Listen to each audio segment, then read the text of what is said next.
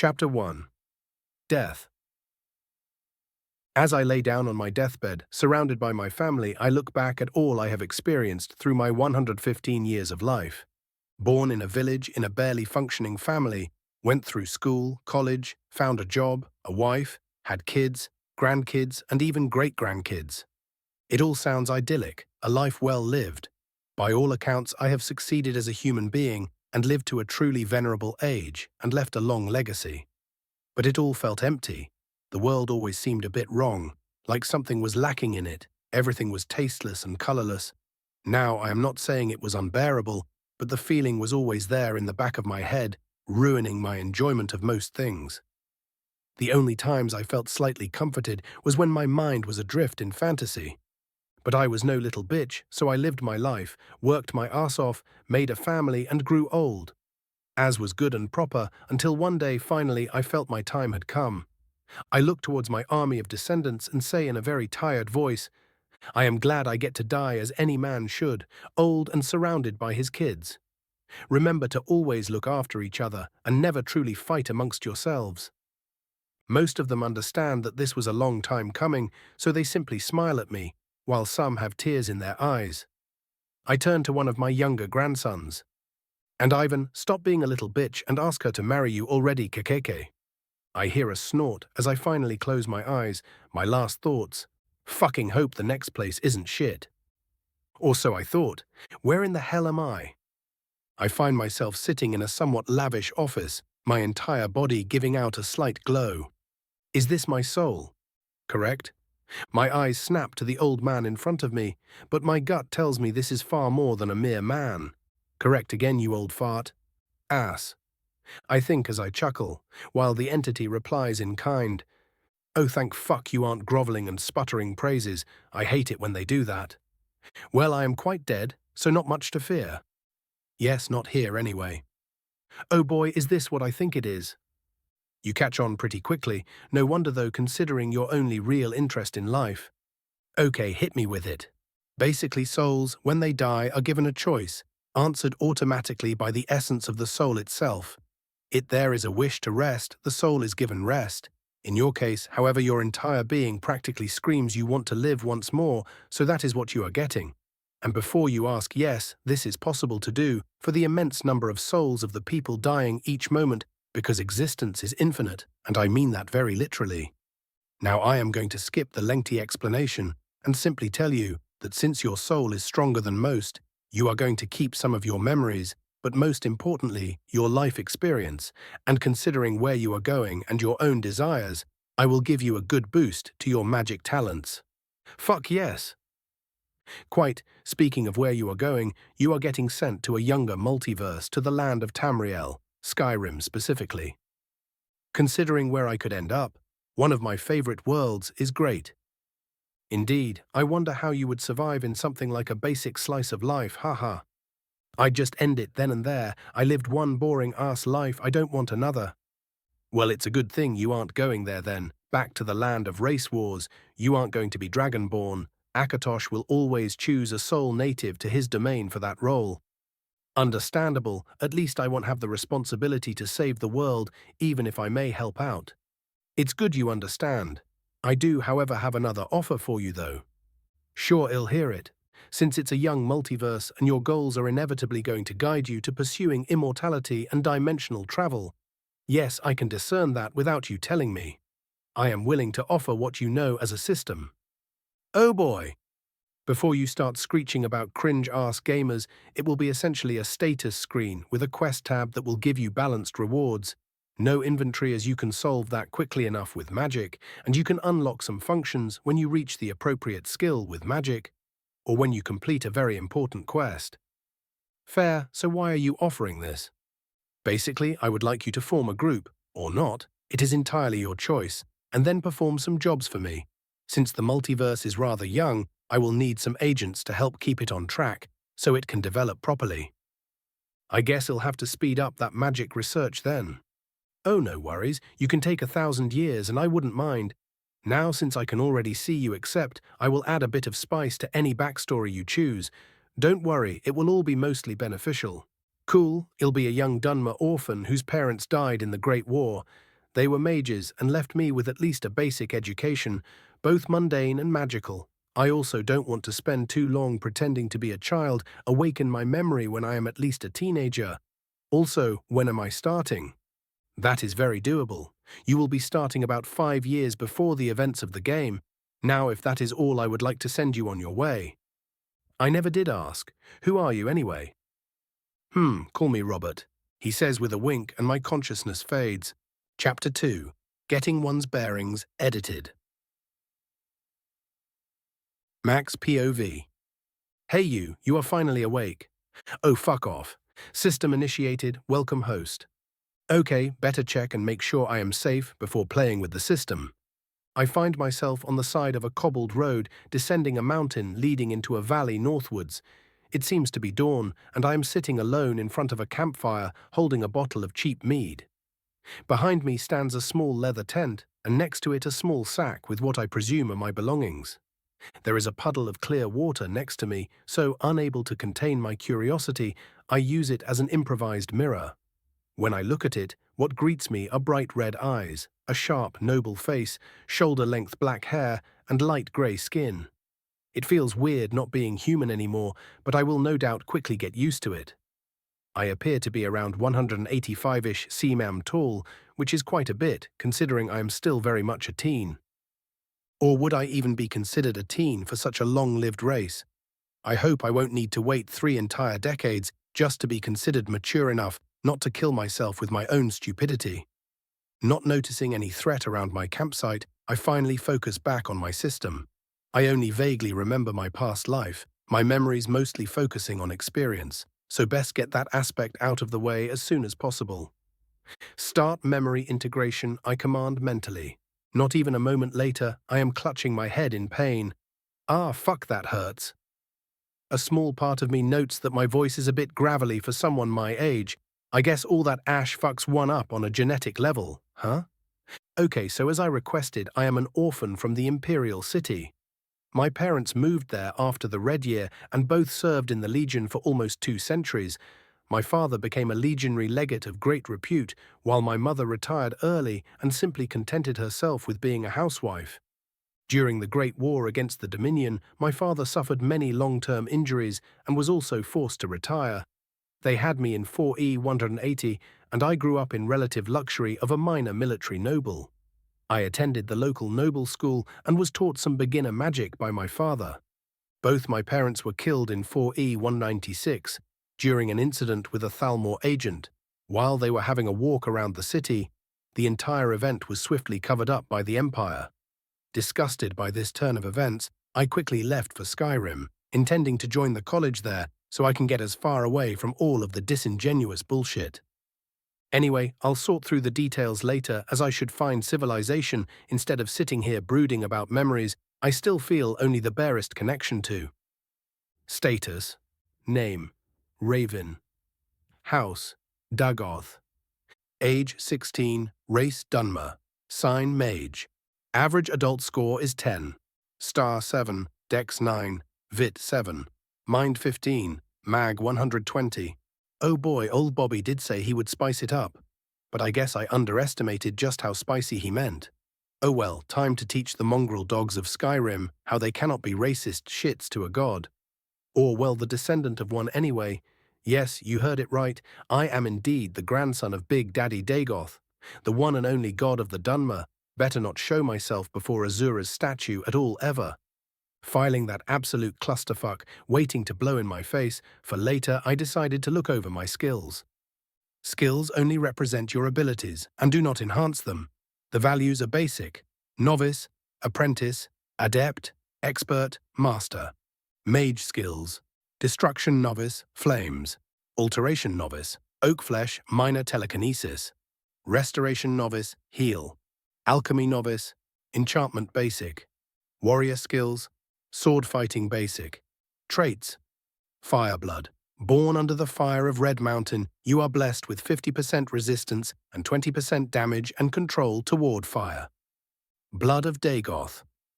You descend from a mad religious extremist who nonetheless achieved a degree of godhood, providing you with a prolonged lifespan and the third eye trait.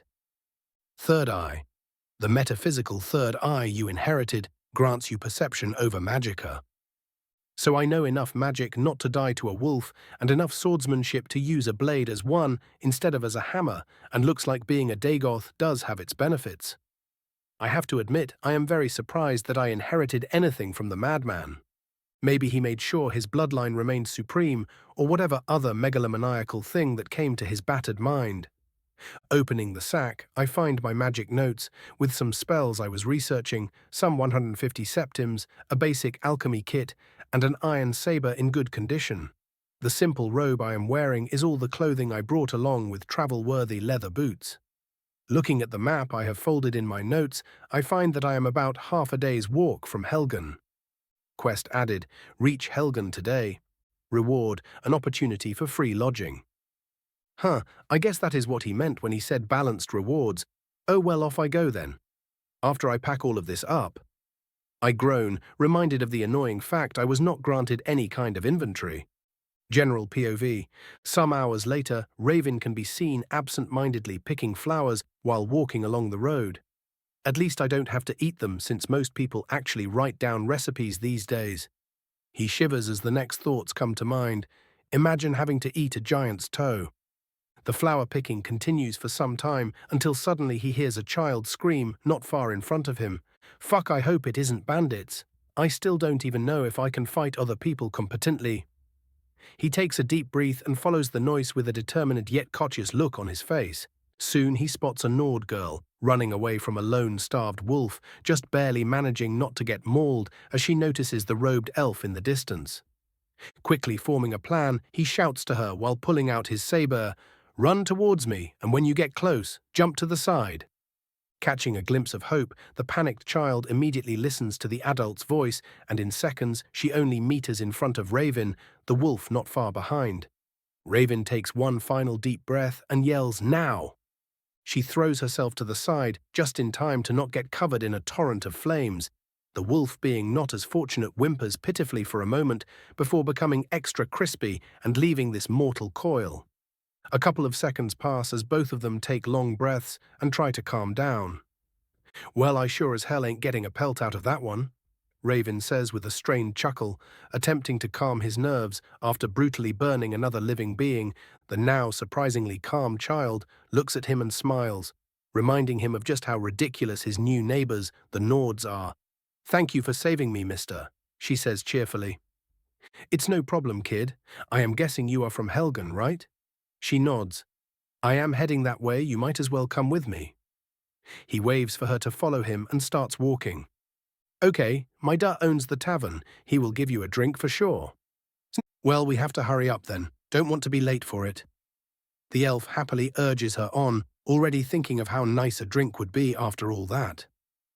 An hour later, they enter the tavern. The girl immediately rushes the man who looks like the owner of the place and starts excitedly retelling her adventure. Halfway through the tale, the man stops listening to her and walks toward Raven. "Be welcome, traveler, and thank you for protecting my daughter. Those damn wolves are getting braver every damn day," he says, shaking his head. "Anyway, name's Vilod, the owner of the tavern. I hear you want a room." "Yes, just for a night, and a hot meal and bath would do as well," the elf requests with a tired voice. Vilod nods happily and signals toward a free table. "Make yourself at home. You can stay for free whenever you like." "My thanks, Sarah. I will be taking that bath now, if possible." "Sure thing. Dinner is in half an hour." Raven nods and walks into the room Vilod pointed him to and takes his time relaxing in the large wooden basin inside, the warm water taking out a good chunk of the day's stress. "Oh, it seems that notifications are hidden when in combat, huh? Quest completed. Protect the innkeeper's daughter. Reward, free lodging. Hidden quest completed. Defeat the wolf without the child getting harmed. Reward, minor warrior's blessing." Hidden quests are a thing as well. Neat. After a very long bath, Raven finally leaves the small room and grabs something to eat, quickly inserting himself into the patrons' conversations while fishing for rumors. It was mostly complaints about the Thalmor and their justiciars hunting down people willy-nilly. One makes a comment about all elves, but quickly corrects himself as he hears the tale of Raven saving Vilod's daughter. Who could have guessed? If you aren't a swit, people don't treat you like one. Raven inwardly chuckles and then nearly facepalms as he realizes he had inherited his current self's mannerisms. First day on Tamriel, and I already got to save a child, fight a wolf, and my greatest achievement yet. Got a bunch of Nords to respect a Dunmer. Raven reminisces as he lays in his bed.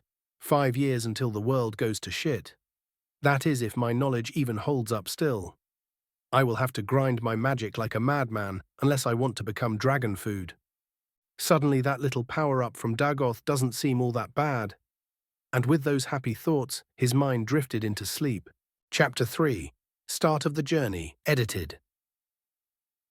Raven got up early the next morning and quickly busied himself with crushing the flowers he collected during his little hike using his alchemy kit, a rather simple mortar and pestle, in hopes of selling the low-level salves. They were not anything special, but they would stop infections and heal cuts, something a bunch of farmers and the like were happy to pay for. This is surprisingly therapeutic, Raven thought with a hum as he made a nice red paste with his pestle. Morning, Mr. Elf. The little girl from yesterday, whose name he learned to be, Sigrun, greeted him loudly. She looked to be completely recovered from the previous day's events, bringing an easy smile to Raven's face. Hey there, kid. Up early, I see. He greets her. Well, you said you would be leaving early, so I had to say bye. She immediately states as if it were the most obvious thing in the world. How polite. Well, since you are here, how about you show me around? I need to visit the store anyway. He packs his kit and slowly gets up, while the girl almost attempts to drag him with her, with how excited she was. After being enthusiastically shown all around, Helgen Raven managed to sell the salves he made for 12 septims and bought enough supplies to last him the trip to Whiterun. It will take me about 2 days to reach Riverwood and another to reach the city. The real Skyrim is far larger than what the game had shown, which is honestly a good thing, though the traveling will be annoying. He mumbles to himself as he looks over a rudimentary map before he simply shrugs. Oh well, guess it's time to break all those inane laws about mages teleporting around. You seem to be one of them mage types, eh, Elf? The shopkeeper asks almost politely by Nord standards. He and Raven were having light conversation as the elf looked over the man's stock. Yes, I dare call myself a practitioner of the arcane arts. Raven responds with a bit of dramatic flair. Ha, good to hear. The man chuckles at the elf's theatricality. Anyway, I got an interesting little ring some time back from my supplier, said it helps mages cast more spells or something. Let me take a look. Raven immediately turned serious. Magical items were quite literally the difference between life and death. And the old man turned young elf did not wish to die just yet, if he could help it. The shopkeeper takes out a simple silver ring with very tiny blue veins along the surface, and while Raven was not good enough to enchant items himself, he was taught how to identify them relatively quickly, and, much to his satisfaction, this appeared to be a ring of magicka. A lesser one, true, but enough to fuel the flame spell for a couple more seconds at the very least. How much? He asks the shopkeeper with a serious look. Well, considering that you aren't an ass like your western cousins, I'd be willing to part with it for 100 septims. The man smirks. Huh, that is a surprisingly fair price. Who would have guessed? Raven mumbles before nodding at the man. Sure, I'll take it. Not even going to barter, eh? The Nord raises an eyebrow, only to get waved off by Raven. The price is fair, so there is no need. The man smiles, seeming pleasantly surprised. Raven quickly puts the ring on and gives him the money. Immediately he feels his magicka rise by about 15, which is a pretty decent increase. Thank you for this. Might save my life. Sure thing. Safe travels. The man nods. Raven waves to him as he leaves back to the tavern.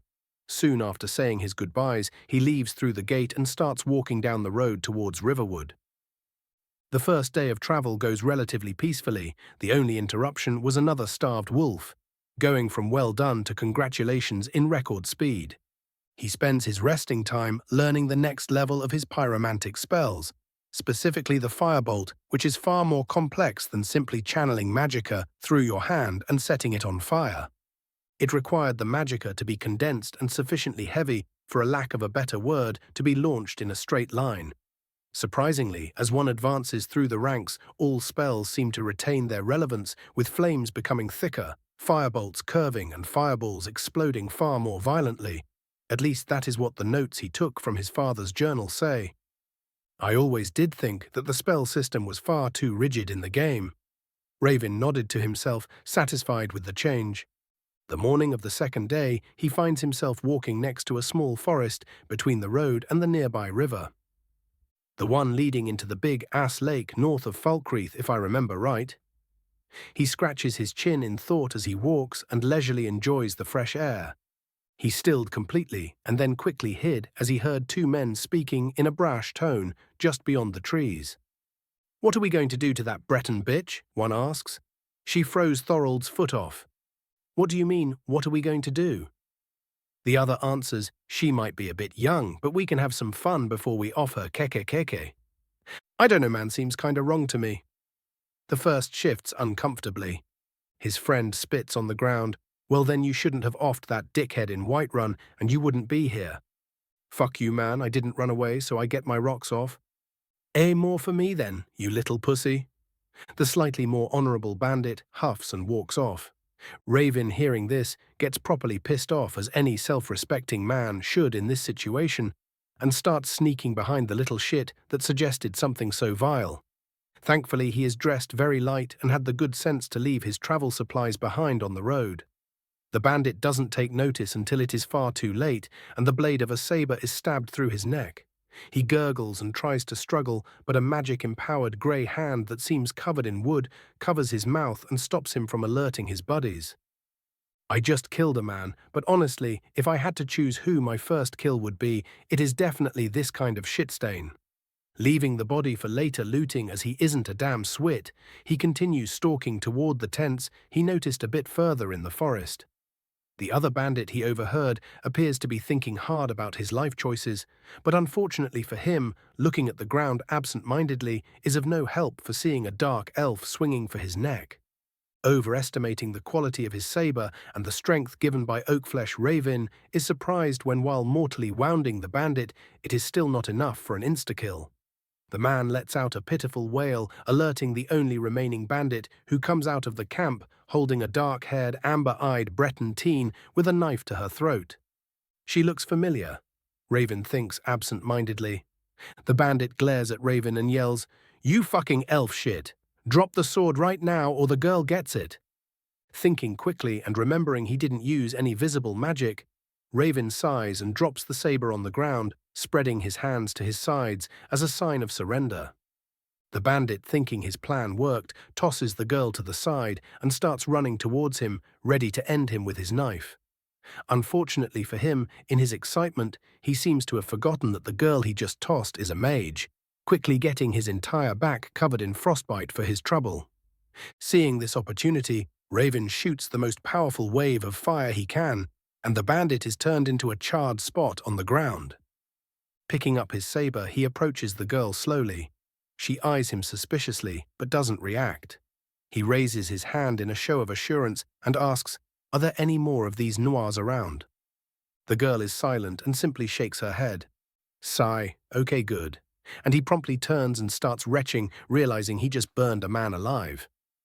About a minute later, he gets himself together and looks at the girl whose face shows an expression of curiosity, almost as if confused by his reaction. Fucking kids shouldn't consider this normal. "What are you doing in the forest anyway?" he asks her. She looks at him for a minute and says, "I ran away from my people and ran into these fools. If they didn't surround me, I could have taken them." "Ah yes, because shooting Nords with frost magic is a great damn idea," Raven snarks at the young woman. She looks offended and huffs. "Well, do excuse my inability, but not all of us can simply burn everything without tiring out immediately." Fair, fair. Anyway, why did you run off?" he asks as he takes a seat to rest up a bit. "My mother wanted to sacrifice me to become a hagraven," she says in a deadpan voice. Well, fuck. She seems to be a mage and has nowhere to go, might as well. Well, I am travelling towards Winterhold to join the College of Mages there. It's pretty far away, but it should be safe from any persecution you might face if anyone finds out your origins. She thinks about it for a bit and nods but looks at me with suspicion. While 'tis the best option I have, I won't let myself be turned into one of your fetchers, elf. I will be watching you. He looks at her gobsmacked, starts laughing, and then asks, almost unsure, "I am fairly certain you aren't Argonian." Shaking his head, he heads back toward the first bandit he offed. A silence follows for a good minute before Raven shrugs and says, "Well, I am looting the shit out of this place and will leave for Riverwood soon. You can stay here and be suspicious, or we can get moving." She narrows her eyes, but quickly realizing her savior was right, she soon starts packing things up as well. The bandits are as expected poor as shit. All he manages to dig up are 50-ish septims, 2 daggers, and a sword, all iron. One of the bandits has a silver ring, so he takes that as well. "What is your name anyway?" "Mine is Raven." The young woman stops her scrounging and packing for a second before continuing and saying, "Morrigan." Fucking knew I recognized her from somewhere. Raven cheers inwardly, though there are subtle differences from what I remember that might just be because she is younger. "Well, Morrigan, we have quite some daylight left, so we might as well start walking," he says with false cheer. "Yes, I wouldn't want to smell these fools for a second longer." "Well, make sure to wash your tent then." Can we swap?" she asks, almost pleading. "Nope," he says, popping the pea. And now, followed by the grumbling witch, he sets off towards Riverwood. Chapter 4. Chapter 5. Whiterun Hold, edited. They arrived at Riverwood late in the afternoon. The village looked like it held about 200 residents and was far more spread out than one would expect of the time period. There were even some farms across the river, as well as a palisade surrounding the entire place. "Guess they aren't idiots, at least," Raven mused as they approached the gate. The guards at the gate wore the Whiterun emblem on their scaled armor and seemed sufficiently alert for their position. "Ho there, travelers. What brings you to Riverwood?" greets one of the guards. "Just passing through and heading to Whiterun Sarah. We are looking to stay the night and will not cause any trouble." Raven answers while giving a pointed look at his companion, who huffs and looks to the side. The entire walk on the way here, she kept pestering him about every little thing, so much so that even with his century of experience, he almost threw a tantrum. The guardsman nods along, looking him over just in case, but finding no reason to be suspicious. "Should be no problem. You aren't merchants, so there is no toll. Just keep your nose clear, and we'll be good."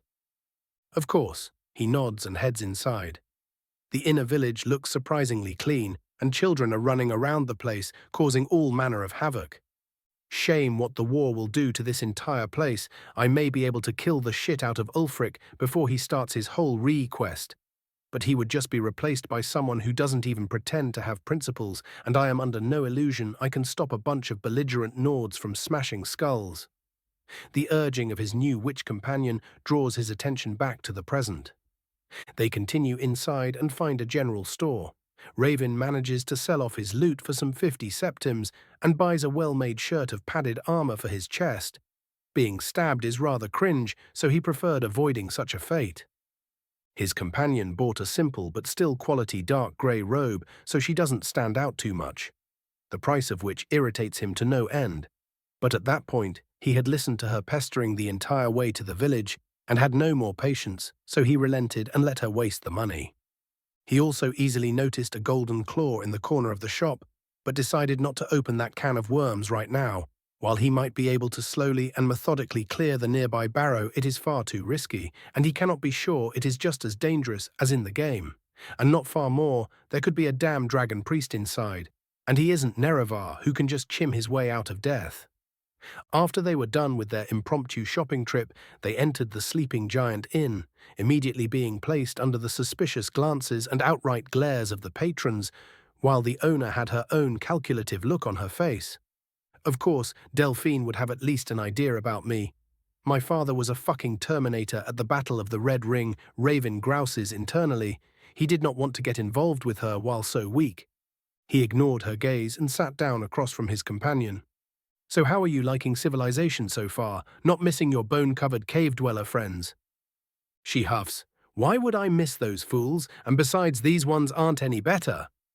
Raven shrugs her response off as the childish complaining that it was, well, at least they don't sleep in caves covered with barely functioning clothing, and more importantly, don't serve a bunch of cannibalistic witches. Morrigan huffs once more, but then relents. Yes, the lack of caves is indeed a good change. They are interrupted by the bartender, or whatever you would call one in this time period. Ognar, if he remembers correctly, they order their food, a good stew and something to drink, while also reserving a two-bed room. They continue discussing the difference between the Nords and Forsworn for some time, until they are unceremoniously joined by a somewhat lanky orc. "Evening, you two. Can I have a seat?" he asks with a youthful yet gruff voice. "Sure." The elf answers before his companion can give her expectedly scathing answer. "Thanks." He takes a seat next to him and asks, "You two heading out to Whiterun, I hear?" It appears that word spreads fast. Yes, we are headed to Whiterun and beyond. Raven answers easily, "What's it to you?" "Well, I am also going that way, and thought you might use some company. I may not look it, but I am a beast with a spear. Oh, and name's Durek, by the way." "Durek Grobarg." He offers his hand, which the elf grasps firmly. Well, as firm as he can with his stick-like hands. "Raven," he introduces himself, "and the annoyed one is Morrigan. I wouldn't mind the company, honestly. There are far too many bandits in this land, or well, in any land after the war." "True, you can't ever be too safe, so I am guessing you two are going to Winterhold after Windhelm. You seem the type." Raven's eye twitches. "Do only mages wear robes these days? We could be priests, damn it." "That we are," Raven admits after a moment. "We are both aspirants in the arcane arts, and I would at least want to spend some time in Whiterun learning the blade from someone. Sometimes just lopping someone's head off is far easier than burning them, eh?" "Very true, my new friend." The orc nods. "No need to complicate it." "And what about you, Durek?" Raven asks.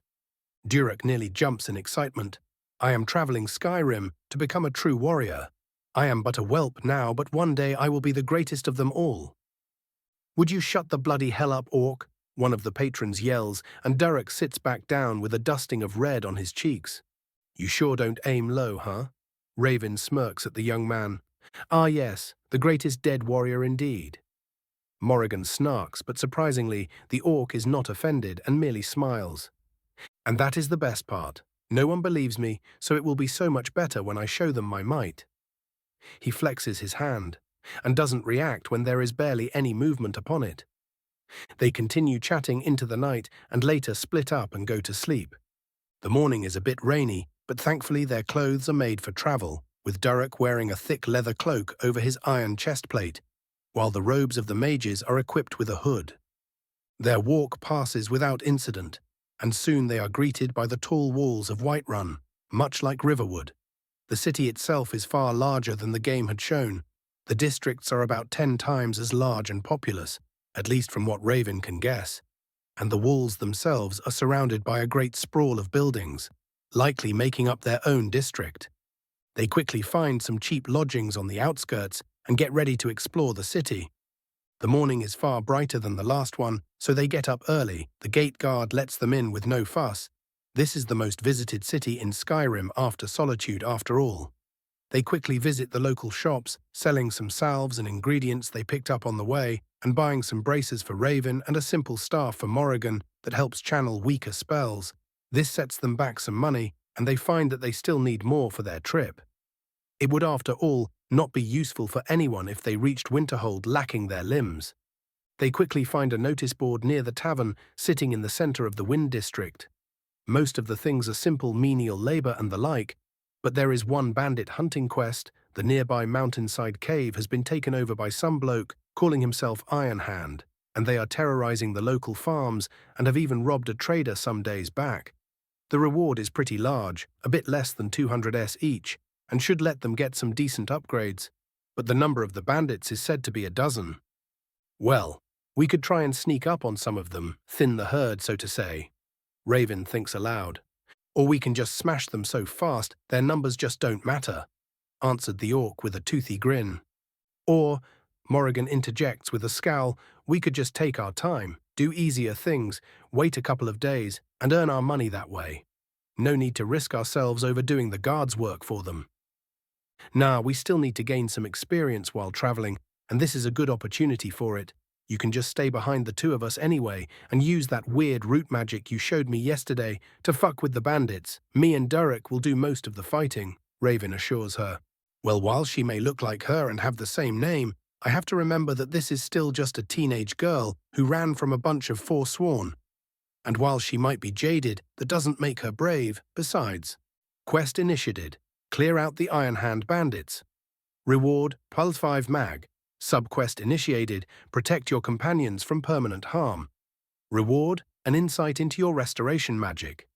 These are pretty good rewards on their own. My restoration has been progressing somewhat slowly, but that is mostly just the heal spell being ridiculously magica-intensive. A simple cut takes a third of my tank, and it takes me about a good 20 minutes to recharge fully. Besides, getting to Winterhold as soon as possible will help us in the long run. Well, help the two of us. I don't know where you plan to go, Durek. Raven continues convincing his first companion while giving the orc a side glance. Well, you both seem like decent enough people, so I don't mind heading north with you, might even get into some troll fights. Ha, is the expected enthusiastic answer. Sigh, orcs. Morrigan tisks audibly, but eventually agrees. Fine, but if I get as much of a scratch from there, you won't hear the end of it. I believe you. Raven shivers, remembering their walk to Riverwood. He quickly gets back on topic. Well then, let's go see the steward and head off towards the bandits. They won't off themselves. Durak chuckles, while Morrigan rolls her eyes as they head towards the Cloud District. Chapter 5. Chapter 5. Bandits Edited. The talk with the steward went relatively quickly. Preventus asked them if they were sure we could complete the bounty and gave them all the details he had on the bandits. They already mostly knew them from the notice board and general gossip, so the group quickly came up with a very basic plan. Bandits generally did their work during nighttime, so attacking during the day was the best choice available. Most of them would still be rested, as a rotation was no doubt in place, but any tired bandit was a plus. Before heading out, Raven visited the famously annoying court wizard of Whiterun, Farengar Secret Fire, but much to his great surprise, the court mage greeted him with a polite smile and simply inquired, "How can I help you, young mage?" Quickly hiding his surprise, Raven explained, "I am looking for some basic books and spells on conjuration, and also any lesser enchanted items you may have for when we return." Farengar nodded approvingly. "Ah, of course, the bandits. I heard they were getting very annoying recently." "Swits, the lot of them," Raven nodded along. "In any case, do you have any spell recommendations for an aspiring mage such as myself?" After a cursory look, Farengar hummed and asked, "Well, you seem to be actively using a sidearm, so maybe a bound weapon. They need no maintenance, so they are always a good choice." Intrigued by the idea, Raven asked, "How does a bound weapon work in application? I can pay if that information is something valuable to you, of course." Farengar chuckled before waving him off. "No need, it is a rather basic spell when starting out. Essentially, you learn to shape magicka into a weapon, then make it take your preferred shape, and as the potency of your magicka grows, so does the potency of your weapon, of course. The spell can be altered at later stages for added effects, and can even be used as a medium for magic." That is actually far better than I originally expected." Raven muttered, "How much for that spell book and any notice you might have on it?" "Well, my focus was never on conjuration or alteration for that matter, so I have just the basics, but you can have both for a mere 150 septims." Farengar offered. "I don't mind helping an ambitious young mind, especially if they make my job easier by removing the surrounding ne'er-do-wells. As for enchanted items, I mostly do them by commission, so all I have lying around is a simple ring of restoration that was not up to the standards of the local healers. You can have that one for a mere 50. This will wipe out all of my savings, but that spell seems pretty good. The ring is a no-go, though a minor boost won't change much." Raven took all of 3 seconds to ponder before giving his answer, "I'll take the books for now." "But of course, good luck," Farengar sent him off with his new spellbook. "Thank you," he said and walked back to his group. Durek seemed to be almost giddy with anticipation, while Morrigan seemed more nervous than before. "You both ready?" Raven asked and received 2 nods. He clapped eagerly and started walking out of Dragon's Reach. "Well, off we go then." The entire way to their destination, Raven had his nose stuck in his new book. He knew there was no chance for him to actually manage the spell so quickly, but any progress was good progress. He absent-mindedly checked out his system as he walked. Starter, 7 Dex. 9, Vit 7, 2, Mind 15, Mag 122. All this walking does seem to be pretty healthy for me, and the magic practice is paying dividends. Let's see the skills then. Destruction Novice 60%, Flames Firebolt. Alteration Novice 35%, Oak Flesh Minor Telekinesis. Restoration Novice 40%, Heal Self, Heal Other. Conjuration Basic 20%. Alchemy Novice 70%. Enchantment Basic 90%. Sword Fighting Novice 0%. Shanking bandits is actually pretty good for learning how to swing a sword. Who could have guessed? He thought sarcastically, although to be fair, merely reaching the novice level means I won't remove my own hand mid-battle, and not much beyond that. As they were walking, he started explaining restoration to Morrigan, who only knew some cryomancy and alteration. He preferred if she knew at least the basics, just in case he emptied his reserve and someone was wounded. The most basic restoration spell won't regenerate anyone, but it will stop them from bleeding out. They reached the Iron Hand camp sometime later. It appeared to be a cave that led to something of a balcony up top, where he guessed some lookouts should be. Surprisingly, or not considering these were a bunch of untrained ruffians with maybe one experienced fighter, there wasn't a single one up there. At the entrance, 2 bandits were sitting and drinking mead without a care in the world and completely unaware of their surroundings. The 3 adventurers made a quick plan and started sneaking toward them. Unfortunately, Durek accidentally banged his spear on a nearby pot and startled the guards, who reached for their weapons as fast as they could while stumbling over their seats.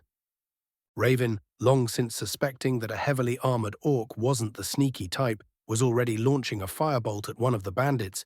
The impact caused a small explosion to happen on the man's face, making it resemble a crushed watermelon before the charred bits spread all over the place.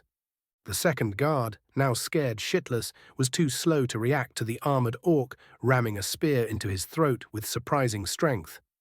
Whew, thank fuck there weren't more of them here, or that could have gone badly. Raven breathed out in relief. We killed them easily, didn't we, though? Asked a confused orc, now cleaning his weapon with his sleeve. Smiling wryly, Raven shrugged.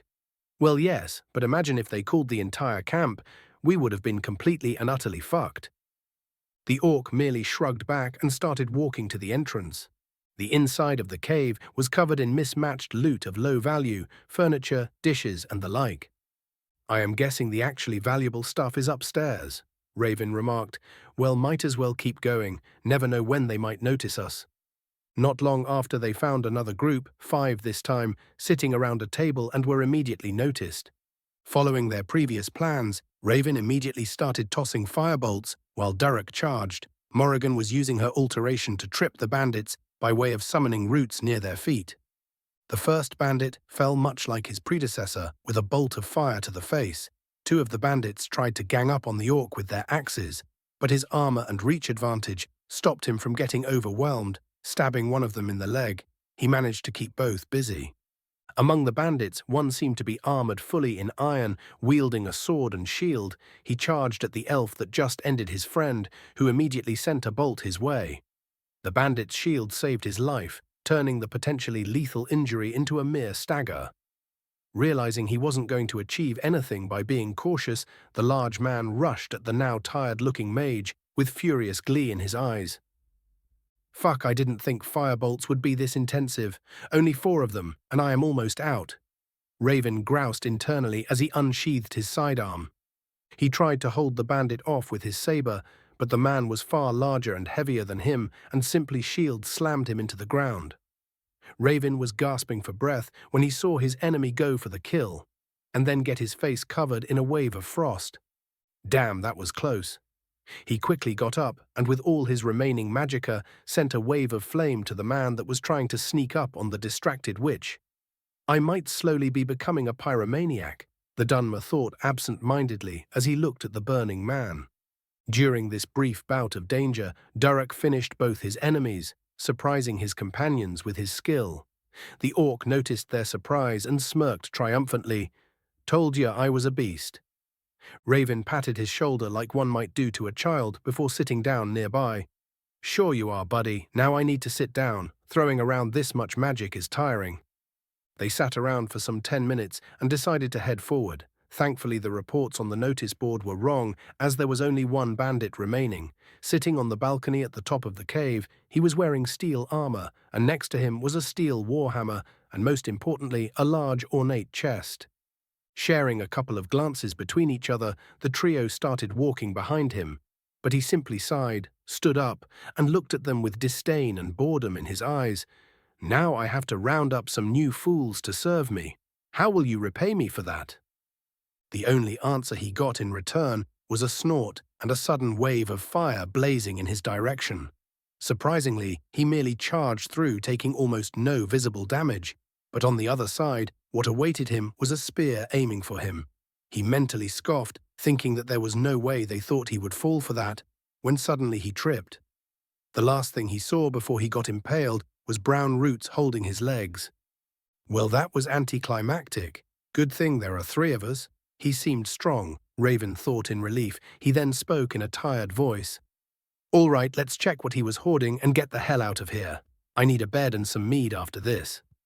His companions agreed and started looking around the place. Inside the chest, they found some septims and gems, as well as some jewelry. The bandit leader's gauntlets seemed to have an enchantment that helps with great weapons, so Durak took that, and also his armor while he was at it. It might be too large for him, but it can be fitted back in the city. They spent about an hour resting and looting the place, finding some lesser healing potions and also a lot of mushrooms, which were pretty good for making said potions, so Raven eagerly grabbed them. Morrigan finally deigned to mention that she was also a trained alchemist, not surprising due to her origins. What was surprising was the fact that she claimed she was even better than the elf, which in his own words was not a great achievement. Soon they were walking back towards the city, tired and battered. Yes, but also richer in both wealth and experience. Chapter 6. Balin and Tavern Talk edited. As the party was tiredly trudging back toward Whiterun, Raven checked his notifications. Multiple quests completed. Mag 1 at 122 to 127. Restoration Novice 40% to 70%. He suddenly felt a slight bit more heavy in a metaphysical sense, and his restoration spells seemed like they were simpler than before. So this is how it works, huh? He thought as they reached the gate. You got those shits, eh? The gate guard asks with zero preamble. Aye, they shattered in front of my spear, just as Malakath intended, says a very excited orc. His two companions, though, seemed much less enthusiastic after hours of walking and fighting. I don't know about Malakath, but I sure do appreciate you taking care of them.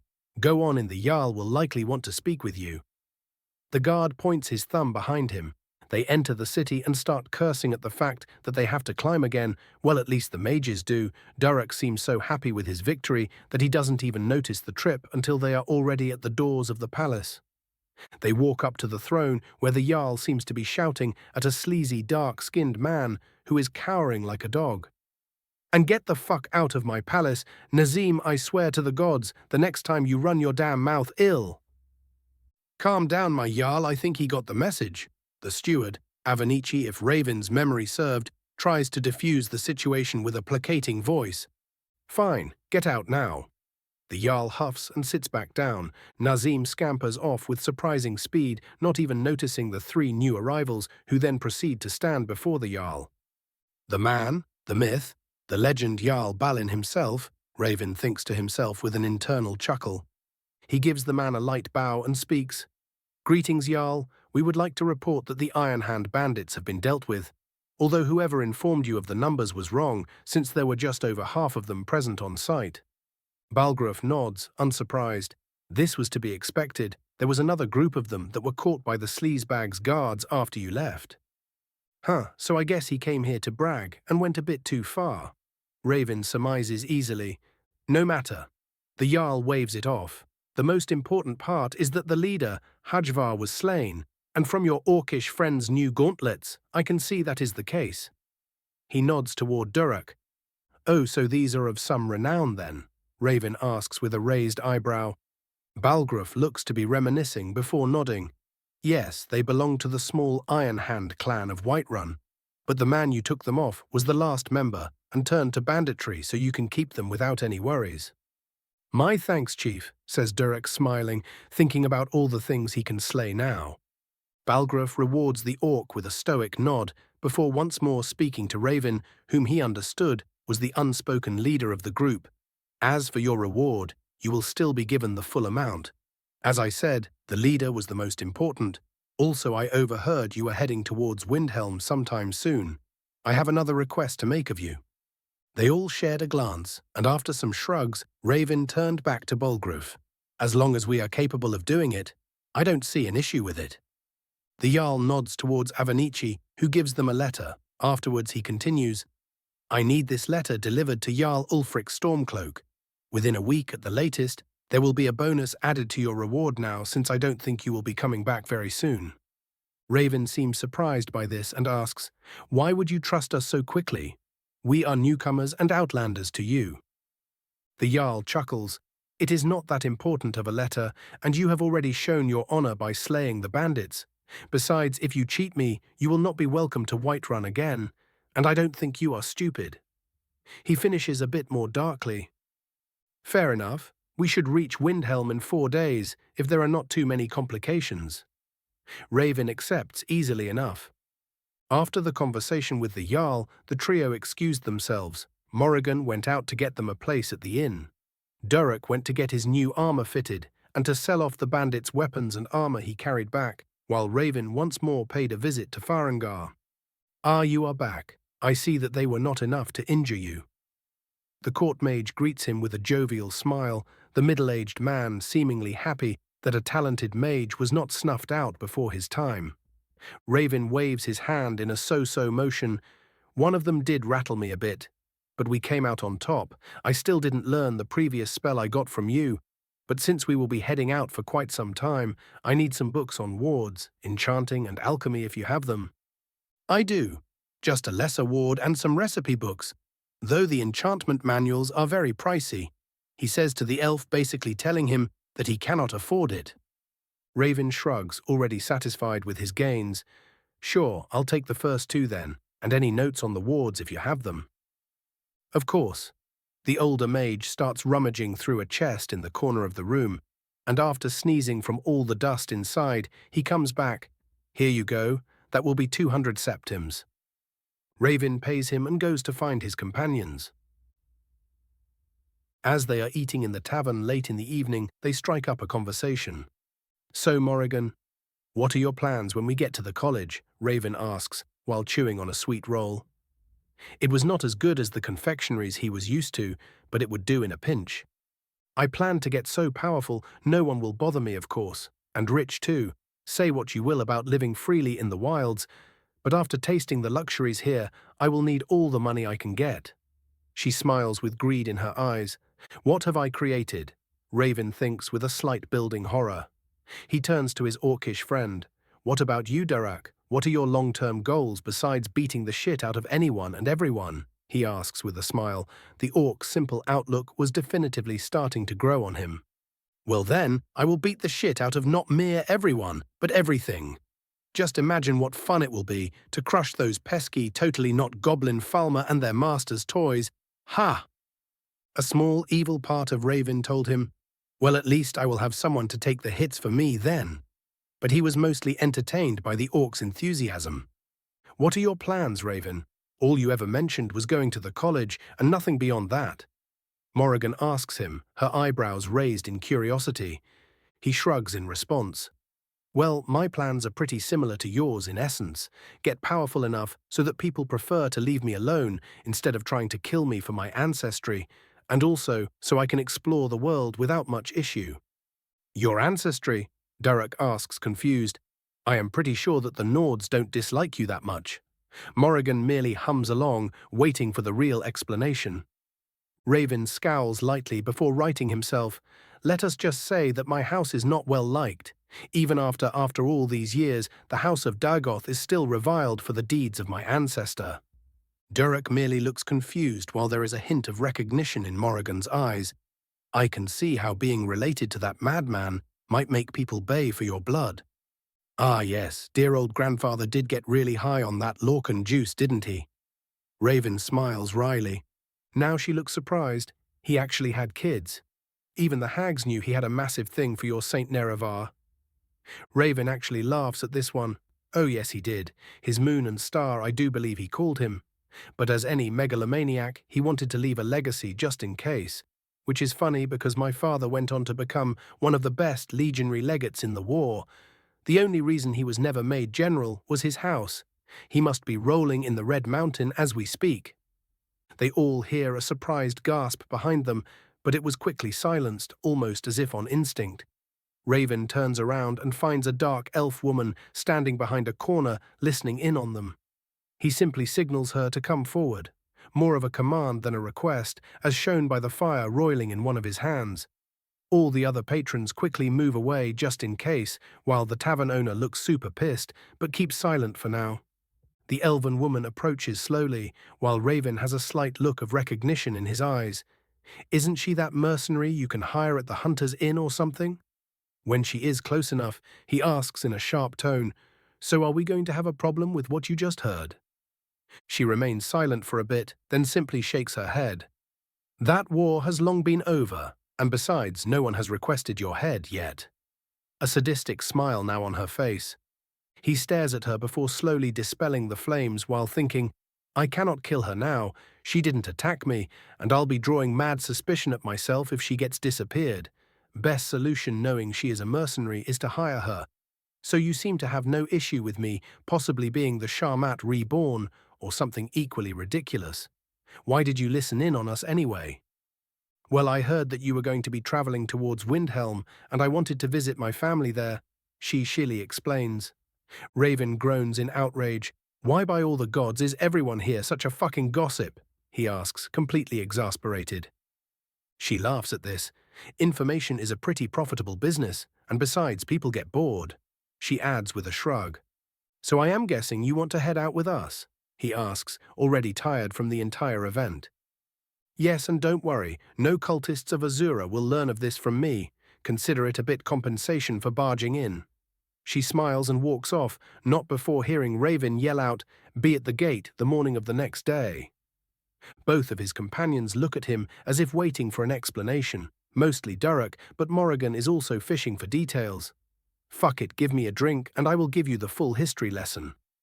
He sighs for the nth time today and starts weaving the story of false gods, reincarnations, Chim, and a dude with 3 eyes wearing a pot on his head with no other clothes. Chapter 7. The Companions, Magic and Third Eyes, edited. Raven's Povey. After a long bit of story time, where Durek almost fell asleep 3 entire times we went to bed, the innkeeper yelled my ears off about fire magic inside the establishment, but said that she wouldn't be charging extra due to our recent bandit slaying. Nords really are all about reputation. Once you prove yourself even a bit suddenly, you aren't the dark elf but that guy who did that one thing or another.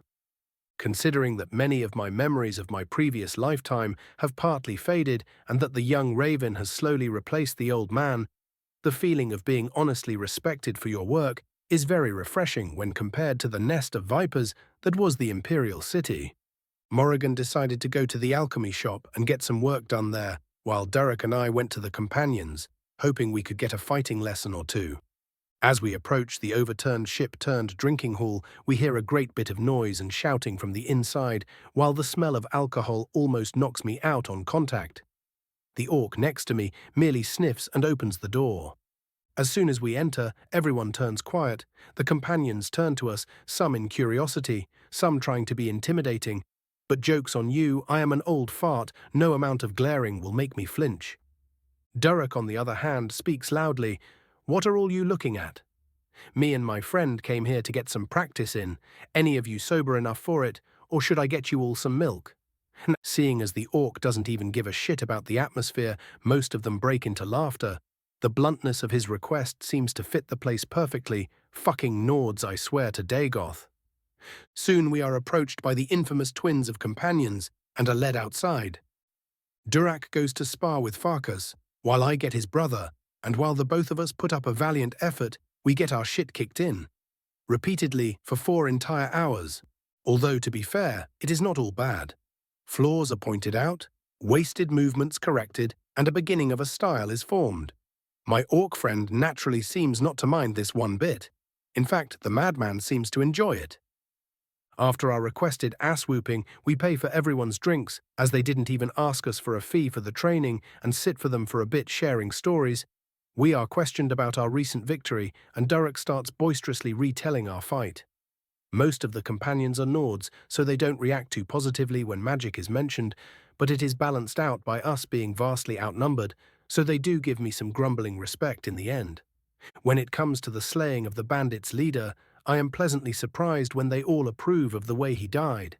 Apparently he was quite the coward, even if a skilled one, and many people were robbed and killed by his dishonest ways, at least in the words of the companions.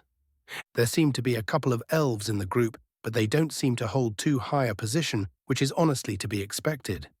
The elven part of my mind seems to always focus on such thoughts, and in truth it would have likely formed a large part of my personality if I didn't have an entire lifetime of experience to filter them out. After the retelling, Durek decides to stay and continue fighting with anyone who wants to challenge him, while I head out back to the tavern to find a quiet corner and study a bit. I decided to stop learning the bound weapon for the moment, as after seeing what my firebolts do to people I need a ward as soon as I can get one, so the goal for today is to learn how to make them, and make them quickly. It takes me a good 6 hours of continuous trying and failing until I remember that I have a goddamn bloodline power that is basically made for magic. Following my instincts, I activate my third eye and am surprised by the vibrant colors that now surround me. Everything is covered in at least a thin layer of blue, but I see that some objects have a denser aura, and it seems that they are generally ones of more value. Is the value of an object that which makes it channel magic better, or the magic that makes it valuable? In any case, now I understand why the flame spell was simply ignored by the bandit boss. Focusing back on the ward and following the instructions now with an extra visual aid, I managed the spell relatively quickly. It is a very simple one as it forms a layer of magicka in front of me, though it is very static and can block only a spell or two. Wanting to experiment a bit, I try and make the shield vibrate from the center outwards, but it quickly shatters. Maybe my magicka is not dense enough, or the spell formula is just too basic. Something to explore when we arrive at my final destination. I spend the rest of the day attempting to refine my fire magic, considering that I have a talent for it and a relatively good grasp on both spells already. I try making the firebolt spin and concentrate into a denser form, make the flames hotter and more focused, and all other sorts of combinations. By the time my companions return, my notifications look something like this. Sadita 7-7-1, Dex 9-9-4, Vit 7.2 to 7.5, Mag 127 to 130, Restoration Apprentice, Heal Self, Heal Other Lesser Ward, Destruction Apprentice, Searing Flames, Firebolt, Sword Fighting Novice. Yep, my Flames spell seems like it has become more potent, but also more costly. I can use the downgraded version when I am low anyway. My physical stats seem to be going up steadily. It's a good thing I get enough food every day, or I would be perpetually tired. I also seem to be slowly filling up and becoming less of a walking twig, but the change is minuscule for now. Anyways, my companions arrive from their adventures for the day, and Durek informs us that he has decided to join the companions, and as his first quest, he will take us to Winterhold. When I jokingly asked, does he want to get paid? Now he looked almost offended and simply shook his head. Morrigan sits next to me and whispers, I have followed that elf woman from yesterday for a bit. It really does seem like she is just packing up. I nod and whisper a thanks while she continues on. I have managed to get the restoration spells you showed me down. Can I get the alchemy book now? Ah, yes, I did promise I would give it to her. Apparently learning healing spells was not cool enough for her, or something equally childish, so I had to motivate her somehow, and the alchemy book seemed to interest her. Well, not like I need it at the moment. I am focusing on far too many things. The three of us chat for a bit before turning in for the night. Tomorrow we are leaving Whiterun and heading to Windhelm. I just cannot wait. Snowy racism land, here I come. I think with false cheer before I fall asleep. Chapter 8. Chapter 8. The Valtheim Towers and Eastmarch, edited. We got up early and after a hearty breakfast, headed out toward the gates. There, as expected, awaited Janassa, the elf from the tavern 2 days back. We finished all preparations and headed out. The first day of walking went by quietly with me, once again nose deep in my magic notes, scribbling whenever I was not afraid of tripping, Morrigan gathering random herbs on the way, and Durek excitedly looking everywhere in hopes of impaling something. He did get somewhat lucky with a very starved wolf jumping us, but that mostly just annoyed him as he got excited for nothing. Janassa was quiet the entire way and simply spent her time enjoying the walk. The next day we were passing next to the 2 towers, connected by a thin bridge over the river we were following. I believe the place was called Valtheim, and it is usually a bandit camp, but the skeleton brazenly standing next to the entrance proved otherwise. Quest initiated, eliminate the Valtheim necromancer. Reward, a VT 0.5. Looks like your wish got granted. Durek, we have a necromancer on our hands, I quip, trying to get a count of the undead inside, using my third eye. The necromancer offends the ancestors, we must paint his blood on the walls, says Janassa coldly. Must we really charge into every situation we come across? What if the necromancer is more powerful than us? Asked Morrigan, already getting annoyed with having to fight again. If he was powerful, the skeleton would have sensed us ages ago. I swiftly explain, no, its presence is barely worth calling a proper animation, and I can only detect about a dozen of them of about the same strength. Then what are we waiting for? Let's smash them, the orc says, already putting on his new steel helmet. Fine, when he starts throwing lightning storms at us, don't blame me. Morrigan huffs and also starts getting ready. The presence I detect on the other side tells me that the necromancer is not really that magically powerful, and most of his reserve is tied up keeping the skeletons going. Poor fool didn't even get the memo that you need rituals to have the undead be viable on your magicka. I relay these thoughts to my companions, who seem a bit less tense. Well, 2 of them do, the remaining one is just vibrating in place, ready to go in. They signal to me that they are ready, and I start casting my firebolt. Now spinning in my hand, it should be much faster and more precise than before. I launch it at the first skeleton, and it falls apart almost immediately. Sensing that the necromancer has been alerted by the connection being cut, I signal for us to rush in. Cutting through the skeletons seems really simple until ice shards start raining from above. Thankfully, I was able to detect them in time and started throwing out wards on top of us. They hold, if barely, and the necromancer already seems tired out if his magicka outline is anything to go by. My orc and Dunmer companions seem in their element as Durek smashes the skeletons with his spear and Janassa dances around them as much as the thin bridge allows her. The undead are quickly dispatched, and we race toward the tower before the rogue mage can escape. When we enter the room he is in, he looks at us with a maddened face, pulling out a scroll. You will not stop my glorious rise, all of Tamriel. He is suddenly stopped with a massive improvised javelin to the face. Durek walks to retrieve his spear and spits on the ground. You talk too much. Quest completed. I laugh my ass off internally as I feel just a bit more energetic than when started the day. We start scouring the place for loot, but don't find anything too good except for some money and a bit of food. No matter, anything is good at the moment. We decided to spend the night here after clearing the remains and burning them.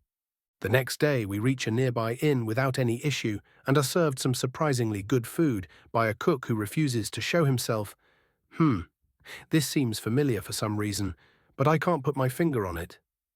We spend our time in the inn, resting and chatting with the passing travelers who give us rumors of a troll blocking the way to Vindhelm with a rather hefty bounty on it.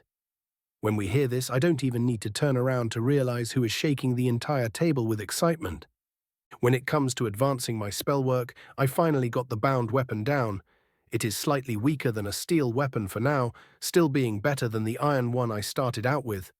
The blade itself is mostly dark grey with red accents, and surprisingly it looks like a normal saber if a bit more jagged at the guard and tip, and not whatever spiked hell the game's conjured weapons are from. We leave early once more, and thankfully there is no troll waiting for us on the road.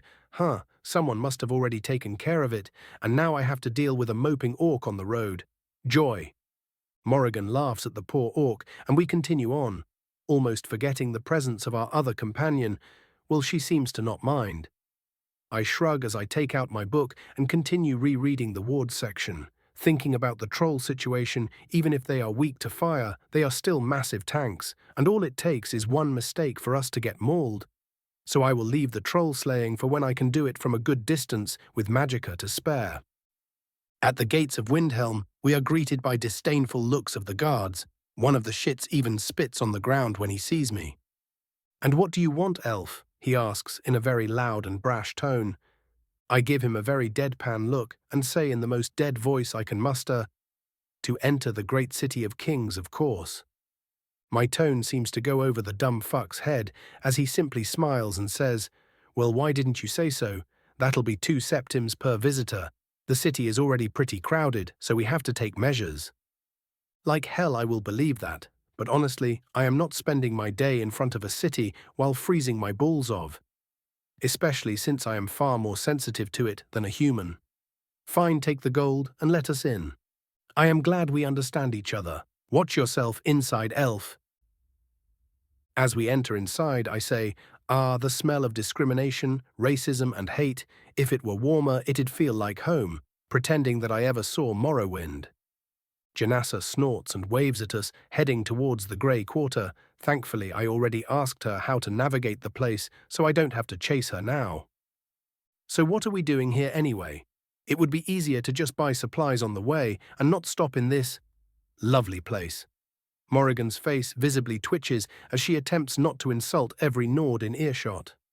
Well, I did say that I wanted to explore the world. Might as well start with one of the cultural centers of the region, no matter how much of a shithole it is. And don't forget Jarl Balgrov's letter, I answer quietly. Well, be fine. The Nords won't dare be stupid when I whack them over the head a couple times. Durek says without giving the slightest shit about all the Nords looking at us, who then promptly turn around and continue with their day. Modern problems require ancient solutions, I guess. Right, and for starters, I think we should head into the Grey Quarter as well. It seems to be pretty big, and I don't want to be visible in this kind of place, I say, already planning on how to blend in.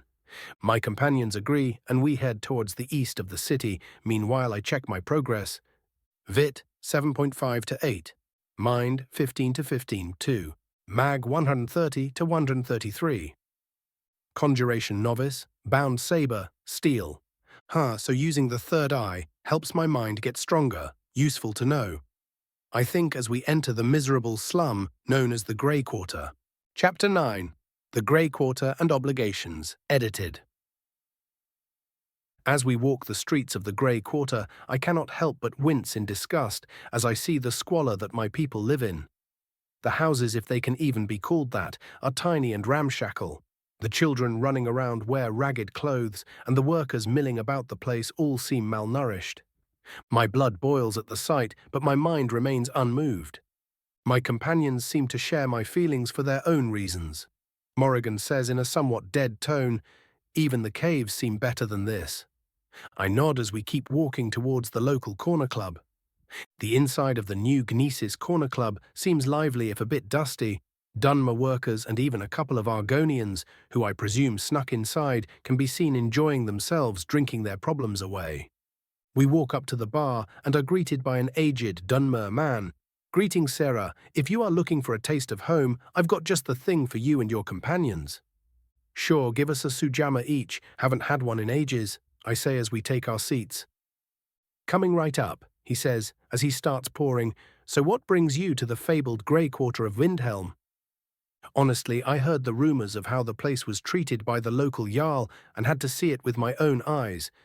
Does he really not give a shit about a good quarter of his city? I ask the last part quietly. His eyes dart around the place before turning to me. No, he really doesn't. We even have gangs of Nords extorting us constantly, and any complaints we give are at best ignored and at worst punished. And we can't even fight back, because the gangs immediately go to the Jarl and he cracks down on any of our attempts, he says in a defeated tone. "Is there any way I could help out?" I ask almost on instinct, immediately hearing a groan from Morrigan and an approving grunt for Durek. "Well, at least it would be an interesting adventure, right?" The old man part of me pipes in. He eyes us for some time before giving us our drinks and saying, "Meet me after the club closes. If you are willing to get your hands dirty, we could use all the help we can get." Before he walks off, pretending that I annoyed him not to draw too much attention. I turn to Morrigan to explain my need to do this, but she merely huffs and says, "Save it. You already offered them your help without even asking. What would even be the point of explaining? Just know that I am not staying here for weeks, so you can finish your little gang purge." I sigh at this and say, "That was not the plan in any case. I will do what I can to help before I disappear from the city for a year at least. Can you help me with this?" She looks at me for a couple of moments and exhales tiredly. "Fine, let us go gallivanting once more, saving the innocent, just so we can get killed." I take a swig of the Morrowind drink, and damn is it strong. I turn to Durek, who has already finished his, and he merely nods to me wordlessly. I smile and go back to my drink, thinking of the shit I just got myself into. I understand that one should help those he can, but I also know that if we get caught doing anything against the locals, we will be properly fucked. Unfortunately, my youthful heart seems to have won out this time, but I guess that giving Ulfric the middle finger is a worthy endeavor, no matter how minor the act may be. We meet Amberys Rendar late in the night and sit down with him. We are joined by 3 more Dunmer, who seem to be wearing light armor and are armed with crossbows and short swords. The lead among them looks at the club owner for a second before turning to me. "So I hear we have a bleeding heart visiting," he says, as if finding it funny, but continues after a moment. "Anyways, name's Davos. Me and my boys have been looking into the Enoirs that have been terrorizing the quarter these past few months and found that they have been kidnapping orphans for about a week now." He spits on the ground, and I have the urge to do it as well, but this time I do maintain complete control. Self-discipline will be a must from now on, it seems. I don't know what they are planning to do with them, but I hear all manner of rumors about a coven of local rogue mages in the hills buying up anyone they can from the black market. For what reason I don't know, nor do I frankly care, he continues in a harsh tone. The 2 groups of Noirs will be meeting each other by the docks in about 2 days before heading out towards the mages together. We are planning on gutting them all and making it look like they offed each other. If you agree to help us, you can keep a good third of the loot we find there." He looks at me expecting an answer. I turn towards my companions, who both nod, one with much less enthusiasm than the other. "Sure, we will help you out. When do we meet up?" Quest initiated: destroy the Nordic slaver gangs terrorizing the Grey Quarter. Reward: good reputation with most Dunmer who learn of you and an understanding of stealth. The day after tomorrow on midnight, keep in mind not to draw any suspicion on yourself. I nod, and soon we disperse. The next day passes relatively peacefully. In the morning, I went to the palace and handed Balgruf's letter to the steward. I really don't want to meet Ulfric before I was nice and ready to gut him. I spend most of my day offering to heal any minor injuries the locals have for a pittance, or even free if they seem really destitute. This gets me some goodwill. But I notice some Nords glaring at me from a distance. I also managed to sell off the weapons we got from the skeletons to the local general store. My companions spend the day either training in the case of my orc friend, or just relaxing in an attempt to get over her annoyance with the situation in the case of Morrigan. I am unable to make too much progress in my magic, as I have already read and reread all the books I have with me about a dozen times, and I really shouldn't practice fire magic inside of a city. So I join Derek for some light sparring so I can get used to my new weapon, in which I get completely destroyed within seconds. We spend most of the evening in the corner club preparing for what was coming. Finally, midnight arrives and we head towards the dock. Chapter X: Slaughter at the Docks and Winterhold Hold. Edited. We reach the docks relatively unnoticed. The Argonian workers seem to have all thankfully gone back to their sleeping quarters. The docks are far larger than I guessed and covered in warehouses, so the 2 or 3 guards on duty tonight do not notice us. We find our partners in crime for the night. There are 6 more of them than before, all equipped with the same gear I saw them carry when we first met. Davos notices us and approaches while handing us all black cloaks. "Good you came. The gangs will be meeting in about 10 minutes. From what we gathered, there will be about a dozen each, so we must hit them with all we have if we are to have a chance." I ponder this for a moment and ask, should I use magic attacks? I don't think that any of the Nords use pyromancy, so it would be harder to hide our involvement. He thinks for a second and shakes his head. We can always just dress one of the dead ones in some cheap robes. We've also prepared some witnesses among the dock workers. And besides, if I didn't guess you were a mage, I'd have no reason to even invite you here in the first place. Understandable, I nod. That's fair enough. What can we expect from the guards? How quickly do they respond? Usually they don't give a shit about what is happening, but now we are going to be making a ruckus in one of the warehouses, so we can expect them to get here in minutes at worst. He explains quickly. What do we do after we have dealt with them? I hope you have some plans for a getaway, I question, my voice cautious. He snorts. Don't worry, me and my group have a bunch of safe houses, but for you, we have prepared a boat at the edge of the docks. While I won't stop you from staying in Windhelm, Azura knows we could use the help. I know that you are just passing by and will be under a lot of suspicion considering you already have some reputation in the city. Will he try to fuck me over? Is there really a boat? We can always just swim away. But that will be very uncomfortable. I have an idea. Can you show me to the boat? It would be better if we stocked it up in advance so we don't have to lug our things while we run. He looks at me for a bit, not showing any offense at my distrust, and nods. Sure, it's nearby. Follow me. We are quickly shown to the boat and unload anything we won't need in the fight. Morrigan comments how I am finally using my head instead of just rushing forward, but I merely shrug at her in response. I do not regret my recent gallivanting one bit. I came here to adventure, and adventure I will. With me still deep in my thoughts, I don't notice when everyone tenses up. Durek shakes me awake and we get ready. The warehouse across from our own is dimly lit, but I can see the insides with relative clarity. Only about 4 of them have any kind of armor. Most of them are carrying knives and some axes. It really is just a bunch of city gangers, huh? A part of me is disappointed, but I won't complain. Their numbers are still going to be an issue. In the corner I see cages filled with grey-skinned children, which makes my blood boil. My orc friend almost rushes in, but holds himself back. Apparently all our nagging about tactics is finally getting into his head. Or maybe he just didn't give a shit before, and now that there are stakes beyond his own life, he holds himself back. The gangers seem to be talking about distributing the profits. I wouldn't be surprised if they really did kill each other, but that would happen only after already selling the kids off, which would be pointless for us. 4 of the elven vigilantes sneak up the sides of the warehouse and set up at the windows, while the remaining 5, including Davos, I suddenly notice a familiar face among them and whisper, "Janassa, what are you doing here?" She turns to me and amusedly says, "Well, I did say I was visiting family, just not what kind of family." She smiles as she readies her weapons. I shake my head as we continue our approach. We all set up and get ready. I start casting a spinning firebolt.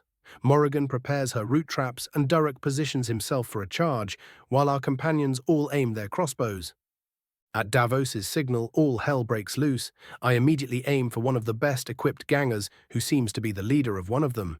His instincts seem to be pretty damn good, because he simply tilts his head to the side on reflex. His counterpart, however, is not so lucky because he gets deeply acquainted with a bolt to the face.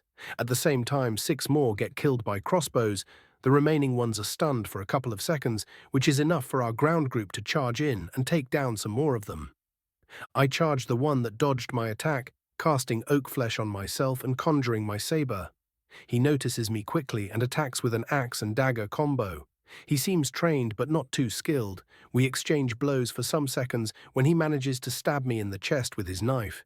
Thankfully, he didn't expect my skin to be too thick for iron weapons when combined with my padded shirt. So while he is distracted by my lack of reaction, I slash his neck and kill him almost instantly. Another one rushes me from the side, but I quickly turn him to ash with a wave of searing flames.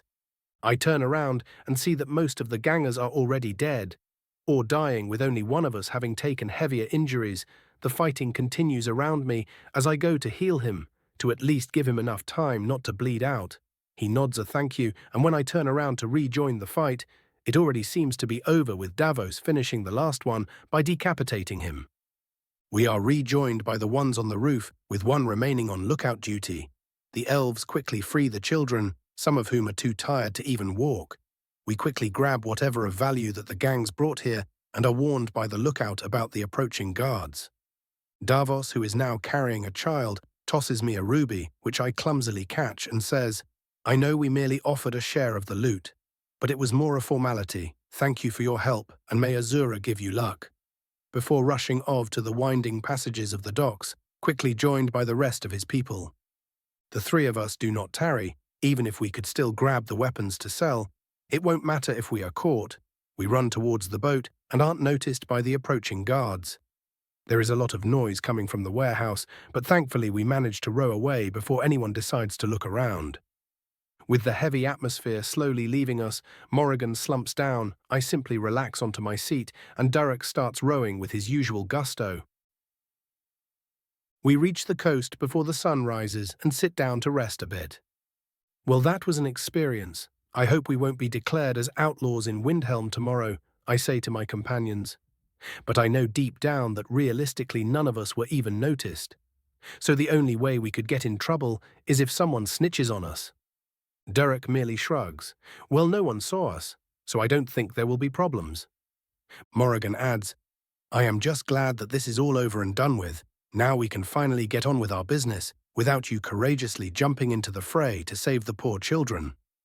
While I understand that your people don't put value on their own, there is no need to project that onto those who never did you wrong, Morrigan, I say, slightly annoyed at her.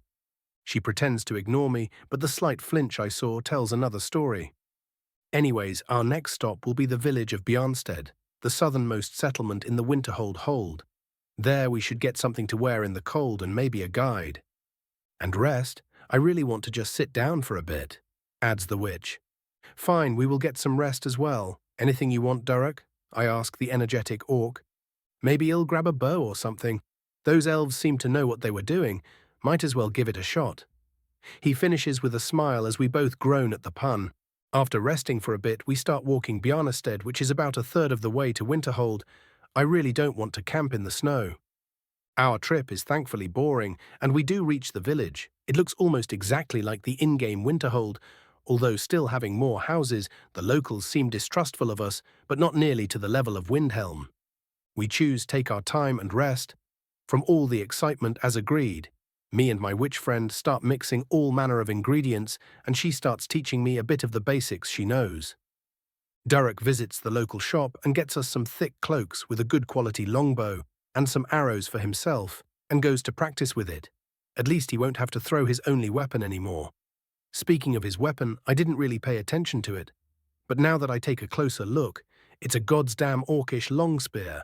Which, yes, does make sense. The dude is an orc, but those damn things are expensive.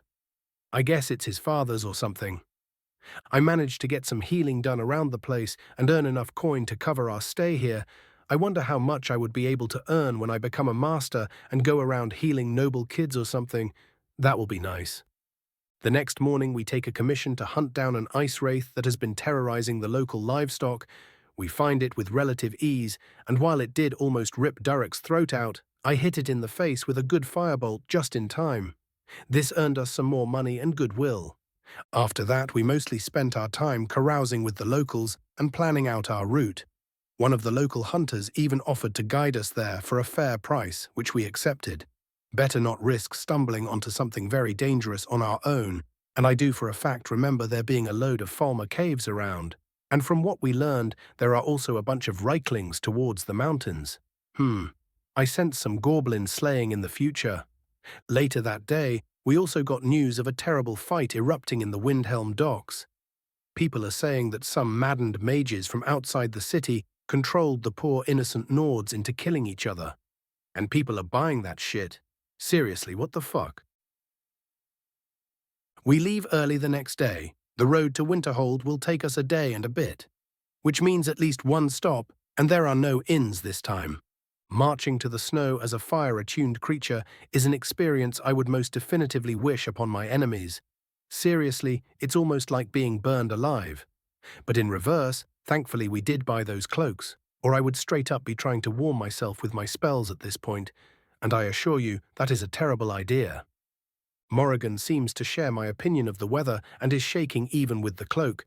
Durek, as is his usual MO, is just not giving a flying fuck. Seriously, what are you made of? Our escort doesn't even seem to notice the cold, but that one I can understand. He is a Dagoth damned Nord. On the road, we are spotted by a snow bear, but the hunter instructs us to keep our distance and calmly walk away. They are not aggressive in this time of the year. Thankfully, we are left alone. The night is an absolute hell for me. The tents are warm but are constantly invaded by cold winds no matter what I do. It is like having a too small blanket with one end constantly being uncovered. Everyone seems amused by my overreaction in their own words, but I am built for volcanoes, not glaciers, damn it. The morning comes far too slowly, but thankfully it is a warm day, or well warmer than the previous one anyway. Thankfully, we only have some hours of walking left. Finally, after what felt like an age of trudging through snow and cold winds, we are greeted by dilapidated but still standing stone walls surrounding not quite a city, but certainly a town, and behind it I see the college in all its glory, also far bigger than what I remember. But I will take it all in when I am actually closer to it. Before we enter, I check the progress I made in these couple of days. Quest complete, reward granted, stealth novice.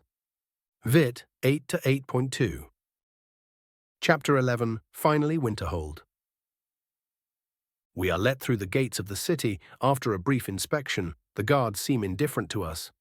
I guess that makes sense, since a large educational center will bring people from all over the world. I am proven right soon after, as there seem to be far more outlanders living in the city.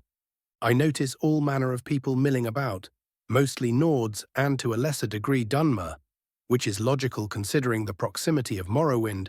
There is even a not-too-tall mushroom tower at the edge of the city, likely belonging to some Telvanni loon. There are Argonian workers and Khajiiti traders. Surprisingly, there is even some Altmer present. They don't seem to be Thalmor agents, but to be fair, that would describe an agent's job. Speaking of the city, its stone walls seem to end at the cliff that resulted from the Great Collapse, being the event that destroyed most of the city. The houses are mostly made of stone and seem to be made to keep as much heat inside as possible. The streets are neither too wide nor too narrow, and there seems to be at least some healthy commerce going on, mostly alchemy shops and enchanting services, but there is also the more mundane shops and smiths. The Jarl's Longhouse seems more like an old Nordic stone keep, and I count some 100 guards on duty, with some of them even wearing robes under their armor. Didn't the Jarl have a massive hate boner for mages in the game? Maybe he still hates them, but isn't a complete idiot. As we continue walking toward the college, I finally get a glimpse of what lies down the cliff and am surprised by a small dock and some warehouses. Seems that this place does deserve the moniker of a city after all. Taking a final turn towards the college, I am greeted by an absolutely massive building. The main circular section that made up the college is at least twice as large as the one in the game, with 3 more smaller ones connected to it via thick-walled passages in a triangular formation. The edges of the college plateau, not taken up by buildings, are covered in small parks filled with vibrant trees and flowers, which they somehow grew in this accursed cold. The eastern and western circles have 3 tall and wide towers spreading outwards, with the central one having only one taller one, which I guess belongs to the Archmage. The northernmost circle has no open space and is just a tall cylinder with only small windows and no exits at the top. I guess that this is either the library or a practice ground. Deciding to take a deeper look, I activate my third eye and am almost blinded by the amount of magicka radiating from the place. Taking some time to calm myself while clutching my head, I look again and see that every tower has its own aura. One is covered in what I can only describe as roiling thunder that is somehow burning and freezing at the same time. One feels like the void and honestly scares the shit out of me. The next seems to be a wall of iron and rock constantly changing between each other. This is the eastern wing. The western wing towers are a bit more subdued. One is glowing in a gentle gold light, the other is there but also not. And the last one's aura looks like innumerable dancing runes forming circles around each other. All of them overlap to make a massive ward that stretches all the way around the college in a ball shape, even bellow ground. AN, Eastern one is N, Distortion, E, Conjuration, S alteration, while the Western one is N restoration, W illusion, and S ritualism, mysticism. Guess that is how the place survived the Great Collapse, huh? My companions look at me worriedly, but I wave them off, saying the wind got to me. Finally, we reach the entrance and are greeted by a tall Altma woman I recognize as Feralda. Before we go to greet her, I turn towards my orc friend. Well, we finally reached our destination. I guess this is where we part ways. It has been a blast traveling with you, my friend. He laughs with his usual gusto and says, "Indeed it has, my friend, but this is not the end of our adventure. When you are done drowning yourself in books, we will meet again to smash some skulls and slay more evildoers." Before turning to Morrigan, who gives him a much less enthusiastic farewell, his response is a grin and a wave. After Durek leaves, the two of us turn towards the college and start approaching the gate. We are finally here, time to grind like a madman. Morrigan looks at me weirdly before shrugging it off as more of my bullshit and following me. Durak Grobag Pov. I wave to my snarky witch friend and get going. Whiterun won't reach itself. I still remember meeting them. I was barely making ends meet after being kicked out of the stronghold by my older brother. I tried hunting for food, but could never catch the wildlife by surprise with my spear. Even throwing it didn't work. I did manage to get some work at the wood mill of Riverwood, but it was still not enough. I am a growing lad, and the money I made was just too little. Thankfully, one night in the tavern, I met my weird duo of buddies. Raven is apparently the descendant of great warriors who slew many foes, and has come to Skyrim to follow in their footsteps. While most orcs would consider magic the weakling's weapon, I know that it takes as much, if not more, skill to shoot fire or ice as it does to thrust a spear or swing an axe. He seems detached at times, almost as if staring at things that aren't there. But when the going gets tough, he is there with you, swinging at your foes while burning them. I thought at first he might be one of those selfish mage types, but as soon as he saw his tribe was in trouble, he offered to help them without thinking. He seems to foresee trouble in the future, and may Malakath damn me if I am not there helping him when it happens. Morrigan, the escaped Reachwoman, seems arrogant at first glance, speaking down to most people and being very cynical. But underneath is someone hurt by betrayal and looking for safety. At first I thought her to be another selfish mage, but when we were spied on by the Dunmer woman in Whiterun, and she immediately went to check if she was going to spread Raven's secret, I knew she was another true friend. Finally done with my reminiscing and thoroughly hurting my brain. With all this thinking, I continue my journey to rejoin the companions. Truly, they are the perfect band for me. They understand what life is. Drink well, fight well, and fuck well, just as Malakath intended. The MCA's stats at the end of Arc 1.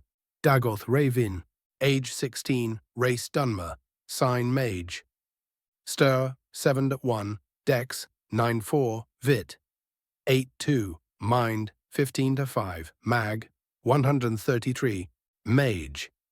Destruction Apprentice, Searing Flames, Penetrating Firebolt. Restoration Apprentice, Heal, Lesser Ward. Conjuration Novice, Bound Weapon, Steel. Alteration Apprentice, Oak Flesh, Lesser Telekinesis. Alchemy Novice, Salves and Simple Medicine. Enchantment Basic, Evaluation. Warrior, Swordfighting Novice. Thief, Stealth Novice. Traits, Fireblood, 50% fire resistance, 20% fire damage and control. Blood of Dagoth, Third Eye, Prolonged Lifespan. Third Eye, a metaphysical eye with which you can perceive magicka. Minor Blessing of the Warrior, you learn warrior skills slightly faster. Minor Dunmer Paragon, Dunmer that learn of you will tend to have a positive opinion of you. AN, this marks the end of the first arc. Thank you to anyone who has taken the time to read this. Also, if you have some and have liked what you've read, send me a Power Stone. I've also removed the percentage progression from the system tabs, as I feel it is better if I describe the minor progress instead of cluttering the story with system notifications. I will be taking some time tomorrow to really think on the whole magic system and how I want it to work, and the next chapter should come out on Sunday or Monday. The next arc will be mostly about the MC learning about magic and getting stronger, but don't worry, it won't all be him grinding in the library. There will be some dungeon delving and also some new faces as well as an unexpected permanent companion. As for the whole romance talk, the more I think about it within context, a harem would make little sense. The MC has already had a large family and is over a century old mentally. Also, he grew up in a place where polygamy is considered weird at best. And in Tamriel, only orc warlords really have more than one spouse, that I know of. I still haven't decided anything, but I am leaning towards the no harem route.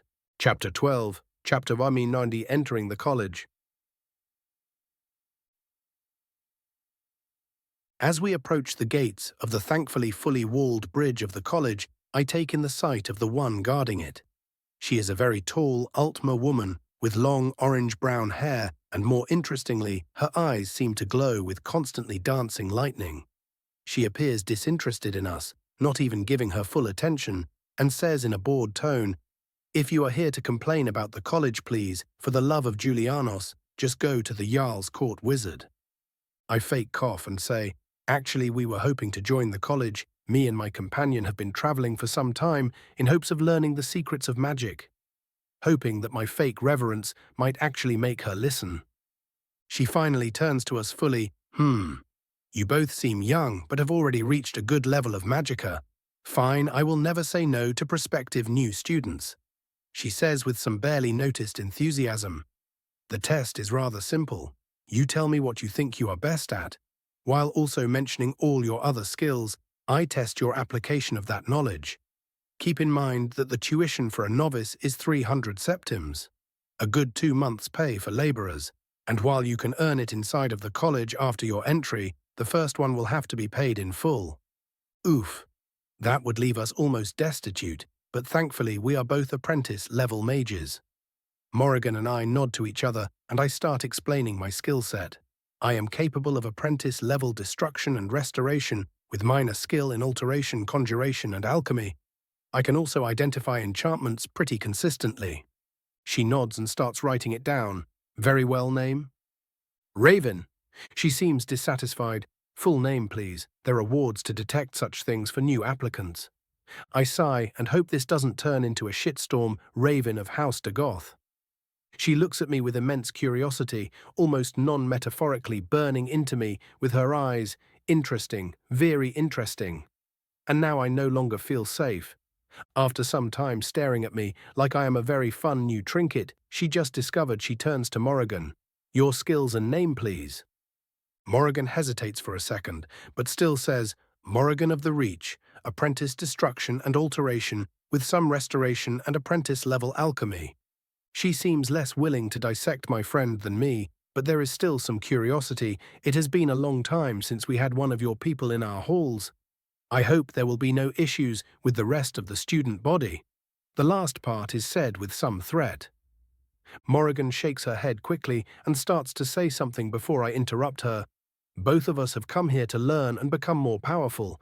As long as our origins aren't shouted out at the town square, we will be just another pair of students."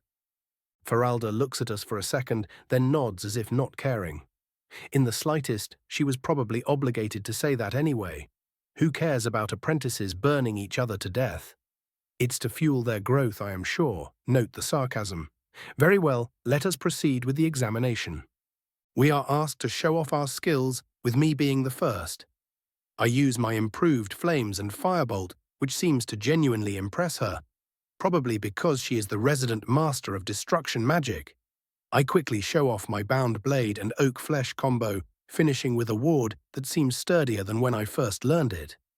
Morrigan shows off her cryomancy, surprising me by casting an ice shard, followed by her root spell and the small bit of restoration I forced her to learn.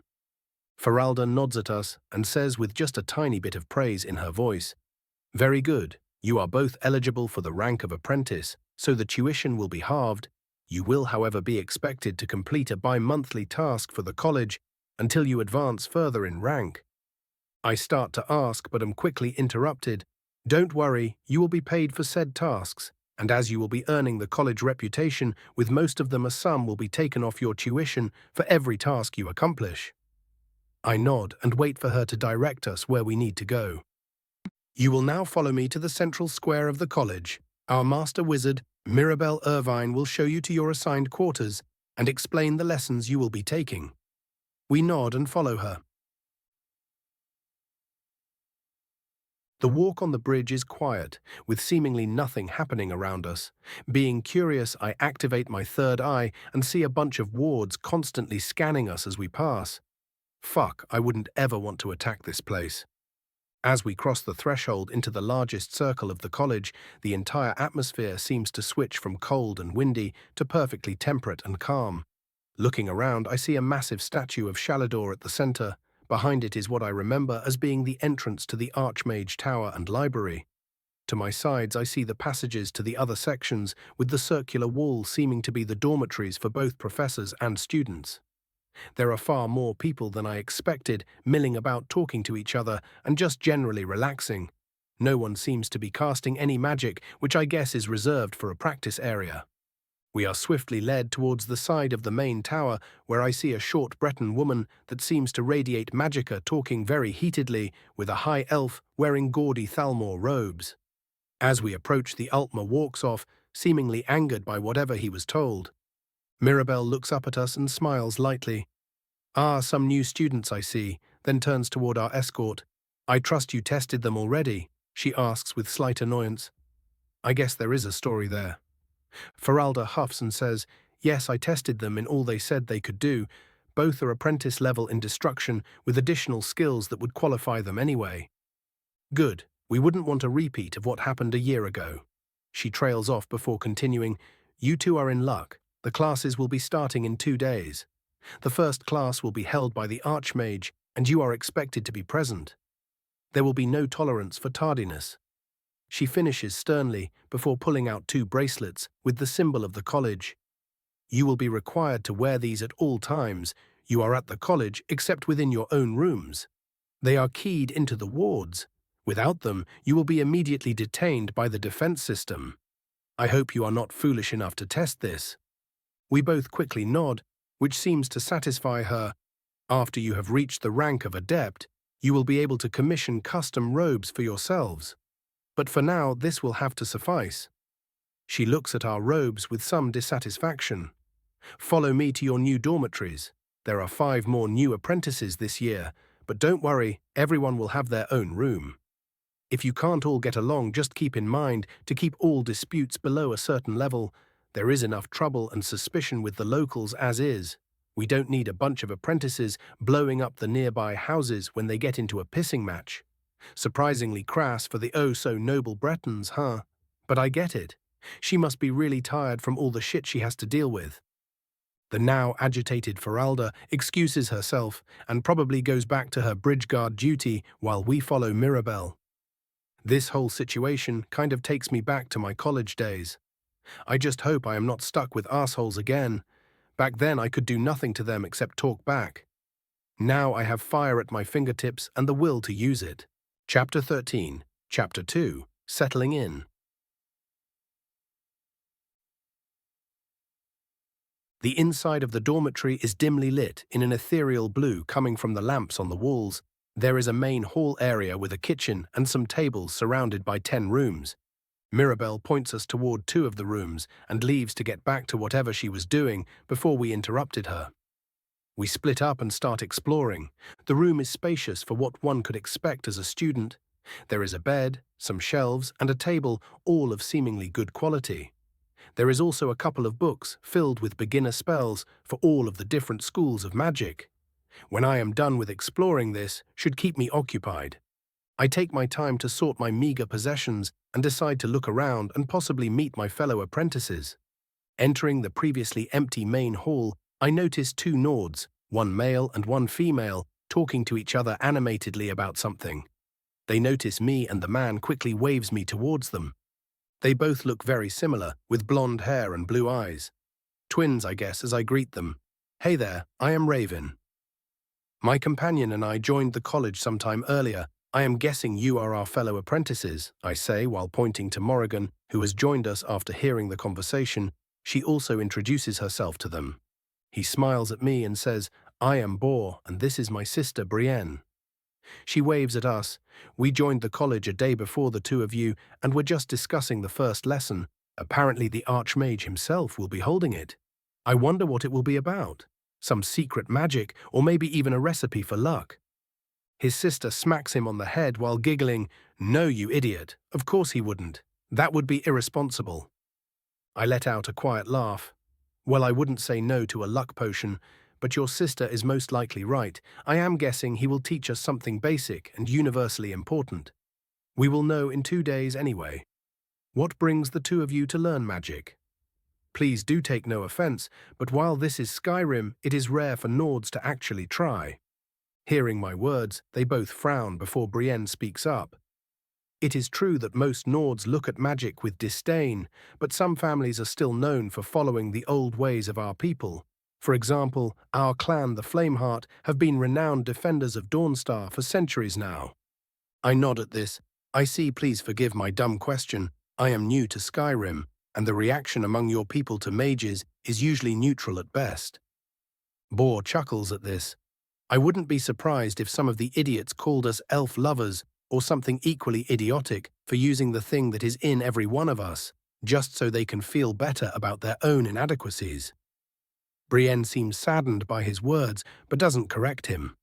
All of us turn silent as the atmosphere turns slightly awkward when Morrigan of all people says with genuine curiosity, "So what spells do you know?" We spend some time discussing our skills and what we want to learn at the college. The Flameheart clan is a clan of renowned destruction mages, but is also known for their healing skills. When I mention my modifications to my pyromancy spells, they both seem surprised. How did you manage that? Controlling magicka to that extent at our level should be almost impossible. Even the brightest mages take years to modify their spells. Boar asks, his brows furrowing. Thinking about it, magic control has always been way too easy for me. At first I thought it might be the talent I got combined with the mage stone, but after hearing Boar's explanation, I think back to every time I have been modifying my spells. It seems that I have been activating my third eye and using it to guide the magicka instinctually. Do I have a weird magic Byakugan or something?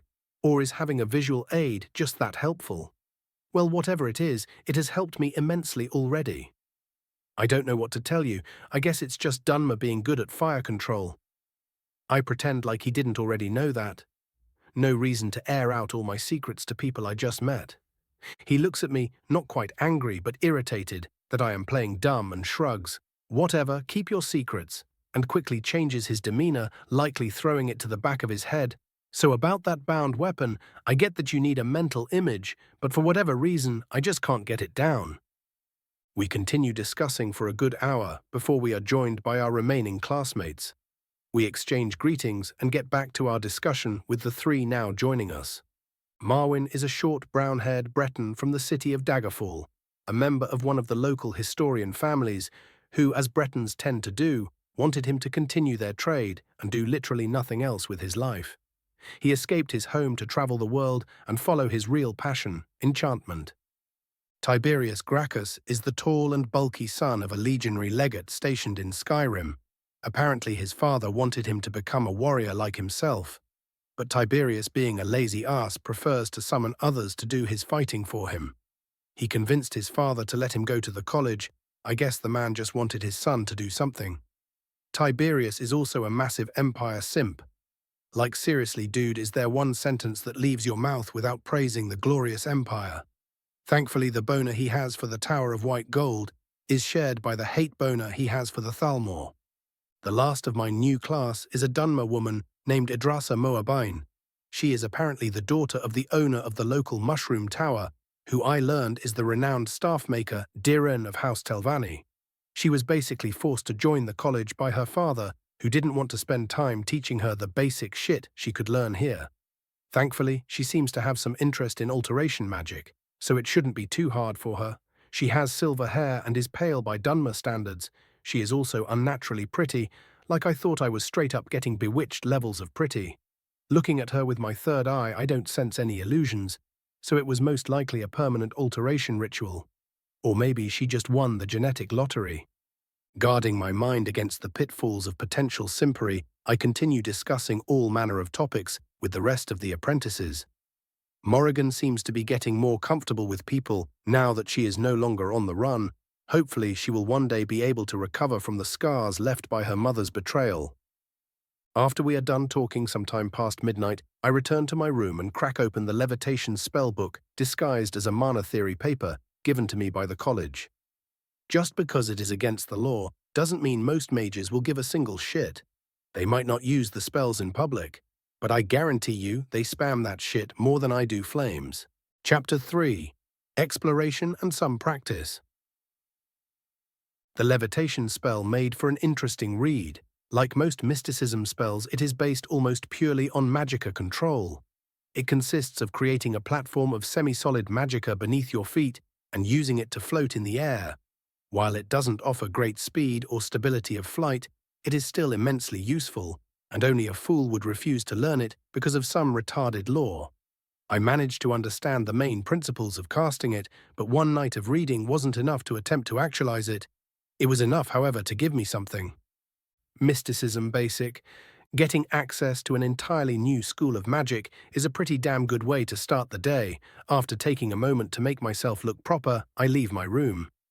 It seems I woke up very early because most of the other rooms are still closed, with a slightly glowing rune floating in front of them.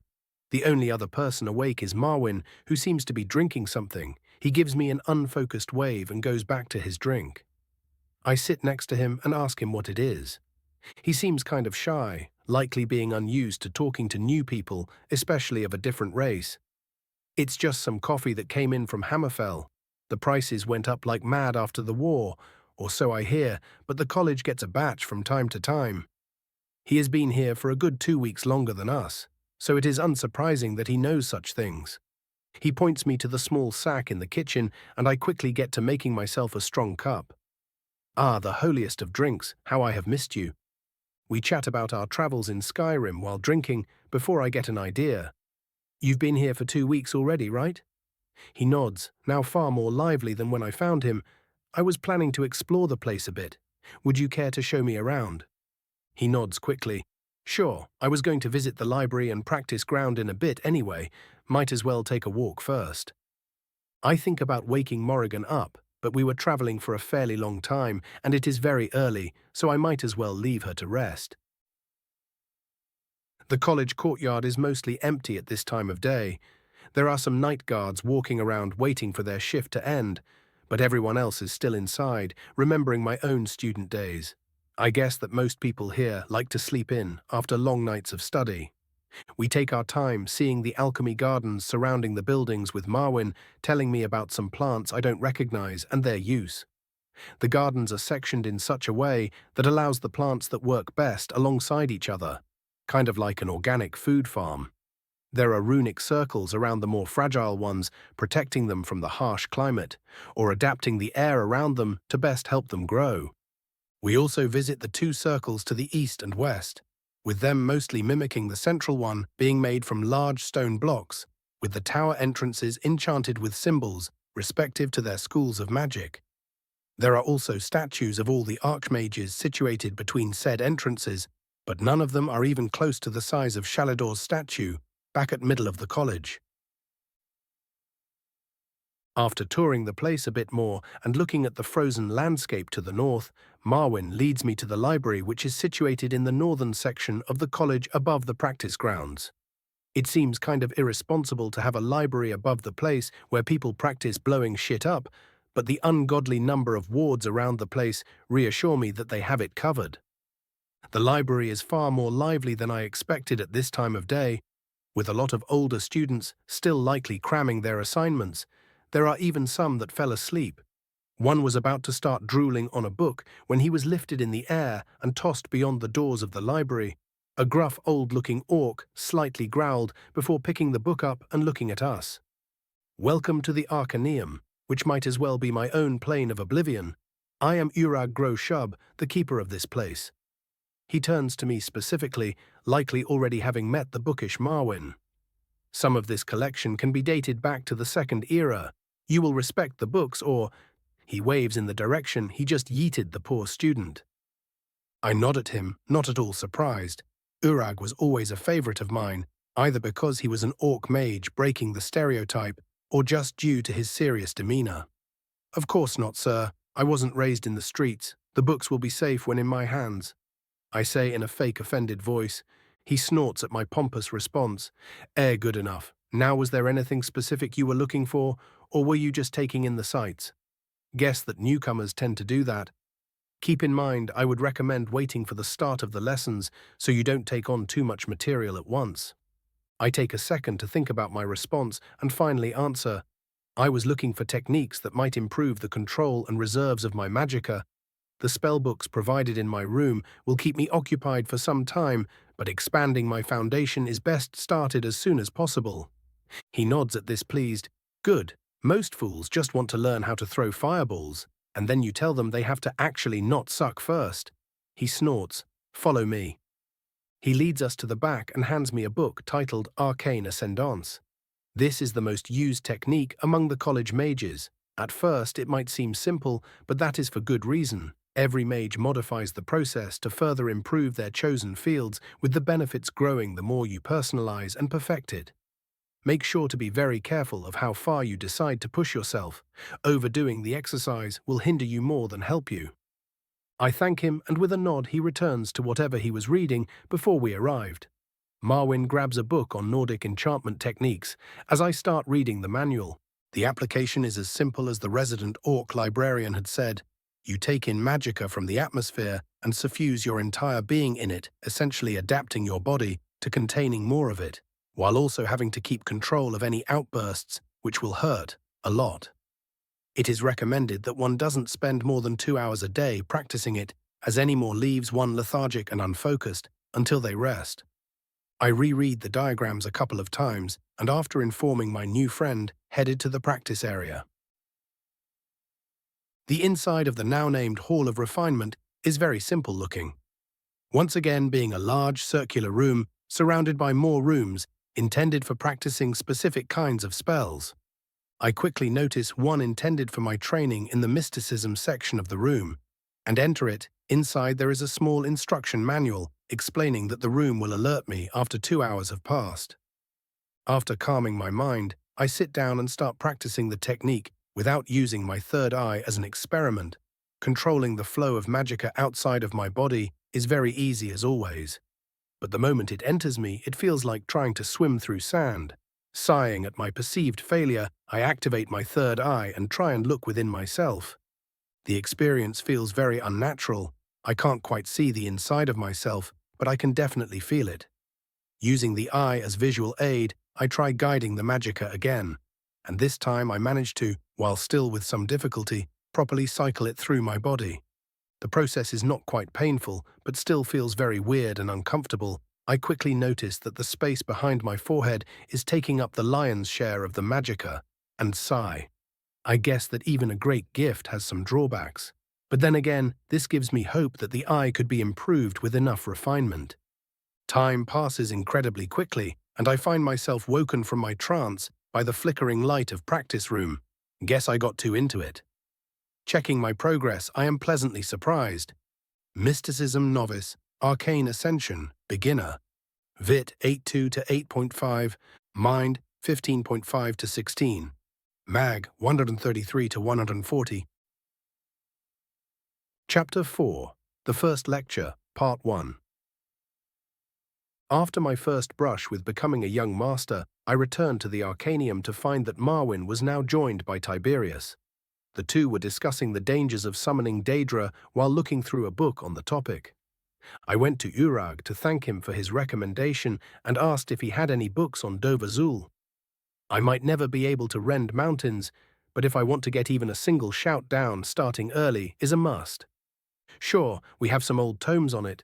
A warning, though, many have tried to make heads or tails of what to do with it, and the furthest someone got was minor enchantment applications.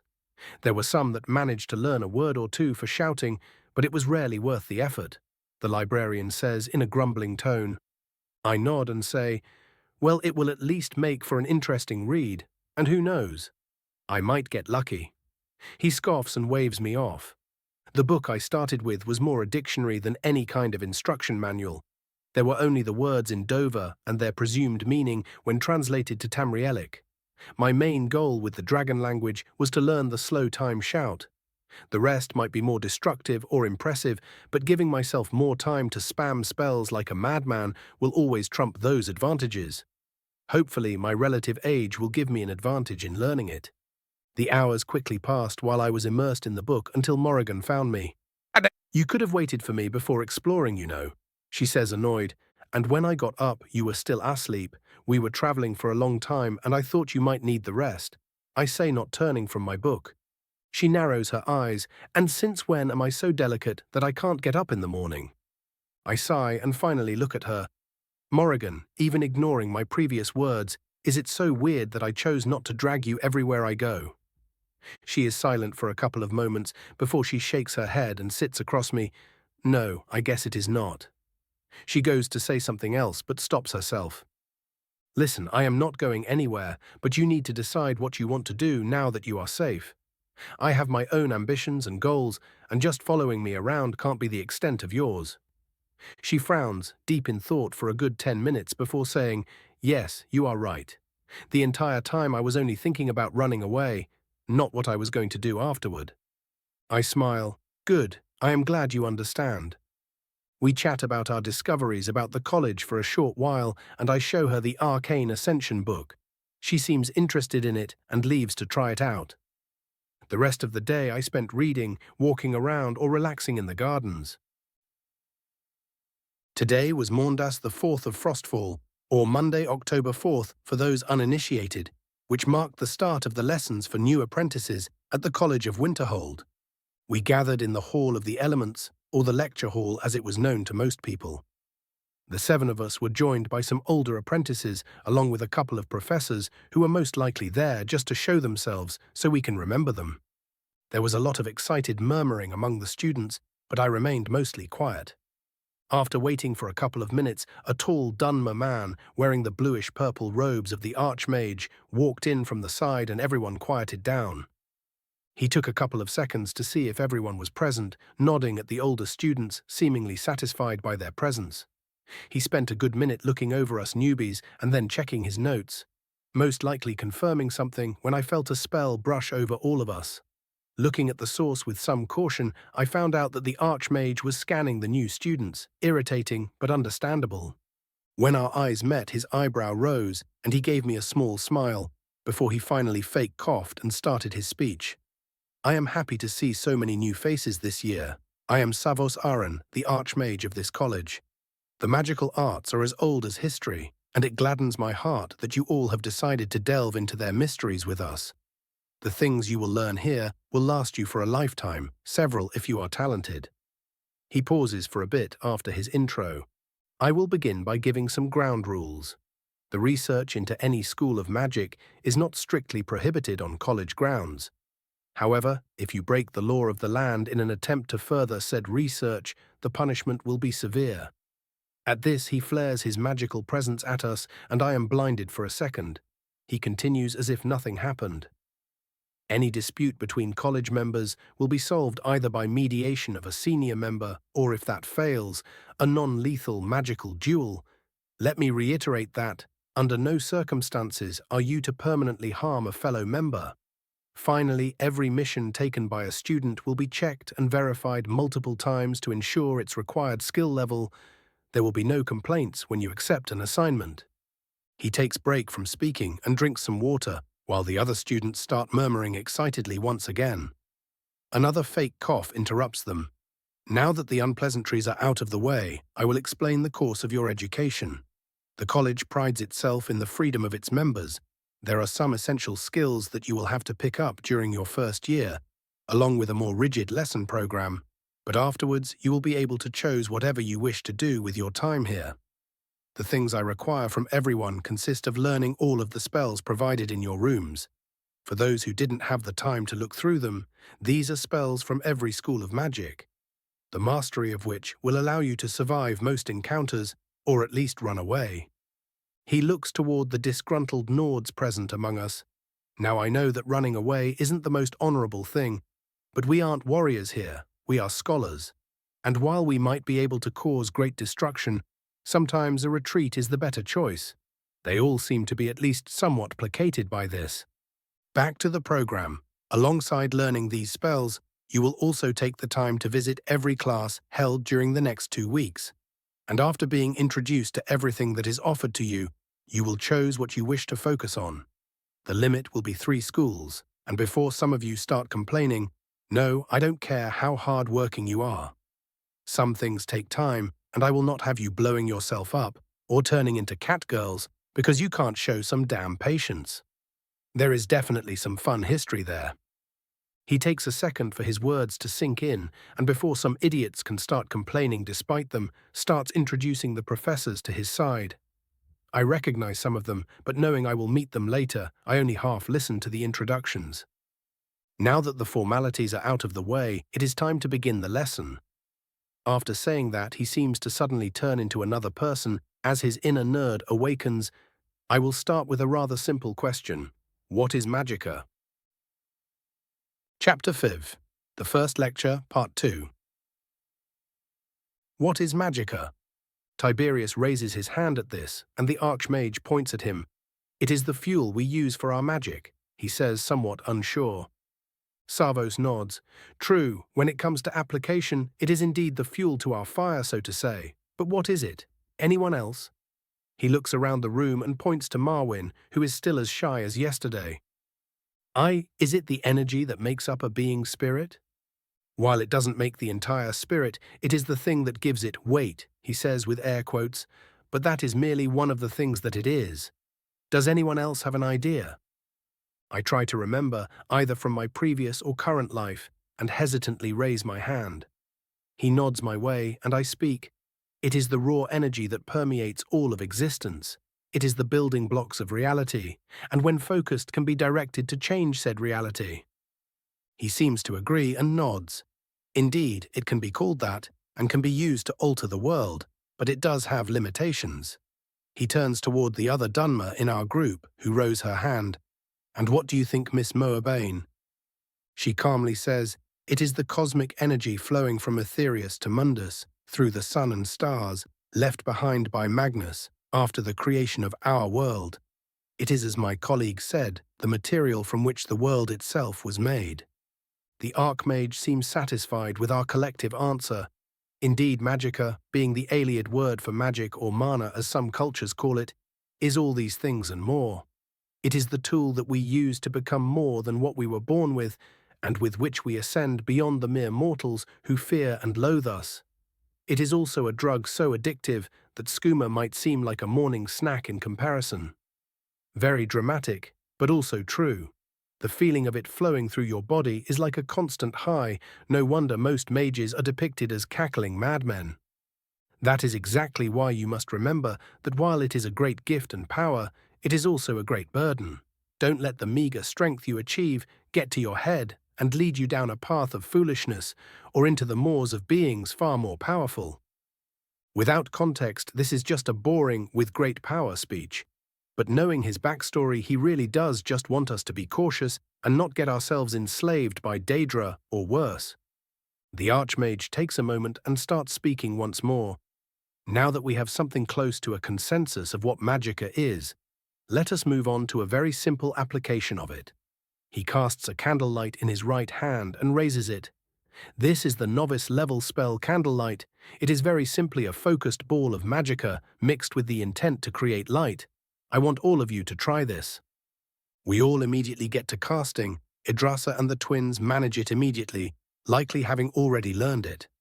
I take some more time trying to get the intent part of the spell right, but am soon successful. It takes about a minute more for everyone else to get it. The Archmage nods, satisfied. Good, now that we have an example, I will explain how the act of doing magic works. As you might have learned from doing any spell, magic consists of 3 main elements: the will to enact it, the energy to fuel it, and the intent to guide and shape it. He starts walking around while showing us illusions to best help us understand his explanation. The most basic applications of magic start simply with an intense wish to do something. This can best be shown by the flame spell. You desire to burn something. The Magicka within you reacts and is transformed into flames. This is how the first Aliad sorcerers learned magic. Over the millennia, the study of magic has become more and more advanced and complex, until at one point mere intent could no longer suffice. That is when mental images, self-hypnotism, and finally runes came into play.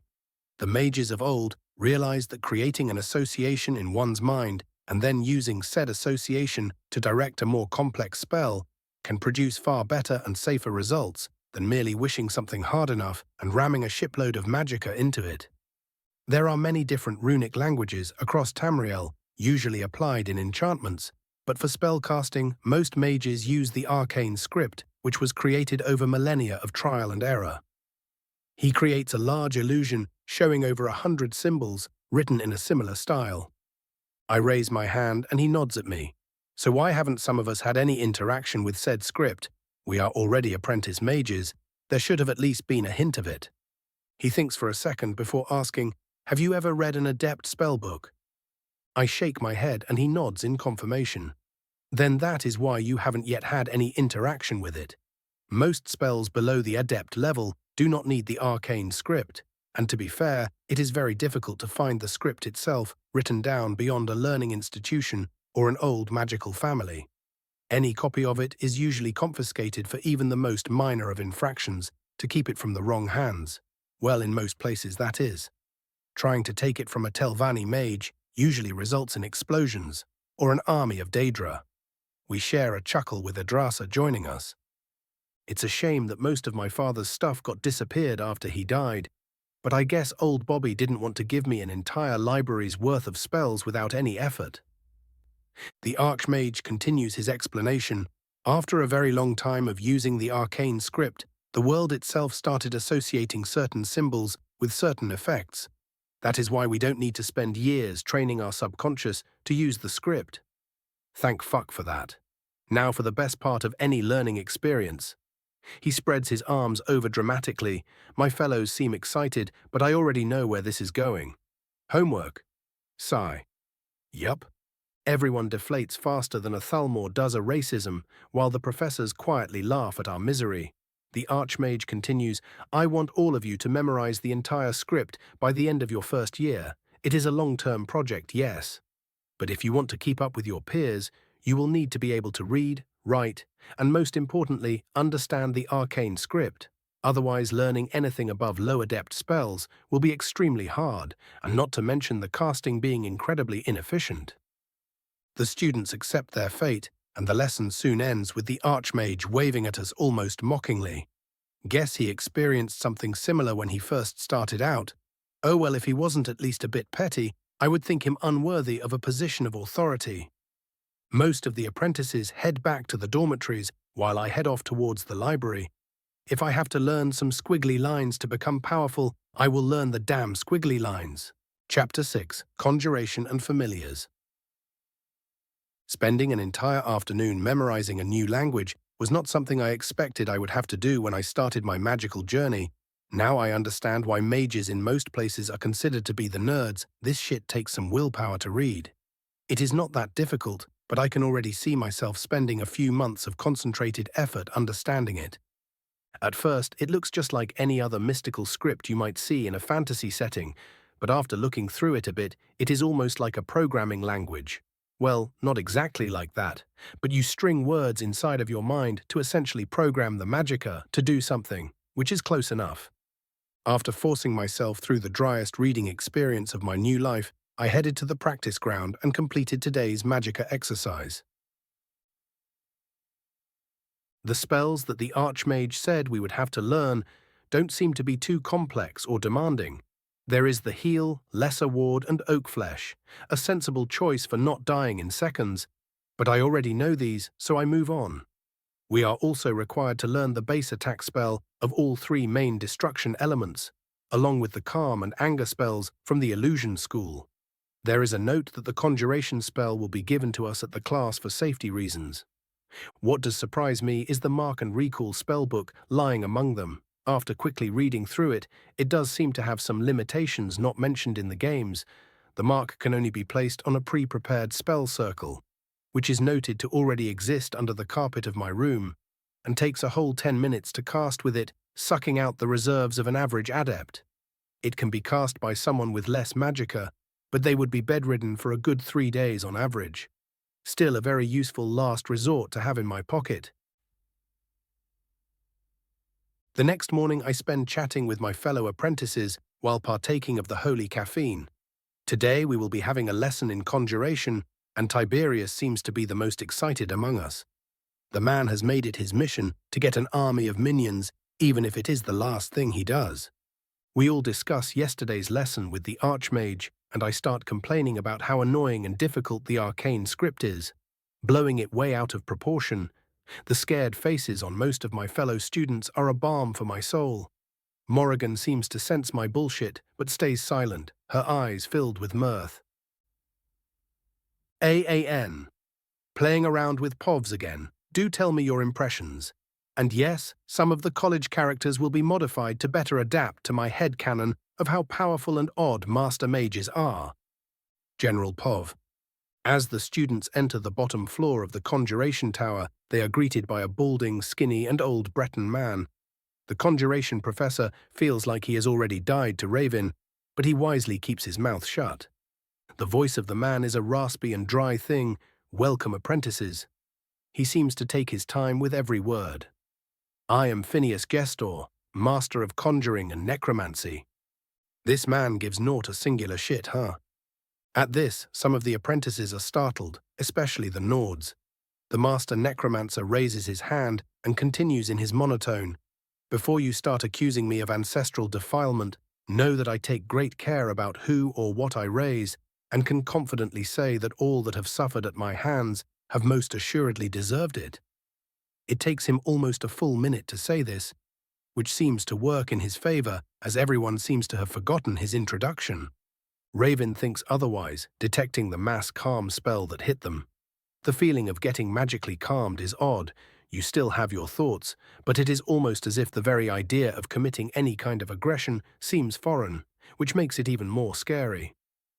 Guess illusion isn't a waste of my time after all. His thoughts are interrupted by the professor's continued speech. As you can see, I do not share the Archmage's flair for dramatics, so I will get to the core of the matter. Thankfully, he decided to speed up his speech, or they would be here all day at this rate. Conjuration is the art of binding spirits, or daedra, to one's soul. Through the medium of a contract, you offer a constant trickle of magicka to the bound spirit and are able to summon them at almost no cost. He demonstrates this by snapping his fingers and being surrounded by 5 different elemental atronachs. The amount of possible contracts is naturally based on your capability to produce or gather magicka, the former being preferable as you cannot always guarantee yourself being in a sufficiently magically dense environment. He snaps his fingers again and the atronachs are gone. Note that you are capable of summoning without a contract, but the magicka cost is comparably enormous and there is no guarantee that something would respond.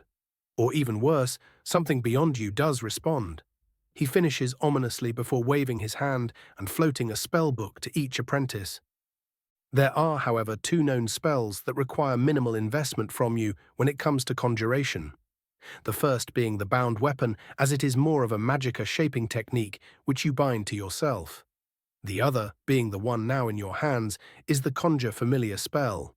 The spell has some ties to mysticism, as it connects to your guardian animal, or spirit beast, or inner beast, and so on and so forth. The interpretations are as many as there are cultures on Nirn. What is important to us is that it is a very low maintenance spell that grows alongside the potence of your magicka. It is an eternally loyal guardian belonging to you and you alone. Remember to treat it with respect. He looks at them with an unexpected seriousness. You will take half an hour to read through and understand the spell. You may ask questions, but please don't bother me with trivialities. He sits down and starts scribbling something down as the students get to reading. Raven POV. Apparently, we have a lich professor, or at least that is what he feels like to me. I think as I start reading through the spellbook, not really shaken by the fact. As long as he is civilized and doesn't bother me, I will give him the same courtesy. The Conjure Familiar is an introduction to all summoning spells, requiring a ritual to bring out the spirit beast and a simple contract to bind it. The ritual itself is rather simple, consisting of a potion to place you in a trance while you sit in a prepared ritual circle. After you enter said trance, you need to find your familiar and befriend it, which is supposed to be very easy, as the beast is made of your own essence. The half-hour passes in silence, with everyone being immersed in their work. We interrupted by Phineas. I hope you have all finished reading. After receiving nods from all of us, he continues. Good, you will now all perform the ritual under my supervision, one by one. He points to Boar first. He hesitantly approaches the circle next to the professor and takes the potion from his hands. After drinking, he folds his legs and sits in the circle. Nothing happens, and for a good 5 minutes everyone is silent, until the howl of a wolf is heard and a large grey wolf materializes in front of him. After giving a reserved congratulations to the elated Boar, he calls me forward. I take the potion and sit down. After drinking, I start feeling woozy and disoriented, not even my third eye being able to bring me back into focus. Soon I find myself in a small park surrounded by concrete buildings. In front of me, giving me a curious look, there stands a... Chapter 7. Scorch. I find myself in a small park, surrounded by concrete buildings. In front of me, on the branch of a tree, there stands a large ash-colored hawk. Immediately I get the impression it is not a simple bird, as the tips of its feathers are constantly flickering with tiny flames. He, and somehow I am certain it is a he, is looking at me with what I feel is patience mixed with a childish curiosity. Hey there, little guy, I hope you weren't too lonely waiting for me. I approach and offer my hand to carry him. He looks at me for a bit longer, then chirps happily and jumps on my shoulder, thankfully somehow not cutting it up. I start walking around what I now recognize as my old town, or at least the representation of it in my mind. The bird on my shoulder seems content to look around the unfamiliar place as I take my time reminiscing about my old life. Some minutes pass in silence before I turn toward my new companion. You seem to want to see far more than this dreary place. Would you like to come with me? He is immediately excited and nods rapidly, suddenly sprouting a bit of fire around him and scorching my robe. My eye twitches. Just for that I am naming you Scorch. The damn bird has the gall to huff. Or well, the closest bird approximation to huffing. Oddly, he seems to not mind the name. He is just annoyed that I am being pissy. How do I know this? It seems that we have formed an empathic bond. We can't quite speak to each other, but can understand each other's thoughts, which might even be better. He also seems to be as intelligent as a mortal child.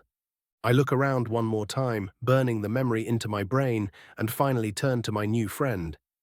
This place is making me depressed. Let's get going.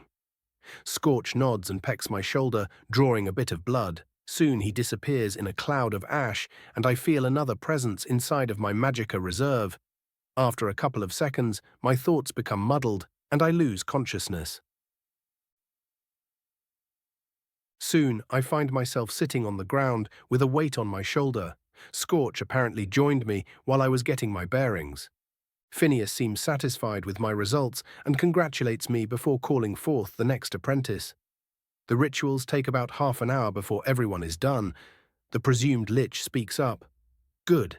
At least you aren't incompetent enough to muck up meeting your spirit guardian.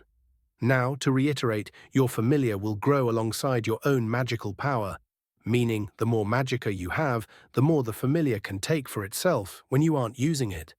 Familiars also have an added benefit of forcing your body to get used to constantly producing magicka, so it can keep up with the consumption, meaning it will speed up the growth of your reserves.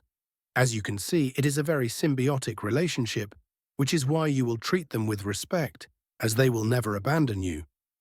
We all nod. Everyone already feels the bond with their familiar and would likely not be an arse, regardless of what the professor said. Good. I recommend to all, if you haven't already, that is, to get a copy of Arcane Ascension from the library. The added magicka will be needed if you ever want to be even a slightly accomplished conjurer. For those of you who wish to touch upon the art of necromancy, do remember to study soul manipulation from the mysticism school, and keep in mind that only adepts and up are allowed to even attempt to try playing with the dead. Most of the students seem disinterested, some are even offended, but oddly enough there is a glint of curiosity on Marwyn's face. Not long after this speech, the class ends and I head to the library to get back to learning the arcane script. I am joined by everyone except Tiberius, who seems to be too taken with his first minion, a large saber cat, and is now rushing to buy her treats.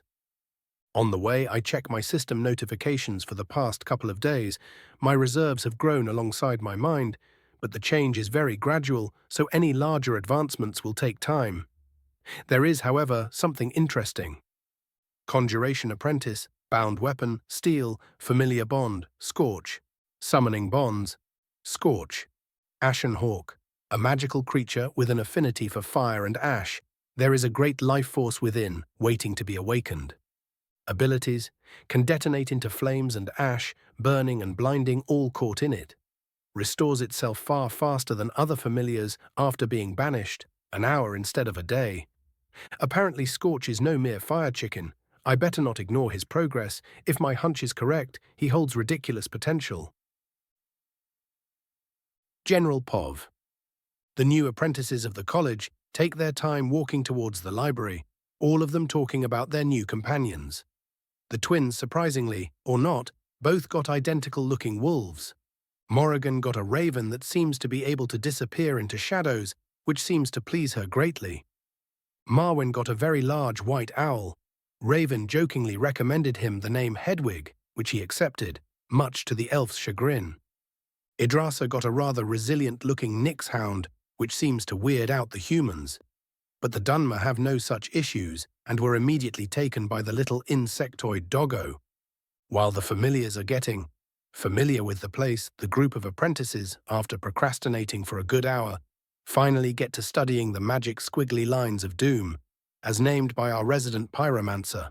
3 hours later, everyone seems to be done with life and ready to tear the books to pieces, but one look from the old orc librarian is enough to spare the cursed piece of literature for now. Raven Pov. After finally liberating myself of the foul text, I head toward the practice ground, along with the rest of my colleagues for my daily, totally not cultivation session. Trying it out for a bit makes me notice that my magicka has been greatly affected by its new resident. My aura now feels like a constant and gentle flame. There is also a soothing, revitalizing undertone to it. Checking my stats, it doesn't seem to have changed them in any quantity, so it must be a trait. Ashen Bond. Through your bond with Scorch, you attain greater control over flames and restoration. You also seem to heal just a bit quicker. I pop my mouth and say noise, making Idrasa, who was doing her own training nearby, look at me weirdly. She quickly shrugs and gets back to work though. Growing up with Telvanni, mages probably made her used to the utterly weird shit they tend to do. 2 hours later, being one step closer to becoming the young master of the ancient Dagoth clan, I start practicing my destruction spells in a nearby room. I experiment with changing the intent of the spell, even managing to make the firebolt slightly curve its flight path and making my flames a much more concentrated line instead of a wave. But doing this takes far too much concentration to be useful in a fight. I keep myself from trying to add runes into the spell, since it could end up very badly. I will have to learn a tested method first, no need to burn myself both figuratively and literally. Finishing my pyromancy exercise, I start studying the other elements of destruction. Lightning sparks are rather easy to cast, being similar to fire, just with a lot more friction involved in the initial casting. It does, however, eat through my magicka far quicker. Ice, on the other hand, is an absolute nightmare. My affinity is mostly fire-focused, and trying to turn my magicka into ice is like trying to convince my grandfather that the Imperials are a good influence on Morrowind. 2 hours pass along with my futile efforts, the ice still beyond my grasp. I haven't felt this frustrated in a very long time. It is surprising how much this tiny failure angers me, so I choose to stop and cool down a bit. Trying to heal my bruised ego, I tell myself that I am still a student, and besides being good at everything would be boring. Yes, that is totally my excuse for not being able to cast a novice spell of my main school. Totally not sulking, I head towards the dormitory to turn in for the day. On the way, Scorch rejoins me and starts transmitting how much he enjoys his new friends, having flown around town with the 2 other birds. He immediately makes my mood go up with his mental chattering. One of the rare things I like doing in my old life is listening to my kids speaking about their discoveries, and his current behavior reminds me very much of that. So instead of sulking like a teenager, I put more pep into my step and chat away with my bird friend, motivated to try again harder tomorrow. Chapter 8. A Morning in the Dorms. So how is House Telvanni these days? The Red Year and subsequent invasion was very hard on you all from what I've heard. I ask Idrasa while having my morning coffee. She scrunches her eyebrows and takes a sip of her own drink before saying, "We have been rebuilding in Vardenfell mostly. Thankfully, a good number of our masters and magisters managed to survive the invasion by having teleportation spells ready when their defenses fell. The Archmagister and his family, however, were not as lucky and all died at the fall of Port Telvannis." She seems actually saddened by this, odd considering the usual Telvanni mentality. "Serves the slavers right." Bor snorts from nearby, his twin nodding in agreement. The look Idrasa gives him makes it seem like she's ready to help his guts experience fresh air. He flames starting to form in her hand, remove any doubt. I turn to him and raise an eyebrow while holding Idrasa's shoulder, trying to keep her from attacking. Is this how I should react if your entire clan and hold ever get decimated? He seems to regret his words a tiny bit before doubling down, an offended look on his face. So you would equate honorable defenders and Nords to a bunch of slavers? I give him an arrogant smile and say, what a grand and intoxicating innocence. The very idea that a bunch of Nords could be equal to a great house of Morrowind would be the funniest thing I have heard all day if it wasn't so God's damned offensive. Idrasa, who calmed down enough not to commit immediate murder, nods sagely as if it was the most obvious thing in the world, while the Nord twins' faces become red in anger. Things are about to get heated with Bor making a fist, when we are interrupted by Tiberius. "Come now, my dear colleagues, everyone is equal under the glorious empire. No need to fight amongst ourselves." Dude sure likes to preach, but seriously, the fuck did he just say? Everyone turns to him and gives him a heated glare, but the fiery winds of our fury seem to go under his notice as he gives us a proud look, as if expecting praise. Me and my fellow Dunmer speak almost in perfect sync. "Morrowind isn't even a part of the Empire, you Suit Noir." Surprised, we both nod at each other and resume our glaring at the Imperial. Brienne adds in a sarcastic voice, "Ah yes, we are all equal, just until you need to throw one of us off the boat to save yourselves." Bor simply glares. Tiberius seems undeterred, however. "No matter, the Empire is what unites us all. Each man, mer or beast shall prosper under its guidance. While we have hit a bit of a snag right now, it is inevitable that we shall reunite once more into one glorious state." Even Marwyn, who tuned us out earlier, joins in at this point with a tired sigh. "Tiberius, be real here. The moment the Oblivion crisis started, the Empire pulled out of Morrowind." He starts listing off other minor wrongs before getting to the biggest one. The moment they could save the Heartland from the Thalmor by sacrificing an entire province and one of our main deities, they did exactly that. At this, everyone nods in agreement. You have to admit, man, the Empire of today doesn't inspire even a bit of confidence. Besides, there is no dragon blood on the Ruby Throne. The young Imperial seems to falter a bit before straightening up again. "You are right, of course, but we all need something to believe in. If we let the current hard times take us apart, we would undo all the work of the exact god you mentioned, and that of his descendants as well." The Nords and Marwyn seem to actually start thinking about his words and begin muttering amongst each other. Idrasa and I, on the other hand, just look at them like they are idiots. While it is understandable that the best interest of Bretons, Nords, and Imperials is to be united, Morrowind has never fully accepted being under the Septims who had actual power. The Medes shouldn't even dream of ruling it. I do, however, respect Tiberius for not faltering in his belief. It is very difficult for one to hold to one's faith when the facts are very much against you. The entire conversation is interrupted as Morrigan slams the door of her room open, bags under her eyes, and starts glaring at us. "It is 7 in the fucking morning. Will you all shut up?" Her currently glowing hands tell us in no uncertain terms that this is not a request. After a couple of seconds of silence, she nods to herself, satisfied that the blessed silence is back, and dispels the magic from her hands. "What were you even talking about that got you all so worked up?" she asks in a much more subdued tone this time.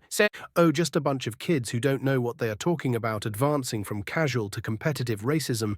Nothing too bad," I say with a sagely voice as I float a cup of coffee to her with my minor telekinesis spell. Everyone turns to me and gives me the "aren't you shit talking yourself right now?" look, but they at least don't seem to want to rip each other to pieces anymore. Marwyn mutters to himself, "The fuck is competitive racism?" while scratching his head. I shrug, completely ignoring them, and get back to my coffee, everyone else following suit after a bit. I am soon joined by Morrigan and Idrasa. I turn to said elf and continue where we left off. "So before we were rudely interrupted, I was going to ask what made your family decide to come to Skyrim. From what I know, your father is a Telvanni master. There should be land in Morrowind for him to rule." She shakes her head with an exasperated smile. "My father got tired of all the blame that was being thrown around in the council, so he just picked up his possessions and moved here alongside our servants. He even called the entire council a bunch of brats. I am not sure how he survived that." She scratches her cheek, a genuinely confused expression on her face. "At first, the Jarl was very reluctant to give him the rights to grow his tower. But after a good 30 years of honest business and no incidents, and with the previous Jarl's son, who is more open to magic, taking the throne, he could no longer be denied." I raise my eyebrow at this. The new Jarl doesn't hate magic. I heard all manner of stories, but this one I didn't expect. Seriously, Career's only dialogue in-game is bitching about mages. I guess he offended someone he shouldn't have. Morrigan joins in, a lot less cranky after some coffee. "I have heard around town that when the Jarl was killed in a bandit ambush, a college mage saved him and his mother. He is too young to rule, so the mother is acting as regent for now." Idrasa nods, confirming the story. Suspicious, but it benefits me, so what do I care? We continue speaking about less serious topics for a bit until it is time for us to get moving. We have restoration and mysticism today. Chapter 9.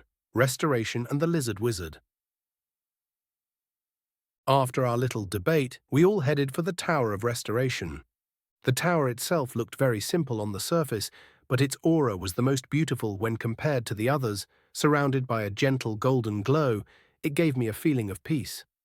The inside almost reminded me of a hospital waiting room.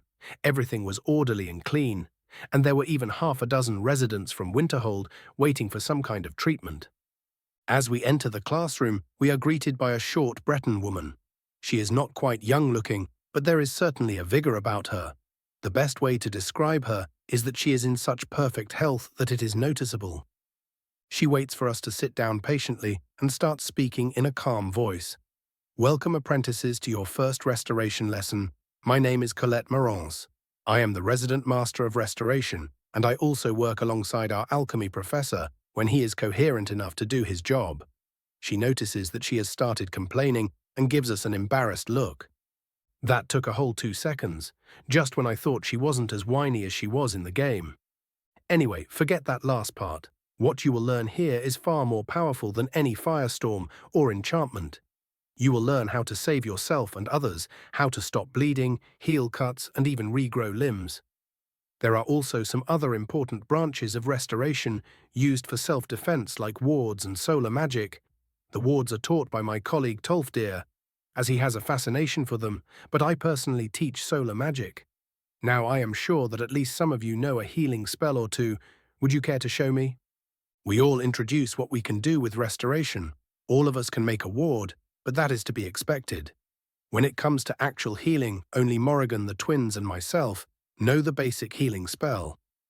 Good. Do you have experience using it, or do you just know to cast it? After our confirmation, she points us toward a side room.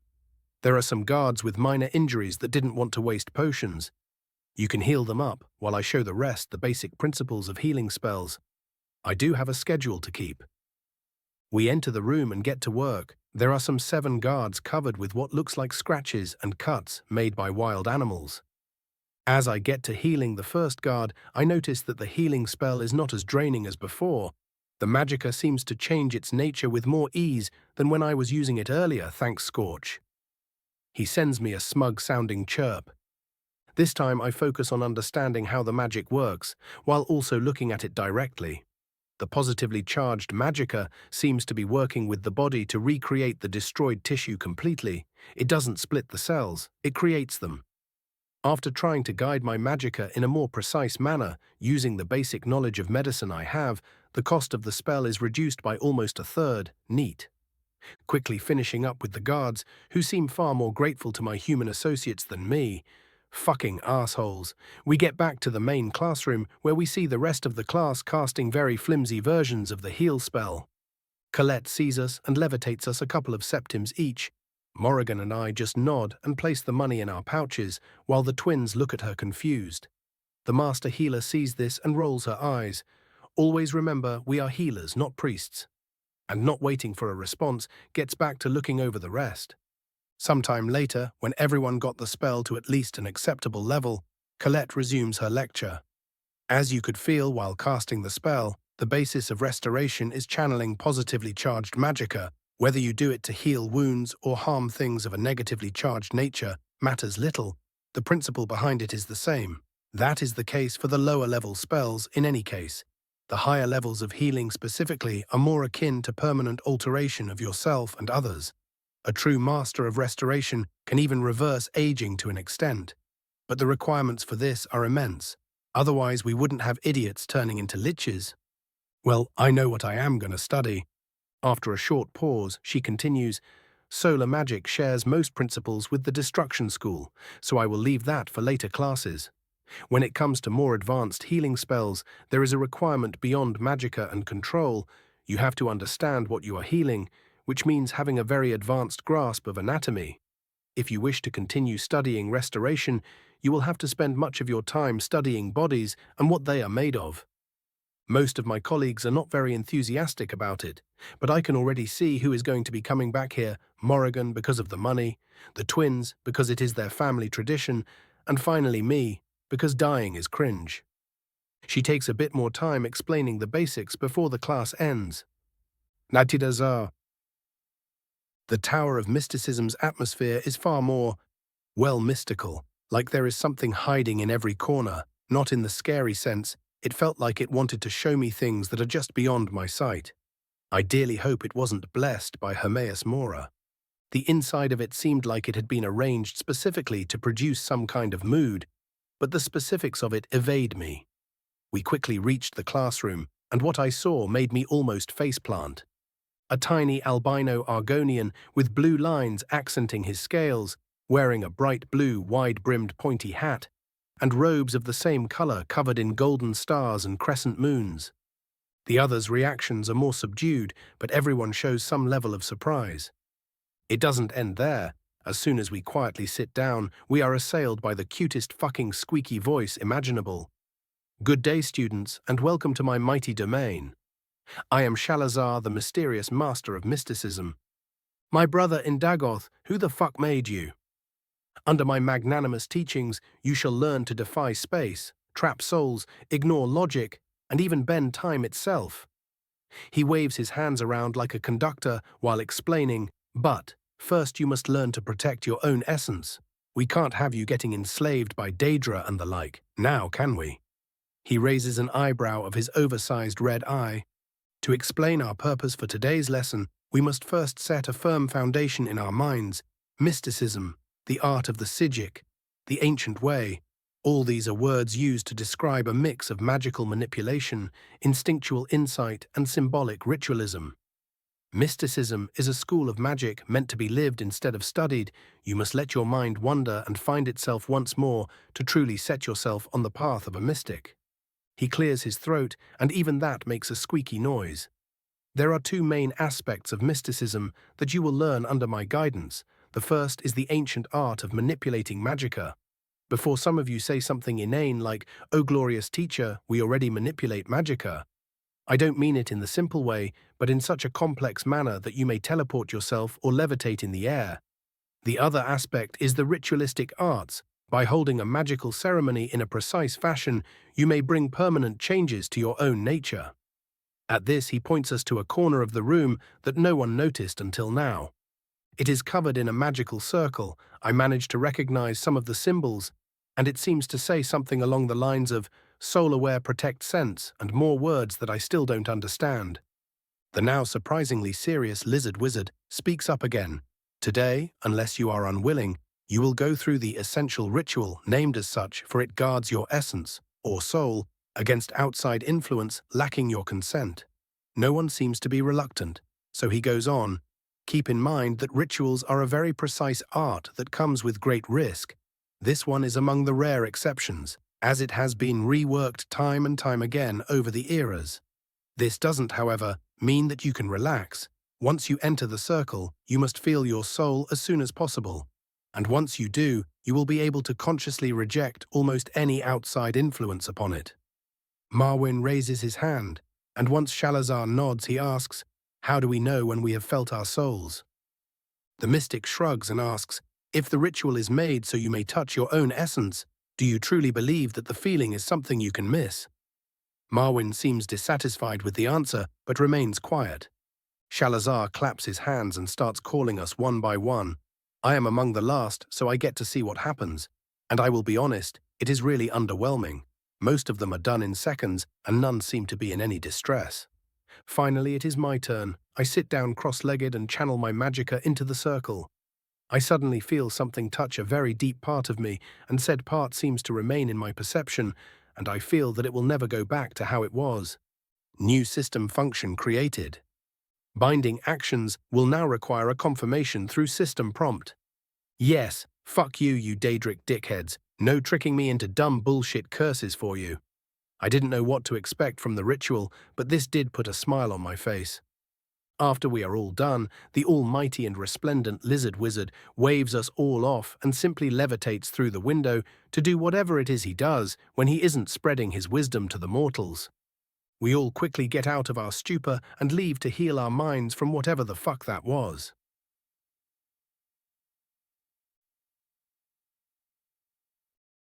Chapter 21. Dueling and Insane Elves. General Pov. Getting themselves together, after experiencing what must have been a creation of Sheogorath, the apprentices left to spend the rest of the day studying or relaxing. Raven was about to go do his daily magicka grind when Boar interrupted him with an interesting offer. "Hey Raven, I heard you got into some fights on your way here. You think we could get some practice in?" Said Elf raised an eyebrow and asked, "And what would this practice entail?" "There is a dueling room in the Hall of Refinement that allows us to have a magic fight without risks. I hear the wards stop any lasting damage." Raven nodded in realization. Yes, the Archmage did mention something along those lines. I am not surprised there is a room for it. Besides, the more combat-oriented among us need somewhere to get experience.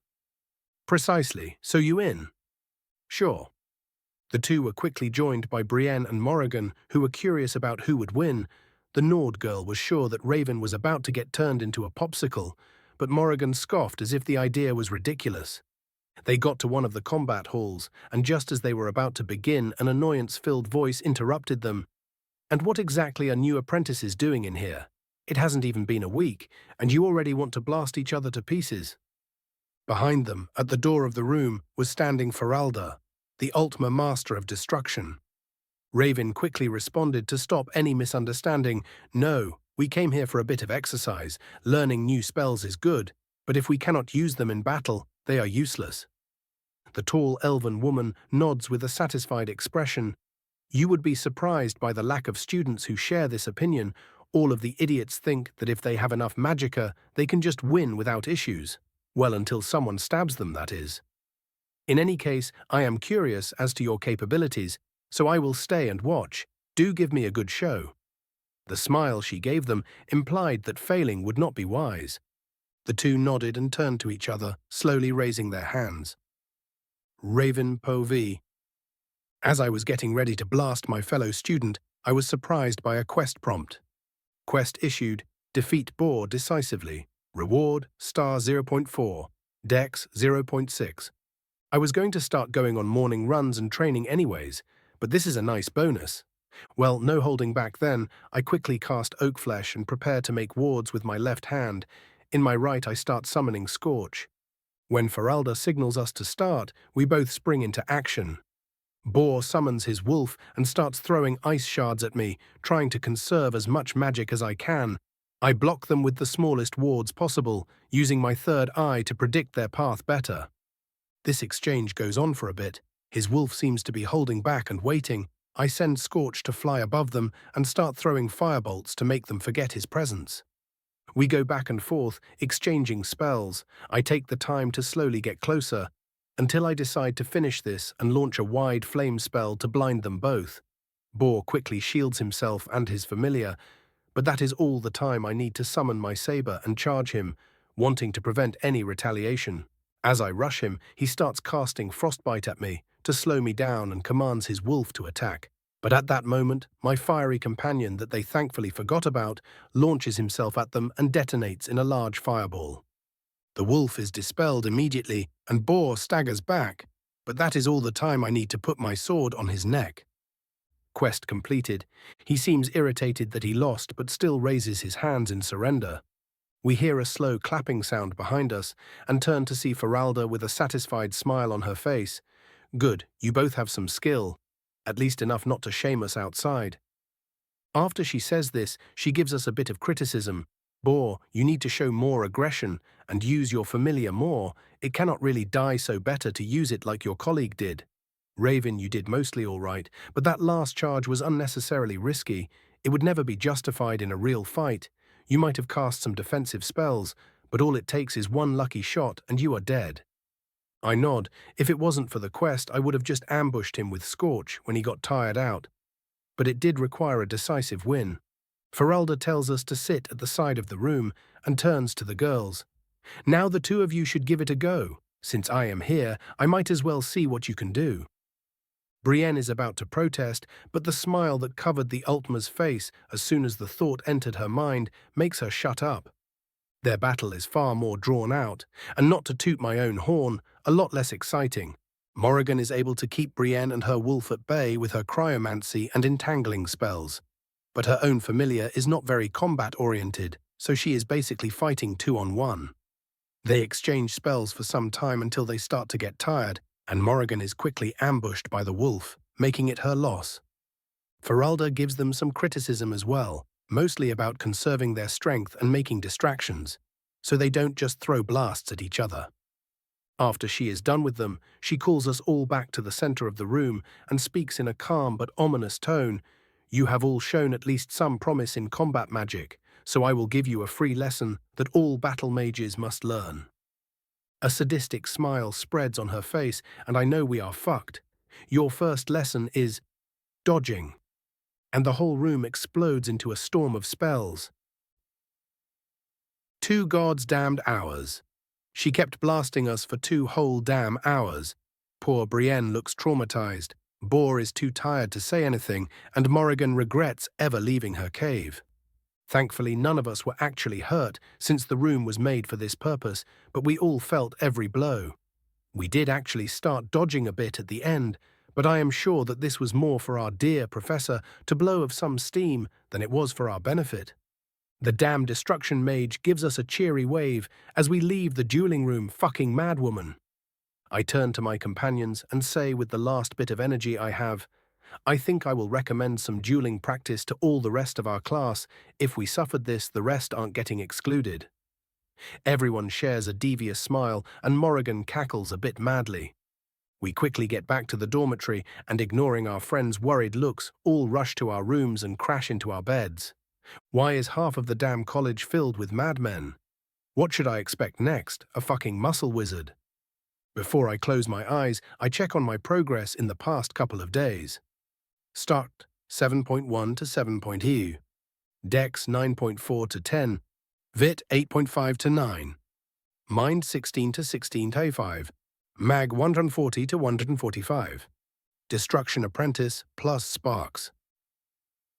Chapter 22. Change and Lies. The next morning after the torture session, disguised as an impromptu lesson passed peacefully, I spent some time chatting with the twins about the holds of Skyrim and the geography of the province. Never know when the information might come useful. The two were somewhat knowledgeable, but they mostly spoke about Dawnstar and its surroundings. The rest of the morning I spent trying to finally levitate, and I did manage to get myself a meter off the ground, only to faceplant a second later after my concentration fell, but progress is progress.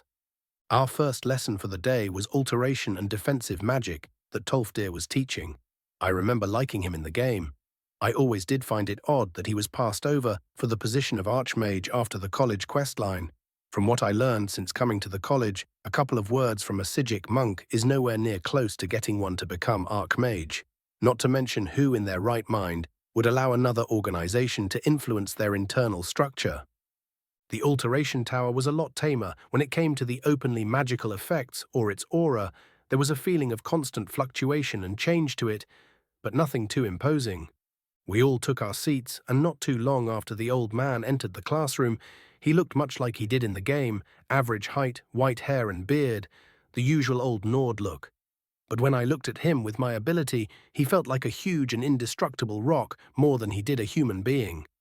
He gave us a cheery smile and started talking in a kindly voice. "Welcome, dear students. I am Tolfdir Ebon Frost, the master of alteration and defensive magic. I am glad all of you managed to get up for classes today." At this, he looks at the four of us that suffered yesterday. I guess that rumors tend to spread fast in a small place like this. We all nod, traumatized. After our enthusiastic agreement, which he seems to not notice, he continues, "Alteration is the magical art of changing the material world." He takes a coin and turns it into dirt. It is also the school that deals with manipulating elements of a less destructive nature. At this, he controls the dirt to form into a needle and uses a wind blast to launch it at the wall. Terramancy and aeromancy. I always did wonder why there was no word of them in the game. He goes on, "The most important in my opinion is the ability to defend ourselves. Alteration is capable of being your armor and your shield." At this, he casts an ebony flesh spell and demonstrates by failing to pierce his hand with a steel knife. After that, he summons some kind of wind spell around himself and explains with a proud smile, "The Wind Ward spell is one of my own making. It makes a cocoon of wind around you and shields you from most physical projectiles." You might be wondering why I am showing you all of this. The answer is simple. While I know most of you will never focus on alteration on a more permanent level, being able to survive in this dangerous world will let you actually learn what you wish. You can't do what you want if you are dead. I am not saying this because this is my class, but I recommend all of you to come back again to learn how to protect yourselves. And I believe him, he really does sound like he just wants us to be safe. He gives us a couple of seconds to think about his words and resumes the lecture. The other part that I will be teaching in this class is wards. Wards are, as you all know, magical constructs that are primarily used as a personal shield against magic. I cannot stress enough that you should learn at least a steadfast ward before you leave for any journey. While this part of them is important, know that there is much more to wards than that. Combining them with ritualism and enchantment wards can be made semi-permanent or even permanent depending on the catalyst, and the effects can range from large shields to lie detection to even temporal dilation in extreme cases. For today's lesson, I will teach you how to cast the Oak Flesh spell if you don't know it, and to those that do, I will teach you a trick that lets you use it to strengthen yourselves in battle. The class passes quickly after that, with Tolfdir patiently explaining the novice spell, pointing out mistakes and showing us how to channel the spell more thoroughly through our muscles. I leave the class with a smile on my face. Alteration Apprentice, empowering Oak Flesh.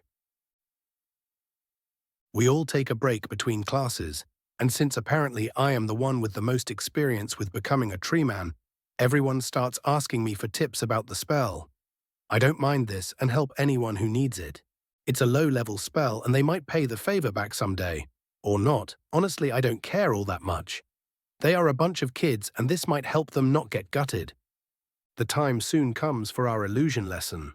The tower is as trippy as when I first saw it. It is really fucking with my senses. At one moment I am in a tower. The next I am floating above the sea of ghosts. I turn off my perception as to avoid showing everyone what I had for breakfast. We all sit down and start waiting, and waiting, and waiting, until finally a white-haired Dunmer appears at the teacher's desk and winks at us. "Ah, good, you are all just in time." Everyone gets annoyed at this, and Morrigan tells him, her voice dripping with irritation, "We have been waiting for almost half an hour. How are we just on time?" The illusion professor smirks.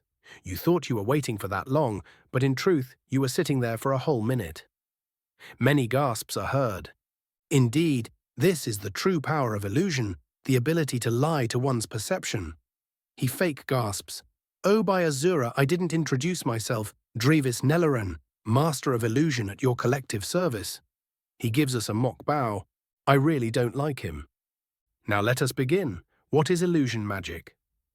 I almost think he will go the same route as the Archmage did, but he quickly cuts off my thoughts. It is the skill of using magicka to cheat the perception of either the world or a number of individuals. Indeed, if one is skillful enough, one might convince someone that they are dead, and thus make it so in truth. He raises his hand up high, as if he is preaching, "Fucking drama queen." But you all are much too young for such deeds, so we will start you all of at the basics. Today I will teach to you the two core spells of the illusion school, the calm spell and the enrage spell. One will keep you out of a fight, and the other will help you start them. Come now, let's get to it. He snaps his fingers, and there is a copy of him in front of every one of us. Every single clone seems completely autonomous and able to explain things to us, but I note that they don't seem corporeal, still useful though. The spells themselves are rather basic. You channel an emotion you wish replicated, basically ram it into a weaker-willed person. Profit. We spend about an hour getting the spells down until it is time for us to leave. Drevis looks at me with suspicion and a bit of hate.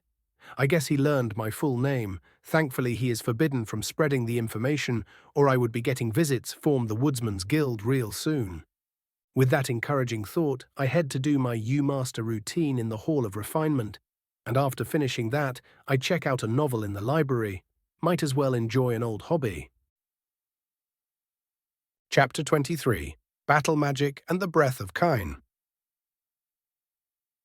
A.N. I have shortened the initial period for the college from 2 years to 1. The limitation to 3 schools felt like it would be too annoying if I left it there for too long. I have also made the chat group thing from the first chapter sound a lot more ambiguous. After reading some comments and thinking for a bit, the chat group idea will either be heavily modified or completely replaced. What I can guarantee is that there will be world hopping 100%. We spent most of the next morning trolling each other with the illusion spells we learned. That is until the Master Wizard heard of this and basically dragged us all to our destruction lesson. The 4 of us that experienced Feralda's training earlier knew we were fucked.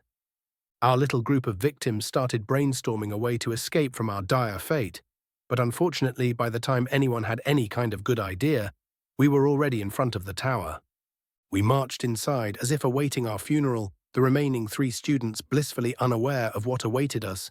Knowing that they would join us gave me a bit of petty satisfaction, honestly. The inside of the tower looked rather simple, not less opulent than the other towers, just a lot more robust. The aura, on the other hand, felt like a raging thunderstorm, somehow combined with an inferno. The classroom lacked any chairs and was instead equipped with practice targets, obviously enchanted to high hell. Feralda was already inside waiting for us. She nodded to Mirabelle, who soon left, and then turned to us. "Good you are all here. I am glad that some light exercise wasn't enough to stop you. I know she is fucking with us, but I really want to kick her shit in. I will explain everything quickly so we can get to the practical section of the lesson." Ah, and there is the sadistic smile. Destruction is the magical discipline of using unstable elements to cause damage. It is in its application the simplest of all the magical schools. You point at something, channel, and boom. Problem solved. She scoffs. At least that is what idiots believe. Destruction is an art like all the other schools of magic.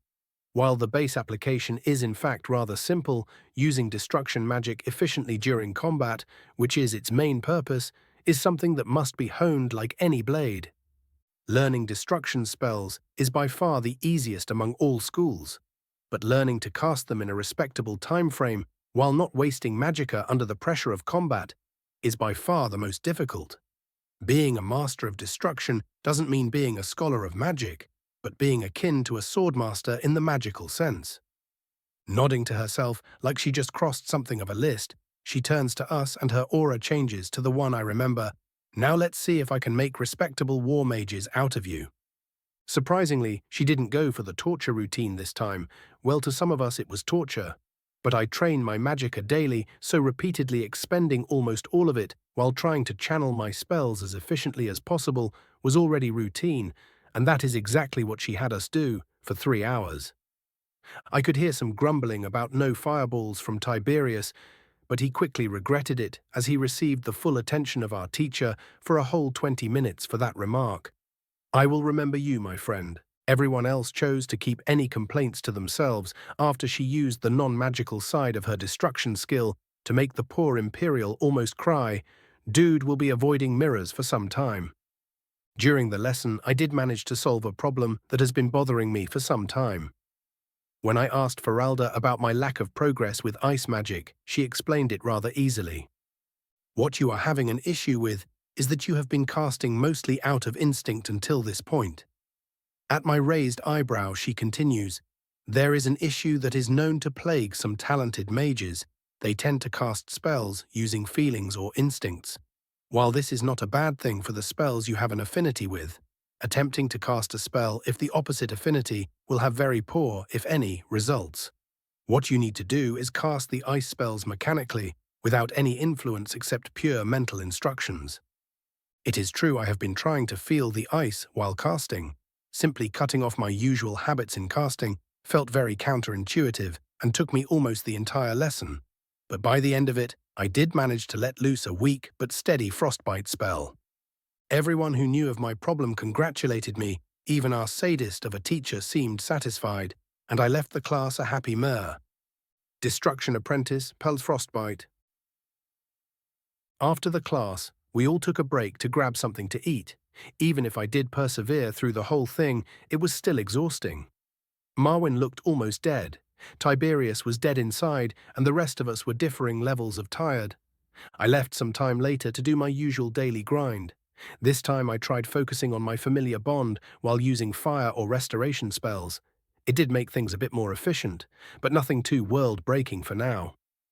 The evening I spent on the walkway on the college's walls, meditating on the words of power. I knew that learning even the simplest of shouts would take time. I am not a Nord, and I am certainly not the Dragonborn. Thankfully, my family is known to have some affinity for music, which in this universe usually means tonal magic, something that the Thu'um falls into, so I still held out hope even with my lack of progress. After some time getting nowhere in my meditation, I decided to stop wasting time on TID and try going for something I understood on a more instinctual level. Feralda did say I did things mostly by feeling, so this might be worth a try. I breathed in and out slowly, getting more relaxed, and started meditating on the meaning of fire, how it felt and what it represented. I went through all the metaphors I ever heard about it, simply letting them float through my mind, while at the same time I focused on the feeling the aura of fire gave me. It took me some time until I took one final breath and spoke, somehow knowing that shouting at my level was a very bad idea. Yo, El! The air around me shimmered and heated up, a small but potent flame leaving my mouth. I immediately felt myself get exhausted and my breathing grew heavy, but I proved to myself that I could do it even if the effort that I had to invest would be immense. Realizing that I could barely move, I sat down on a nearby chair and started dozing off while looking at the sea of ghosts, Scorch sitting down on my lap to warm me up. Thankfully, the college wards stop any harsh winds or the cold air from getting in. Otherwise, I would be spending the next month in a sick bed. Chapter 24. Visiting the Town. I was woken up by someone lightly slapping me. Opening my eyes, I saw Morrigan looking at me with a mix of worry and annoyance. Did you finally get a visit from Sheogorath that made you decide it was a good idea to take a nap on the college wall? I took a second to fully wake up and grunted, I may or may not have exhausted myself to the point of not being able to move while practicing my Thum. She looks at me incredulous. You're what now? The Thum, you know Dovazul. At her still confused look, I say, the language of dragons. Still nothing, I sigh, Nordic shouting magic. This time she gets it and nods. And how by all the gods did you manage to almost knock yourself out by practicing? Or you worried about me? She scoffs but doesn't deny it. I smirk. It is a very demanding, magical, or some might say divine power. The reason I took a premature nap is that using one word, not even fully, exhausted me more than Feralda's lesson did. She raises her eyebrow. Did you at least manage to get something useful out of it? I scratch my head. I made a bit of fire. And now she is looking at me like I am an idiot. Do you not make more than a bit of fire every day? Why, yes, I do indeed. Thank you for noticing, I say dryly, but this wasn't me using magicka to cast a spell. This was me using the strength of my soul to command the world to create fire. I get a confused look. Isn't that just adding a lot of extra steps to something that you can do anyways? To be fair, I was at first trying to learn the first word of the slow time shout, but obviously manipulating time in any way is far more demanding than making fire. So I thought I might as well start with baby steps, spew fire today, stop time tomorrow, or something like that. She shrugs her shoulders. Whatever, that is not why I found you anyways. Idrasa and I were going to visit the town for a bit. She wanted to show me around and I thought you might want to come with. Sure, let me just take a quick bath. Didn't really have the time for it yesterday. She doesn't say anything, but if the wrinkling of her nose is anything to go by, she most definitely agrees. I get up feeling oddly energized with Scorch jumping on my shoulder while giving me an annoyed glare because I woke him up, and I start walking away while checking if I got anything for my stunt yesterday. Trait gained. Aspiring tongue. You have taken the first step on the road of a tongue, an ancient art lost to most. Kine blesses all who follow her teachings, even if they aren't her creation. Vit 9 to 10. Hell yes!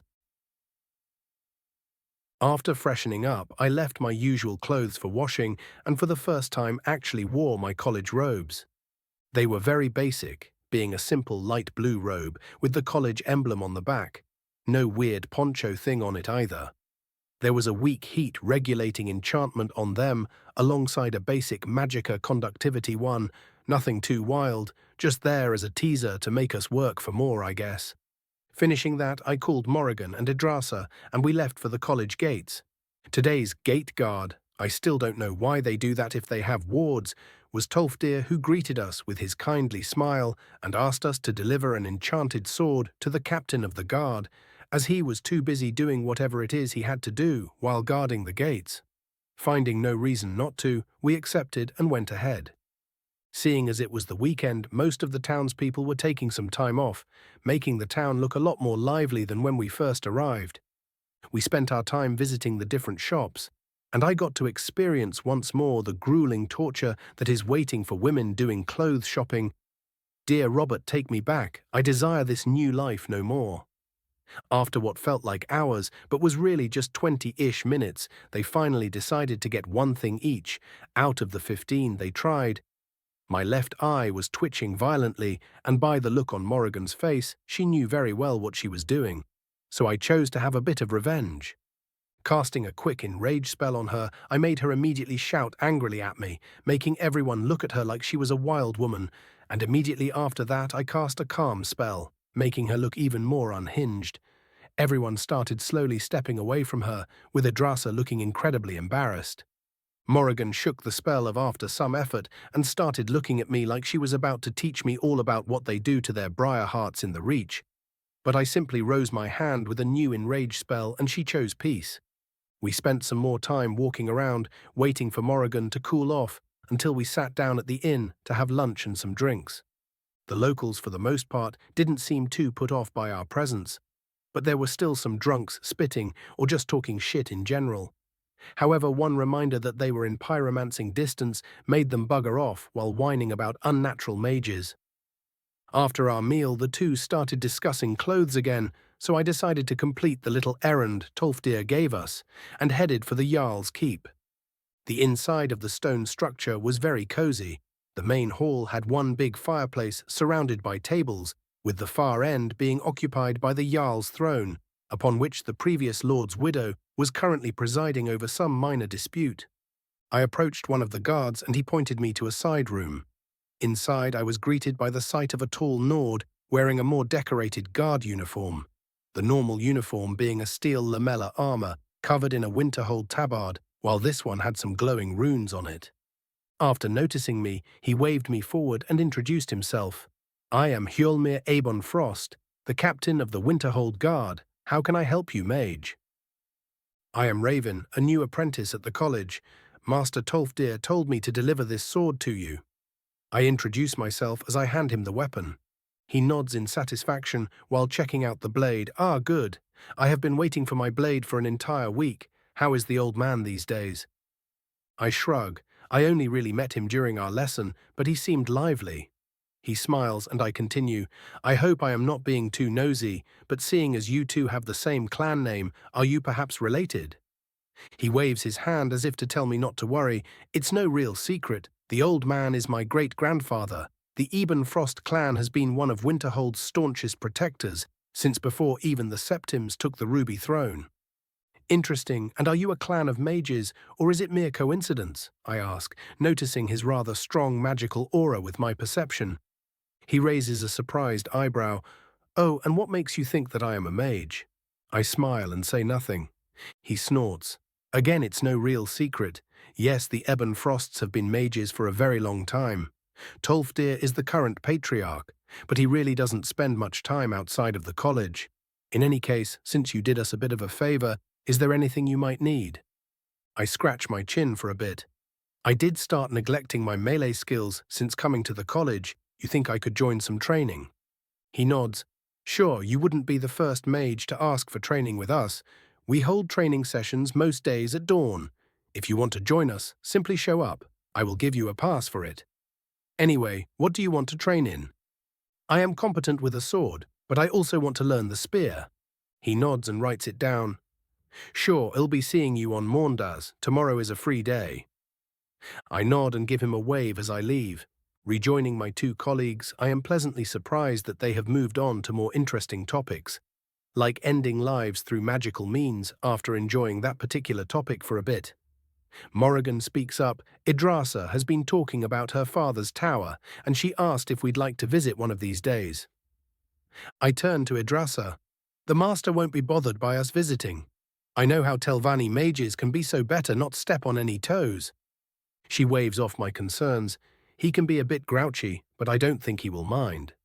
With a shrug, I say, "Sure, it will be interesting at least.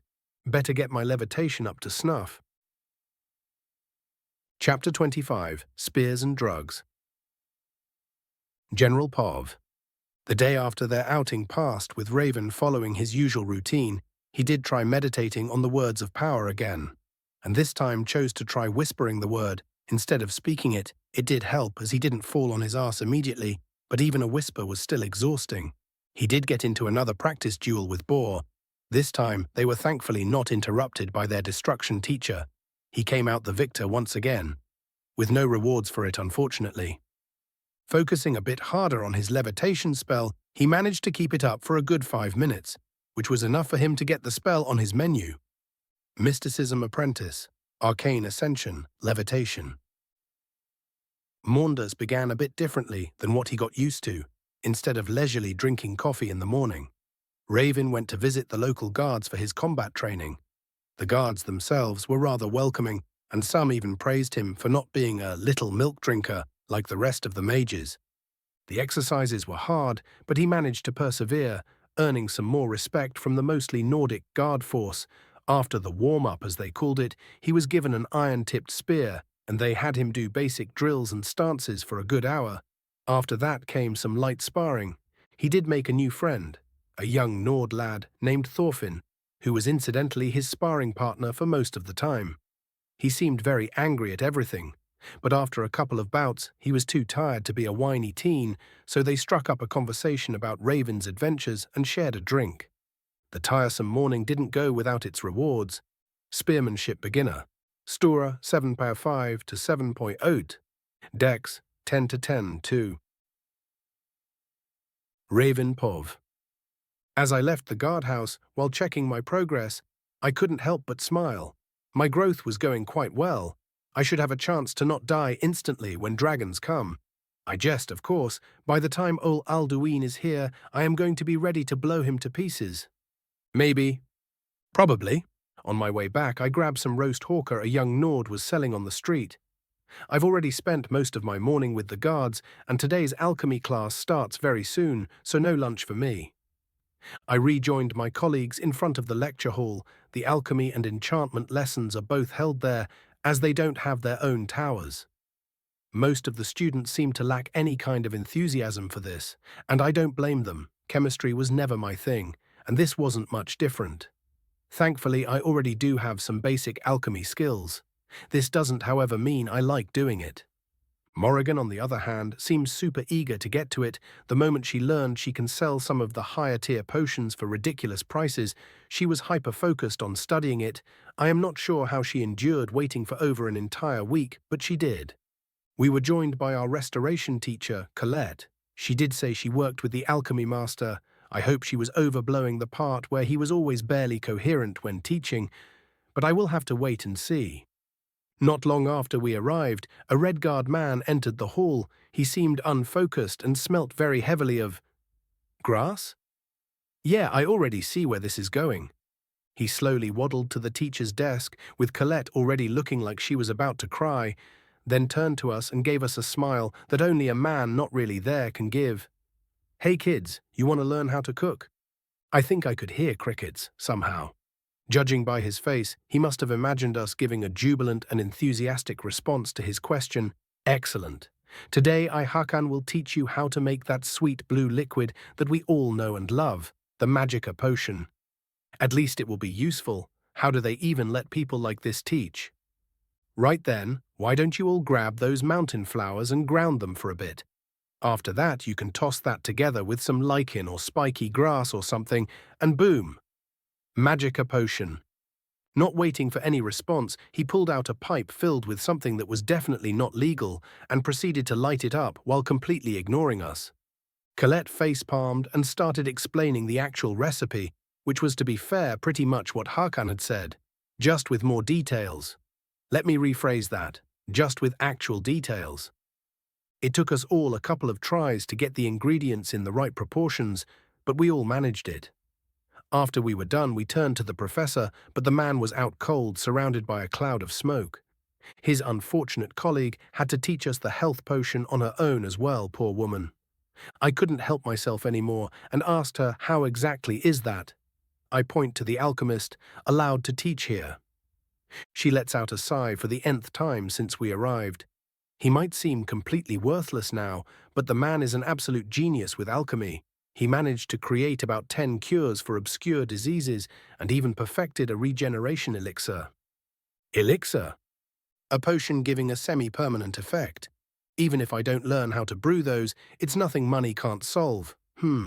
White phial plus elixir, interesting. Ah, I see now. I guess I will just treat him like an idiot savant or something. It will be easier on my psyche. I join her in a collective sigh and return to my health potion. Thankfully, they decided to teach us the two most important recipes on the first lesson, because after this showing, I am definitely not returning for round 2. Most of the others seemed to share my feelings, even if they did learn something incredibly useful. This was a bit much for most people. Morrigan, however, didn't seem to care in the slightest. I could almost see the dollar signs in her eyes. Our grumblings were stopped when Hakan suddenly stood up and abruptly walked to each of us to check on our potions and started giving out ridiculously precise criticisms of everyone's work. Dude was able to identify how hard someone ground the flowers by looking at the finished product. He spoke with such a manic intensity, some of the others actually got scared, which made me laugh my arse off internally. The alchemist noticed what he was doing and suddenly stopped and muttered to himself, "Damn, my immunity is growing again, got to perfect the recipe," before he rushed outside to Dagoth knows where. We were all dumbfounded for a solid minute until we finally got out of our stupor and started packing. I spied Colette in the corner taking a swig of something that looked a lot stronger than mead. Can't really judge her here. Teaching restoration and dealing with this must really grate on the psyche. An interesting thought did enter my mind as I left the hall. Magic-boosting cigarettes, definitely a project for the future. Chapter 26. Morning Talk and Enchantment. I dodge a knife flying toward my face, the guards around me and my opponent cheering at our admittedly low-level fight. Thorfinn clicks his tongue and goes to strike me with his sword, but I am getting better and better at the subtle art of dodge. We dance around each other for another minute until I grow bored and decide to cheat a bit. I thrust my spear one-handed to distract him, and with my other hand I stealthily cast the empowering oak flesh spell Tolfdir taught me. He seems to notice it, but it is already too late, as I explode towards him and ram my full weight, which is admittedly not all that much, into him. He falls to the ground, and I place my spear's tip next to his head and go to help him get up. You cheated. He seems more irritated at the fact he lost instead of at my use of magic. Is it really cheating to use all your skills in battle? I say teasingly as I hold out my hand. He shakes his head and grabs it. The guards disperse, and the captain approaches us and gives us a subdued clap. Good fight, lads. Thorfinn, you need to be more decisive. I know you don't want to take too many risks, but if you don't press your enemy, you won't be able to use any opportunity you make, as you have seen. The young man nods.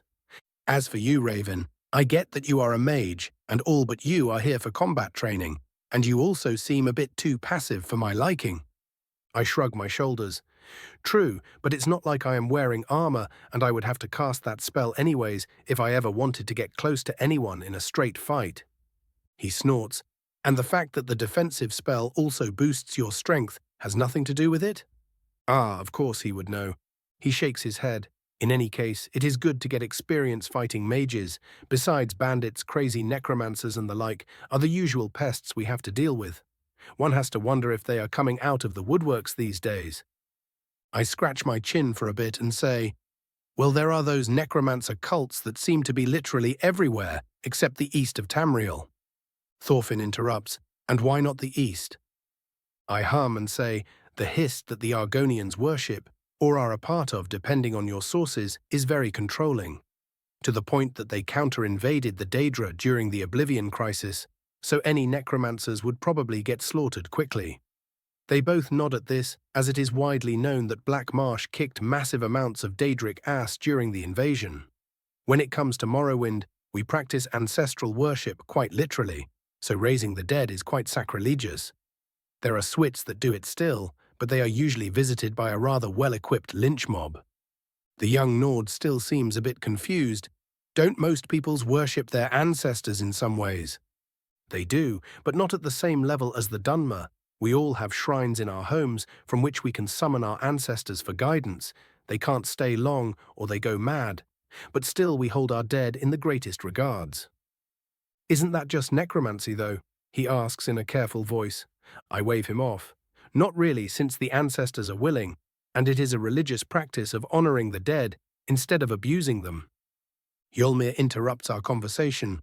While listening about our neighbor's traditions is riveting and all, I do have a job to do. See you lads tomorrow, and walks away. The two of us sit in silence for a bit until I speak up. You should learn some low-level spells, might save your life in the future. He clicks his tongue and says sarcastically, oh yay, with all the money I have saved up. I roll my eyes. I was just going to show you a couple and give you the instructions, but if you are going to be a little bitch about it, sure, I'll just keep my wizardly secrets. He gets up abruptly and gives me a light glare. Who are you calling a little bitch, huh? I also get my ass off the ground and summon my saber and grin while saying challengingly, what are you going to do about it, little bitch? He gets pissed and we start another spar. Since we have enchantment in the evening, I chose to do my daily mana grind, as I started calling it, earlier this time. The channeling of magicka through my body is becoming easier and easier. This does help with using it more efficiently, but it is also slowing down my progress. I feel like I can boost my reserves quite a bit still, but there will come a point when using this technique will become pointless. My third eye seems to be sucking up more and more. I really hope that there will be a benefit to this later. Urag did say that everyone modifies the process as they practice it. I will have to do some reading later. A bit later, as I meditated on the word of power for fire, my thoughts drifted to a recent change I seem to have developed. Since I first started practicing the Thum, I have started enjoying open spaces and the feeling of the wind against my skin more and more. My guess is that the blessing of Kine is more literal than what I originally thought. Might help me with aeromancy when I started out, so I don't mind it one bit. As we all funnel into the hall of lecturing, we are greeted by a bald imperial man of average height. He looks us over and notes something down on a parchment. He talks in a very gravely old voice, like you would imagine a lifelong heavy smoker having good evening apprentices. I am Sergius Turianus, the master of the art of enchantment. He then asks if anyone present has experience in enchanting, and we all answer one by one. Me and most of the others are capable of identifying modern enchantments, but only Adrasa and Marwyn have actually enchanted something. The master nods slowly and says, "The two of you will help your colleagues out for this lesson. What I am going to be teaching you today is the basics of the enchantment process. I have found that the best way to get the first lesson through into the thick head of youngsters is some practical experience. The main two ways in which enchanting has been done for the past millennia are the more basic rune carving. Carving runes onto objects allows the user of said object to channel magicka into it to produce an effect, like say a warrior's sword launching an arc of fire. The more powerful way of enchanting is through the use of soul gems, alongside rune carving or stitching runes, in the case of clothing. By using a soul gem, the artifact produces its own power, and can even be used to boost the wearer instead of the other way around. What you will learn today is how to enchant a basic magicka absorption power onto a necklace. What you need to do is carve the provided matrix onto the round surface of the jewelry and then crush the soul gem provided while channeling its power into the item.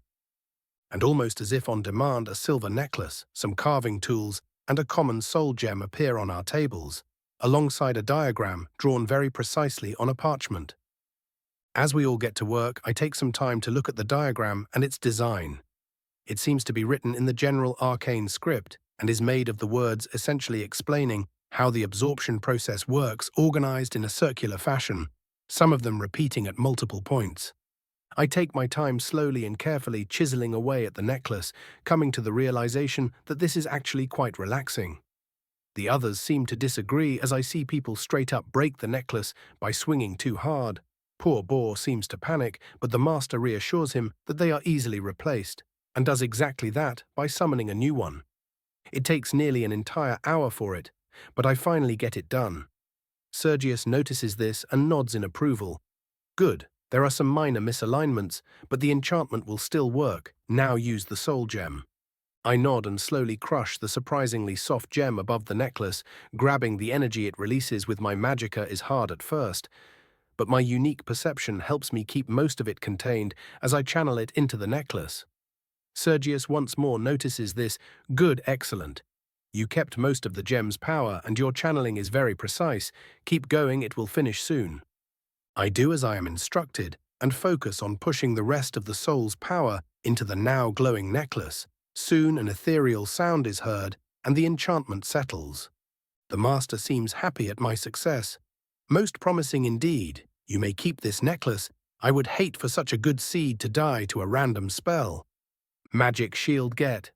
I smile as I thank the old man, and he goes to look at the other students' work. Most of them are still stuck at the carving bit, and I do notice Morrigan giving me an annoyed pout while sitting in front of a butchered pile of silver. I chuckle as I go to help her out. This enchantment business might actually be quite fun. Chapter 27. Choosing schools and visiting the staff maker. The rest of the week passed in relative peace. I would visit the guardhouse in the mornings and work my ass off. Thankfully, I could already feel some results. Abusing restoration to speed up training was apparently a thing, and there were very few drawbacks. I also managed to get the reason why Thorfinn seemed to be constantly pissed. Apparently, his father, who was also a guard, got ambushed by a group of pirates he was trying to negotiate with, and now the kid feels powerless to take revenge. Hopefully, we will hunt the bastards down, as if I needed any reason beyond looting the shit out of them. Within the college, all of us got into a kind of routine. The more combative among us would spend some time dueling or practicing every day, while the more creative were constantly trying to get better at their desired skill. Well, everyone had a routine except Tiberius. The man was constantly trying to find any way to increase his magicka capacity in anticipation of his glorious legion, as he called it. I also spent a bit of time every evening meditating on the Thuum. My progress was minuscule, but it was there, and the whole meditation part of it was getting more and more relaxing, which helped me with the stress of constant study and training. Finally, Friday arrived, and we were going to choose the 3 schools we would study for the first year. Everyone was a bit dissatisfied by the limitation, but the Archmage was apparently very adamant about this, so we could only accept it. While understanding why it was in place, I was also irritated by the limitation. There were many things I wanted to learn, but realistically I knew that it would take maybe a month to burn myself out by studying everything. After pondering this for some time, I chose to focus on doing my damn best to survive. The more complex and esoteric schools can come later. Well, I at least thought so at first, but remembering the ease with which I managed to enchant my necklace, I just had to choose enchanting as one of my schools. As for the others, illusion was a no-go. It would be useful and could help me avoid fights, but at my skill level, it wouldn't be too helpful. It was always going to be a side thing for me. Mysticism was very interesting, and I could already see the mad shit I could potentially do with it, but I also know that truly understanding mysticism is a very time-consuming process, and better left for when I have the luxury to study it patiently. Conjuration was absolutely busted from what I understood. Being able to summon a squad of magical monsters at a whim is definitely a very enticing idea. However, unfortunately, when I think of being powerful, I imagine personal power and conjuring a bunch of minions, while being a squishy weakling myself, is just a massive turn-off for me. I had my flaming bird of death in any case. Or was it life? Alchemy, while it could be interesting at point, was an instant rejection. I would probably be able to ignore the professor's bullshit for a couple of weeks maximum. While I did want to study restoration at first, with Scorch's help I could be more powerful in using it. I realized that it would also be a very time-consuming thing to study. Currently, I have enough skills with restoration and alchemy to keep myself from dying like an idiot. So restoration is also getting delayed, unfortunately.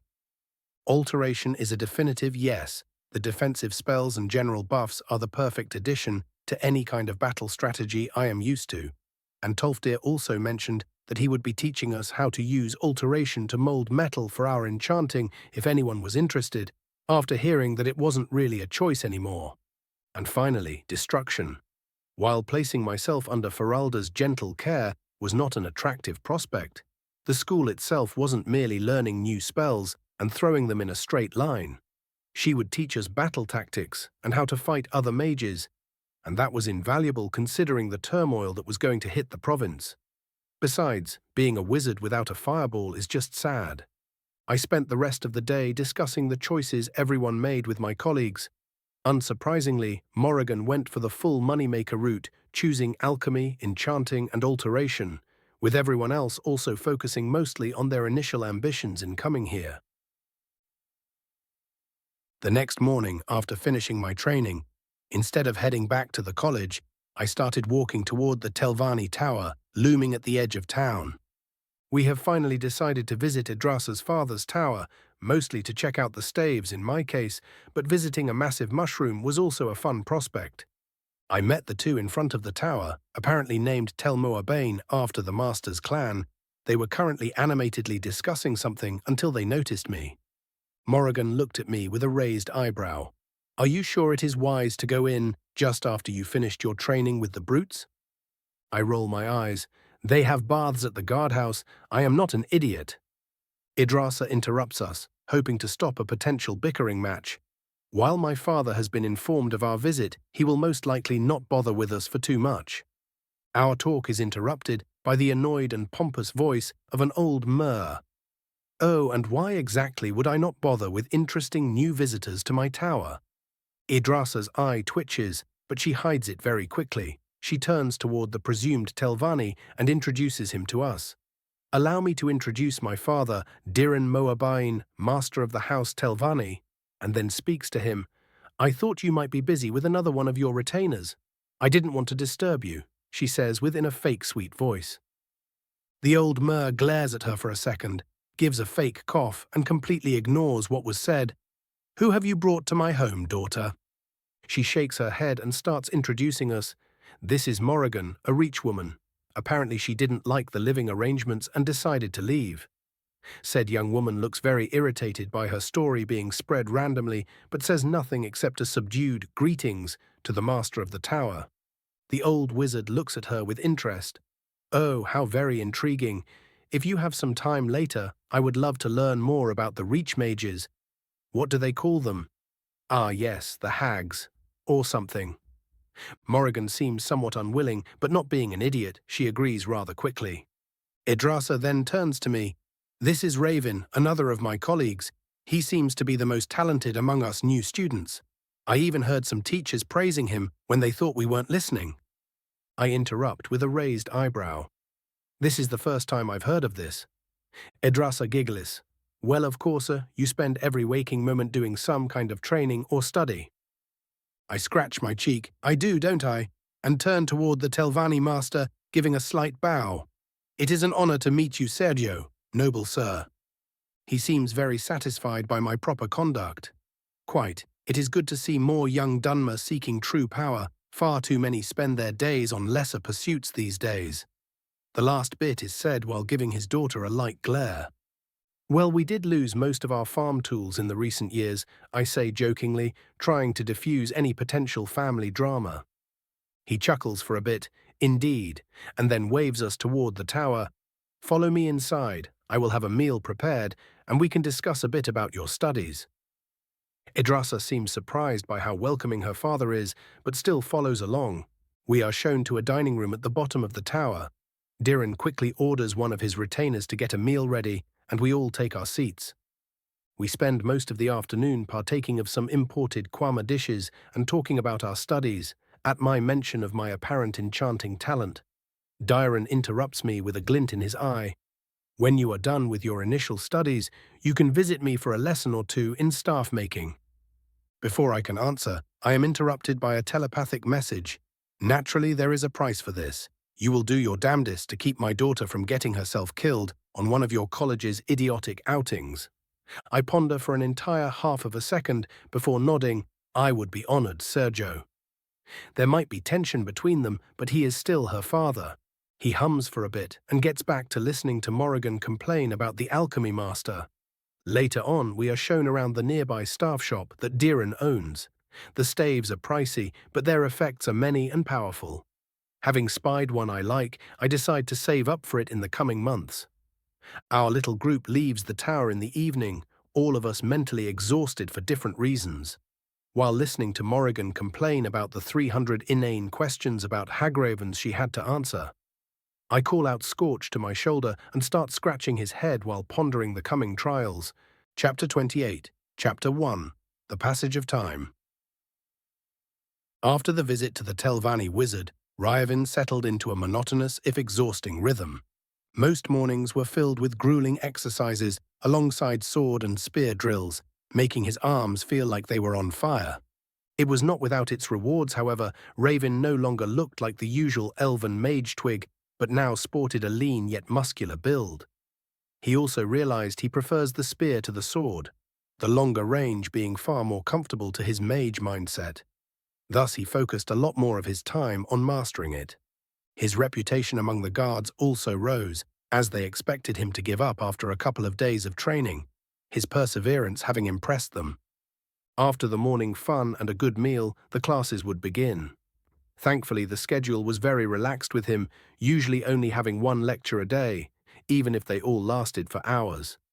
From his enchantment lessons, he learned how to carve runes into different metals with more precision, and also a trick to add runes to clothing without the tedious stitching. He did have to learn how to manipulate souls so he can use the gems better, which helped his mysticism along. As his first task for the college, he aided the enchantment master with preparing a shipment of swords for the Solitude Legionary garrison. The pay was very lucrative, so he splurged a bit and bought a full padded armor and chain shirt to go with his robes. Tolfdir taught him how to better use alteration to directly empower himself, as well as a more powerful ward and telekinesis spell, and as he promised, he showed a technique to shape metal using magic. When Raven asked why this method was not as widespread, the old alteration master explained that while it can be used to shape the metal, it was only really useful for jewelry due to the forging process being necessary to make the metal useful for making weapons or armor.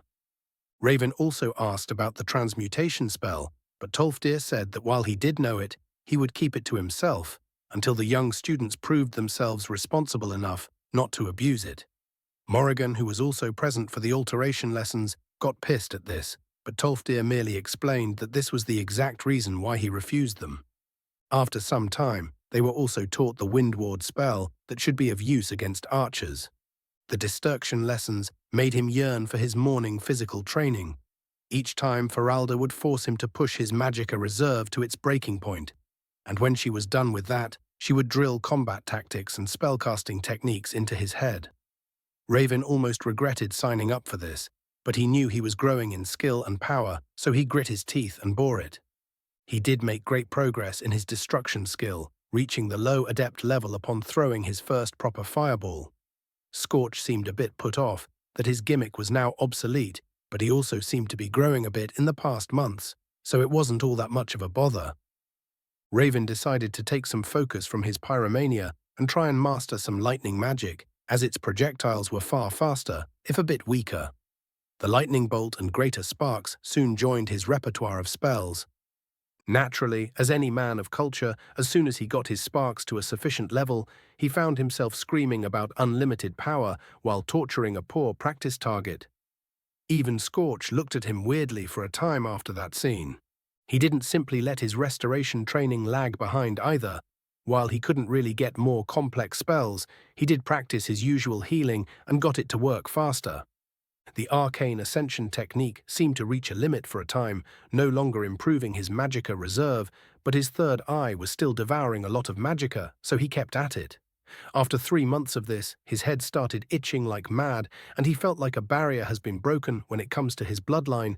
He now seemed to be able to predict the movement of others by half a second. When he asked Urag about where to go next with his exercise, the old orc first made him do it in front of him, and with a surprised tone congratulated him on setting a record for mastering the technique by a large margin, which made him grin like a child. The gruff librarian then explained that he needed to let the new power settle in before adding elementally charged magicka to the process. When asked about how long the settling would take, he answered that it should be at least half a year. Meditating on the Thu'um also seemed to slow down after the initial push. He did still progress enough to speak Yol instead of whispering it without knocking himself out, but shouting it without risk still seemed very far off. It was still a very relaxing process, and Raven found himself spending entire evenings just sitting on the college wall and enjoying the wind. Raven's colleagues were all progressing in their own studies. The Nord twins would join him during battle mage training, and after finding out about him learning from the guards, they also decided to do it. Marwyn was spending more and more of his time studying the soul, and when he thought he wasn't being watched, he read up on dark rituals. Thankfully, he still seemed to hold his passion for enchantment and was progressing there as well. Morrigan was going completely wild with how much she learned about alchemy. The madwoman even caught the eye of the alchemy master, who started teaching her with more attention whenever he wasn't higher than the Red Mountain. Idrasa seemed to be satisfied with merely being a passable student, only really getting interested when altering people through restoration or alteration was the topic. When that was the case, she would excel. Finally, Tiberius continued on with his single-minded focus on conjuration, and surprising everyone actually made a contract with a group of 3 scamps. The little Daedra were not powerful, but they could use pyromancy at a low level. In his gleeful mood, he challenged Raven to a practice match so he could show off, but was quickly returned to Nirn from his high horse with a lightning bolt to the face. After a bit of dressing down from the Dunmer, he finally accepted he would have to actually learn how to fight. During early evening star, December, the young elf also celebrated his 17th birthday. And now, 4 months after joining the college, Raven was getting ready for his first serious outing, joined by the Nord twins. As they were waiting for the briefing, he checked his progress with a satisfied look. Name, Raven, House, Dagoth. Age, 17, Race, Dunmer. Birth sign, Mage. Star, 11, Dex, 12-5, Vit, 14, Mind, 20, Mag, 210. Mage. Destruction. Adept, Searing Flames, Penetrating Firebolt, Frostbite, Greater Sparks, Lightning Bolt, Fireball. Restoration Apprentice, Fast Heal, Steadfast Ward. Alteration Adept, Empowering Stoneflesh, Metal Transfiguration, Wind Ward, Mage Light, Telekinesis. Illusion Novice, Calm, Enrage. Conjuration Apprentice, Bound Weapon, Steel, Familiar Bond, Scorch. Mysticism Apprentice, Arcane Ascension, Settling, Stable Levitation, Minor Soul Manipulation. Enchantment Adept, Rune Carving, Identification, Soul Imbuing. Alchemy Apprentice, Basic Potions. Warrior, Swords Apprentice, Spears Apprentice, Thief, Stealth Novice. Traits, Fireblood. Born under the flames of the Red Mountain, you are blessed with 50% resistance and 20% damage and control toward fire. Ashen Bond. Through your bond with Scorch, you attain greater control over flames and restoration. You also seem to heal just a bit quicker. Blood of Dagoth. You descend from a mad religious extremist who nonetheless achieved a degree of godhood, providing you with a prolonged lifespan and the third eye trait. Awakened Third Eye. Your blessed perception has been further improved through your efforts, now granting you the ability to predict the movement of others while enhancing your magic sight. Aspiring Tongue. You have taken the first step on the road of a tongue, an ancient art lost to most. Kine blesses all who follow her teachings, even if they aren't her creation. Minor Blessing of the Warrior. You seem to learn how to fight in melee a bit faster. Minor Dunmer Paragon. Dunmer will tend to have a good impression of you. Chapter 29. Setting Out. The three apprentices are joined by Tolfdir. After waiting for a bit, the old Nord sits down and starts reading through some documents, and after a minute or so speaks up. You three have requested to be given a task that would have you possibly engage in combat and risk your life. Are you sure you want this? The three students nod seriously, and the old man sighs. Kids these days, no patience at all. Very well, there is one such request from the Jarl himself. To the west of the hold, near the mountains, a couple of homesteads have been raided by unknown attackers. They took no loot except some tools. But the most concerning part is that there were no bodies found, and there are indications that prisoners were taken. He takes a moment to look at them for any sign of hesitation, but is disappointed. You are to join the group of 12 guards that are being sent to investigate. They were going to go on their own, but after some advice from the court wizard and confirmation from Master Shalazar, it was decided that some mage support would be needed. Your mission is to investigate the disappearance and, if possible, recover the prisoners. Naturally, any perpetrators are to be put to the sword. He says the final part with surprising harshness. The reward for this request is 500 septims each, alongside a public commendation from the Jarl if you manage to recover the victims alive. The Nord twins seem excited to help their people, probably hoping to prove to themselves and other Nords that mages can be a force for good. Raven, on the other hand, is currently stuck brainstorming the possibilities.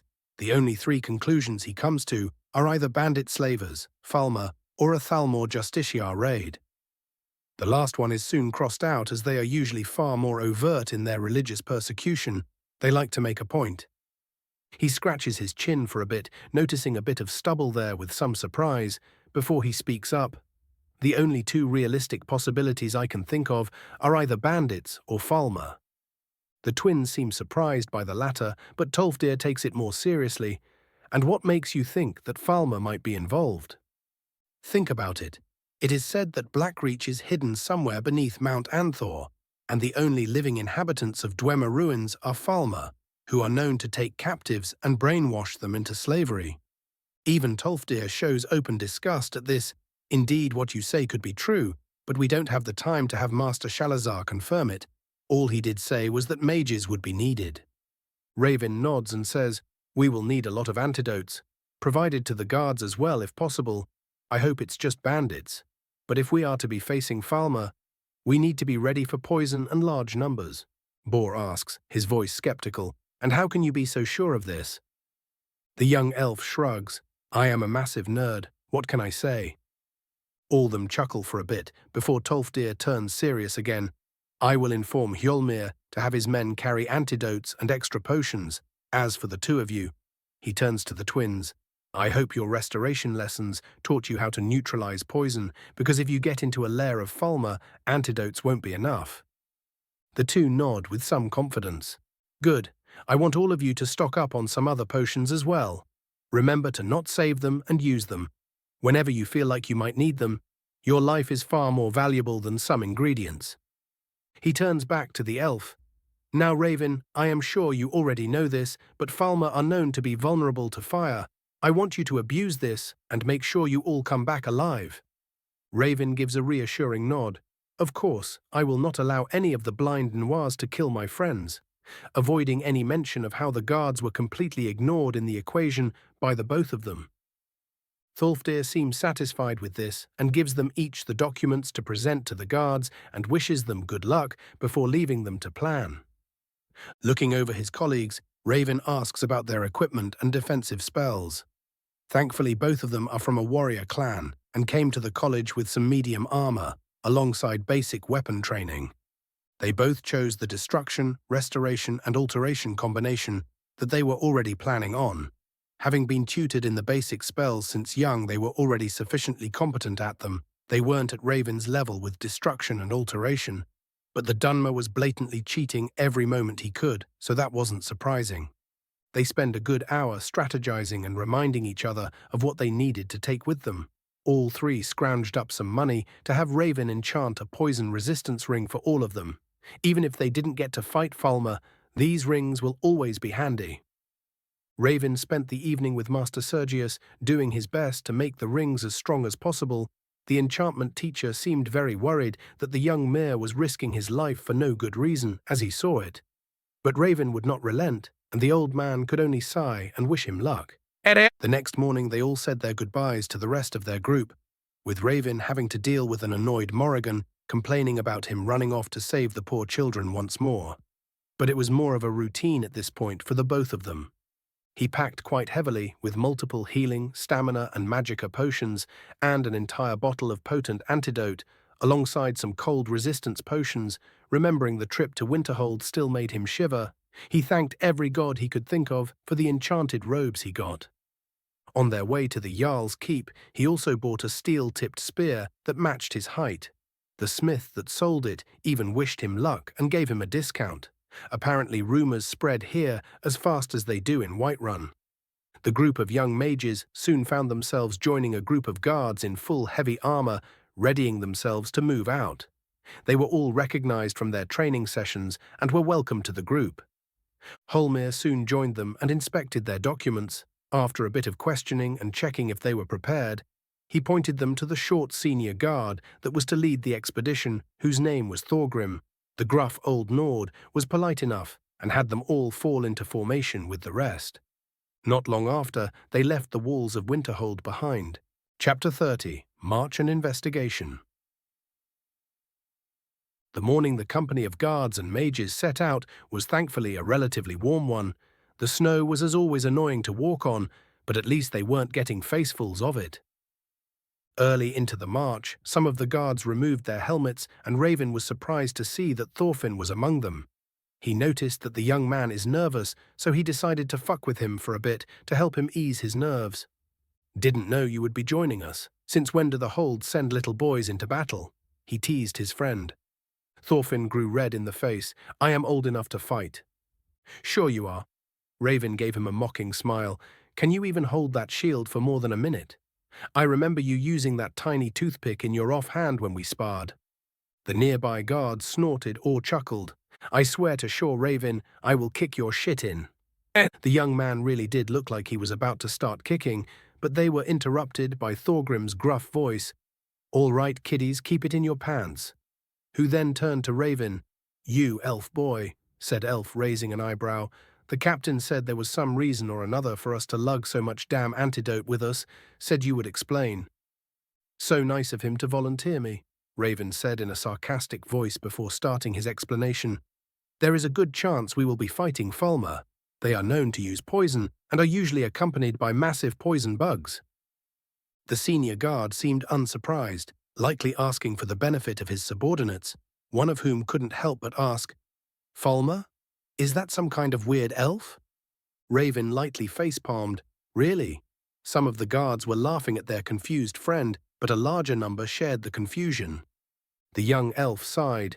Before your people came to Skyrim, the dominant race was the Falmer or Snow Elves, a bunch of Ori-El worshippers or Akatosh as humans know him. Before he could be interrupted by an outraged guard, he continued, No, I do not care, that you think they are not the same, and neither do the Aedra. Let me continue before I sick my bird on you. Seeing the rather large smouldering hawk appear on the elf's shoulder, the guard wisely shut up, much to the amusement of his comrades. Cuff. Where was I? Ah, yes. It is not known who started the conflict, but long story short, the Nords under Isgramor brought the Falmer to near extinction. The defeated elves sought refuge with their underground cousins, the Dwemer, who being completely ruthless bastards enslaved and blinded them. Fast forward a couple of eras, and the Falmer are now degenerated to the point of being blind, slightly magical goblins. The curious guard seemed to regret his question, appearing queasy. Even those who already knew the story were uncomfortable. One of the other guards soon asked, And what about the prisoners? If, as you say, they are basically goblins, does that mean they ate them all or something? Raven shakes his head. No, it is far worse. They are known to brainwash and enslave their prisoners. I don't know how they do it, but somehow they make them fanatical servants after some time. Everyone present suddenly turns serious, with the senior guard saying in a steely tone, Well then, boys, we better get moving. Closest homestead is half a day away. Hop to it. They make good time and are quickly greeted by the sight of an empty cluster of Nordic longhouses. Thorgrim speaks up. All right, lads, I want all of you to look for clues. The attack happened 2 days ago, so there might still be tracks. Everyone spreads out, but Raven stops his 2 colleagues. You think you wolves could sniff out the attackers and catch their tracks? Boar thinks for a moment and answers, Well, they could, but we would need something with a strong smell for them to follow. The elf nods. Ill-inform the captain. It took them most of the afternoon, visiting 4 different empty homesteads. Every group of homes they visited made the guards either disheartened or vengeful. No one made any jokes anymore, and the march felt more like a funeral, whose funeral was yet to be seen. Thankfully, on the ground near the 4th site, they found the remnants of a skirmish with some small humanoid tracks and a severed ear. Raven sighed as his suspicions were confirmed. Yup, that is definitely a Falmer ear. Everyone turned serious at this and started preparing, spreading potions and antidotes around and securing their armor. Boar and Brienne got to work, having their wolves remember the ear's scent. Raven was left alone with his thoughts for a moment. It is very odd for Falmer to raid in such large numbers. They usually only grab a couple of people and are rarely so overt.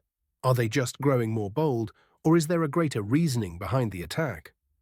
Shaking his head and accepting that, there is only one way to find out, he sent Scorch to scout around incas of predators or other annoyances.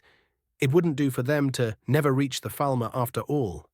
Following the wolves for a couple of hours, they found an icy ravine going into the side of the mountain, both of the familiars showing absolute certainty that this is where the prey went.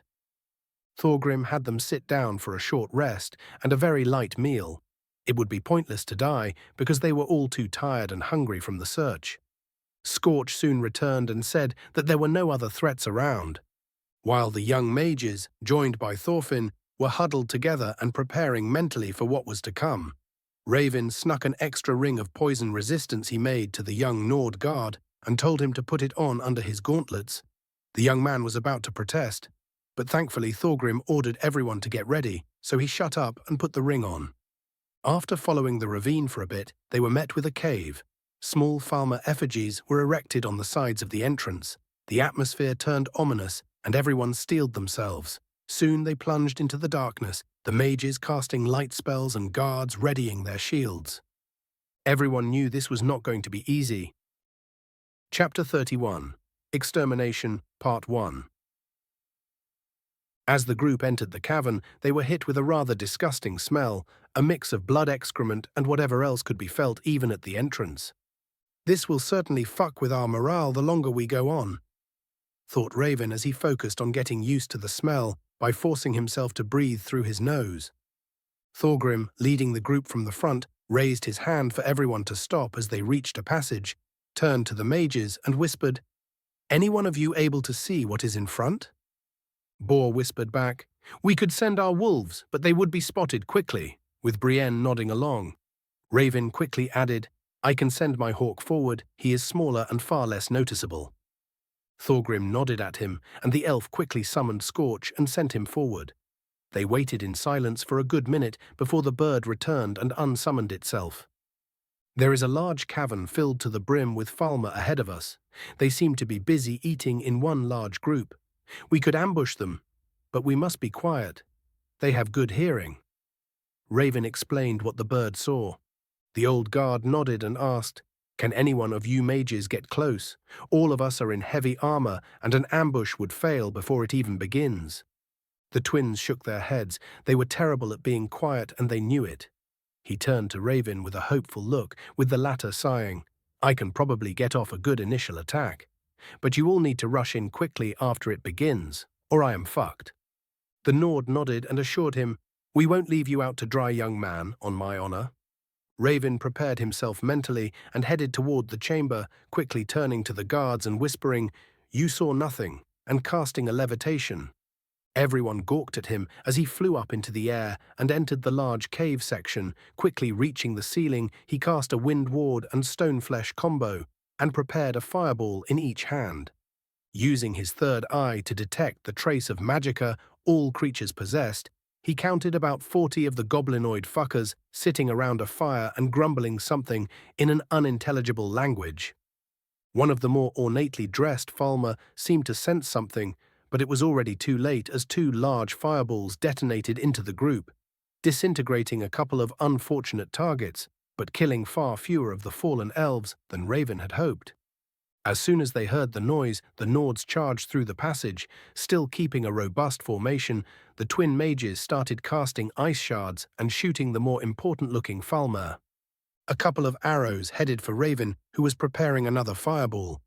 Thankfully, his foresight saved him, as the Wind Ward spell simply flung the arrows to his side. He launched his spell into a group of archers, decimating them. Unfortunately, this was the end of his role as magical artillery. The fireball spell was powerful, but far more demanding than the lower spells. He continued observing and started throwing firebolts wherever he saw a guardsman about to be overwhelmed. The fight lasted for a couple of minutes until a Falmer wearing dwarven metal armor, refitted in a Falmer style, riding a massive Chaurus, charged from the far entrance of the cave, leading a group of 20 more well-armored goblinoids. The leader crashed into the line of Nords, pushing a large number of them to the ground. But Raven was not idle while this was happening. His magicka reserve was drying out. So while sending Scorch to interrupt the reinforcing group for a moment, he positioned himself above the Falmer knight and unslung his spear. Sending a prayer to his ancestors, he turned off his levitation spell while aiming the spear for the thing's neck. Pov Thorfinn. "A fucking cavalryman? Since when do they have cavalry? My father did tell me stories of the Falmer, but they were always said to be barely above goblins." The massive bug creature crashes into our line, and we are thrown about like ragdolls. Thankfully, our armor saves all of us from an instant death. But many are hurt. I see the Nord mages try and help us, but I know they won't be able to harm the thing. I steel myself and charge the bastard riding the creature. Letting out a war cry, I jump up, my sword aiming to take the fucker's head. But he reacts far faster than I would expect a blind creature to do, swatting away my blade like one would a stick. His mount turns to bite my head off, and I prepare to join my father in Sovngarde. When Raven of all fucking people appears above the damn things and rams his spear straight through the neck of the rider and into the head of his mount. What is it with this elf? Pov, Raven. Holy shit, that was terrifying. I think, as I start shaking from the adrenaline of my most recent stunt. I turn towards the reinforcing group of Falmer. Scorch blowing himself up on them did slow them down quite a bit, but I know the guards won't be able to reorganize in time. I turn toward the twins and shout, "Delay them with everything you have." They both follow my command, not daring to argue in the middle of a fight, and send their wolves to harry the incoming Falmer while moving to the front and casting frostbite with all they have, as to slow them down even further. I do not remain idle either. The guards seem to be reorganizing and taking a formation again. But it is still not enough. I summon my saber, and with the last bit of my magicka, I recast an empowering stoneflesh and launch myself into the enemy formation. They may outnumber me, but they are far weaker than my magicked-up self, and are already taking casualties from my Nord colleagues. I decapitate one of them and dodge a spear strike, predicting it with my new bloodline ability. Please don't tell me Dagoth was a secret Uchiha for fuck's sake. I think jokingly as I dodge another strike and repay the little fucker with a stab through the eye. The Falmer reorganized themselves and chose to simply throw themselves at me. The familiars of my friends launched themselves into the pile to delay them, and I retreat, realizing that my work was done. The now back in formation Nord guardsmen charge into the enemy line and start slaughtering the distracted Falmer. This fight lasts for seconds only. General Pov.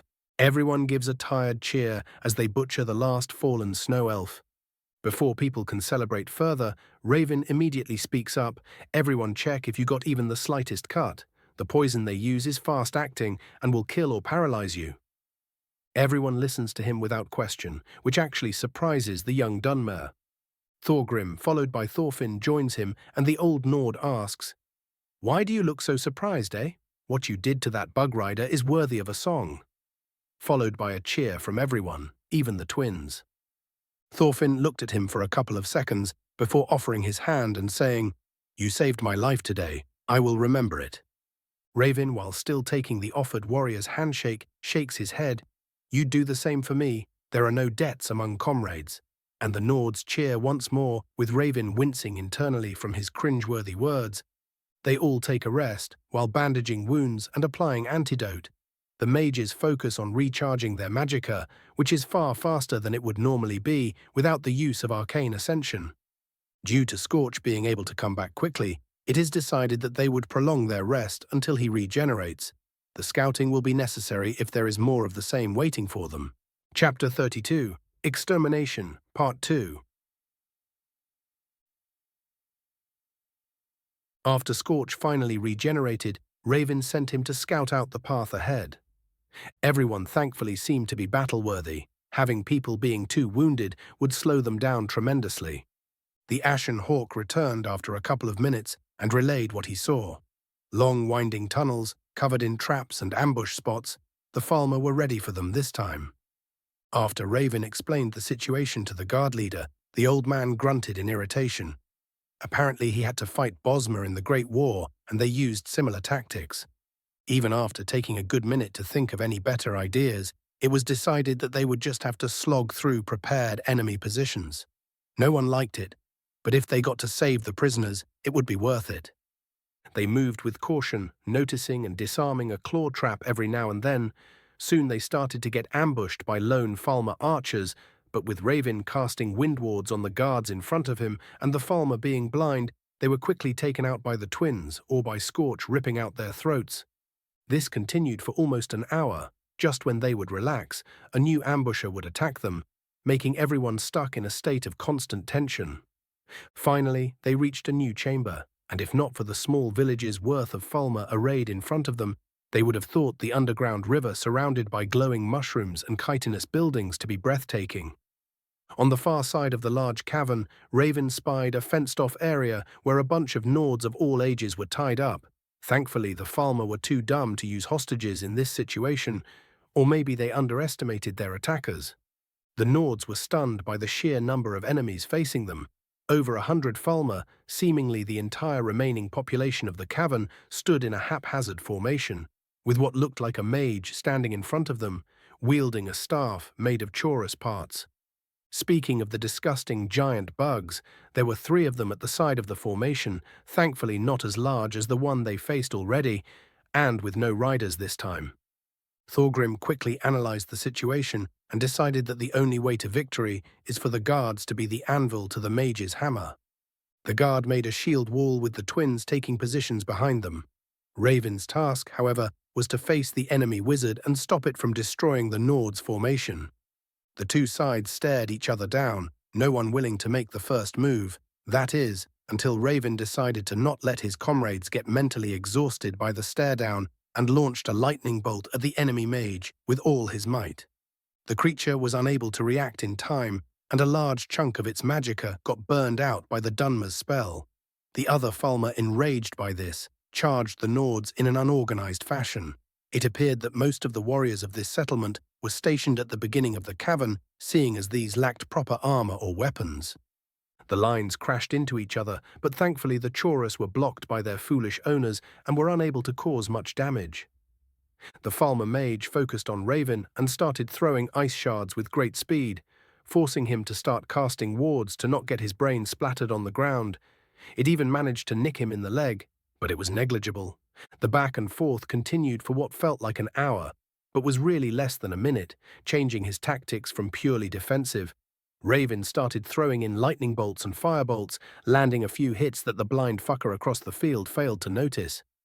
After the prolonged exchange of spells, the creature's magicka reserve was draining far quicker than Raven's, and it showed as it started throwing fewer and fewer spells out. In a last attempt to end him, the Falmer raised its staff and launched a concentrated beam of lightning at the elf. But predicting the attack and not being a complete idiot, Raven threw himself to the side and finished the Falmer mage with a firebolt to the face. Turning back to the battle, he realized that it was not going too well. Dozens of Falmer were dead, but so were 3 of the guardsmen. The twins seemed to hold their own quite well, summoning maces in one hand and casting frostbite in the other. Thorfinn was going on a rampage, slaying multiple Falmer, swarming him, but he was growing tired. Thorgrim was smashing things left and right, not slowing down for even a moment. But it was not sustainable. The guards would lose out. Raven aimed where the enemy was most bunched up and started throwing fireballs and downing magicka potions in quick succession. Each couple of fireballs was followed by Rayivin downing a magicka potion. This went on until he ran out of supplies and noticed that there were still too many of the damn Falmer. 2 more guardsmen fell to the onslaught, which was now finally joined by the Chorus beasts, waddling over the corpses of their masters. Understanding that there was no other way out, Raven calmed himself and breathed slowly. There would be consequences for this. But it had to be done. He quickly positioned himself to the side of the formation so as to not hurt his comrades with what he was about to do. After a second of centering himself, he breathed in a large breath of the putrid cavern air and focused his very essence into a shout. Yol! The world itself seemed to be set aflame for but a flickering moment, and a gust of fire far more potent than any spell he may cast left his mouth. All of the Chorus and a good number of the remaining Falmer were instantly disintegrated by the dragon flame that hit them. The rest were burnt and quickly dispatched by the momentarily stunned guardsmen. Raven's throat burned, and he felt as if his very soul ached. Scorch quickly desummoned himself after ripping another Falmer's throat out and immediately got to trying to help his master heal. The last thing that the young elf saw before he lost consciousness was the dumbfounded faces of the Nords and the twins rushing toward him, healing spells already prepared. Chapter 33. Chapter 6. Aftermath. Raven's POV. As I opened my eyes, the feeling of heavy exhaustion assaulted me. Looking around, I appeared to be inside a tent. Outside, I could hear a lot of people talking, alongside loudly rushing water. Getting up was absolute torture, and just as I thought I was ready to step out, a feeling of nausea hit me, and I doubled over, throwing up coagulated blood and the disgusting remnants of the potions I drank. I hear someone get inside the tent, and am suddenly grabbed by a pair of hands. Boar looks me over for a second and starts casting healing, focusing mostly on my throat. As he is doing that, he speaks up. I didn't know you actually managed to learn the Thum. We kept joking how you were wasting your time. I go to respond, but all I get is another wave of pain and nausea. He signals me to stop. You fucked your throat up pretty bad. It isn't getting fixed without the help of a master. Thankfully, you only seem to be extremely exhausted and not dying. I shake my head and mouth the words, so Nords can learn something useful, huh? He rolls his eyes, gives me the finger, and then offers me a water skin, which I greedily drink from. While I am drinking like a man that just escaped the desert, he explains the situation. Apparently, there is an entrance at the far end of the cave, leading into some kind of Dwemer ruin, presumably overrun by either animanculi or Falmer. All of the surviving prisoners have been rounded up already, and the guards are discussing how to proceed. I nod along as he explains and show that I am no longer feeling like I am dying, so we step out of the tent. Outside, sitting around a couple of fires, there are about 50 Nords, both old and young. Most of them seem delirious or just very tired. The guards notice me and give me a subdued cheer. If I continue with my stunts, they might name me an honorary Nuar. I snort at the thought and wince because snorting fucking hurts right now. Grabbing my spear from near the tent's entrance, I start slowly walking toward Thorgrim's position while using it as a crutch. Even walking hurts at the moment, but thankfully my magicka seems to be doing just fine. It is a bit erratic, but that is to be expected after using destruction for long periods of time. Thorgrim greets me with some respect in his eyes. Didn't know the Greybeards recruited outsiders these days. I shake my head and go to respond, but Boar interrupts me by tapping me on the back and laughing a bit. He ain't no greybeard, old man. He is just a nerd that thought it might be cool to shout. The old Nord seems dumbfounded for a second, but then just sighs and shakes his head. In any case, we lost 5 of ours and 3 are too cut up to do anything. Can you continue on? He asks with visible hope in his eyes.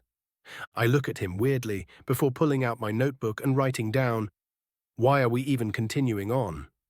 Didn't we already save the prisoners? He shakes his head.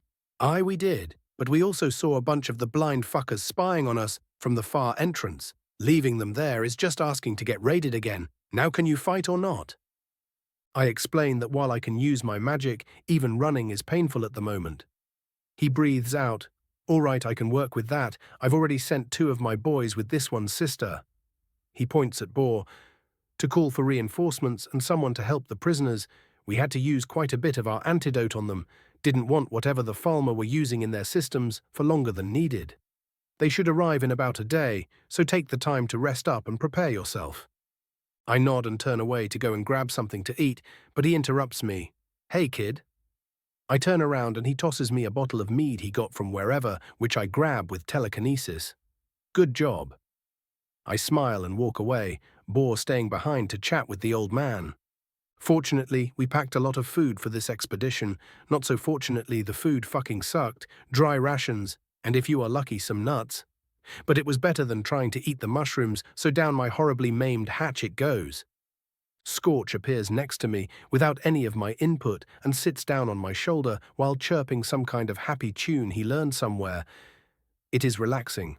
I doze off and try to remember the feeling I had while truly using the Thuum for the first time. It was something so different from anything I have ever done that I find it hard to describe the feeling. The closest would be ordering something to happen with my very soul, but that doesn't do it justice. Thankfully, my act of almost self-immolation came with its rewards. Novice tongue, you speak, the world hears, Yol. Blessing of Kine, you heal faster, the winds accept you as their own. The traits seem to have split, seeing as being a tongue is now a school of magic. Also, it appears I needed to actually push myself to unlock the power of the voice. Meditation is cool, and all, but I now finally understand why it takes the Greybeards decades to become decent tongues. Dumbasses are never challenged, so they stagnate. Well, they are pacifists, so good on them, I guess. My musing is interrupted by Thorfinn sitting next to me and offering a roast. Whatever it is, deciding to not think too deeply, I toss my dry ration back into its bag and take a bite. Tastes like chicken. My young Nord friend breaks the silence after some time. Saved my ass again, eh? Trying to hide his lack of comfort with the idea behind a joking tone. I move as if I was laughing at him and write down, better start getting used to it, kid. We in the big leagues tend to do all the heroic deeds while you, the kids, get saved. He rolls his eyes and asks with some irritation, "How do you get so strong? What do you have that I don't?" I give him the trademark Saitama deadpan look and slowly raise my hand, covering it in fire. We are both silent for a bit until he facepalms and mutters, "Okay, I am going to go end myself. Be right back." I interrupt him and write down, "Still sure you don't want me to show you some spells? We do have a day to waste."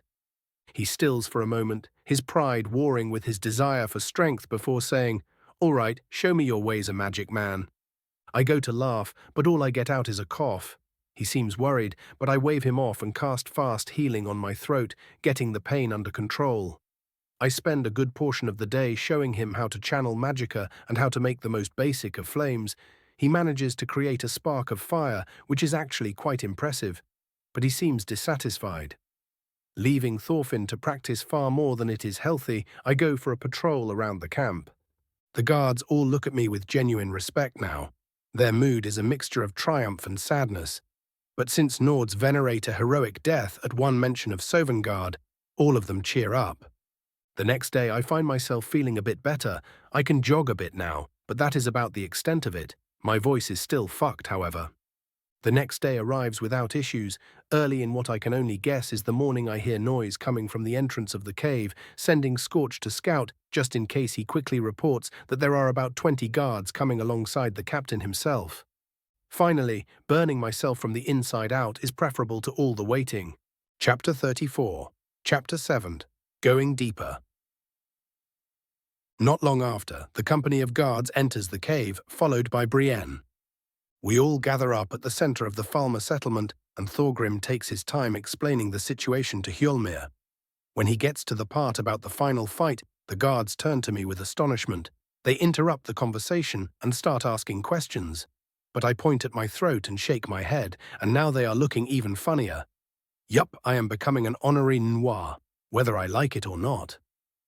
I drift off as they start organizing the transportation of the rescued prisoners, but Brienne interrupts me and hands me a potion bottle. "Master Tolfdir told me to give you this. When he learned of your state, he said it would help speed up your recovery." Ah, bless that old man. I smile and nod at her before downing the potion in one swig.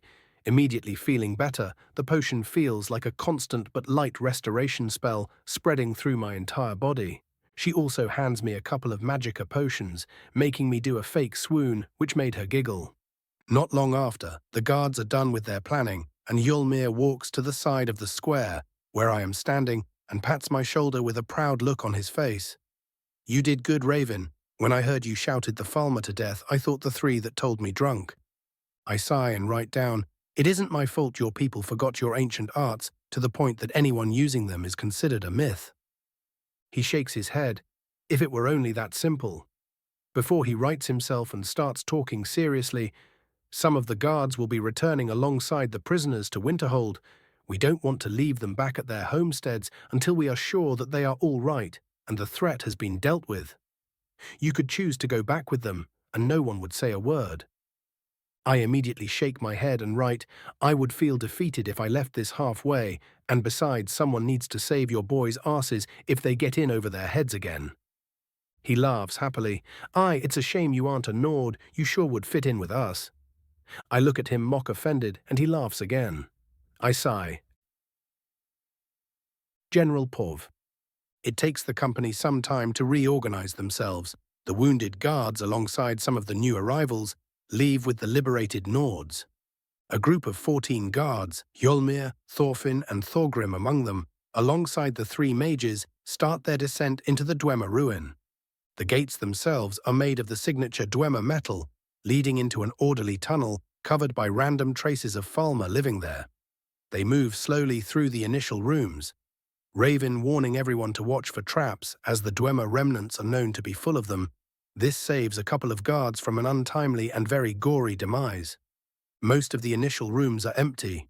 Well empty of Falmer, there are a lot of Dwemer items that should sell for a pretty penny once they were done with their expedition. Naturally, no one loots anything, as it would only weigh them down going forward. It takes an entire hour of slowly inching through the abandoned halls before they meet their first adversaries, a group of dwarven spiders, thankfully of the worker variant, that are dispatched with ease. Raven makes a note to loot them for all they are worth on their way back. Not long after, the group enters a wide chamber reminiscent of a debate hall, coming face to face with a group of a couple of dozen, very surprised and very large armored Falmer. The Nords do not give their enemy a second to collect themselves, the captain of the guard casting augmentation spells on himself and charging like an enraged bull, almost turning the first Falmer he meets to paste with his mace. The rest quickly join him in the battle, spells flying from the backline, showering the creatures in a mixture of fire and ice. After taking heavy losses to the surprise attack, the Falmer reorganize into a surprisingly robust formation and start a shield wall battle with the Nords, holding their own with surprising efficiency. Deciding not to let an enemy have even the slightest chance of victory, Raven once again levitates into the air and positions himself above the enemy formation, throwing fireballs into the target-rich environment. Before he can continue decimating the enemy ranks, a couple of the enemy warriors break off from the backline and point dwarven crossbows at him. The bolts break through his windward, but are weakened enough for his armor and stone flesh to stop them. Getting frightened by the sudden ranged attack, Raven channels his inner Palpatine and casts greater sparks from both of his hands, frying the crossbowmen inside their armor. Some of the guardsmen get wounded during the combat, but the now severely weakened Falmer aren't enough to inflict any casualties. The fighting continues for a very short while, with the flying Dunmer continuing his bombardment. After killing the last goblinated elf and finishing off any that may have survived, the Nords spread out and set up a perimeter while the mages get to neutralizing the poison from the wounded guards and then to healing them. Confirming that there are no other enemies nearby, doing so once more using the mage's familiars, Hjolmir decides that they should take a break. An hour of rest and a quick meal later, they were on the prowl once again, following more winding tunnels and dispatching a couple more smaller groups of automata, or the oddly large Falmer warriors. Raven's POV.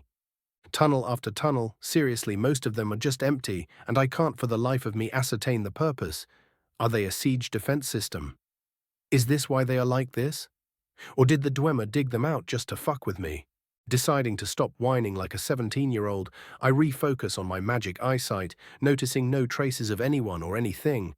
I return to a thought that has been plaguing me since we entered the caves. Why are the Falmer wearing proper armor and fighting in formations? Were they misrepresented in the game, or is this an isolated incident? I have doubts that the elves who degenerated to the point of their souls turning into white ones are capable of returning to any kind of former glory on their own, which has a lot of uncomfortable implications. My thoughts are interrupted by a large gate, now blocking our way. There was no locking mechanism, but opening them is sure to alert whatever is on the other side. Hjolmir signals for us to stop and casts a spell on the gate after touching it with his palm. After a couple of silent moments, he turns to us. There is a very large space beyond this gate, at least the size of a small town. He turns to me. You think it could be some kind of entrance to Blackreach? I shake my head and point my finger below us. He nods. So a mine or some kind of village or camp then? Before shaking his head and letting out a breath, well, no time like the present. He pushes the gate inwards, and we are greeted with a beautiful sight. Large tree-sized glowing blue mushrooms surrounding many small Dwemer houses, 2 tiny rivers flowing from a waterfall at the edge of the cave, and a tower of stone and dwarven metal in the center of it all. As soon as I see the large building and feel the baleful and bloody aura around it mixed in with a gentle light, I know with absolute certainty that it holds the answers to all my questions about this place. Quest issued: Unearth the secret of the Falmer. Reward: Maggie Pleasant 10, Random Dwemer Schematics. Chapter 35, Extermination. Part 3. At first, the town looked to be oddly empty of any Falmer. The streets were quiet and there were no guards in sight, but activating my third eye, I could sense a large amount of living creatures hiding behind corners and skulking on the roofs. Just when Hjolmir was about to start walking in, I grab his shoulder and pull him back. He looks at me with confusion before I mouth, "Ambush." He asks me how many, and I take my time counting and sign back with my hands that it is about 5 dozen Falmer, with a couple seeming to be mounted. Hjolmir seems to be chastising himself for a moment, but quickly refocuses, a wicked smile now on his face, and starts whispering loud enough for everyone to hear him. All right, lads and lasses, the fuckers are waiting for us. They have a full ambush prepared, so I think we will respond in kind. Boar, Brienne, I want the two of you to focus on any archers on the roofs. I know old Tolfdir taught you the Wind Ward, so you two should be able to win out against them. The twins nod seriously and start preparing. Raven, I want you to harass them and stop them from acting together. You can use your flying trick, but if enemy mages start going after you, return to the ground immediately and start covering us. I also nod and start planning. As for the rest of you, you will do what you do best. I want a strong shield wall and quick kills. They are spread out right now, so if we manage to kill them quickly enough, it will be us outnumbering them. As for their weird Chorus cavalry, leave them to me. The guards salute and we all take our positions, the mages casting augmentation spells on themselves, the guards checking their weapons and armor one last time, and I start levitating into the air. What does surprise me is Hjolmir throwing down green runic traps in front of the largest enemy positions and then casting ebony flesh on himself. I thought he might just be an adept mage at best. But it appeared to me that I may have underestimated what an old Nordic clan can do.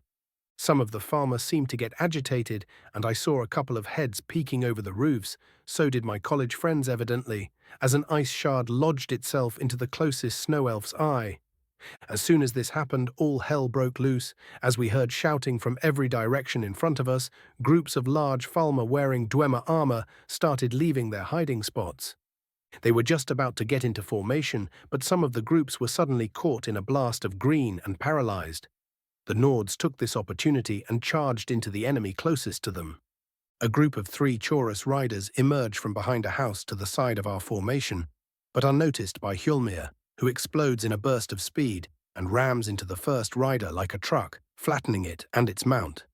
The 2 others try and use the death of their companion to flank him, but the captain simply turns to the next closest rider, and they both soon share the fate of their comrade. While our ground forces butcher the enemy, I go about my task harassing their backlines. Many farmer heads are exploded with a firebolt, treating their armor as a mere suggestion.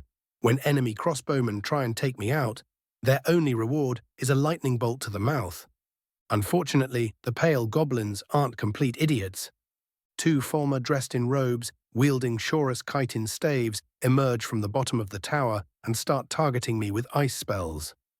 As I was ordered, I return to the ground and focus on protecting my comrades from enemy fire with my wards. Noticing my predicament, Brienne stops targeting the mostly dead crossbowmen on the roofs and starts firing back at the mages. The one dressed in less ornate robes falls after some exchanges, but the presumed elder mage suddenly throws a telekinetic push at us, throwing Brienne to the ground and only staggering me because my necklace absorbed some of the magic. Thanks to my perception, I managed to evade an ice spear aimed at my face. I quickly start throwing spells back at the enemy mage and send Scorch to distract him with sudden attacks. Brienne appears to have been knocked out, so it's just me and the ugly-ass blind cunt in front of the tower. The Falmer's defenses are very robust, seemingly being very proficient at wards, so none of my spells seem to even phase it. Drinking a potion of magicka, I decide to change my tactics. While casting a couple of fireballs to its sides to distract it and sending Scorch to get into its face, I unsling my spear and start spinning it in place with my telekinesis, using what little control over wind I have to speed it up. The Falmer mage quickly dispatches my feathery friend, but that was all the time I needed. I launch another lightning bolt at my opponent, forcing it to block with another ward, and at the same moment I overcharge my telekinesis and launch my spear for its head. It tries to block with a ward on instinct, but most wards are made to block magic, not material items, and the spear breaks through it immediately, impaling the Falmer mage in the throat. The tough motherfucker still seems to survive my attack, but I give it no time to recover, throwing lightning bolt after lightning bolt at its twitching body. Soon the last bit of life leaves the creature, and I turn back to rejoin the battle. I quickly check on Brienne and cast a fast healing spell. When I notice her bleeding a bit from the back of her head, she will survive with no issues, but it will hurt like a bitch when she wakes up. Hjolmir is still going berserk in the enemy lines, flattening the poor things like they were snowmen instead of snow elves. The guards themselves seem to have taken no casualties, and are methodically cutting down the disorganized enemy warriors. Boar is blasting any enemy that tries to flank the guards with his ice magic, and when someone tries to end him, his wolf familiar kindly explains that that is not an acceptable outcome by ripping them to shreds. I levitate once again, this time not harassed by any crossbow fire, and land behind the enemy formation, smiling wickedly with what must have been a very terrifying look in my eyes. I start channeling as much magicka as I can into my scorching flames spell, even turning them blue for a moment. The Falmer scream in incredible agony, but I don't let up. Stuck between a wall of Nords and a pyromaniac Dunmer mage, the degenerated elves stand no chance and are cut down. The Nords give a celebratory cheer. Not one of them died during this battle, but to be fair, we did have a walking ballistic missile in the form of the captain. I quickly wave to Boar and point to his sister. He rushes to her faster than I've ever seen him move, but soon he lets out a relieved breath, thanking me for looking out for her. The guards get to the grim business of finishing off any wounded Falmer, and we all take our time checking for any traps or additional ambushes. Soon we are ransacking the houses in case there is any Falmer still hiding.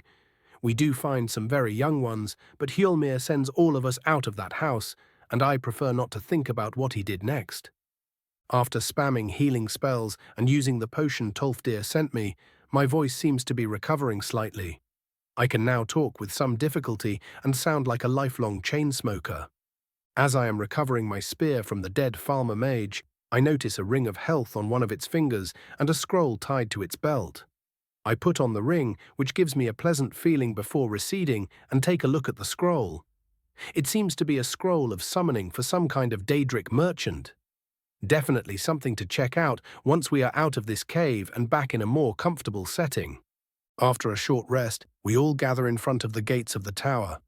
Checking for any traps and finding none, we enter through the gate and get ready to finally end this. Chapter 36. Storming of the Tower. The interior of the tower is far more ornately appointed than anything we saw on our way here. Over well-organized Dwemer furniture hang tapestries celebrating Ori-El, or showing some kind of ancient snow elf figure. Curious, almost as if a snow elf is trying to revive their race.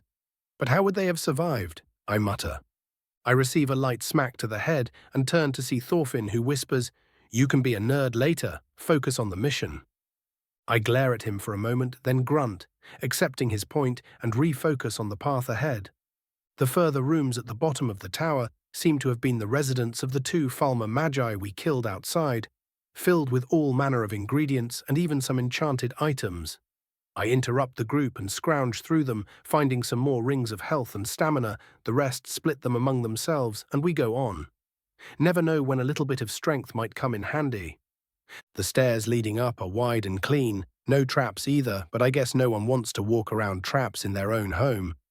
When we approach the entrance to the next room, I feel a large concentration of magicka on the other side. After my quick warning, everyone focuses, and those that can cast spells on themselves. As soon as we enter the second floor, which looked to be a temple, we are assaulted by a group of 10 far more elven-looking Falmer, still hunched and goblin-like, but far taller, and these even had their eyes open. They wore white elven armor and wielded what looked to be enchanted weapons and shields, marked with a golden sun. Behind them stood upright a Falmer, wearing ornate robes, marking him as a priest of Ori-El, who immediately started casting restoration spells on his comrades, boosting their strength. He even shouted at us in broken Tamrielic, "Usurpers and murderers, you will pay in blood for your blasphemy." Everyone was stunned for a second, and the Falmer crashed into the guards in front of me. The fighting was far more even this time, the Nords no longer having the advantage of size or equipment, and even more frustrating was the constant healing done by the enemy priest. Even as my colleagues and I started throwing spells into the enemy whenever we got the chance, their armor simply shrugged off our spells. We tried aiding the guards by providing our own healing and defensive spells, but we were not even close to good enough to provide combat healing. The pushing match went on for what felt like an eternity, both sides sustaining wounds but no casualties. After launching a firebolt that exploded harmlessly against a Falmer's helmet, I noticed the priest wince from the light, giving me a devious idea. Gathering as much magicka as I could between my hands, I channeled the most basic alteration spell I knew, candlelight. Soon an extremely bright light exploded from my hands, blinding everyone that looked even slightly in my direction. Every single Falmer screeched in pain, and one even doubled over while vomiting. Yolmir, noticing the opportunity, overcharged his strengthening spell and launched himself at the priest. The demi-elf only had a fraction of a moment to understand his fate before an ebony mace rent him in half. The Falmer soldiers didn't last long after that, some of them not even realizing when they died. Everyone looks more tired than when we killed off the far more numerous group downstairs, but before we can take a moment to recuperate, I hear Hjolmir speak up. Whatever is leading these Falmer already had enough time to prepare. We will advance slowly through the next floors. You lot that are wounded drink up. No point in saving the potions anymore. The wounded guards nod and pull out healing potions from somewhere in their armor. I hummed while thinking about why the leader didn't send these superior fighters when they noticed the fighting. Could it be they merely considered the lesser Falmer expendable? But that would be idiotic. If these joined the battle downstairs, we would have been slaughtered. Maybe the leader is just retarded. I chuckle dryly as we start ascending the stairs. The next floor looks like the living quarters of the temple guards, as I've started calling them in my mind.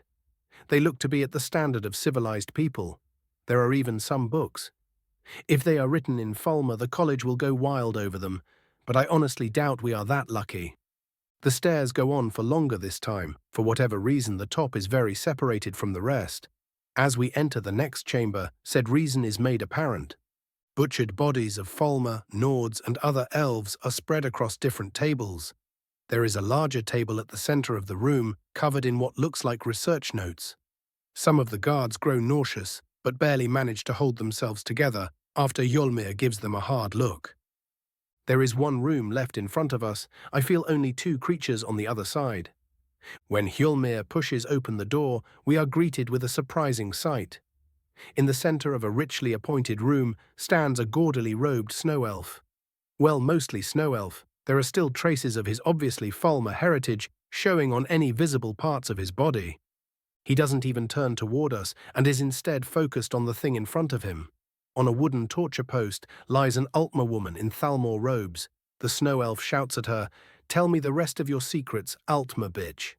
Or by Oriel, I will rend your soul from your body." When he says this, he shows her an empty black soul gem and speaks in a slightly calmer tone, which isn't saying much. "You will tell me how to revive my people fully now."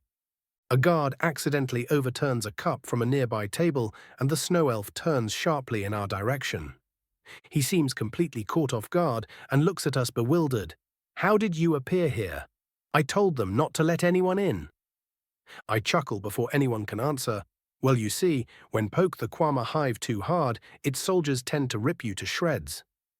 He looks at me confused for a second before growing angry. "How dare a peasant like you talk to me like this?" And then, as if a child was throwing a tantrum, he shouts, "I am a king! A king! How dare you?" I look at him with a tired, deadpan stare. If this was the evil mastermind we were hyping ourselves up for, I will shoot myself. Well, at least his idiocide will let us capture him easier. I prepare a telekinesis spell to knock him down, but before I even get the opportunity to cast the spell, the screeching snow elf is grabbed from behind by Thorfinn of all people, who then promptly slits his throat and throws him on the ground. Everyone looks at him like he grew a second head, and he shrugs. "What? You were taking too long." Hjolmir gives him a look that sends shivers down everyone's spine. I facepalm. Chapter 37. Conclusion. While Thorfinn was getting a dressing down from Hjolmir because he left the formation without orders, I walked toward the dead snow elf and the tortured Thalmor. She looks at me with relief in her eyes. "Ah, good, quickly release me from this, I have reports to make." She speaks as if talking to a servant.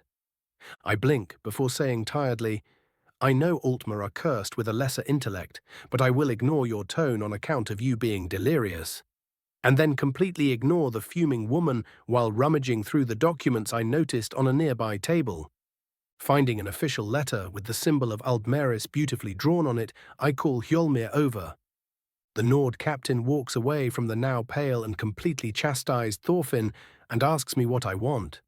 I do not answer and simply open the letter and prepare to read, but am interrupted by the Altmer woman shouting, "Leave that alone, that is not for your kind to see." I sigh and turn to one of the guards. "Hey, Garm, the prisoner seems like she is having an episode of insanity. Please put something in her mouth so she doesn't bite her tongue off." The guard gives me his most charming smile, but of course, Raven, we wouldn't want our dear friends from Aldmeris to hurt themselves now, would we?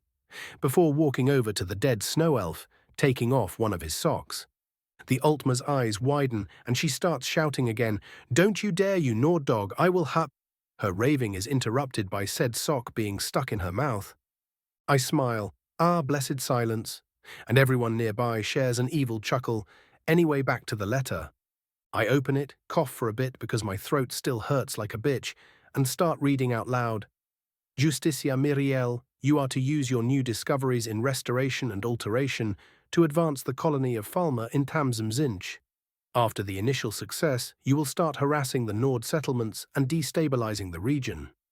Your ultimate goal is to weaken the entire province by growing an army far more agreeable to our rule. Lesser success is acceptable. You are permitted to conduct any and all research you might need to accomplish your task and will be provided with a guard of 4 warriors. Signed, High Justiciar Finarfin. The elf woman somehow looks even more pissed than when she got a sock put in her mouth. If looks could kill, we would be facing Armageddon. The Nords all turn to her and give her a similar treatment. Yolmir goes to smash her to pieces in his anger, but I stop him with a hand on his shoulder. He looks at me and asks very slowly, "You aren't going to ask me to spare her, are you, Raven? I may like you, but I don't like you that much." I give him my best conspiratorial smile. "Of course not, Captain. I just thought we might as well get some use out of the bitch before I walk toward the downed snow elf and pick up the black soul gem." I give her a cold look. I am guessing that someone as arrogant as you won't be willing to give us the details of your work here, even if I have this. As I shake the soul gem in front of her, she looks at me with a mix of terror and unwavering defiance. I shrug carelessly and walk toward her while giving a little monologue. Sadly, the dear diplomat from Aldmeris was already cut to pieces when we arrived. There was just nothing left of her, so we as honorable people gave her a proper burial before leaving in defeat. And then with all the strength I can muster, I ram the soul gem into her throat while using what little soul manipulation I can force her soul into it. The look of pure agony on her face makes me rethink what I am doing for a second, but I remind myself of what she did and continue. The feeling of filling a black soul gem is disgusting beyond any description. It is so wrong that if I did this to anyone who didn't completely deserve it, I feel I would kill myself the next day. I shudder and everyone gives me a concerned look. One guard who seems a bit slow on the uptake asks, "So how are we going to explain the dead Thalmor?" I blink at him and burn the body to ashes. "What Thalmor?" He tries to speak again, but Thorgrim smacks him on the shoulder. "There were no Thalmor here." Bor and Brienne walk up to me, and the male twin speaks up with a cautious voice. "You know you can't do that, Raven. It is strictly forbidden. You know where souls go when you use those things." I wave him off. "Oh, shut up. I know you wanted to do it too. Besides, the bitch deserved it." He goes to speak again, but Brienne interrupts him. "Let it go, Bor. We saw nothing and heard nothing. It isn't worth it. Besides, Raven isn't stupid enough to start collecting those disgusting things, is he?" She turns to me with a surprisingly threatening smile.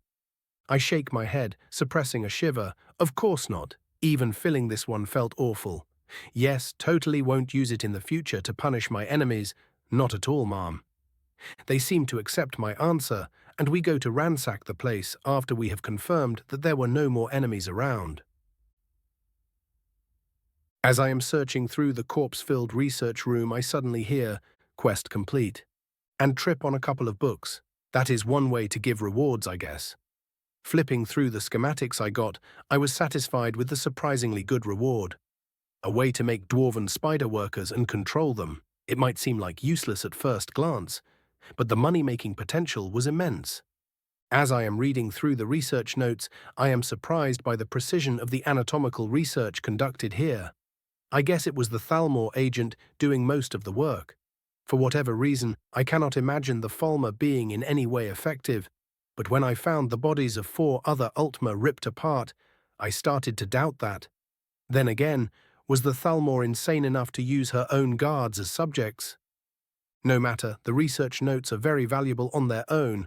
Unfortunately, the bloodline atavism process described here requires some very nasty sacrificial rituals that seem horribly inefficient, but at least it offers a base to work from. My reading session is interrupted by Thorgrim, who enters the room with some others. "What have you got there, Raven?" "Research notes on everything they did here." Thorgrim grabs a torch. "Good, let's get rid of it." I look at him as if he was an idiot. This is too valuable to simply burn. I get killing the ones who did this, but this can still be of use. Of course a fucking knife ear would say that. He seems very angry all of a sudden. I glare at him and prepare for what is inevitably going to turn into a shouting match, but Hjolmir suddenly enters the room. "Thorgrim, what is going on over here?" "I want to burn the disgusting research that the Hoar Elf made using our people, the Dunmer here." He points at me with disgust. "Wants to save it. It will be useful," he says. The captain shakes his head. "It will indeed be useful if we can use this to heal some of our people when they need it. At least the sacrifice of those tortured here won't be in vain." Thorgrim gets even more angry. "For the love of Talos Kar—" Hjolmir interrupts him. "Where did I tell you to leave your bullshit, Thorgrim?" The old Nord mutters. Of course a fucking Ebenfrost would agree with the elf. Hjolmir gives him a cold glare. "What was that, soldier?" Thorgrim calms down forcefully. "I leave it at home, sir." "Exactly. Now get out and get some fresh air." The old man leaves the room and Hjolmir tells me, "You better keep that safe. Never know what the fool could do." I nod and get back to work while wondering what made Thorgrim's attitude do a 180 all of a sudden. Maybe he got war flashbacks. He is after all a great war veteran. He had shown no hatred for elves on our way here, but maybe he was just hiding it very well. The looting of the place took almost as much time as searching it did, but no one made any complaints. We were all making it out of here rich, and that was not an overstatement. We found many more enchanted trinkets, and even a storage of Dwemer Animanculi parts in another section of the tower. The valuable weapons and armor we took of the corpses would see us all wealthy on their own, not to mention the finder's fee the college was sure to give us for discovering an entire Dwemer village. We even discovered a caved-in path to the side of the cavern, meaning it led somewhere, and my hunch was an elevator heading down. Tucking everything that wasn't nailed down and was worth more than a stone, we left the cave system looking more like pack muleys instead of people. Thankfully no beasts or bandits bothered us on our way to Winterhold. Chapter 38. Flame Tongue. Our return to Winterhold was welcomed with great celebration. Almost everyone we passed on our walk to the Jarl's Keep congratulated or thanked us. It felt pretty good. After depositing the ridiculous amount of loot at the guardhouse, we entered the palace. Inside awaited the young Jarl, his mother the regent, the court wizard, and finally the archmage. Hjolmir was the first to speak up, describing the entire second part of the expedition, the first having already been explained by the guards that returned earlier. Thankfully, my levitation or brutal execution of the Thalmor Justiciar wasn't mentioned. The young Jarl, barely a teen if my guess is correct, listens patiently, and when the captain is done, he stands up and speaks with a barely hidden lack of confidence. "Winterhold is honored to have such valiant protectors. We will hold a celebration to honor your success and the victorious dead tomorrow." He seems to have rehearsed the little speech many times with how mechanical it sounded. No one pays it any mind, however, the Jarl's position at the moment was ceremonial at best. Some more grandiose proclamations are made, and the boy leaves us to do the real work. The regent mother now speaks up. "Since your deeds were to the benefit of the hold as a whole, we will forgo the Jarl's share of the loot, but due to the importance of the discovery of such a site, you will naturally forgo any claimant rights to the college's benefit." The negotiations seem to have been finished before we even arrived. Fucking diviners, man.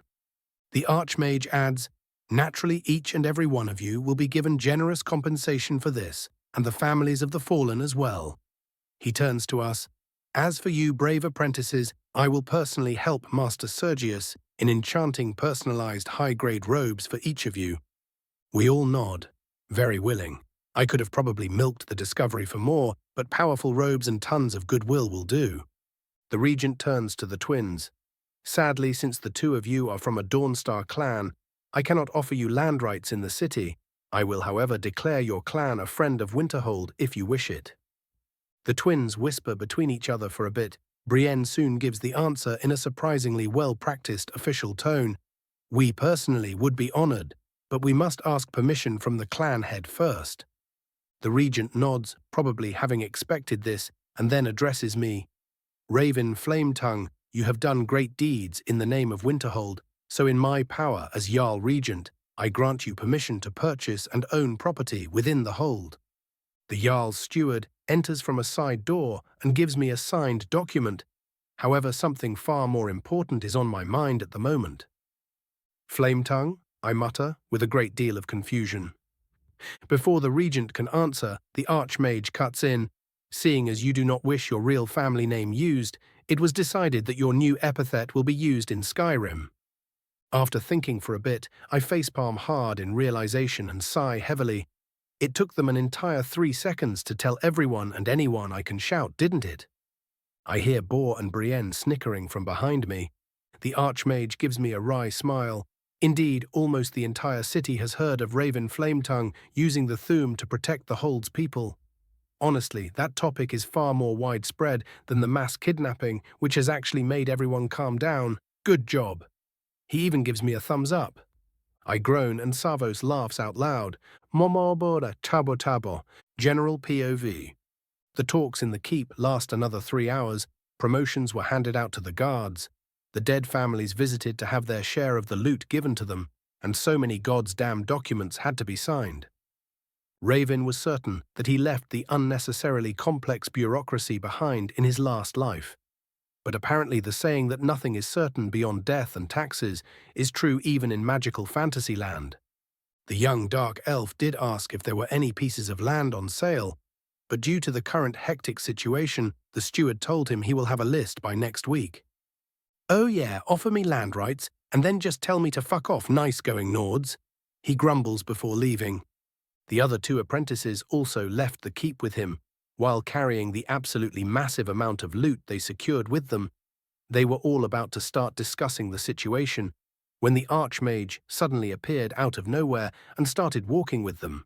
Brienne jumped in fright, and the 2 male students didn't really know how to react. But thankfully the awkward atmosphere was broken when Savos spoke first. I left a simulacrum back in the keep. If you think listening to reports or signing documents ever gets more bearable, let me ruin that expectation for you. It gets worse. He groans, surprising the apprentices. Why not leave it to someone else then? Raven asks, as if it were obvious. Savos sighs. I usually do, but this was too big for the archmage not to show up. And I was in the middle of trying to summon a Daedroth when I got the news. Do you know how hard it is to summon those? Now I have to start over. He slumps his shoulders, almost looking like a kicked puppy. The students all share an incredulous look before shrugging. They walk for a bit until Raven speaks up again. So about those robes, can we choose the design or? Yes, just send the details as quickly as you can. We want to get them done quickly, Savos says with zero interest. Raven thinks for a bit and gets an idea. Actually, would it be possible to watch the process? The archmage stops for a second and scratches his beard before saying with a look of faux cunning, certainly, if you explain how you can see magicka, that is, giving the young Dunmer a wide smile.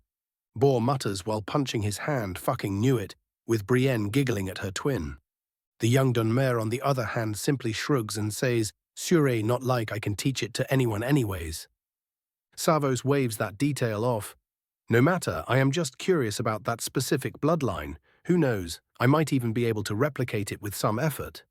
Raven is about to interject, but the older Dunmer merely laughs at his concerned look. Don't worry, I won't dissect you for your secrets. As I said, I am merely curious. Maybe, probably. I'll think on it. Raven knows the old man is just fucking with him, so he ignores it, and they go on. As they continue walking, he asks the archmage for some tips when it comes to arcane ascension. The older Mir, after thinking for a bit, explains that while it is a gradual process, It can be sped up by using different reagents or items that are connected to the individual practicing. Savos surmised that someone of Raven's bloodline might benefit greatly from heartstones if they could actually get their hands on some. They soon arrive at the college gates, and after saying his goodbyes, the Archmage simply blinks out of their sight. The students get out of their stupor and head to the dormitory to finally get some proper rest. Chapter 39, Celebration. Raven's POV. When I awoke the next day, everything ached. My body finally had a chance to relax, and the combined exhaustion of the days-long expedition hit me like a truck. Deciding to lie down for a bit longer, I checked my progress. Mag 210 to 225. St 11 to 11.5. Dex 12.5 to 13. Vit 14 to 17. As expected, prolonged combat is a great workout. My magicka also got a good boost from the quest, the vitality though. It appears I underestimated just how powerful Kind's blessing really is. From what I remember in the lore practicing, the Thuum did bless one with good health and a strong life force. But this much of a boost is surprising. I am only 17 and can probably survive small truck hitting me. Shrug. Well, you won't hear me complaining. Deciding to finally stop procrastinating, I get up and get dressed. I now also have to take a moment to shave my stubble. Sure, I will grow a beard later, but the short, uneven facial hair of a teen just makes one look unhygienic. Soon I leave my room with Scorch popping into existence on my shoulder. He has grown larger than before, but can still fit there. I sit down in the common room and grab myself a coffee while feeding some nuts to my bird. It appears I was the first to wake up, but the others start joining me not long after. Soon everyone is sitting around a table and discussing our experiences. As I am talking about what we found inside the tower, Edrasa asks me, "Oh, would it be possible to go over those notes?" I shrug. "Sure, but these are valuable, so you'd owe me a favor." She doesn't even blink before saying, "I'll convince my father to make you a staff." Deal. The whole negotiation was almost instantaneous, making some of our friends look at us weirdly. Now one might find themselves wondering, why would she need my permission to look over the notes? It's quite simple, really. We all had to choose our part of the loot. Even if there was a lot of wealth to go around, and everyone got at least some good old simple cash. The guards all went with enchanted gear that could save their lives. The twins, on the other hand, went for as much wealth as they could get. From what I eavesdropped, their clan is in dire straits and they want to help them. That naturally left most of the research for me, so I got myself a lot of alteration and restoration notes on the topic of biological modification and lesser racial transformation. Naturally, it was extremely complex magic, but they should help me in the future when I inevitably try and become more than a mere Dunmer. We continue talking about the expedition for a time and then move on to what the rest did while we were slaying goblins. Marwyn and Morrigan were the ones to help Sergius with an enchantment order this time. The money certainly made Morrigan reconsider her focus on alchemy, but then she had a dangerous thought. Why not both? Edrasa helped with some healing, just doing the bare minimum as usual, and surprisingly Tiberius went out and defended some village at the coast from an ice wraith attack, his scamps being very effective against the almost purely ice-form creatures. When I asked him if he finally learned how to at least block spells, he puffed out his chest and made a barely stronger than basic ward. I spent the next 20 minutes berating him and explaining in great and visceral detail what would have happened to him in the cave with such a shitty defense. Later in the day, I visited Colette to have my throat checked just in case. My voice was already mostly back to normal, but I had to be sure there weren't any hidden problems. She looked me over for a moment and cast a single spell that made me feel like I was bursting with life, and that was that. She explained that my throat has developed some resistance to damage as a consequence of my shouting and warned me not to overdo it again, since repeated damage is harder to heal. General POV. The people of Winterhold were gathered in the town square. Many tables were set around a funeral pyre. At the highest table sat the Jarl with his entourage. At the tables closest to them were seated the victorious guards and college mages, with the rest of the venue occupied by the rescued Nords and the rest of the residents. The young Jarl Assur stood up before the gathered people and started his speech with barely hidden nerves. "We have gathered today to honor those who sacrificed their lives to save their brethren. and those that finished the honorable quest left to them by their departed brothers. Those who braved a foul cave filled with horrors that had taken our people, but didn't falter for a moment. Those who pushed through even as they were cut and winded, liberating their brothers and sisters from an unworthy fate. Those honorable fallen must be feasting in the halls of Sovngarde with their ancestors and with great pride. So people of Winterhold, join me in celebration of our great heroes, without whom our enemies would slay our people and ravage our lands. He finishes with a rising confidence and emotion. The people evidently agree as they give him a mighty cheer. The young Jarl turns to his guard captain. Captain Hjolmir will now give his words to his departed soldiers. Hjolmir gives his own, more reserved speech, listing every fallen guard's achievements through their life and finishing each and every one with a toast. Many more speeches follow, with the families of the fallen also giving a few words. Finally, the pyres are set alight and a minute of silence is had. Soon it is time to praise those still living. The Jarl commends each guard that took part in the expedition, giving rewards and even some epithets to those that earned them. The Jarl then turns to the twins, and after a speech about their deeds, declares that their clan is now a friend of Winterhold, and they shall be forever welcomed in his halls. They sure did work fast on getting that approval.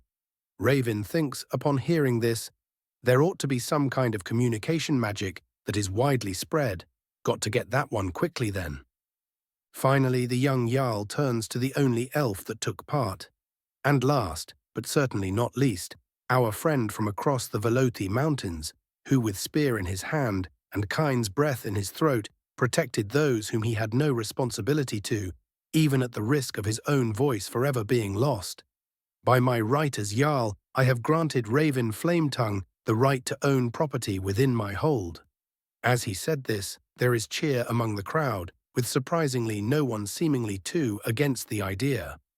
The Jarl continues, and should he continue his honorable service to our people, then his reward shall be equally honorable. He raises his cup, and everyone makes another toast. Raven raises an eyebrow while drinking his mead. So they want the only tongue besides Ulfric to be at least somewhat bound to their hold in the future. Well, the position of Thane is mostly honorary, but they could use my presence as a deterrent or just to flex on other Jarls. Shrug benefits both of us, and there are barely any responsibilities that come with the position, so I don't mind. After the speeches are done, a bard comes before the Jarl, and after giving a slight bow begins singing a song he wrote overnight about their grand quest. It was pretty good. The celebration lasts late into the night, with even the kids drinking a bit more than is reasonable. Chapter 40. Chapter 3. Regalia of Dagoth. Raven's POV. I am suddenly woken up by a bucket's worth of freezing water being dropped on me. Shivering like mad, I jump up like a frightened cat and turn to see Morrigan holding said bucket. Before I deliver righteous punishment, I look around and realize I am covered in hay, and something sticky I don't wish to identify. Thorfinn and Bor are also in similar states, just without the water and still sleeping on the floor of what I now realize are the stables. I take a moment to blink myself awake and turn to my witch friend. Did you really have to do it with cold water? Is our friendship so shallow that you would betray me like this? I ask dramatically, while casting some flames next to me to warm myself and also summoning Scorch and having him snuggle around my neck. She scoffs, "Oh, and I should encourage you to get drunker than most of the Nords and then run around with your buddies reenacting your glorious battle." I blink and look at her like she was an idiot. This is a Nord city. As if that explained everything, she rolls her eyes. Ah yes, because that justifies you behaving like a fool. I get a bit irritated at this. And who went and named you my mother? I am a young mer, I can be foolish when I feel like it. We all went through a lot of stress, and getting shit-faced is the scientifically proven way to cope with such things. I say acting like a wise ass on purpose. She throws her hands in the air and lets out a groan of irritation, incidentally tossing the bucket onto Bor's head, making him grunt in pain and slowly start waking up, and turns to the doors. "Fine, keep making a fool of yourself, see if I care," she says before walking out. Sigh, oh no. Even worse, teenage girls.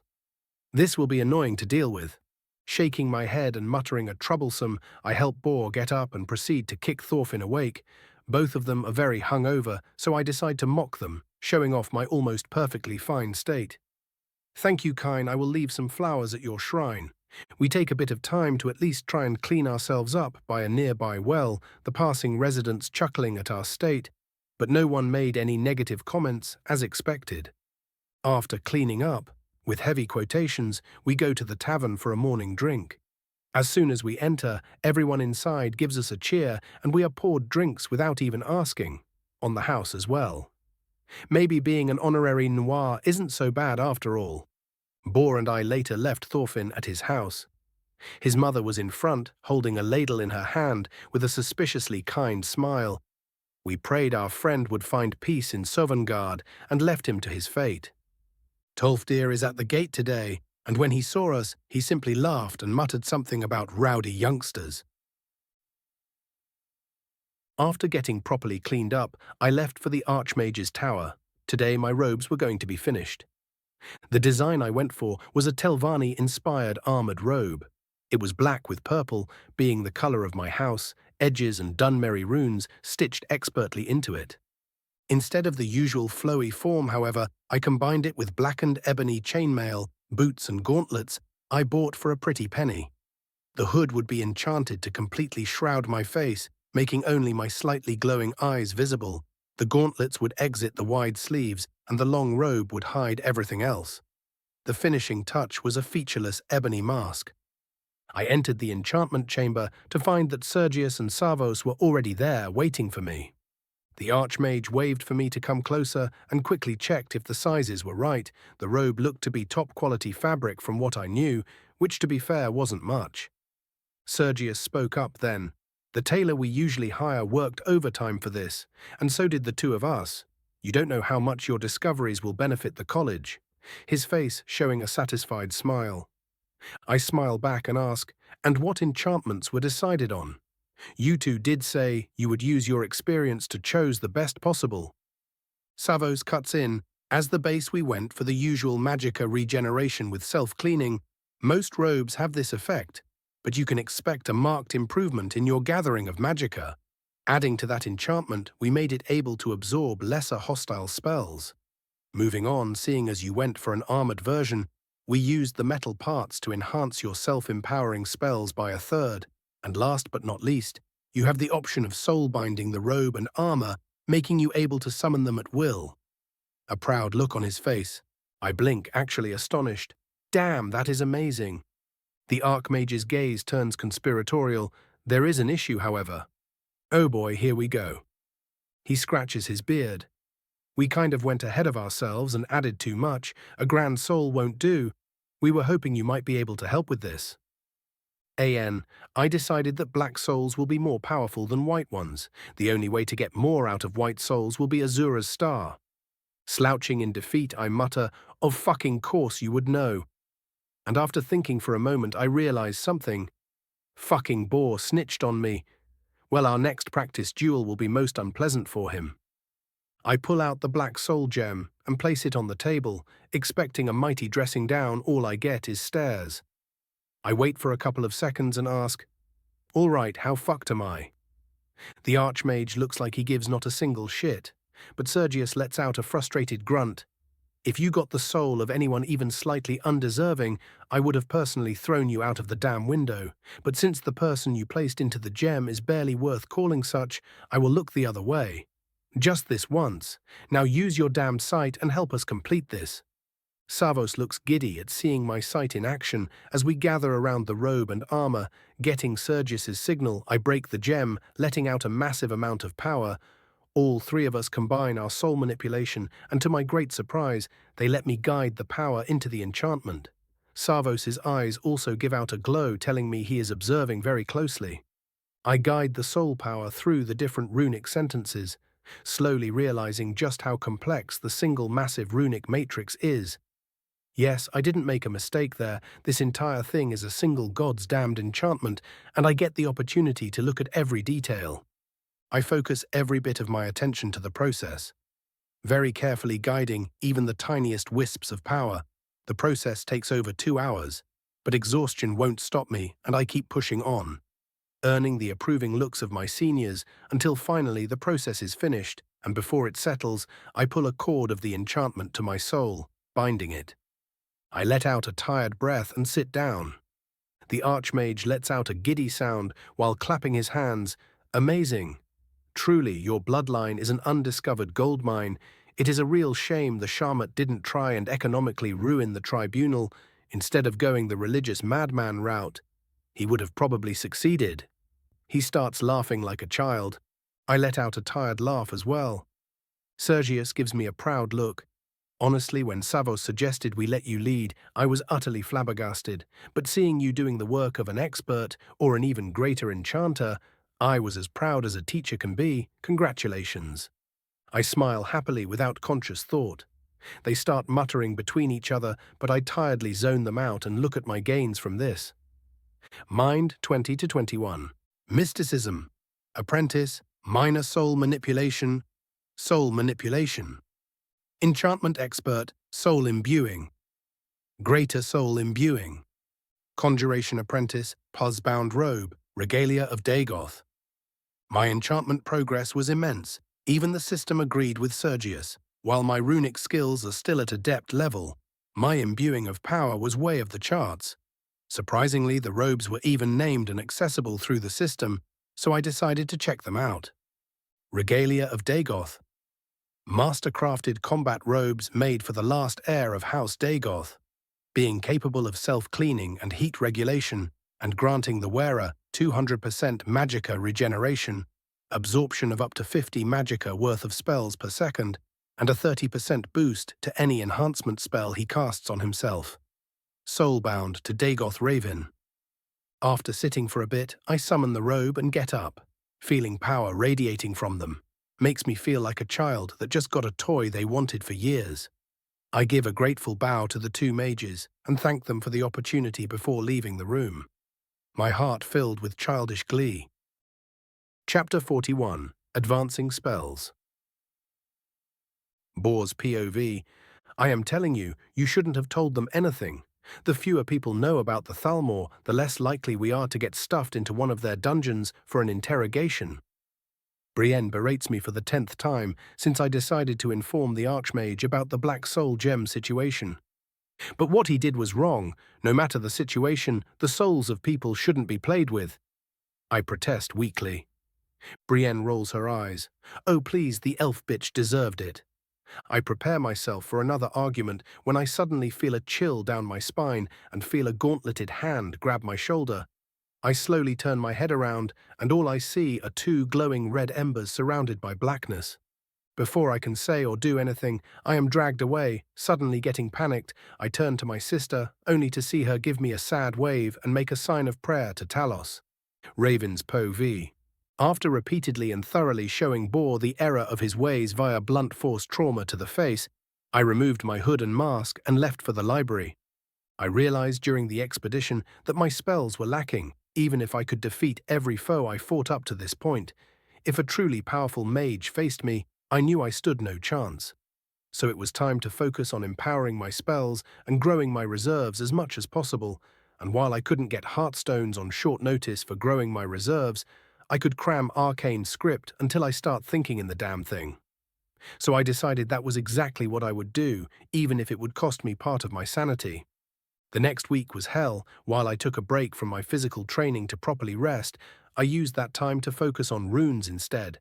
The material was as always drier than a Thalmor's sense of humor, and to make everything even worse, I had to deal with a grumpy Morrigan and sulking Boar for the entire week.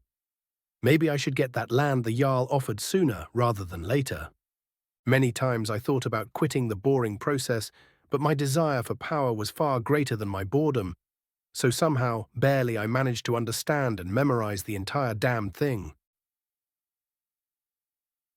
Today, I was going to finally attempt to add runes into my casting. I could have done it sooner, and it probably would have gone a long way in the caves, but everyone advised that I get used to basic channeling of larger spells first, for whatever reason. It probably made the process easier, or it was one of those tried and tested things. I went over all of the runes I wanted to try in the library and descended into the training ground. The first spell I tried was Flames. Firstly, I would try and add a single rune, and then work my way up from there. I focused on the rune for Empower and pointed my open palm toward the practice target. Magicka exploded from my hand in the form of blue flames, and the enchanted target was, to my surprise, actually singed for a moment before repairing itself. I giggled like a madman and proceeded to start adding rune after rune to my spell casting, at one point making the flame spell take a third of my reserves in a second, but basically turn itself into a continuous fireball, but casting that one took me an entire minute of prep time. Thankfully, my new robes helped a great deal with my constant casting by shortening my resting periods after I repeatedly exhausted my reserves with my manic experimentation. The unfortunate part of everything was that adding runes to a spell takes a great deal of focus, and spending more than a moment casting a spell in combat is like asking your opponent to end your life, so I would have to limit myself to the most efficient combinations and then practice them ad nauseum. Deciding to take my time and advance each and every destruction spell I know to its best possible form, I ended up with something like this. I focused on making my flames spell as damaging as possible while also making the fire stick to the targets, for whenever I really needed that heavy flamer. For the firebolt, I doubled down on my usual usage of it, turning it from a bolt into a fire spear and greatly increasing its penetrating power. The fireball was far simpler in application. I just went full power with it and turned the usual explosion into an implosion. That unfortunately meant it now took large chunks of my reserves to cast even one. When it came to my lightning spells, I turned sparks into chain sparks, because even if inefficient force lightning is a must, the lightning bolt was really useless in my current arsenal, so I turned it into a lightning beam. After taking some inspiration from that one Falmer mage, the new form of the spell was perfect for destroying magical defenses. Finally came the turn of my least favored element. Since my efficiency with ice was terrible when compared to my other destruction magic, I decided to focus in the debilitating effects of ice magic, making my frostbite do barely any damage but slow my targets to a crawl. After I finished with destruction, it was time for alteration. For this one, I decided to focus on self-buff spells that would be complemented by my robes. I decided to split the flesh spell into two focused parts. Now this might seem counterintuitive at first, but casting two spells took barely any more time, and the focused version gave bigger boosts than the general one. Also with my skill, the buffs lasted enough to get me through a fight. I turned the stone flesh spell into stone skin and giant's might. The effects of both were very self-explanatory. My experience in the caves taught me a very valuable lesson. A flashbang can and will always be handy. So I perfected the light burst I did during the tower battle and christened it Blinding Flash. I didn't find much use for telekinesis, except that one time I launched my spear. So lacking any brighter ideas, I just focused on overpowering the base form of it. Finally, the Wind Ward. It was an absolute lifesaver of a spell, got to thank Tolfdir for it later, and now that I actually gained some affinity for wind, I decided to turn the entire thing from being merely defensive into a full cloak spell. My new wind cloak both protected me from projectiles and cut any weakling that dared approach me to pieces. Unfortunately, while my repertoire of spells was greatly expanded, the more complex I made a spell, the more costly it would be to cast, making my relatively small reserves a problem. On the other hand, there was a benefit to my more basic spell forms. Adding runes coinciding with the basic spell effects made them cheaper to cast instead, so I spent some more time training myself with those as well. Realizing that there is no way to instantly grow my reserves, an external solution would have to do. Thankfully, I was an expert enchanter, so the solution was rather evident. There was a tiny problem, however. If I wanted to make a full set of enchanted items without turning into a pauper, I would have to find a way to earn a lot of money. Something to ponder on. There was one thing left for me to try out. I left it for last, just in case it went horribly wrong. I had to make at least some progress. So focusing and calming myself, I pointed my palm to the target once more, and instead of using an arcane rune, I added the Dover rune for Yol into the spell.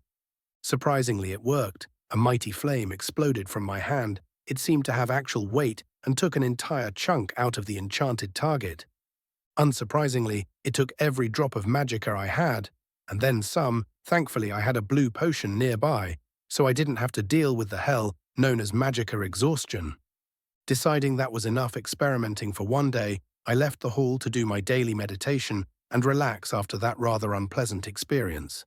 Chapter 42. Getting Land. The morning of the next day, I spent thinking about the best way to earn a steady flow of cash.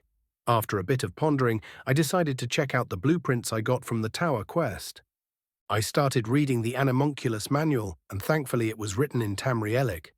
While some Dwemer translations and dictionaries were created over the long millennia since their sudden disappearance, not one was a complete version. There were, of course, some who still lived that had actual contact with the Dwemer, but they had better things to do than to enlighten the masses. The spider workers described were larger than the usual ones in Dwemer dungeons, also less complex and with a simpler construction. But they could work and follow basic commands, which is all I needed really. They could either be powered by soul gems or a specialized ward that I would have to refill daily or install a strong enough power source. After some thinking, I decided I would go for a cheaper copper and iron design that would allow me to produce more of them and just throw them at people's problems. At first, I would rent them to mines and the college expeditions, which might even speed up Sarthal's excavation. I wasn't really sure that would be a good thing. The parts themselves weren't all that expensive to make, but I would also have to get a place to hold them, so it was time to finally talk to the steward about getting me a house. I was still pretty wealthy from the expedition, and realistically I could afford my plans for enchanting a set of jewelry, but it would end up being suboptimal, and it was better to invest the money. As I was walking over the college bridge, I swear I could see Shalazar moonwalking in the air for whatever reason. Convincing myself I was still waking up and seeing things, I moved on. On the way to the Jarl's Keep, I visited the blacksmith I bought my spear from. When I gave him my order for the parts, he looked at me weirdly and started grumbling about weird elves, but after I explained what it was for, he seemed a bit more interested. We agreed on a good price for the both of us. He didn't try and swindle me, thanks to my growing reputation. Thankfully, there was no crowd in the keep when I arrived. I quickly found the steward and asked him about the list he promised me. The middle-aged Nordman scratched his cheek in embarrassment. Well, there is no good way for me to say this. There is only one plot of land in the entire city for sale, and while it is empty, it is at least a very large one. I facepalm all that pomp and ceremony, and all you have is an empty plot. Let me guess, it's at the edge of the cliff, where no one wants to build anything. I ask, referring to the rather large amount of empty land between the town and the cliff. Apparently, people got paranoid after the collapse, and even after all these years, no one wanted to build there. The poor steward looks like he wants the ground to swallow him before muttering, "Yes, that is unfortunately the case," before he writes himself, "We understand this is a great inconvenience for you, but the Jarl is not going to dishonor you after publicly giving you the rights." He takes a moment to write something down and do some calculations while I wait, impatiently tapping my foot. Finally, he stands up again. "We are prepared to offer you the land for half price and make the plot larger if you don't mind it being on the cliff face." I look over the map he offers me for a bit, and to be fair, they are making a really good offer here. Guess they don't want to be shamed for playing me after the whole public show. The plot of land is the entire western part of the cliff face. Between the college bridge and the town wall, it is just near the exit that leads to the docks. If I was conservative, I could fit a good 5 houses in there, but I would obviously build some kind of business on such a good spot. I turn from the map toward the steward. "And what is the price of such a large piece of land?" "The price for the entire thing would have been 5,000 septims, but since we are offering it to you, it will be reduced to 2,500. I raise an eyebrow. That is dirt cheap, but at the same time it is just an empty piece of land I would have to invest in. A rather elegant trap to make me give the money I got from the expedition back to the hold. Thankfully, I had something close to 10,000 septims at the moment, so it's not like I wouldn't be able to do anything with it. It would, however, slow down my enchantment plans by almost an entire year if I didn't start earning money in other ways, which was uncomfortably long. After a bit of thinking, I mentally slapped myself. I am still young, and apparently getting a bit of a scare in a massive dungeon is enough for me to panic and start chasing power almost as if I would die tomorrow. Taking a moment to relax, I make a decision. Sure, I'll take it. The steward looks very happy and relieved now that I have accepted. Apparently, he was under a lot of pressure because of their blunder, but as long as I profit from his incompetence, I will forgive him. I think with just the slightest bit of malice. He writes down the deed and signs it in the name of the Jarl. After he is done, I look it over and everything seems to be in order. So I sign it as well. I quickly go to the college to grab a small chest of coins because 2,500 gold coins are not something one can simply carry in their pocket. That reminds me, I have to ask Tolfdir or Phineas about storage magic. The steward takes me to the plot and shows me around the place. My neighbors are an alchemy shop and some houses. Thankfully, there are no noisy smiths or stinky tanners in the vicinity, so I have more options. I thank the steward and return to the college. Once I am back in the dormitory, I wait until my colleagues are gathered, and we celebrate my purchase of land, which is a very big deal in Skyrim. After sharing a toast, I ask them about any ideas they might have for a business, and we spend the evening discussing, with Morrigan suddenly acting like she didn't spend the last week ignoring me. Finally, I decide on a plan. I would make 2 buildings. The first would be an inn and bathhouse hybrid I would use to fleece anyone visiting the docks and gather information. Naturally, I will make the whole thing a high-end establishment. Presentation is paramount after all. The other, smaller building would be a manor for me to live in.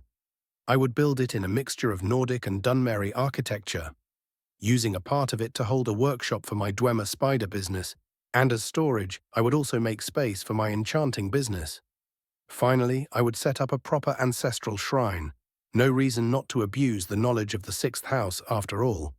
The initial construction would be done using the spiders I end up building in the meantime to advertise them as best as I can. Unfortunately, I would still have to plan the whole thing and find an architect to actually design it.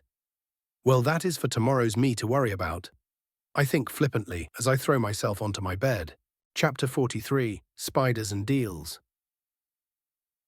General Parv. Early the following day, Raven went out in search of someone who could design his home and business. He could have technically done it himself, but he knew he had no actual skill in construction, so all he could reasonably do was give ideas and make requests. He managed to, after some searching, find the only remaining architect in Winterhold, most of the others having left for other holds after no one tried fixing the damage of the collapse or just plain died of old age without taking apprentices. The only one who stayed was an older imperial woman by the name of Julia, who was down on her luck due to having no work and having to provide for her son who lost his leg. To the point she couldn't even afford to leave, so she made her livelihood by doing odd jobs for years at this point. When Raven heard about this, he grew doubtful she could still do the work after so many years. But after a demonstration with her drawing a quick plan for an inn with all the necessary elements and calculating the materials needed, he was convinced to hire her. The old woman thanked him profusely for the opportunity and got to work. The construction would be costly and somewhat long, but Raven insisted on the building being built to the highest possible standard. When they got to the calculations for the needed amount of workers, Raven shared his plans to use his animunculi for the digging and transportation of material, to Julia's astonishment. After adding that to the equation, the work would be finished much faster and quite a bit cheaper. Leaving Julia to deal with the hiring of the still necessary builders, Raven got to work on actually delivering on his promise of spider workers. Another week passed with Raven now focusing his efforts on getting his spider workers online. The smith had to repeatedly correct some parts that couldn't fit or couldn't hold the load of the constantly moving machinery, soul gems had to be bought and tested, and the spiders themselves had to be actually programmed.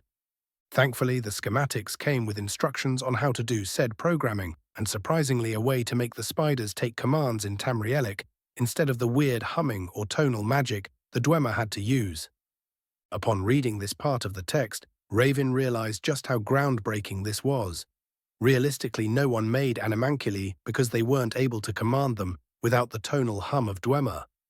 But he now had the way bypassing that limitation. Naturally, it wasn't as simple as just copy-pasting the instructions for a spider into a sphere combat model, but he now had the foundation with which he could build an army, and he had years to do it. He also remembered to put locks and passwords on his new servants. No reason to risk theft after all. Finally, the time had come to test the spiders, and what better way to test them than digging the foundations of his own home? The young elf gathered his friends and Julia around his future home while dragging around a large crate with the help of his new giant's might spell. People kept pestering him about his grand reveal, but he ignored their questions and started placing iron spikes with runes on them on the edges of his plot. When he was finally done with that, he opened the crate and spoke, "Begin digging operations." Everyone looked at him weirdly until 8 iron spiders covered in lightly glowing runes waddled out of the crate and started digging into the ground with extreme efficiency. While everyone was gawking at him like he grew a second head, Raven placed another couple of markers with different runes this time in front of the plot of land and said, "Dispose of dirt and rock here." And the spiders started orderly piling dirt at that point as they dug it out. Everyone started bombarding him with questions, most importantly where he got the schematics. He simply shrugged and said, "Family heirloom," much to everyone's irritation. As everyone was mesmerized by the spiders doing their work, the Archmage suddenly popped into existence next to the younger Dunmer and spoke in a very curious tone. "Well, well, well, Raven, you didn't tell me you had such toys. I am hurt." He clutched his heart dramatically. "Motherfucker!" Raven jumped in surprise and turned to Savos. "Seriously, could you not?" The older Mir laughed, but then I wouldn't be able to see the fearless flame-tongue jump in fright. A groan was his only answer. Savos turned serious then. "You didn't think such a discovery would have been an important thing to share?" Raven raised an eyebrow. "Am I under obligation to do so?" The Archmage shook his head in exasperation. "No, of course not. But you know damn well that cracking the animunculi question is something many people wanted to accomplish for millennia, and now you suddenly drag 8 perfectly working ones like they were toys at the carnival. Seriously, do you actually want to get attacked for your knowledge?" Raven thought about it for a moment and shrugged. "It was never really my plan to keep it exclusively to myself. I would naturally donate the basic instructions to the college at a later date in exchange for some powerful spells or elixirs, but I am going to obviously take my time profiting of the discovery first, if I can." Savos scratched his beard for a bit and asked, "And what would it take for you to let me make a copy for myself just in case?"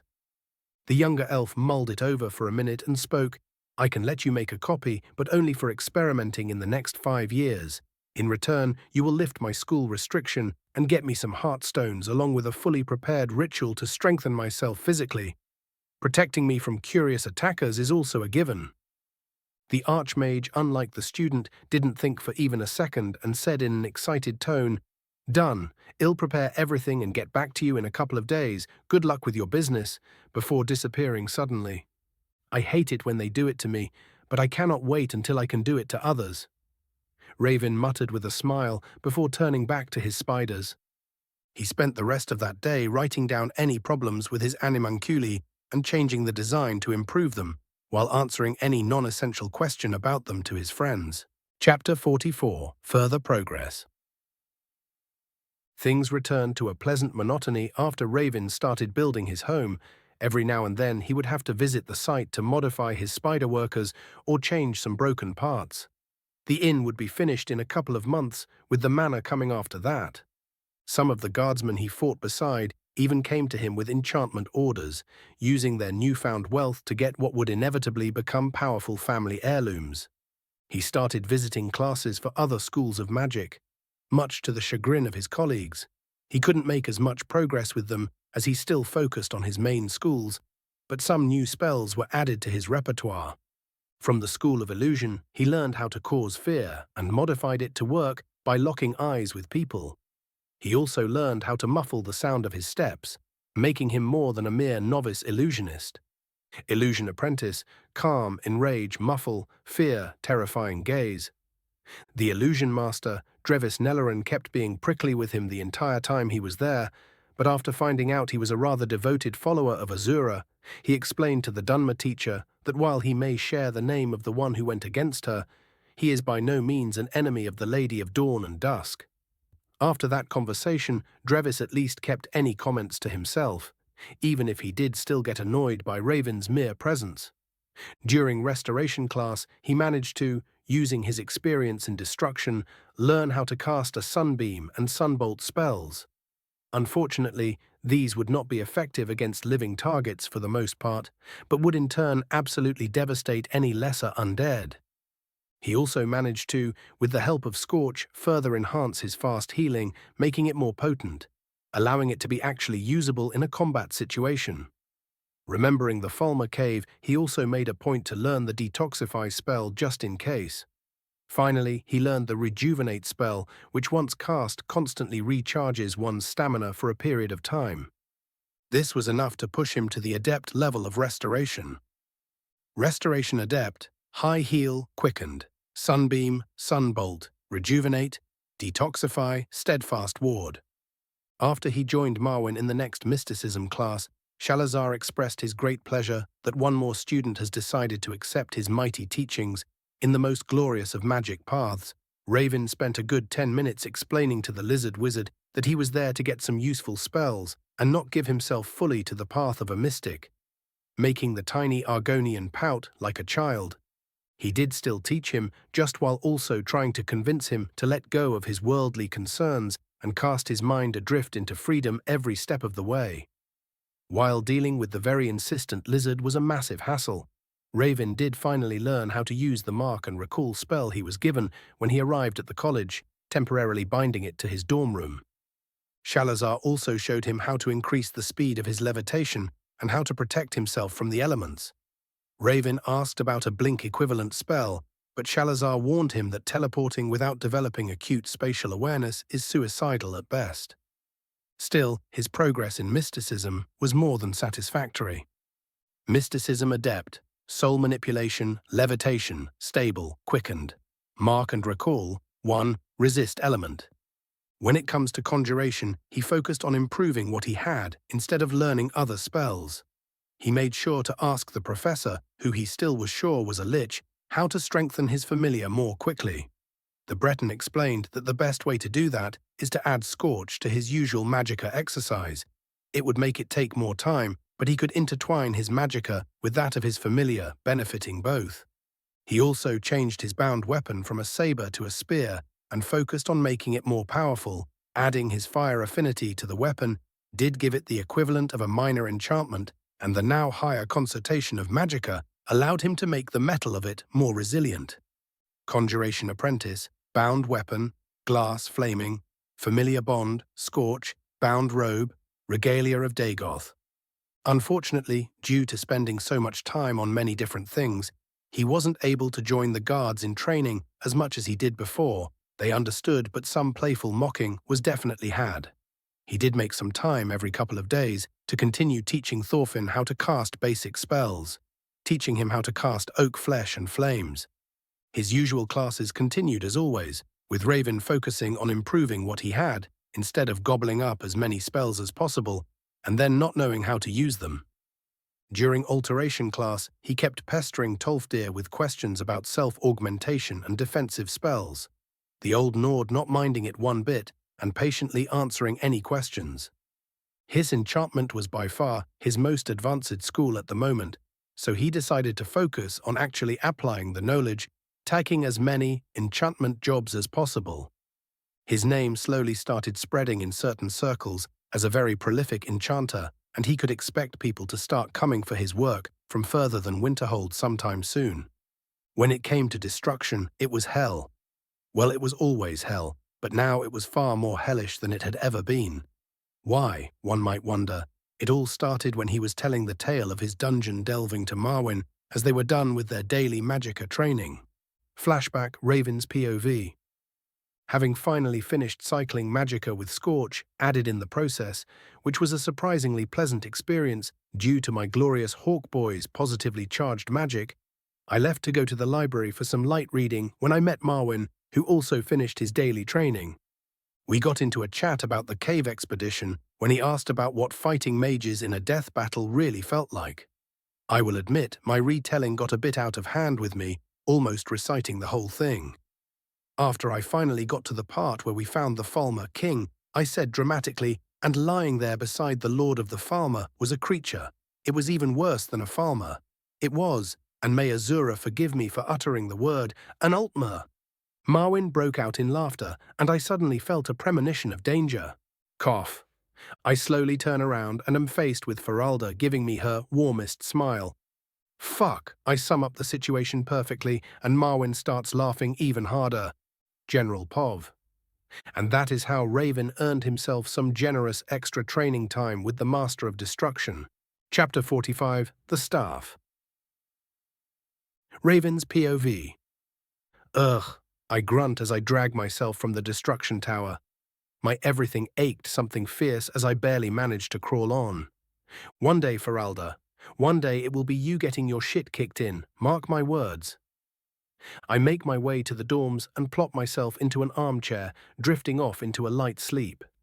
My impromptu nap is interrupted by Morrigan sitting down on the chair across the table from me, looking as mentally exhausted as I am physically.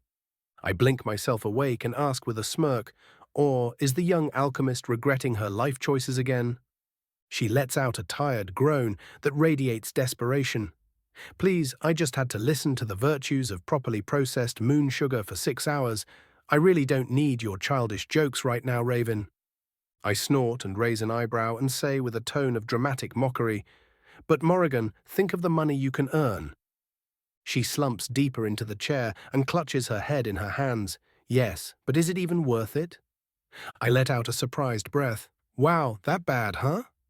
She groans again. Worse. I leave her to rest for a bit while I grab some coffee and snacks. After I sit back down, receiving a muttered thanks, I ask, seriously, I get that the man is a genius, but what is the point of that if he can't even teach properly? Morrigan shakes her head. He can actually teach. That isn't the problem. Everything he says is actually right in its own unhinged way. But the man is so obnoxious with his bullshit that it takes all my mental energy to dig the actual lesson out from the wall of advice about going to La La Land with the help of different herbs.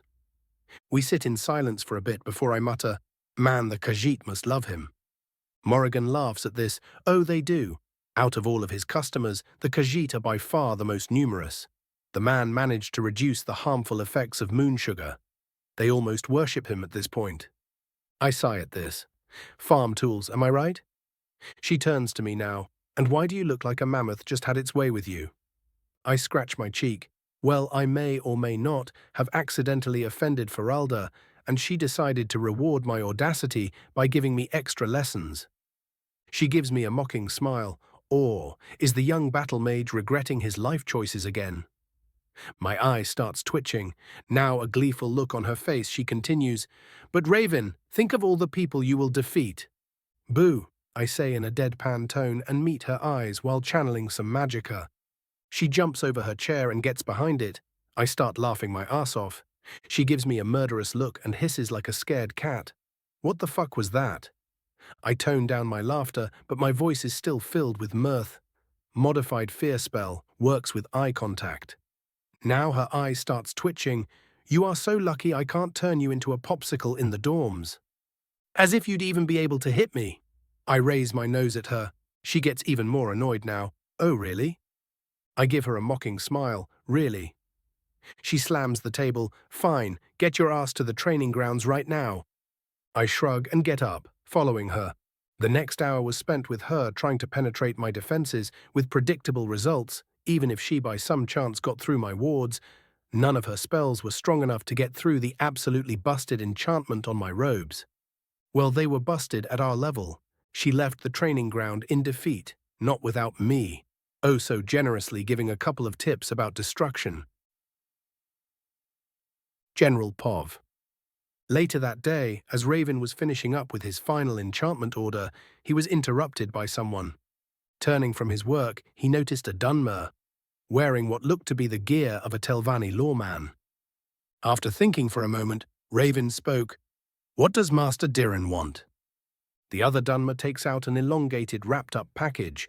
The master has, at his daughter's request, sent you one of his staves.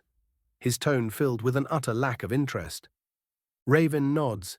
Yes, I will make sure to give her a copy of the notes later today then.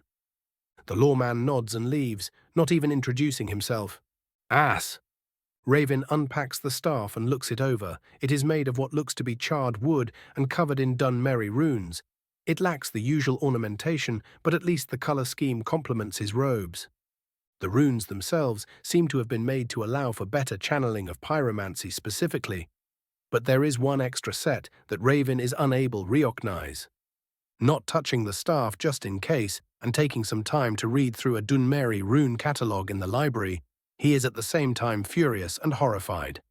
Of fucking course, just when I think, hey, maybe these Telvanni aren't so bad, the world has to remind me that, yes, the Dunmer mages are retarded on purpose, and not even good sense will protect you from it. Thank fuck I am paranoid. Throwing the staff, now identified to hold a constant mental suggestion for the wielder to want to serve the maker, against the wall with telekinesis, Raven starts muttering, "So this is how you want to play it, eh, you old fart? Fine then, I will show you what happens to Telvanni retards that dare fuck with a Dagoth." At this moment, Sergius walks into the scene of a young Dunmer's angry muttering, "Are you doing all right there, Raven?" Said elf turns sharply to the teacher, "No, I am not doing all right," then takes a deep breath and starts talking more calmly. Apparently our resident staff maker isn't nearly as genial as he portrays himself. The old Imperial asks with some trepidation, "And what exactly do you mean by that?" Raven points to the staff lying on the ground, still intact, and warns his teacher not to touch it, but examine it. Sergius takes his time looking it over, his gaze growing more furious by the moment. He calms himself and says, "Good, I am glad you had the good sense to check the enchantment. This one is particularly dangerous. If you started using it, any thoughts of rebelling would just be removed from your mind without you noticing." Raven continues with his muttering, "I am going to end his pathetic life." Sergius goes to interrupt what he sees as someone suicidal, but Raven raises a hand. "Don't worry, I am not an idiot. I will remove the mind control from the staff and pretend that he succeeded, behaving as a docile little servant when he wants it. When he least expects it, I will show him in great detail the teachings of Mephala." Sergius blanches a bit at the mention of the Daedra, but still nods. "If you need any help with this, know that the college has your back." Raven nods. "Of course, if I fail, I will naturally need someone to save my foolish self." Making the Imperial chuckle, "Now let's get to modifying this damn staff. I don't want the wise master to suspect something." They get to work, and Raven starts spinning plans on how to punish the audacious Telvanni. His thoughts are interrupted by a notification. Mephala watches your actions with great interest. Raven groans, "Me and my stupid mouth." Chapter 46. Preparations. Raven's POV. Everything after I was almost mind-raped by the old fart living in the mushroom nearby turned into a bit of a blur. I spent most of my time thinking of a plan to end the fucker, but after I went through every possibility, I realized that sometimes simple is best. I asked around town for a bit, disguising my investigation as idle questions, and learned that there were about 12 Dunmer serving Diren at his tower, a rather small amount for a master, but he is in Skyrim and more would be considered threatening. Sergius helped me with modifying the enchantment of the staff so that it would still give me the signals it was intended to do, just without the mind rape part. I thanked the old Imperial, and he warned me to be careful, even giving me a speech about how my life is more valuable than revenge. Since Mephala deigned to look at my vengeance with interest, I decided to go for her preferred method of poisoning the bastard and killing him that way. No reason to displease the eldritch entity that could fuck with me for eternity.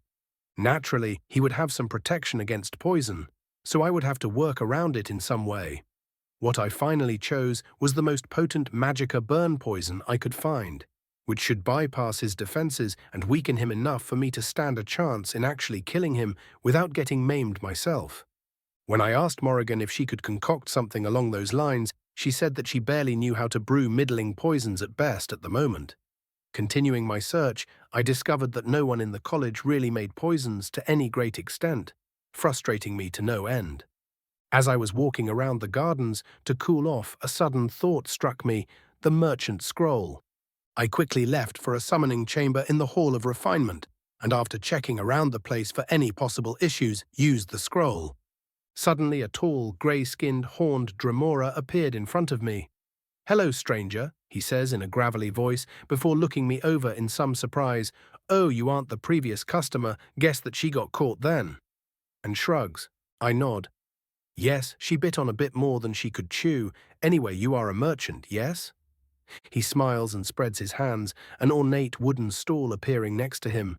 "Indeed, I am Zelzaz, the purveyor of the finest goods from Mundus to oblivion. What might you need, O honored customer?" Deciding to make sure before I accidentally offer my soul, or something equally ridiculous, I ask, "You take gold?" He scoffs. "Of course I take gold. What do you take me for?" Before he interlocks his hands with a greedy look. "I also take other goods and services. After all, I need to get my wares somehow." I hum, "You want some enchanting done? I can do that, or gold. Your choice." A happy smile appears on his face. "Ah, indeed. Enchantment is always very lucrative. Very well. What is it that you require?" "The most potent magicka burn poison you can get," I reply bluntly. He scratches his chin a bit. "I could provide you with a dose." He turns toward his stall and searches through it for a bit before pulling out an ornate vial. "Ah, there it is. The Shadow Scales sold some of these to me after they got done with that whole invading Morrowind debacle. Used it to weaken even the strongest of Dunmeri mages, if they are to be believed." My eyes widen a bit, and he notices this, the greedy look deepening. "Oh, I've hit the mark then." I nod. "Yes, this would be perfect for what I have intended. What would you want in return?" He pretends to be calculating. "Oh, say a dozen enchanted rings of differing boosting effects, no less than above standard quality." I immediately shake my head, noticing what he is trying. I said I would provide enchantments, not enchanted items, and a dozen is far too many. Try again. He coughs, annoyed he was caught in his attempt. Sigh, "Fine, fine, I will provide you with the materials and power source, while you will finish the enchantment, of course." He then turns serious. "The amount is fair, considering the potency and rarity of the poison. Trust me when I say it is very much worth that, and the price is non-negotiable." I grit my teeth but end up accepting. "Fine, as annoying as it is doable. Do you have more scrolls to summon you, or?" He nods and hands me the scroll and vial of poison. "You will summon me again in a week, and we will conduct further business. The materials for my order will be delivered at that time as well." Before he suddenly stops, "Ah, but how can I be sure you will deliver on your promise after you already get my goods?" I wave him off. Having a merchant with specialized goods accessible at all times is an extremely useful thing. It is not in my interest to cheat you. He nods enthusiastically. "Good, good. Truly you are a mer of great wisdom. It has indeed been a pleasure doing business with you, young mage. Until we meet again." And disappears with a pop, alongside his stall. When he is gone, I finally let my guard down. He might have been portraying himself as a harmless merchant, but he was still a Dremora, and those are always dangerous. Well, at least the enchanting will be good practice, and honestly, having a business contact in the form of Zelzaz is a very big boon. Later that day, I met with Thorfinn and some other guards that fought beside me behind the guardhouse. Even Thorgrim was there, despite his newfound dislike of me. Thorfinn was the first to speak. "So why have you gathered us here, Raven? You said it was something serious." I nod indeed. "I am afraid that I am in great need of help from all of you." Everyone gets interested and listens closely. I use my sight to scan around the place just in case. Finding no one, I continue. "I have been betrayed in a rather disgusting manner. The Telvanni Master Diran sent me a staff disguised as a gift. Said staff was meant to take control of my free will." The guardsmen grow furious and are about to start shouting in outrage, but I quickly signal them to remain quiet so we don't get caught before even planning anything. Naturally, I'm going to kill him, but his servants might get in the way. Before I can be interrupted, I continue, "No, I don't want them dead. I just need someone to hold them back while I deal with the tower's master." Garm, the guard that stuffed the sock in the Thalmor's mouth, speaks up. "Why not just have him arrested? He could face justice, and you wouldn't need to risk yourself like this." I shake my head. "He would just teleport out of the city if that were to happen, and besides, it is proper Dunmer custom to gut whoever tries to enslave you. Even his own great house won't frown on me killing him. They would just laugh at him for dying to a youngling." Garm mutters, "Dunmer a fucking weird man," and everyone chuckles. I turn serious. "So you boys in? Thorgrim, who was silent for most of the time, finally speaks up. "Aye, Flametongue, we will help you," with everyone giving a cheer in agreement. "Thank you all. After this is done, drinks are on me." Another cheer. Chapter 47. Ritual. The following day I spent pretending to be going about my business as usual, while spying on Idrasa's movements and planning on how exactly I would get her out of the college for an interrogation. Getting no immediate ideas, I decided to focus on other things for now. I visited my usual blacksmith and bought the most jagged dagger I could find. Apparently, I was a very petty Mir when it came to taking revenge. Zelzaz thankfully left me with some instructions for the poison. It would remain on the weapon for up to 3 days, so I took some time to coat the dagger thoroughly in preparation for what was to come. My murderous preparations were however interrupted by the Archmage popping into existence right next to me. This time I didn't react as I learned to sense the disturbance slightly after the last time he did it. He noticed this and seemed to pout like I took his toy away, but quickly gathered himself. "Getting ready for sweet, sweet revenge, I see, Raven." I shrug. It isn't really revenge, it's more like natural selection at this point. A dumbass who deigns to try and control me with his flimsy arse enchantments should obviously be removed from the gene pool for the good of all. Savos snorts before saying, "Yes, your generosity knows no bounds, O great lord of Dagoth, but I am not here to talk about that." "Obviously this is great house business," I say with great amounts of sarcasm. He rolls his eyes. "Naturally, as I was saying, one of the requests you made for the animunculi schematics is ready." He then takes a pose as if making a proclamation, using my mighty and endless experience. I facepalm. "You aren't Shalazar, it doesn't work." He pouts again. "Oh, come now, I have enough charm to pull it off." I just give him a half-lidded stare. He sighs in defeat. Yeah, ruin my fun, why don't you? In any case, the ritual you requested has been mostly finished. I just have one last question." I move my hand as if to say, "Go on." He nods.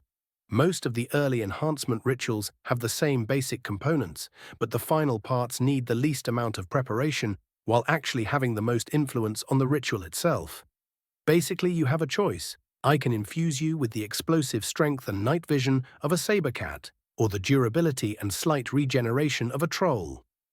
I scratch my recently regrown stubble in thought for a bit before asking, "Side effects?" He nods. "There are some. The saber cat would make your eyes a bit more feline and extend your canines a bit. The troll would in turn bulk you up and make your hair grow faster and be rougher. So nothing life-changing but still noticeable." Indeed. I think for a bit, and while stacking healing and regeneration would be good, I already was very durable and able to heal myself relatively fast. On the other hand, being stronger and faster is something that I always seem to lack, except when boosting myself with magic, but that magicka could be used for other things if I was already strong, or even boost me further. After a couple of minutes, I finally decide and turn to Savos. I choose the saber cat.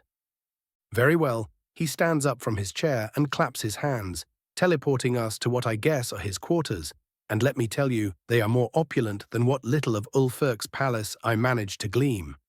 He signals me to follow him to a ritual circle, filled with all manner of ingredients. He starts pulling out different parts of a saber cat from his storage magic.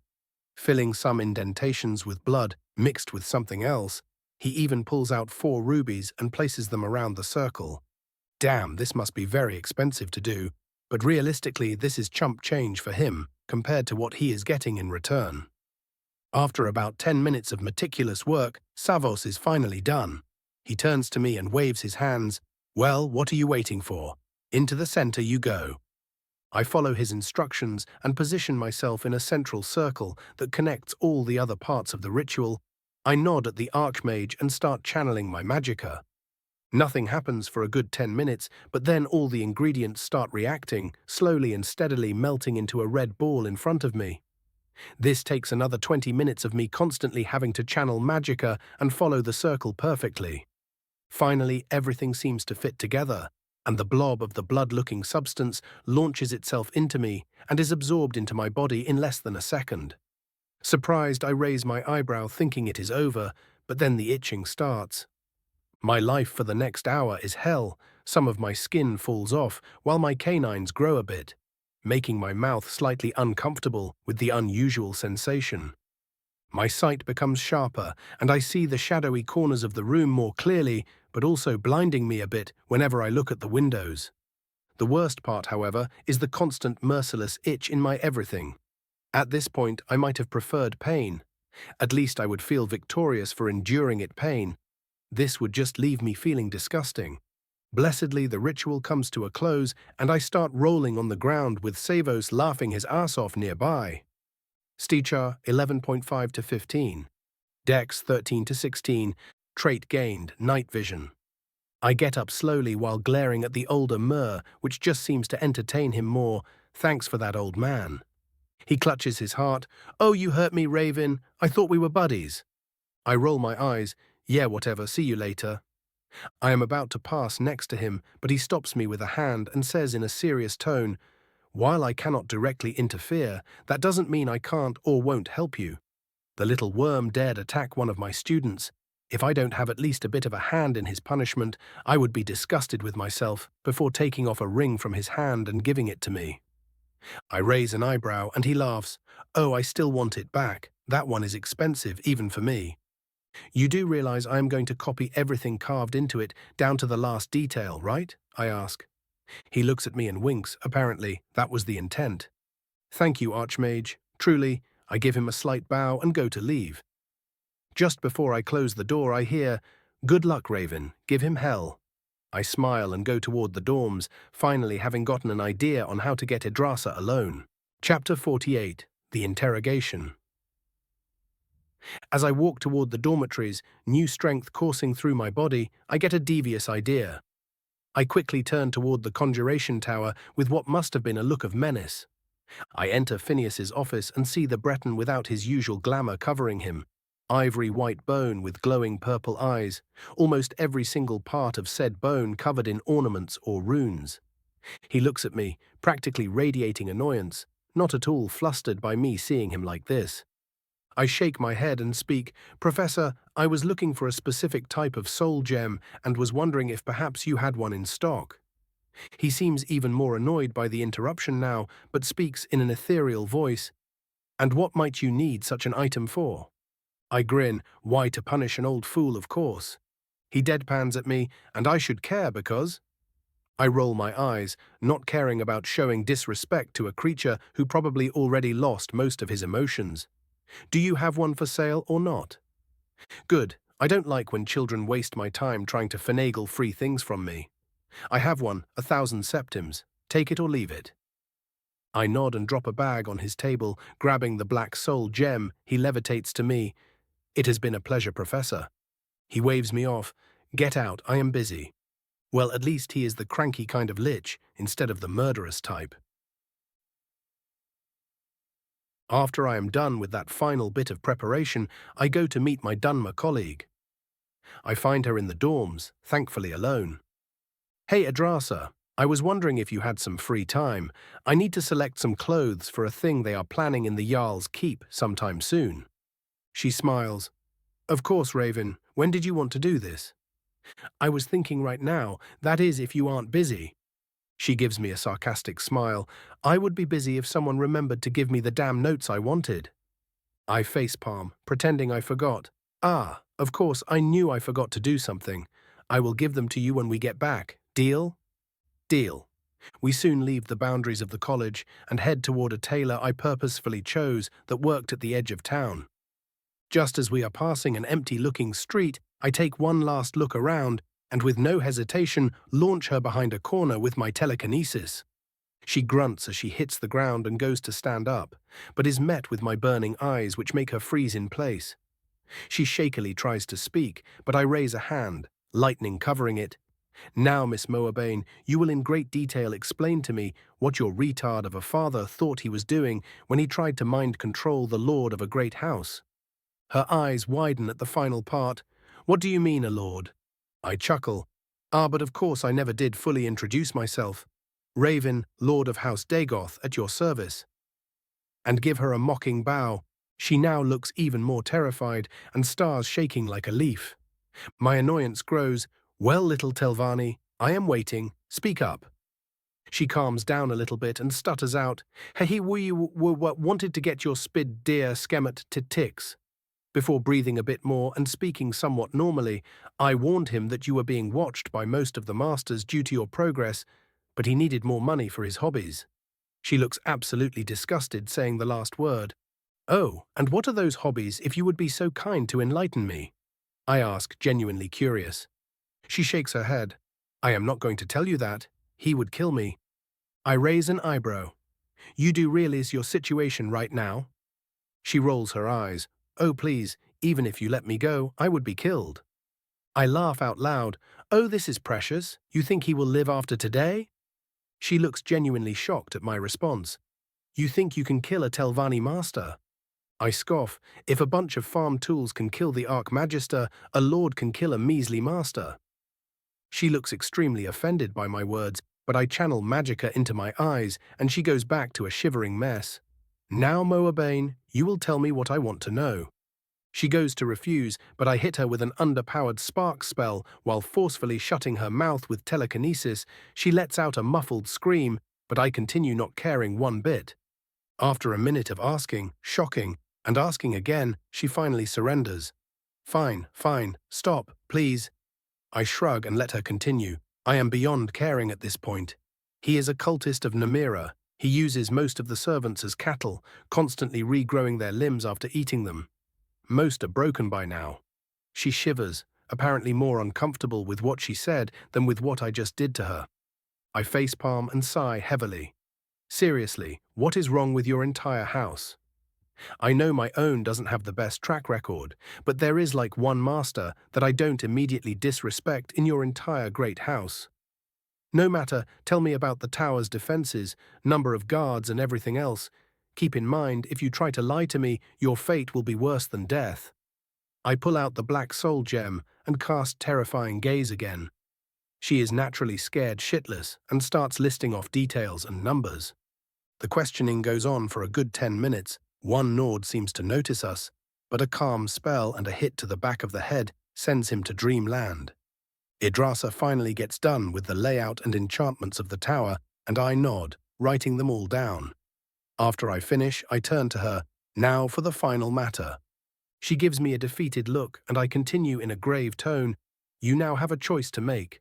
There is only one way you are making it out of here alive. You knew what he would do and didn't warn me. Now I know that he is your father and I a mere colleague, but at the moment I am not feeling terribly reasonable. She lets out a shaky breath and asks, What do you want? I straighten myself up and speak harshly. You will either immediately swear loyalty to me, the Lord of House Dagoth, or I will kill you and burn your body. She starts shaking on the still snowy ground and seems to be very deep in thought, but I interrupt that. Tick-tock, your time is running out. If you do not give me an answer soon, I will choose for you. She stands up and I allow it. We both know she stands no chance, even if she tries to attack me. After a minute of silence, she kneels on the ground and speaks in a very forced tone. I, Idrasa Moabain, swear to serve the house of Dagoth until my last dying breath, or until my Lord Raven releases me from service. Not perfect, but it will suffice. I grin. Good, very good. Welcome to the 6th house, retainer. Now sleep well. She looks at me surprised, but I am already swinging the butt of my summoned spear at her head. She falls to the ground unconscious, and I carry her toward the back of the guardhouse, where I plan to meet with my guard friends. When I arrive, most of my co-conspirators are present. Everyone gives me a weird look when they see me carrying Idrasa, but after a quick explanation of who she is, they all seem to understand. I soon feel a tug on my mind. It seems dear Diren wanted to meet me soon. Perfect. Chapter 49. Dark Deeds. I take a breath to center myself once I am close to the compound surrounding the Mushroom Tower. It is somewhat late in the evening, so most of the residents are resting, which should allow me to focus on my quarry. I turn to my co-conspirators and whisper loud enough for all of them to hear. When you start hearing spells going off, quickly charge in and disarm everyone. The menial workers probably won't be fighting back, so just move them somewhere and stop them from running around. I will probably take some time before springing the trap, so be prepared to wait a bit." Everyone nods and they disperse around the place, pretending to be drunk after a night out in the town, playing up the usual rowdy Nord stereotype.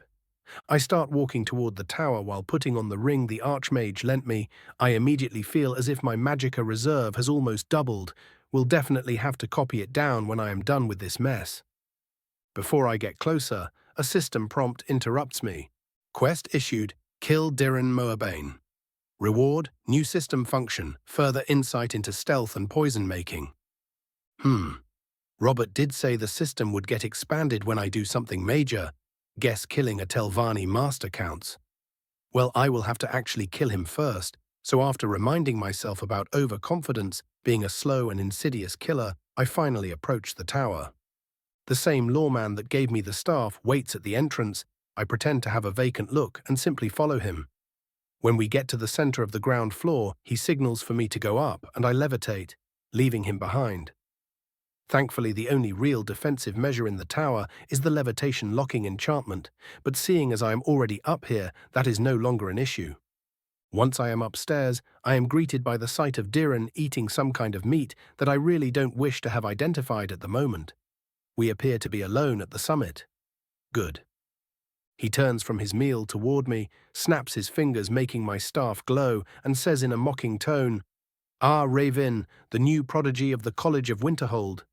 If only your amateur of an archmage knew how foolish one of his favored students was tricked by a simple staff." He laughs. "If you really thought that I, a glorious master of the grandest house of Resdain, would teach you, a mere commoner, my ways of staff, making you really do deserve what I will do to you." He looks at my blank and absent stare for a moment before scoffing, "Well then, boy, speak up. What do you think about my little scheme?" I hold back the urge to roll my eyes at his monologuing and say in a dead tone, "Truly you are the greatest among Mer Master Diren. The foolish college mages would never guess your devious plans." He nods rapidly, satisfied. "Yes, soon this entire pitiful city will bow before me." Is he really going to continue to monologue at me? He does, much to both my chagrin and satisfaction. When I first arrived here, the filthy Noir Jarl had the gall to call me a foul mage. Me. He wanted me to earn my place in his hold, as if it wasn't an honor to have me anywhere near his filthy hovel. He waves his hands angrily, genuinely seeming to believe his own value was so great. Naturally, after the fool kept refusing me, I had to turn to more drastic actions. So it was him that had the Jarl killed after all. He then scoffs. Unfortunately, some arrogant college mage dared to save his disgusting family of noirs from the bandits I sent. But no matter, after I am done with you, I think I will be sending some gifts to the Jarl as well. A devious smile was now on his face. After his little temper tantrum and monologue, he comes closer to me. "Well then, boy, give me those animanculi blueprints so I can get on with my meal.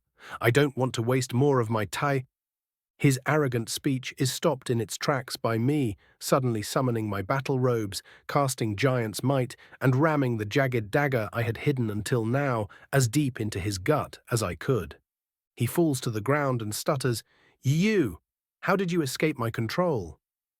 I roll my eyes. "I was never under your control, you disgusting fetcher," and summon my spear, hitting him on the side where I previously stabbed him with the butt of it, making him scream in pain.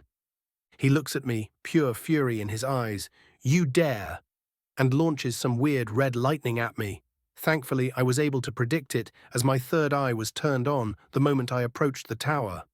The spell still grazes me slightly, but not enough to go through my robe's defenses. I laugh at the Dunmer panting on the ground. Do I dare? What a grand and intoxicating innocence! How does a mere Telvanni dare make attempts at a lord of a great house? He seems a bit stunned for a second, but then cackles, "Don't make me laugh, boy, you are no lord," and launches more red lightning, which seems a bit weaker than before, thus allowing me to disperse it with my wards. He looks dumbstruck. "What?" But I kick him again and speak with an arrogant tone. "Is this how you honor the sixth house? By trying to control the last of its blood?" He actually shakes a bit. "The six what?" Then firms his resolve, giving me a smile. "No, that house is dead and buried. You are a charlatan and pretender. No one will believe you, and neither will I." He launches a couple more spells at me, but they don't even penetrate my robes. The poison has already spread through his entire body at this point. I chuckle. Your belief is of little relevance, worm. It seems you still don't realize it yet, so let me enlighten you. You won't be leaving this shitty tower alive. He grows angry again and tries to cast a spell, but nothing comes out now. There is terror on his face, further amplified by me now casting my fear spell. He starts to crawl toward a shelf covered in different vials of potions, probably to seek an antidote, but I grab his leg and drag him back. I pull out the dagger once again. Oh, but don't worry, you won't be dying just yet. After all, your punishment must be more severe. Once I say this, I also pull out the black soul gem. The Telvanni master whimpers like a child as I approach his downed body. The next 10 minutes are filled with screams and begging, then crying and more screams. As I toss him down the levitation circle of the tower, breaking his body upon impact and finally feeling the disgusting sensation of filling a black soul gem, time seems to stop. I suddenly see spiderwebs everywhere, different strings connecting the space in a haphazard yet surprisingly organized manner. I also feel a powerful presence behind me. Well, fuck. Chapter 50. The Web Spinner. Without turning around, I mutter with some fear in my voice. "Welcome to my parlor," said the spider to the fly. I hear a melodious laugh behind me and finally turn around. There at the table previously belonging to Diran sat an unnaturally seductive woman, yet still utterly alien, with spider legs sprouting from her back and elaborate chitin covering her body instead of clothes. I force my fear down and give her a respectful bow. "To what do I owe the unending pleasure of your visit, Prince Mephala?" She gives me another melodious laugh before speaking in a voice made to play with one's mind. "Oh, do not pretend to be happy. I am here, young Dagoth. I can see within your eyes the lies you are trying to spin." I shrug uncaringly. This Daedra can read me like a book, so if she won't indulge my attempt, I might as well be honest. A Mer has to try at least. She chuckles as if she heard a child say something funny. Truly one must. "But that is not why I invited you to my parlor, as you call it." I raise an eyebrow. "Then how may I be of service?" And she scratches her cheek in what must have been an attempt to be cute or disarming, but I steel my mind. This creature in front of me is the literal embodiment of all lies of this world. Seeing my lack of reaction just seems to entertain her further. Finally, after an entire minute of seeing if I would break, she speaks. "Your little spat with dear Diran here has amused me greatly, not because of any great showing from you, mind you, but I do have to admit, seeing a Master Telvanni get killed by what compared to him is a child did entertain me greatly." I scoff. "Yes, but if that was all, you wouldn't deign to show yourself."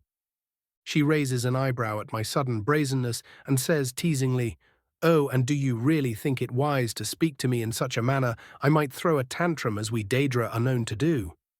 How the hell does she know my opinion about them seriously? Seeing my expression, she chuckles.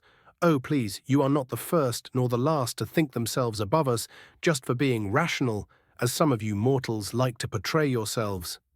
My eye twitches and I drawl out, "While the character breakdown of my mortal self is most riveting, could you please get to the point?" She waves her hand, and even that is somehow seductive. "Of course, please do forgive me my ramblings. It is oh so dull spending eternity by my lonesome." She drawls back, making my hair stand up and my eye twitch again. She laughs at me. "Fine, fine. The reason I am here is that a great web is being spun around you, by both you and others. It will be a most entertaining series of events for me, so I decided to throw in a bit of investment, you could say." I immediately stop her in a firm tone. "I am not under any circumstance swearing myself to a Daedra.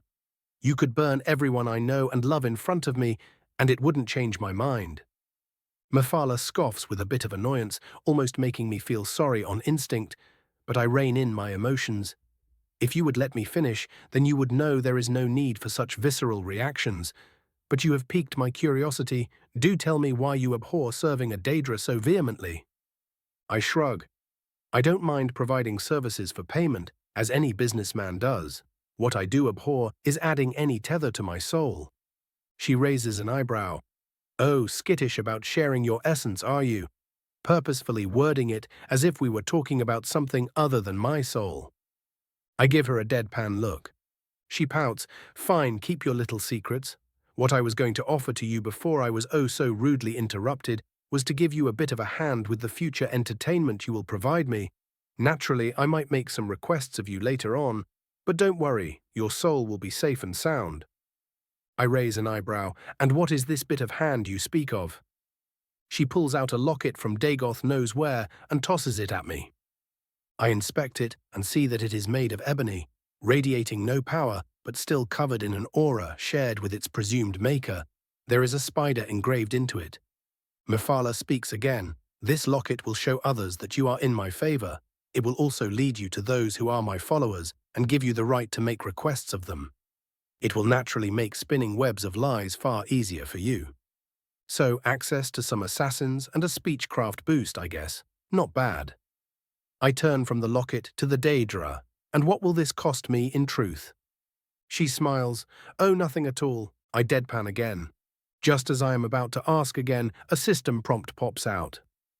Daedric Prince Mephala offers their favor.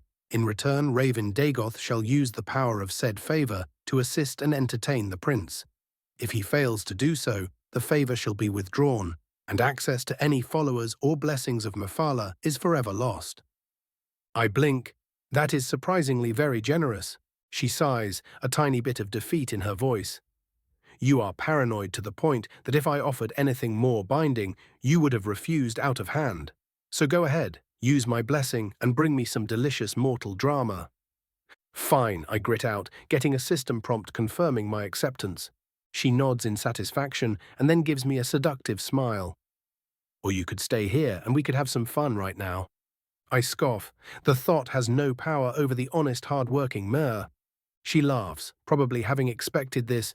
Oh, I can see right now that you will be a treat. Do go on, there is a web waiting for you to spin. I will be watching.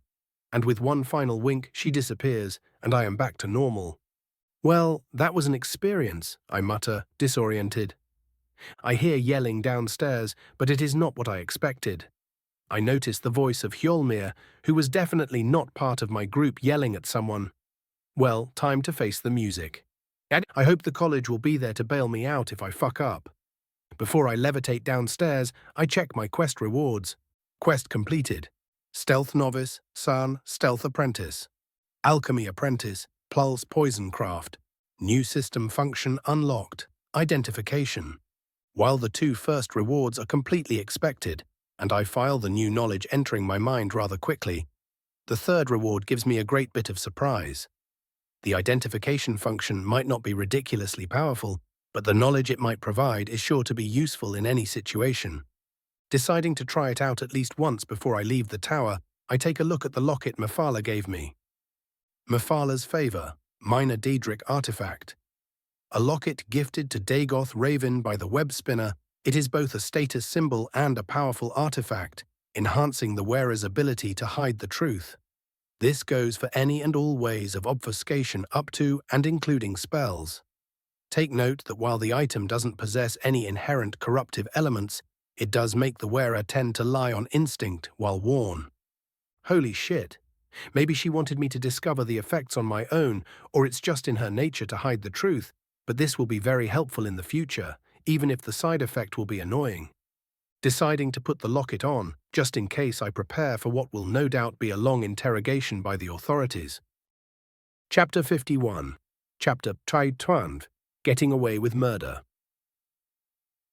I levitate down the tower and am greeted by the sight of Hjolmir yelling at the Nords that decided to help me, while a bunch of Dunmer servants or workers are standing in a corner looking kind of lost, some of them sporting completely blank looks. He turns toward me with an expression that tells me he might be a tad annoyed with me. Raven, what the fuck did you do? I raise my hands placatingly.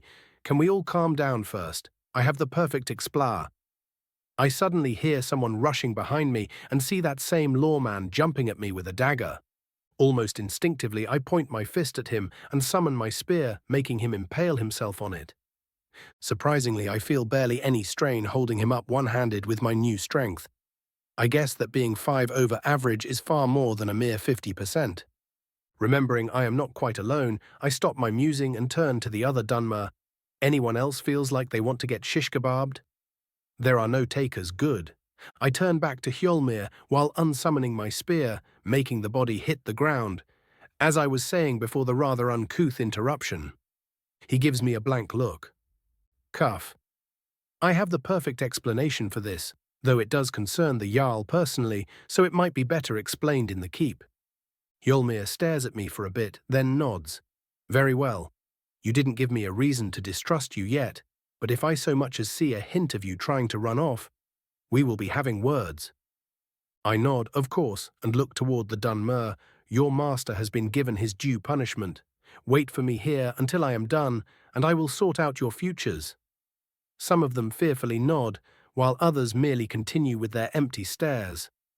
The guard captain raises an eyebrow. You speak as if you think them your servants now. I shrug. Basic Telvanni customs, winner takes all. After I explain what Diren did, you will appreciate my actions in a new light, I assure you. He gives me a stern look. This is Skyrim, not Morrowind. Once again I shrug. Let's just go to the Jarl, please. Hjolmir grunts, and as we are about to leave, turns to the guards. You lot and I will be having words later. Depending on what Raven has to say, some of you are looking at latrine duty. Surprisingly, they all laugh without a care, knowing that we were justified. We enter the Jarl's keep, and waiting there is the Jarl, his mother, and the court wizard. Just as I'm about to start my spiel, Savos pops into existence next to them, making the boy jump in surprise with a girlish eek to which we all chuckle. The young Jarl's face turns red, but he calms himself down quickly, probably used to Savos's shenanigans. The regent mother speaks first. Raven Flametongue, you and a group of guardsmen have without authorization assaulted a respected resident of Winterhold. I hope that there is a very good reason for this, or no amount of college protection will help you. I smile, showing no signs of being worried. Of course, I am not foolish enough to ignore the laws of Skyrim on a whim. The reason I attacked she interrupts me, assassinated. I smile. It was merely preemptive self-defense, I assure you. Savos snorts, and I continue. You see, the respected Diren sent me a staff as a gift. Said staff was enchanted to enthrall me into his service so he could gain access to my knowledge about the animanculi I displayed recently. She nods, and the steward who arrived while I was talking starts writing something down. So naturally, as is Morrowind custom, such things were to be paid in blood. Before I am interrupted, I raise my hand. Please let me finish. She seems annoyed, but still lets me go on. I did consider informing you of this, but even if you deemed him guilty, he would have just teleported outside of the city and continued his schemes. She shakes her head. This still just seems like a merely personal vendetta of yours. I fake a guilty smile. Indeed, it did start as one, I will admit. But once I was confronted with the Telvanni, still pretending to be under his control, he revealed some very interesting information to me.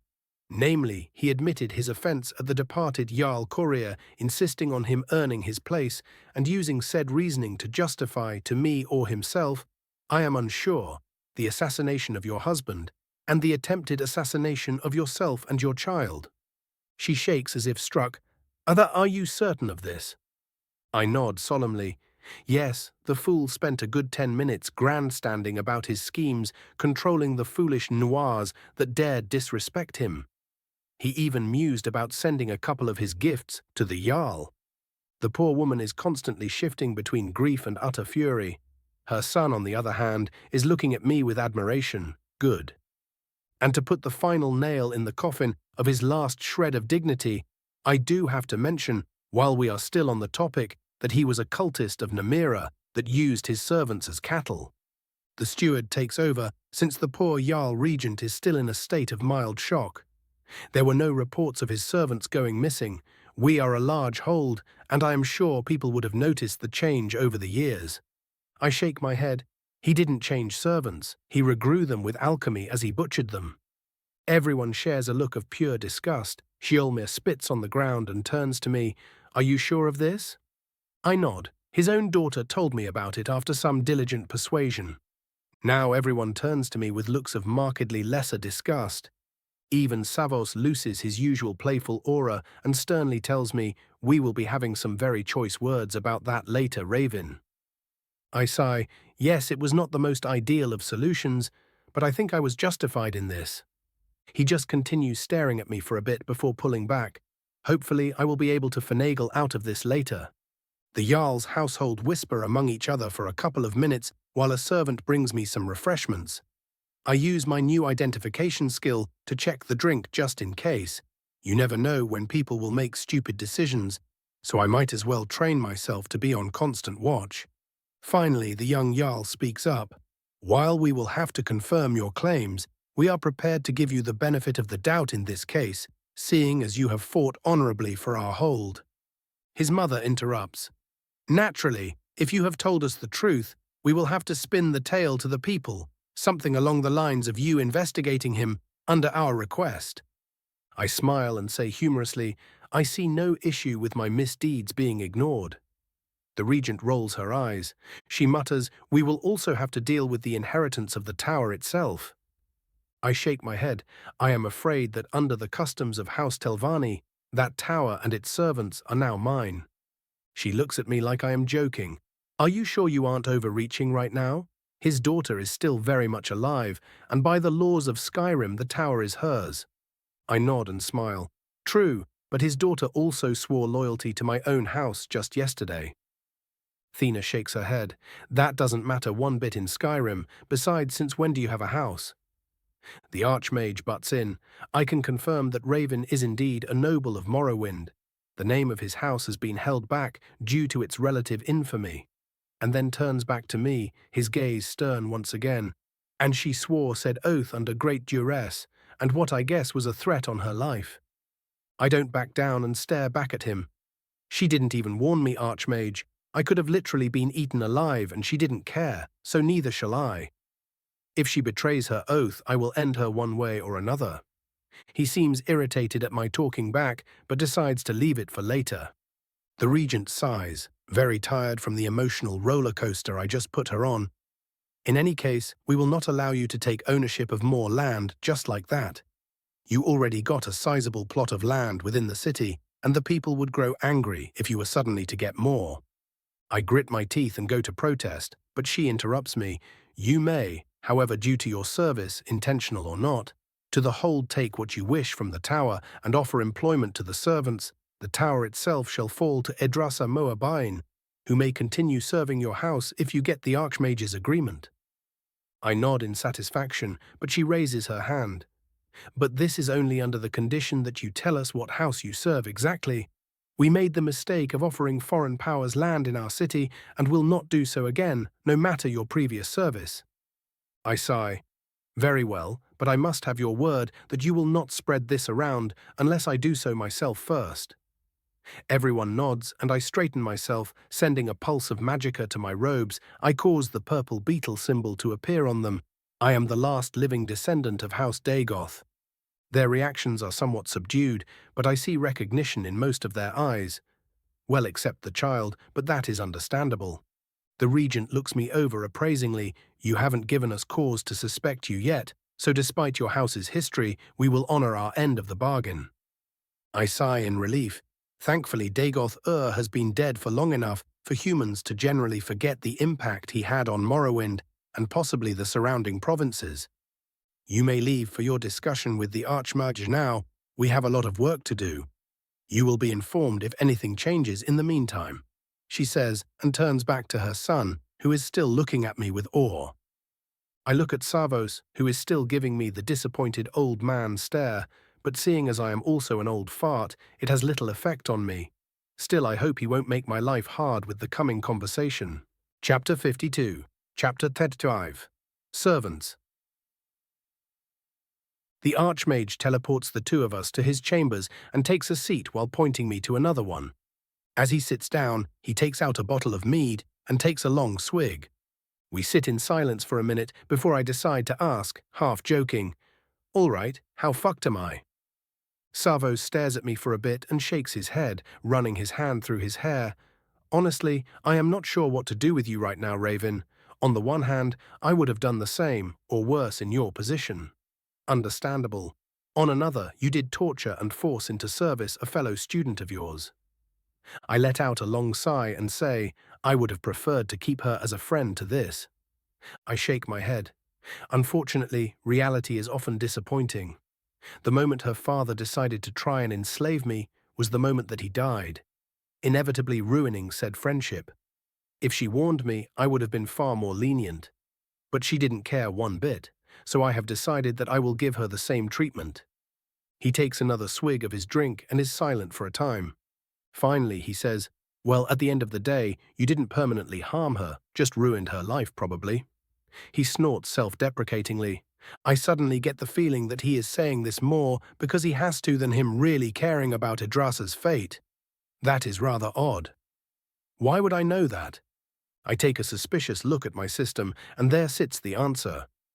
Trait gained. Mafala's blessing. You are able to sense the motivations of others and have an easier time hiding your own. Yup, that'd do it. Deciding to shelve those thoughts for later, I explain with fake compassion, I wouldn't go so far as saying I ruined her life. She will still own the tower and possibly have some servants, and while I did force her into my service, it doesn't mean I plan on torturing her as some form of sick revenge. Savos slowly nods. Fine, while I don't like the way you went about your business with her, you were technically within your right. I will leave this alone for now. Gods know I have tolerated far worse from my students before. Just try and keep any future drama to a minimum, please. I snort. We both know I didn't choose this archmage. Just please try and not make any more work for me, Raven, he grumbles. Ah, so that is the actual issue here. I almost laugh when I realize this. Sure. Wouldn't want to take time from your experiments, eh, old man? He rolls his eyes. Off you go. You have a mess to clean up. That I do. I stand up and turn to leave. Just as I am about to leave the room, I hear behind me, and I want my ring back by tomorrow at the latest. I chuckle. Sure, old man. I'll try and keep it at least somewhat intact. I hear a hey behind me, but I am already skulking away. Meititetam, General Pov. Deciding that he really doesn't want to deal with a million questions from his colleagues, Raven sneaks out of the college grounds as best he can.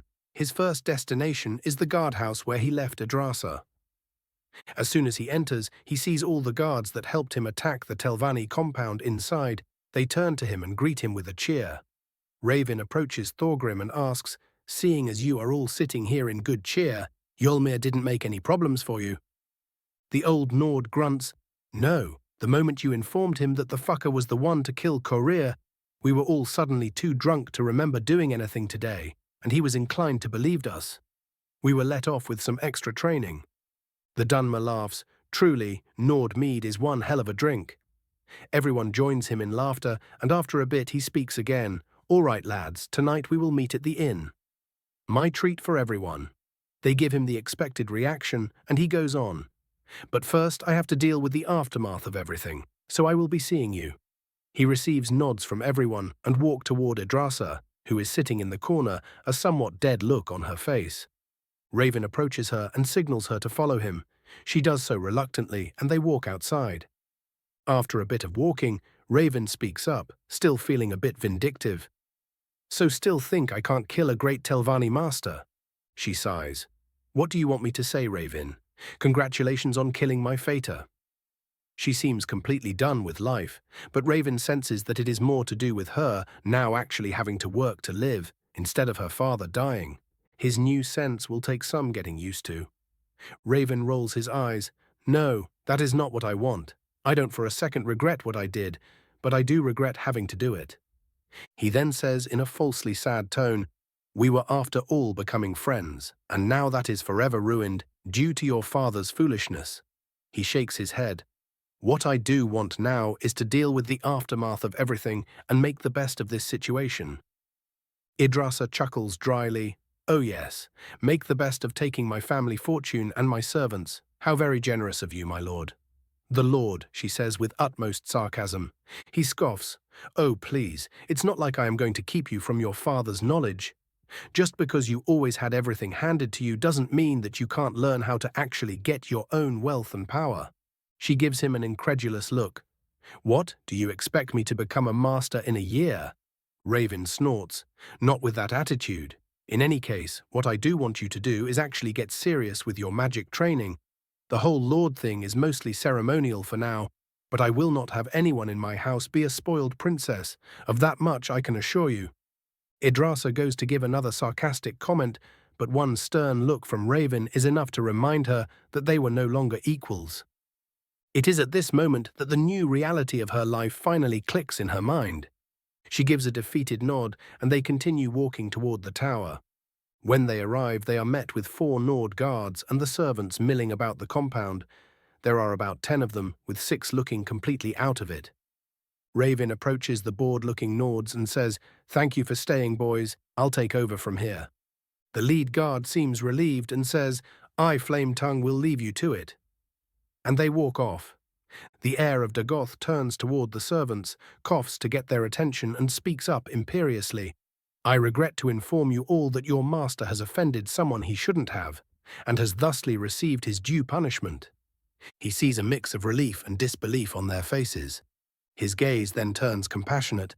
"Now, since this might cause turmoil in your lives, I have decided to offer employment to all of you."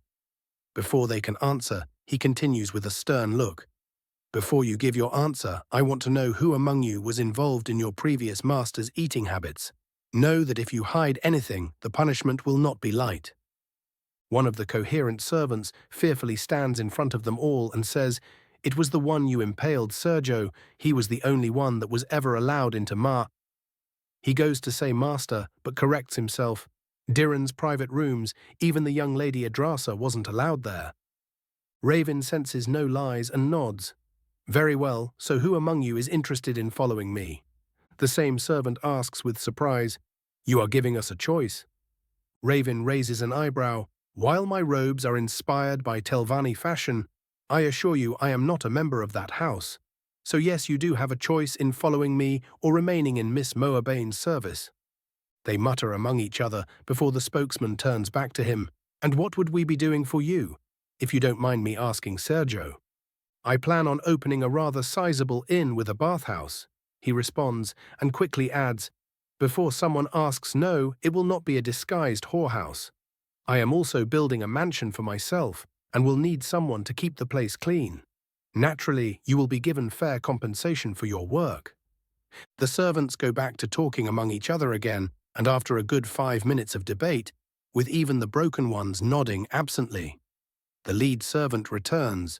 "While 2 of the maids would like to remain in Lady Yggdrasil's service, the rest of us are willing to follow you." Raven nods, satisfied. "Good, you may pack up and come to the northwestern part of town. A part of the inn has already been built, so you can stay there. We will discuss payment and other conditions in more detail when I am done here." The servants quickly get to packing up, showing a great amount of eagerness to get out of there. Raven senses that all of them just want to get out of this cursed place, and from what he overhears from the 2 maids and Yggdrasil, they seem to have practically raised her, so they chose to stay. After he confirms that they are all getting busy, he turns toward the tower. Time to loot this place for all it is worth. Chapter 53, Chapter Dexter, Loot. Raven enters the mushroom tower once more, and the first thing he sees is the still warm body of Diren, scanning it just in case, and confirming that there is no after-death spell trickery on him. He gets to stripping him of his valuables. The old elf wore a necklace and a couple of enchanted rings, one of which was indeed a poison resistance ring, but much to Raven's confusion, it was of surprisingly poor quality. Raven scratches his head with a perplexed expression. He lived in Morrowind for who knows how long, and this is the best ring he was able to get, as a god's damned enchanter. I was joking when I told Savos that I am doing the gene pool a favor by killing him, but now I am not so sure I was wrong. The rest are the usual rings one might expect to find on a mage, and will be very useful for funding Raven's own set later, as he already had a set planned out that he wanted to make himself. Unfortunately, the rather high-quality robe was bound to the dead Telvanni, so that will be going in the trash alongside its owner. Deciding to toss the body into someone's pigsty later, Raven levitates up the tower. Finally, having the time to look around without being in a life-or-death situation, he finds that it is even more opulent than he expected, with beautiful porcelain vases holding Morrowind flora, Dunmerry tapestries with Telvanni symbols or the visages of saints, and a very respectable personal library in one corner. Looking through said library and avoiding a very potent frost explosion trap set up in the middle of it thanks to his third eye, he finds mostly the same spellbooks he might find in the college library with some specialized modifications that have to do with regeneration and regrowth. But there is one spellbook that draws his attention. It is called The Art of True Destruction, with a red lightning bolt inscribed on the cover. Deciding to inspect it, the young Dunmer is pleasantly surprised with what he finds. The Art of True Destruction, a spellbook passed through the Moabane line containing a way to combine the abilities of both fire and lightning in destruction spells, making them far more potent in combat. These spells are capable of disintegration on higher levels. Oh, this is really good, and now it is mine. Fuck you, Dirren, you old fart.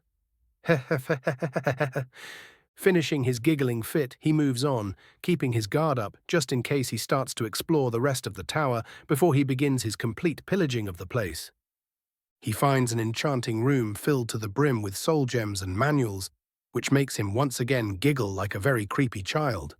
To his partial satisfaction, he also finds an alchemy room that is similarly stocked full. With a groan, he accepts that he will have to actually start studying alchemy again if he doesn't want to be wasteful. After he is done with his exploration, there is only one room left, the one he was trying to avoid the whole time he was there. It practically radiated the feeling of hunger and decay, making him consider just blowing it up.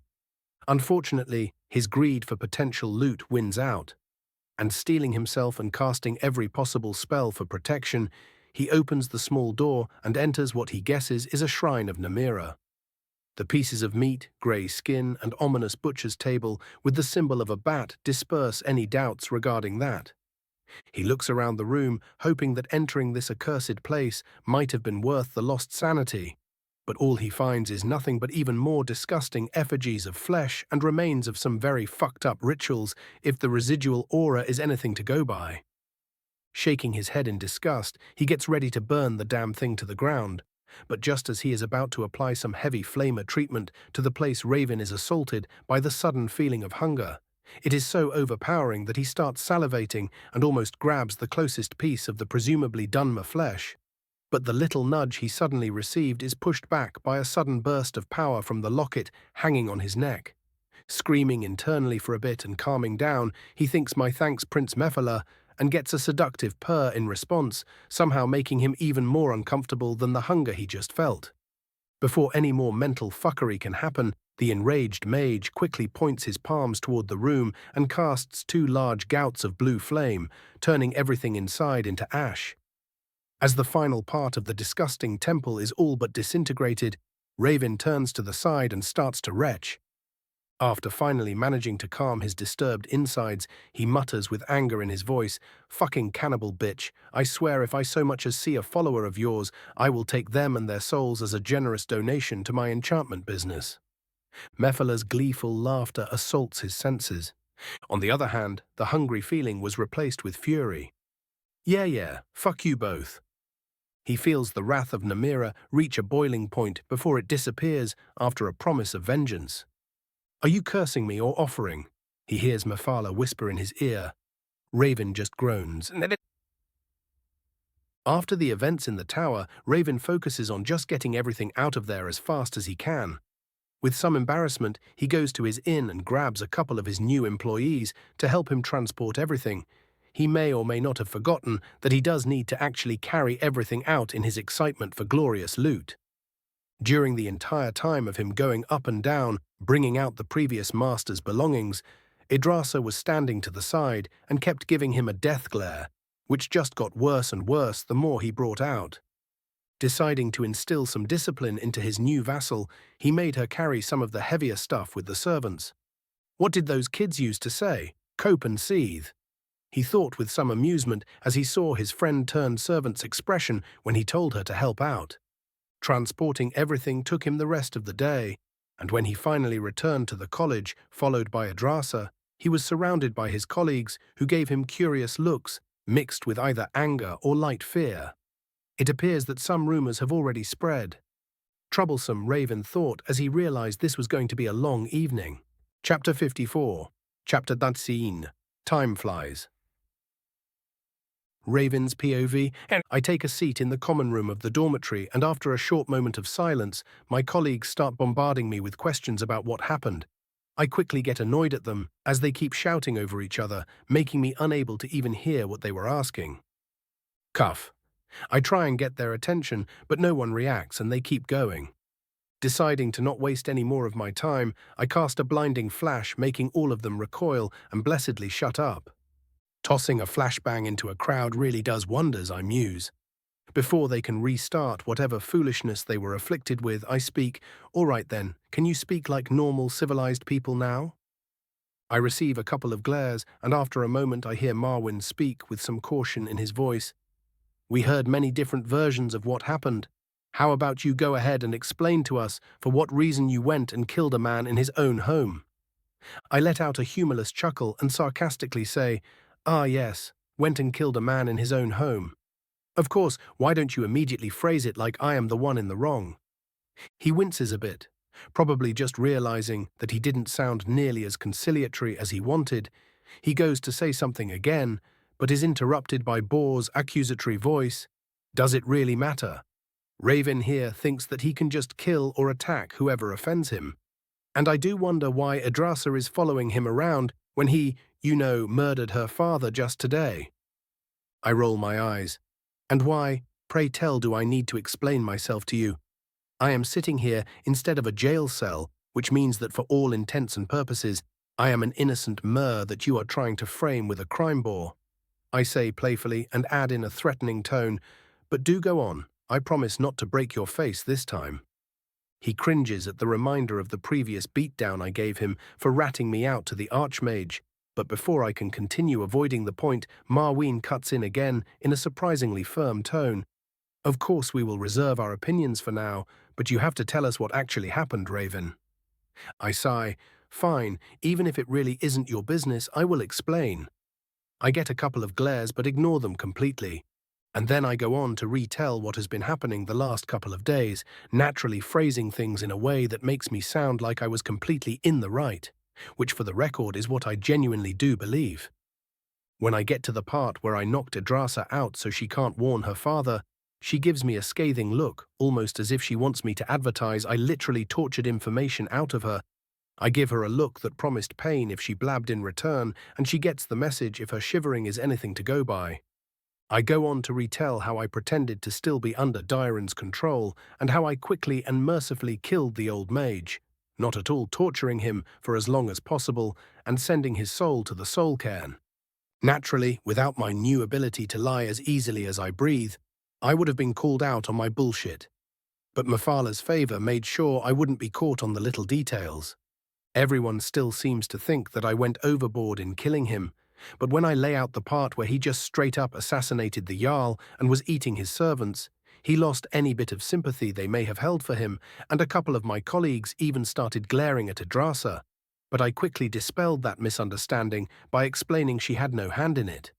When I am finished with my little story, most of them seem satisfied and no longer willing to shout at me. But before I can excuse myself and go and buy those drinks, I promised the guardsman I hear Morrigan ask, "I have seen things being moved from the tower to your place, almost as if you were claiming spoils. How exactly did you manage that?" I shrug, dumb Telvanni customs, as if that explained everything. Morrigan turns a curious eye towards Adrasa, who sighs and forces out in a defeated tone, "Yes, my house does have a lot of rules that can be considered dumb by outsiders." Out of curiosity, I decided to try and sense Adrasa's own motivations. And what I get almost makes me laugh. She is hoping I will just ignore her enough that she may ride my coattails into some kind of position of wealth and power. Seriously, this girl is so spoiled, it is pathetic. I shake my head. "If you are all done with your impromptu trial, I am off to the inn to get drunk with the guards, see you," and leave the dorms, not noticing the now guilty looks on some of their faces. General Pov. After the Diran incident, as it was now being called, things settled back into a pleasant and relaxed rhythm for Raven. He spent a lot of his time perfecting his spider workers, and even managed to rent out a bunch of the newly made ones to the college as they started the excavation of the cave-in that was discovered during the Falmer expedition. His enchanting business was booming, and after he finished his first order for Zelzaz, the Dremora merchant, he suddenly got a whole bunch of new orders from him, which enabled him to get all manner of different rare materials and ingredients, but most importantly, money. He was still saving up for his full set of enchanted jewelry, planning to get them done just before he finished his first year of the college and got more freedom to move around. His time in Winterhold was altogether pleasant, but he was starting to feel the monotony seep into everything he was doing, and planned on leaving to travel around and explore for some time. When he showed Morrigan his new collection of alchemy ingredients and books he rightfully liberated, she kept pestering him to give her some, which he did after he made her teach him alchemy instead of the eternally high professor. He even started experimenting with his magic cigar idea, but all he got was a burnt throat and a laughing bird noises, mocking his weakness. Some time later, Raven's life turned from relaxed studying into torturous monotony. There were no great bandit groups to hunt or Falmer raids to punish. Before he even realized, almost half a year had passed, and the opening day for his business was coming ever closer. Chapter 55. Chapter 98.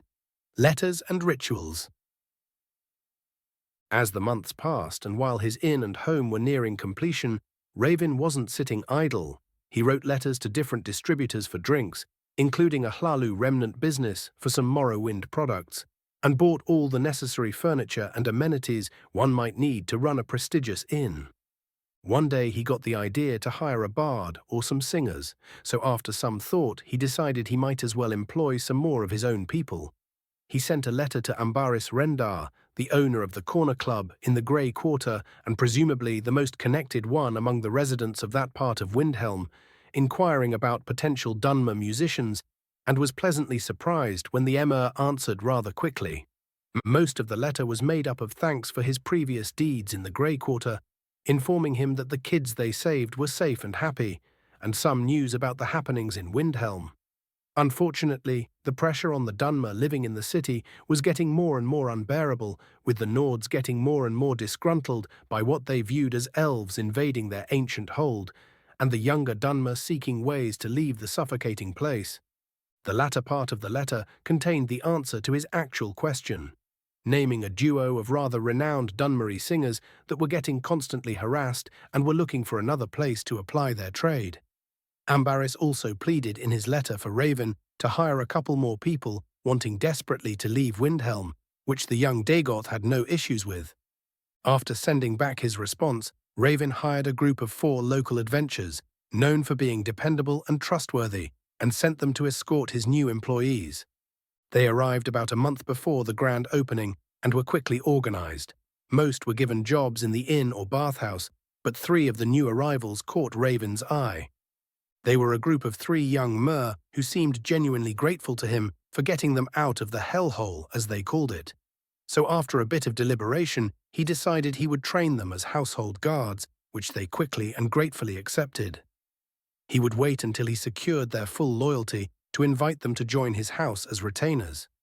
They wouldn't be all that useful immediately, but teach them some basic spells and give them some lightly enchanted armor and weapons, and boom, actually useful soldiers.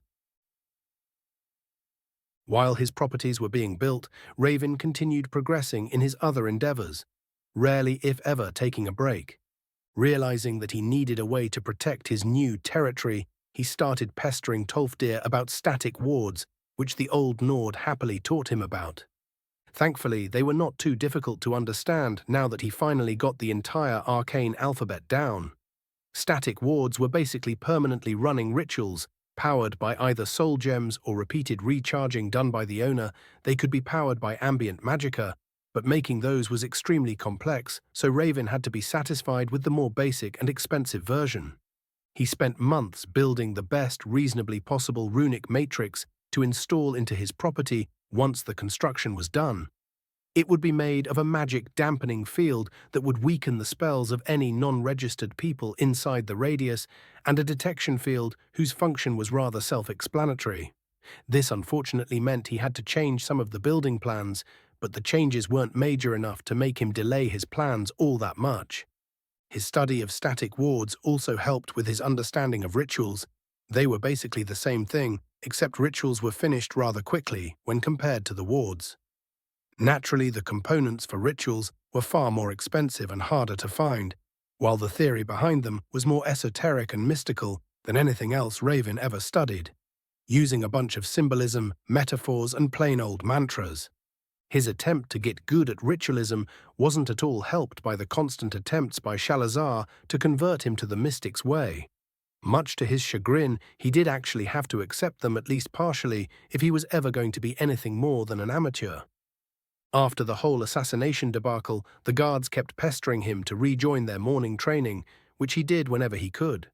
He kept surprising everyone with his newfound strength and speed, and started telling taller and weirder tales on how he became so strong all of a sudden, only to have his fun ruined by Hjolmir, who explained how rituals work to everyone. Raven was then constantly annoyed by requests to make someone bigger or stronger, or of course to help someone be more enduring. Because why wouldn't your first thought be, how can I last longer in bed? After getting tired from all the requests, he simply named his price for the ritual and his help in guiding it. As unlike him, the guards wouldn't be able to do it themselves. The price he asked made most of the requests stop, as it was easily in the 4 digits mark. There were still some persistent ones that insisted on it and still had money left over from the expedition, so that earned him a very pretty penny and made some guards' wives very happy. Over the months, he finally managed to use the thuum without ripping his own throat to pieces. The Yol shout became something he integrated into his usual fighting style, even if it was still exhausting as all hell. He thought about trying to add the second word, but immediately got the feeling that that was a very bad idea. So instead of committing suicide by yelling, he refocused on other shouts, namely the more iconic combo of Unrelenting Force and Whirlwind Sprint. Understanding Fus was very simple, almost as simple as fire was with all of his affinities.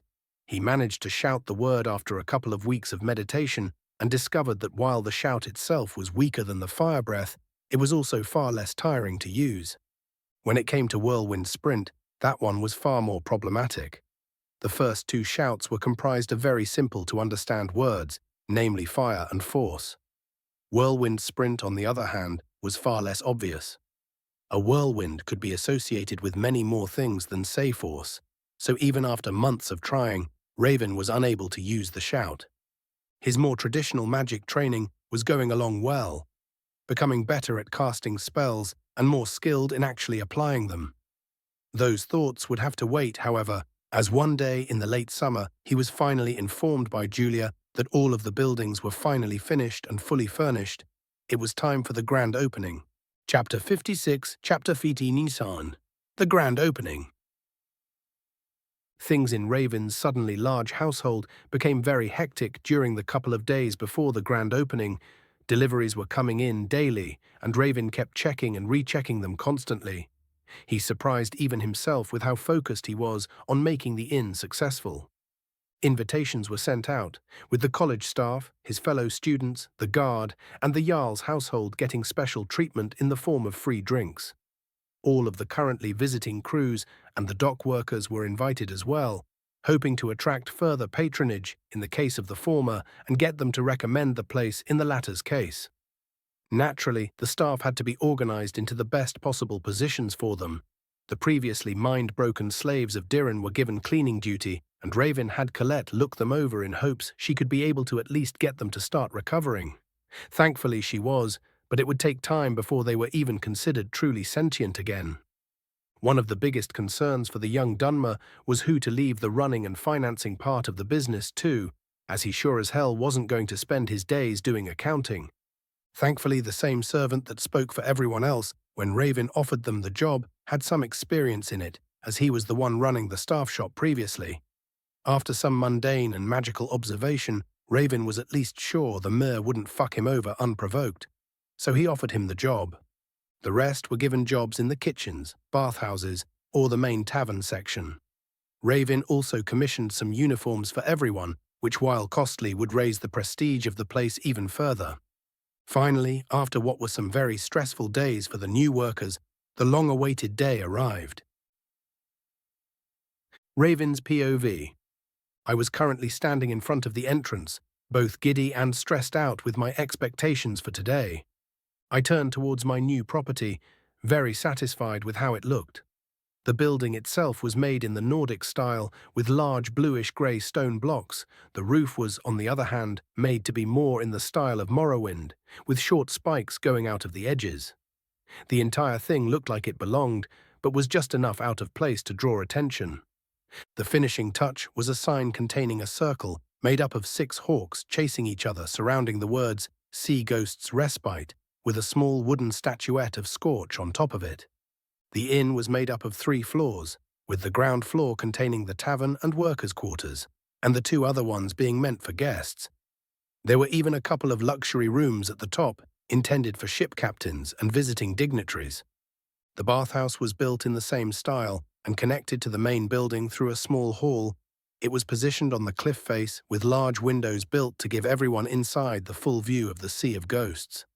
I gave myself a pat on the back for that idea, as the view was both beautiful and relaxing to look at.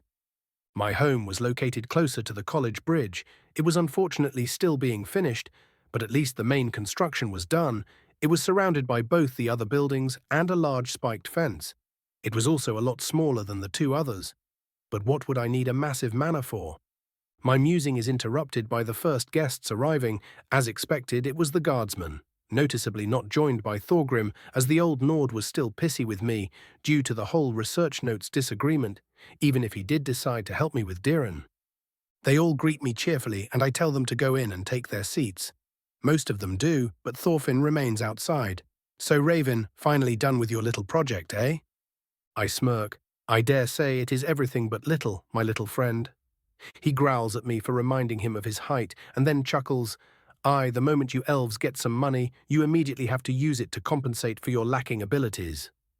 I snort and say as fast as possible, "Dumb Noir, still living in a wooden house, says what?"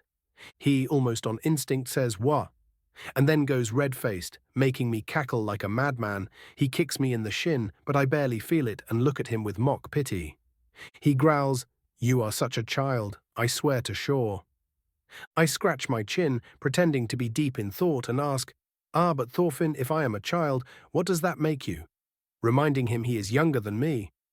He gets angry again. I think I can almost see smoke coming out of his ears, but he calms himself rather quickly and sighs, "You know what? I am going to get a drink. Enjoy freezing your ass out here." He goes inside, walking proudly, almost as if he had won in some kind of contest, completely forgetting that I am fully capable of warming myself with magic. More time passes as I greet the arriving guests. Unsurprisingly, almost everyone I invited came today. There really isn't a lot going on inside of a small medieval city, so a new and luxurious inn being opened is considered quite the event.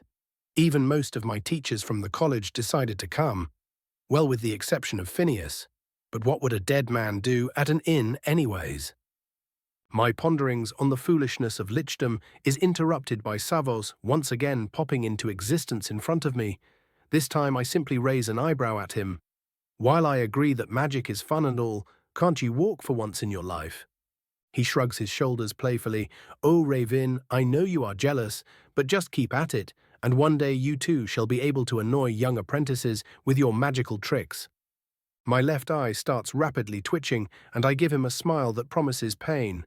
"Of course, Archmage, how foolish of me. Do go in, you were the last to arrive." He returns a playful smile, looking very satisfied, and goes in. I shake my head and follow him. "But it's you, As I enter the building, I am hit with a wall of noise and heat. There are many tables surrounding the central section, which is shared by a large fireplace, and the bar. Everyone seems to be having a good time, and one of the singers I hired is currently reciting the ballad about our recent expedition. I notice my college friends inside and go to join them. They seem to currently be having some kind of heated debate about something. I quietly sit next to Marwyn, startling him quite a bit if his almost jump is anything to go by, and ask, "So what are they on about?" Marwyn calms down and gives me a light glare. "First, fuck you, Raven." I snort. "Second, they seem to be debating on their plans for after we are finished with the first year at the college." I raise an eyebrow. Oh, and what do you plan on doing? He sighs. I really don't have much to do outside of the college, so I will probably continue doing enchantment while staying there.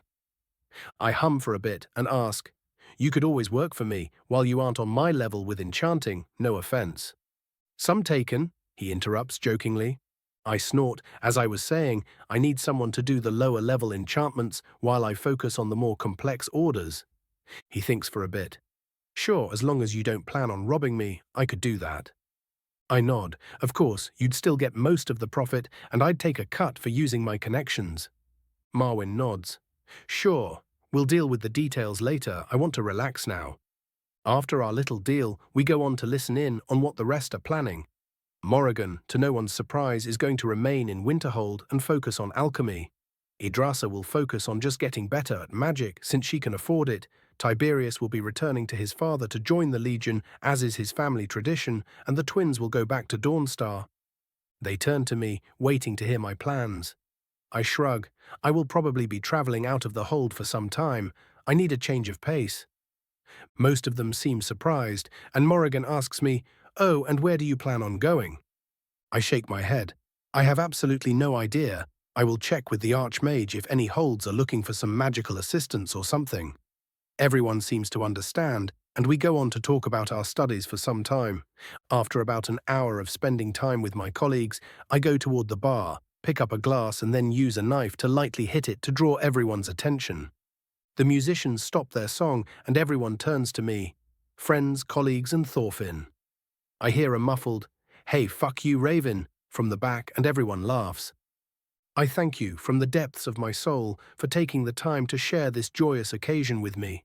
Since I arrived in the city of Winterhold, I have been treated with respect and kindness, making me consider this cold and harsh place my new home.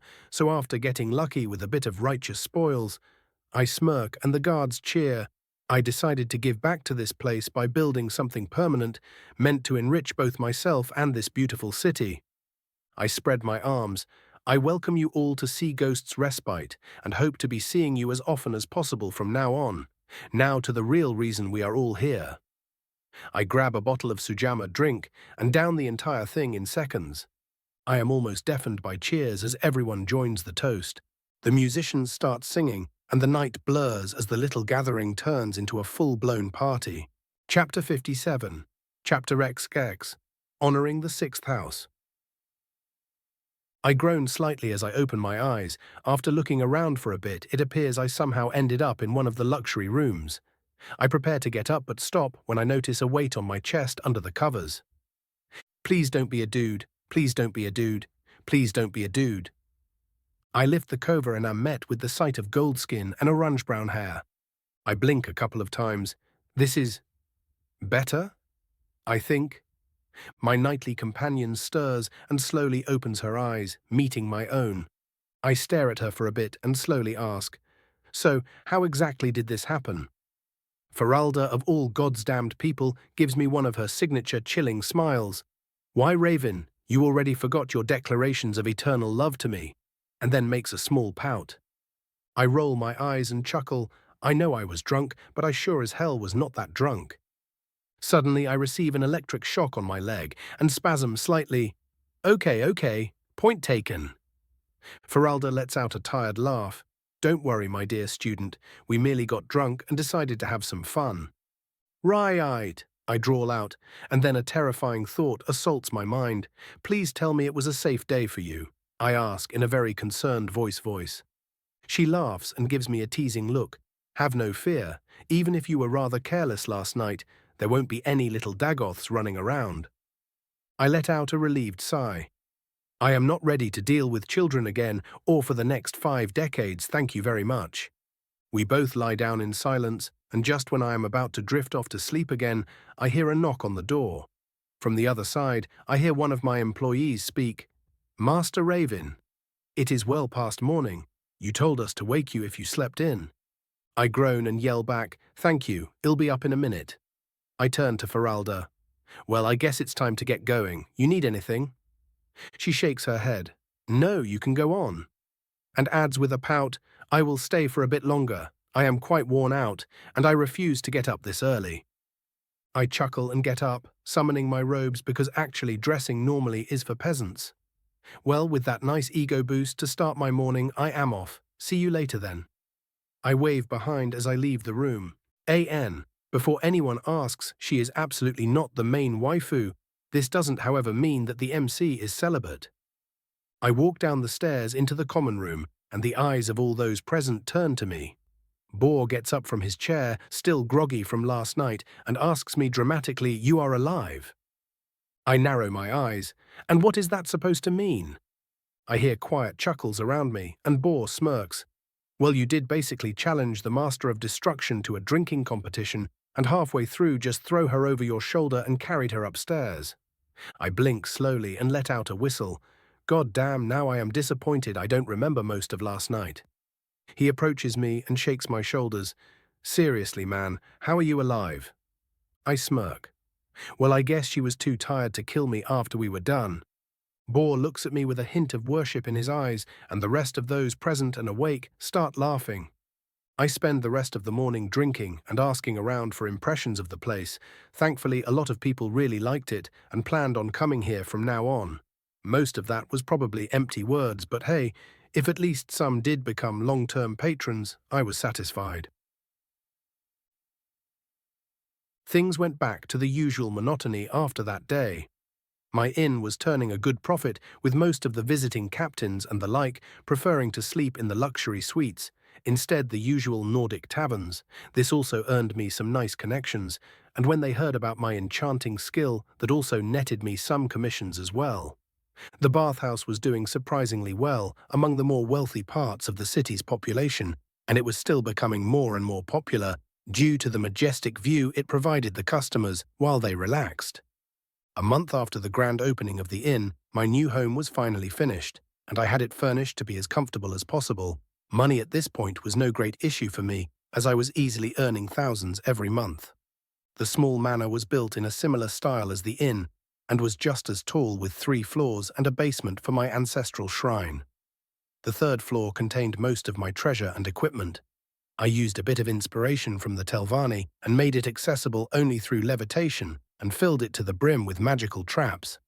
The rest of the house was what you might expect from a wealthy nobleman's home: lavish furniture, a large, well-stocked kitchen, opulently decorated dining room, and so on.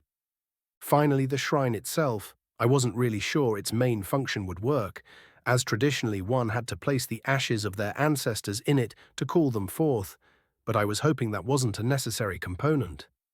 The door leading into the shrine was covered in traps and equipped with the best possible magical lock I could buy from Zelzaz.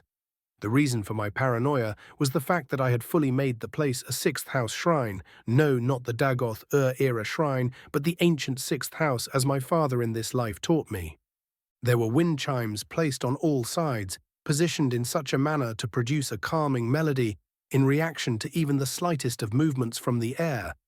At the center of the wall opposite the door hung a House Dagoth beetle banner, colored in black and purple.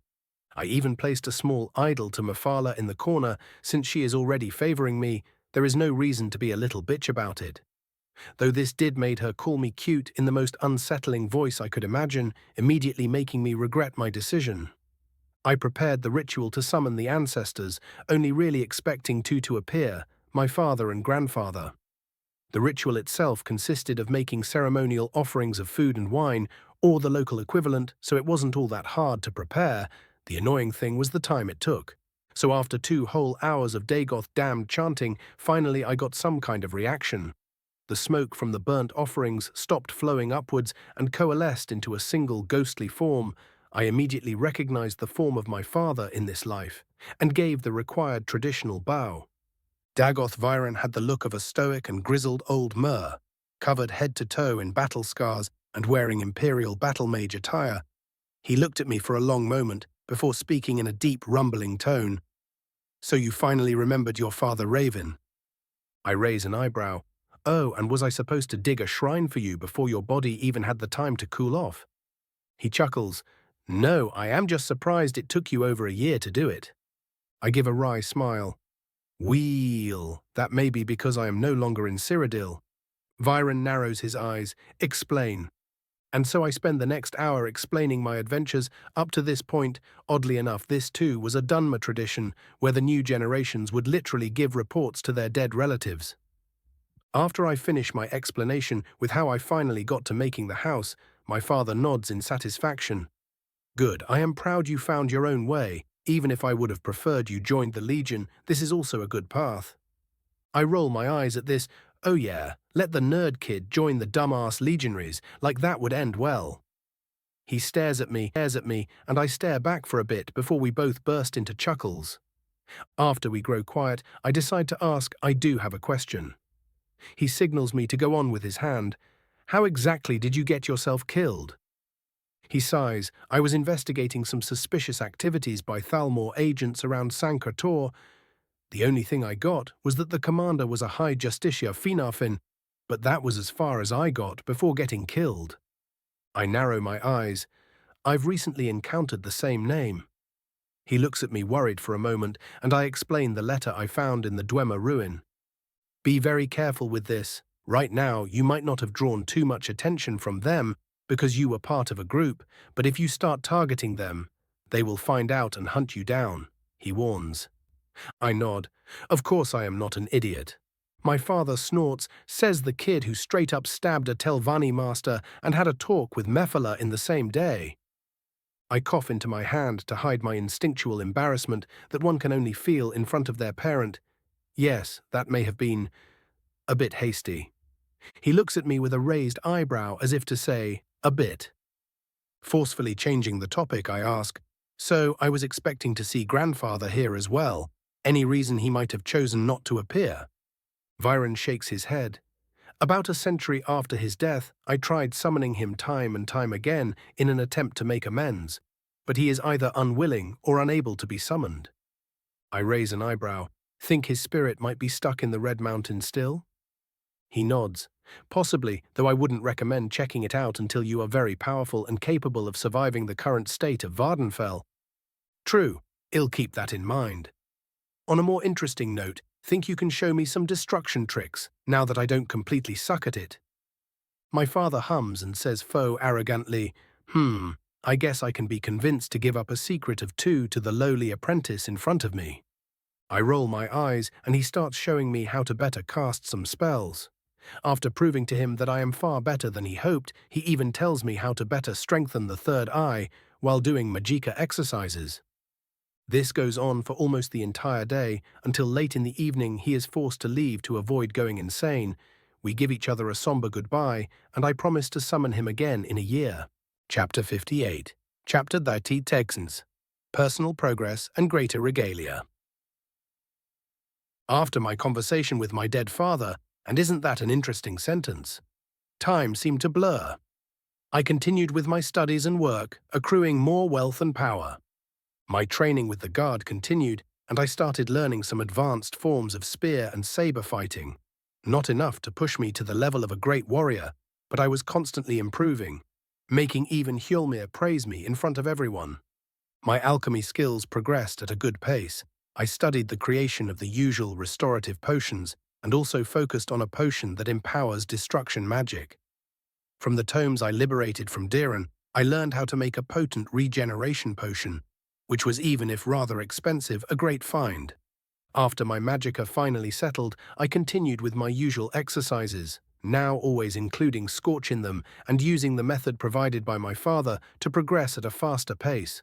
Unfortunately, the Archmage was unable to get the Heartstones he promised me, but still gave his word he would find a supply for me. As compensation, I made him help me with some spells I was having a hard time with. Speaking of my avian friend, he continued to grow in size, no longer being able to fit on my shoulder.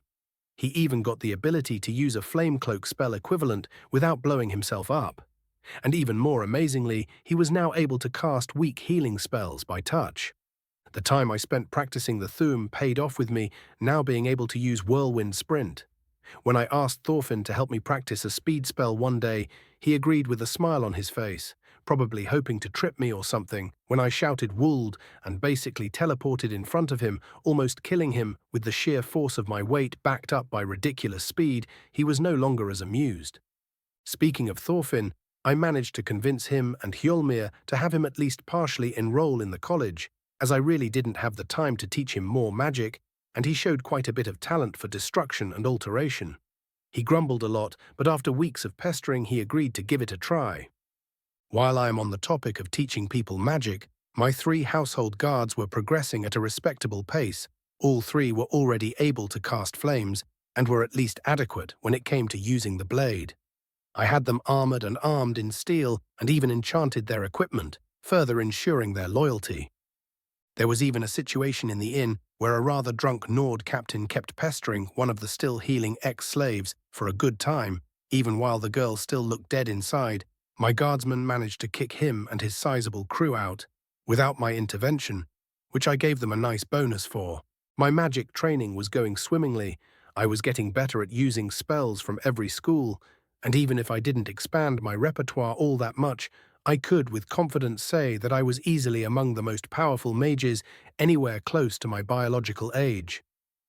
Tolfdir taught me how to manipulate the earth to an extent. That was going to be very helpful against large numbers. Phineas finally agreed to teach me the Oblivion storage spell. The space it could hold was dictated by one's magicka reserve. At my level, it would let me hold quite a bit of supply, but no infinite hoarding for me, unfortunately. This spell also pushed me into the adept level of conjuration. I also managed to learn how to use the red lightning, better known by its more arrogant name, the art of true destruction. The spells were generally modifications of the usual fire or lightning spells, taking only slightly more magicka to cast if your control was good enough and the results were beautiful. I even managed to disintegrate an enchanted practice dummy in the Hall of Refinement, which I was forced to pay for. It was not cheap, but I didn't care one bit. Blowing those damn things to shreds was one of the most satisfying things I did recently.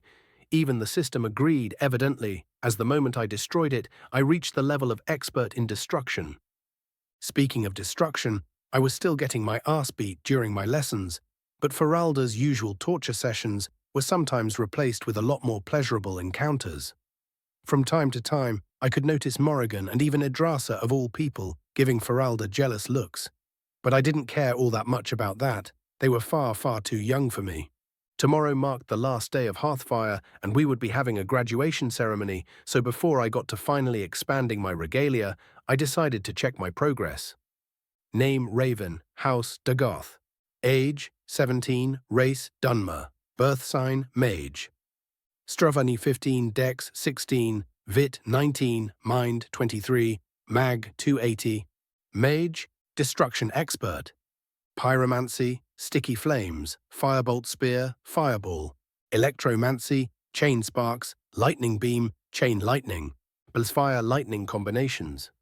Cryomancy, Debilitating Frostbite, Ice Spear, Ice Storm. Restoration Adept, Quickened High Heal, Sunbeam, Sunbolt, Rejuvenate, Detoxify, Greater Ward. Alteration Adept, Iron Skin, Giant's Might, Blinding Flash, Mage Light, Greater Telekinesis, Wind Cloak, Earth Control, Metal Transformation. Illusion Apprentice, Calm, Enrage, Muffle, Fear, Gaze. Conjuration Adept, Bound Weapon, Glass Flaming.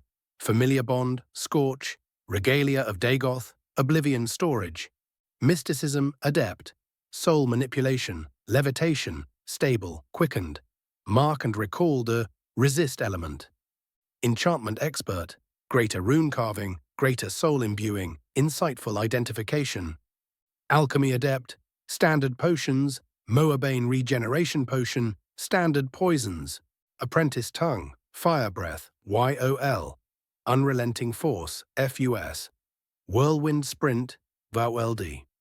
Warrior, Swords Adept. Spears Adept. Thief, Stealth Apprentice. Traits. Fireblood, born under the flames of the Red Mountain, you are blessed with 50% resistance and 20% damage and control toward fire. Blood of Dagoth, you descend from a mad religious extremist who nonetheless achieved a degree of godhood, providing you with a prolonged lifespan and the third eye trait. Awakened Third Eye, your blessed perception has been further improved through your efforts, now granting you the ability to predict the movement of others alongside your magic sight. Blessing of Kine, You heal faster, the winds accept you as their own. Minor blessing of the warrior. You seem to learn how to fight in melee a bit faster. Minor Dunmer paragon. Dunmer will tend to have a slightly good impression of you. Your Dunmer servants will be more loyal. Mephala's blessing. You are able to sense the motivations of others and have an easier time hiding your own. Ashen bond. Through your bond with Scorch, you attain greater control over flames and restoration. You also seem to heal just a bit quicker. Night vision. You see in the dark as well as a saber cat. Letting out a whistle at my blindingly fast progress, I enter the enchanting chamber of my home that I've been preparing for this very occasion. On the table in front of me is a set of 10 rings accompanied by a necklace, every single one made of ebony with purple amethyst-filled runes covering them.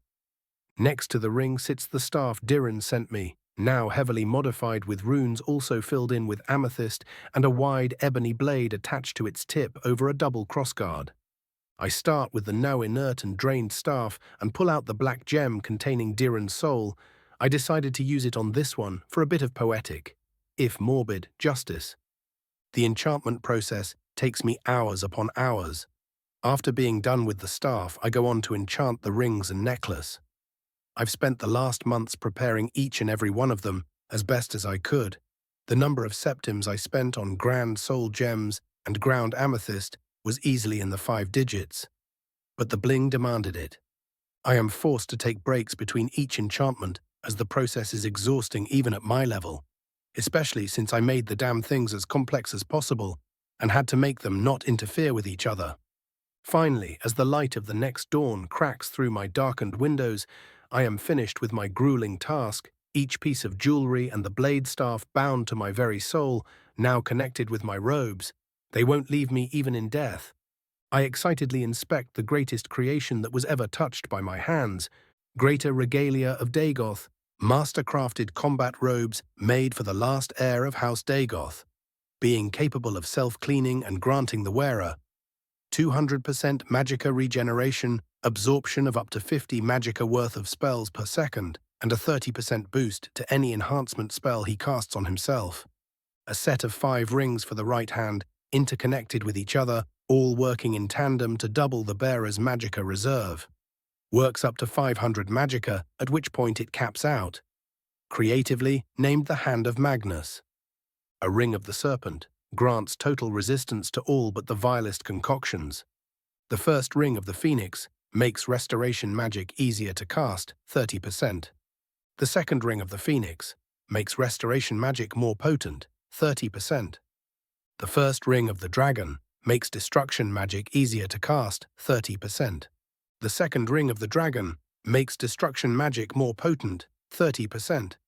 Amulet of Dagoth grants magic resistance, 20%. Diran's Lament, an ebony blade staff that deals fire damage with each strike and makes all spells easier to cast, 10%. If someone asked me if this was worth the equivalent of a small town in cash I spent on it, I would slap them for even daring to ask the question. Never in my life have I been satisfied with something I made with my own hands. As I exit my days of happiness, I realize that it is already almost noon. Fuck, I yell as I summon my newly expanded regalia and rush toward the college for the ceremony. Chapter 59, Chapter Tauz, Graduation. As I run up the college bridge, I am stopped in my tracks by a very annoyed-looking Morrigan. "Oh, look who decided to get up finally," she drawls out upon seeing me. "I am not late, am I?" I ask while taking deep breaths. Say what you will about having high vitality, but sprinting, while dead tired, will leave one breathless no matter the situation. She lets out a relieved sigh. "No, you came in just in time. What were you even doing that made you of all people sleep in? You are usually the one pestering everyone else about being on time." I shrug. I was finally getting my set of enchanted jewelry done, and it took a bit longer than intended. And by that I mean it took me almost an entire day of mind-numbing work. Morrigan looks at me unimpressed. "And what, pray tell, made you wait for the last possible day to do it?" "It was symbolic," I grin. She rolls her eyes and turns toward the college. "Whatever, let's go. The ceremony is about to begin." I catch up to her and mutter, Thanks for going to get me in any case. And add with a teasing voice, I am so glad you care. She huffs and keeps walking without another word. We all take our seats in the Hall of Elements. The atmosphere is a combination of excited and somber. The somber part mostly coming from some of the masters who are probably getting reminded about the soul-crushing realization of how fast time passes right about now. My colleagues start whispering among each other, and I drift off into a half-asleep state.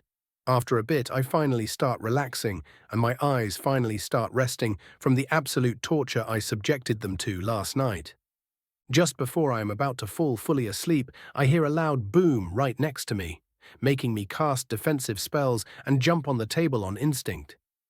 Let's just say Feralda's training was very thorough. I blink myself fully awake and notice the Archmage holding the tip of my blade staff between his fingers, looking at me with his usual amused gaze. Oh, how nice of you to come well rested and fully prepared for this important occasion, Raven.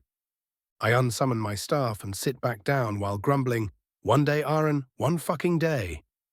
My colleagues start snickering at me, and Savos gives me a playful smirk and mutters back, oh, do bring it on Dagoth. I would love to see what you can cook up. Before walking to the center of the podium. The Archmage claps his hands, making a far louder sound than one would think, and speaks, welcome once again, students. I am glad that all of you I met last year are still here with us. The fact that he has to say that is very telling when it comes to apprentice mage mortality rates. He continues with a smile, you have all gone through many challenges to be here, some through intellectual and others through more practical. It doesn't matter.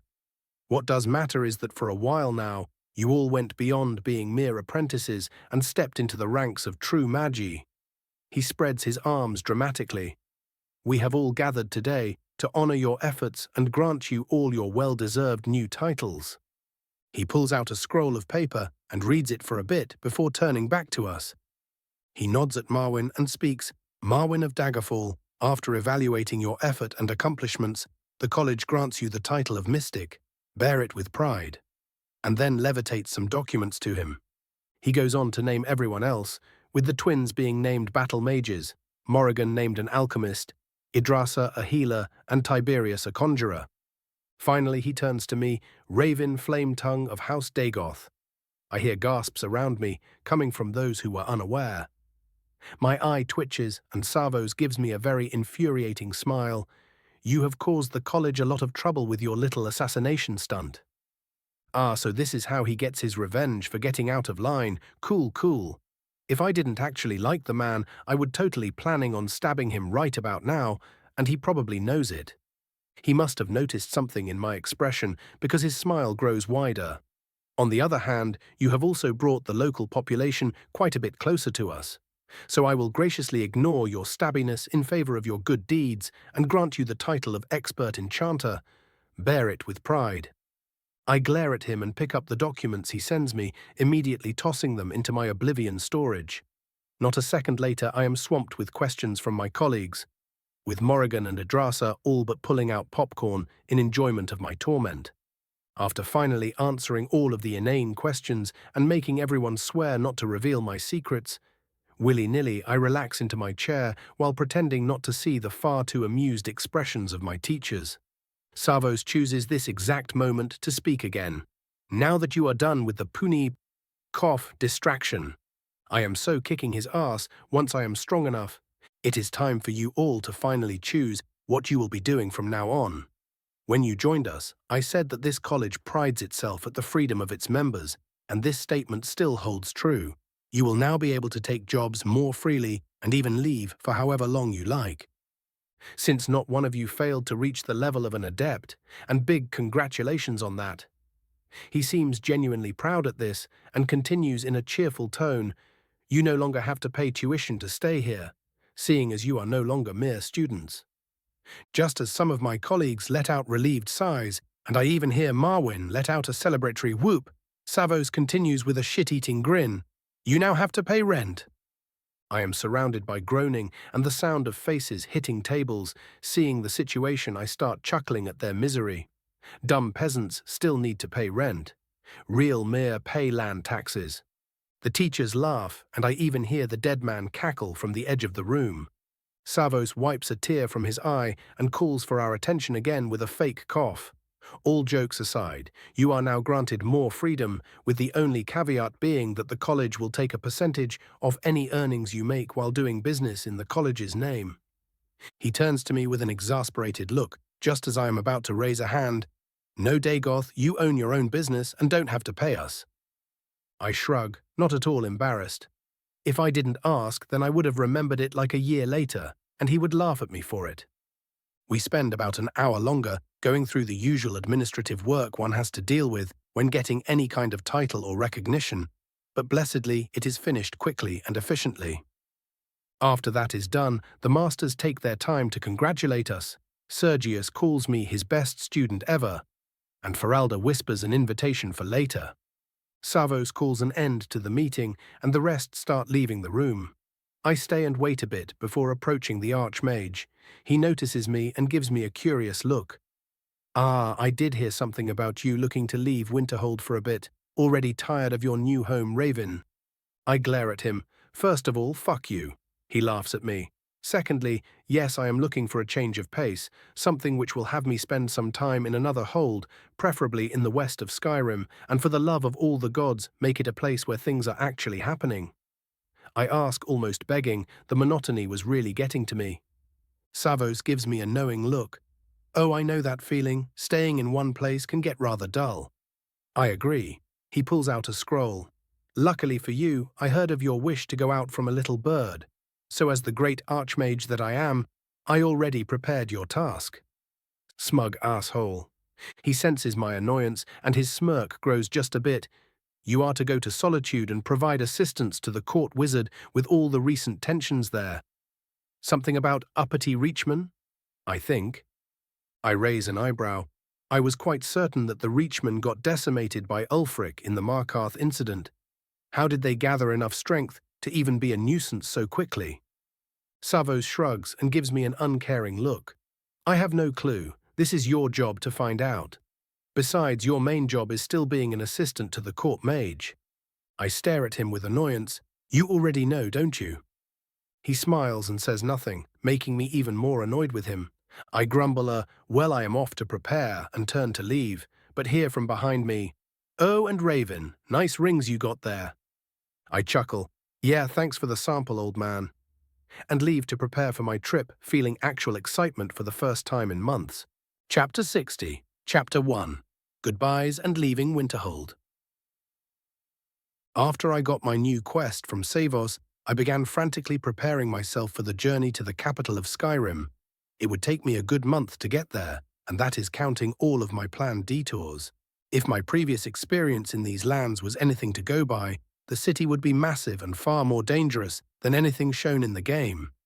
I decided I would travel the same way I arrived, mostly because I had no intention of slogging through the snow-covered coastlines and marshlands of northern Skyrim, but also because the Locket of Mephala was giving me the feeling that I might find something, or someone very useful in Windhelm. There was also that one alchemist I wanted to visit, and if possible Korf justly earn his life's work from him. Seeing as I now had an inventory equivalent spell, I decided to stock up on anything I could possibly need. Scrolls, books, money, potions. I stuffed my storage space as tightly as possible, and even then there were many things I felt could be helpful that I had to leave behind. When I built my spiders, I was all kinds of giddy at using them for dungeoneering, but they took way too much space and would have to wait until I established a mark and recall circle in Solitude itself. If I could do it stealthily, that is. The twins and Tiberius were also getting ready to leave, so we all decided to hold a small goodbye party in the Sea Ghost's Respite the night before we all left the city. We gathered up in the evening, joined by Thorfinn, and took our seats in one of the lounges of my inn. No one really knew what to say at this point, and the atmosphere turned a bit awkward. Getting annoyed with the silence, I roll my eyes. "Why are you all acting like we are at a funeral? It's not like we won't see each other ever again. We are here to celebrate, not to mope." Everyone looks a bit embarrassed, and Tiberius nods along with my words. "Yes, we must be strong, for this is but one of the many challenges awaiting us," he says with his usual gusto. I roll my eyes at his words and wait as everyone disperses into groups and starts drinking and talking. Firstly, I join the twins, who are as usual sitting next to each other. So you two plan on staying in Dawnstar long term, or are you going to be returning here? We are going to try and help out our clan as best as we can, but the moment we are done with that, I am leaving that place, Brienne answers with a bit of heat. I raise a single eyebrow and ask, why such a visceral reaction? She takes a swig of mead and sighs. The moment we sent them the money we earned from the expedition, our clan started pestering us to solve all of their problems. It's almost like they completely forgot we are still God's damned kids. After throwing her hands up in exasperation, she slumps back into her chair. I turn to Boar, who nods with an irritated expression. We barely started getting good at all of this, and they want us to drop it all now that we have a tiny bit of power and rush back home to do the old farts' jobs for them. I let out a derisive chuckle to both of their annoyance and say, well, if you both agree that they aren't worth the effort, why go there? You two are your own people and have barely started with your lives. No need to tie yourself to the whims of elders. Boar scoffs. If it were only that simple, like it or not, this is our clan and we have to help them when they are in need. Otherwise, we would be no better than vagabonds, taking from them all our lives only to run off when we got lucky. Brienne nods along sadly. Shrugging my shoulders, I take a sip of my drink. Well, it's your own funeral. From what I know about these things, the more you give, the more they will ask for. If you cannot refuse to go back, then go, but try and leave as soon as possible while making some excuse about being summoned or needed at the college. You have already helped them out more than necessary by sending them most of your money. They seem to ponder my words and start whispering between each other, not wanting to intrude in their family business any more than I already did. I turn to Tiberius and ask with a bit of sarcasm, so, O great hero of the Empire, what do you plan on doing in the future? He seems a bit embarrassed by the title and scratches his cheek. Well, I am going to be joining the legions as an auxiliary mage. Those are always needed, and the pay is very good. Almost as if he completely forgot, before now he adds, ah yes, they also have some exclusive spells that they give out after a period of service. I give him a curious look. How powerful could these spells be if they are making the effort to actually hide them? He shrugs. I have no idea. I just know that they are top secret stuff. I hum for a bit and get an idea. Well, I'll just have to ask my father next year then. Tiberius gives me a weird look. I don't want to be a dick raven, but isn't your father, like, dead? I laugh. Oh, of course he is dead. I am going to summon his spirit for guidance, as is Dunmer tradition. He nods along, probably having forgotten that detail, and then stops and jerks his head back to me. Wait, why would your father know secret imperial spells? My father was an imperial legate for like a century or something. Why wouldn't he know the secret spells? I ask, confused. Tiberius seems to be struggling with some thought, almost as if he is trying to remember something. Finally, after a minute of silence, he raises his finger in realization. Ah, your father was Legate Viren, right? Lord Viren Dagoth, yes. I nod. He lets out a happy laugh. Oh, what a small world. My own father was trained by him. Always told me stories about how he would drive recruits into the ground with a look of glee on his face. But when the going got tough, he would always protect his men, no matter what. Though him being a member of House Dagoth is surprising. I snort. Yeah, it is funny he ended up actually liking the Empire, even if he did just join the Legion out of his spite for my grandfather. Tiberius seems a bit offended by my claim, making me laugh. You didn't think all of those stories about righteous knights, heroes and the like are true, did you? He winces a bit. Every one of them is a mortal being, much like you and me, and had their own reasons for doing things. He sighs and says self-deprecatingly, yeah. I know I am a bit naive, Raven. No need to rub it in. Letting out a chuckle, I offer him a drink and ask, you are heading south, right, towards Riften? He nods, taking the offered bottle. Want to head out together and split up near Windhelm? Sure, I'll see you in the morning. I nod and leave him to his thoughts. The last bunch of my friends are all talking with Thorfinn about something. The poor boy seems to be going from sick to terrified. Deciding to get in on the fun, I ask, so are you all done hazing the poor junior? There is a hint of realization on Thorfinn's face, while the rest start laughing at him. So what wild stories did they tell you about the college that had you shaking like a girl? I ask mockingly. He glares for a bit and says in a dead voice, apparently you feed the weakest apprentices to some kind of beasts, and there are leeches teaching at the college. I hum, well, I saw no beasts, but maybe only the weaklings do. As for the liches, he is pretty relaxed for a dead man, just don't annoy him, I say, completely serious. Thorfinn seems to be waiting for the punchline, but my silence stretches and he seems to grow pale again, making all of us laugh. He gets up with a huff and goes to join Tiberius for a silent drink. I shake my head and speak to the rest of my colleagues. Well, since all of you are staying here, there is really no real need to say goodbye, as we will likely see each other in a month or so. They show mixed reactions, with Marwyn almost immediately realizing what I meant. Idrasa looking like someone just shot her Nyx hound, and Morrigan just being confused. Said confused witch soon asks me, what do you mean by that? Aren't you going to Solitude? I look at her like she was an idiot. Mark and recall Morrigan, it exists. She gives me an astonished look. You already got it to work? Yeah, like half a year ago, I shrug. Morrigan pouts at my unfair magic sight bullshit, and Idrasa just slumps deeper into her chair. I have been forcing her to actually put effort into her work for the past couple of months, and the only thing that kept her going was the hope I would leave her alone soon. Marwyn and I share a laugh at them, and we all start talking about random, less important things. Just as we are all about done for the night and are about to disperse, I get an idea and turn to Morrigan. Hey, I have a commission for you if you are interested. She seems a bit dazed from all the drink, but still asks, Sure, Raven, what do you want? I scratch my chin. Could you prepare the most powerful destruction-boosting potion possible during the next month? It doesn't need to boost ice, however, just fire and lightning. She seems to think it over for a bit and gives me a greedy look. Before she can ask for something outrageous, I say, I will make you an alchemist's ring. That shuts her up and she merely nods, the greedy monster satisfied.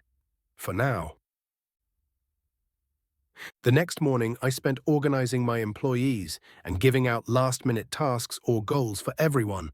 After I finished everything up and made sure to thoroughly explain to my guards the consequences of any fuck-ups I left, and met up with my Imperial friend.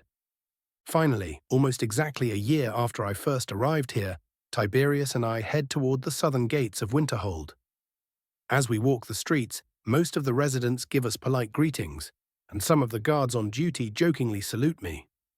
Surprisingly, even Tiberius developed something of a reputation around the hold with his conjuration obsession. Thankfully, the day we decided to leave was blessedly sunny, and without the usual harsh winds, hopefully this would hold at least until I get to Windhelm. I just jinxed myself, didn't I? Chapter 61, Chapter 2. Windhelm once more.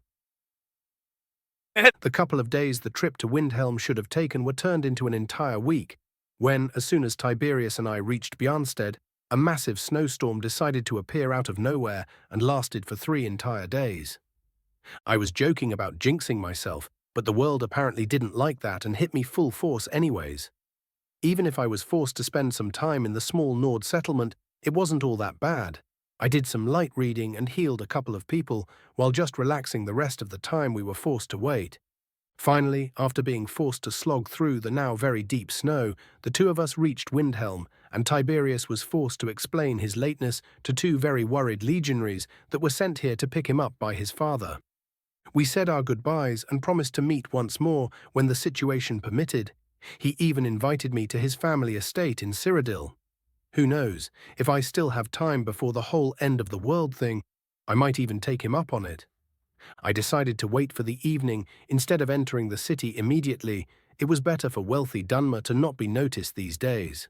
So I waited until midnight, and while wearing some simple grey robes, just levitated across the river and snuck through the dock entrance into the city.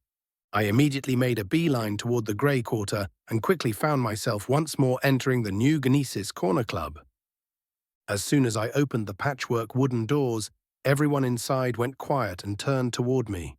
Tensions were very high these days, so the slight hostility in their looks was unsurprising, especially since I was completely hidden by my clothing. I quickly summoned my robes without the hood. much to everyone's surprise, but before people could start asking questions, the owner, Ambaris Rendar, seemed to recognize me and greeted me. "Ah, Sergio Raven. It is a pleasure to see you here once more. Please come in. I have some top-shelf Mazda if you want to try it." The other patrons took the hint and returned to their own business. I approached the owner and gave him a thankful nod. "Evening, Rendar. I hope I didn't interrupt anything." He shakes his head. "No, they are just jumpy because of the recent tensions." I nod. "Yes, you did mention that in the letter." Amber is seemingly just remembering that whole business, asks, "How are they all doing? We didn't really write to each other after you set up shop, and I have people here asking about their loved ones." I hum. "Most of them are satisfied with the work I gave them. Those 3 lads you sent seem to have some potential, so I decided to train them up as household guards." He gives me a very surprised look. "Household guards? You say that as if you were some kind of noble," and then shakes his head and says in an apologetic tone, "It isn't my business anyways. I am just glad they have a future now." I roll my eyes. "Oh please, you run a tavern, of course you would fish for information." He gives me an awkward chuckle and shrugs. "Well, if you feel like sharing, do tell me." Smirking, I say, "I am indeed a noble of high rank, but that is all you are getting." Can't blame a mer for trying. He shrugs again. "But even if you weren't a noble, the tales of Winterhold's newest hero and enchanter are enough to assure me of their good fortune." Quite. Previously, I might have gotten annoyed at how everyone seemed to know everything in these lands, but at this point I was getting used to the gossip and rumor mill that seemed to run Skyrim more than the Jarls did. We turn silent for a while, and I take my time sipping the strong salt rice wine. From what I remember, it was usually considered the poor Mear's drink, but there were some brands that could take it to new heights here and there. After finishing my drink, I get down to business.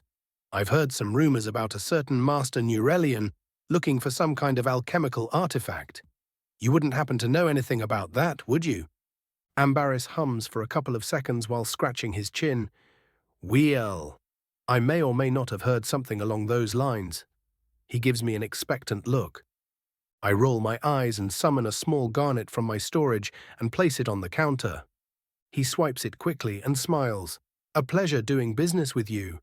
I have indeed heard about Master Neurelion making some kind of breakthrough with his search for the artifact known as the White Phial.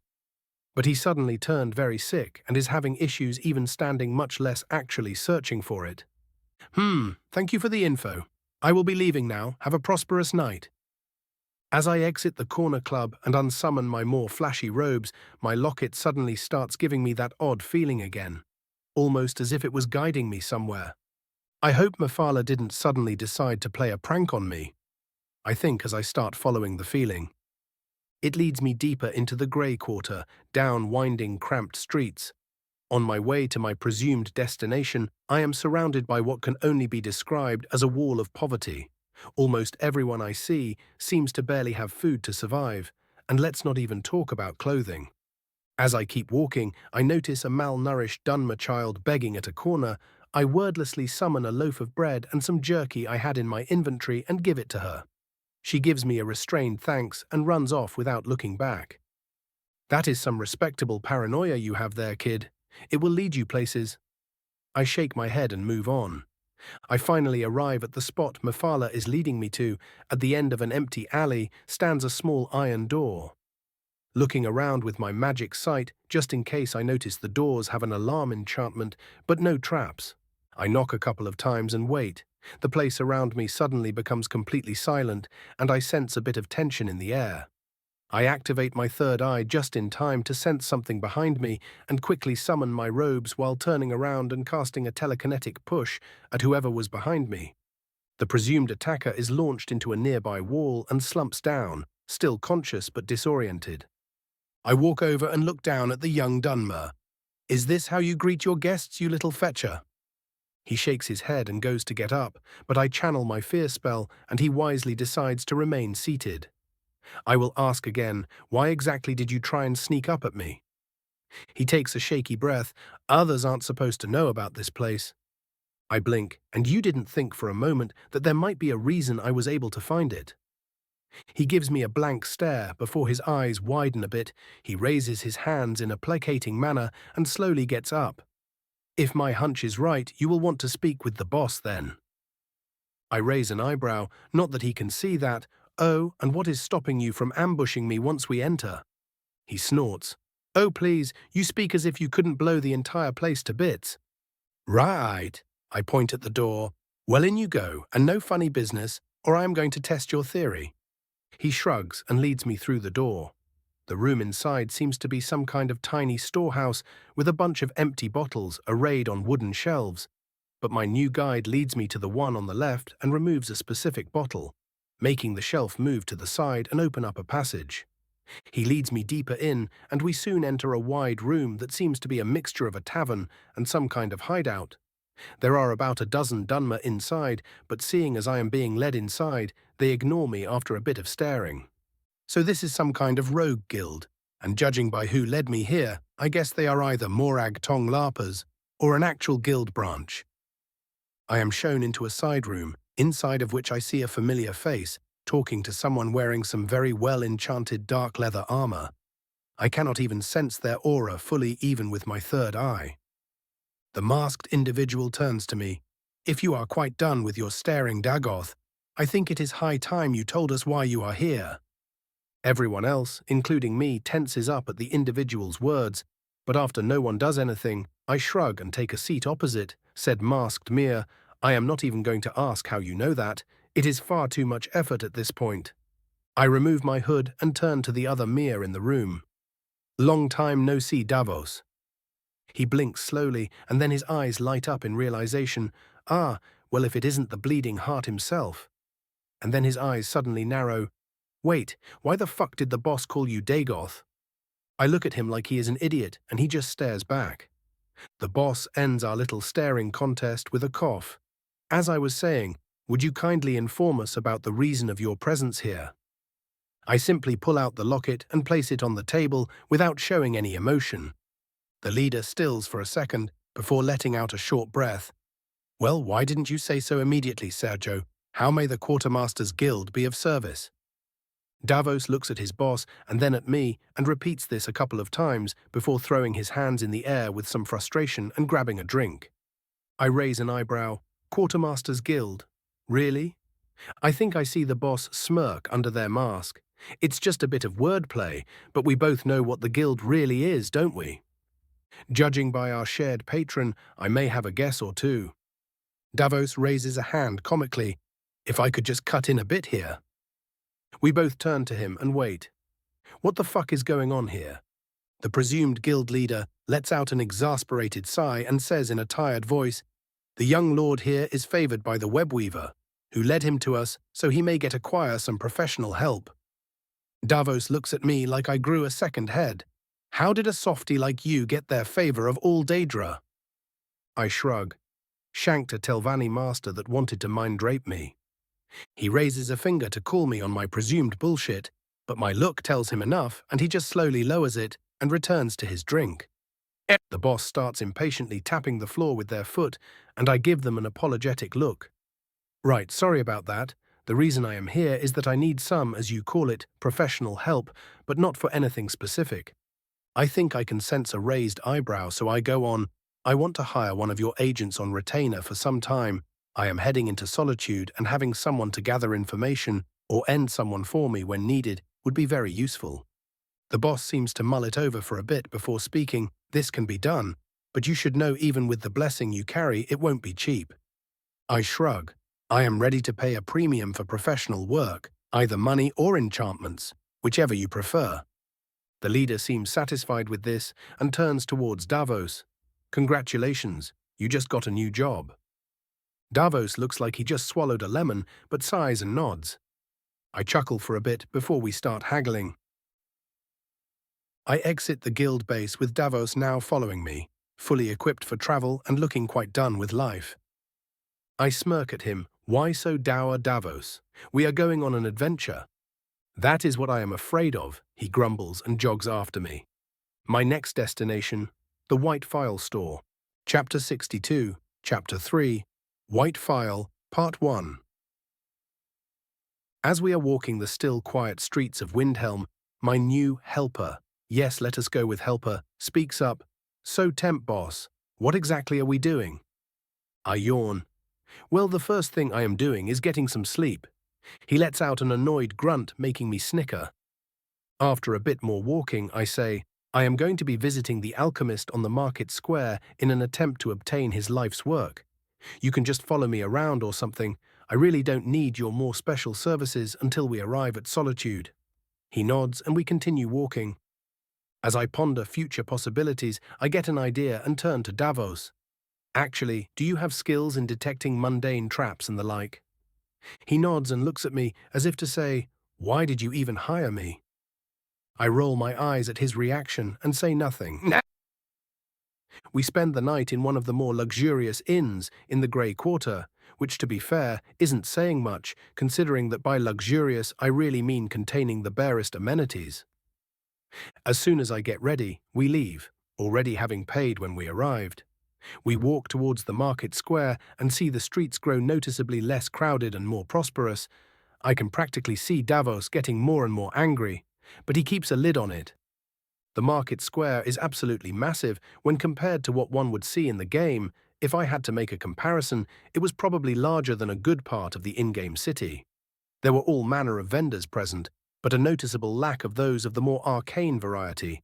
Guess that the center of racism is also the center of superstition of Skyrim. We take our time weaving through the assembling crowd and take great care not to bump into people or get bumped into. I even felt someone try and pickpocket me, but wasn't at all worried as all of my valuables were safe in my storage. A small part of me wanted to blow it out of proportion, and I do mean blow, as in fireball, but I controlled my inner pyromaniac and satisfied myself with merely making the pickpocket slip and fall on his face with telekinesis. I think I heard a very light snicker from Davos at this. Finally, we arrived at our destination, the White File Alchemy Shop. I open the door and am surprisingly greeted with the same scene from the game, with the old Altmer assuring his apprentice he will be fine in a tired old voice. The apprentice, Quintus if I remember correctly, shakes his head. Master, you are far too old to make the journey. We don't even know what lurks in those caves. Nurelian goes to assure him again, but barely gets out an I can jur before he is stopped by a fit of coughing. His student forces him to sit down. You aren't well to even work, much less travel. Sit down and I will fetch you some tonic. And walks off to the back rooms, not paying even a bit of attention to us. I walk over to the counter and greet the old elf. Master Nurelian, it is an honor to meet an alchemist of your renown. He scoffs at me. Oh, stop with that and tell me what you want. Rude. I ignore the grouchy asshole's tone and focus on why I am here. If you don't mind me asking, what was that argument about? He seems to be almost happy he can complain to someone other than his student, if his tone is anything to go by. Oh, just an old mare's life's work is all. I've finally derived the location of the White File, but my doting busybody of an apprentice won't let me go out and fetch it. I raise an eyebrow. I mean, not to be another busybody as you call it, but you do look like you can barely stand. He waves me off. I know that, but I can't let the opportunity to finally discover the secret go. I hum for a bit and shrug. I could get it for you if you wish. He looks me over for the first time since I arrived and scratches his beard. Yes, you do feel powerful. You could help this old man indeed. The file is buried with its maker Kurelmill in a long-forsaken cave west of Windhelm. His gaze turns dreamy. Kurelmill was a crafty one, even in death. You would need the skill of a master alchemist to reach its resting place. And then gives me a proud look. Luckily for us, I have already created the complete mixture. Offering it to me, he says, Here, take it. And don't dally, I don't have much time left.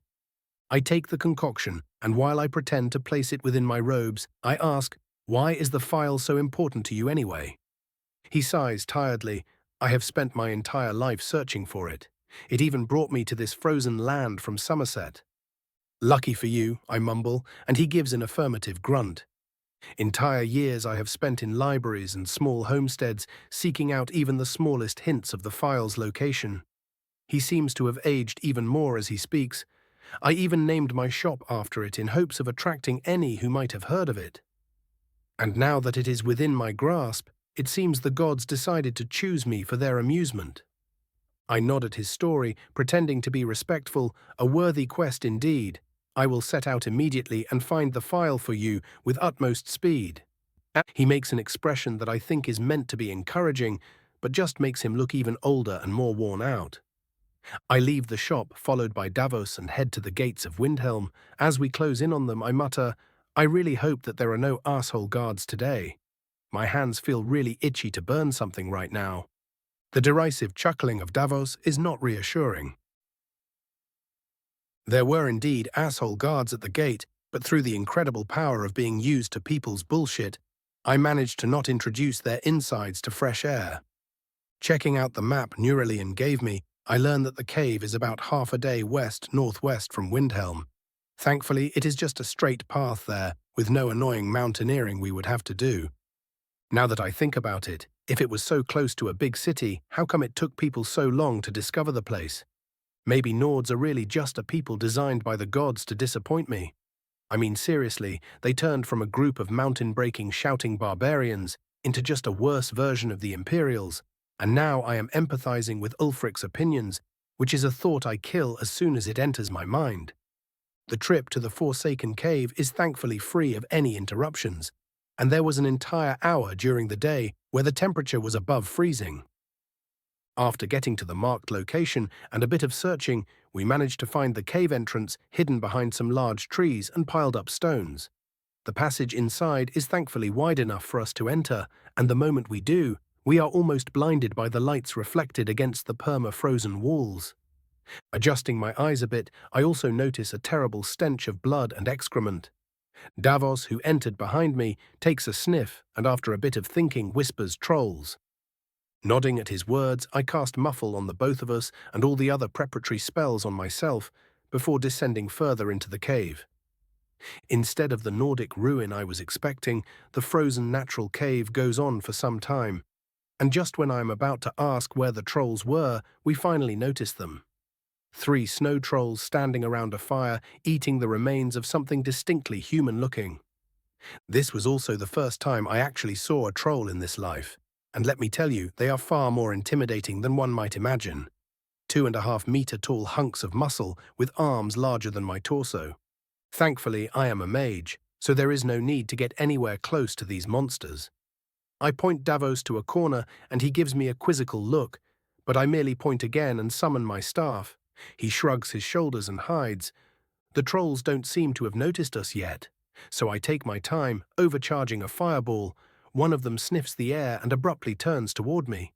But it is already too late, as all he sees is a glowing ball of red flames that soon hit him in the face, detonating into a beautiful explosion. The troll I hit directly is almost completely disintegrated, while another seems to have lost an arm and a leg. The final one appears to be merely singed, and with a roar charges at me, with surprising speed.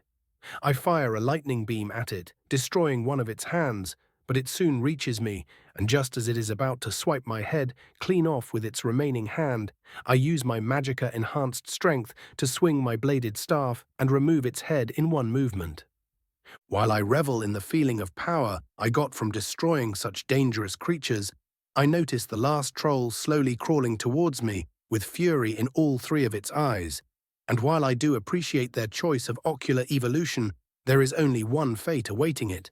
I put the creature out of its misery with a lightning bolt and hear Davos exit his hiding spot behind me. He mutters with some surprise, "Since when were you able to do all that? The last time I saw you, you barely threw around firebolts." I smirk behind my mask and shrug my shoulders. Just because most magi are lackwit idiots who spend more time training their fetchers and getting drunk, doesn't mean I have to follow their example. He shakes his head. "You are what, 20? 25? 17. I can see his eyes trying to escape his face as he mutters, "What the fuck?" I cackle quietly. The House of Dagoth is a path to many abilities some might consider unnatural. Davos blinks and then seemingly forces himself back into the present. "Yeah, sure, whatever you say, Sharmat Jr., let's get on with this. I really need a drink." I hum as we walk deeper into the cave. "Sharmat Jr., eh? I think I will keep that one." He stumbles for a second, but proceeds to ignore me. After a couple more turns, we are finally met with an old Nordic door that looked like it hasn't been opened for eras. I approach it, and after we both confirm there are no traps, enter the actual place we were here for. Time to raid some dead Nords. For the honor of Morrowind, of course, not at all the loot. Chapter 63, Chapter 4, White File, Part 2. The smell of the tomb was stale, to say the least. The place probably didn't get a lot of air for thousands of years at this point, and it showed, although it surprisingly smelled more of long-evaporated oils and smoke than it did of rotten corpses. Quest issued, attain the complete white file. Reward, drinking from the file will have a stronger effect. Free buffs. Sign me the hell up. As we descended the stairway leading below, I turned to Davos and ask, "You know how to activate scrolls?" He nods and I toss him a couple of scrolls of invisibility from my storage, in case of emergency hide and ambush whatever I am fighting. He accepts the scrolls and we move on. The ancient crypt is built in the usual style one might see in the game, but while it looked simple, it gave a far more foreboding feeling the deeper it went. A warning to leave, or just the usual aura of death. The first few halls are empty of any Draga, but the still burning fires hint at their continued maintenance of the crypt. The moment I took one step into one of the larger halls, a feeling of supernatural dread tried to worm its way into my mind. I quickly shook off what was obviously an illusion ward. But Davos just stood there shivering, and before I could free him from it, I heard many very familiar growls coming from the catacombs. In mere moments, 24 Draugr started piling from the sides, making a rudimentary formation. Thankfully, most of the desiccated Nordic zombies wore almost no armor and had the aura barely above a skeleton. Their leader, on the other hand, was fully armored in their ancient style and wielded a great sword covered in glowing blue runes. Deciding to leave no advantage to the enemy, I quickly started casting protection spells, and before they could start charging at me, shouted "Yol!", instantly turning half of the formation into fine ashes. Their leader seemed to growl something, and the meat shields started rushing me. As they approached, I started firing sunbeams at them and cutting them down like grass, their grunts of pain music to my ears. One managed to reach me, only to quickly get bisected by my staff, and just as I was about to turn and start bombarding the leader, I noticed him almost standing in my face and swinging his blade at my neck. Thinking quickly, I launched myself to the ground by using telekinesis on my robes and narrowly avoid a swift death. Although hitting the floor did leave me winded, I quickly rolled to the side and dodged another blow aiming for me. Thank Dagoth for my third eye, because without it I would have been bisected twice already. The Draga leader raised his blade again, but I was already up and swinging at his own neck while making a victorious smirk. Said smirk was quickly wiped from my face as he whirled with supernatural speed and deflected my blow while giving me a mocking look with his glowing dead eyes. "Oh, is this how you want to play then, you little shit?" I launch a disintegrating lightning bolt at his chest, but he jerks to the side and only looses an arm. His eyes light up with fury, and I get a bad feeling. He moves almost as if taking in air, and I shout, "Fuss!" on instinct, just in time for him to respond with his own, "Fuss Roda!" Our shouts clash with a thunderous sound and mostly cancel each other out. His full shout still manages to throw me against the wall, but thankfully it isn't enough to turn me into paste.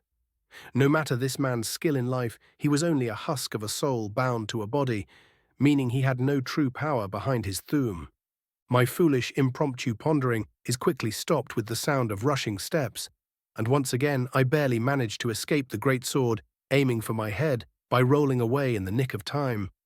Deciding that enough is enough, I channel more power into my wind cloak, and it starts noticeably chipping at his skin.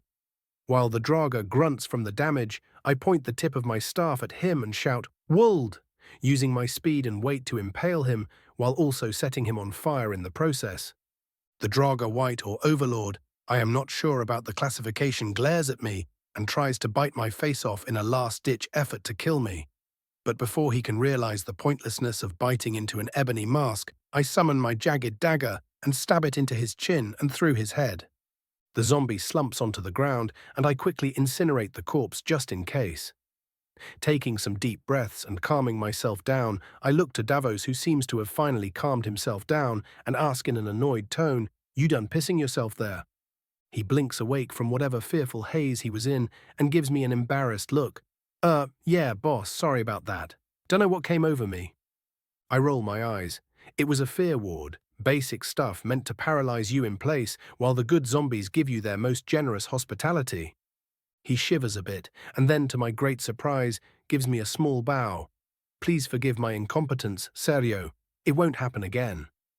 I blink, a bit dumbfounded by the sudden formality, before drawling out, right, see that it doesn't. And then clap, now I am tired from going one my army against these assholes, so please at least search the place while I try and rest a bit. He nods and gets to work while I slump against a pillar and overview the fight in my mind. The lower-tier Draga are absolute jokes. This was to be expected, as even novice adventurers have little problem culling them.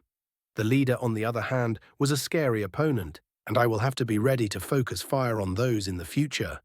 Fighting the others in melee at the same time is a far more attractive prospect than what I just went through. After a couple of minutes, Davos returns with some enchanted ancient Nord swords and old silver coinage. I sigh and get up while dusting off my robes. Any traps or ambushes waiting for us? He shakes his head. No, just some more passages leading into another large room with only a couple of coffins in it. Might be Curel Mill's resting place, and if our previous encounter is anything to go by, he will probably be in there and waiting to punish us for disturbing his rest. Davos scoffs. These Nords really should learn to burn their dead at this point. Quite. For a people that claim to respect their ancestors, they sure do practice a lot of necromancy. We both share a chuckle while I store the enchanted items we found, including the great sword of ice I got from the leader. The final chamber, or what is supposed to be the final chamber in any case, looks very close to what I remember. A large word wall surrounded by Nordic coffins. I signal Davos to use a scroll and hide while I summon Scorch and prepare to cast my strongest spells, while my familiar flies near the ceiling and gets ready for an ambush.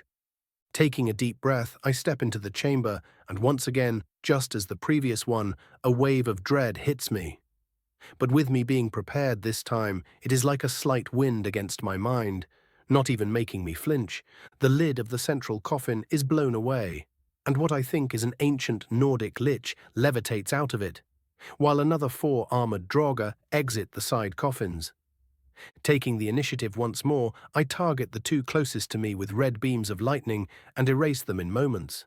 Before I can target the 2 remaining warriors, I sense a large amount of magicka heading toward me and instinctively overcharge a ward, which proves to be a very good decision as I see a massive ice spear almost break through it.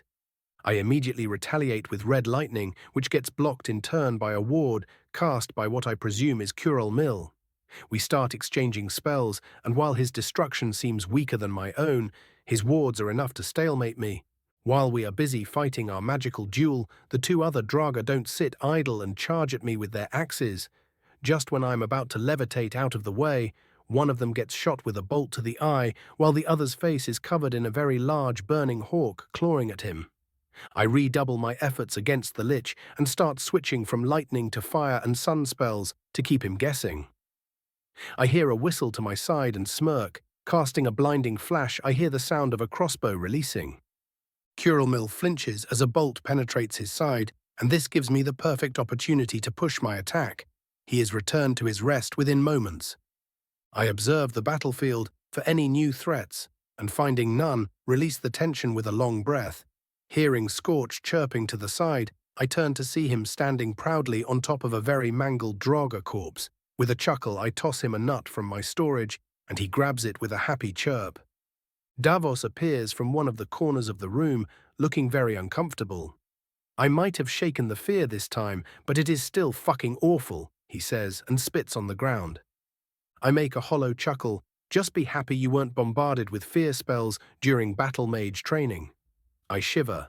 My teacher is fucking insane. He gives me a pitying look and says awkwardly, well, at least it helped you survive this. I am struck with flashbacks, and I believe my eyes look dead even through the mask. Was it worth it, though? We could talk about your trauma after we leave this shithole. Let's focus for now, yeah? I exit my torture flashbacks and return to the present. Yeah, we should be just about done with this place. We search the chamber for any loot and find some more enchanted trinkets in Curel Mill's ashes. There is a chest in front of the word wall containing some coins and mundane jewelry again. Speaking of the word wall, I approach it and try and feel something from it, but all I hear or feel is the sound of my own breath. I shrug my shoulders, having already expected this, and scribble down the small story engraved in Dover Zool on the wall in case someone at the college is interested in them. Following the path leading below, we find a bowl meant for the key. I pour the mixture Nurelion gave me, and the stone slab slides downwards, opening a path forward. And inside, on a pedestal, lies the damn bottle, cracked and without any power. I pick it up and look it over. Its aura is unique but weak. Welp, it's fucked. Davos snorts. I can see that, boss. What are you going to do with it? I shrug and play dumb. We might as well return it to Nurelion. He might be able to fix it, or maybe just place it on a display as an advertisement or something. My companion asks with a very doubtful voice, "You don't want it for yourself?" I reward his question with my most mocking laugh. Oh, of course I want it. If he manages to fix it, I am taking it willingly or not. Now you are speaking my language. He chuckles, and we get to looting anything left in the place. An hour later, we leave the cave and head towards Vindhelm once more. Chapter 64, Chapter 5, White File, Part 3. We returned to Windhelm just as the gates were about to be closed for the night. The gate guard tried to be an annoyance again, but my patience was wearing thin after a long day of fighting and scrounging through a stinky tomb, so a quick application of the fear spell had us entering the city while leaving behind the irritating Nord with soiled pants. We made a beeline toward the White File shop and met Quintius, who was just about to close the shop for the day. "Is Master Nurelion in?" I ask hastily. He seems to recognize me and shakes his head sadly. He is, but he is not feeling too well. Before he can close the door, I raise a hand asking him to wait. I retrieved the file, even if it was damaged when I found it. His eyes widen. Can I see it? I nod and hand it over to him. He looks it over and sighs. If we give it to Master Nurelion right now, he will just be disappointed. I have an idea how to fix it, but the materials would be almost impossible to get in time. Pretending not to know, I ask, "And what do you need to fix the file?" He thinks for a bit and says, "I would need a finely ground mammoth tusk, a briar heart, and some never-melting snow." But then sighs in realization. The mammoth tusk I already have in store, the briar heart we could get with some effort, but the snow would be impossible as it can only be found on the peak of the throat of the world. I cup my chin. I have an idea on how to get both the heart and snow. Could you give me a couple of hours? He scoffs, disappointed in himself. As if I have any other options, please do go ahead and hurry. Master Nurelion doesn't have much time, and closes the door. Turning to Davos, I ask, "You got a place where we could summon something just a tiny bit illegal?" "Like what?" "A Dremora merchant, of course." I give him my brightest smile. He shivers but nods. "Yes, follow me, and please make sure it doesn't kill us all." "No promises," I say in a cheery voice. Davos stumbles, glares at me, and turns back to our destination while grumbling in annoyance. We finally stop in a back alley of a back alley in the Grey Quarter. Davos points to the ground. "There you go, summon your merchant pal." Not really caring why he chose this place, as I have already checked his motivations with my blessing and found he really just want to do some honest work, like a proper professional, I use a scroll to summon Zelzaz. The Dremora appears with his usual calculating smile. "Ah, my newest star customer. How delightful to see you again." He looks at Davos with a calculating look and turns to me while shaking his head in disappointment. "I am sorry, Raven, but you can't trade your friend here. Not enough meat on him, unfortunately." Davos pales and stares at us. We give him completely serious looks in return for a bit before breaking into laughter at his expense. "Ah, that one always gets them," Zelzaz wheezes out. Davos glares at us and gives me the finger. Zelzaz then returns to his business mode. "How can I help you this fine evening, Raven?" I list off the ingredients we need. He takes out a comically long scroll and looks it over. I can get you the briar heart easily. But the snow is impossible, I am afraid to say. My shoulders slump slightly. I expected as much, but it didn't hurt to ask. Just give me the heart then. Before he can get to scrounging through his stall, which appeared next to him, I add, "Oh, and I have those rings you ordered last time." Not looking back, he says, "Just toss them here. I'll deduct the price from your pay." I do as requested and throw 5 rings at his stall, who then magically fall right into a specific shelf. Finally, after about a minute, Zelzaz exclaims, "Ah, found you," and brings out a bloody briar heart. "Is that sanitary?" I ask with a raised eyebrow. He shrugs. The Thane that sold it to me says it retains its potency better with the blood or something. I don't know. Maybe he was just too lazy to clean it. So long as it works, I really don't care, I shrug. That's the spirit. He smiles and tosses me the heart with a couple of sapphires. He goes to continue our conversation, but suddenly stills. It seems I have to go, another customer calling and all that. "Enjoy your heart," and disappears with a pop. As soon as he is gone, I hear Davos groan. "I swear to all the gods, if you keep doing this, I will get grey hairs." Right. We wouldn't want you to become all monochromatic. What now? Don't worry about it. He shakes his head and wisely decides to ignore my shenanigans. How are you going to get the snow then? Not going to summon a bloody prince, are you? I scratch my chin in thought, an interesting proposal, but I don't think Mephala trades in snow, unfortunately. He pales for a second. "Please, just do your thing. Now I apologize for whatever I did to you. Just have mercy." I laugh. She was right. Fucking with people is quite fun. Although I don't think that is the exact thing she meant. He lets out another sigh, probably preparing for more, but I clap my hands. All right, I'll get to it. Oi, Scorch, come out. At my words, my large hawk friend pops up next to me and gives me a curious look. I smile at him. "Could you please fly to the throat of the world and get me some snow from the peak?" The bird gives me a deadpan stare and the equivalent of a middle finger with his claw. "Or don't be like that, I will give you a bunch of treats tomorrow." His head twitches cutely before he returns to glaring at me. I can see a calculating gaze in his eyes. I am so proud right now. Fine. I will give you a bunch for a week. Happy now? Scorch seems to mull it over for a bit before reluctantly agreeing and flying off. You are one weird mer raven. I hope you know that. I spread my arms and declare to the skies, better weird than boring. Scorch's POV. He is so getting pecked when I get back. Fly to the tallest mountain in the land, he said. I'll give you treats, he said. It will be simple, he said. I am so going to bankrupt his grey ass. As soon as I manage to exit this storm, that is. I keep on gliding around the icy winds, and after getting bored, call my fire cloak, as Pops called it. The ice splits around me, and I rush to the mountain peak I see below me. Finally, I break through the massive snowstorm, and what awaits on the other side is a surprisingly calm mountain peak, covered in what feels like a warm embrace. I think he refers to this as magic fuckery. I look around and notice a suspiciously glowy bunch of snow. I grab the little pouch tied to my claw and try and put some inside. Youch! That is cold, but the treats won't earn themselves. You can do this, Scorchy boy, just think of the nuts. After a glorious battle with the wicked snow, I finish my conquest, and whimper like a chick. No one must know. Just as I am about to fly off again, I hear the sound of air being moved and turn around. Why is there a massive scaly bird standing on the big rock? Is he here to take my secret? You will not have me, the scaled bird hums in a powerful voice.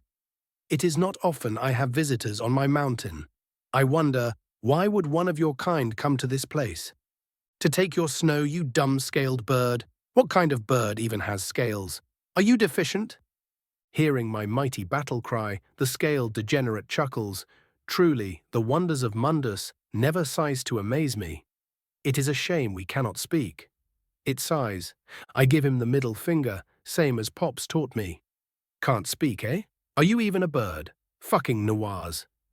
I grab my pouch and fly off before more of its degeneracy can touch me. Just as I am about to enter the storm again, I hear Elo Varkor, and the storm disappears. As I am flying away, the scaled thing chuckles again. Safe travels, little one. Raven's POV. About 3 hours later, Scorch returns with a pouch filled with never-melting snow. I am about to tease him about flying through a storm, but he just huffs and disappears into my Magicka reserve. Rude. Shrugging my shoulders at my grouchy hawk boy, I clap my hands. Come, Davos, we have a bottle to yoink. My companion wakes from his impromptu nap and grunts in affirmation. Soon we are at the shop again, knocking at the door. I hear rushing footsteps, and Quintus opens the door with a frantic look on his face. Do you have it? I smile. Yes, we do. 1 briar heart and unmelting snow, just as requested. He grabs the components from my hands and rushes back inside. We follow him slowly and find him already hard at work in front of an alchemy table. We stand around waiting for an hour before Quintus lets out an excited breath and rushes upstairs, sharing a look. Me and Davos shrug and follow him again into the alchemy master's private room. The old elf seems to be barely conscious, but still seems to have a tiny bit of life left in him. Quintus brings out the now glowing white phial and shows it to him. Master, look, it is the phial. Nurelian looks at it longingly. Tears soon leave his eyes as he whispers his final words. Marvelous.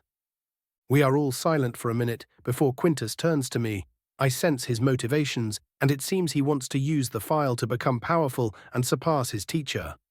Now that won't do at all. I stealthily signal Davos, and he nods. As he does so, I distract Quintus by asking, "What do you plan on doing now?" He smiles at me. I will follow my master's teachings and become a better alchemist than Curelmill himself. Giving me a bow, he says, "Thank you for your help, truly." I smirk, and Quintus is grabbed from behind as Davos forces a vial of poison down his throat. Truly a shame to have such a young and talented alchemist become so distraught at his master's death that he chose to follow him into the afterlife. His eyes widen, but the potent poison cares very little for his feeble defiance.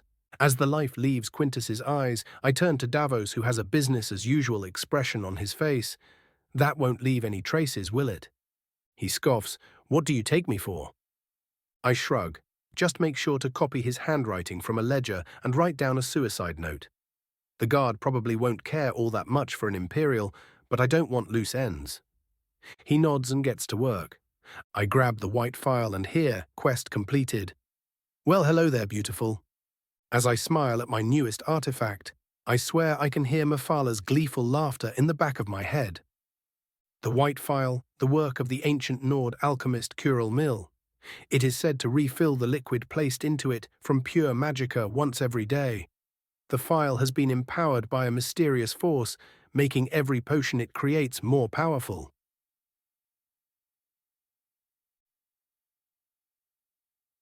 Chapter 65. Chapter 6. A Companion's Quest.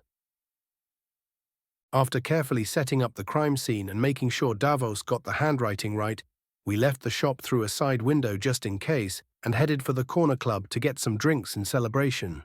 In the meantime, I poured the most powerful potion of regeneration into the white phial. Just because I might not use it personally, there was no reason not to earn some extra cash for basically no effort. We greeted the owner, took our seats, and ordered some hearty stew and sujama. While I was relaxing, Davos decides to ask, "So, Mr. Junior, what are you doing in Skyrim anyway? From what I know of your house, I am surprised you aren't in Morrowind plotting to take over or something," he finishes humorously. I chuckle into my drink. Well, while my grandfather was rather wild with his goals, my father decided, fuck that, and just left for Cyrodiil and joined up with the Legion out of spite. Davos raises an eyebrow. Who was your grandfather anyway? Some kind of higher up in the cult or something? The smile I give him shakes him to his core. He pales a bit. No fucking way. I cackle, yes fucking way. He palms his face slowly. I thought you were just the last member of the house, not an actual descendant. I guess my existence really is that unbelievable to some people. Did you really think just anyone gets to become this powerful this quickly? I retort with a raised eyebrow. He takes a long swig of his drink and asks with hope in his voice, "All right then, from your story, I guess you and your father didn't really agree with what he was doing then?" I shrug. My father stopped caring after some time, and I was born 2 centuries after he died, so no real connection to be honest. The nobility and magical talent are nice to have, but that is just about the extent of my relation to him. We were careful not to mention who we were talking about out loud, just in case. Davos lets out a relieved sigh. Okay, good. I thought I might have gotten myself into something I really wouldn't want to get myself into. Relax, Davos. All I do is for my own personal greed and desires. No world conquest or religious warfare, just good old mortal wants. I make a show of enjoying my drink. He chuckles, a lot less nervous. I can drink to that. After a short break, he asks again, "You still didn't answer my question, though. What are you doing in Skyrim?" I look around just in case someone is listening before answering. My father got himself and my mother assassinated by Thalmor for some plot that he discovered. The Imperials just rolled over and pretended nothing happened, so I left the place in disgust. I take another swig of my drink. I was wandering aimlessly for a bit, but then decided to just pursue what I always wanted to and become a mage. So I travelled up to Winterhold, and a year later, here we are. Davos smiles wryly. Still can't believe it took you only a year to get this powerful. I actually am not that strong, really. I shrug. Oh? Yup, I just got so good at enchanting that my robes and jewelry almost double my power. I summon my magicka rings as a demonstration. Ah, so that is why that Dremora was so eager when you called. He scratches his chin in wonder.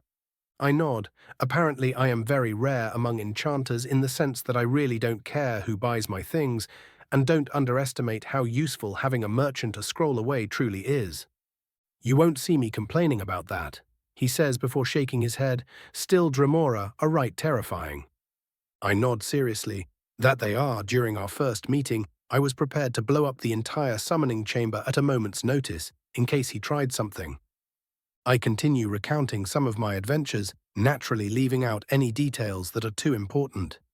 When we are ready to depart, Davos asks me about getting himself some enchanted gear, and I tell him that I will give him a big discount, but that is about it.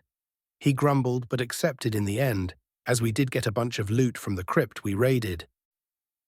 We got up early in the morning and headed toward the gates completely refreshed and calm, almost as if we didn't murder a man in cold blood yesterday. In truth, this world treated killing someone with far less weight than what I was used to before. This was even more true for my new race. But after over a full year and all my experiences, it didn't bother me. That one item I killed for could save my life or the life of a loved one in the future, and I will never regret committing murder for it. My musing was stopped as we reached the gate of the city, and unfortunately, that same guard I made piss himself yesterday was on duty right now. I could feel his glare through the helmet he wore and knew that he was going to be an annoyance. Well, well, well.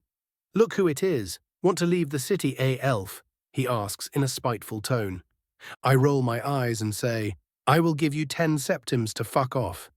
If his voice is anything to go by, he has a cruel smile behind his helmet. That will be 200 for your tone, elf. I quickly look around and notice that he is alone. Well, Nordling looks like it is my lucky day. I look back at him and sigh in a pretend defeated tone.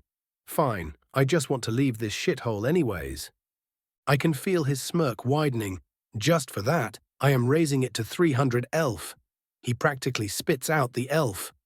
I pretend to go for my money pouch and he opens his palm to receive it, but instead of gold in his hands, he gets a magically empowered fist to the face. He slams against the wall and slumps down. I made sure to hold back just enough not to break his neck, but he will feel this for months. Good. I quickly search him and take his money purely out of spite. Just to add insult to injury, I grab a bottle of mead from my inventory and spill it all over him. That will teach you to annoy me, you little shit. I finally leave behind the suffocating city, followed by a gleeful Davos. Durek's POV. It has been an entire year since I joined the honourable companions of Ysgramor. And what a glorious year it was. I got to fight strong beasts, dishonourable bandits, and even a necromancer. Although sadly, most of the work I got was grunt work. It was all, hey Durek, go beat up this arsehole who pissed off another arsehole, or hey Durek, go kill a saber cat that some fucking how got into someone's house. Seriously, how do you let a saber cat into your own home and not die in the process? At least the pelt went for a good bit of coin. I have grown greatly during this year, both in body and skill. No longer was I a lanky orc pup. Now I was a true warrior of Malakath. I now towered over most of the humans in Whiterun, and I also looked at the part with the new traditional orc plate mail I ordered from Eorlund. My fellow companions seemed to agree, as I was finally about to go on a real quest for once. Indeed, Farkas and I were on our way to a Nord crypt, known as the Dustman's Cairn, to retrieve another fragment of the axe of Isgramor Wuthrad. I was honored they would allow me to take on such a task, even if I was being babysat, as some pointed out in good humor. We walked half a day away from Whiterun to our destination, Farkas armed with his great sword, and me with my father's trusty spear. The cairn was out in the open, noticeable from all around, using only the Nord's own honor to protect the death rest of its inhabitants. We descended into the crypt with fire in our hearts, cleaving through its guardians and leaving them to rest once more. Many wights were cut apart by Farkas, or crushed and pierced by my spear, until finally we reached a circular chamber. The door leading forward seemed to be locked, so my shield brother and I searched around. Most we found were urns with burial coins inside, which we left alone, or wrappings and tools for embalming the dead. Finally, I found a lever and excitedly pulled it. The passage behind me was shut suddenly with an iron gate, and my shield brother turned abruptly. "Oops." Shaking his head, he said, "Now look what you've gotten yourself into." And then gave me a reassuring smile. "No worries, just sit tight. I'll find the release." Just as he was about to head forward to do so, a group of mostly humans wearing wolf pelts and armed with what looked like silver weapons surrounded him. Their leader shouted, "It's time to die, dog." Another added, "Truly, only an animal could be tricked into coming here alone," then turns to me with a disdainful look. "Well, mostly alone." My blood burned in fury at his words. They started inching toward my shield brother, words of mockery leaving their mouths. As they were about to attack, one said, "Killing you will make for a great story." Farkas smirked. "None of you will be alive to tell it." And as the words left his mouth, he started twitching at unnatural angles, fur growing from his skin. The ambushers tried to attack him with their silver blades, but he lashed out quickly and pushed them off. A massive werewolf now stood where Farkas once was. There were about a dozen of them, and while my shield brother fought valiantly, their blades managed to cut him. Every cut looked as if it had burned him, making him roar in pain. I tried everything to get out of my prison. I pushed the gate with my spear, and it didn't budge. I struck the metal with all my fury, but all it did was hurt me. The number of cuts on Farkas increased, as the number of foes was reduced to only 5. Finally, my shield brother could stand no longer and sat down in a corner, surrounded and waiting for death. My heart was filled with both despair and fury, and I forced my eyes open and met them with my friend, hoping to honor his final moments. Just as the leader was about to end him, a sudden explosion of noise came from the entrance and a bolt of burning red lightning struck the attacker, turning him into dust. Another tried to finish Farkas, but a crossbow bolt hit his head. All of us turned toward the new arrivals and were met with a chilling sight. A tall figure with imposing black and purple robes, wielding a glowing bladed staff, stood there, followed by another shorter figure bearing the crossbow that had just ended a man. One of our attackers said in anger, "This is no business of your sorcerer. Why do you attack the Silver Hand?" "The Silver Hand, huh? I will remember this," the sorcerer responds, in a mocking tone I feel is familiar for some reason. "Dumbass about to be disintegrated says what?" "What?" And the dumbass was indeed disintegrated with another bolt thrown by the mage. "Gets them every time," chuckled a voice I felt was familiar for some reason. The 2 remaining ones charged at him in anger, but with a wave of his hand, they were thrown against the wall, and with a wet crunch, dead. The sorcerer approached my wounded shield brother, and I feared the worst. As he was fiddling with something in his robes, he said to his companion, "Davos, go and find a way to open that gate while I deal with the puppy here." Farkas looked insulted, but could barely even glare. I prepared to see my brother die once more, only for the sorcerer to pull out a glowing red potion and quickly force-feed it to him. "This should keep you alive until you transform back. Then I can heal you properly," I hear him mutter, and see Farkas give a tired nod. Finally, the mysterious sorcerer that seemed here to save us approached me and looked at me with the two burning embers that were the only thing I could see under his hood. He stared for a good minute before chuckling, "Holy shit, Derek, you almost doubled in size. What do they feed you in Jorvaska?" Finally it clicked, and my eyes widened.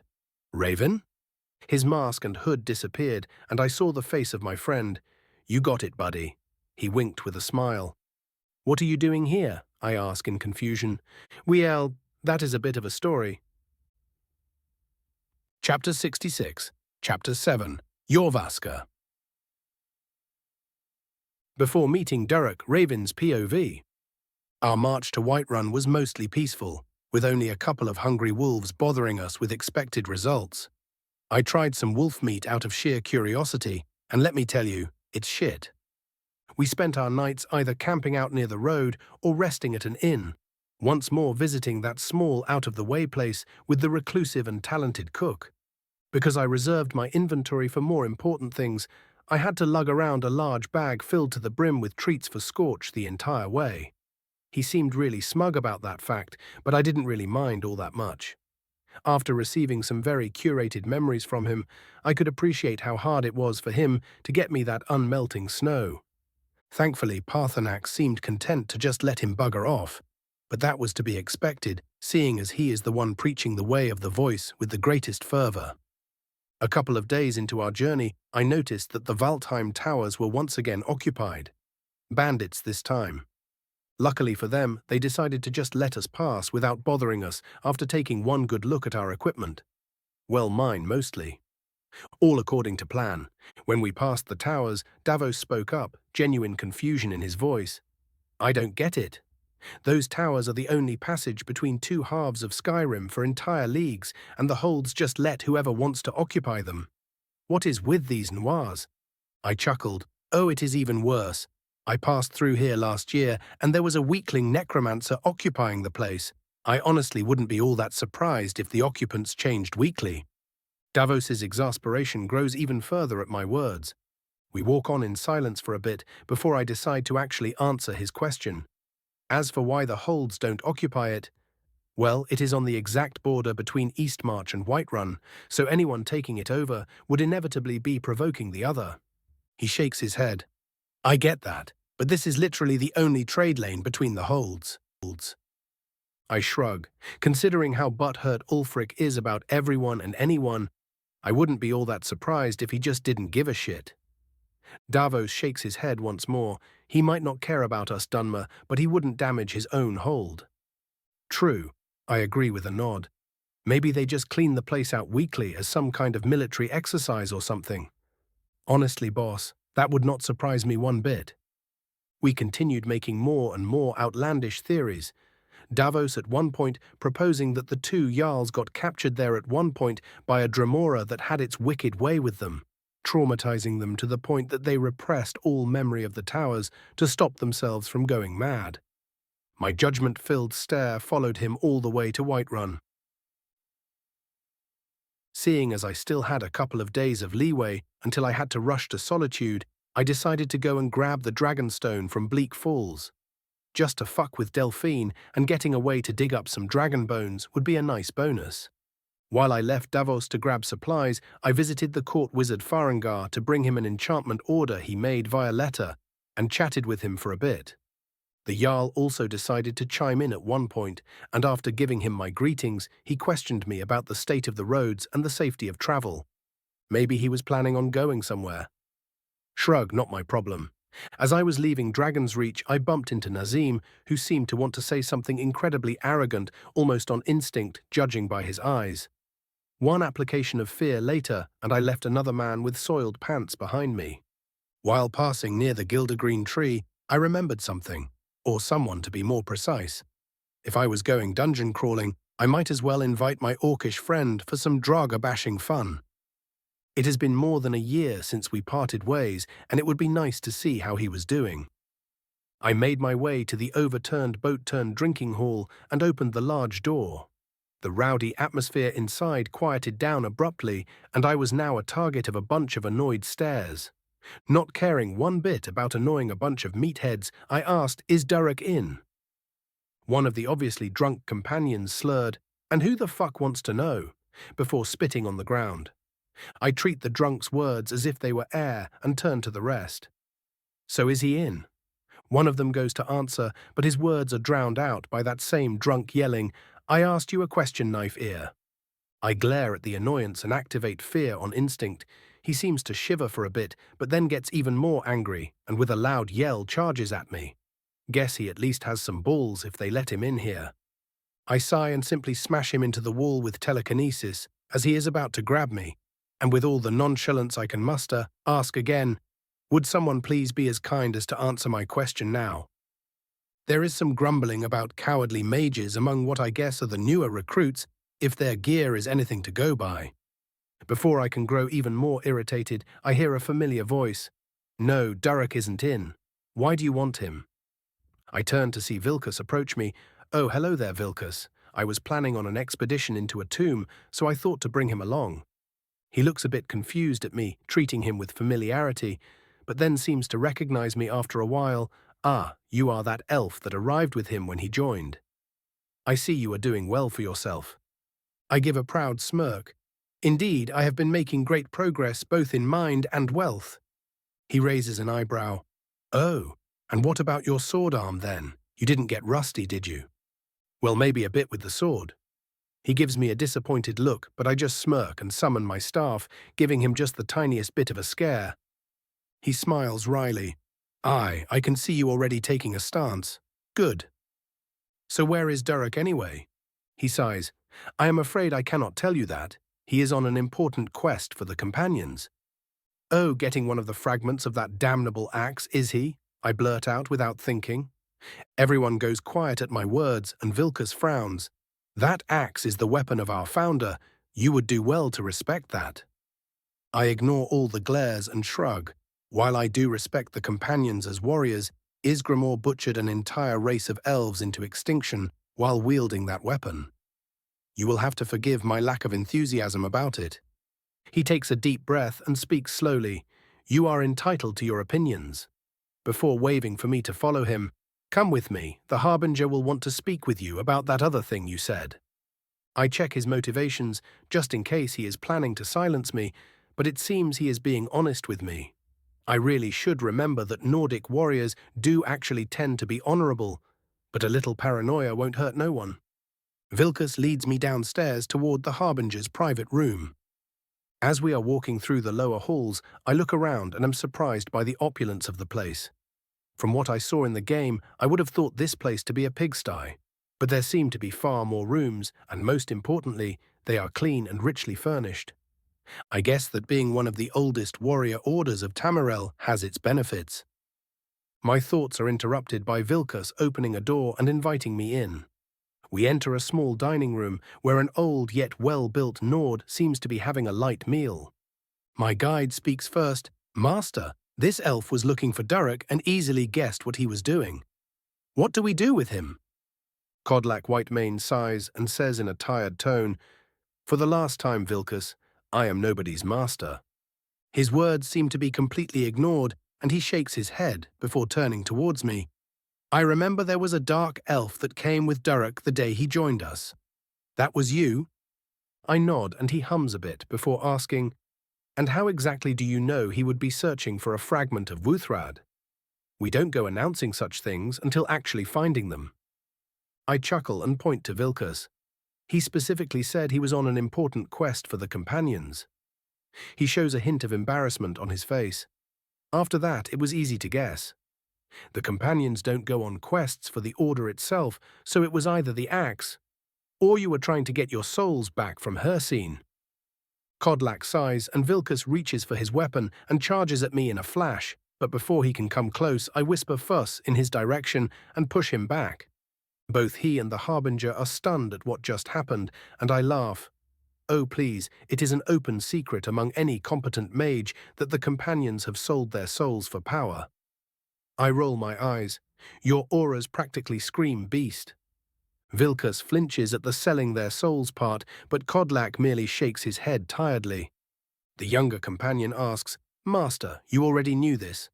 The old Nord merely chuckles. "Of course I knew, boy." Vilkas turns his confused face in my direction, both fear and panic in his voice. Why did no one reveal our secret if they knew about it? Both me and Kodlak laugh at his question. I nod at the old man and he answers, "That is because they just don't care." Vilkas' eyes look like they're about to pop from his head, and he simply slumps into his chair before he once again abruptly turns to me. "Wait, how the hell did you use a shout?" Kodlak pipes in, "Yes, I would also like to know that." I raise an eyebrow. "You two didn't hear about Raven Flametongue then?" Vilkas looks very surprised. "Wait, that was you?" I nod cheerfully. "Yup, got the name for burning half a force of Fulmer with a shout." The Harbinger seems less surprised and merely hums out, "Yes, you did give a feeling of strength when you entered." Before they can start pestering me about the Thuum, I cut in, "So where did you send Durek then? I need him for a job." Kodlak seems to think for a bit before answering, "He went to the Dustman's cairn with Farkas to retrieve a fragment of Wuthrad said to be entombed there."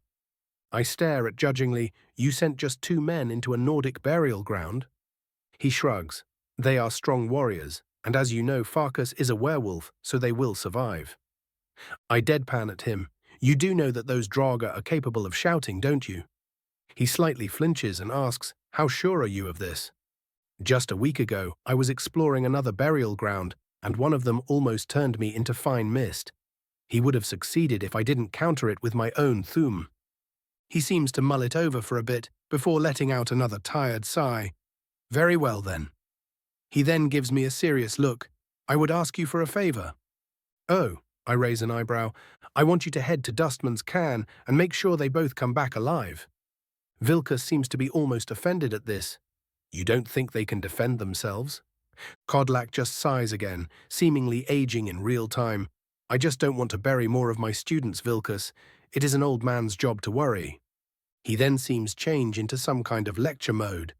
"And if the threat is real, getting help from a mage is not ever a bad thing.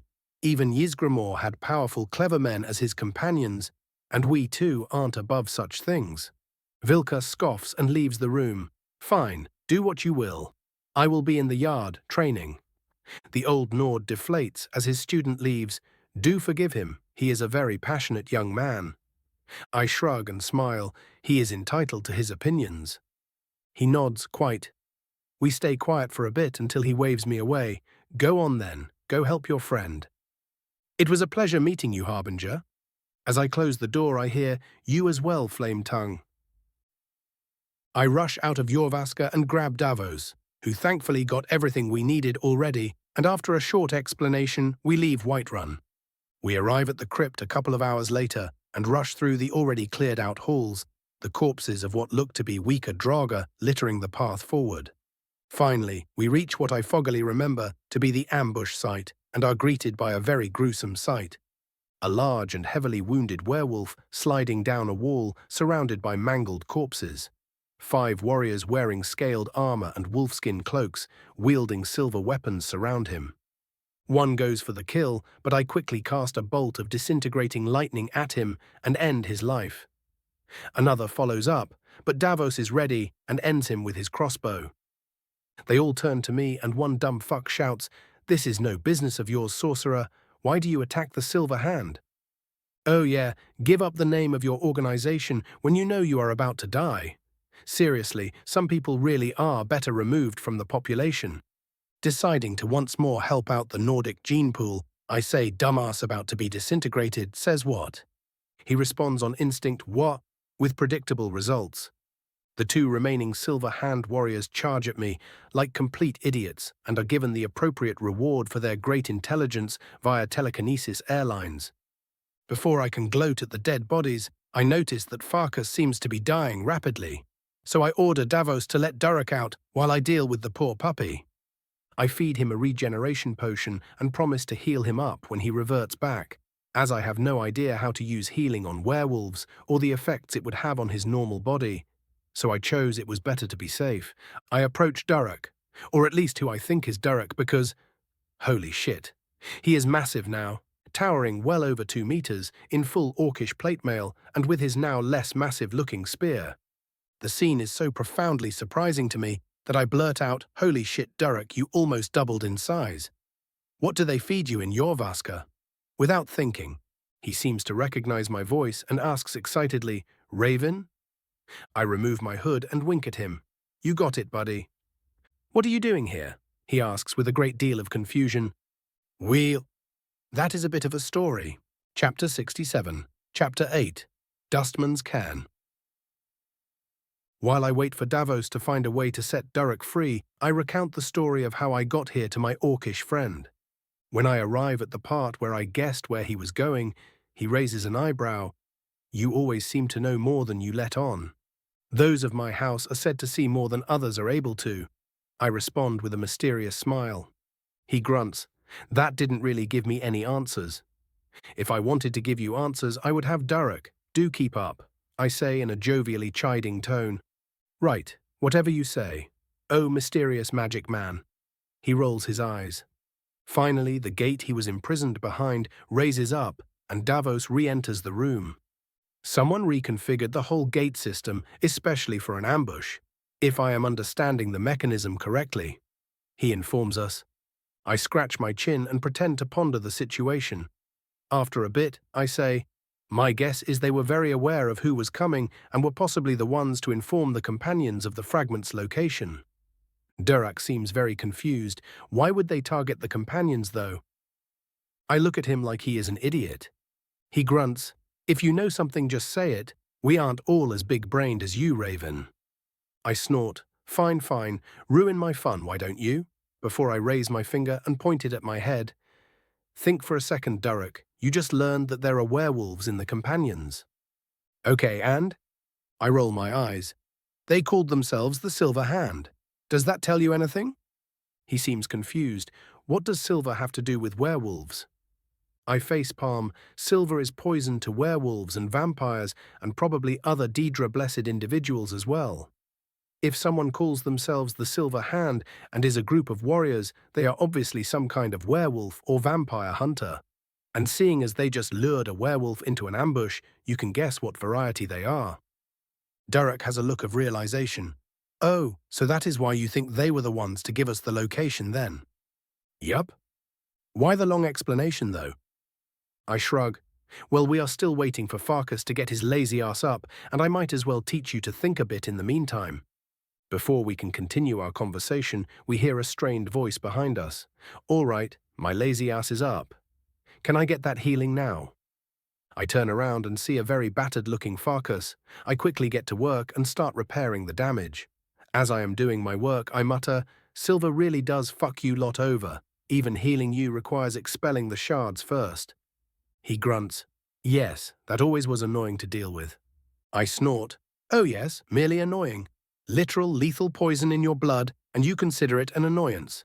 What glorious bravado. Farkas snorts. If you didn't save my ass, I would kick you right now. You would try. My smile is all teeth. Durek cuts into our conversation. What is this whole werewolf business about? Before Farkas can give a curated explanation, I speak up. A few generations of companions back, a harbinger got cursed with lycanthropy. Instead of searching for a cure, he slowly infected the entire circle of companions. It has been a tradition ever since for new circle members to become werewolves. Farkas gives me an annoyed look, but without giving a single care, I continue. If you do get to join the circle, I wouldn't recommend becoming one, though. Your soul automatically goes to her scene if you die. Before I can continue discrediting his little furry convention, Farkas cuts in. Being a werewolf is a blessing, not a curse as you call it. We have the power of beasts in us, and none are our equal. I snort. Oh, please, that statement is so arrogant my grandfather would probably stop posturing for a second to tell you off for it. Davos laughs out loud at this, but says nothing. As I finish up healing Farkas, I turn to a very conflicted-looking Durek. You can do whatever you want with your life. I won't try and force you down a path. But I will give you a piece of advice. Whatever you do, never, ever give up your soul to anyone. Durek is silent for a bit, but then shakes his head and gives us a determined look. We can discuss and philosophize later. We are here for a purpose, and we should focus on preparing to go deeper. I shrug and take a seat to refill my magicka reserve while the two companions bring out some drinks to celebrate being alive. I hear them discussing the whole werewolf situation at what Farkas thinks is out of my earshot. But I don't care. I said my piece to Durek, and he is old enough to make his own decisions. He can also just get his soul back later if he follows the quest line, so to speak, but it's the principle of the matter. After everyone is nice and rested up, we move on deeper into the dungeon. On the way, we find destroyed Draugr corpses with some very obviously silver weapon-inflicted wounds. I guess that if the Silver Hand got bored of their vendetta against the companions, they could always just become cultists of Meridia. We move through a couple of completely looted and empty chambers. As we approach yet another passage, we hear noises from further in. I turn to Farkas and ask, "What do you hear happening there?" He perks up a bit and after a moment answers, "Battle." I nod, probably the remaining Silver Hand fighting some Draugr. I mull the situation over for a bit and say, "We should sneak up on them, and when either side finishes the other off, we should ambush those that remain." Farkas gives me a judging look. That would be cowardly.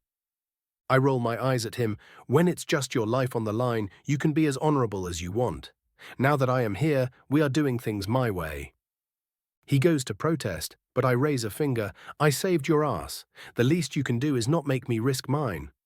He scowls and nods, getting back in line, almost like a kicked puppy. We slowly inch closer, with the sounds of fighting and the shouts of the living growing louder and louder. We group up at the entrance and look inside, and it is an absolute bloodbath. About a dozen Silver Hand are facing off against thrice that number of Draugr, with two powerful-looking undead among them. No matter the number of Drow, the Silver Hand warriors seem to be very skilled at what they do, with the number of the walking dead falling every moment. I decide that this won't do and start interrupting attacks and tripping some of them with telekinesis. Davos notices this and starts laughing his arse off soundlessly, with the companions both scowling at me when they themselves also notice. Finally, the leader of the remaining 6 Silver Hands decapitates the Draugr and slumps onto the ground. One of his underlings asks, "Why the fuck did they suddenly start dodging our attacks like that?" The presumed commander spits a bit of blood onto the ground. "How the fuck should I know? Maybe whoever built the ruins enchanted the place to make them more powerful if they start loosing or something." "Could be, boss." He shakes his head. "We should probably head back. Those furry fuckers should be arriving soon, and the ambush party could loose against 2 beasts." The lackey shakes his head. "Nah, they usually send a newbie with a beast when they go for a shard as a hazing ritual. Fucking dogs." I notice Farkas's face growing redder and redder in fury as the Silver Hands speak, and before he rushes in like an idiot, I choose this moment to attack. I launch a fireball into the center of the remaining Silver Hands and blow a couple to pieces. The commander seemed to sense it and dodged on reflex. Said quick reflexes didn't save him from a crossbow bolt to the chest, though. The rest are quickly cut down by the companion duo. "Well, that was anticlimactic," I say as we scout out the place for any hidden enemies. Farkas grunts. "Of course it was. We ambushed a bunch of tired foes with magic. No honor, I tell you." He shakes his head. "When honor puts food on your table, do tell me. I would love to hear all about it." I snark and look over the possible loot we got. Well, at least the silvered swords will go for a good price if we don't find anything else deeper in. Farkas cuts in again. "We are here for the fragment, not for loot." He is really starting to annoy me at this point. "No, you are here for the fragment. I am here to make sure you idiots don't get shouted to pieces by a Draugr and loot the place for anything not nailed down." Durek cuts in. "What do you mean shouted?" I roll my eyes. Most of these tombs are built by Dragon Cult-era Nords. There are a bunch of tongues buried in most of them, and even if they have a mere fragment of their previous power, they would still shout you into a nice smear on the wall. Farkas frowns. "That would be problematic. But how do you plan to stop them?" I shrug. "I will merely counter it with my own Thum." They both seem very surprised, and I explain just who I became since last year. One long-ass explanation later, both of them are looking at me with new eyes. Farkas asks curiously, "So, anyone can learn the Thum?" I nod. "Yes, Nords also have a far easier time of it due to your connection to Kine, but I will warn you right now, it takes a massive amount of effort and meditation, And the first time I shouted that fire breath, I almost killed myself on the spot. He has a distant look on his face. Becoming a tongue, huh? That would be a tail. I raise my hand. Before you get all excited, I do have to warn you, since you are a Nord, the Greybeards might bother you about using the Thu'um, since they are very zealous about their pacifistic way of the voice. He seems confused. And how come they don't bother you? I shrug. Even if they did, they have no moral authority over me. I am neither a Nord, nor do I worship the Aedra. Well, I do pay homage to Kine, since she was kind enough to bless me. They ask me a bunch more questions as we finish up looting the battlefield. Soon we are once more heading deeper into the cairn. This time we are faced with Draga, but they mostly consist of the two weakest variants, and we cut them down quickly. Finally, we arrive at the imposing main chamber. The axe fragment lies at a pedestal before a Dovazul word wall. Durek excitedly goes forward to pick it up, but I grab his shoulder. He looks at me with confusion, and I say, "Remember, the moment you remove that fragment, you will awaken the Draga buried here. Be prepared." General Povey. The group of grave rob adventurers quickly take their places around the burial chamber. The Dunmer keep their distance while the companions prepare their weapons. When they all confirm their readiness, Durek grabs the fragment of Wuthrad and the coffin lids explode outwards, liberating 5 powerful Draugr from within. 4 of them wear ancient plated armor and are armed with enchanted axes and shields, while the 5th, buried beside the fragment, wields a great axe and wears an imposing horned helmet. The companions charge the Draugr to the sides, while Raven starts launching lightning bolts at the presumed Lord of the Undead. His spells hit their mark, but barely even scratch the creature. Either his armor is enchanted, or he himself is just that resistant. The horned Draugr doesn't give him time to rethink his strategy as it charges him with an unnatural speed. Raven dodges away and summons Scorch to distract the undead, while launching sunbolts at it. This manages to actually hurt it, making its dead eyes glow in fury. The Draugr Lord starts chasing after Raven, who engages in the time-honored tradition of boss kiting.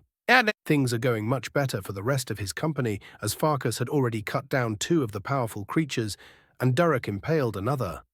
The last restless Draugr tries to slash the orc's back with its axe, but is in turn backstabbed by Davos, distracting it long enough for the warriors to finish it. They all converged onto the last undead, who had caught up with Raven, making the elf once again barely dodge the ridiculously rapid strikes of the undead by throwing himself around with telekinesis. Before it could continue pressing him harder, Farkas struck it from the side and Durek from the back. The undead let out a furious snarl and turned to its new attackers, getting rewarded with more sunbolts for its carelessness. Seeing that it was in a predicament, the undead quickly turned and shouted, "World Narkest," launching itself to the other side of the chamber and almost giving Raven a heart attack. The rest were also scared by its sudden retreat. They quickly regrouped and turned to the undead, who was now standing just below the word wall.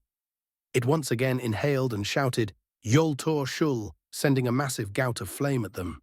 Raven reacted quickly and shouted a fuss, in return dispersing some of the fire, and then summoned up as many wards as he was capable of, just barely managing to hold off the massive inferno.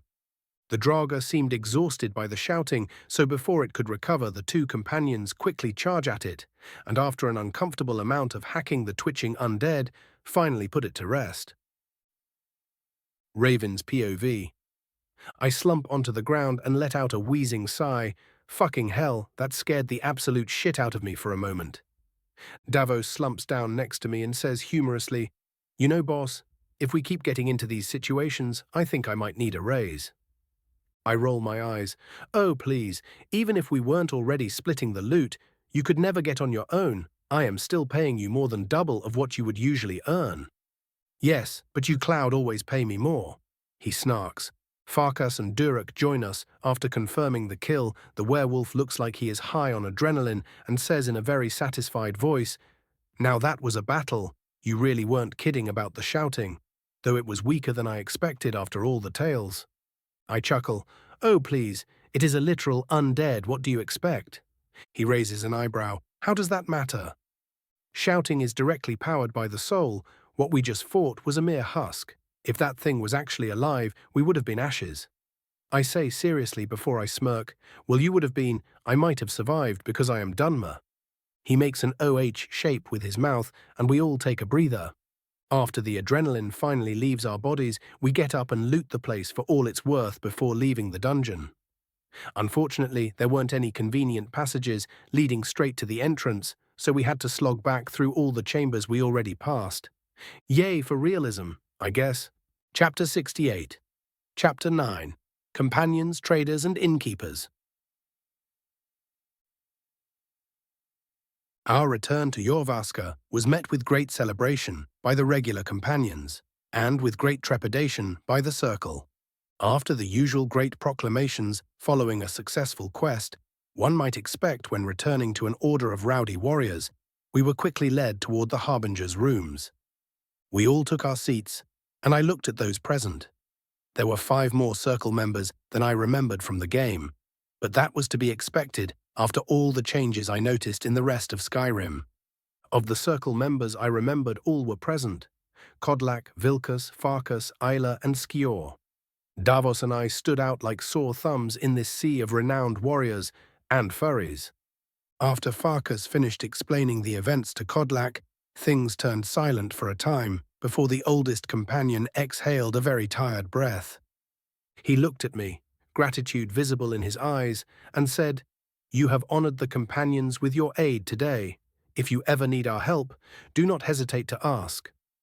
The rest of the circle members nodded along his words. I inclined my head. It was my pleasure. The old man smiles patiently before he turns serious again. "Now what is this about werewolf hunters I hear? Farkas told me you had quite the theory." I shrug. I will tell you the same thing I told them.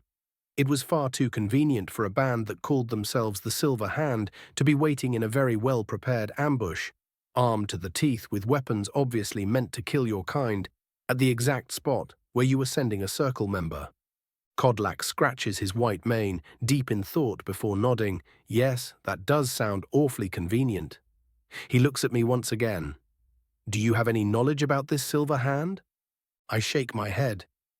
"Nothing that might be of any help to you, I am afraid. The Silver Hand is known as a reliable mercenary company across Skyrim that specialize in hunting the undead or feral werewolves.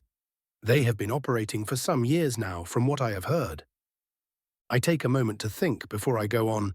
They might just be after you, all due to your lycanthropy, or it could just be as basic as an excuse to remove competition. One of the unknown circle members asks, "But how could they have known that we are all werewolves?" I give Kodlak a comical look, and the old man winces slightly before explaining to his comrade, "Any highly skilled mage can detect Daedric influences on a person. All it would take is one meddlesome wizard of some power, and we would be discovered." Some of the circle members are stunned, some just don't care, and a couple glare at me for whatever reason. I of course ignore said glares because I am a very magnanimous lord, and petty vengeance is below me. Pfft. Of course not. The moment one of them dared to glare at me, I pulled the chair from under his arse with telekinesis. Everyone's heads jerked to me as he fell on the floor, and I said with an annoyed sneer, "I am literally here helping all of you.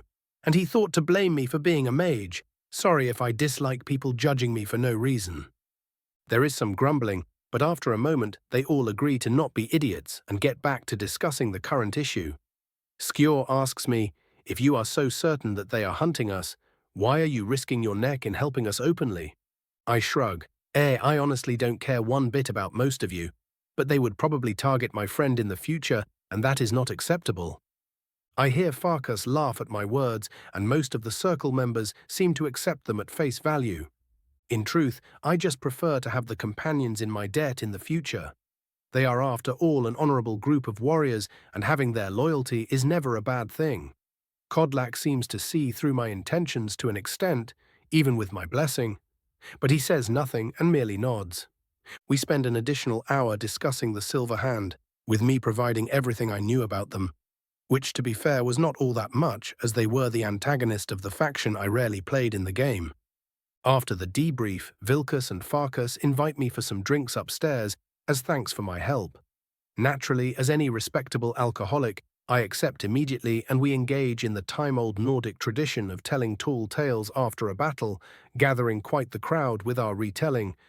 Not long after we finished Brachikov telling our tale, we were joined by Durek, who, after grabbing a drink for himself, asked me in a curious voice, "So, Raven, what were you looking me for anyways?" I take a long sip of my drink and answer, "I was planning on raiding another tomb before I hired a carriage to get me to Solitude.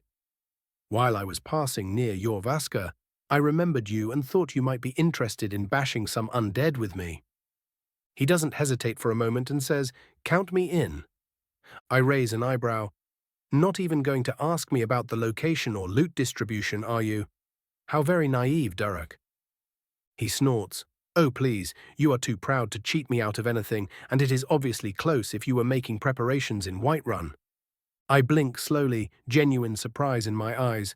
"Who are you and what have you done with Durak?" The massive orc blushes a tiny bit.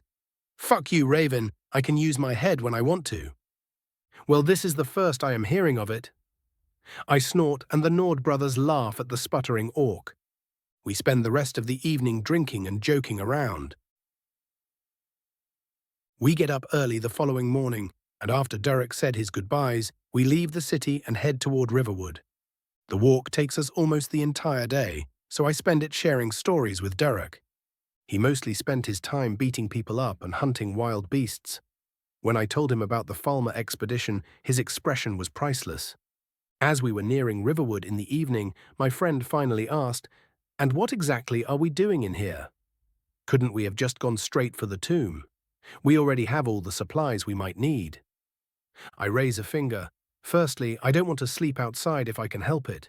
I raise another, "Someone in the village might have scouted the mountain out." And then another, and finally, I heard that the local trader has a claw key that might open the Hall of Stories in the tomb itself. "Oh, and where did you hear this?" "That is for me to know, and for you to wonder about." I snark, much to the chagrin of my orc friend. Davos, on the other hand, has gotten mostly used to my usual shenanigans, so he just rolls with it. I tell them to book us some rooms at the Sleeping Giant Inn and head toward the Riverwood Trader. The shop seems to be doing quite well when I enter. Lucan Valerius greets me with a smile. "Welcome to the Riverwood Trader, traveler. How can I help you?" I think how to play this for a moment, but quickly just choose the direct approach. "I have heard that you are in possession of a certain golden claw. I was wondering if it was for sale." He loses his smile. "I am afraid it is not." I press on. "I am in great need of it. If it is not for sale, could you borrow it to me for a couple of days?" He looks at me like I am an idiot. "Really? That usually work for you?" I roll my eyes and summon my full robes, exchanging them with my plain traveling outfit. This takes Lucan by surprise, and while I have him on a back foot, I say in a chilling tone, while subtly casting fear, "That claw is the key to something I am looking for. I do hope you won't be as foolish as to suggest I am some kind of petty scam artist." He shakes a bit before muttering, "Sorry about that, sir, my mistake." I remove the hood and scoff. "Don't worry, I am not trying to rob you or take your heirloom. I literally need it to unlock something and will even pay for the privilege." He gathers whatever bravery he had left and asks me, "And how can I be sure you will return it to me?" I deadpan at him and summon a well-cut diamond, placing it at the counter. "This will be the collateral." And then add in a threatening tone and add just a bit more magicka to my spell. "Do not lose it." He nods fearfully. Now, on a more cheerful note, I clap my hands. "I will pay you 300 septims for borrowing it. That fair?" He just nods gain, probably not even listening to me. Am I really that intimidating? Good. I take the golden claw from Lucan's shaky hands and head back to the Sleeping Giant. When I enter the iconic tavern, I see that my companions have already made themselves at home. I order a bottle of mead for myself and join them. "You got that key you came for, boss?" Davos asks. I nod. "Yeah, it took a bit of convincing, but he agreed to lend it to me." Davos gives me a deadpan look that tells me he already guessed what I did, but all I give in return is an innocent smile. Durek groans. "I hate it when people do that. Just say what you want to say and stop with the subtle messages." My fellow Dunmer and I share a laugh at the unfortunate orc. Davos quickly informs me that he managed to get a map of the mountain area from a Bosma hunter living in the village. A bit later into the evening, the most annoying person in Skyrim, after Nazim graces me with her presence. Delphine approaches our table and asks in a curious tone, "One has to wonder what one such as Raven Flametongue is doing in a small village like this. Dear God, when you know who she is, this sounds so bloody fake." I turn from the conversation I was having with my friends and raise an eyebrow at her, "And how exactly is this any of your business?" She gives a shy smile, almost making me shiver. It is the business of any tavern keeper to know things. I will just play along for now. Oh, and I didn't know I was so renowned that people could recognize me on sight. Once again she shows a placating smile, but of course one of your name is already well known through the land. The only tongue beside the Greybeards or Ulfric will draw many eyes. I roll my eyes. Okay, stop that right now, I am not an idiot. What do you want? She drops the persona and chuckles. Honestly, I was just curious at what you were doing here, that is all. We are just going to ignore how you knew who I was then. I scoff. I won't tell if you don't. She winks. Oh, I am going to be so happy when you search for the Dragonstone and find it missing. I sigh. We are going bandit hunting. Oh, I wasn't aware one needs a claw key to hunt bandits. I narrow my eyes. What do you want? She shakes her head. Nothing, don't worry about it. Enjoy your evening. She leaves us abruptly, almost as if she got her answer somehow. What was that all about, boss? Davos asks. I will explain later. I wave him off and grab the bottle of mead. For now, I need a drink. Chapter 69, Chapter X, Bleak Falls, Part 1. The following morning we moved out as quickly as possible. I didn't want to tempt Delphine to possibly follow us up the mountain and prove to be a further annoyance. As we start walking up the mountain next to Riverwood, Davos asks, "What was that all about, boss?" I sigh. That innkeeper, I say with audible quotations, is someone very dangerous. Having her snooping around our business is never a good thing. Just how dangerous are we talking here? The "it's safer if you are not aware" kind of dangerous, I answer. We start slowly marching up the snowy mountain paths. Thankfully, they are wide enough not to be problematic for my companions. I could always just levitate if there was some kind of problem, but they could easily die while climbing, as I don't know how to levitate others yet. A bit further down the path, Durek asks, "What exactly are we looking for in there, Raven?" "Loot," I deadpan. He rolls his eyes and just stares at me. Heh. I give him a smug smile. "As fun as this is, boss, what are we really here for?" Davos snarks. "Teak, you both have no respect for proper suspense." I see Durek get actually annoyed now, so I stop playing around. "We are here for the Dragonstone, an ancient map that marks the burial grounds of dragons all across Skyrim." My orc friend seems confused. "What would you need dead dragons for?" I blink, giving him the really look. He nods.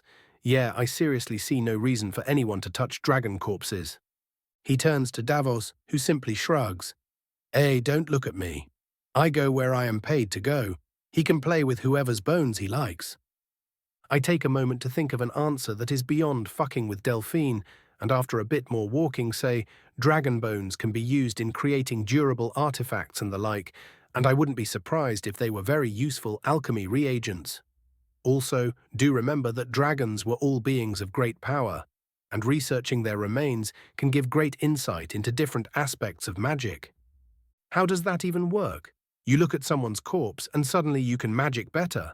Durek snarks. "You know my shouting, Durek?" He nods. "How do you think it works?"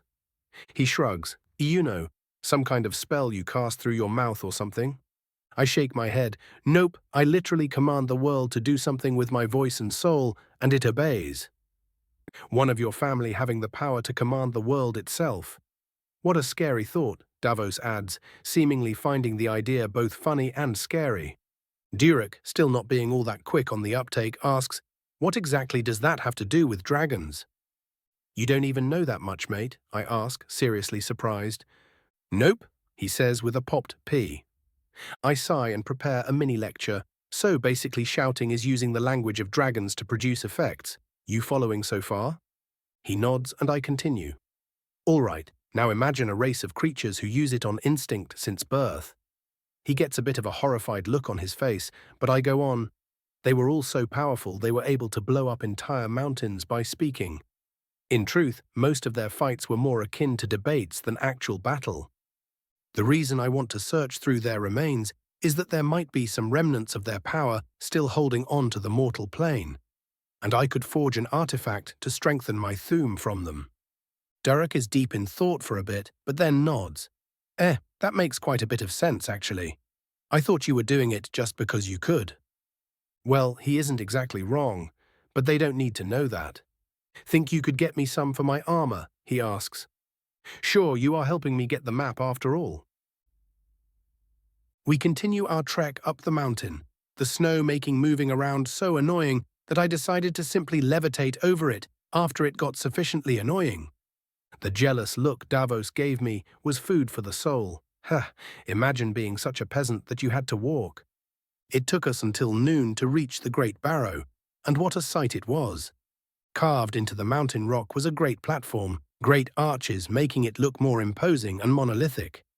The barrow itself seemed larger than even the college from our angle, but I knew that wasn't true, as it was mostly just a couple of dug-out caves made to look imposing by the large exterior.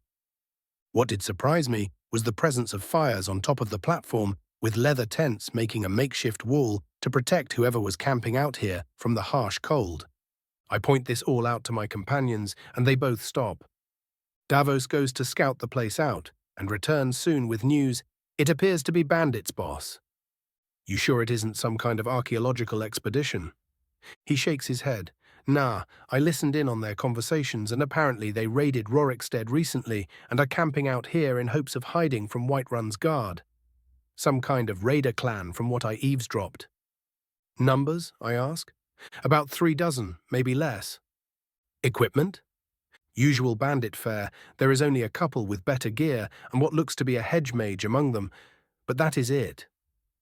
I think about the situation. We could get rid of them rather easily, or we could sneak by. I am broken out of my thoughts by Durek saying, if they raided a village, Balgruuf is sure to be giving out quite the reward for their heads. Cowabunga it is. Say no more, I exclaim, and they both give me very judgmental looks. Davos blinks, zero hesitation. Durek shakes his head, almost as if his child just did something terrible. Oh, fuck off both of you. They burst into laughter. Once they stop with their fit of childish giggling, we get to planning our next moves. Durek naturally suggested we just charge in, for which I almost slapped him. Seriously, even I could die to getting surrounded by them. Davos said he wasn't paid to plan battles, the absolute smartass. Finally, it was my turn. I could just go full magic artillery on them? They both look at me with different expressions. Davos seems to agree that that would be the easiest path, while Durek looks like I kicked his puppy. Almost as if negotiating with a child, I say, I will let you fight the Draugr Lord one-on-one if you don't complain. And like I just gave him candy, his mood shifts. Orcs. A bandit's POV. Think that the guard will be able to track us all the way up here? I ask one of my clan brothers. He laughs. Oh, please, the incompetent idiots can't track down a giant, much less our clan. The grey-bearded old man shakes his head. Remember, young'un, we have been doing this for generations. There is no way for them to catch even a whiff of us. I hope you are right, old man, I say, and get back to my guard duty. Why we would even need lookouts on an abandoned mountaintop I really don't understand, but if I doze off the chief will have my hide, so staring at the snow it is. Oh, looky here, more snow. How surprising. I look to the left and you guessed it. Fucking snow. Then there is that sorcerer-looking guy just floating above it. Wait, what?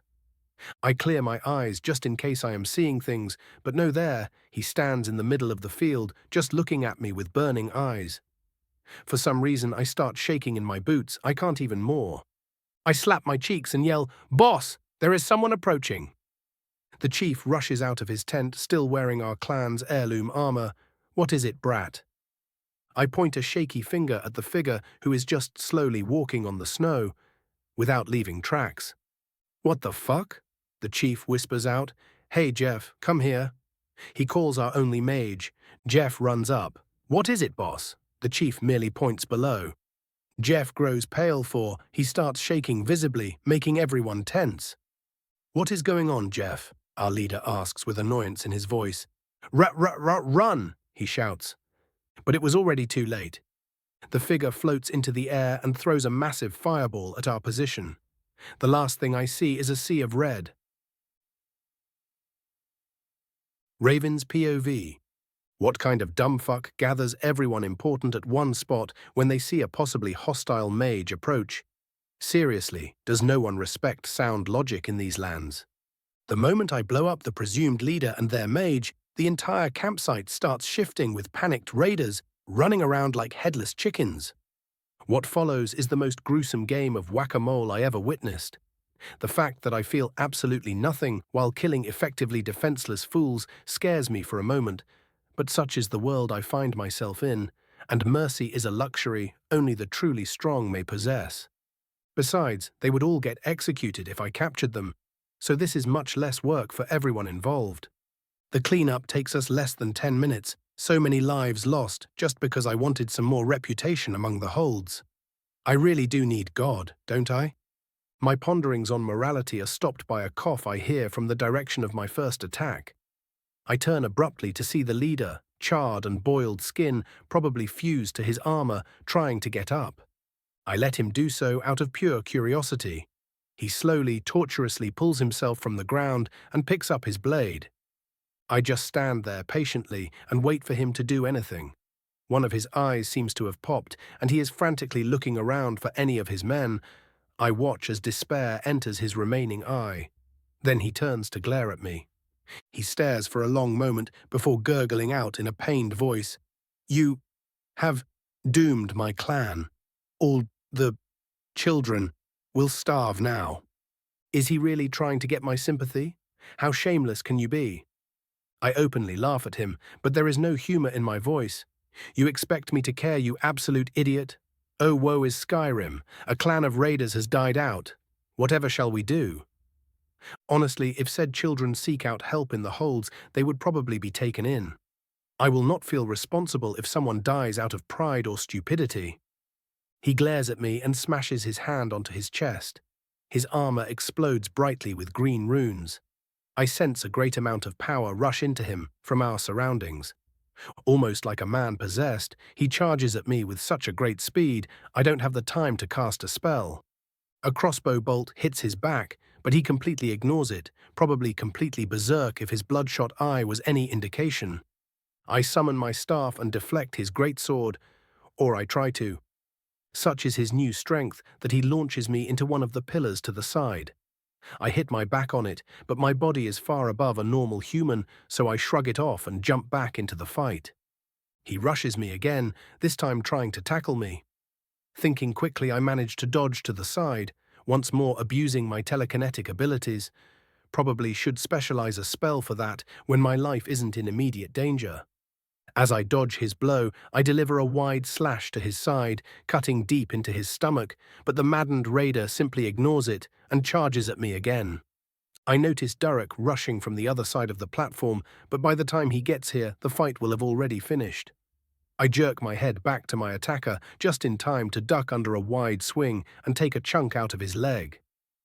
A small part of him seems to recognize that he cannot continue like this, so he simply throws himself at me like a beast, trying to take me with him. His lunge is fast, too fast for me to completely dodge. I throw myself to the side and feel the tip of the greatsword pierce my shoulder and force me against the wall of the barrow. The berserk Nord looses the bloodshot look and lets out pained breaths while trying to glare me to the death.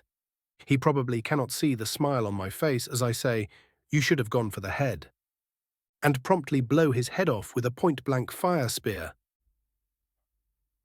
Chapter 70, Chapter 18, Bleak Falls, Part 2. Ugh! I grunt as I push the headless body off myself. Durek finally reaches me. What the hell happened here? I fucked around and found out, apparently. I shrug and furrow my brows. I really should tone it down with the arrogance. Davos also approaches. "You doing all right, boss?" he asks, looking over the greatsword still sticking out of my shoulder. I wordlessly pull it out while suppressing a hiss of pain and chug down a potion of regeneration from the white phial, immediately feeling my wound closing up. I take a deep breath and explain just what happened. Durek blinks. So you are telling me that somehow some random ass bandit had a powerful piece of armor that made him go completely berserk with magical power? I nod. Unfucking believable. He throws his hands up. I take a moment to look the armor over. It seemed to be a full Nordic steel plate with chainmail and padding under it. Well, the padding was burned and chainmail warped by my fire spell, but the enchantment surprisingly held it all together. Speaking of the enchantment, Saviour's Last Stand. Given to a brigand by a powerful mage he saved, this armor grants the wearer a massive increase in physical power for a minute, after which the user is drained of all but the barest energy to remain alive. I pretend to take my time checking out the runes and then explain the effects to them. Davos shrugs. It might be strong, but if it leaves you half dead, it's showpiece at best. Durak, on the other hand, disagrees. It might come with a big downside, but it can save your life. Honestly, I kind of want it for myself. You can take it. I shrug. Both of them look at me surprised, but I shake my head. Oh, don't think it is free. If you want this, all the soul gems and magical items inside are mine. Durak nods without even thinking. Sure. We spend some time gathering anything of value within the bandit camp.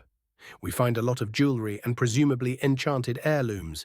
None of it is really powerful, but bringing it to Balgruf will certainly get us a lot of goodwill. Finally, I approach the gate of the barrow. As I am looking it over, Durak asks me, "You think there might be more of them inside?" I shake my head without looking back. Unlikely. They seemed somewhat well organized, and everyone with even a tiny bit of sense knows not to disturb Nordic burial grounds without the power to back it up. Besides, they were already carrying a lot of loot, so raiding the tomb as well would have been idiotic. They could always have buried the loot from the tomb nearby, he thinks out loud. And what if half of them died inside? Who would carry the things they already had? That's fair. Davos joins us after once again scouting the surrounding area just in case. I turn back to them and ask with an innocent smile, "You two ready to get possibly eaten by dead Nords?" Davos shivers, probably remembering his experience when we were getting the file. Durek, on the other hand, merely grins. Seeing as no one wants to procrastinate, I push the massive doors inwards. Sigh. They don't even budge. I get some very incredulous looks, with Durek asking, only with slight mockery, "Need any help with that, Raven?" I grunt in annoyance. Of course they are bloody stuck. Why wouldn't they be? And point the two of them toward the side. Move away. I am going to kick this door in the proper way. Once again, I receive some stares, but they obey my request.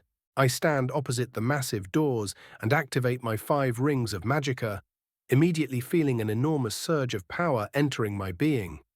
I take a deep breath and start concentrating, meticulously adding more and more runes to strengthen my spell. A purple circle of magicka starts forming in front of my hand, and as I mentally command them, runes start filling it.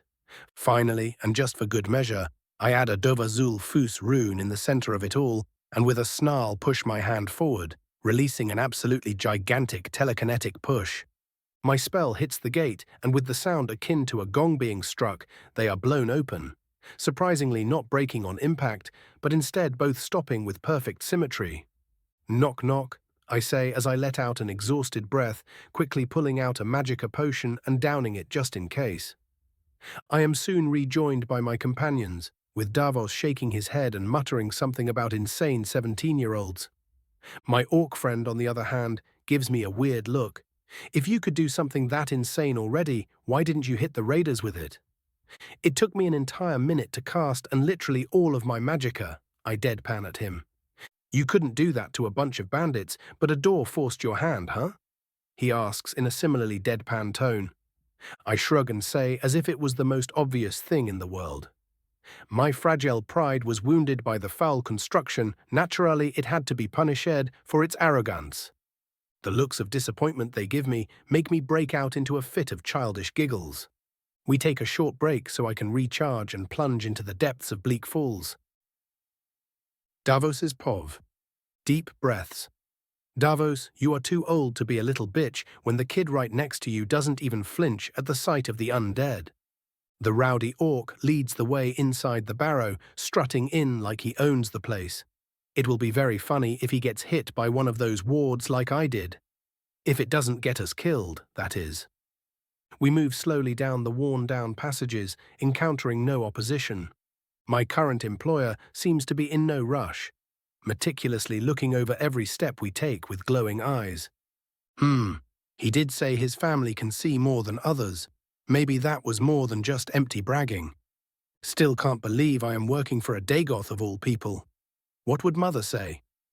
Finally, we enter a cave covered on all sides with massive spider webs. The passage is also blocked.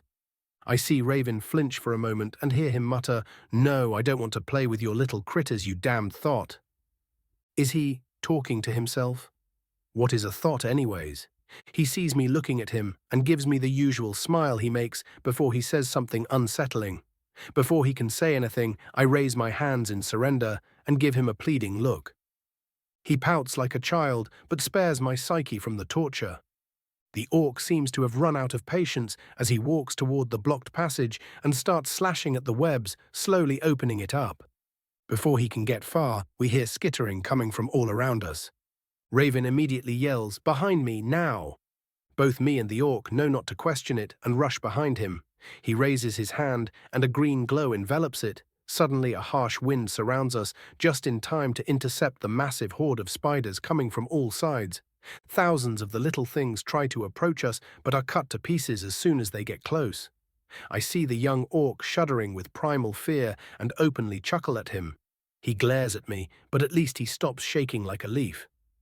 The tiny spiders are soon joined by their larger counterparts, but they are met with the same fate, and those that do manage to get through are immediately speared by a panicked-looking Durak. Finally, the pests seem to realize that there is no point in continuing their attack and withdraw. "Whew, I am glad that that is over," the orc says loudly.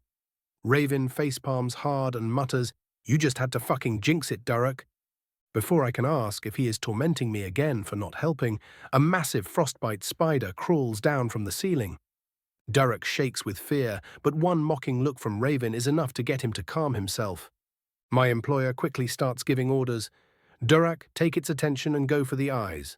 The orc nods with a mix of fear and determination. "Davos, distract it whenever it is about to land a hit." A sensible plan, I grab my crossbow and use a scroll to disappear. Raven starts launching firebolts at the thing, surprisingly not doing massive damage as you would expect, but still making the monster flinch whenever he landed a hit. The spider jerks toward him, but he moves back quickly, probably with a spell. Before the spider can go after him again, Durak stabs it in the side, making it let out an ear-piercing screech. Raven continues his bombardment, slowly setting the thing on fire. The spider, seeing as it cannot pursue the mage, jerks itself toward Durak and goes in for a bite. I shoot a bolt at its head and manage to stop the orc from getting poisoned to death, but the spider presses on and I can't reload in time. It goes for another bite, but Raven appears beside it and rakes its side with a deep slash with his staff, quickly disengaging afterward. We continue dancing with the massive spider for a time. Too long, apparently, as Durak got too relaxed even in battle and suddenly tripped. The spider wasted no time and immediately lunged at him, giving us no time to protect him and stabbing its massive mandibles into his unprotected neck. It goes to pull back, but Durak grabs its head with a roar and Raven almost teleports with his shout, appearing next to it and decapitating it.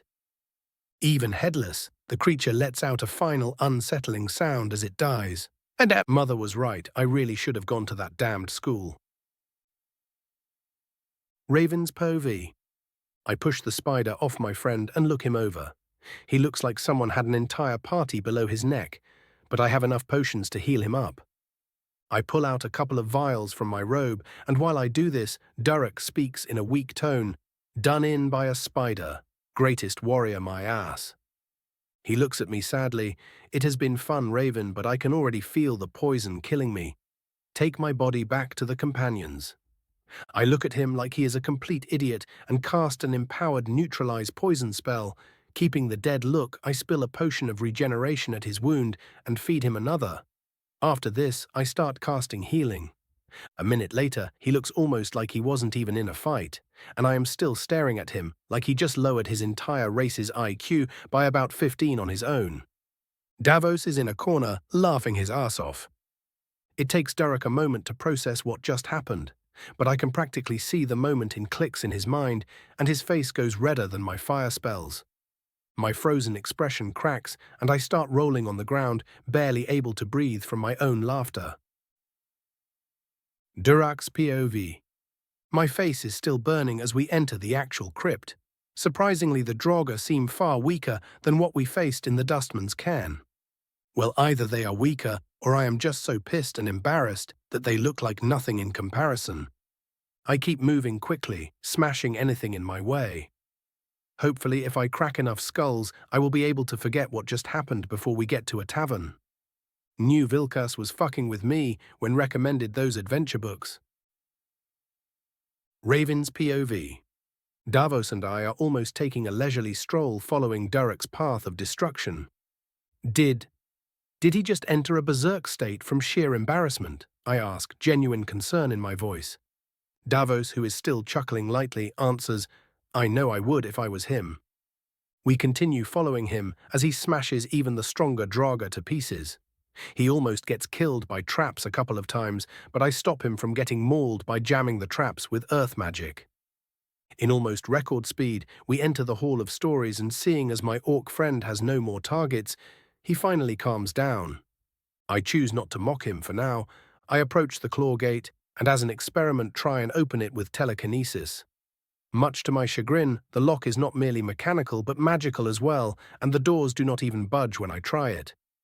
Accepting that I cannot cheese all future dungeons, I simply use the golden claw, and the gate opens.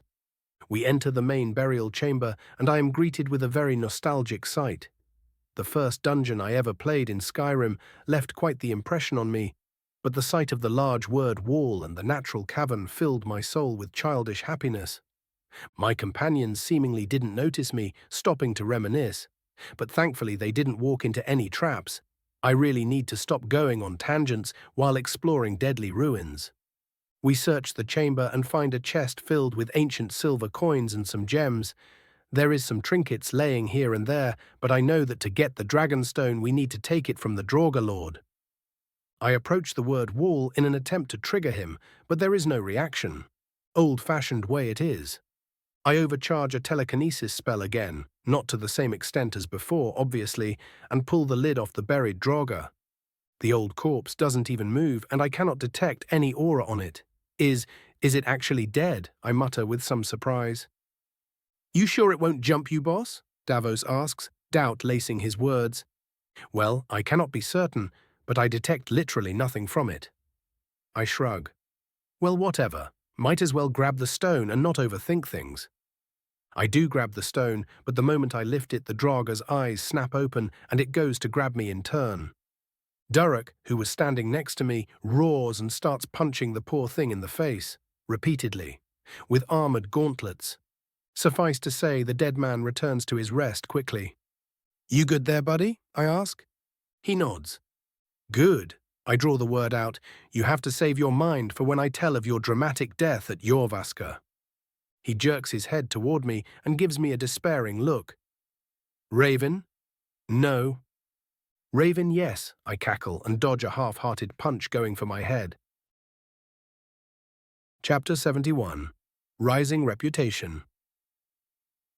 When Durek finally calmed down from his embarrassment-fueled berserk rage, we got to the most important part of any dungeon delve, looting anything not nailed down.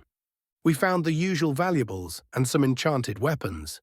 Unfortunately, said weapons were of the user-fueled variety, making them far less valuable than a properly done enchantment. As we were walking down the massive platform at the entrance, Durek asked hesitantly, You think you could maybe enchant my spear? I am a bit confused by his tone, but still answer, Sure I can. What do you want it to do? He thinks for a bit before answering, Something that can make me last longer in battle. I start getting flashbacks of people asking for enchantments to make them last longer, but quickly manage to shake the memories off. Shaking my head in an attempt to get rid of the discomfort, I say I can either make it steal life force or stamina. Life force, he grunts out immediately. His little brush with death seems to have rattled him a fair bit. I nod. That won't be an issue. He'll get it done when we get to Whiterun. We continue walking down the mountain at a leisurely pace and chatting about the fights we had, much to Durek's chagrin. We had to carry the loot we got from the dungeon and liberated from the raiders in a couple of rather massive bags, but a bit of telekinesis and that problem was solved. Pretty good practice as well. Suddenly, I sense someone at the edge of my vision and raise my hand abruptly. My companions stop and prepare their weapons. I focus my gaze on the place I felt something from, but whoever was spying on us was already gone. After waiting for a bit, just in case I shake my head, I was certain I saw something over there, but the moment we stopped, they were already gone. Think it was that innkeeper? Davos asks. Could be, I say, suspicion lacing my voice. We take the time to check out the spot I sensed, but there was nothing, not even the snow was disturbed.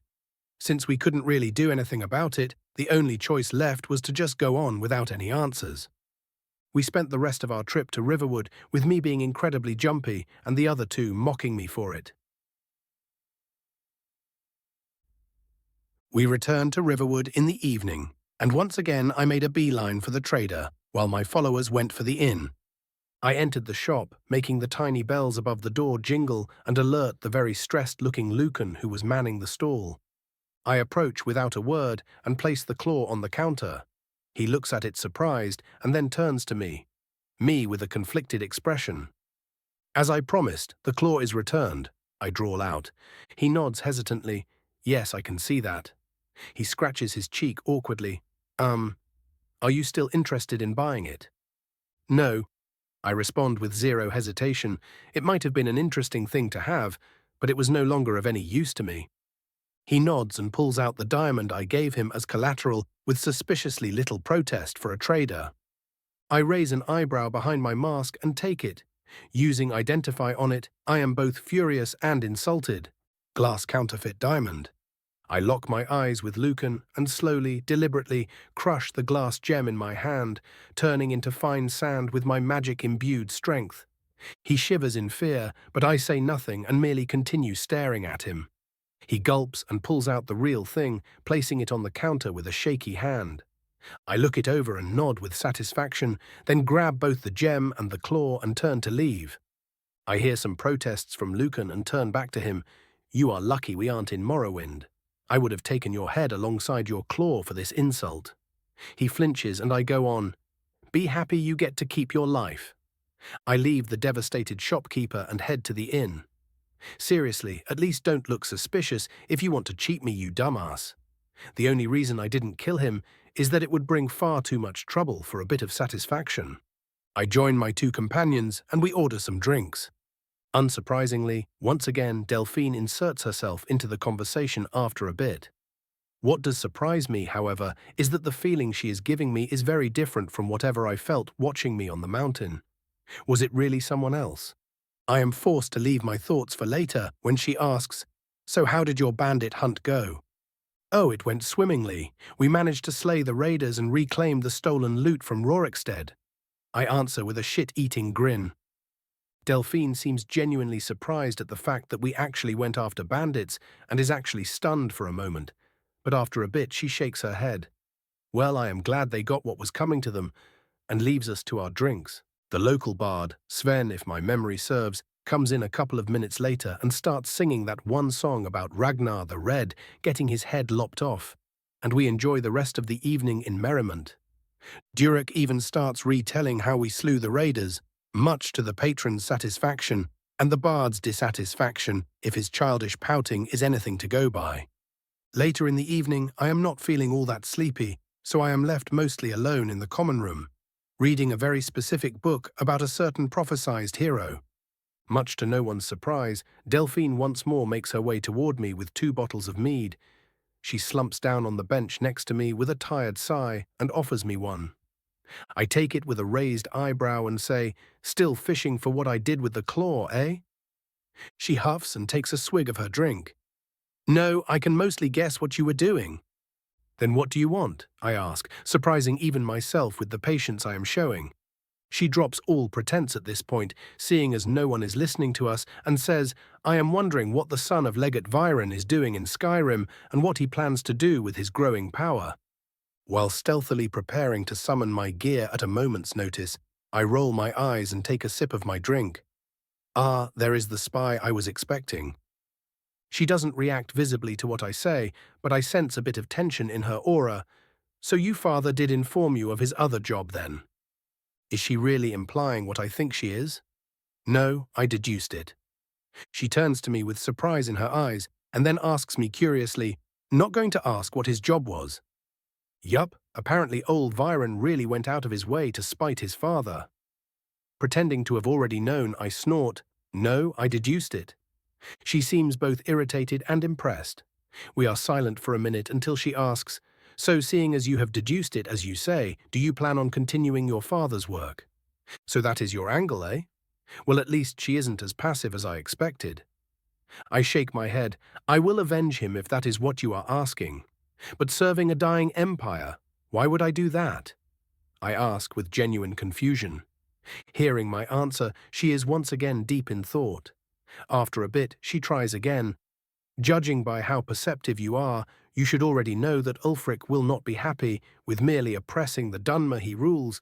You could help them by serving the Empire." Oh ho ho ho, very manipulative Delphine. Probably would have worked on an impressionable 17-year-old as well. Luckily for me, I am neither impressionable nor am I 17. "Help them by serving the blades and by extension you mean?" I snark. She flinches slightly at getting caught, and before she can try and bullshit me again, I say in a grave tone while staring her down, "Know this, Blade. Ulfric will die. The Thalmor will die. And if you decide to get in my way, you too will die." I stand up and place the bottle down on the table. "The next time you want to drug someone, add just a tiny bit of deathbell, it numbs the senses," I say, and without waiting for her response, leave to my bed.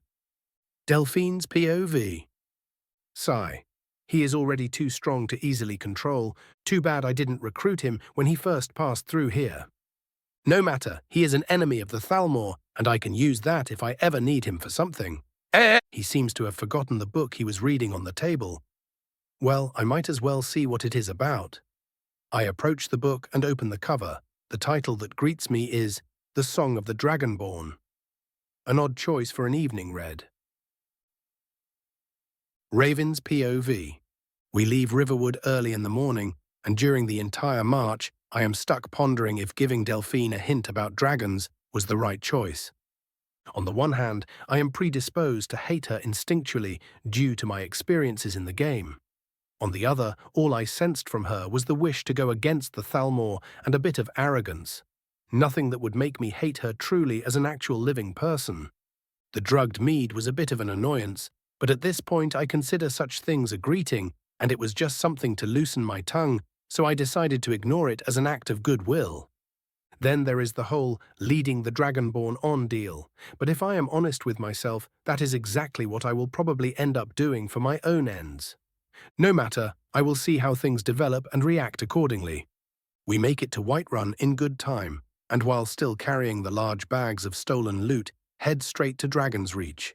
As we approach the palace, one of the very well-armored guardsmen, probably a housecarl now that I think about it, stops us. "What is your business bringing all of that to the palace?" And then adds in a grave tone, "The Jarl is under a lot of pressure due to the raid on Rorikstead, and any wasting of his time will not be welcome." I raise my hands placatingly. "Worry not. If I am not wrong, we are about to make his whole day." I can practically feel the raised eyebrow through his helmet and simply wave for him to follow us. "Do come with if you want to witness it." He shrugs, seeing as I am well known, and signals a couple of the lesser guardsmen to take over. After he makes sure that they are in position, he opens the door for us and leads us inside. We enter into the scene of the Jarl's council, all talking about the recent events, with Balgruf looking like someone pissed in his beer for 3 months straight. As we approach, he seems to notice us, and everyone follows his gaze to me. He lets out a tired sigh and says, "It is always a pleasure to have you here, Flametongue, but as you can see, we aren't quite in the mood for receiving visitors right now." I smirk at this. "Oh, I assure you, you will be in the mood when I am done." Everyone gives me a blank stare, but the smirk doesn't leave my face as I summon the charred armor of the raiders' leader and toss it in front of the throne. I hear gasps all around me as everyone seems to recognize just what I just tossed in front of them. Balgruuf stares at it for a long time before slowly breaking out into laughter. 200 years. He lets out another tearful laugh. 200 God's damned years they have been raiding our villages, and suddenly you walk in and whip out the burned remains of their most powerful weapons like it is nothing, and offer no explanation. He once again goes into a hysterical fit of laughter. 2 whole centuries? Sheesh, there are nations on Earth that didn't last that long. Even Balgruuf's brother Hrongar seems to be in a state of disbelief, going between laughter and just looking empty. Proventus Avenici, the ever-diligent steward of Whiterun, approaches us and points us to a side room of the palace, while saying in a professional voice, "If you would kindly follow me for a meal while the Jarl's household gathers themselves, I would be most indebted." Seeing the sense behind his words, I quickly agree and we follow him. We take our time to rest from the long walk, while Balgruuf calms his shit and are soon invited back and offered seats close to the Jarl's own. He looks us over and says with much more composure than before, "You have helped us more than you can know. Honestly, Raven, if you weren't already living in Winterhold, I would offer you employment here for this." I shrug. I don't really need a reward for this, just make sure it is known who put an end to whoever those raiders were, and I will be satisfied. The reputation is worth far more than gold to me at this point. "You don't even know of them." He gapes and goes to inform me. I raise a hand and interrupt him with a cruel smile. Why should I remember a group of ants I stepped on? Balgruuf snorts, while his brother seems to just about to let out a whoop. He turns to Davos, who notably chose to hide his face for this, and says, "And you, Davos of Windhelm, do you have a request for this deed?" He just shakes his head. "Unneeded, I am here merely as a tool for my current employer. Nothing more." Balgruuf looks confused but nods, while Irileth, his personal guard, seems alarmed all of a sudden and slowly reaches for her blade. I stare at her and say diplomatically, "There is no need for that, housecarl. I assure you that the mer under my employ is not here for antagonistic reasons." She stares at Davos for a bit longer, but then slowly nods and leaves her sword in its sheath. The non-Dunmer present seem kind of miffed by being excluded from what just happened, but Irileth promises an explanation later and they leave it at that. Finally, it is Durik's turn, but before the Jarl can even speak, he also shakes his head. "Don't even think about it. I did practically nothing." "Oh." The Jarl raises an eyebrow. Durik snorts, "I did practically nothing," and points at me. "He just blew them all to pieces by himself. Honestly, it was kind of sad." Every head snaps toward me, but I merely shrug. When I called them ants, I really wasn't being arrogant. He says as he remembers being stabbed. Durik narrates between chuckles. I turn to him with a chilling smile. "Oh, we also had a bit of an adventure in the burial ground the raiders were camping out on. I would love to tell you all about it." The court members seem very curious. Durik, on the other hand, pales, and I start the tale. Chapter 72, Rorikstead. We spent a good portion of the evening retelling how we met and faced the Raider clan. I did learn that they called themselves the Homeshorn when Hrongar name-dropped them after I showed them the Saviour's last stand. Apparently, the enchanted suit of armor was known as Homeshorn's Rampart to most people. It is rather odd that it would have 2 names, but maybe my identification only shows either the original or true name of things. The name implied some kind of tragic backstory, but if you continue raiding people centuries after whatever reason you were shorn from your home, as it were, then any sympathy I may have had disappears rather quickly. Sometime into our story, a couple of Circle members from Jorvaska arrived when they heard about our deeds, because of course rumors would spread before I even left the damn palace. Evidently, they came to congratulate Durik for his involvement, but instead of the proud look and a puffed-out chest they were expecting, the young orc paled upon seeing them. He looked at me pleadingly, but there was no mercy in my eyes as I started telling the tale of Bleak Falls Barrow. A couple of drinks and a short story later, everyone was laughing, and Durik was doing his best to hide his red face from the crowd. Hrongar, Balgruuf's brother, shakes his head. "We shouldn't laugh at the lad. If there wasn't a mage right next to him, He really would have died then and there. This seems to sober up most of them, and they give some apologetic looks to the young orc. I finish the story, omitting the part about the dragonstone. As an afterthought, I point toward the sacks we carried and say, "Oh, and we also liberated the valuables that were probably stolen." Balgruf gives me a puzzled look. "You wish to return them?" I simply nod. He shakes his head with some exasperation and says, "I will have to compensate you for that at least. You just returning the stolen loot would be unfair to you all." "I won't say no to good old Septims," I snark, and he easily agrees. He scratches his chin before getting an idea. "We will be traveling to Rorikstead to assure the people of their safety and to return their belongings to them. You could travel there with us and then continue on to your original destination." Was there anything interesting happening in Rorikstead again? I remember it being just the spot to get a somewhat interesting companion, but that was it. Well, I would have to at least pass near the place on my way west, so there is no reason to refuse him. "It would be an honor and a pleasure, Jarl," I say with a slow nod. He scoffs and waves his hand. "None of that Jarl stuff. You helping my people means you can just call me Balgruf. The only one among the court that shows any surprise is Proventus." But he hides it quickly. "Of course, Balgruf," I say with a smile. "We are offered a place to stay in Dragon's Reach and spend the rest of the night enjoying ourselves." "You want me to ruin a perfectly good orichalcum spear with some squiggly emerald-filled lines, boy?" The grey-haired Nordsmith half yells in irritation. "Yes," I deadpan. "What is even the point of using gems of all things?" Durek asks from the side. "I just found that having a different material to strengthen the runic matrix added to the original item seems to work better than merely carving the runes directly." I shrug and add, "Besides, gems are neat." "I know how runes work, boy. I wasn't born yesterday." Yorland Greymane scoffs at me. "Then what seems to be the issue, old man?" I ask, totally done with this. The old man pulls out a blade from a wall stand and shows it to me. I raise an eyebrow and take a look at the completely flawless blade. Skyforged steel broadsword, magic-infused steel, with runes seamlessly integrated into the blade, deals fire damage.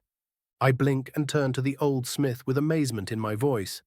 "How in Oblivion did you manage to perfectly carve in the runes without leaving a trace?" He gives me a proud smirk. "Skill and hard work." Yeah, should have expected that.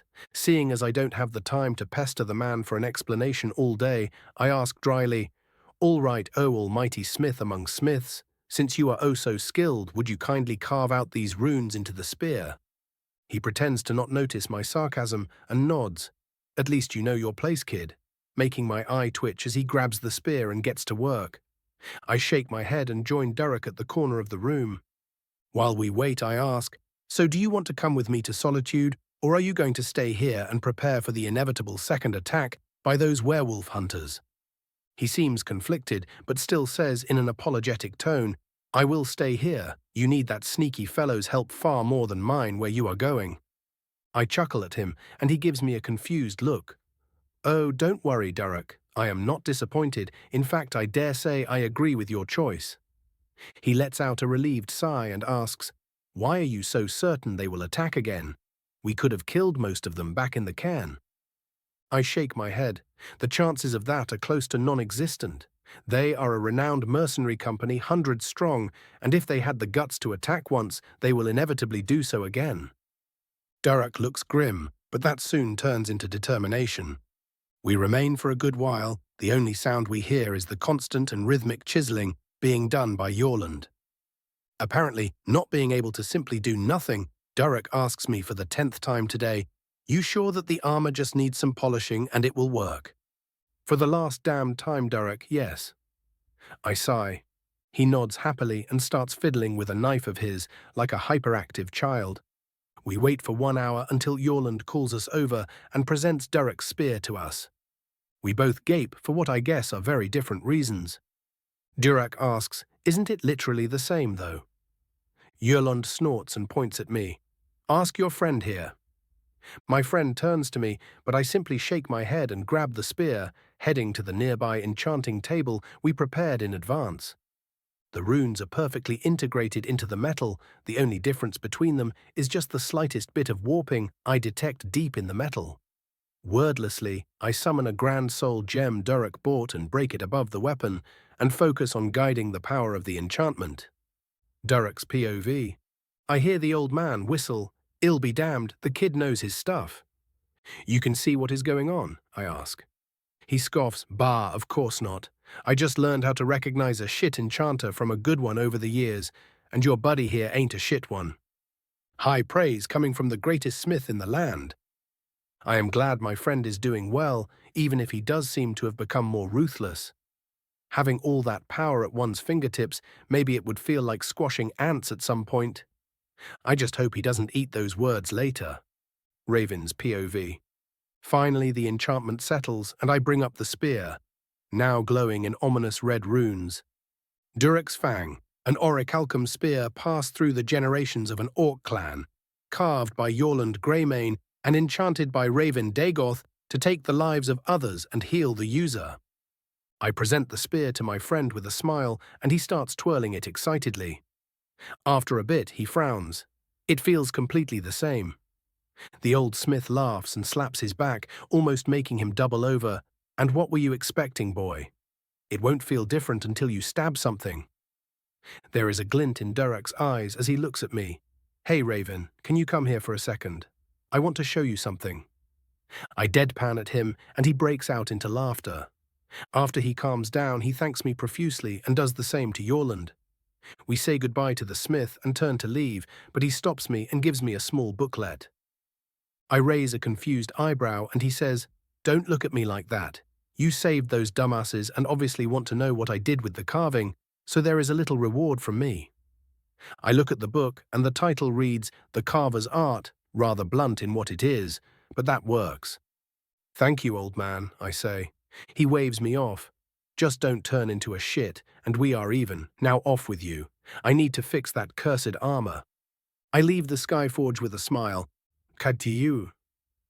When Durek was done showing his spear off to the companions, something that when I voiced made people chuckle at the once more embarrassed orc, I pulled him to the side.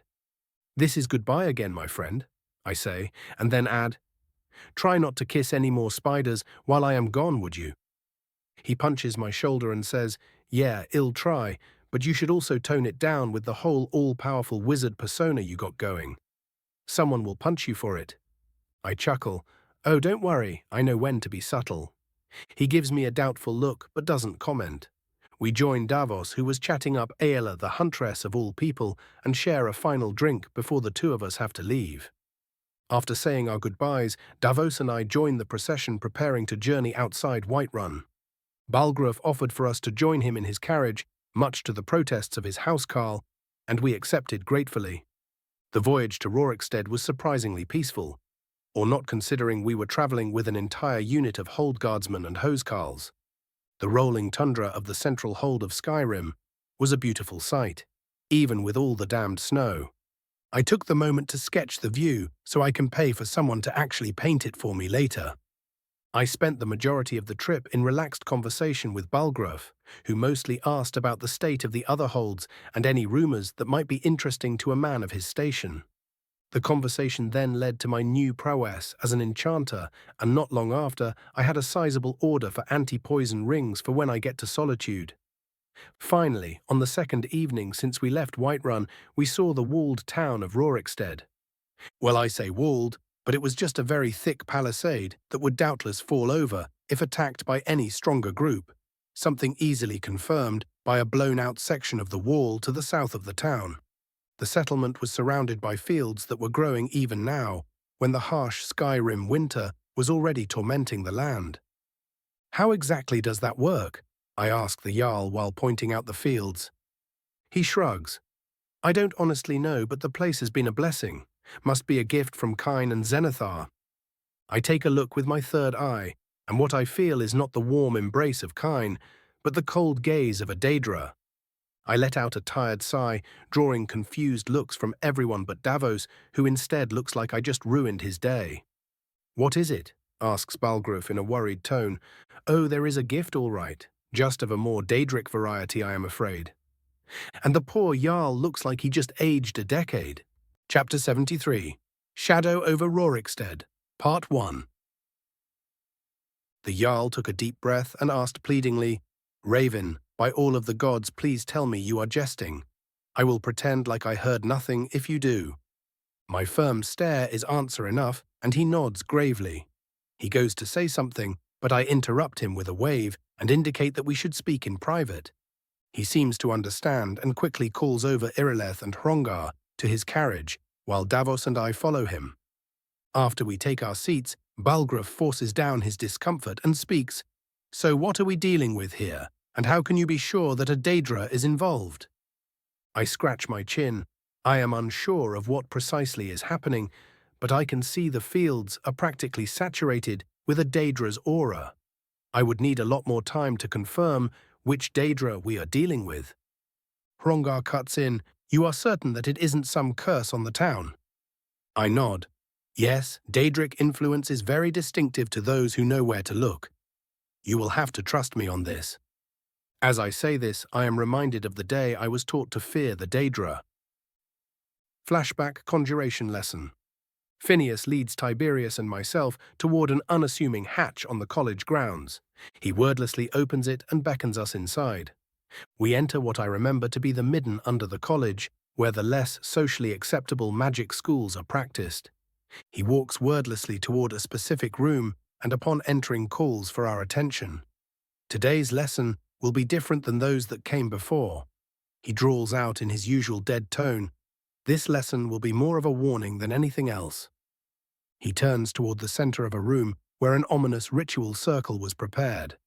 "Observe," he commanded and cast a spell at the circle.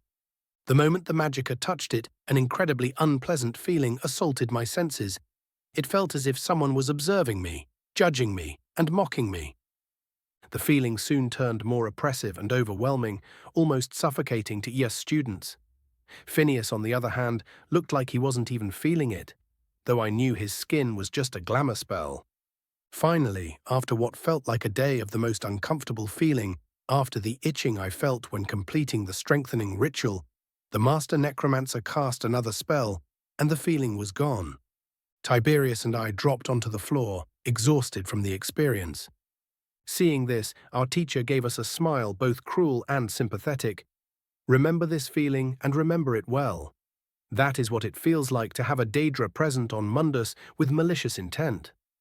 I force myself from the ground and ask with confusion in my voice, "I have interacted with different Daedra before, and it never felt anything like this." He shakes his head. "What you were interacting with were projections with minimal power and probably only mildly malicious intent." He then points at the circle. "This was what a Daedra hungering for your soul feels like. I always knew they were demons, but this hammered it home." I give Phineas a grateful nod for the lesson and go to help the whimpering Tiberius onto his feet. Back to the present. Everyone seems to notice the discomfort on my face, and I shake my head while muttering, "Daedric influence is almost impossible to miss once you have truly felt it." "There is another thing," I interrupt before they can start asking questions. The Jarl looks at me expectantly, and I continue, "This village is the greatest farmland under your domain, yes?" Balgruuf nods, confused at why I am asking this. I sigh, "The most probable source of that wealth is the Daedra itself. My guess is some kind of bargain was struck, and the village was allowed to prosper in return for something else." Balgruuf slumps deeper into his seat, while his brother seethes in anger. I think for a while and say, "Before we continue, I must ask you to make a decision. Knowing that the source of prosperity for your people is of a Daedric origin, you may pretend that I have said nothing, and we just go on like nothing happened. You would have my promise of silence. On the other hand, you can hunt down whatever is influencing the land." Hrongar practically jumps from his seat, yells at me, "You would have us allow this curse to continue?" I stare at him coldly and say, "I would have nothing. This is your people, and I am merely voicing the options you have." Balgruuf raises a hand to calm his brother. "He is right, Hrongar. I am the Jarl, and it is my duty to make the call." The tall Nord warrior seems somewhat pacified by this and sits back down while grumbling. "Tell me, Raven." The Jarl cautiously begins, "What would be the consequences of just leaving it there?" His brother goes to protest again, but a piercing glare from his lord is enough to shut him up for now. I mull it over in my mind for a bit and quickly review all I know about the village. Finally, an inconsistency appears in my memory. Excited at my apparent discovery, I ask Balgruf, "Can you tell me how old this town is?" He hums and says, "About 30 or so years. Why?" I quickly pull out my notebook and write down some information I came across about the place. There are many maps and accounts that mention Rorikstead that are far older than that. Hrongar interrupts, "The village was rebuilt by Rorik after the war. Everyone knows this." I raise an excited finger. But there is the thing. I researched the geography of Skyrim thoroughly before my journey outside Winterhold, and there are multiple mentions of Rorikstead rising and falling in almost a cyclical fashion.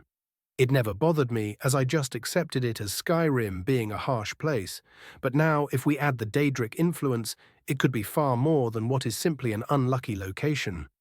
"So what you are saying is," Balgruf asks tentatively, "the town is always prosperous but inevitably dies out, and this is somehow connected to the Daedra?" I nod.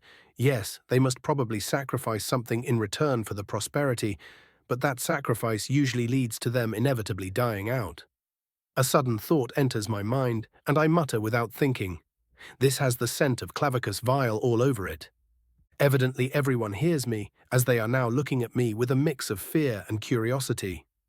Think about it, I continue muttering. He is known to make deals that lead the other party into incredible misery, while seemingly very beneficial for them at first glance. And that lines up perfectly with your theory, Balgruf adds. I nod.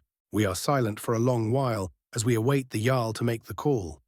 He seems to be in a very shitty position if his constantly changing expression is anything to go by. His brother tries to start a conversation, but the Jarl's shaky hand once again shuts him up. After a good 5 minutes, Balgruf lets out a long, tired sigh and says, while shaking his head in defeat, "I cannot allow this to go on." His voice turns firm. "It might cost the entire hold greatly, but I will not have my people consort with Daedra and bring calamity on us all." I see Davos giving me a sly smile from the side and suppress an eye roll. Balgruf stands up and nods to himself. "We will do all we can to free those not guilty from this curse, but those that bring calamity on their neighbors are to be put to death." His brother lets out a satisfied grunt, and they both head outside before they can do whatever they were planning. I fake cough to catch their attention and give them both an amused look. "What exactly are you doing?" He seems confused and asks back. "Getting rid of the cult, of course." I stare at him blankly and ask, "And how do you know who is in the cult exactly? There are at least 500 people living here." I didn't consider that." He slumps back into his chair. I snort, and before they have the time to get offended, I say if we are to hunt the cult down, we need a plan. "We?" Hrongar asks. "Yes, we," I say firmly, even without having a Jarl owe me for my help. I wink at Balgruf, and he snorts. "It is still a moral good to liberate those unwilling from what I expect is a dire fate." "What would you have us do, Flametongue?" asks Hrongar. "First, we pretend like everything is in order. We walk in there, and you do the whole speech about how the hold protects its people and whatnot, while buttering them up." The Jarl chuckles at my cynicism, but doesn't interrupt me. Then, while everyone is in a festive mood, we will subtly question the people about odd happenings. "Any inconsistency is to be looked at and reported when we are done," I say firmly. Everyone nods along, and I go on. "When we get a suspect, Davos here," I point at my retainer, "is to follow them and possibly find evidence or further clues of the cult." Said Dunmer seems incredibly uncomfortable with the idea, but still nods. "Don't worry, Davos, I will pay you extra for this," I say, amusement lacing my voice. And before he can even react, Balgruf cuts in, "The hells you will. The least I can do is pay him myself." Davos, surprisingly, looks at me first, and I nod with a raised eyebrow. "Well, if you wanted me to trust you, this is definitely a way to do it." I look back to the Nords and continue on with my plan. Then, when we get all the clues we need, and if possible the cult's main base, we storm the town and put them to the sword. Everyone looks at me dumbfounded. Balgruf asks slowly, "You came up with all of that on the spot?" "My brain is very big." I snort. Everyone seems to relax a bit at my joke. I cannot have you do this service to my hold for nothing, the Jarl says. I shrug and quickly name something that I still have trouble getting my hands on. If you insist of giving me something, using your connections for a stock of ebony will suffice. He hums in thought and quickly agrees. Slowly getting up, he claps his hands. All right, people, let's get to work. Everyone leaves the carriage, and just as I am about to exit myself, time seems to stop. Once again, I feel a presence where the Jarl once sat. Gathering my emotions, I turn around and give a polite bow. Prince Mephala, always a displeasure. She giggles. Oh, I know, my dear, but do not worry, I am here to help this time. Like you helped with that spider horde, I practically spit out. She pouts, but they just wanted to play with you. Play with my insides, maybe, I scoff. Quite. She laughs. I turn serious now. So why exactly are you here, if I may be so bold as to ask? She stretches seductively and hums out. The little worm that is hiding below this place owes me something. Her smile turns vicious. I want him dead. Which worm exactly? Oh, you will know if you continue down this path. This damned woman. So, you want me to do what I was going to do anyways, I drawl out. She smiles shyly. Yees. But, she raises a finger, I said I was here to help. Then please do, oh grand lady of annoying chittering. I roll my eyes. She pouts, you are not cute at all. I sigh and sit down, saying nothing. She huffs at my refusal to play along. Fine, when you get to him, know that he is vulnerable to sunlight. I raise an eyebrow. A vampire. She shakes her head. No, you were right that it was a Daedra. I blink. Since when are Daedra weak to sunlight? She tuts at me with false offense. How very racist of you, Dagoth. There exist different kinds of Daedra. I snort. Right. Well, you all seem the same to me. She chuckles. When you are done with him. Yana, colleague of mine, has left something down there that will be very helpful where you are going. I deadpan. You aren't going to elaborate on that, are you? Nope, she giggles out with a popped pea. I let out a long, tired breath. Well, thank you for your help, I guess. She gives me a hungry look. You could pay me back by staying a while. They won't notice a thing. I give her a cruel smile. Nope. While popping the pea as well. She laughs, and suddenly I am once again exiting the carriage in the real world. Chapter 74, Shadow over Rorikstead, Part 2. We all take a minute to gather ourselves before approaching the closed gates of the small town. While I walk, I get a notification. Quest issued, resolve the mystery of Rorikstead. Reward, minor Nord Paragon trait. Very useful in the future, not like I really needed all that much motivation after Mephala indicated that this would help me, but any bit extra is nice. One of the armored housecarls yells, "Open the gates, the Jarl approaches." There is some movement behind the walls, and the sturdy wooden gate is quickly opened, letting us into the settlement. Seeing as it was the evening, most people were finishing their work for the day and spending their time relaxing or socializing, so as soon as we entered, we gathered quite the crowd. I instructed Davos to not show himself and snoop around while we talked to the residents. Our procession makes its way to the center of Rorikstead, and after waiting for most of the residents to gather around, the Jarl speaks, "People of Rorikstead, I have come to you bearing good news." He makes a pause to build a bit of suspense and continues, "The raiders who unjustly attacked you and pillaged your homes have all been slain by the one standing next to me."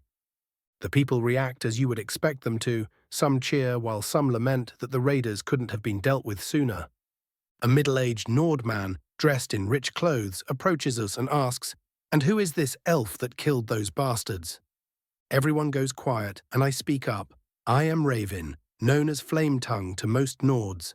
I met the raiders while exploring the mountains, and after realizing who they were, I naturally decided to punish them all for their crimes. There is excited murmuring among the crowd, but the man who I presume is Rorik raises a doubtful eyebrow. "You slew all of them by your lonesome?" I smirk. I am a skilled battle mage. They were no threat when attacked from a great distance. He frowns. They had a mage among them as well. "Barely an apprentice," I scoff. "That apprentice," he spits the word out, "killed 5 of my men." Pushing down the instinct to mock his men, I say, I am truly sorry to hear that he did. But I do not lie when I say that he was nowhere near a threat to me. Rorik sighs and shakes his head, then gives me an apologetic look. Sorry, the attack has left us all under great stress, and hearing that those who hurt us so much died to a single man is less than believable. Balgruuf cuts in, I vouch for his words. Rorik's eye twitches. Then that is all I will say. The Jarl once again gathers everyone's attention by clapping his hands. While my friend here slew the raiders, he also decided to retrieve your stolen heirlooms. He turns to Rorik and points to the sacks his guard carried in, while saying, please, distribute them among your people. The leader of the town nods gratefully and quickly starts handing out the known belongings to the excited families of Rorikstead. I stand next to the Jarl and half whisper, they all look like they would be quite willing to speak in their jubilation. After we disperse, have your men ask around for rumors while drinking. Should abate some of their suspicions. He doesn't react, but for a small, barely perceptible nod. Balgruuf goes on to promise that everything will be done to stop such a tragedy from happening in the future, and informs them all that he will be staying in the town to make sure everything is in order. The people are naturally welcoming to their Jarl, and a small feast is soon prepared for all of us. I also noticed Rorik frown when his people invited us. Curious. Soon we are led into the local tavern, and the guards spread around, starting conversations with the locals. The Jarl sits with Rorik, and they talk about administrative affairs while sharing a drink. I try to talk up some of the residents, but besides the thanks and cheers, I get nothing. A bit later I take a walk around the place, getting grateful glances and words of praise along the way. Soon I find a worried-looking man that looks familiar for some reason. I approach him and cough slightly to get his attention. He turns to me and it clicks why he seemed familiar. This is Lokir, that idiot that gets himself shot by the Legion after being captured with Ulfric. He gives me a pensive look and asks, what does the great hero want with me? I shrug and take a sip of the wine in my hand. You don't seem to share the jubilance of the rest of your folk. Why is that? Why do you care? He asks. Just indulge a young mare's curiosity, will you? Whatever has been eating him seems to come to the surface as he lets out a tired breath. My wife is pregnant. I raise an eyebrow. Congratulations. But even if most people worry when this happens, why are you so shaken? He looks around suspiciously before speaking as quietly as he can. The women here, most of them die in childbirth. And before you ask, no, it isn't some kind of disease. We have a village healer. He takes one more careful look and says, look around. Do you see many young women around here? I also look at the crowd and notice the lack of adult women. There are some old ones and children, but that is it. Curious, I mutter. I turn to Lokir. You seem to have a theory about what is going on. Please share. He gets increasingly worried, almost as if having a panic attack. I hand him a bottle of mead he left on the nearby table, and he takes a long swig before letting out a long breath, finally calming himself. I don't have anything concrete, but there is something unnatural about the deaths. One or two I would understand. We all know these lands are harsh. But almost every one of them dying is far too much to be mere coincidence. He forces out quietly. I hum, and your village healer, what does he say about their deaths? He frowns. He always has some kind of excuse. It's either they were too weak, or Arkay called them to his side, or some other ridiculous reasons. I take a moment to look at him and sense that he really is just panicked that his wife may die. So I decided to take a chance. I sit down next to him and whisper, whatever you hear, do not react. He nods fearfully. We are here to investigate a possible Daedric cult. I have found proof of their influence on the land itself. Any help you may give us will go a long way in preventing your wife from suffering a terrible fate.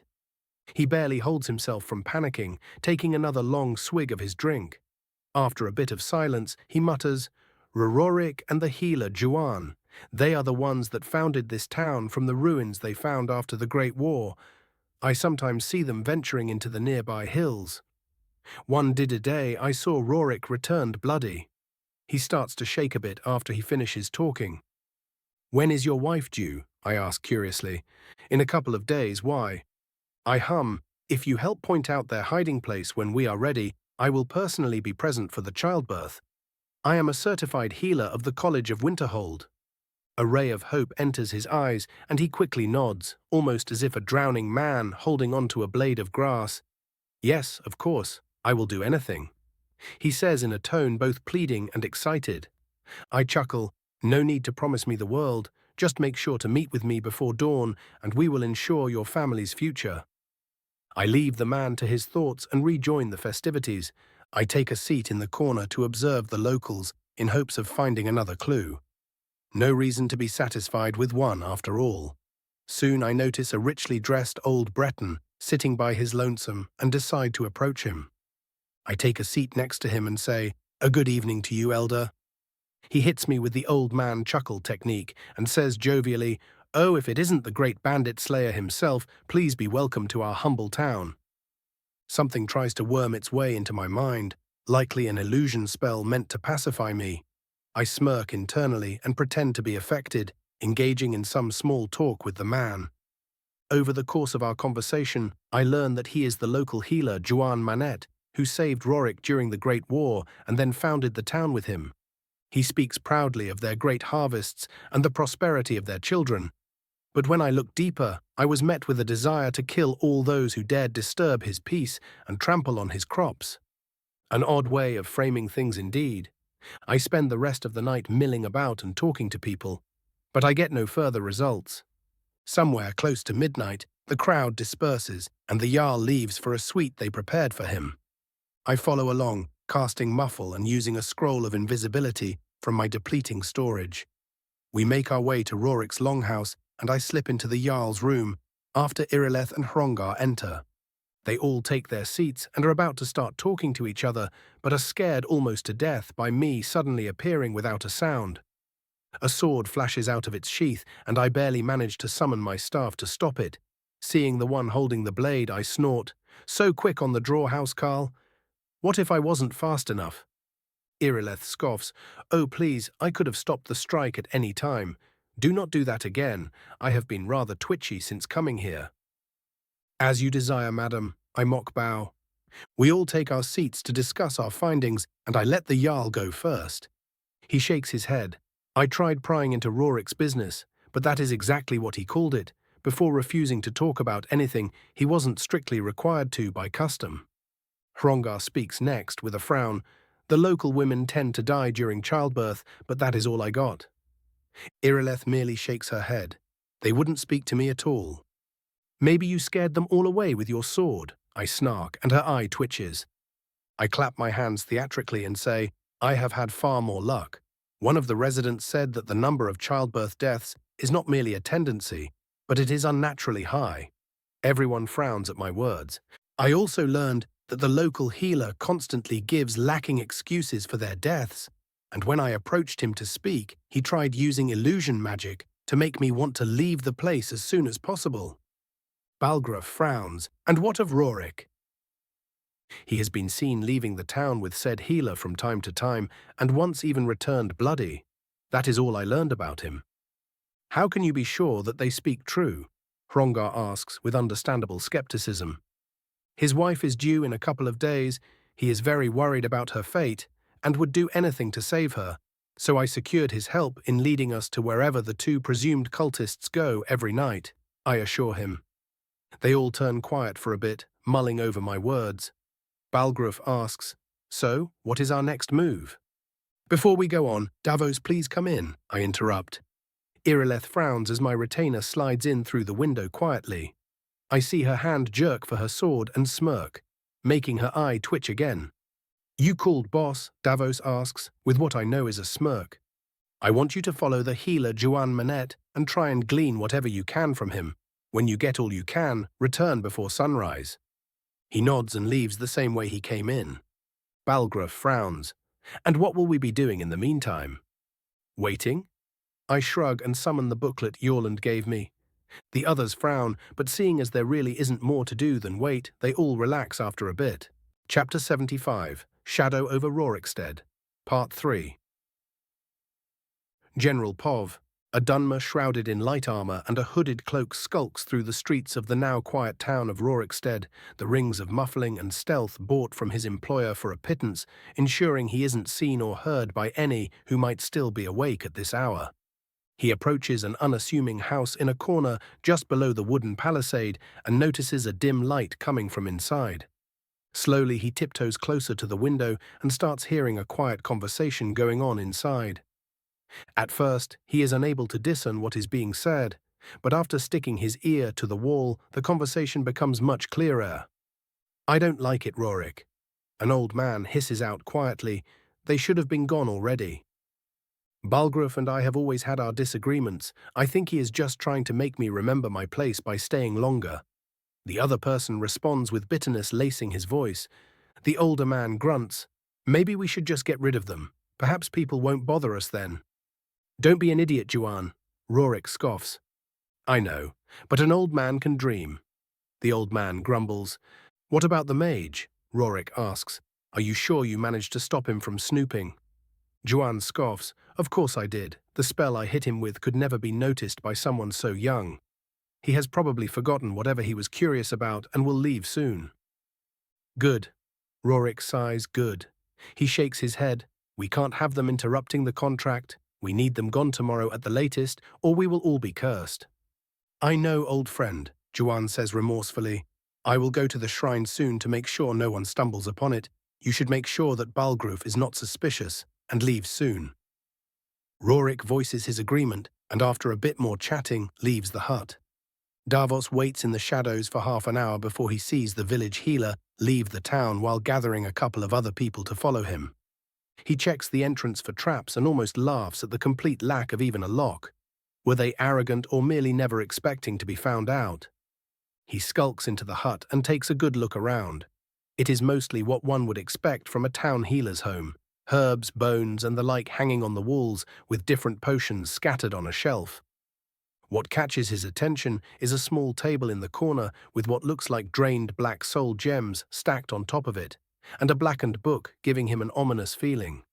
He blanches at this, his superstition and fear of the Daedra once again trying to worm its way into his mind, but he manages to force himself to move on with gritted teeth. "Should have asked for more money," he grumbles.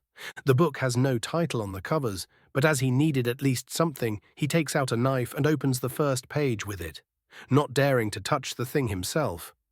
A moment later, he wishes he hadn't opened the damn thing, as he is greeted by Daedric characters emitting a cold and cruel aura. He quickly closes the book and, using the same knife, pushes it into a small sack alongside the soul gems. He searches the house again in case there are any clues left, but quickly leaves again after finding nothing. Raven's POV. We are all sitting in the room trying to relax as best we can, but the tension in the room is palpable. Soon I slowly close the little booklet I was reading and stand up. Everyone turns to me and I point at the window. Not long after, Davos slides inside once again. One might wonder how I knew he was coming, and the answer is rather simple. I make it so that I can feel if any of my enchantments is nearby, just in case. Balgruf perks up and asks, "So what have you found?" Davos takes a seat and grabs a drink. After he catches his breath, he quickly relays the entire conversation and explains what he heard and found. I open my hand. "Give me the book." He does so without complaint, already used to my foolish behavior. After making sure there are no traps hidden inside, I take the book and open it up. Suddenly the room once again shifts into a web-covered mess, and I feel two hands on my shoulders with someone leaning ahead on my left. I do not even blink at the interruption and ask, "So, anything you can enlighten me about with this one?" Unfortunately, I don't speak Daedra. "How very uncultured," Mephala tuts, and after taking a short look at the book, she says, "This here is a contract binding the one I wish dead to the land. As long as it exists, he will continue reforming after a period of time." "This isn't the first time he was hunted down, is it?" I ask. "Oh, not at all." She laughs daintily. "I dare say it has happened 100 times over." I frown. "It won't be as simple as merely killing him, will it?" "Unfortunately not, or I wouldn't have needed your services for this." "What do I need to do?" She hums. First you must destroy him, then you must slay the cursed lord and his companion.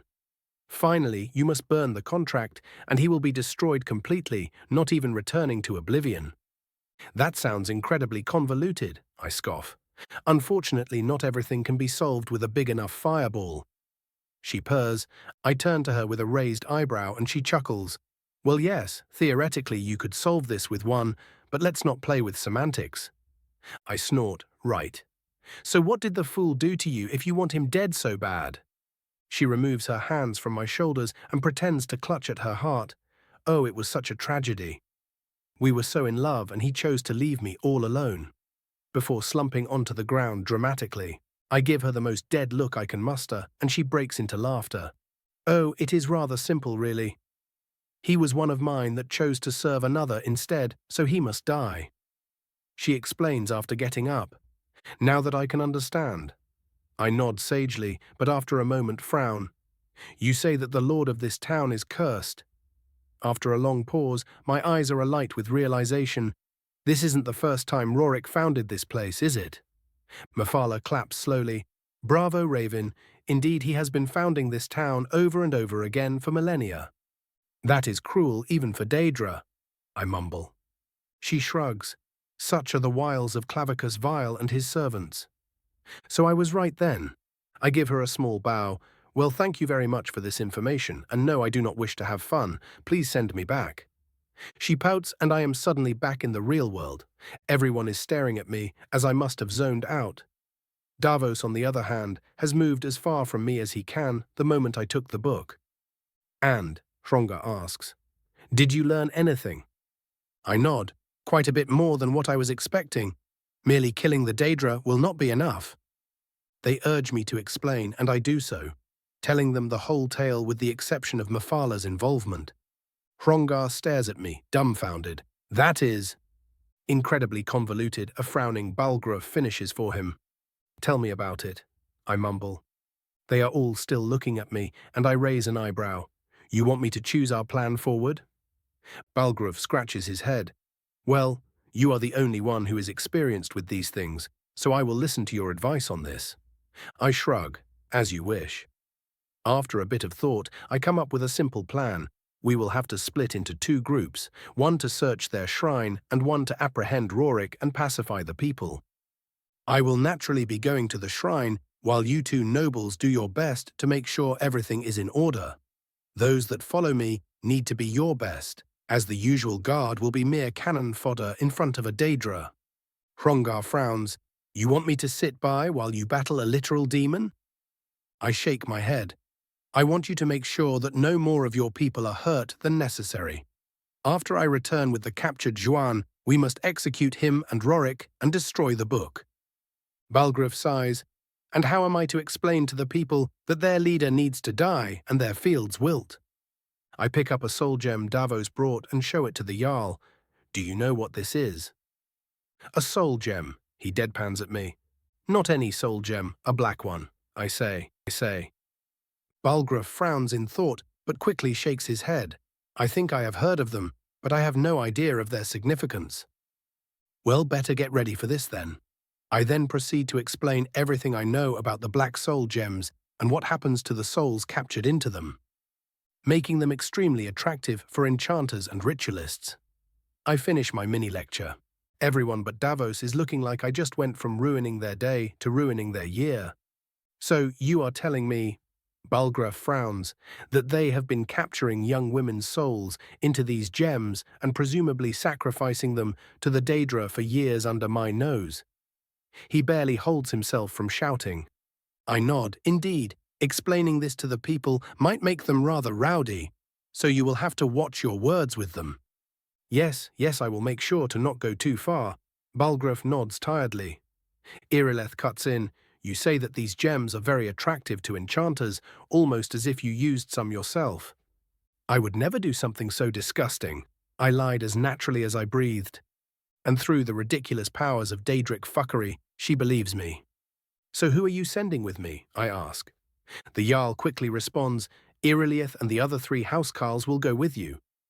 But my The Dunmer woman goes to protest. but a stern look from her lord stops any further disagreement. I will be safe with the guard and my brother. You are needed to protect far more than merely myself.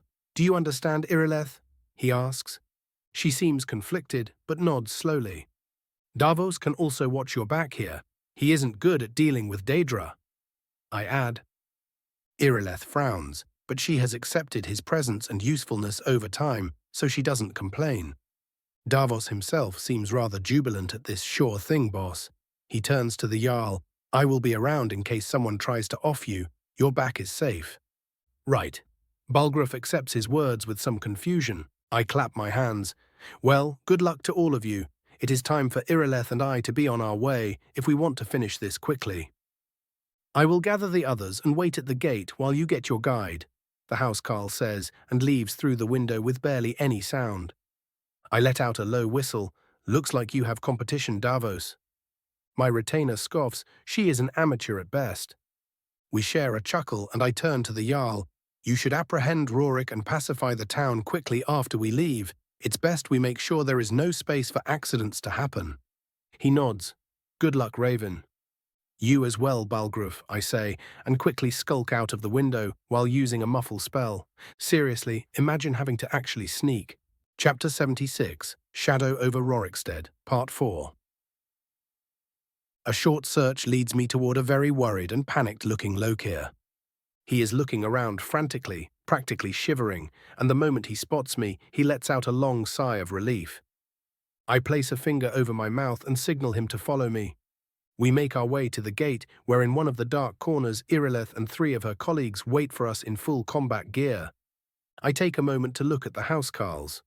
2 are tall, gnawed men, one with grey hair, yet still vigorous, and the other a bearded blonde. The last one is a young woman who I recognize as Lydia. Evening, gentlemen, I say, and quickly add with a nod. Ladies. Irileth smirks slightly. You came quickly, good. I nod. Yes, allow me to introduce Lokir. He will be our guide tonight. Said Nord bobs his head, still panicked, but to a lesser degree now. Yes, I will show you where they usually go, just please make sure they can't hurt anyone else. The grey-haired housecarl smirks viciously. Oh, you don't need to worry about that. They won't be hurting a fly from now on. He then turns to me and offers his hand. An honor to fight beside you, Flame Tongue. I accept the handshake and say wryly, while I can see you are quite the warrior and the honor of fighting together is evident, I am afraid we were never introduced. He guffaws. Oh, no need to be so polite. We housecarls avoid entangling ourselves with visitors. I can see how that would be wise. I nod to myself. Name's Adar Greymane, he says, and points an open hand to his other male colleague. This here is Ungrim Battleborn. We share a polite nod. Adar then points to the last one present, and this here is Hrongar's kid, Lydia. I turn to her with a raised eyebrow. Is it really wise to have you come with us? No offense, but I don't want to spend half the battle trying to not get Hrongar pissed at me. Irileth palms her face lightly, while the other 2 housecarls chuckle. Lydia's face grows red, and she almost shouts, I earned my place here. I can fight better than you, elf. I raise my hands placatingly while keeping my smirk. Oh yes, but you can also yell while we are trying to be stealthy. Her face becomes even more red. Real mature there. I snort. I am not a child, she fumes. Oh yeah, I can see that, I say dryly while visibly checking her out. I think the poor woman might die of embarrassment, but my teasing is interrupted by Lokir's light cough. We all turn to him, and he says shakily, Excuse me, but could you please save your flirting for when you are done with saving my wife's life? Irileth takes this opportunity and quickly cuts in, Yes, lead on, please. He quickly leads us outside the town and toward the hills to the south. During the entire walk, I can sense Lydia trying to burn me to death with her glare. Oh, she is fun. Lokir leads us further into the hills, and we soon enter a sparse woodland. We start making a lot of noise by stepping onto leaves and twigs, but I soon solve that problem by casting a muffle spell on everyone. You sure you should be wasting magicka right now? Asks Ungrim Battleborn. I ain't a mage, but I know you lot become quite useless without it, no offense. He quickly adds, I wave him off. Don't worry, I am quite capable of fighting in melee, and I am not known as a respected enchanter for nothing. He raises an eyebrow. I know that much about you, but I don't see any items on you. I smirk and snap my finger theatrically, suddenly replacing my mundane clothes with my full regalia and staff. I can't really be walking around a town wearing this while trying to blend in now, can I? I ask jovially. He smirks back and nods. Excuse my curiosity. You are excused, I say overly pompously, and we share a chuckle which is joined by Greymane. Lokir soon stops and points us to a narrow passage carved into a hill. This is the furthest I ever followed them. I once took a peek inside, and it looked like some kind of grove. Thank you for your help, I say, and then ask, are you capable in a fight? He shivers and quickly shakes his head. Understandable. I nod and pull out a potion of regeneration.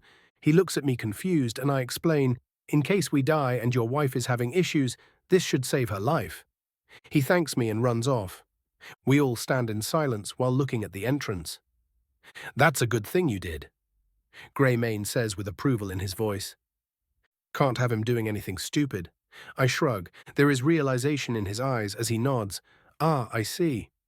What is the plan? I ask Irileth. The Nords will go in front. She says slowly yet decisively, I will follow behind them, and you will be in the back. I will focus on assisting while you provide long-range support. Ungrim clutches his heart dramatically. Oh, Irileth, how could you be so cruel as to use your friends as meat shields? The Dunmer woman merely rolls her eyes and, almost as if just remembering her, says, Lydia, you will be behind Raven, guarding his back. The young housecarl goes from merely annoyed to furious. What? I can fight. Why would I hide behind the mage? And if said mage is tied up in melee, we are all at risk. Irileth says evenly. Adar cuts in. Don't worry about us, lass. You are still young and shouldn't risk your life like us. Ungrim merely grunts his agreement. Lydia lets out a defeated sigh and positions herself behind me. I smirk behind my mask. Oh, the woes of being young. She goes to respond, but a raised hand from Irileth and her serious expression halts her. The senior housecarl says, The time for jests and levity is gone. Prepare for battle. We all quickly gather ourselves and prepare to delve into the Daedric shrine, the feeling of anticipation making my heart dance in excitement. We slowly march into the grove, my spellwork making sure that we aren't heard. The two Nords leading our formation are armed with shields and axes and seem to be used to moving together. It is really odd seeing those of their clans being this close, but the civil war hasn't happened yet, so it shouldn't be all that surprising. We walk into the opening, and what awaits is a sight of beauty. Think white bark trees grown in such a way to create a natural canopy of orange leaves. The ground below is covered in said leaves, making it look like the most opulent of carpets. The sight is unfortunately marred by the vile aura of the place. To my magical senses, it felt like someone covered a beautiful painting in pitch. At the center of the clearing is a shrine made of rocks, made in the likeness of the old shrines of Kine, but it is covered in Daedric symbols, probably drawing power from the desecration. The 20 or so cultists immediately notice our approach, and Juan steps in front of their group. The old Breton sighs. I see that my spell had no effect. I scoff. You know where you can shove that amateurish work? Yes, I should have known better. He goes on. I guess you aren't here to join our peaceful congregation. I resist the urge to facepalm, but this whole situation feels suspicious, and I activate my third eye to see what is going on. I notice a flow of magic leaving the shrine and slowly suffusing the woods around us.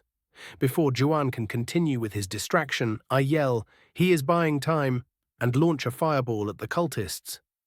The Breton manages to protect some of them from my spell and snarls in my direction, obviously furious that his plan failed. Unfortunately, he did still buy some time as soon two corrupted Spriggans come out of the trees and start launching their noisy swarm-like spells at us and making me spend some effort on warding them off. The housecarls waste no time and charge into the cultists, with Irileth throwing lightning bolts and the Nords cutting through them like grass. Lydia ignores her orders and charges in as well. I am totally going to annoy her to death for that. The Spriggans press their attack and focus on me. Thinking quickly, I summon Scorch and send him to attack one with his fire cloak and talons. Since when can birds cackle sadistically? I turn to the other one and shout, Wold, appearing before it and spearing it with my staff, setting it on fire immediately. The creature dies within a couple of very painful seconds. I see Juan rushing toward the shrine away from his overwhelmed followers, the housecarls butchering them without a hint of mercy. I launch a lightning bolt at him, but he abruptly stops, making me miss. He suddenly starts shaking and falls onto the ground. Something leaves his shadow and rushes toward the shrine. I feel a hunch as to what that might be, so I quickly launch a sunbeam at it, and the shadow creature stops abruptly, soon turning into a black blob that starts growing and turning into a humanoid shape. I go to hit it with another burst of sunlight, but suddenly a cultist throws himself at me out of nowhere, and I am forced to fight him off. He dies within moments, but alas, that is all the time that our true enemy needed. The black blob coalesces fully into what looks like a pitch-black skinned human with 2 pairs of goat horns and far taller than even the housecarls, with massive clawed hands and sharp-looking fangs. The battlefield grows quiet, mostly due to all of the cultists being very dead, and we prepare for what is to come. The Daedra spreads his arms and speaks in a powerful and unnaturally soothing voice. Be welcome, honored guests. To what do I owe the pleasure of your visit? Filthy demon, Adar shouts and charges at him, but the Daedra sidesteps him and kicks him to the side, while making it look like he was simply stretching. Rude. He goes to say something again, but Irileth shuts him up with a lightning bolt, and the housecarls attack him again. Scorch, who was finally done with ripping the Spriggan to bits, starts healing the disoriented Adar, and I start launching lightning bolts of my own. The Daedra is fast, very fast. Every strike he dodges with ease, and the spells do barely anything to him. I throw a bolt of sunlight, striking him in the chest and making him cry out in surprise while looking at the smoking wound. He snarls and throws a massive fireball at me, but I merely smirk and cast Resist Element on myself, making the fire feel like a morning breeze. The Daedra looks at me dumbfounded and is surprised just for long enough to get axed in the face by a snarling Ungrim. He swings his massive clawed hand at the Nord's head, but it is in turn impaled and stopped by Lydia. Unfortunately, her heroic attack doesn't make her immune to physics, and she is launched away by the force of the strike. I continue peppering him with sunbolts, but even if they are effective, he seems much too strong to be hurt meaningfully by my low-level solar spells. Getting an idea, I yell out, Irileth, I need him distracted for a while. Irileth's POV. I hear the sorcerer's request and almost start cursing him then and there. Distract this thing for a while. I guess there is really no choice. I yell, hurry up. Back at him and continue pressing the attack. I swing for the creature's arm and manage to cut it while Adar stops another of its swings. It strikes back at him, hitting him right on the shield with enough force to make a crunching sound come from the hand holding it. Ungrim quickly intervenes and strikes at its legs. The creature kicks him away and attempts to stomp on Adar's head as he was clutching his broken arm. An arrow hits the Daedra, and I turn quickly to see Lydia, who had pulled out her longbow. I cannot hold back my smirk at seeing my student stand bravely against a strong foe. I prepare to stab the thing one again, but instead hear Raven shout, now! Raven's POV just when he asked for time. I pull out a potion of extra magicka and one to empower my restoration. I summon up all of my reserves and start constructing a magic circle once again, fitting every possible rune of power I can think of, not even trying to make the spell efficient. As the spell itself is finished, I focus on the desire to purge this filth from the world and channel all that into my spell, further focusing it. And just because I am feeling a tad cruel, I add a Dovasul rune of Shul for good monsieur. I signal Irileth and focus on my enemy. Wold! I appear in front of him and point my blindingly glowing palm at his heart. He has a moment to realize what is going on before my spell explodes outward, blinding everyone present and causing the Daedra to scream in unimaginable pain. Said screams last for but a moment as he is turned to dust. Chapter 77, Shadow over Rorikstead, Part 5v Finale. I feel like a flashbang just went off in front of my face, combined with the sudden expulsion of so much magicka I almost pass out on the spot. Thankfully, I have been through a similar experience so many times at this point that I managed to pull out a potion on reflex and down it in one long swig.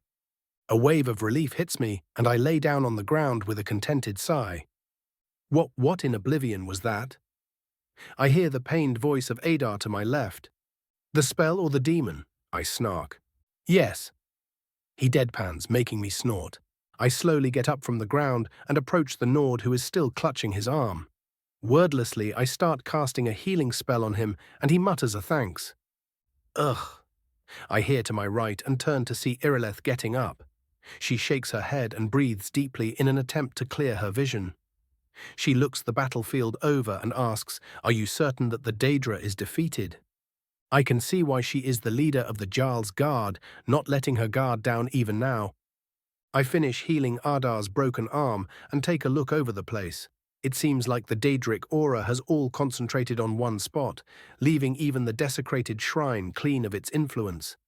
The only thing remaining from our foe is a blackened skull, still bearing the massive horns of the creature, and in this skull is held its remaining power, likely awaiting the next time it would reincarnate. All is clear, I say, and while the rest are catching their breath, I walk cautiously toward the skull. After making sure there is nothing nefarious waiting for me, I grab the skull and am once again encased in a vision. I do not worry, however, as I learned that the Daedra cannot really do much when projecting like this, or I would have been eaten alive when Namira tried to influence me. In front of me, in a fetal position, lies a tiny satyr shivering in fright. He looks at me with fearful eyes, and I feel a tiny influence in the back of my head attempting to make me pity the creature. I roll my eyes and ask, "Are you trying to insult me at this point?" The satyr scoffs and gets up slowly. He looks me over with a mischievous expression and shrugs. "It's just a little prank. No need to get mad." "Right," I drawl, "and was making Rorik sacrifice people to you for thousands of years. Also a prank?" He nods enthusiastically. "Yes, my best one yet." "Yeah, I am so killing this bastard." He raises a finger. "I would like to offer you a deal." I feel like punching him in the face, but I might as well humor him before I ruin all his hopes and dreams. I wave my hand, as if to say, "Go on." He smirks. "My master, the great Clavicus Vile, can offer you much for letting me go." He clasps his hands conspiratorially. "All you need do is tell them I am dead, and my master will offer you whatever you wish for, even immortality." Never in my life has my bullshit sensor blared this loudly. At first I pretend I am tempted and see his eyes gleam victoriously, but then my mouth distorts into a disgusted sneer. I think I have a better idea. A hint of worry appears in his eyes, and I pull out Mephala pendant. Suddenly the vision is overtaken by a sea of spiderwebs, and we both hear chittering behind him. He shivers in absolute terror. My face is overtaken by a vindictive grin. I might not be the biggest paragon of virtue in the lands, but these kinds of creatures are something I always hated in stories and now in my new life, and seeing the pure terror he is now showing makes me more contented than even my small mountain of gold back in Winterhold. "Have fun," I say in a sing-song tone. "Wait, no please, no no no no no." He is covered in a massive horde of spiders and devoured. I hear a purr in my ear. "You give me the nicest things," and am once more back on Nirn. I quickly stuff the skull into a bag and turn to the others. They all seem to have their wits about them again. Adar and Ungrim are going around checking if anyone is alive. Irileth and Lydia are busy tying up the surprisingly still-breathing Juan. Remembering Mephala's words about something useful waiting for me here, I search around the edges of the grove. I quickly find a small cave at the opposite end of the passage, and after making sure there isn't anything dangerous inside, I enter. The cave is small and mostly empty, save for a medium-sized old chest. Looking it over, I feel a bright, almost blinding aura. Please don't be what I think you are going to be. I approach the chest and open it cautiously, and what I see inside almost makes me weep in pure despair. Why, Mephala? Why must you curse me so? It takes me a couple of long minutes to accept my fate. I let out a determined grunt and grab the accursed item waiting for me. The moment I touch it, an incredibly loud voice blares in my ears. A new hand touches the beacon. Balgruf's POV. As soon as we see the gates open and quickly close once again, signifying that the rest have left for the shrine, we burst into action. Hrongar and I leave the house and head toward the lodgings provided to my guards. The Dunmer agent left by Raven disappears from sight, but my gut tells me he is nearby. The guards seem confused when we arrive to wake them up, but I quickly explain what must be done, and they all get ready in moments. Once everyone is armed and armored, we burst into Rorik's home, my men detaining everyone inside. I walk into the central room and see the leader of this town sitting on his chair, sharpening his blade. He looks up at me, and there is a hint of realization in his eyes.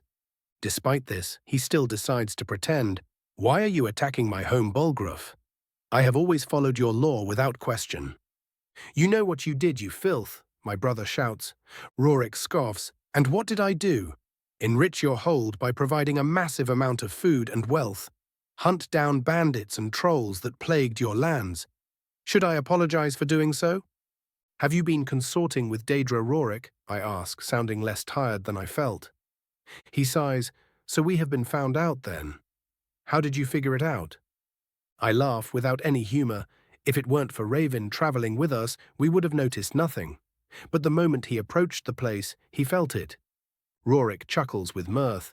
"Ah, yes, it would take one to know one." "What do you mean?" asks Hrongar. "The mage you traveled with also consorts with Daedra." He sneers. "What, wait? He is probably trying to do as much damage as he can out of spite. I will not distrust my allies at the word of a traitor." I shake my head and say with steel in my voice, "Your word means nothing, Rorik. You have betrayed your kinsman and will face the appropriate punishment." Such willful ignorance. He grabs his sword and gets up from his seat. "Very well, if you wish to kill me, you will have to defeat me first." I unsheath my sword and prepare for a fight. We stare each other down. Both he and I know that there is only one way this ends. Rorik gathers all his determination and prepares to charge. He takes a deep, long breath and suddenly collapses onto the ground. In his place stands Davos with a soaked cloth in his hand. We stare at him, dumbfounded, and he shrugs. "Boss said we need to kill them in a specific order, best not to risk it." "I guess you are right," I deflate. "So unmanly." I hear my brother mutter to himself and thank all the gods that he didn't inherit the hold. Raven's POV. As we are walking back to Rorikstead, I think I hear something next to me. I turn to see Lydia trying to say something, but merely point to my ears and shake my head. She seems to get angry and stomps to the other side of the formation. Dear gods, Meridia has no mercy. Finally, after a bit more walking the potion, I drank kicks in and my hearing returns. I let out a sigh of relief. "Avon, Sorcerer." I suddenly hear from my side and jump away on reflex. Losing one of your senses and then having it back is incredibly disorienting. I see Ungrim looking at me worriedly. "You all right there?" I nod and wave him off. "Yeah, just some backlash from overcharging a spell. No need to worry. It would take something like that to take down that big bastard." He agrees as we continue walking. "Were your weapons able to do anything to it?" I ask. He shrugs. "We did manage to cut it or pierce it, but it seemed like it didn't even feel our blades." "So physical resistance but no immunity," I nod to myself. Adar cuts in. "It's really annoying that we need magic to deal with such creatures." "You really don't," I say offhandedly. "Oh?" "Yeah," I nod. "Just use silver weapons. They usually ignore Daedric or undead resistances." They both seem intrigued by the idea, and we spend the rest of the walk discussing the best way to kill demons. We arrive at the town sometime later to see a large crowd gathered in the center, with the guards making a circle to keep everyone away from the Jarl and the tied-up Rorik. We are quickly let through just in time to avoid the townspeople who start panicking once they see the tied-up Juan. "Is it done?" Balgruf asks. Irileth nods. "Yes, my Jarl." He nods gravely and turns to the crowd. "People of Rorikstead." They all quiet down, and he starts explaining what transpired. Every word he says seems to have been chosen after long deliberation, and I am surprised at how well-spoken he can be. Once he uncovers what Rorik and the rest have been doing, the crowd almost goes feral, but he manages to keep the peace. Finally, we get to the crux of the matter. So tell me, my dear subjects, is it worth selling your own for a bit of bread? Should I not remove the heads of these fools that dared sell out their brothers and sisters? The answer is the expected roaring condemnation. He approaches Rorik, who is glaring at me for some reason, and says, "Rorik of Rorikstead, you have been found guilty of the highest of treasons. The sentence is summary execution." Hrongar doesn't wait for even a moment and swings his greatsword, splitting the man's head from his body. The same thing happens to the now awake yet delirious Juan. The Jarl turns to me, and soon the crowd's gazes follow his own. I pull out the cursed book and lay it on the ground. A fire appears in my right hand, and so ends the curse of Rorikstead. I say dramatically to the crowd and set the book aflame. Quest completed. An ear-piercing scream erupts from the burning book, but only lasts for a moment. Everyone is quiet for a couple of long and tense seconds, before the crowd erupt in cheers. Another feast is prepared, even if the occasion was a somber one this time. We are once more seated in the local tavern, with everyone sharing drinks. This time, however, we can actually relax and enjoy the evening. Adar and Ungrim are busy telling the tale of our battle to everyone, leaving out how they basically butchered 20 townspeople, of course. Lydia is currently getting a dressing down from Irileth, while Hrongar is laughing his arse off at his daughter's suffering. A little bird might have told on her about her lack of discipline. Heh, ha ha he. I feel someone tap my shoulder and turn to see Balgraf offering me a pint of ale. I take it and clink it against his own. After a bit of silence, he says, "You have helped my people twice already. I honestly don't know how to reward you at this point." I roll my eyes. "Just do what we already agreed on, and I will not complain even a bit." He sighs. "It feels too little when compared to what you did." I shrug. "If you are so insistent, just help me out when I need it in the future." "A favor, then?" he asks, and I nod. "As long as it isn't anything dishonorable, you will have the aid of Whiterun," he says after some more silence. "My thanks," I smile. "Now enough of this serious talk. Let us enjoy the feast." We share a toast, and the night turns into a blur. The Jarl's entourage left the next day, after the townspeople selected a new representative. I remained in the town for a couple of days to keep my promise to Lokir. In the meantime, I went to the grove and cleaned up Kine's shrine. Since she has blessed me, I might as well do something nice in return. The grove's aura now turned from the cold and gloomy feeling of a Daedra to the welcoming embrace of nature. Resting there made me feel like a baby sleeping next to its mother. A couple days of waiting later, Lokir's wife birthed their daughter without any complications. I didn't even need to be there, but they still thanked me profusely and forced me to take at least some of their food with me. I said my goodbyes to everyone I met during my wait here, and Davos and I set out on the road toward Dragonbridge. Finally done with all of this Daedra business. If I never have to deal with this kind of thing again, it will be too soon. I hear Davos grumble as we walk. I stop and turn to him with my most radiant smile. The poor Mere merely whimpers. Chapter 78. Solitude. Following our scuffle in Rorikstead, Davos and I spent the next 2 weeks in relatively peaceful travel. I say relatively because no matter where one finds themselves in Skyrim, getting jumped by starving wolves is a constant of life. At least they weren't cliff racers. The settlements we passed on our way north were mostly just smaller fortified homesteads or mining villages in the hills. They were all far more welcoming than their eastern cousins, clearly showing us the disparity of ideology between the two sides of Skyrim. Asking around in the taverns, I heard the usual complaints about changing grain prices or bandit attacks. But what did worry me were the whispered rumors of a leader among the forsworn leading raids upon the Nords further to the west. Something told me I would be hearing a lot more of that.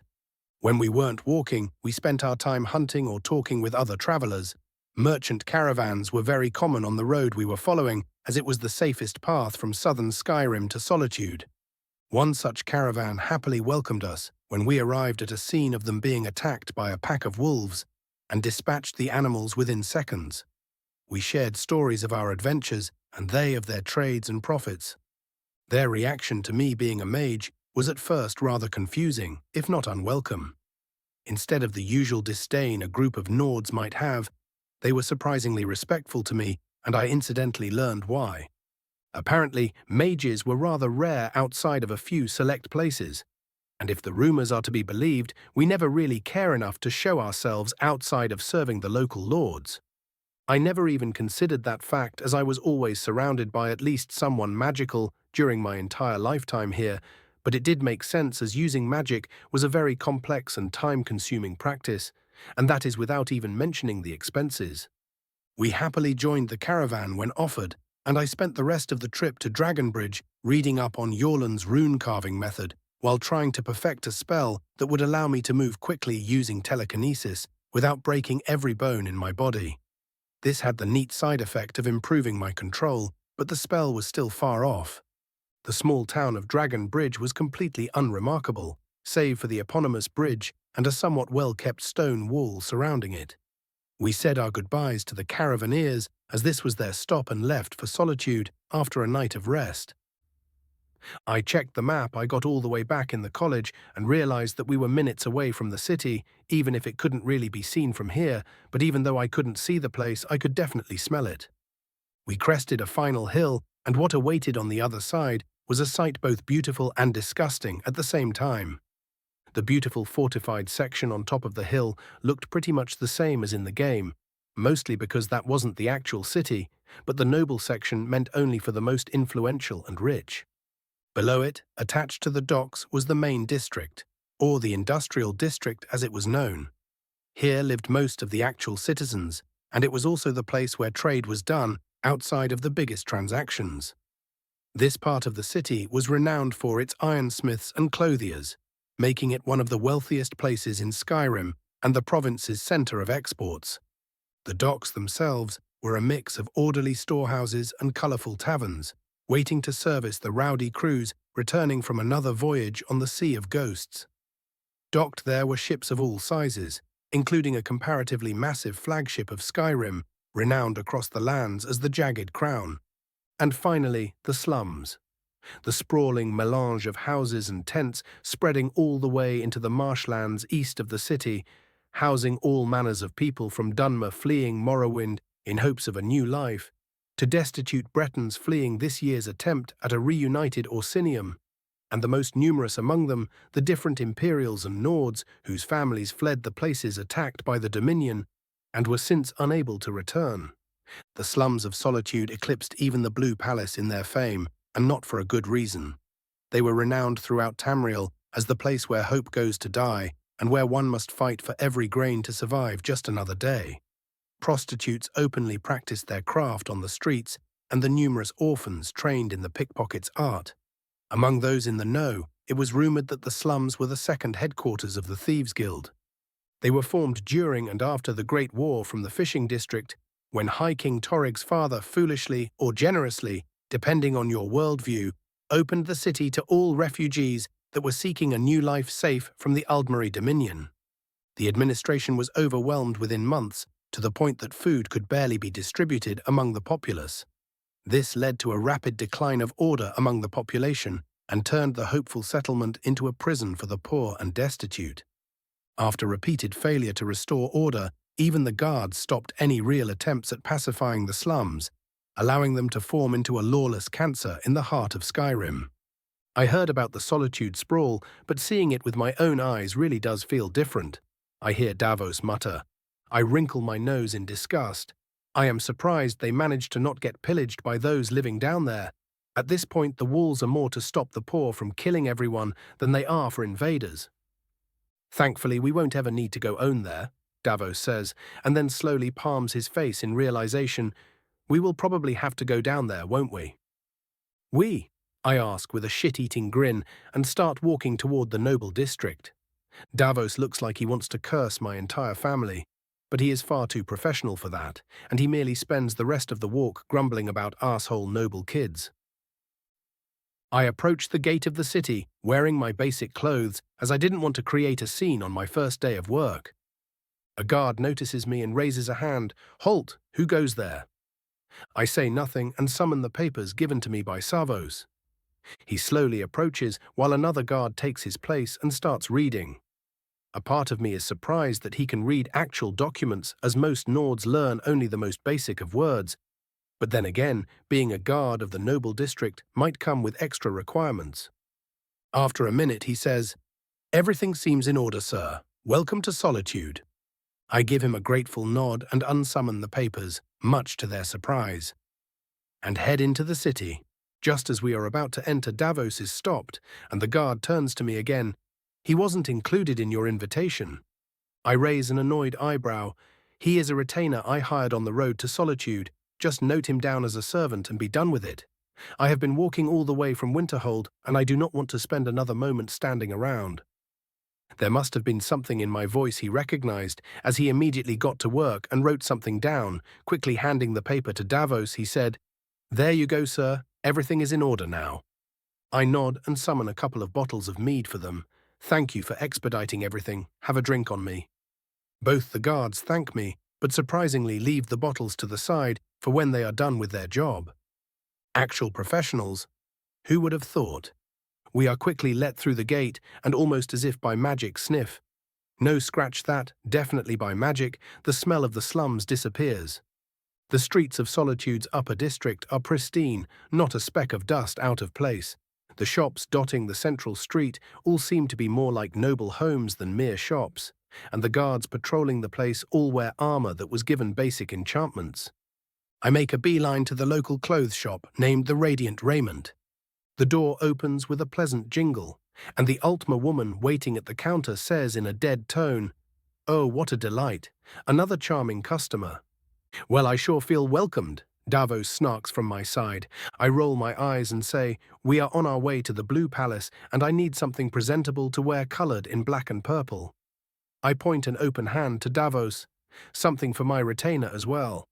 She goes to say something, but I raise a hand, a pouch appearing in it and greatly surprising her. Money is no object. I get a satisfied nod and ask if there was a proper barber nearby. She, now far more respectful, directs me to her sister's shop a stone's throw away. Both Davos and I get a quick shave, and I get my hair braided in a Nordic style, first impressions and all. An hour after our clothes are finished, and I am pleasantly surprised by the finely embroidered noble suit that was prepared for me in such a short time. It consisted of pants, boots, a tunic, and a coat. I was also offered gloves, but refused as I always found that ridiculous. Davos, on the other hand, now wore a butler-ish suit, only more medieval-looking, and let me tell you, the Mer rocked the look with his now sharp goatee. We left the shop behind after promising to buy here again, much to the satisfaction of the owner, whose name I learned was Endari. We headed deeper toward the Blue Palace. On the way we passed Castle Door, its courtyard full of men undergoing harsh elite training. After the castle came the Temple of the Divines, the center of worship for the imperial cult in Skyrim, which also stood above the grand catacombs of Solitude, housing the city's numerous rulers. Finally, we arrived at the heart of it all, the actual noble district. This part of the city was separated from the rest by another inner wall, making it a literal gated community. The only kind of house here was a manor, many of them larger than my own home in Winterhold. We made our way to the massive Blue Palace, and the seat of power in Skyrim was indeed as resplendent as it was rumored to be. Beautiful blue tiles covered the different roofs, giving the monument its name. Most of the windows were made of stained glass and were works of art by their own. The view was quite breathtaking, literally in Davos's case, as I had to actually slap him awake to stop him from gawking for too long. Our approach was stopped by a guard wearing full-plate Nordic armor, the enchantments of which were nothing to scoff at. He had us show our papers, and we were let in without any issues. The inside of the palace was even more opulent than the outside. Beautiful vases from Hammerfell with paintings from the renowned artists of Wayrest. Even the palace guards themselves were works of art, as each armor was carved with a story of some heroic deed or another. I was woken up from my admiration for the place by shouting, coming from the throne room. A nearby guard sighed, and I gave him a quizzical look. He shook his head. "It's the Thanes meeting today. They always end up like this. Whatever you are here for, it would be best to come back tomorrow." "Well, I am here for the position of court mage, so that is unfortunately not going to happen." I answer, I can practically feel the raised eyebrow from inside his helmet. You flame tongue. I nod. An honor to have you here then. You might want to enter immediately then. Could do something about the commotion if they are distracted by something new. I snort. You speak as if they are children. He doesn't say anything, but I can feel the smug aura coming from him. Shaking my head, I take a calming breath and push on the ornate door of the throne room. Let's just hope I won't get stuck in whatever political mess seems to be happening. Chapter 79, Court. I enter the throne room of the Blue Palace only to be completely ignored by everyone but the king and his guard, who eye me for a bit, but don't otherwise react.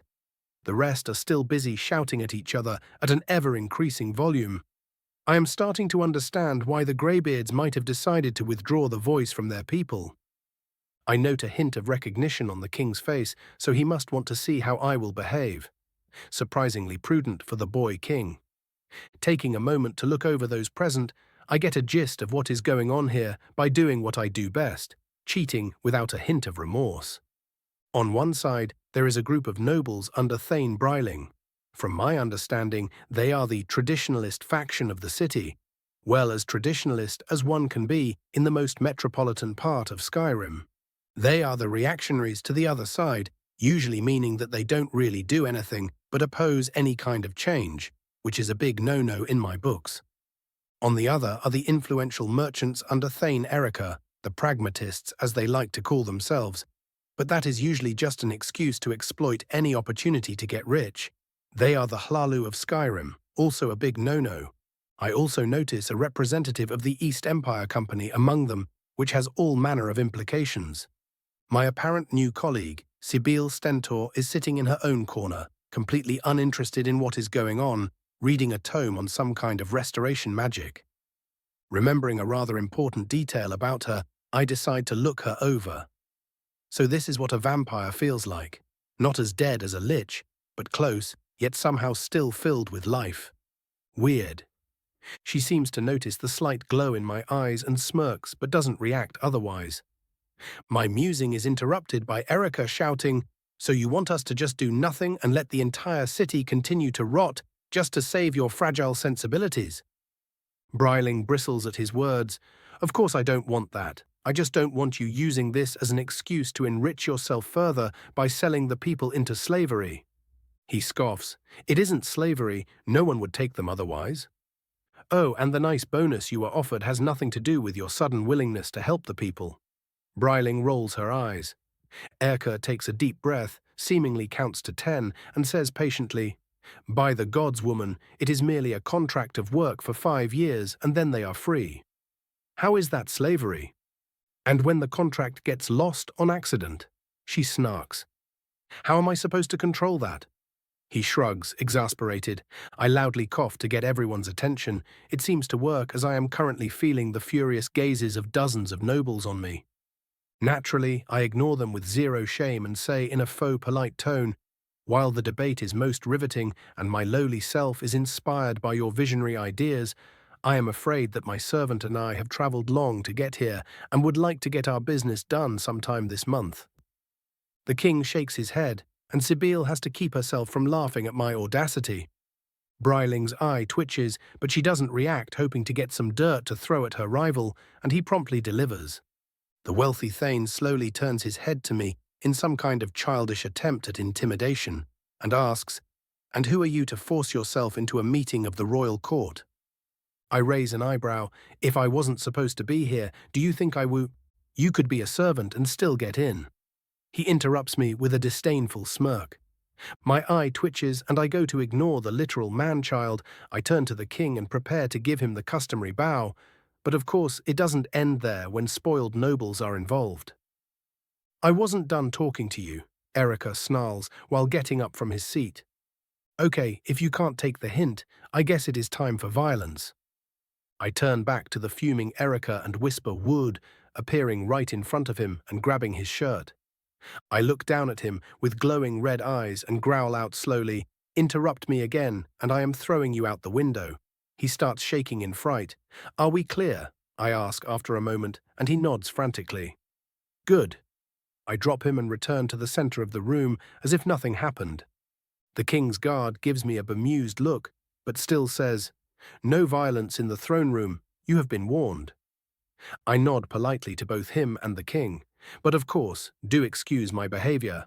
I have been traveling for a month to get here, and my patience has been strained by the land's dangers. Torrig smirks.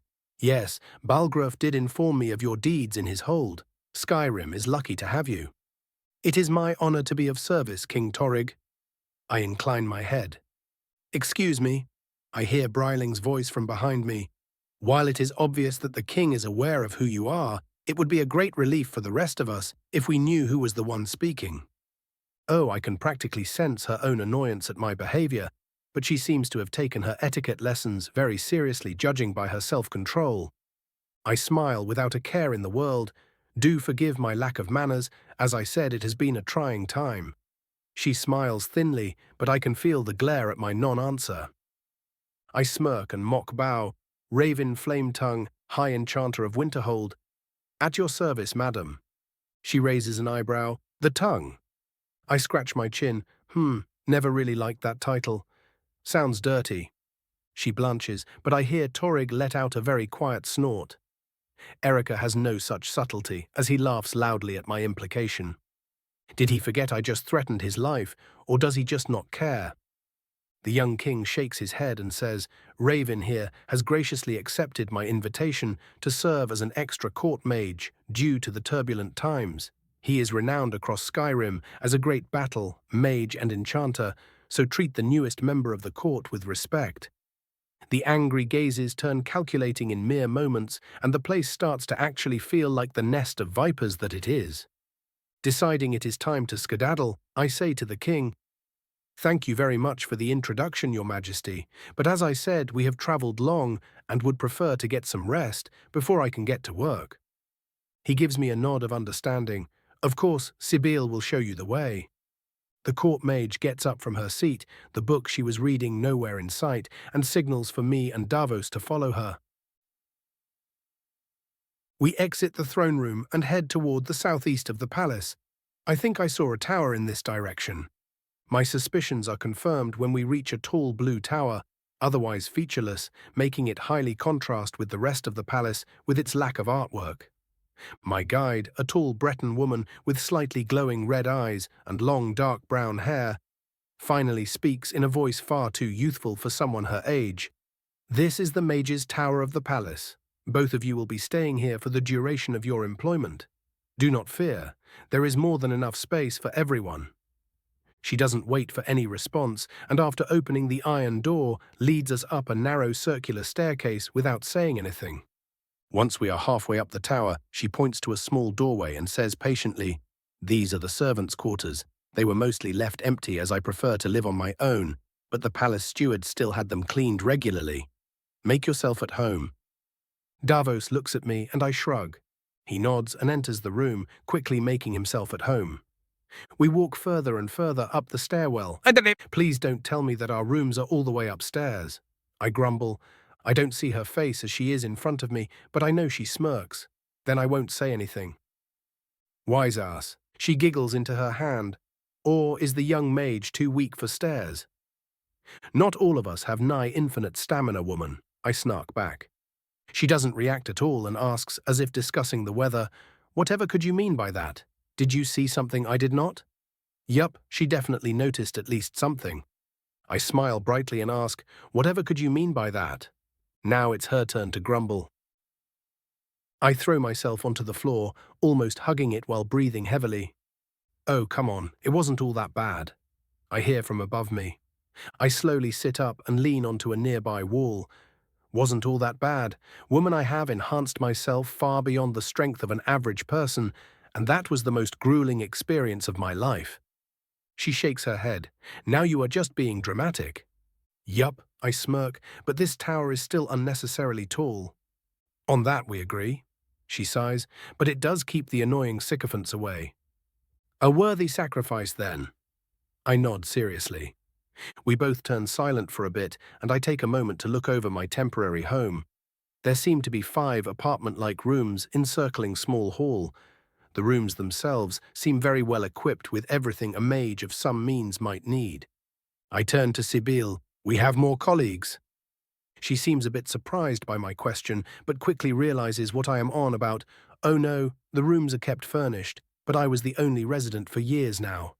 That young Altmer, Melleran, had the potential to join me, but Erica snatched him too quickly. Right, that reminds me.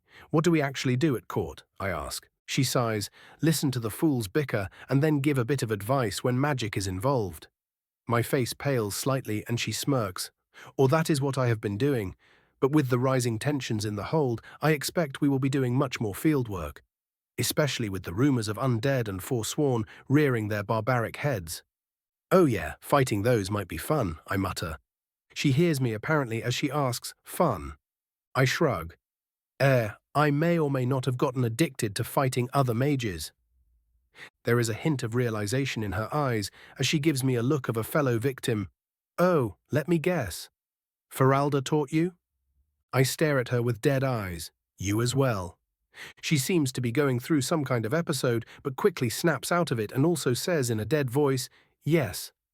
After a bit more silence, I decide to handle the most important question here. How long have you served as court mage here? She hums, about 25-ish years. Why? I give her a blank stare. You don't seem a day over 20. Her lips thin in annoyance. Is this going to be a problem? She asks frostily.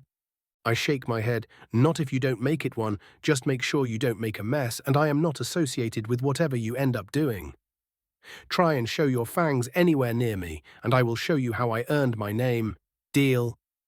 She seems a bit conflicted. A part of her is very offended at the child that just dared speak to her like this, while another seems rather intimidated by my magical presence, and fortunately the more rational part wins out as she sighs, very well, it's not like I would be really changing anything anyway. Quite, I drawl, and then clap my hands and ask with the subtlety of a warhammer, so, care to tell me how vampirism works? Chapter 80, Vampires. Sibyl gives me a long blank stare. And why, pray tell, would I tell you anything about that? Because I asked nicely. I smile cheekily. She scoffs amusedly. If you want to study vampirism, I am sure there are many tomes back in Winterhold that would more than satisfy your childish curiosity. I wave her off. Ah, but that wouldn't be coming straight from the source now, would it? It would be mostly interpretations and conclusions, nothing concrete. She doesn't seem moved by my thirst for knowledge. I reiterate my earlier question, what do I get from telling you anything? I hum for a bit. Well, I am at least an adept in most schools of magic. I am sure I could help you out in some way as thanks. She blinks. How old were you again? Close to 18. I smile. Then you must be lying, she immediately says.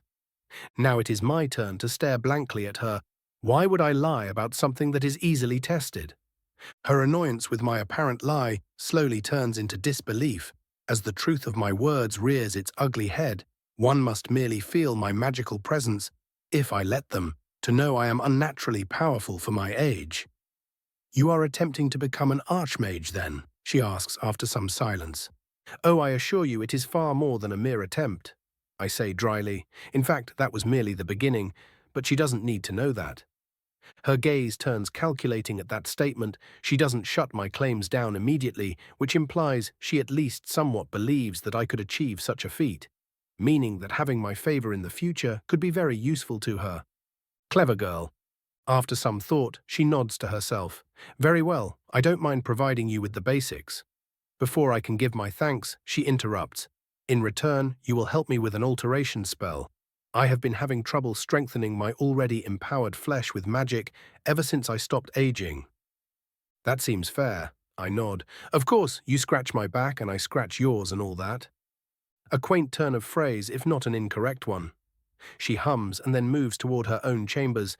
If we are to discuss, I would prefer it not in the hallway with you on the floor. But of course, madam, I drawl and get up. What a polite young man. She coos foppishly and we share a chuckle. Her chambers are surprisingly bright for a creature of the night, containing a rather vast amount of artwork and other luxuries. Seeing my curious gaze, she explains, if one is to live forever, they must find a way to enjoy the little things in life. You will find it harder and harder to rouse any form of excitement after a time. Sensible, I say as I sit across her at a very well-carved table, though I do have a bit of a leg up on that, seeing as we elves are wired to live a lot longer than humans. Wired? She asks with a raised eyebrow. I smirk, explaining the deeper meaning of that would need a lot more than merely a lesson on vampirism. She seems curious, but quickly lets it go. Now tell me, what do you know about vampires? I scratch my chin in thought. What did I know? A vampire is someone blessed by Baal. They are weak to sunlight and fire and do not age. In turn, they are immune to poison and disease and are highly resistant to frost. I think for a bit more, they gain a high affinity to blood magic and regeneration in most cases, and there are multiple clans with differing powers. I hum and then shrug. Yeah, that is about it. She nods along with my explanation. You are quite informed about the intricacies of vampirism. Almost makes one wonder why you would even seek the information at all. I roll my eyes. I wasn't asking about your powers. Those are well documented. I was more curious about how a vampire functions. You know, how much must you drink? How vulnerable are you to the sun? How does vampiric aging work and the like? Oh, preparing for the future then? She asks, intrigued. I shake my head. No, while I won't question your life, or unlife choices for that matter, I personally consider vampirism to be one of the cheapest paths to immortality with far too many drawbacks. Her eye twitches, but she doesn't refute me. We spend the next hour or so discussing the topic, while also going over the known clans of vampires. Surprisingly, the Volkihar were the sole clan of Skyrim. With almost every vampire in the province being of their blood, this also included Sibyl. Either Harkon keeps his domain under a tight leash, or there is some other reason why the other clans tend to avoid this place. After the talk about the clans, we arrived at the one I was most interested in. So, how does vampiric charm work exactly? I ask curiously. She mulls it over for a moment and says, think of it as a mixture of illusion and Daedric blessing. You focus both onto your target and attempt to impose your will upon them. This too grows in power as a vampire ages. I raise an excited finger. Ah, so you take the concept of domination from Baal and focus it on the target with instinctual illusion magic. And if the target is too weak of mind, they fall under your control. She gives me a dry look. You got all that from a mere introduction. I pretend to stroke the beard I don't yet have and say, while I don't like to toot my own horn. Her look turns drier than the desert. I am pretty talented, I say with a sunny smile. Want to try it then? Oh, talent of talents? She smiles challengingly. I immediately shake my head. There is a border between curiosity and idiocy, so no thanks. She smirks. Too late. I am about to fight back, but I suddenly notice just how beautiful her face is. Those blood-red eyes. I could lose myself in them. Truly, this is something worth Cease thine simpery. I blink and feel reality smashing back into my mind, only to see Sibyl slowly approaching me. I sense that she only wished to teach me a lesson about arrogance, so her punishment won't be annihilation, for now. Before she can react, even with her vampiric reflexes, I am standing in front of her and pointing a glowing golden hand at her face. Quickly I move it to the side, launching a sunbeam, instantly disintegrating her left ear. She snarls in pain, but seeing me with 2 additional spells prepared, decides to stay put and merely glare at me. Slowly she calms down, and I notice sharp claws retract into her fingers. While clutching the stump, she snarls, I wasn't even trying to do anything for Julianos' sake. I smirk and drawl out, while doing my best impression of a certain chancellor. Have you heard the tragedy of Master Diran of House Telvanni? He too wished to play with my mind, and was met by a grisly end. Her eyes widen for a split second, and she seemingly prepares for a fight. Before this can escalate further, I deactivate my spells and shake my head. If you were really trying to do something, I would have turned you into fine ash already. Before she can sigh in relief, I send her another glare. Do not attempt this again. She swiftly nods and pulls out a bottle of what I guess is blood. She takes a quick swig and her ear starts reforming slowly while she hisses in pain. Why did you have to use sunlight? To make sure the lesson sticks, I shrug, and she sends me a half-hearted glare. We sit in silence for a good while, and I ask slowly, I do hope this little altercation didn't ruin our possible cooperation. She shakes her head. No, I should have known better, but my curiosity got the better of me. I get up from my seat. Well then, my thanks for your hospitality, but I think it best if we shelved our conversation for later. She nods stiffly, and I leave for my own room. After checking up on Davos and seeing the Mer happily dozing off on his new bed, I made myself at home in my own room. The moment my back touched the luxurious mattress of my bed, I felt the entire month-long walk hit me all at once, and passed out near instantly. Almost as if woken up by an alarm, my eyes snap open exactly as the sun rises, my travels having made my internal clock rather robust at this point. I get up, much to the protest of my sore body, and go to wash my face. As I exit the bathroom, still drowsy from waking up, I notice a letter sticking out at the side of my door. I scan it because paranoia for the win and open it. They couldn't wait even a day, huh? High Enchanter Raven Flametongue, you are hereby cordially invited to join His Royal Majesty, High King Torrig, on a small banquet hosted in your honor this evening. His Majesty hopes that you will use this time to foster good relations with the rest of the court and find a way to work together. Signed, Ingvar Firebeard, Steward of the Blue Palace. Feels like I just got invited to team building. Well, I can't really find any excuse not to go, so I guess I will have to deal with a bunch of self-assured fops tonight. Joy. Before I start with my day, I decide to finally check my progress since I left Winterhold. Unfortunately, I didn't really have the time to learn any new spells, but I have been doing quite a bit of casting, so hopefully that would have made me grow at least a bit. Dex 16 to 16.5. Vit 19 to 21. Mag 280 to 300. Whistle. Surprisingly good progress. The dexterity is evident as I have been getting faster at reacting to attacks due to all the fighting, and the magicka also made sense since I have been overcasting like mad. But what the hell is up with that vitality? Did Kine bless me again while I wasn't looking? I did fix up that shrine of hers after all. Shrug. Well, not like I really mind being more resistant to death. That is always handy.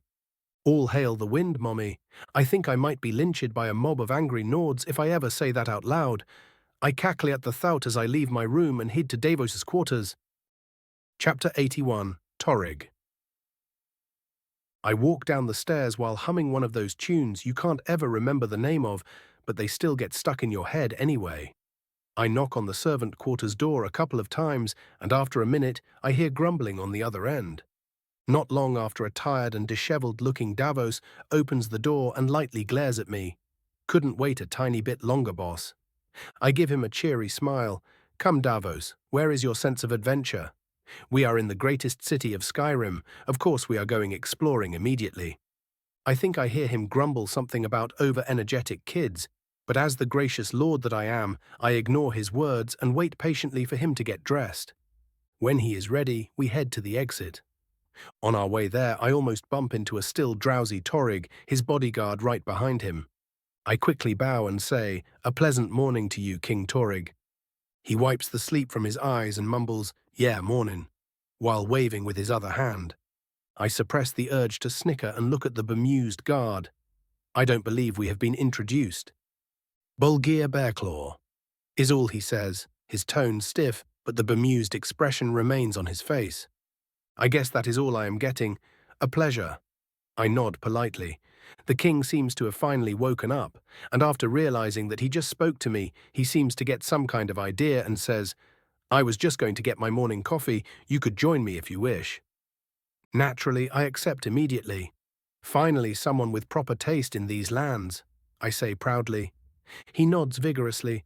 Truly, the tea drinkers will use any means to suppress the one true beverage. Our two guards give us deadpan looks, and we share a short laugh. He waves for me to follow him, and I do so. We are led onto a terrace that gives us a perfect view of the entire city. Unfortunately, that view is spoiled by the massive slums. They really do look like a cancer from here. Torrig seems to notice my gaze and says melancholically, "Truly a shame." What exactly is stopping the place from being brought to order? I ask, genuinely curious. The king takes a seat and I follow suit. He looks down at the city for a good minute before saying, "There are many factors, but the most pressing ones are the complete lack of trust from the populace and the gangs that seem to have established their own criminal governments. Why not just forcefully establish order?" I already know the answer, but that wasn't the point of the question. He sighs. "The death toll would be enormous, and I refuse to be a king that slaughters his own people." Before I can respond, a servant brings us our drinks, and we take a moment to enjoy it. After taking a sip of some of the best coffee I have ever drank, I continue my testing. That is an honorable viewpoint. But do you not think that killing some now might be worth it if it meant saving everyone else in there? From what I hear, living down there really shouldn't be called as such. He lets out a humorless snort. "You sound like Sibyl." "Then Sibyl must be one smart woman." I smirk. He shakes his head and says, "While you are right that it would improve the situation, it would also open us up to the criticism of others." Realization quickly dawns on me. Good old Ulfric would go right for the throat if that happened, wouldn't he? Without hesitation. He says immediately and mumbles, "To think I once respected the man." He then decides to change the topic with a hand wave. "Enough about that for now. I am curious. Why did someone of your talent decide to accept this position? You could have stayed in Winterhold and just amassed riches and power for the next decade without anyone bothering you." "I could have, yes. But what would be the point of that?" He raises an eyebrow. "Oh?" I shrug. Staying in Winterhold was the safest option, yes. But I am young, and I refuse to spend that time stuck in a room if I could be traveling to new places, learning new things, and finding new foes to defeat. He seems both surprised and slightly envious. "Just like that?" I nod seriously. "It is the reason I pursue magic after all, so I could do what I will. Not to mention the fact that I can use my considerable power to help people." He takes another sip of his drink and says, "At least your goals aren't entirely selfish." I shake my head. "Oh, trust me, they are. It's mutually beneficial. I help people, and they spread my name, making it easier for me to make connections." He blinks and shrugs. "Well, as long as you are helping people, I guess I cannot truly complain." His gaze then turns to Davos. "And what about your follower there? Why would he cut?" "Ah, I see." Hiding my smirk behind my drink, I ask, "Balgruf has already informed you of everything, hasn't he?" The king of Skyrim quickly hides his surprised expression and nods with a wry look. "Yes, he made sure to give me all the details he had on you, including your follower." "Quite prudent of him," I say with genuine approval. "But you need not worry. I assure you that neither he nor I will do anything to damage your hold or your reign." There is a glint in his eye as he says, "I see you omitted the other nobles from that statement." I shrug. If they play stupid games, then I cannot be blamed for awarding them stupid prizes. He doesn't seem to approve, but neither does he refute my words, so I guess I will just have to make sure to watch my steps. After a bit of silence, the king asks, "Since we are already here, would you mind telling me your opinion on the current state of the realm?" "Anything specific?" I ask.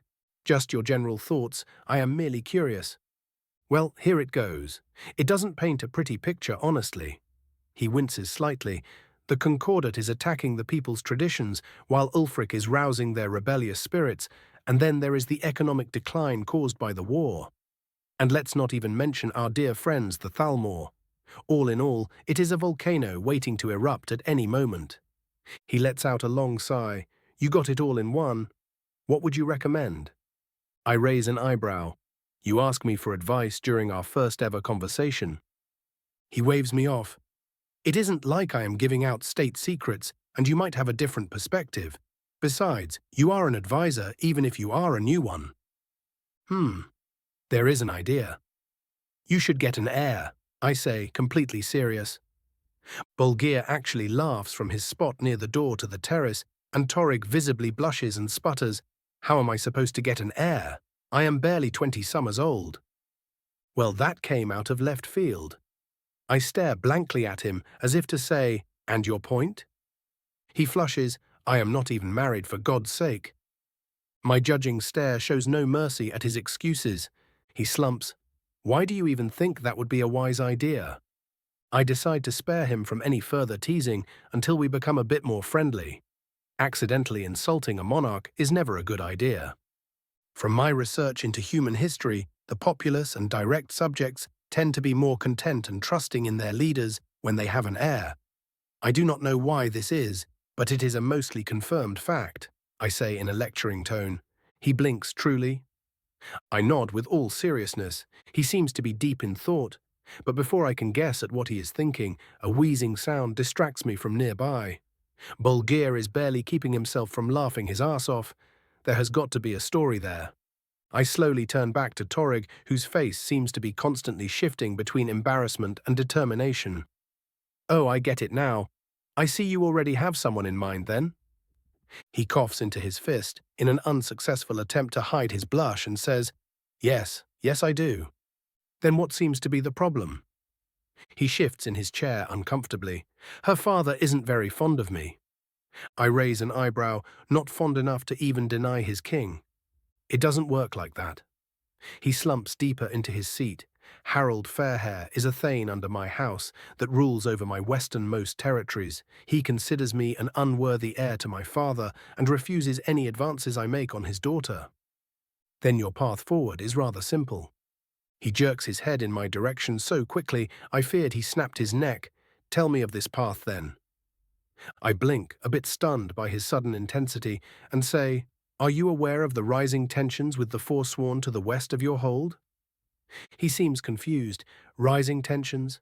I was informed that there were bands of bandits wearing poor dress attacking people, not Forsworn raids.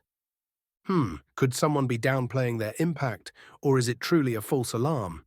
No, Savos wouldn't specifically say I was here for the Forsworn if that was the case. Time for a bit of a gamble. During my journey here, I heard rumors of a new leader among the Reachmen leading raids into the west of Harfingar. True, it could be just rumors and they are just bandits.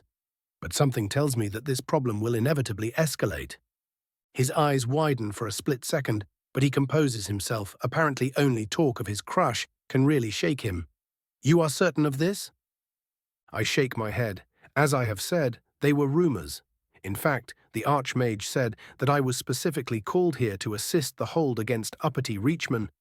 Is this not why you requested another mage? His brows furrow. No, I called for another mage due to the repeated sightings of undead and necromancers within the hold's borders. I had no idea about any Forsworn. I guess old Aaron wanted to play a bit of a prank with me. I shrug, but the problem still persists and will grow if left unattended. He wouldn't joke about this. The king groans. If it isn't one thing, then it is another. Very well, I will send scouts to confirm your claims. It won't hurt to survey the surroundings in the best-case scenario. I nod. Indeed, let us pray I was wrong. And what is this about necromancers? This is the first I am hearing of it. Your Archmage really was pranking you then. He smirks. As I have said, there were sightings of undead and rogue mages to the north, but they haven't been doing much, so we are observing for now. In any case, remind me to thank the Archmage if your claims prove true. Of course. As eccentric as he is mostly well-intentioned. Torig scratches his cheek with a sheepish expression. Not to sound uncaring, but how exactly is the Forsworn situation helpful in me getting Hrorik's approval? I blink. Well, you obviously gather a bunch of your men, go smash the Forsworn to pieces, and proclaim eternal glory for yourself while getting the girl. Isn't this how Nord culture works? I hear a snort from the king's guard, and the young man has stars in his eyes. Yes, I must prove myself by defeating them with my own hands. It was indeed a very good idea to call you here. Out of context, I would have thought he just doesn't give a shit about the whole "a bunch of cultists are attacking his people" thing. But the poor boy is so in love it is blinding. He gets up from his chair in excitement. And where exactly are you rushing to? I ask carefully. He blinks. Well, to hunt the Forsworn, of course. And this is going to be a long couple of months, isn't it? Chapter 82. Bards. It took me an uncomfortable amount of time to convince the supremely enthusiastic High King that no, he cannot rush off to hunt random-ass Reachmen right now. After calming down and realizing just how foolish he may have looked to a new important subject, He made some excuses and left with his now very smug guard. The stoic man even gave me a grateful smile before he left. Now finished with that enlightening meeting, I left for the city to finally start exploring. My first destination was the Bard's College, and while I don't remember a thing about it from the game, I was curious about how good the musicians were in these lands. Most I've listened to were traveling bards and my own hirelings, who were pretty good in their own right, just not virtuosos. The college was built in the same style as the rest of the noble district, which was honestly kind of disappointing, but to be fair, the hideout of the local artists didn't need to be wacky and creative to look good. As I entered, I was surrounded from all sides by the echoes of different musicians practicing their instruments, and while some of them might have actually been good, the unholy mixture that could be heard at the entrance almost made me summon Meridia's beacon so I can blow out my eardrums again. A bearded elf came through one of the doors just in time to see me wince. I could sense his irritation at the bad timing of my arrival as he approached me. He quickly takes on a practiced, cheerful mask and greets me, "Ah, Master Raven." He bows theatrically, "An honor and a pleasure to have the new court mage visit our humble college. I am Headmaster Viamo, at your service." He forces a wince. "I do hope that you don't mind the cacophony. Our students are rather vigorous in their exercises at this time of day." "Well, at least the old rumor mill is still up and running." I return a polite smile. "The honor is mine, Headmaster." He nods and signals for me to follow him into another room. I continue while we walk, though I am sad to inform you that I am not a master yet.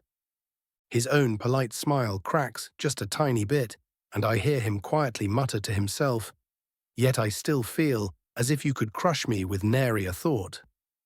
That seems untrue. The Emir is obviously magically adept, not nearly as myself, of course, but enough to not get crushed instantly.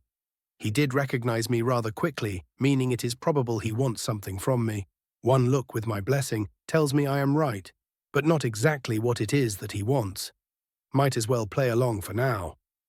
"How very perceptive of you," I say, and he suppresses a wince, yet now that I pay more attention, it seems just slightly forced, as if he wanted for me to hear him. I continue playing along. "If you are able to tell that much, then I take it you received some instruction in the arcane." His mood shifts, and he looks up proudly. "Indeed, our college prides itself in all arts. That includes the magical ones." "Oh? So some kind of magical request, then? Magic in its entirety, or merely its more artistic expressions?" "The artistic ones, principally," he explains smoothly, while summoning the illusion of some small fireworks in his hand. "We are after all creators first, though we do learn how to defend ourselves, of course. These lands are quite unforgiving, as you know." "Intriguing," I hum, "so I guess you make great use of alteration and illusion, then." There is a glint in his eyes that wasn't there before, as he answers with well-practiced awe. "Truly you are as brilliant as they say. Yes, we do. Mostly make use of those two schools for everything from sculpting to theatre to music." "Right, I can see how that could help." I nod and add conspiratorially, "And even if people start bothering you that something isn't handmade, you can always just say, magic takes just as much skill and get more patronage that way." He smiles wryly as we enter a hall leading into his office. "I am certain I have no idea what you are talking about.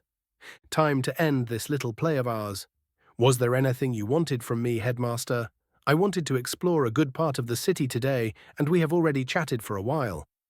I notice the slightest twitch in his left eye as he says, "I was indeed hoping to acquire your aid in a certain matter." I wave for him to go on. "You see," he scratches the back of his head, "my nephew has been struck with a great wanderlust and is constantly pestering me to let him out to travel. He sighs, keeps telling me that a true bard must experience a worthy tale to actually write anything proper. The thing is, he is completely incapable of defending himself save for knowing how to swing a rapier. But we both know that is not enough for someone to ensure survival." I nod along and casually add my own 2 septims. "True enough, just a pack of wolves can rip apart a lone unarmored traveler, no matter how skilled with a blade." He seems happy with my agreement. Yes, that is exactly what I have been telling him for the past month, but the fool boy persists. He scowls. I promised his mother I would keep him safe. How am I to do that if he runs off? I cross my arms. So what is it exactly that you want me to do here?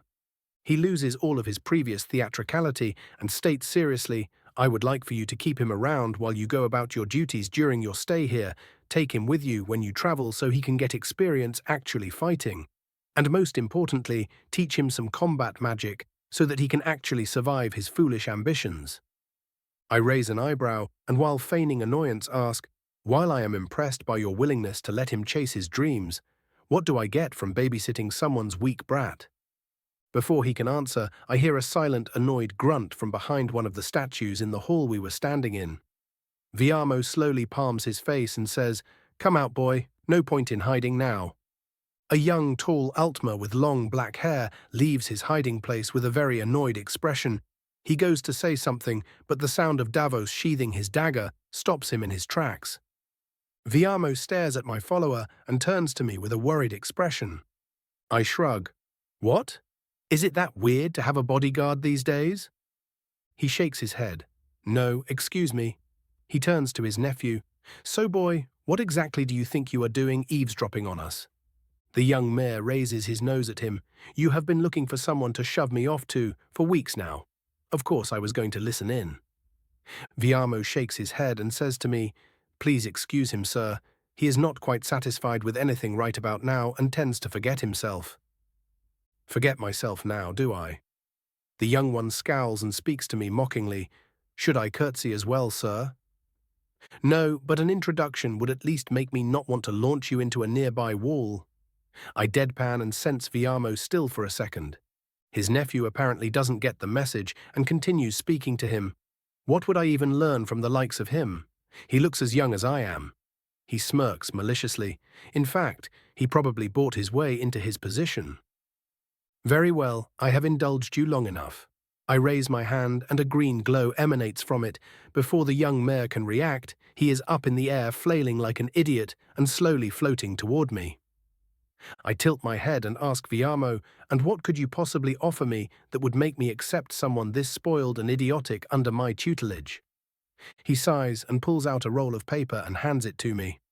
I open it up and start reading slowly while the floating young mer flails and curses at me, ordering me to put him down. Naturally, I treat his words as a passing breeze. I knew there was something odd with Viamo the moment he started talking, but this just proves it. The note contains a warning about Erica planning to off me for threatening him, some information about the views of the different factions in the city, and a basic overview of the factions that have taken over the slums. What truly proved the value of his info, however, was a tiny warning about leaving my doors open if I sleep anywhere near Sibyl. I burn the note to ash immediately after reading it and turn to Viamo. You are surprisingly adept at gathering information if you know to warn me of my colleague. He says nothing, but there is a hint of surprise in his eyes. I go on. However, if you thought that this is enough for me to deal with this brat for the foreseeable future, you are dearly mistaken. He smiles with just the tiniest hint of smugness. Oh, that was just the appetizer. I will provide you one of those each month during your stay in the city if you agree to my request. Oh, that does seem like a very attractive offer, but someone able to get this information cannot have pure intentions, can he? I decide to look at him with my blessing, only to find that yes, he is really just worried about the last of his family and will do pretty much anything to ensure that the boy is happy. Gods, do I love it when my cynical ass is proven wrong. I hum, pretending to mull it over, even if I already made my decision. Viamo seems to grow more uncomfortable by the minute, and I decide to stop tormenting him. Very well, I accept. He seems relieved, but I go on. I will teach him to survive and thrive out there. But I will not consider coddling him. He will not enjoy it when we start traveling. Viamo waves me off. Oh, don't worry. So long as he learns to defend himself, and hopefully some damned respect, I will honor my side of the deal. Could you let him down now? I think he is getting a bit green, and I'm quite certain he doesn't have any orcish ancestry, so that can't be healthy.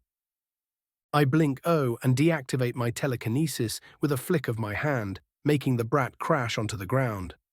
Viamo claps happily, excellent, and helps the dizzy young mer up. Now, my boy, I have secured someone to teach you how to not die. Be sure to listen to him, or I will be cutting your allowance. Allowance, really? His nephew scowls, but I don't want to. Viamo scoffs. My boy, you are 19 years old. You need to stop being so childish. He exhales, fine. I clap my hands. With that rather pathetic display out of the way, I am going to explore the city and am in need of a guide. You will do, brat. The brat scowls at me again. My name is Marco, not Brat. Yes, it is your honor to meet me, I know. Let us go. His eye twitches, but he appears to be a quick learner, so he keeps his mouth shut. It was a pleasure meeting you, headmaster, but we really should be going now, I say to the older Mia. He smiles. The pleasure was all mine, I assure you, then says to Marco with a wink, Good luck, my boy, and remember to have fun. The young elf groans and follows after me dejectedly. Chapter 83, Marco. We leave the Bard's College and head toward the less extravagant part of the upper city. So Mark was it? I ask my new punching bee-cough follower, damn well knowing it wasn't. It's Marco, the very annoyed young Altmer exclaims with a red face. Right, I drawl. So Maro, would you care to recommend some of the interesting sights in the city while we walk? Never mind, he sighs. I am guessing you have already been to the palace. I nod. Yes, it was quite the sight, though it did feel a bit over-decorated. What do you mean over-decorated? The Blue Palace has been a monument of art for the entirety of the Septim dynasty. It has works from all over Tamriel. His words carry both insult at my own and pride for his city. I wave it off like it is the least important thing in the world. It at some points feels like a bunch of thrown-together pieces that are there just so people can say that they are, and not for any tasteful decoration. He huffs. And what would you know about art? I smile conspiratorially. There is only one art that I need to know of for my opinion to matter more than yours. Davos chuckles, but goes otherwise unnoticed. Oh, and what is this art? His voice turns disbelieving. Did he genuinely think there was some secret here? I shrug. Why the art of killing people, of course. He balks, and I go on, kill enough people, and even kings will give you the time of day. But, he seems shaken, but that is barbaric. I nod sagely. Indeed it is. But it is also true. Before he can sulk further, I interrupt. Now come on, I don't have the whole day and want to see as much of the city as possible. I have to deal with stuffy nobles in the evening. Now it is my turn to sulk. Right. He stammers and composes himself. Well then, follow me. He leads me to the Temple of the Divines, then proceeds to explain the history of the building, the one who financed its construction, and so on. The young mayor is surprisingly knowledgeable. Maybe he can still be salvaged after all. I do have to admit, I mutter as we walk through the main hall of the temple. He perks you, and I go on. The lack of the Talos shrine is rather jarring. His eyes widen, and he asks carefully, And why is that? I smile. Why? Because it destroys the symmetry, of course. Look at them. It totally doesn't add up with how they are arranged. What did you think I was going to say? He looks supremely uncomfortable and shifts his feet for a bit, then seemingly gathers his courage and asks, Are you sure you should be saying that in the open? You know what happens to those who say such things. Or, we just met and you already worry for me. I cackle quietly and he glares, indicating his seriousness. I raise my hands placatingly. Fine. The reason I don't fear mentioning Talos is because first I am a filthy Daedra worshipper from Morrowind. He winces and I hear an old priest cough loudly from nearby. Completely ignoring the old man, I say, Secondly, remember my earlier argument about killing people. Marco sighs. So it is always might makes right for you? I shake my head and raise my finger. No, it is like that for anyone with said might. His shoulders slump. And what about the rest of us? Do we just crawl while you all kill who you wish? I laugh loudly at this, earning multiple glares from the temple-goers. Pretending to wipe a tear, I say, Of course not you, dolt. The face he makes earns him another laugh. When you feel like the world is oppressive, you don't lie down and accept it. You become strong and fight against it. You say it like it was easy. I shrug. Things worth doing rarely are. He seems deep in thought, and an older voice cuts into the conversation. Wise words, young man. A bearded Nord priest approaches us. I incline my head slightly. Good day to you, elder. Sorry for the noise.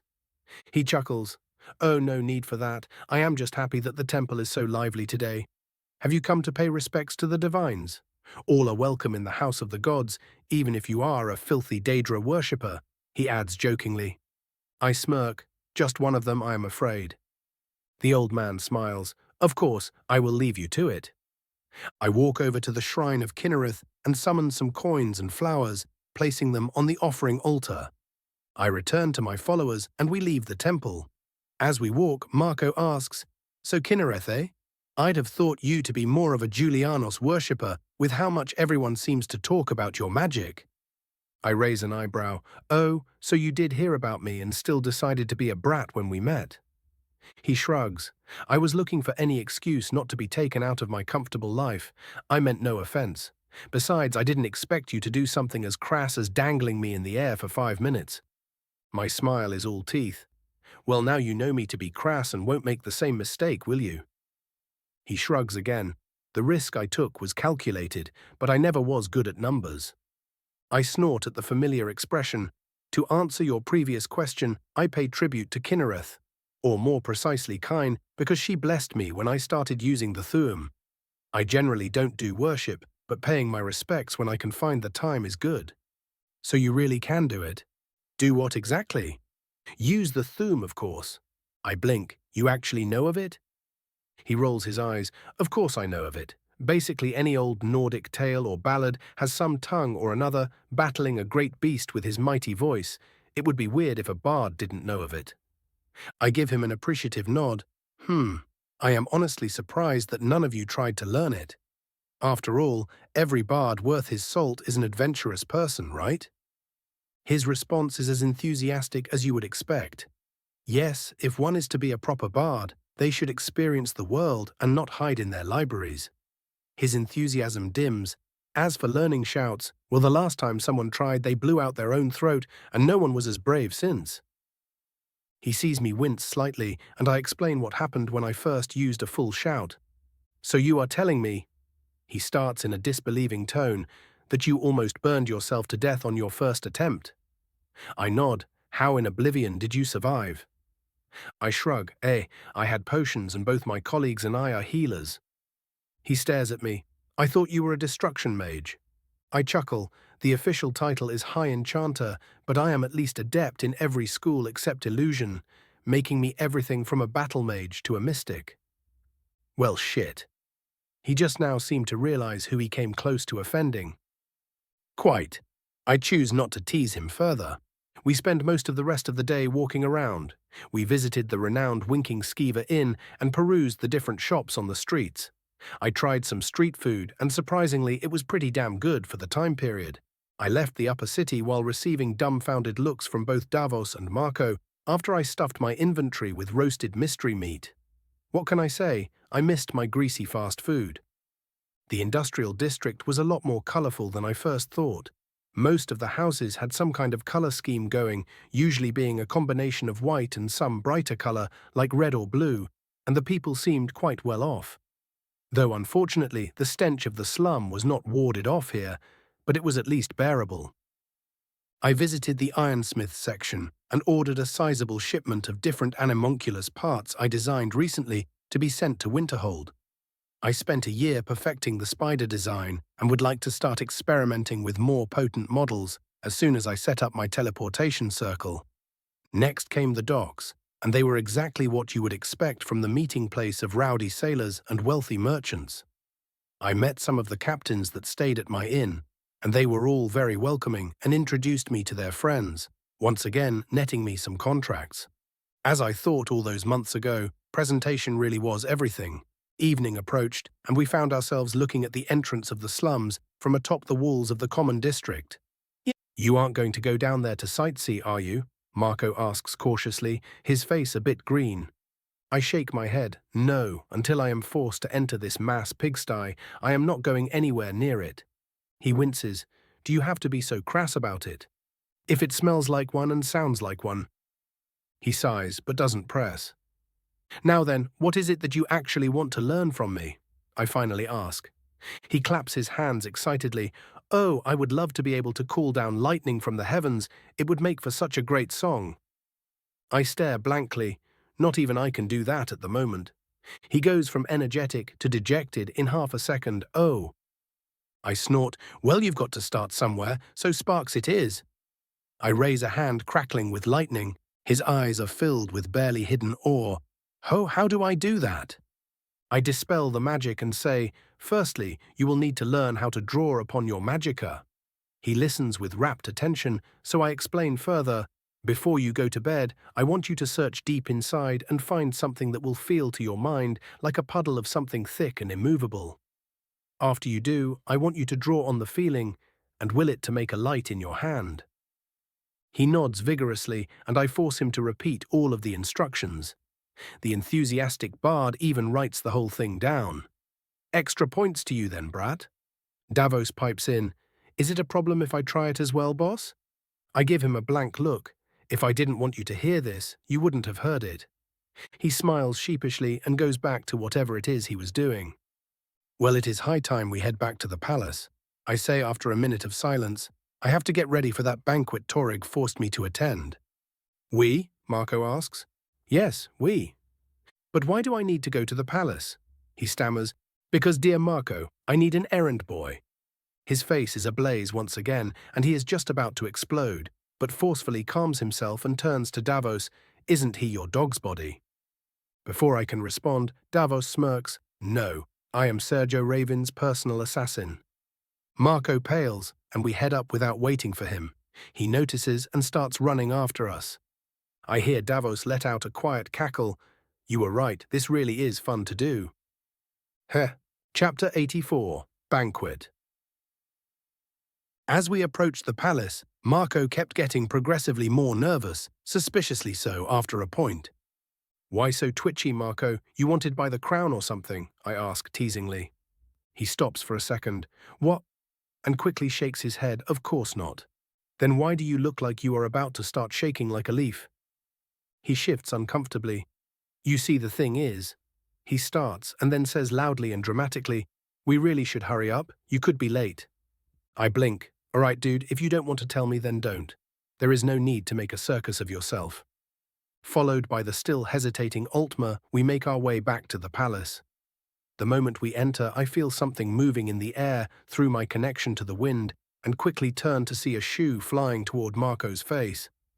The impact is so crisp and perfect that I get the sudden need to applaud whoever threw the piece of footwear, an urge I indulge, of course.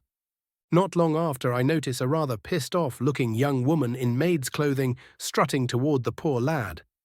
She walks over to the groaning Altmer and puts her shoe back on, while glaring at him. What do you think you are doing here, you dog? Marco smiles shakily. Oh, hey there, Marie. It is lovely to see you. It is lovely to see me, is it? She asks sarcastically. What did I tell you about coming to the palace? Not to. His smile would be blindingly bright if it wasn't for the quiver in his voice. Yes, that is what I told you. So what in oblivion are you doing here? I choose to interject. That would have to do with me, I am afraid. Her head snaps to me. And who the oh, why would you associate with this dog so much? Such a swift change of attitude, gods I do love being untouchable. That is between the two of us, I am afraid, though I am curious what he did to earn your wrath. She blushes slightly and gets angry at the same time. I am sure you don't need to waste your time with my stories, sir.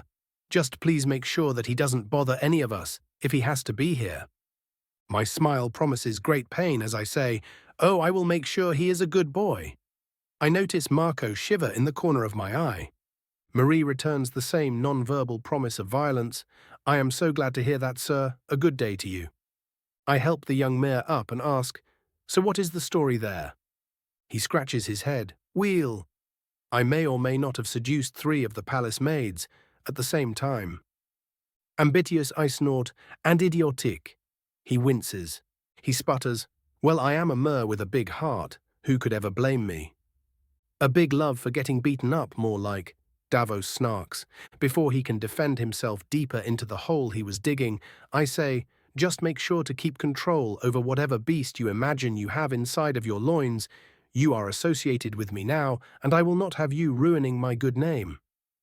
Davos almost falls over at the mention of my good name, or I will be teaching you how to fly again. Marco turns serious immediately. Of course, I am the perfect image of restraint. My disbelieving look was all the commentary I needed for that statement. We made our way to the palace steward's chambers and were quickly let in by the guard. Inside sat a young brown-haired Nord, scribbling something down. "A moment, please," he says without looking up, and finishes up whatever he was writing. Finally, he raises his head. "Ah, High Enchanter, it is a pleasure to meet you. I am Ingvar Firebeard, the steward of the palace." I incline my head. "The pleasure is all mine." He nods quickly, and I sense that he is rushing through the greetings almost on instinct. He quickly proves me right. "I do not wish to be rude, but I am drowning in work at the moment, so if you would kindly state your business promptly, I would appreciate it." "Of course," I point to Marco.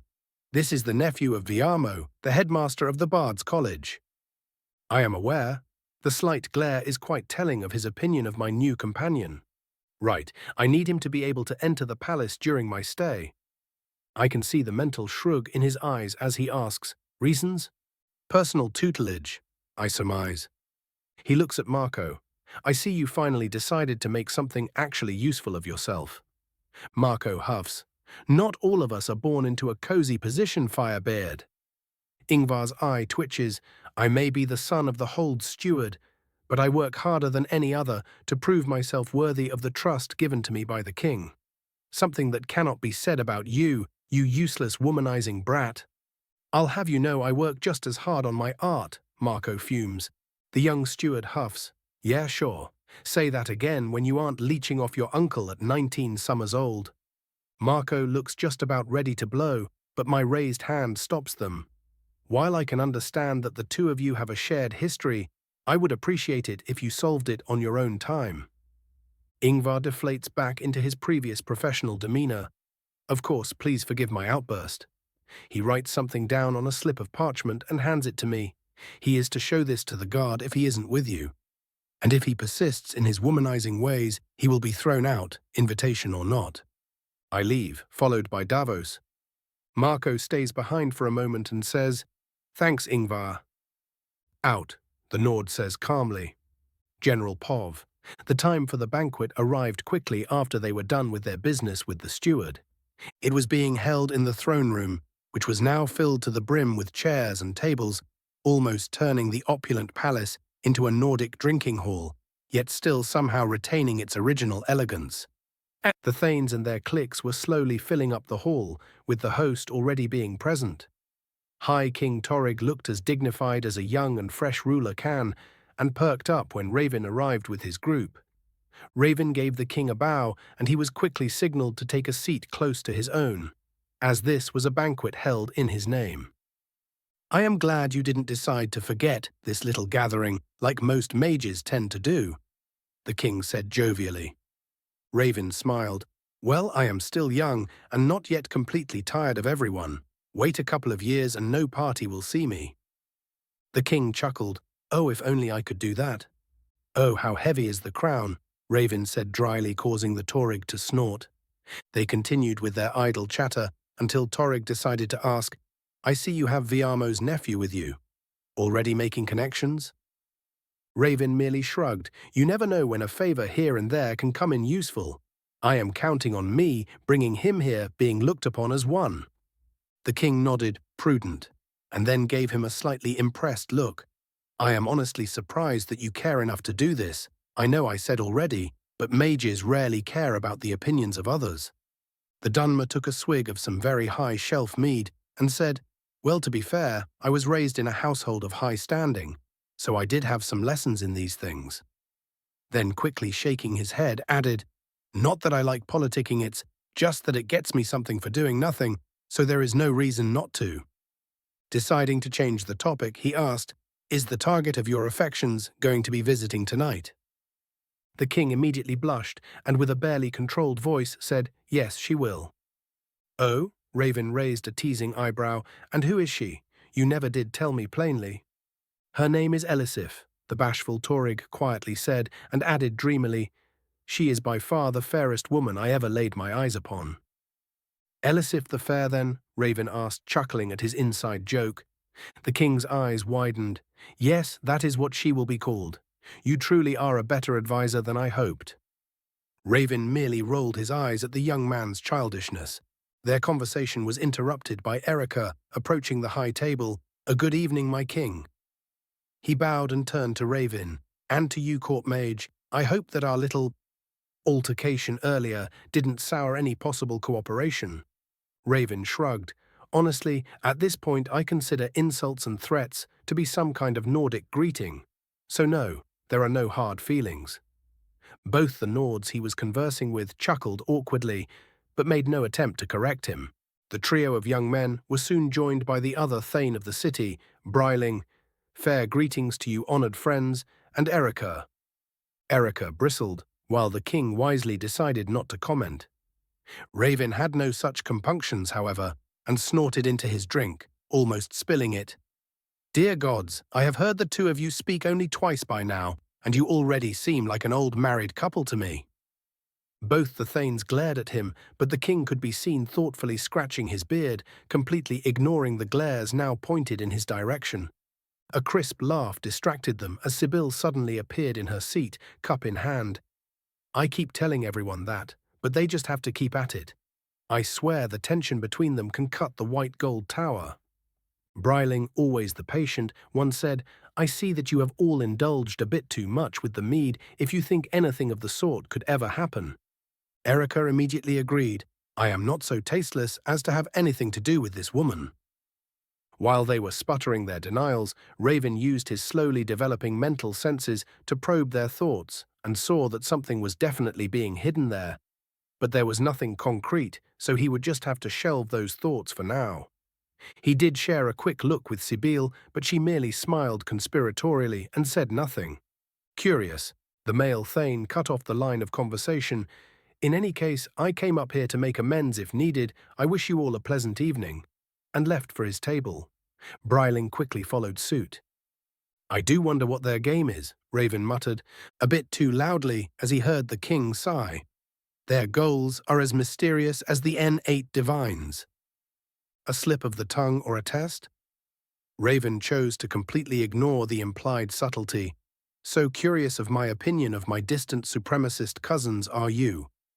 Torig narrowed his eyes. If you wish to be so blunt about it, yes. Raven shrugged. They had my father killed. You can conclude the rest. A faint smile graced the king's face as he returned to his drink. Sibyl cut in dramatically. Ah, to be so easily forgotten. Woe is me. Oh, please, Raven rolled his eyes. You couldn't care about the topic if I forced you to. She merely nodded happily and returned to the wine she was drinking. Torig raised an eyebrow. I see that the two of you already got to know each other. Raven nodded. Of course, if we are to be colleagues, we might as well make sure to know how best not to step on each other's toes. There you go again, with your oddly specific expressions, Sibyl said, a bit intrigued. A mere shrug was her answer. I am a poetic mer, what can I say? Right, poetic, her voice drier than the alaka. While the higher-ups were having their talks, Raven's two followers were enjoying some free high-quality service while they could. So how did the two of you meet? Marco asked Davos excitedly. Davos took a sip of wine. He hired me to kill overly curious brats. Marco snorted. If you don't want to tell me, then don't. No need to come up with absurd stories. Davos stared at him while playing with the butter knife in his hand, twirling it dexterously and saying nothing. Realization slowly dawned in Marco's eyes. Why are you so open about it then? He asked fearfully. Davos shrugged. You will be following us for quite a while if my hunch is right, and will obviously end up in less than heroic situations. I don't want you to make problems when we are in a pickle. The young bard looked at him in surprise. But why would you trust me with that information? Davos's smirk was extremely relaxed. Because, Marco, you blab, you get the stab, as it were. Oh, the young mer gulped. The banquet lasted for a couple of hours, After the meal was done, the musicians arrived and it turned into a proper party with Nords singing and dancing like they were in a tavern instead of a palace. Once Elisif arrived, Raven had a fun time teasing Torrig into asking her for a dance. It took a good 10 minutes of goading, but the king gathered his courage and left for his glorious conquest. As he left, Sibyl quipped, "Not going to ask me for a dance, oh dear colleague of mine." Raven rolled his eyes and offered his hand. "Well then, would the lady grace me with a dance?" "Gladly." She smiled. They danced for a while with Sibyl attempting to tease him, expecting the usual reactions from a teenager, but much to her surprise, Raven merely teased back. After the song was finished, they sat down for a drink and Raven shared some gossip about the goings-on at the college. Some time later, their conversation was interrupted by a drunk-looking Erica. "Ah, if it isn't the Mir of the hour." Raven greeted him with a polite smile, "And if it isn't the Thane himself." Said Thane proudly rose his chest. "Indeed, the Thane." He offered Raven a cup of mead and took one for himself. "I know I already said it, but I hope we can work together. Come, let us share a drink." Raven took a look at the cup and smiled, picking it up and clinking it against Erica's. They both took a deep swig from it, and Erica's smile turned a bit feral behind his friendly mask. Raven smirked back, and a ring appeared on his left hand and let out a gentle green glow. "Right spicy this drink," he said as he happily stared at the now very worried Thane. "I think I might want more." Erica gulped, "Fuck." "Indeed," Raven smiled. "I don't know what gave you the idea that such a shitty concoction would even have an effect, but I will count this as a promise of a favor from you, unless you want me to react in a more appropriate manner." The Thane nodded quickly in defeat. "Right, of course." "Ta-ta!" Raven waved happily and returned to his conversation with Sibyl, who was now glaring at the Thane's back. He was positively surprised to see an ice spell fizzle out of her hand when he decided not to escalate the situation. "So protective already," he smirked. She merely rolled her eyes and said jovially, "Oh please, I can't have the honored position of court mage threatened by the likes of him." Raven nodded. "In any case, you still have my thanks." "Another dance, then?" Sibyl asked. "Of course." Chapter 85. Court Mage and Preparations. Raven's POV. The banquet went on without any further mishaps. Honestly, I was surprised by Erica's lack of subtlety. A small part of me hoped he would be some hidden mastermind, just because a brat in power annoys me more than him possibly being a true threat. My evening spent with Sibyl was altogether quite pleasant. We had a lot to talk about when it came to magic, and she was obviously interested in doing more than talking by the end of the banquet.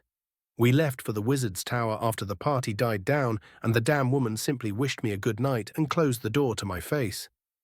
Damn tease. The following day was my first time participating in the King's Court, and dear Kine, I was close to shooting an ice spear through my head as it looked preferable to listening to a bunch of petty nobles shouting their even pettier grievances. Most of the session I spent just sitting around with Sibyl, who looked like she wasn't even paying attention to what was being said and just dozing off without a care in the world, while I had to actually listen in case someone tried to throw a curveball my way. She seemed to know it too, judging by her mocking smile. I only got one opportunity to actually do my job during the entire court session, and that was to determine a fair tax on soul gems, an item used by less than 1% of the population. Naturally, I advised the tax to be as low as I could get away with. If I have to sit around and listen to a bunch of medieval not Vikings try and make decisions, I am going to get something out of it. Besides my sizable salary, of course. After the court meeting was done, I was held back by the hold steward, Folk Firebeard, who invited me into his office.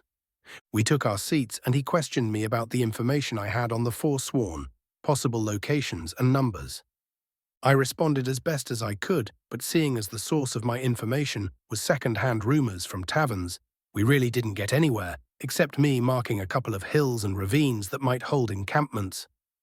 Folk nodded along my explanations, pretty much having already expected this result, but then we arrived at a topic that might be within my actual expertise. "So, Flametongue, what do you know of their magic strength?" "Their warriors are weaklings compared to our own, but their witches are usually the ones giving us the most trouble. I decide not to comment on the warrior statement, believing it to be mostly true, and search my thoughts for a while. After some thinking, I say, I am aware of two general types. Falk urges me to explain with his hand. I raise a finger. The first one would be the witch, general magic casters focusing on ritualism and curses. Most of them are your local potion makers and the like, so they aren't all that much of a threat in combat, but can still be a danger with their poisons. He is writing every word down with impressive speed. Their ascended versions, I almost spit the words out, are known as hagravens, witches who through communion with Daedric Prince Namira and human sacrifice attained greater power and longevity. Falk raises his head abruptly. We are dealing with Daedric cultists now. I nod. Yes, while some would say that it could be considered more of a cultural religion akin the reclaimed tribunal of Morrowind, these communities are far more cult-like in nature and practice less than morally acceptable rituals. Falk sighs, and I guess this gives them some very unfortunate powers. Once again, I nod in confirmation. Indeed, you can expect fleshy monstrosities or reanimated corpses they didn't consume. He blanches. On the other hand, the hags themselves are capable of destruction magic, but mostly focus on poisons, curses, and healing. Odd that they would be good at healing with them being cannibals and all. Falk mutters, but something in my look makes him regret it. I stare into the distance. Oh, butchering the bodies of men and mer is surprisingly useful for understanding how to put them back together. He goes a bit green, forget I said anything, and returns to the point, you said there was another magical threat from them. Yes, the Briarhearts. And mind you, the name is quite literal as well. They are the brave reachmen that undergo a ritual done by the hagravens, usually including human sacrifice as well. He does not look happy to hear that. They have their hearts replaced with an enchanted briar that grants them great strength and power at the cost of some of their sanity and free will.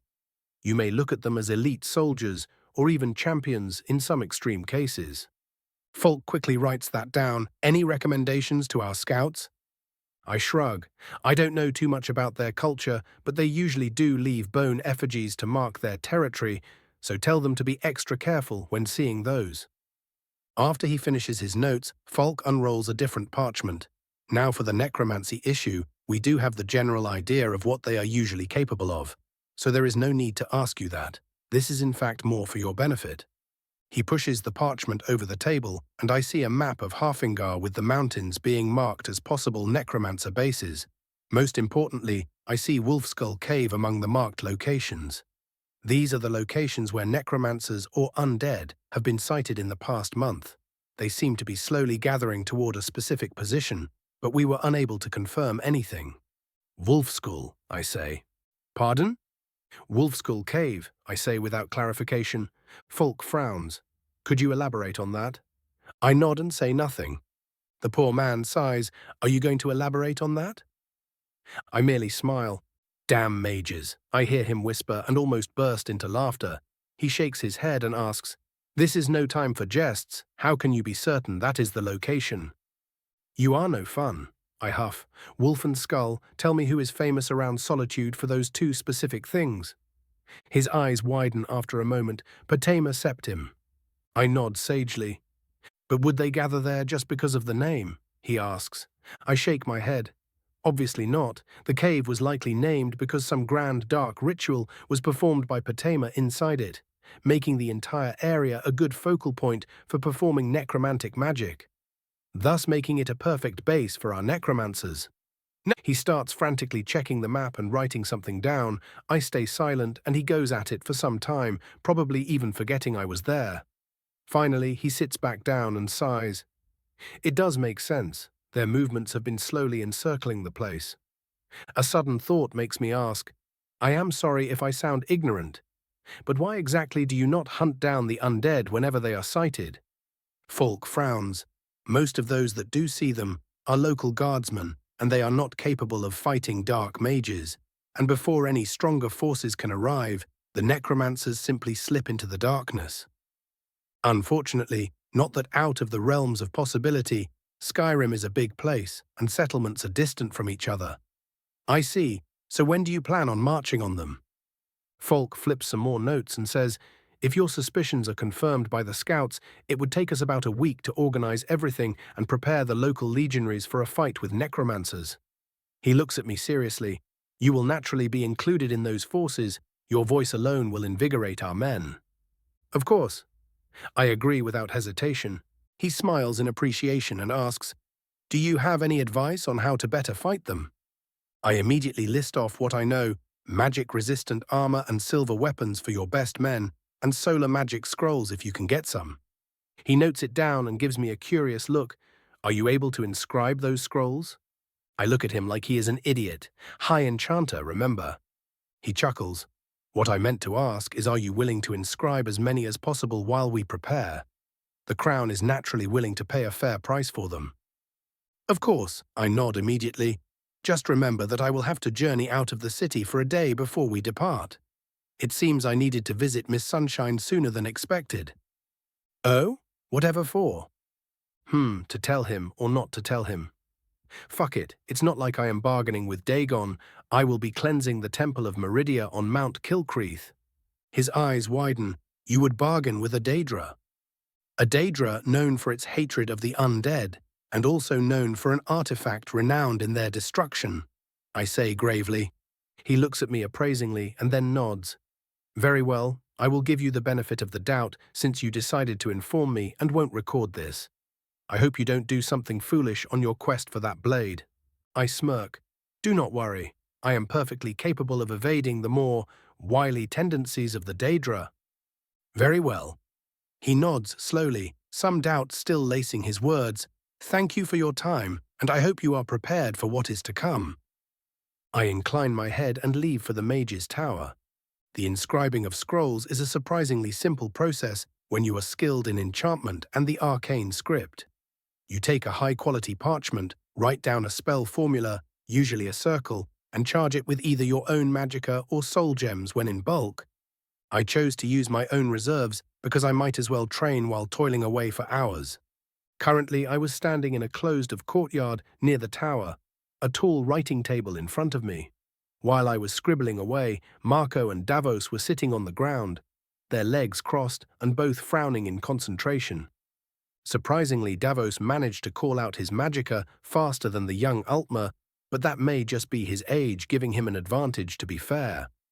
Marco stands up abruptly.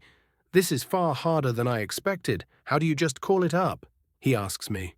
Not looking up from the scroll I was writing on, I respond, patience and focus. Your magicka should be heavier than the usual novice since you are Altmer. Just keep at it and you will manage it. The first time is always the hardest, and the younger the mage, the harder it is. He throws his hands up. But you are younger than me and can do it with ease. I shrug, still not looking up. I come from a long line of immensely powerful sorcerers that stood above the Telvanni themselves. Do not compare yourself with me, as I have a very unfair advantage. He sighs, sits back down and gets down to work without further complaining. Good decision too, as if he were to throw a tantrum, I would show him a bird's-eye view of solitude. Davos suddenly asks, Hey boss, I think I got this down. Think I can start with actually useful spells now. I frown. The candlelight spell is very useful, I will have you know, but yes, you should start on minor pyromancy now. Minor pyro what now? Pyromancy, think of it as fancy noble speak for fire magic. You sure I should go with fire? I finally look away from the now finished scroll of Solar Cloak. Yes, being descended from those that lived under the Red Mountain offers far more than gravel in your throat. He chuckles. All right, what do I do? Channel magicka into your palm. He starts to do so while staring at said palm, and I quickly yell, Not while pointing at your face, you dolt. Marco jumps in fright, and Davos face palms. Yeah, sorry about that. I shake my head. Never mind, point it at the target, channel magicka, and will it to become flames. Davos frowns. That sounds really simple, boss. Something you aren't telling. I shake my head. Novice spells are ridiculously easy compared to higher ones. Just get to it. He follows my instruction, and after frowning for a bit, a weak gout of fire leaves his hand. Azura's tits. He starts waving his hand around, probably fearing he set it on fire. I raise my own hand and hold him in place, making the fire die out. Don't worry, you cannot set your hand on fire. There is a bunch of magicka flowing behind the fire protecting you. Oh, and please, for the love of all that is sacred, do not speak Azura's name like that. Her royal pettiness might set her sights on you for the slight. He chuckles. Oh, don't worry about me, boss. I am just a nobody. She is more likely to look at you with you being who you are and all. I frown and suddenly feel like someone is watching me. Quickly I check my system and there is nothing. Probably my paranoia acting up. Hopefully. Chapter 86. Back to Winterhold. It took a good 3 days of focusing on my work for my paranoia and twitchiness to die down after that event. I knew Azura was going to show up at some point and make some outrageous demand from me. Even if she somehow wasn't the proud and vain prince I expected her to be, she had an excuse to make a demand, so she would do it. I just hoped she would be kind enough to wait until I was ready for whatever she wanted. And make no mistake, I would likely have to accept her demands, as denying her would just paint a massive target on my back for the wrath of the Morrowind Dunmer. The 2 other good Daedra expected defiance, almost enjoyed it even. But not Azura. She was the mother of all Dunmer, and if it were ever known the last Dagoth defied her, I would never be able to enter Morrowind, not without having to resort to a massacre at least. Deciding to put those thoughts to rest for now, as overthinking would just give me a headache and no real solution to the problem, I informed Sibyl and Davos of my absence and made my way to my chambers in the Wizard's Tower. Today I finally got around to inscribing the mark and recall circle into the floor of my chambers, and it was time to revisit Winterhold. After checking and rechecking the ritual circle a good 10 times, you really don't want to have accidents while teleporting, I stepped into the center of it and channeled the spell. It felt as if the air itself was twisting around me, quickly disappearing after that. Then, as if being yanked by a massive invisible hand, my entire being was twisted. And what felt like getting spaghettified, I suddenly vividly sensed another location in the back of my mind, and the same invisible force yanked me into its direction. Suddenly, I was standing on the 3rd floor of my Winterhold manor. The entire spell took less than a second, but felt like an entire eternity of discomfort. So naturally, the next instant, I found myself retching in my bathroom. A servant must have heard me and rushed inside. She was one of the more sane ones I took from Diran and gave me a very worried look. "Are you well, Sergio?" she asked tentatively. I waved her off, my head still in the bucket.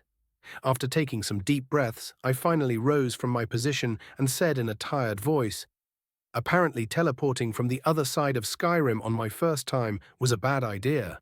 Who would have guessed? Please get me some fresh water." She mumbles an "of course" and rushes to complete my request. It was at the same time surprising and not how loyal and devoted most of my employees were. On the one hand, I saved them either from poverty or torment. On the other, I was actually very polite with everyone. "Don't kick the ones serving you drinks and all that." She returned so quickly, I think I could see a bit of sweat on her brow, but water was far more important right now, so I chose not to comment. I gulped the entire thing down in one swig and turned back to her. "Were there any problems while I was absent?" She shifts a bit and says, "Nothing pressing, but Karsus was complaining about some visitors not paying. Of course, there would still be those kinds of idiots. Very well, I will head his way now. Thank you for the help, Alyssa." She bows deeply, "Of course, master," and leaves me. I make my way to the Sea Ghost's Respite, receiving surprised greetings of my workers on the way, and enter Karsus's office. Odd name for a Dunmer, but who am I to judge? The older Mer is currently scribbling down some kind of letter. As I enter, he abruptly looks up and narrows his eyes. "Ah, Master Raven, I was quite sure you were in solitude right now." Good, he didn't immediately fold. I raise my right hand and summon my rings wordlessly. He quickly nods. "Please forgive the suspicion, sir." I wave him off. "I am the one that told you to check if things were suspicious. It would be ridiculous if you needed forgiveness for that." "Of course, Sergio." He stops writing the letter and moves it to the side. I was just about to write about the captain of the Ice Runner refusing to pay for our services. I raise an eyebrow. "Has he made use of said services?" He quickly nods. "Yes, he and his crew partook in anything we had to offer, and after they were done, the captain made all manner of complaints about bugs in the rooms and stale drinks, and now he doesn't want to pay up, as it were. I hum for a bit and ask, he is heading west next, is he not? Indeed. My smirk turns just a tad feral. Inform the good captain that he is to pay a visit to the second court mage of solitude when he enters the city to resolve this dispute in front of the court. Carsus seems to get my intent and smirks back. But of course, Sergio. He walks out of the office and I follow behind him while muffling my steps with magic and making sure I am not seen. He makes his way to a specific table and coughs, getting the attention of a tall Nord and his men. The presumed captain smirks. Done complaining to your boss then? Carsus nods seriously. Indeed. You are hereby invited to resolve your complaints with Court Mage Raven Flame Tongue of Solitude upon reaching the capital. Refusal to do so will be considered unlawful and will result in a bounty being placed on your head throughout Skyrim. The captain pales and asks, Court Mage? Carsus smirks. Indeed, my lord has been inaugurated at a royal banquet 4 days ago. There is silence for a while, and the captain asks slowly, and you got his response this quickly? Oh, my lord was visiting his holdings a couple of minutes ago. He just considers this issue below him and invites you to make your way to him as a reward for your insolence. The Nord merely slumps into his chair and wordlessly places a sack of septims on the table. Carsus picks it up, empties it on another table, and starts slowly, deliberately counting the money. Each clink of a coin makes the Nord crew more nervous. After what must have felt like a year of torment to them, and a minute of good chuckles for me, Carsus finally stands up and gives the excess back to the captain. The Nord looks at him dumbly, and he says gravely, If my lord invited you for a visit, you will make the damn visit, Mikael. The now completely pale Mikael slowly takes the bag and leaves, followed by his crew. Clap. Clap. Clap. I exit my little hiding spot and say with a smile, that was beautiful to watch, Carsus. Far more satisfying than bullying my new student in solitude, I have to say. He makes an exaggerated bow. I live to serve my lord. We talk for a while longer about the more mundane and boring aspects of owning a business. I take the time to ask about every one of my employees, and he happily tells me that everyone is doing well. The talk might have been tedious, but a happy servant is a loyal servant. After I was done with that, I left for the college. Tolfdir is on gate duty today, and the moment he sees me, a wide smile spreads on his face. Ah, Raven, how nice of you to check in. I hope you are doing well in the capital. I smile back and offer a handshake. The capital is far more interesting than I initially expected. It will be quite the fun playground for a time. I notice the slightest furrowing of his brow. Just make sure to remember what is really important to you and not get dragged on into the petty games of the nobility. I huff exaggeratedly, oh please, as if I would ever allow a bunch of entitled asswipes to drag me down from the path of magic. Language, young man. He says good-naturedly, how is Sibyl doing these days? I haven't met her in a decade. She seems to have done quite well for herself and looks content. Tolfdir shakes his head. She always was rather too willing to engage in politicking. I hope your presence might drag her back into studying the arts again. I smile. Then I am happy to inform you that I already started cooperating with her on some alteration research. Tolfdir's proud smile heals the soul only as an old man's pride can. I am very happy to hear that, Raven. Now I am sure you have business inside. There is no need to stand around for this old man. I bow slightly. Always a pleasure, Master Tolfdir. My next destination was the wizard's dormitory, used by the resident adepts and above. After a bit of searching, I find the suite I was looking for and knock a couple of times. Not long after, a disheveled Morrigan opens the door and blinks a couple of times when she sees me. Long night? I ask. She waves me in and takes a seat on a very comfy-looking sofa. Yes, I was working overtime to complete your little request. At first I thought it would be simple to do, but the 3 weeks I spent on it proved otherwise. Oh, already finished then? She stands back up and rummages through a safe in one of the walls before pulling out a glowing purple potion and handing it to me. This should close to double your output with fire and lightning. It is quite potent, so consuming more than one at a time would be bad for your health. I nod. You only made the one. She sighs. Even that I couldn't do alone, I had to ask Hakan for help, and he has been insufferable ever since. He isn't asking for anything outrageous, is he? I ask slowly. She blinks. Oh, of course not. He is just urging me to follow his ridiculous way of alchemy, as if preaching some enlightenment. The man can be like a priest when it comes to moon sugar sometimes. I snort. Maybe they should declare him the next Mani of Elsewhere then. She laughs at that. Are Marwyn and Edrasa in? I ask. Morrigan shakes her head.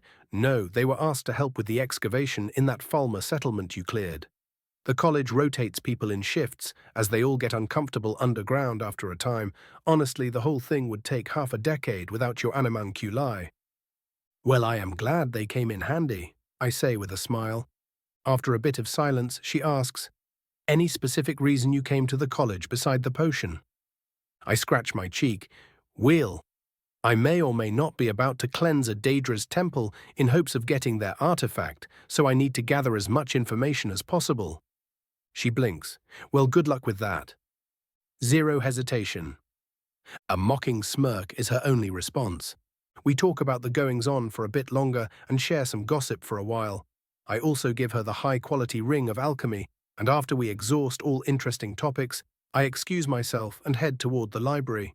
The Arcaneum is as silent as always. Students are very carefully reading through the priceless tomes, while Urag overlooks his domain. I approach the old orc and incline my head in greeting. He looks me over appraisingly and nods after a bit. Flame Tongue, what do you need today? Anything you have on Mount Kilcreath and Meridia, please. He stares at me for a while. Are you quite sure that is what you want? I shrug, already too deep in to back out now. Urag shakes his head and mutters something about idiotic youths. Second floor, section D, shelf 11. My thanks, Urag. He huffs. Just be careful, brat. Chapter 87, Chapter Tanzan I8. Research. I found the Daedric section of the library without much issue. Really, it was impossible to miss, as there was a rather imposing glowing sign spelling out in no uncertain terms that everyone touching the books contained within does so on their own responsibility, with the usual warnings of what dealing with Daedra results in. The books containing information on Meridia were bound in mesmerizingly glowing silver and gold. I quickly found the two I needed and got to work. The first book was a rather small one and was simply named the Kilcreath Temple. It explained that the Grand Temple of Meridia was built long before Riemann Cyrodiil took the Ruby Throne, upon Mount Kilcreath, northwest of Solitude. Most sources agree that the temple was constructed as a covenant between the Daedric prince and the leader of an ancient order of vampire hunters going by the Dawn Guard. The goal of said covenant is widely agreed to be the containment of the ancient Volkihar clan and its influence to a small island north of Harfingar. So the Volkihar are known even in literature. Makes one wonder why they weren't long exterminated, if so. The book goes on to state that it is believed that the temple is enchanted by its patron to send a weak but constant wave of solar energies toward the vampiric fortress in an attempt to contain the chosen of Molag Bal. I had to hold back a facepalm upon reading this. It was wildly inefficient, but unfortunately that was usually how these divine contests went. The temple was known throughout history as a center of healing and welcoming benevolence in Skyrim, and was usually left alone by the reigning High King.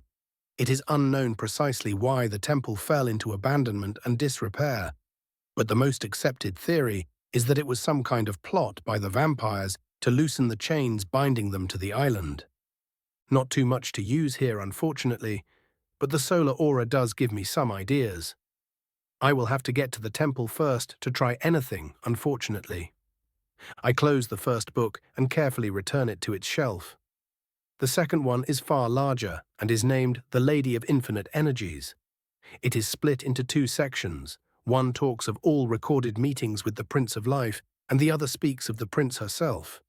Meridia is known to be one of the more morally good Daedra, usually associated with life and the sun, as she is believed to be a fallen Magna J, basically a fallen star spirit.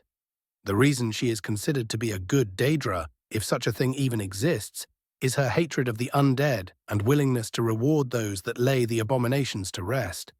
There is unfortunately a flip side to this, as she is also known to be ridiculously self-righteous and prideful. Known among her enemies as the Lady of Greed and other less than flattering names, she is known to treat her servants as property and takes any form of defiance very badly. Her servants are also known to be granted a form of immortality, only at the minor cost of all their agency and free will. Said servants can also be created willingly or not. Thankfully, the recorded meetings section informed me that as long as I was respectful and didn't do anything idiotic like advertising just how nice I would fit into her collection of slaves, I would be able to get away with borrowing her power to bash some undead, hopefully. That will take some planning and just a bit of liquid courage, but I didn't accept a second life to cower in my tower. This fantastical kind of situation is what I live for. Suddenly, I feel the slightest shifting of the air to my right and quickly close the book and position myself. Not a moment later, Savos appears, probably hoping I forgot about his shenanigans during my time away. Unfortunately for him, instead of a frightened young Mer, he is met with my half-lidded stare. "Really, Archmage?" I ask dryly. He ignores my tone and takes a seat while casting a sound-isolating illusion spell around us. Even he fears Urag, and for good reason. Aaron sighs dramatically. "You grew up too quickly. You are no fun anymore." I raise an eyebrow. "I'd hope I arrived here all grown up, but you learn something new every day, I guess." Semantics." He waves me off. I return the book on Meridia to its shelf and ask, "Anything you needed from me, Archmage?" "So formal, Raven." I stare and he waves me off again. "Fine, I heard you came back in and upon. Hearing what you were doing got curious, that is all." "Re-8 totally doesn't have anything to do with whatever you are planning in the background," I drawl. His smile is so innocent, I think I should inform the guard, just in case. "I have not the tiniest idea what you are on about, Raven. Why would I, the sole archmage in Skyrim, be interested in keeping the province safe and prosperous?" I roll my eyes. "I get that much, just not why you have to be all mysterious about it." "Timing," he says succinctly. Huh. I blink. That actually makes quite a bit of sense. Now it is his turn to blink. "It does? I was not aware you were versed in potential timeline observation." I shrug. "I don't need to be to understand what you are implying. But do remember I took some of Shalazar's lessons to heart." He nods to himself. "Excellent. That means I won't have to deal with a grouchy kid with too much power in his hands, getting pissy with me because I don't give him all the information." "How lucky for you," I drawl. "But if I do find you kept something important from me, and that results in me losing something I wouldn't want to, know that I will be far worse than merely grouchy." He raises his hands in mock surrender. "I wouldn't dare, oh great and terrifying Lord of Dagoth." "Naturally," I say with a raised nose, and we both chuckle. After some silence, I ask, "For real now, what made the great Savos Aaron leave his playground today?" Savos smirks. "I have been hiding away in my tower for far too long now, and I will be honest, whatever awaits in those caves is far above what you alone will be able to deal with." The smirk turns predatory. "So, Raven, the two of us will be going on one very enthusiastic walk once you get what you need from Meridia." "Oh?" Seeing the Archmage in action. I would be an idiot to not be interested. Well, I guess that seeing what someone can do with too much time on their hands should be interesting, is what I actually say. Savos laughs and clutches his heart. "Ah, to be underestimated so." I shrug. "I guess you will just have to prove me wrong then." I notice that it is already very late in the evening. Reading through the large tomes wasn't a quick process after all. "So, when should I tell them you will be coming?" I ask as I get up from my seat. "I will be visiting the court tomorrow," he hums. Seeing the state of those fools is always refreshing and helps me to remind myself that some lives are worth far less than others. "Less than yours?" I ask jokingly. For the briefest of moments, I notice the mask fall off from Savos and glimpse the proud and powerful being behind, but he hides it near instantly and pretends to be appalled, as if I would ever consider something as sacred as the life of another to be below my own. "You wound me." "Uh-huh," I say dumbly, and he snorts. "I guess I will be seeing you at court tomorrow. Now time to make myself throw up via mark and recall again." As I am leaving, I hear him mumble with my elven hearing, "Did he forget the outer stabilizing circle?" He then cackles quietly, "Oh no, I removed those to watch apprentices suffer kekeke." I stumble and hear Savos laughing his ass off. I turn around with a lightning spell ready in my hand, only to see no one in front of me and feel a hand grab my shoulder. Slowly I turn my head to the side and see a grinning Urag holding me with an iron grip. I give him the most innocent smile I can muster, but that just makes his own grin widen. The next thing I know, I am being launched outside of the library and smashing into a wall. "Good luck, brat," I hear the orc snort. "Yeah, fuck you too, Urag." I see the orc glaring at me while his mouth twists into a sadistic grin. "I said that out loud, didn't I?" I ask carefully. He nods slowly. I slump. "Just make it quick." He did not make it quick. Chapter 88. Gathering a Party. I blinked my tired eyes open and winced in pain. Mage or not, pissing off an orc is never a good idea. Even my advanced healing was taking its time to kick in. The worst part of it all was explaining to Davos and Sibyl just why exactly I came back to the tower looking like I tried to seduce a troll. Well, at least I looked somewhat presentable after a good night's rest. After freshening up, I made my way to the office of Folk Firebeard to inform him of Savos's visit. Upon nearing it, I heard him speaking to what I recognized as his son, Ingvar. "Now boy, I need you to remember to recheck the tax reports from the traders multiple times. They make avoiding payment some sort of game and come up with more convoluted ways to do it each time." I had to keep myself from snorting at that. "Of course, father," he responds seriously. I knock on the opened door and they turn to me. "Ah, High Enchanter, I was just about to send someone to inquire about the scroll situation," Folk says. I stop myself from an eye roll. "Just Raven is fine steward. I am not so stuck up that you need to title me each time." Folk chuckles. "Very well, then you may simply call me Folk." I incline my head in agreement and ask, "You two seem to be in some rather hectic preparations, almost as if you plan on joining us in the attack, Folk." He nods. "The king insists on fighting, so I must follow him."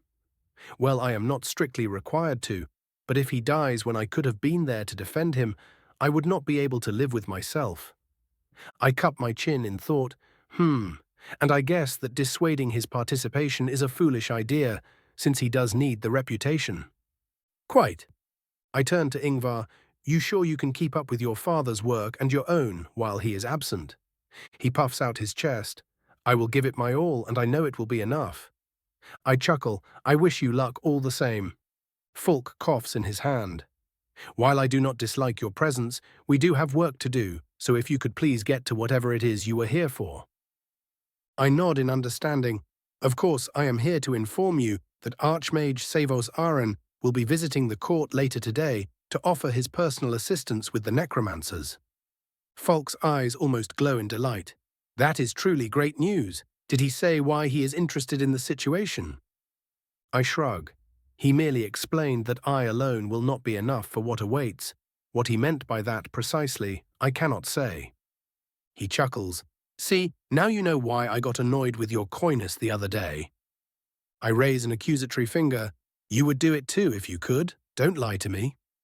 I would, but I cannot, so I get to be grouchy about it." He says faux seriously, "Now about those scrolls." I deposit about 100 solar magic scrolls of different potency and explain in detail what they do and how they are to be used. We discuss how best to distribute them among the soldiery, and most importantly my reward for the work, which was surprisingly generous. I spent the rest of the morning waiting for the court session and relaxing. When the time came, we all took our seats as usual, and Torrig spoke up. "While most of the preparations for the coming battle are complete, I am happy to announce that we are going to be receiving some unexpected reinforcements." Before anyone could respond or react, a blue magic circle emblazoned with the Winterhold College sigil appeared in the middle of the throne room, and a moment later was replaced with a smug-looking Savos. Why was he smug? Because he could sense me glaring at him, of course. The king smiled as their eyes met. "Archmage Savos, always a pleasure to have you at our court." Savos bowed ever so slightly in response. "The pleasure is all mine, King Torrig. I have to say I was very pleasantly surprised to hear you will be joining us 4 days hence." The king obviously wanted to know the reason, but was wise enough not to demand an explanation from a mere that could end entire cohorts on his own. Savos merely shrugged. I have been made aware that my presence is required with the help of my dear friend and master mystic Shalazar. Bryling, lacking her king's tact, cuts in from one of the side seats. And what were you made aware of exactly? Savos's smile seems perfectly polite to most, but to those that met him before it turns ever so slightly mocking, that I am afraid is business of my own. As if choreographed Erica cuts in, and how exactly do you justify keeping secrets from your king? Savos turns to him with a cheeky smile and shrugs. Well, I was speaking to your delightful little lover here, not the king now, wasn't I? Both the Thanes react as you would expect, but before they could blow up, we all hear Sibyl laughing. It has been too long since I dealt with your shenanigans, Savos, and I have to say you are surprisingly tolerable in small doses. Savos beams. Why, if it isn't little Sibyl? You forgot to visit so long, I got worried you didn't like us college mages anymore. Sibyl rolls her eyes. With you constantly behaving so childishly, one would think that the college was on the verge of collapse. Naturally, I decided to avoid the blast zone. Aaron sniffs. Not even a hug, and you are already browbeating me. Torig, probably having already had enough of the old Mer, says Savos Aaron is trusted throughout the entire province, even among those who despise mages, so if he doesn't feel like giving his reasoning for his assistance, I find myself disinclined to press him for it. The court grumbles, but with the king's stance made clear there really is no more that they can do but suck it up. We go through some more formalities and the court is disbanded rather quickly, as the less important disputes are shelved for after the king comes back. If he comes back goes unsaid. Savos pesters Sibyl and myself to show him around the palace, and we have to deal with his trolling for the next 4 hours. Finally, after mocking some noble or another, he seems sated and teleports back to Winterhold after promising to be there when we are ready to march. When he leaves, both Sibyl and I slump onto the nearby stone bench in one of the palace halls. How does he have so much energy? I groan. Sibyl huffs. An unhealthy amount of rituals, of course. I wave my hand. Yeah, I know, the question was rhetorical. My mind cannot comprehend rhetorical questions at the moment, Raven, she says in a dead voice. Ah. After a while she asks, so I hear you are heading out to kill Creeth. Should I be worried? I shake my head. I have no plans on becoming the champion of any Daedra, so no worries. Just don't go scrounging through my things, and there won't be sudden solar explosions to worry about. I am old Raven, not stupid. She huffs. I look her over. Well, you must be the youngest old person I know then. Such a charmer, she coos. But that wasn't why I was asking you about the temple. In fact, I was curious if you wanted me to join you on your little trip. I stare. Did Savos's fooling around damage even your regenerating brain stentor? She tisks. I know very well the risks of such a thing, but behind all of that hatred and self-righteousness, Meridia is not a complete idiot. In fact, most of the Daedra aren't. True enough. Besides, having her owe me even slightly will prove useful for what I need. She finishes. I stare at her for quite a while to make sure she is being serious. While I would love to have all the extra support I can in there, know that whatever happens to you due to this idiocy is completely your responsibility. She rolls her eyes. I might not look it, Raven, but I am an old woman and can look out for myself. I shrug. Whatever you say, oh honored elder, just don't expect me to stick my neck out for you if your brilliant plan backfires. Chivalry is dead, she sighs. I smirk. Yeah, and so are you. The next thing I know, I am on the receiving end of a supernaturally strong kick to the shin, followed by a loud snapping sound. After I finally managed to heal up my leg, all while being watched by infuriatingly smug Sibyl, I decided to agree to her request. If she is so certain she will survive, I will accept her decision. As I am walking toward the tower to finish my preparations, Marco appears from one of the side passages. Ah, teacher, there you are. Oh, how I love the fact that I made him call a younger Mer his teacher in front of everyone. Your eyes appear to be functioning properly, brat, I say dryly. His doesn't even twitch at the brat comment. He takes a deep breath and says seriously, I want to join you in exploring the temple. No. But, he starts. I raise a hand and stare at him. I have no idea if I will be able to survive there, and you want me to babysit you? He shifts uneasily. I know it is too soon, but I want to start actually fighting. He raises a hand and sparks appear in it. I even managed the spell you asked for.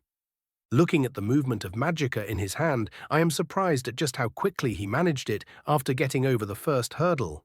Nowhere near my own speed, but still impressive. My long silence seems to unsettle him, and he speaks again. I don't need you to babysit me. Just watch my back as you would any other ally, and I will do my best to stay alive. My stare doesn't shift even slightly. You do realize that to watch your back as any other ally, I would have to rely on you watching my own. His look becomes determined, and his voice is filled with conviction as he says, if I can never leave the safety of constant protection, how will I ever chase my dreams? If I die, I die. All I ask is to be given a chance. I remain silent for a while longer, not breaking the stare down. Even after a minute of silence, Marco remains determined and I sigh. Very well, you may follow me. He relaxes, but I raise a hand. Remember this, we will likely be meeting a Daedric prince in there. The moment that she appears, you will remain silent. I say very seriously. For the briefest of moments, his eyes turn fearful, but he gathers himself and nods. Of course, I will not shame you or myself. Doubtful. I snort. Now go and explain to Viamo exactly what you are doing. I refuse to take responsibility for this foolishness. An annoyed refusal bubbles in his throat, but my serious look is enough to dissuade him from speaking up. His shoulders slump, and he heads to the Bard's College for what is going to be a very long conversation. Shaking my head, I finally make my way to the tower's courtyard, and standing there waiting for me is a very nervous Davos. Is he also going to declare his desire to follow me? Well, luckily for him, he was going already whether he wanted to or not. Boss, he starts, you know how I really don't like dealing with Daedra and all? I nod. Well, could I, sit this one out? Heh. Chapter 89, Kilcreath Temple, Part 1. General Pov. Why me? Davos groans as their little group makes its way up the mountain toward the temple sitting upon its peak. Oh, come now, Davos, Raven says cheerfully. Even the brat isn't complaining. Marco merely grunts, having no energy to respond. You two really should get out more, Sibyl adds while giggling coquettishly. How are you not tired? Davos glares at her. One might think it is because she is a woman. But no, she really just looks very delicate, and seeing her walk for hours without problems would confuse anyone. She cups her chin and shrugs. I guess I am just better than you. Davos grumbles something about cunt mages, probably forgetting that said mages usually have some form of enhanced hearing. Sibyl turns to him sharply and smiles dangerously. What did you just say? Davos shivers, but before he can receive a tongue lashing, Raven cuts in. Oh, cut the poor man some slack, his old bones can't take it. His expression shifts. Besides, only I get to bully my subordinates. She huffs. Kids these days, so greedy. The two non-mages of the group share a tired glance and merely shake their heads in defeated acceptance. After getting close to the temple, the group makes a small camp, and it is decided that they would take a rest. Going into a fight exhausted was idiotic after all. They set up a campfire and sat around it. Well, except for Sibyl, who chose to remain standing so as to not dirty her robes, making everyone just a slight bit awkward for sitting down, much to her amusement. Davos and Raven went about preparing a simple meal, as it had become routine on their journey to solitude, while Marco took out the lute he brought and started playing a relaxing melody. Davos listens for a bit and says, Would you look at that? The brat isn't half bad. Raven shrugs. Meh, my own bards are better. Marco looks at him, still playing but slower. Your own bards? Indeed, he preens ever so slightly. I do own a rather prestigious inn in Winterhold after all. Instead of the expected curiosity, Marco's shoulders slump, but before he can whinge, Raven raises an annoyed hand. Oh, don't pout, you are a godsdamned mer. I wasn't about to pout.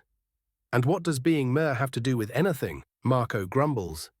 With a tired drawl, Raven explains, You have literal centuries to do something with your life. Just because I got lucky early doesn't mean you should use me as an example. This comment seems to annoy Sibyl for whatever reason, but she keeps silent. Marco, on the other hand, shakes his head. That is your answer for everything. Don't compare yourself to me. Instead of denying it, Raven smirks.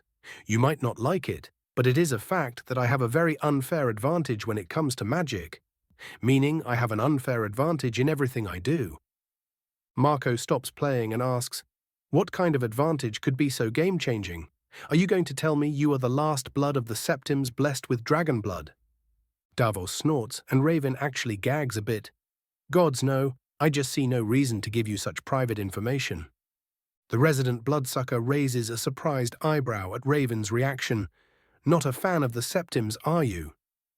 Fishing for information, are you now? Raven's eye twitches, and he gives a non-answer. They were not well liked by my family. Sibyl grumbles, oh come on, that sounds like a fun story.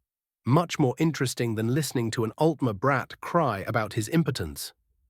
Marco glares at her, but the lessons about lashing out at mages seem to have stuck, and he merely seethes in silence. Raven ignores her and starts eating the stew they prepared, and she seems to lose interest. As he was eating, Marco once again started strumming his lute.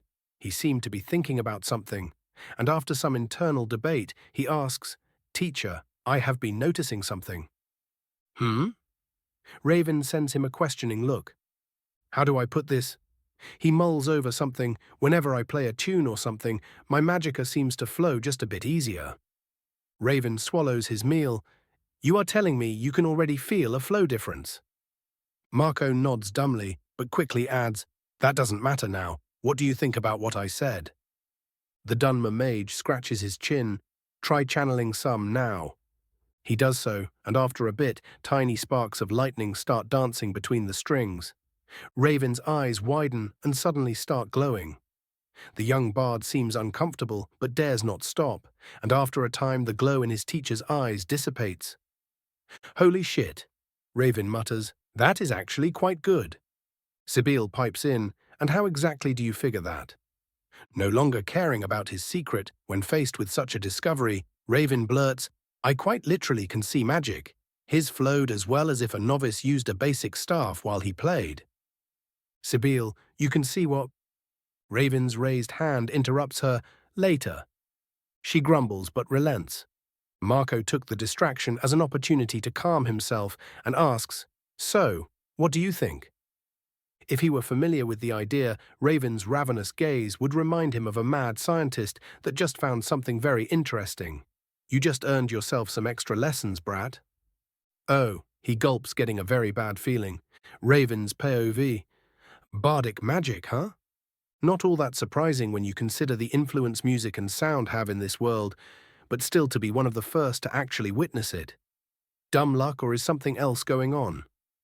Well, now I will have to make sure the brat doesn't get gutted in there. I am not taking the time to actually learn how to play an instrument just for this experiment. I am forced to leave those thoughts for later as we approach the imposing temple, made of pale stone and crowned with a massive statue of Meridia holding up the sun. Still begging Magnus to take you back, I see. As we arrive at the peak, I signal the others to stay behind and pull out Meridia's beacon. The moment I do so, her imperious voice booms out, not damaging my hearing this time, thankfully. You have come as I commanded. A pause ensues, and I feel as if some force is judging me. Place my beacon upon the pedestal and hear your task. She commands, and I quickly comply. The moment I do so, I am enveloped in a bright light and find myself feeling the same displacement I feel whenever Mephala decides to show up. Just a lot more resplendent. In front of me floats a ball of light, but I feel the gaze of the Daedra behind it. Remembering to be respectful, I bow, Prince Meridia, I am honored you would personally take the time. As you should be mortal. Her voice implies that there was no other option than to be honored. She looks over my companions and seemingly stills for a moment. If you thought that bringing another abomination to my temple would be amusing, know that amused I am not. Damn it, Sibyl. She assured me that she had an offer you would appreciate, but that is between the two of you. Please tell me what I need to do to cleanse the temple. I try and change the topic. I can feel her annoyance at my non-answer, but thankfully after making me uncomfortable for a while, she seemingly accepts my words and says, "Very well, I will choose how to deal with her when she speaks to me."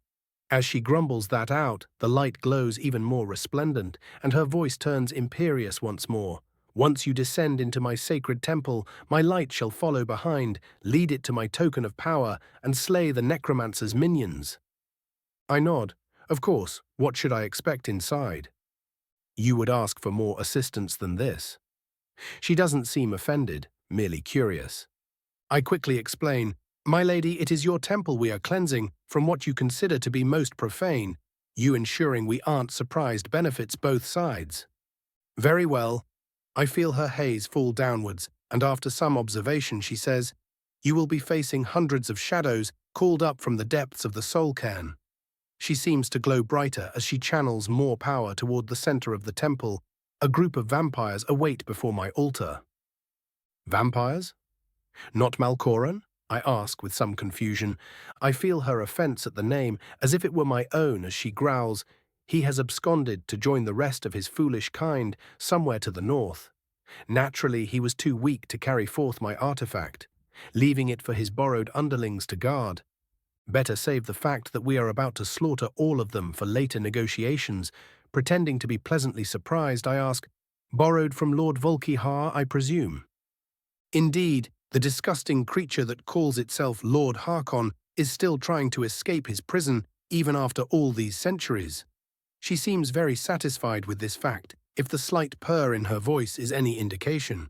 Will this change of occupant make the cleansing more difficult? I ask. No. She states, "It will in fact make it easier for you as you won't have to deal with a master necromancer." A master? My eyes widen unbidden. "I did say there were hundreds waiting for you, child. Were you not listening?"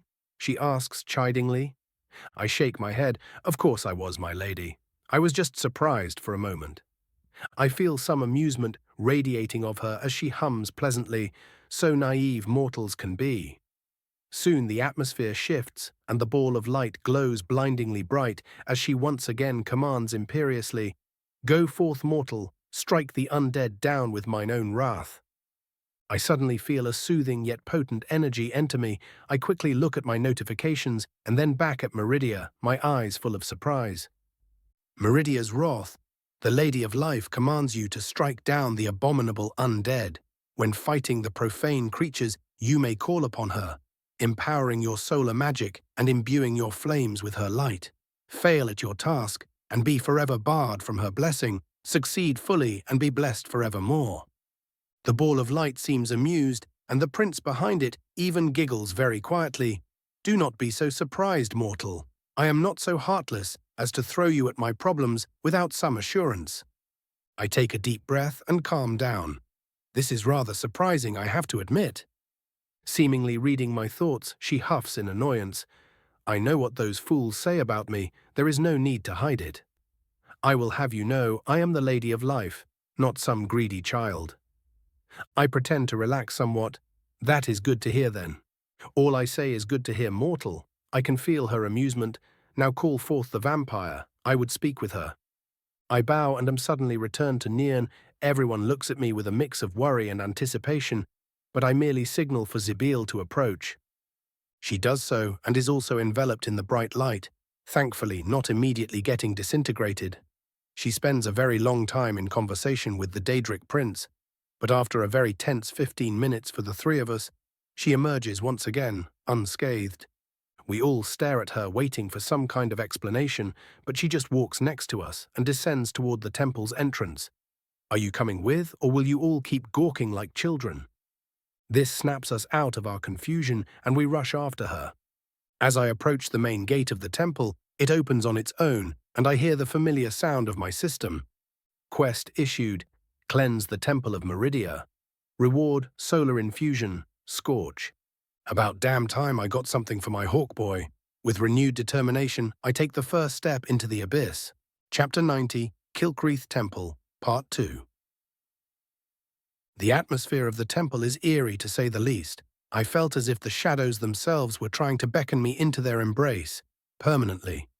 For a moment, I thought I would have to deal with the uncomfortable feeling the entire time inside, but Meridia came through quickly, and a beam of sacred light shot through the darkness, cleansing the feeling and revealing the temple's marbled halls. It would have been beautiful had the entrance not been almost buried in desiccated bodies of what looked like merchants and travelers, many of them showing clear signs of soul drain. The moment we saw this, Marco started heaving to the side, tears in his eyes. Sibyl sniffed, so uncivilized. "Prefer your bodies well-ordered, do you?" I snark. Her agreement is as swift as it is certain. Of course, only amateurs pile their subjects up like this. Meridia herself did say that the necromancer was a master, I note. She shrugs. Well then, he must have let his apprentices have their way with these ones. Davos cuts in. While I understand that this is fascinating and all, can you do this after we aren't in mortal danger? Right. I agree and look at Marco. Are you going to continue shaming yourself, brat, or are we going in? The bard seems to have stopped his little fit and stands up while giving the place another disgusted look. How can you look at this and then joke about it? Oh, I am rather disgusted myself, make no mistake. I just don't let it take me out of commission for enough time to get killed 10 times over. I stare at him judgingly and he winces. Come on, boys. Sibyl calls from in front of the next door. I would rather return to the city sometime this year. We follow her deeper in, the light guiding us through a long hallway, decorated with carvings venerating Meridia, surprisingly left untouched by the current occupants. Or were they protected somehow? As we enter a much greater hall, likely the place where sermons were once held, the light beam that was guiding us stops atop a pedestal on the other side of the room. While we walk carefully toward the obvious key forward, Marco looks around with fear in his eyes. Isn't it really weird that we saw no trace of the undead yet? I groan. You just had to say it. What? Damn it, brat. Davos spits on the ground. I'm foolish boy. Sibyl sighs. But I didn't do anything. Any further protests died in his throat when the shadows themselves seemed to grow heavier and press down on the now tiny light, protecting us from the unnatural darkness. It didn't end there. Hollow groans and painful screeches echoed throughout the halls from all sides around us. It was time then. Marco in the center, Davos guard his back, Sibyl and I will hold the front. I quickly instruct my allies. We take our positions around the pedestal, holding the second beacon, and just in time as a bunch of blackened skeletons emitting some form of dark smoke-like aura enter the light. They seem to be pushed back for a moment, many of them growling in pain, but it is for a mere moment as the entire horde charges in as one. Arrows start flying at us, and I am forced to cast a wide wind cloak just so we don't get immediately slaughtered. Marco seems absolutely terrified, but surprisingly forces himself to start throwing lightning sparks at the undead, doing pitiful damage. Davos, already having gotten used to getting dragged into unholy situations with me, merely starts firing off flaming bolts from his now enchanted crossbow. And Sibyl, I was honestly expecting her to light the entire place on fire, but what I saw was far from that and somehow more terrifying than the expected explosion of pyromancy. Sharp claws extended from her fingers, and her flesh seems to have turned into ebony as a dark cloak of energy surrounded her, draining the strength from the undead around her. She charged into the darkness without a care in the world and a sadistic smile on her face.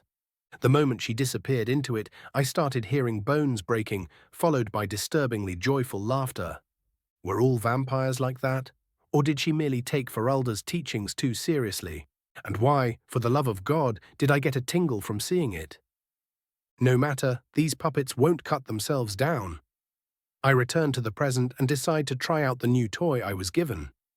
Lady of Life, banish the darkness, I yell out loud, because of course a power given by her would require a cringe-inducing incantation, and the moment I do so, the same light guiding us inside suffuses my entire being.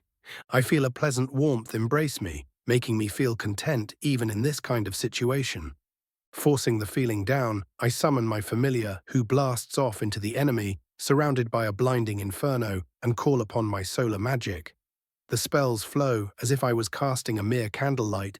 The light coming off of the uncast spells was blinding, and the moment it appears, all undead around me flinch in agony. Giving them no time to collect themselves, I start firing sunbeams all around me, disintegrating most with but a mere graze. Some resist for a moment, but a moment is all they get as I focus them down. Just when I think this is going to be easy, I hear a loud growl behind me, and a massive bone-armored hulk exits the darkness. I point my hand at it, but another skeleton throws itself at me, interrupting my spell. The massive thing swings its club at me, and I am forced to throw myself in the other direction. Its friend is not so lucky as it gets broken into tiny pieces by the strike. I fire a sunbolt at it, but runes cover the bone armor and the spell fizzles out. Taking a quick look to decipher the enchantment, I noticed that it was specifically made to resist sunlight. Good thing I am not a one-trick pony. I smirk and summon a golden fireball in my hand and immediately launch it at the creature. It doesn't even have the time to flinch as it turns into ash. Seeing the effectiveness of what I am going to call sacred flames from now on, I start bombarding the surrounding area with fireballs, making sure to avoid blasting Sibyl, and the undead assault seems to slow down. Unfortunately, all it does is slow down, as the horde shows no signs of diminishing in numbers. The moment I cut down a group of undead, another takes its place. Sibyl dashes out of the darkness, her robes ripped and covered in blood, her own most likely, and she takes a position behind me. I held them off as long as possible. Now it's your turn to enter the meat grinder, she says, all her previous delight gone. Did you at least deal with the archers? I ask. She scoffs as she fires off a firebolt at the head of another larger skeleton. What do you take me for, boy? A woman irritated that she had to bleed again, apparently. I snark while continuing my bombardment. She twitches and I sense her glare, even if she is looking away. Bleeding women jokes, really. I am adept in the art of comedy, I say in a deadpan voice. I turn to see how the other two are faring, and they are thankfully still alive. Davos just has this dead look in his eyes as he reloads his crossbow at speeds that are most assuredly not healthy for his fingers. Marco seems completely exhausted after casting even the most basic spells for so long, and he stumbles back toward the pedestal we had to our backs, accidentally pushing the beacon within and making it lift and come into contact with the oncoming light. The moment this happens, the suffocating darkness in the room is banished by a blinding flash of light, and the smoke the undead were emitting disappears in an instant, followed by quite a bit of their power. The undead at the edges of the hall start withdrawing. Press the attack, I yell immediately and start throwing fireballs like a complete madman. The magicka flowing through me starts to feel intoxicating, especially since I have long since crossed the usual amount my body is used to containing due to my rings. The explosions I make start looking like the most beautiful paintings, and the feeling of power I get from seeing my enemies turn to ash makes me start cackling like a madman as I charge into the now disorganized skeletons. Davos's POV. First it is Draga, then it is bandits, then spiders, and now undead that seem to have crawled out right out of Molag Bal's scrotum. I really need to find a better job. I turn to see my boss cackling like a madman and chasing down the undead that are somehow showing fear. Yeah, definitely need a new job. I look at the other mage, who seemed to have calmed down somewhat now that the undead were slowly retreating, and ask while pointing at Dagoth Jr., "Is he going to be all right?" She blinks and then looks at my boss. "Oh, don't worry, just a magicka high. He will calm down after a bit." "Are you No, calm down, Davos. You lot can get high on magicka now." She giggles into her bloodied hand, and what a disturbing sight that is. Of course, just imagine all that power flowing through you. She licks her lips, making me shiver, and do remember that he is currently channeling a Daedric prince's power. "Oh, it must be delightful," she moans. I stare at her dumbly and just decide to check up on the brat. I just hope I can save up enough money and escape this bunch of madmen before I join them in their insanity. I hear Raven shout, "Come here, kiddies, Daddy has a present," followed by an explosion. "See, it's already far too late for that, isn't it?" Raven's POV. I blink my eyes a couple of times and look around. I stand looking at the passage the undead retreated through and notice that I am surrounded by singed bones and weapons. My body feels like it is on fire and feel most of my magicka is gone. What in oblivion just happened? "Done with your little episode?" I hear Sibyl behind me. What? I ask dumbly. She giggles. Oh, you seem to have gone a bit feral with so much power. It was quite funny to watch you scream obscenities at the dead like some kind of deranged scamp. What? Sigh. Just come here and take a seat. You need to rest after that. My mind is a bit of a mess right now, so I just follow her and slump down next to the pedestal. It takes some time for my wits to return, and I look back at what happened. I knew it was possible to get a bit high on magicka if you really go overboard, but this went far beyond all my expectations, and the worst part is that I felt like I wanted to feel it again. And wasn't that a terrifying thought? Chapter 91, Kilcreath Temple, Part 3. We all decide to take a proper rest after that battle. We might have culled the number of undead, but we can't be sure just how many of them await on the other side. So Davos, I hear Marco say to my left, why did you get into this business? Davos, who seems to be chewing something, grunts and swallows. You don't survive the streets of Windhelm as an orphan without toughening up and learning to hide from prying eyes. He seems to reminisce for a moment. Then I guess I just got good enough at not getting seen or caught that I get to be paid for it now. Or, such a tragic little story, Sibyl says condescendingly from her position at the door leading forward. Davos sighs. What do you want, woman? So rude. She huffs playfully. I am bored and waiting for you lot to rest up so we can go on is getting very annoying. He glares at her. And how come you aren't tired then? I saw you almost fly into those skeletons. I turn just in time to see her lick her lips. Well, that, my dear, is because the undead don't get tired.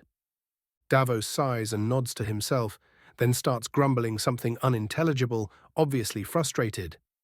Marco, on the other hand, looks at her dumbly. What do you mean by that exactly? She winks at him and waves him off. Oh, don't worry your pretty little head about it. He blushes, making her giggle.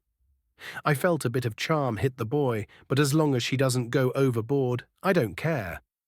You are one sadistic woman, I say, and before she can respond, Scorch flies back through the door, sending me his memories of what awaits in front of us. Sibyl is the first to ask, so what has the little fire chicken seen? Scorch, as any good boy, immediately flips her the bird, making her eye twitch. It is mostly hallways and personal rooms from here. The last one was closed, but I expect it is the reliquary holding the artifact we are here for, I explain. You never did say what exactly we were here for, Davos says while cleaning up our campsite. Probably forgot about it, not that it mattered for our preparations. I shrug and explain. We are here for the sword known as Dawnbreaker, also widely seen as the primary artifact of Meridia. Marco lets out a quiet gasp. I saw this sword mentioned in many stories. Uncountable heroes are said to have wielded it against vile necromancers. It is surprising it found its way into Skyrim. Not really, I shake my head. Daedric artifacts have a tendency of traveling on their own to the place they might be needed. It just so happens that Skyrim is going to be the center of many important events in the coming years, so it is not that surprising it is here. Interesting, my bardic student mutters. What do you mean by many important events? The most obvious one is that the conflict between Stormcloak and the king will inevitably erupt to greater proportions, thus leading to many other problems of the less-than-natural variety rearing their ugly heads all across the province. He pales. There will be war then. I nod seriously, without question. Why has no one tried to do anything about it if it is so obvious to everyone? And what would you have them do, Marco? Ulfric is far too belligerent and ambitious to accept anything less than the crown, and killing him will just make a martyr out of him, while the High King is constantly getting sabotaged by the Thalmor, not to mention the other issues he has to face. He stares off into the distance. There really is nothing to be done then. I take a swig from my water skin and say plainly, this conflict has been in the making for well over a decade now. All we can hope to do is reduce the damage when it does happen. Sibyl laughs quietly. Come now, Raven, why would you care if a bunch of fools decide to slaughter each other? Let them cut each other to pieces, I say. Marco gives her a surprised look. Aren't you the king's court mage? She merely smiles. Indeed, I am first and foremost a mage, meaning I shouldn't care all too much about the conflicts of lessers. I snort. Lessers, really? She shrugs. I know my place in life, why should I pretend otherwise? I roll my eyes. Whatever you say. Now, while I agree that participating in a civil war would be a massive waste of time and possibly lead to my death, need I remind you of the part where the war will cause supernatural issues all over the province? What could a mundane war possibly cause? She raises an eyebrow. Something like, say, I scratch my chin, a vampiric lord finally breaking through the prison that is his home and wreaking havoc on the mortals while enthralling those of his bloodline who previously escaped his clutches. She is in front of me in a split second, but I don't even flinch, having fully expected it. With a threatening stare, she slowly asks, "You aren't playing with me, are you now? Because trust me, Raven, I am not amused." I wouldn't joke about something like this, I say carefully. She throws her hands up in frustration. Of course this damnable world can't let me have my peace. Just prepare for it then, I calmly state. Her head snaps back in my direction. Just prepare, is it? Do you know just who exactly we are talking about? Someone who bleeds, I say simply. Seeing as I wasn't going to elaborate, she asks impatiently, "Your point, Raven?" I smile. Simple. If it bleeds, we can kill it. We soon proceed deeper into the temple. The halls are far more narrow, making attacking us a far less attractive prospect. Along the way, we find more beacons and light them up, slowly spreading Meridia's power throughout the monument. I decide that we would skip pillaging this one, seeing as the resident Daedra is literally watching us at the moment. Doing anything that could be considered a desecration would be a really bad idea. We finally arrive at the entrance to the reliquary, and waiting for us stood all of the remaining undead, exactly in front of the final beacon's pedestal. In front of the small army stood what I was certain was an actual Volkihar agent, if his style of dress was anything to go by. The youthful vampire smiled at our approach. "So the heroes finally descend into the jaws of death. We expected you earlier," he says mockingly. "Your friends toss you out here to deal with us alone then?" I ask, mocking him back. The vampire snarls, "Silence, mortal." A toothy smile is my response. "Or what are you going to do about it?" He turns around and heads to the final door. "I won't be doing anything. Enjoy the reception prepared for you." The moment he closes the doors behind him, the horde of skeletons charge at us. The fight is once again a hard-fought one, but this time we quickly retreated into one of the hallways, and after a long and tedious process of grinding them down at a choke point, with Sibyl and I doing most of the work, the undead are all turned to ash. As I am checking for more attackers, I hear Sibyl hiss and turn to see her clutching her singed arm. "Watch your damned aim, Raven. I know you are feeling peppy with your new powers, but I don't like getting sunburned." "Maybe you shouldn't jump into my spells like some kind of caffeinated hamster," I snark back. "A caffeinated hamster? Really?" She deadpans. "It sums up your movements perfectly." I raise my nose at her. While Sibyl is deciding whether to be insulted or not, I approach the two remaining members of our party. "The two of you should stay behind for this one." Davos immediately agrees. "As you say, boss." Marco, who is sporting many scratches and small cuts at this point, merely slumps onto the ground, waiting for the potion I gave him to kick in. After making sure they remained alert, I head toward the final gate. As Sibyl and I get closer to the final fight, I ask, "How strong do you think they will be?" She sniffs the air, earning a comical look from me. "Don't look at me like that. If I can make use of my enhanced senses, you can bet your grey ass I will." "So, grouchy madam, does the mosquito need a sip?" I snark. The madwoman actually purrs, sending a shiver down my spine. "Don't tempt me." As the madam says, I quickly surrender. "To answer your question, none of them seem to be vampiric lords," she says after some time. "Met one, have you? It would be nice to learn about their actual power." Now it is her turn to have a shiver run down her spine as she says, "I would rather not talk about it." "Maybe later then." Of course, I nod in understanding. "Any advice?" "Don't die," she chirps. With a roll of my eyes, I kick open the door and am met with 6 hungry red eyes. The same vampire that spoke to us outside steps in front of the other two, who seem to defer to him. He looks us over and scoffs. "I knew I should have killed you myself. Now I will have to explain to that brat Malkoran that his skeletons got destroyed." "You don't sound all that unhappy about it," I say while examining them. He smirks. "Aren't you a perceptive little mortal?" And aren't you arrogant for a mere bloodsucker's servant? I say, and before he can react, launch a golden fireball at him. Without even flinching, he dissipates into a cloud of bats and appears at the other end of the room. How pitiful. Uh-huh, I say in a deadpan and pull out a solar cloak scroll, activating it immediately and rush toward him. Sibyl naturally had the good sense to distance herself and started attacking the other two vampires with fireballs of her own. The lead vampire pulls out his sword. What is this? A mage dares enter melee with an elder vampire? I snort and summon my staff while calling him on his bravado.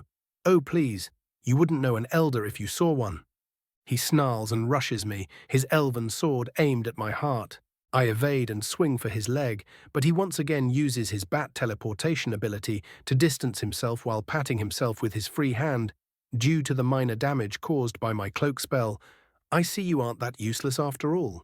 Maybe I will make a thrall out of you. You will try. I grasp my staff with both hands and prepare. He wants to taunt me again, but I am moving once more. I pretend to go in for an attack, but instead summon Scorch, who distracts him by flying into his face just enough for me to land a strike on his leg, setting it on fire. Ah! He flinches back. You piece of filth! I will have your head. He drops his blade and claws grow out of his fingers. It seems I may have pissed him off a wee bit. Sibyl's POV. They turn absolutely anyone these days, it would appear. The youngling takes a swing at my head, but it is so incredibly slow I might fall asleep. Unfortunately, the other one also attacks, so I have to actually put in some effort. Is every vampire these days a damn brute? Do they not have the good sense to use the incredible amount of time they have for anything besides gorging themselves on blood? What a bunch of children. Another quick dodge, and another gash in the little pup's side. How very uncouth. Let a lady monologue, will you? Before the one I wounded can recover, I flash to the next one, and he alone is nowhere near enough to fight me off. His head meets the ground and turns to ash within moments. I turn to the other one, but suddenly a blinding light explodes from the reliquary. What did that foolish boy do now? Raven's POV a bit earlier. The angered vampire flashes in front of me and rapidly swipes with his claws. I manage to block one, but the other sinks into my thigh. Probably would have lost that leg without Iron Flesh being active. The beast goes in for a bite, but instead of flinching, I stare at him and shout, "Yol!" He dodges rapidly, only getting his skin burned off but keeping all his limbs. He lets out another maddened shriek and somehow grows even faster. This time I don't manage to block any of his attacks, and even through my armor I feel the claws rake my chest and arm. Suppressing a pained growl, I launch him away with telekinesis and start brainstorming a response. I could bombard the fucker with spells, but he will just dodge, and single-word shouts aren't strong enough. As thoughts race through my mind, I notice a dim glow coming from the reliquary and remember the sword. The mad beast dashes at me once more, but this time I look away from him and at the blade I came here for, Wold. I appear in front of it, and almost as if purposely timed, a beam of light comes from the other room, ending just above the relic. I pull the sword out of its venerated position just as I feel a shadow come over me, and place the sheathed blade into the light. The moment the handle touches the light beam, an explosion of solar energies erupts all around me, launching my enemy away and burning his skin off fully. I quickly unsheathe the sword and am enveloped by the same feeling I got while channeling Meridia earlier, just a lot more focused. I feel the blade trying to change me, inviting me to surrender myself over to the service of its master, but after my earlier rampage, I have already steeled myself for something like this, and I take the power it offers into the iron grip of my mind. The self-proclaimed elder vampire has just enough time to let out a final maddened shriek as I raise the blade up on high and swing down, launching a blade of golden light. The pitiful creature is completely disintegrated, and I quickly sheathe the whispering blade, making its seductive power dissipate, and turn to see Sibyl draining the remaining vampire dry. I blink. You sure that is sanitary? She groans and drops him onto the ground. You just had to ruin my victory meal. Whatever, we have a Daedra to meet. I wish I bit my tongue as the room shifts into a shimmering palace, and upon the throne at its other end sits a woman of such beauty, one might forget she was a demon then and there. Do not fret, for I am already here, children. she says with a smile that sends shivers down my spine. Chapter 92, Meridia's Games. We both stare at her wordlessly, both Sibyl and I mesmerized by her aura and appearance. The literal image of perfection, pale skin and blonde hair with bright blue eyes, wearing a gown that is just revealing enough to be seductive, yet not enough to be in any way undignified. I quickly snap out of it and discreetly kick my vampire colleague's foot, thus waking her up. Meridia seems amused by my behavior but doesn't otherwise react. After we finally gather ourselves, she speaks to me. I see you refused my sword's true gift. I hold back a scoff and say, while I am flattered by the invitation, I think our spidery acquaintance already made it rather clear what my thoughts on eternal servitude are. A shame, she says delicately, you would have done quite well in my Auroran host. How arrogant. Why should I let you keep my blade or my blessing if you will not be my champion? She asks after a moment of tense silence. Good thing I came prepared for such questions. Because, my lady, I plan on using it to battle the undead all across Skyrim, and whether or not I am your champion, I would still be wielding your blade. She cups her chin in thought. You are of course right, but why would I not simply seek another that would serve me gladly? I hide a smirk. Because you called for me specifically, and great were the rewards promised to me. Is the Lady of Infinite Energies a liar, I wonder? The atmosphere shifts, and I feel a great pressure slam onto my very soul, but she isn't the only one with unhealthy amounts of pride here, so I manage to remain standing. Such determination, she says in what I see as false approval, hiding her annoyance. I am impressed. Very well, you may keep the blade until I find another champion worthy of wielding it. My blessing, however, I shall reclaim. Trait lost. Meridia's wrath. I feel the soothing aura of her energy leave me completely, leaving behind a feeling of great loss. Yet it still feels better to me than being under her influence, and I already remember casting spells empowered by it. It is only a matter of time until I steal her blessing back. 5 years, I say, after taking some deep breaths to calm down. Oh? The question about me making more daring demands goes unasked. I press on undeterred. I need the blade for 5 years. After that, I will willingly give it to whoever it is you choose. She looks into my eyes for an uncomfortable amount of time. Then she seems to relent and says, Very well, young Lord Dagoth, you may keep my token for 5 mortal years. Bear it in my honor.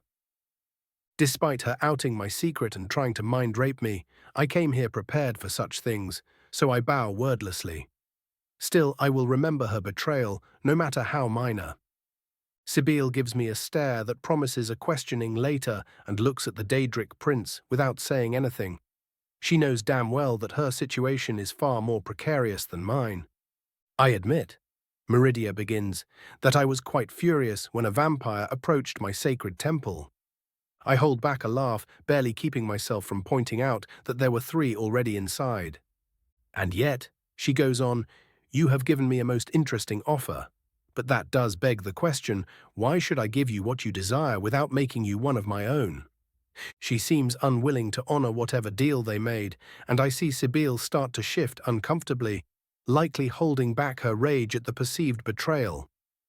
If I may, I cut in, much to both of their annoyance, I have a way to sweeten whatever deal the 2 of you have made. Sibyl glares at me threateningly. If I fucked this up, she would not let it go easily, or ever. Go on, the prince commands. I incline my head and speak. The army of solitude will be assaulting a den of undead soon. If, say, Sibyl here were to join such an expedition and dedicate all of those slain by her hand, to you would that make you more agreeable to her offer? Meridia seems to be thinking it over, while Sibyl seems both relieved and frustrated. After some pondering, the prince nods to herself. Very well. You shall slay 24 necromancers in my name within the next month. If you do so, I will grant your request.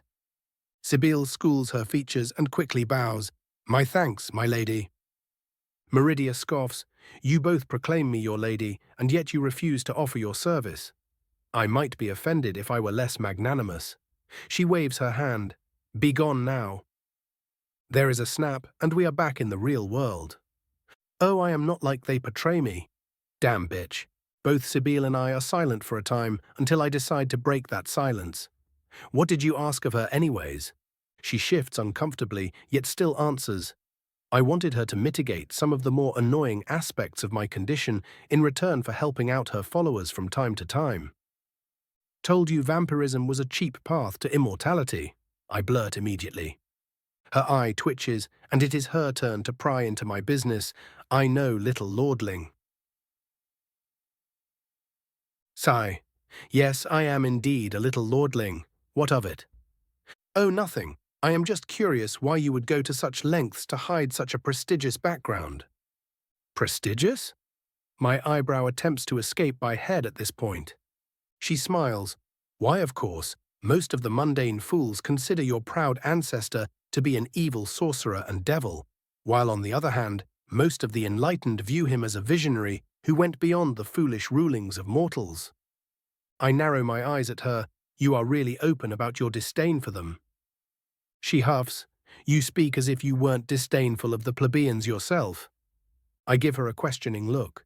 She starts slowly circling me while speaking. They might not notice it, but I do.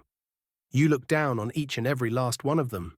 The way you dare to speak to the king himself without care, the way you drink a noble's poison and call out its poor quality in his face. I could list so many more things, but the point is, you are no better than me. You merely haven't accepted it yet. As she finishes, she places a hand on my shoulder. I shrug. I am naturally capable of acting in the wrong. She removes the hand in annoyance. What is so wrong about knowing you are better? Because Sibyl, I say firmly, if you underestimate them, they shall surpass you, and you will no longer be the better. Would they be wrong then to disdain you then? She huffs, such childish notions. Then shakes her head. Very well, you may believe what you will. I will be there when you are ready to admit you are wrong. I shall consider it a challenge then. I bow dramatically.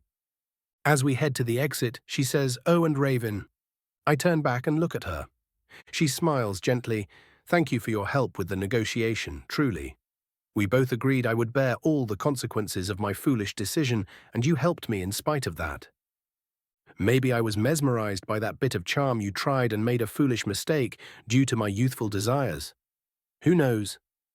I make a show of checking her out. She waves me off and passes next to me while swaying her hips seductively.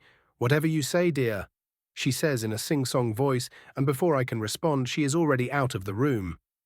Damn teasy, we rejoin our two other companions who were all kinds of worried while we were inside the reliquary. Marco is the first to speak. Did you get it then? I point to the sheathed blade resting on my right hip, and his eyes widen in wonder. Boss? Davos begins slowly. Yes, Davos? You have a bit of gold in your eyes. I immediately summon a hand mirror I have with me and take a look. Just around my pupils, my red eyes are tainted by a small circle of gold with tiny lines spreading out of it. Not enough to be jarring or too eye-catching, but just enough to be noticeable. I groan. She just couldn't resist marking me, could she? Sibyl looks ready to make a disdainful comment about her, but remembers where she is and literally bites her tongue. After it regenerates, yes, she bit it that hard, she says teasingly, I think it is rather charming, actually. Uh-huh.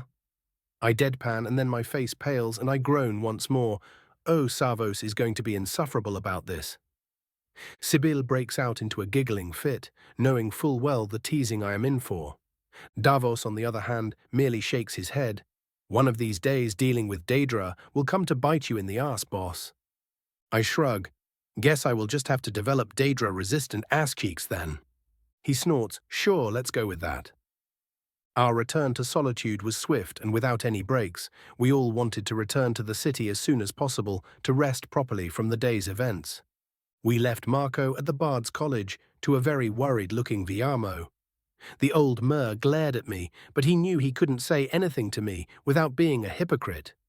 So the tongue-lashing was reserved for his nephew.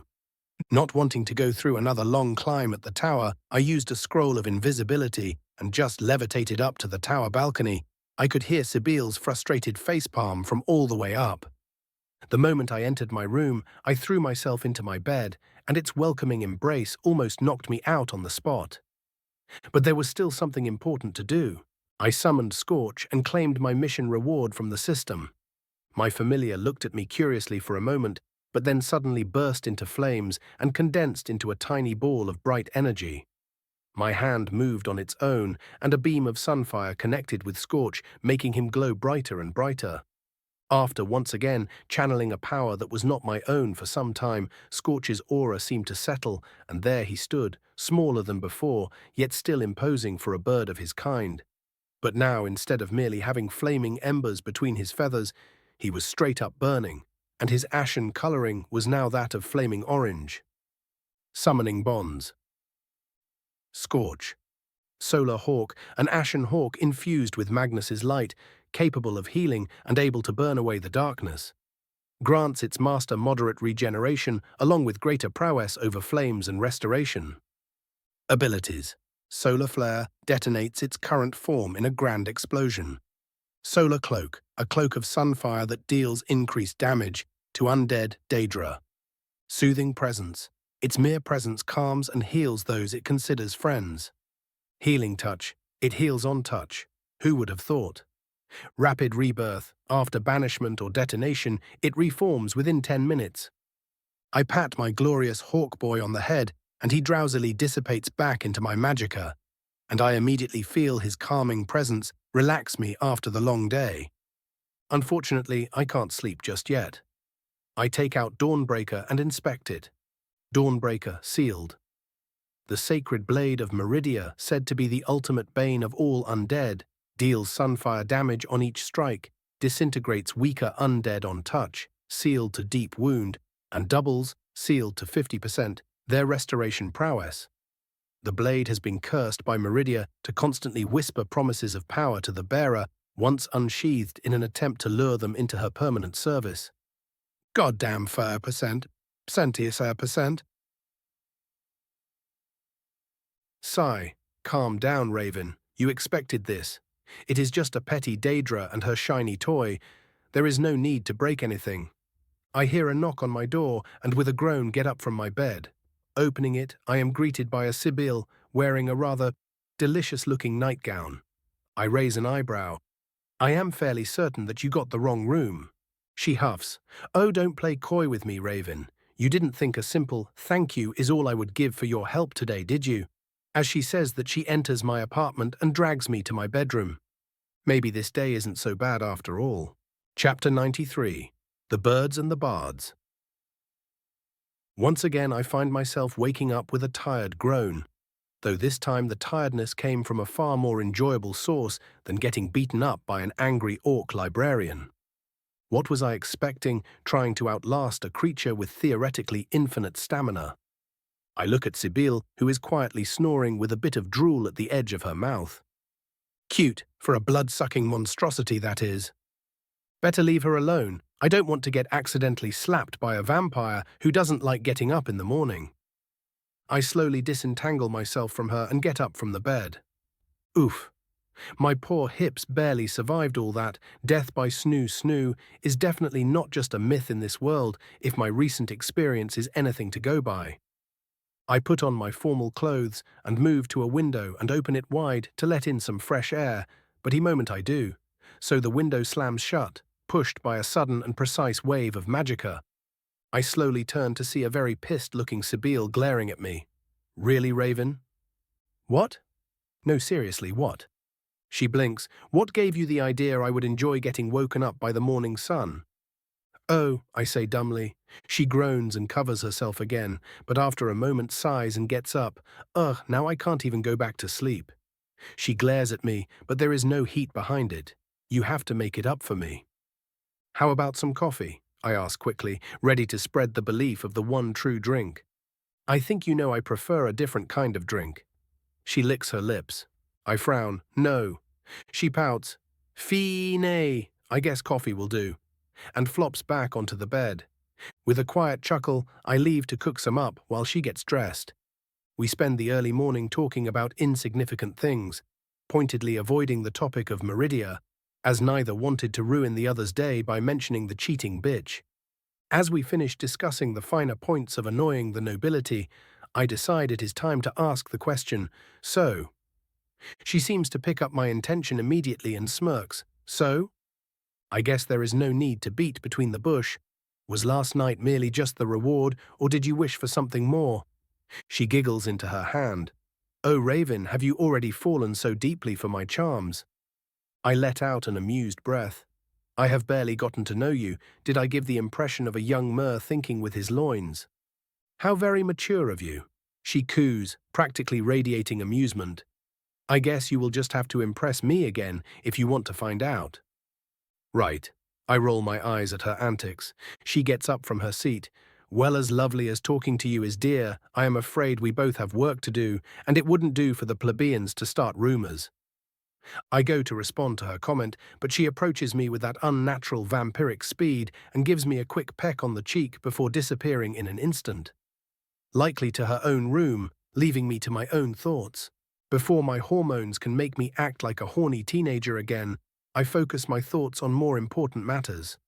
The fight against the bonemen and vampires on Mount Kilcreath went exceptionally easily when compared to all my expectations, but I was channeling a Daedra's blessing at the time, so I shouldn't expect a repeat of such an overwhelming victory anytime soon. Advancing my solar magic was obviously a must. Thankfully, I was already quite far on that road, seeing as I did spend the last 4 days writing down scrolls on the topic. Speaking of solar things, I really should check up on Scorch now that he got the time to rest up. I quickly cast the conjuration spell and summon him. No longer looking as drowsy as yesterday, he takes a majestic pose and stares at me. You doing all right there, boy? I ask. He tilts his head, and much to my surprise, I hear him speak in a melodic and chirpy voice. Since when do you speak bird pops?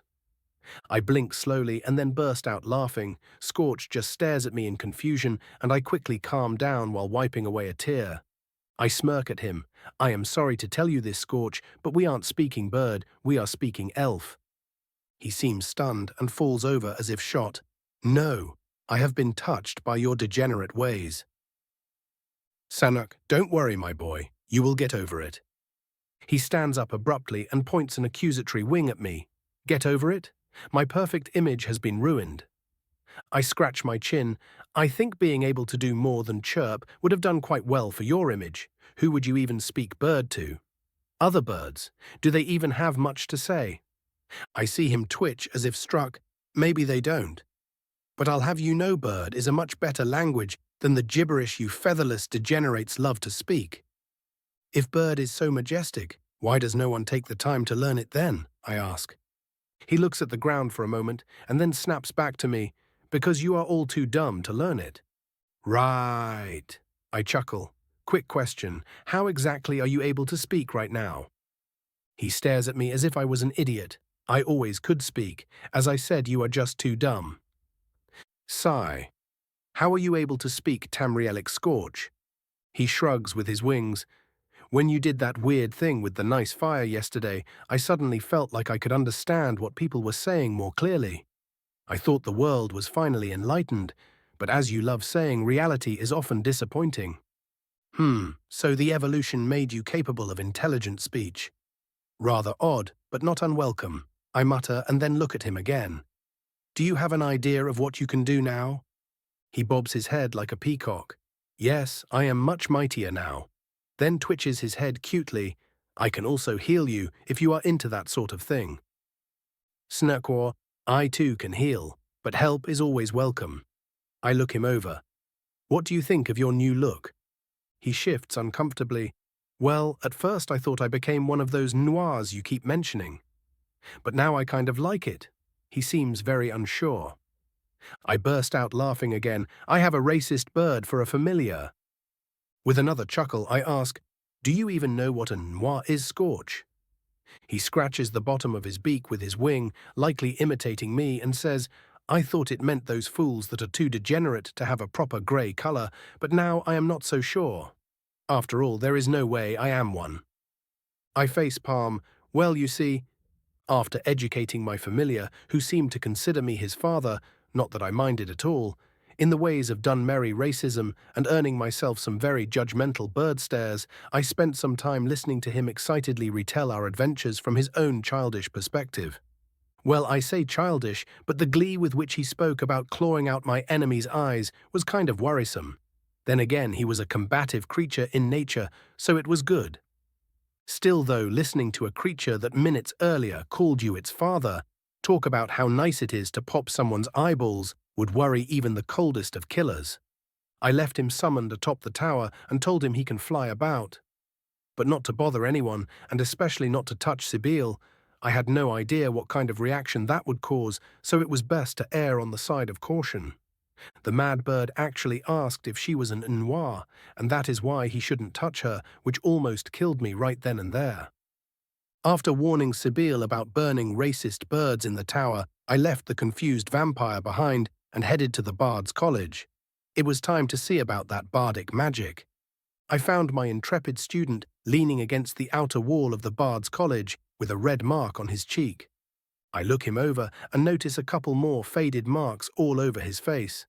Failed to seduce another maid, Marco? He groans. I wish. Oh. I told Uncle about our great battle, hoping he would praise me for my bravery. He shakes his head in self-pity. What a fool I was. The moment I explained to him the danger of our fight with the undead, he proceeded to beat me and left me to sleep in the yard. I laugh at him, earning a glare. What? I told you it was a dumb idea. The fact you are alive should be considered an act of divine favor, considering the number of enemies we faced. Yeah, he sighs. Maybe I am not cut out for this kind of life. I visibly roll my eyes. Already giving up, are we? And what am I to do? He rages but manages to keep his voice down enough not to make a scene. How am I ever to catch up to the likes of you and Sibyl, God's damned stentor? You are one stupid mere, I hope you know that, I say immediately. If you say don't compare yourself to us, He starts, but I interrupt him with a huff. You will what? Seethe harder? I ask sternly. His shoulders slump. I guess. Now, as I was saying, you are a fucking dumbass. I repeat much to his dissatisfaction. Then please enlighten me, oh great teacher. He spreads his arms. I raise a finger. First, don't speak to me like that if you don't want flight lessons. He flinches and I raise another finger. Second, you literally discovered a new way to empower magic, and you are sitting here crying about your uncle justifiably chastising you instead of spending each and every moment of your time researching the boundaries of your discovery. He raises his head slowly. It can't be that powerful, can it? I scoff. Of course it can. Maybe not in the same way my staff is, but that is why we should do our best to discover the limits of what this new branch of magic can do. I say placatingly and quickly add, maybe then you will stop crying like a little girl every time something doesn't go your way. Instead of exploding this time, he merely nods, exchanging his self-doubt with the confidence he had when he asked to join me. You are right, I should fight on. No great hero is born without hardship. Not to stop your little hype-up, I say, fully intending to stop his little hype-up. But I have no intention of teaching you, so you can be a hero. What? He blinks. Once again, I adopt a stern expression. Heroes are those who sacrifice themselves for others, and I will not have my time wasted by suicidal fools. He rolls his eyes. You know what I meant. No. I lie. No, I do not. I just want the glory, he huffs. What is the point of earning glory if I die, yes? I let out a satisfied chuckle. Much better, now let's get moving. I don't have all day.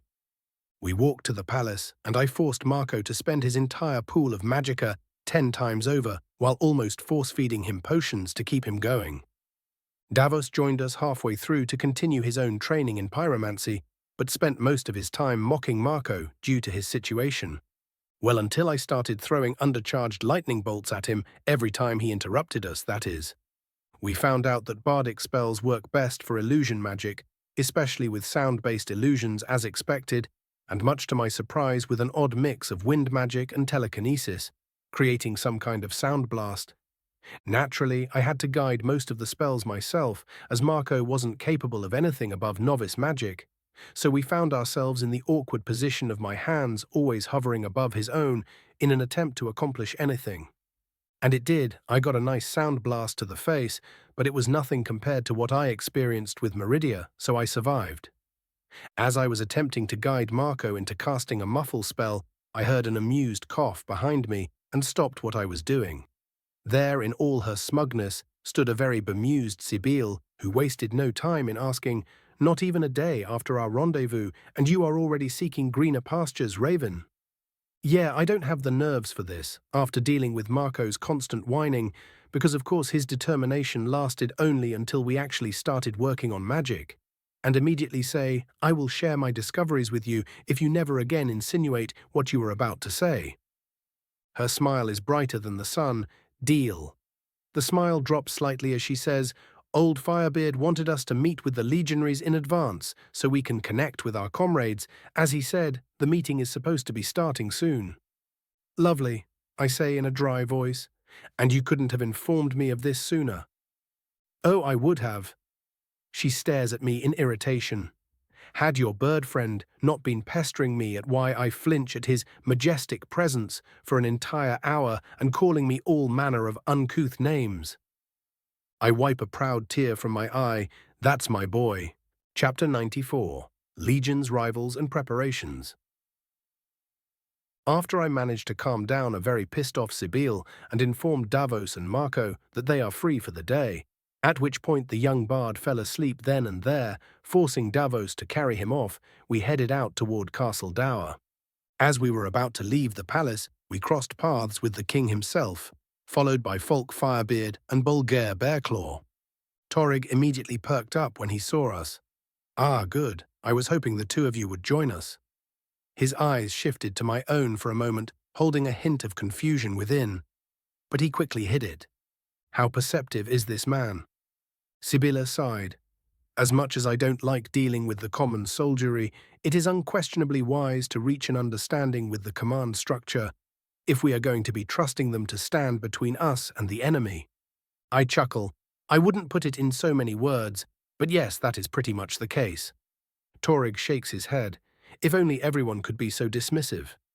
If only you chose to become a mage instead of a monarch. I say faux sadly, "Woe is you." Fulk coughs forcefully and sends me a slight glare. The king, on the other hand, merely joins me in my amusement. "True, I should stop complaining," and claps his hands. "Now off to the castle." He starts walking off enthusiastically, and we are all forced to run after him. Castle Dower is very much built to fit its name. Every corner is a kill zone, every ceiling a murder hole. Instead of the dozen or so soldiers I saw doing exercises when I first arrived, the courtyard was filled to the brim with proper Imperial legionaries wearing high-quality steel armor and equipped with swords and shields. Most were Nords, but there were a couple of Mer and Bretons dispersed among them. In front of every group of 10 was a Decanus, wearing more ornate and lightly enchanted armor, but otherwise equipped in the same manner. For every 10 of them stood one centurion, a plumed helmet decorating their heads, and a respectable aura coming from their more individualistic gear. And finally, above the 5 centurii, there stood the legate herself, Rika if my memory serves. Even ignoring her enchanted ebony imperial segmented plate, I could practically feel the danger coming off the middle-aged woman. She would definitely snap me like a twig in a fight. The moment the king stepped into the yard, the legionaries moved as one and presented a pristine formation, with everyone saluting. Rika stepped in front of her cohort and gave Torrig a shallow but respectful bow. "King Torrig, the troops are ready for your inspection." The young king's smile was just a bit strained as he said, "Rika, how many times must I tell you that there is no need for such formality?" The legate smirks. "And how many times must I tell you that the Legion must always follow proper discipline, or we will no longer be the mightiest force on Nirn?" "And how numerous is this mightiest force at the moment?" I ask, hoping to speed the meet and greet along. "If it isn't the new court mage himself." Rika looks me over. "Say, you look familiar." I raise an eyebrow. "I don't believe we have met, ma'am." She stares at me. "No, I am quite certain I have seen you somewhere." Guessing that she had known my father while he was still alive, I roll my eyes. "Why are you beating around the bush, legate?" She huffs. "It's called being polite. You could try it sometime, brat." I stare at her, dead in the eyes, and say with slow certainty, "No." She actually snorts at this. "You really are Viren's brat." "In the flesh," I bow with an exaggerated flourish. "A shame he went and got himself killed. He was a good soldier and a better commander." She shakes her head, but I sense a tinge of hidden fury. I shrug. He chose to make the risk that led to his death. Besides, the last time I spoke with him, he seemed content with his end. Among those present, only Sibyl, Firebeard, and surprisingly Torig seem to immediately get what I am talking about, while everyone else gives me weird looks, and one of the Oryx legionaries even takes an unsure step back, likely earning himself latrine duty if his Decanus glare is anything to go by. Rika eyes me weirdly. "What do you mean?" Then she makes an O with her mouth and shakes her head. I never could get my head around Dunmeri rituals. I merely smile, and Rika turns to Sibylle Stentor. She says coldly, "I see you managed to force yourself out of your tower today." "Rika," Sibyl answers with just about the same amount of venom in her voice, "how unpleasant it is to see you today." It is at this moment that Falk, bless his heart, decides to get between two pissed-off women. "While I am certain that the two of you have much to talk about, please do leave that for when the king is not present." Both of them glare at the brave soul, but he doesn't even twitch and stares them down. After a tense silence, they both back down, and I sense just a smidge of smugness from the steward. With a contented smile, he turns to Rika. "Now, Legate, if you would answer the court mage's question about the troop count, that would be a good way to get started with the meeting."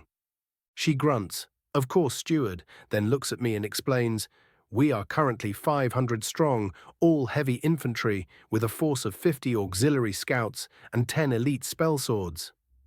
I am guessing that cavalry would be pretty useless where we are going." She nods with a hint of approval in her eyes. "Yes, we will mostly be engaging in ground assault combined with magical bombardment when possible." I scratch my chin. There are going to be 3 of us, 2 wizards and an archmage, so the bombardment idea should work. Remembering just who I am talking about, I quickly add, "Well, that is if Savos doesn't have other plans." Yes, we were all quite relieved when we heard of Aaron's participation. She agrees. "Now what about—" I proceed to ask an obnoxious amount of questions, and while it wasn't exactly necessary, we did notice some discrepancies in the supply organization and marching order that were corrected thanks to me being annoyingly meticulous, which earned me some respect from the local soldiery. After the meet and greet was done, Rika invited me over for a drink with the officers, and she regaled me with stories of my father's achievements. And if even half of them were true, my father was a certified badass. She also made me retell some of my own battles and adventures, seeing as my name was known even here among certain circles. She seemed rather impressed and lamented that I didn't join the Legion, to which I simply replied the same way I did to Tiberius or my father when they suggested it. It just wasn't worth it. The legionaries grumbled, but most showed understanding of my views. I left the senior legate in good cheer and returned to the tower. Sibyl seemed inordinately pissed that I decided to spend time with her rival, or whatever it is they considered themselves. "What were you doing with that hag for so long?" "Really, Sibyl?" I ask in exasperation, "even if it was any of your business, and let me make it clear that it isn't." I notice the tiniest flinch. The woman just wanted to talk to me about my father and his soldiering days. Why are the two of you so pissy at each other anyway? She seems just about to snap at me, but catches herself and simply slumps deeper into the armchair I found her sitting in. "We grew up together," she says quietly after a tense silence. "We were always in competition with each other, but that wasn't what made me hate her." Sibyl levitates a small bottle of wine from somewhere and takes a long swig. "No, that started when she found out I became a vampire 30 years ago." "She found out that quickly?" I ask with some surprise. She nods. "Yes, we were good friends then." God enough that she noticed the changes almost immediately. After I was found out, she blackmailed me into using my new power for good, lest she inform the Vigil of Stendar.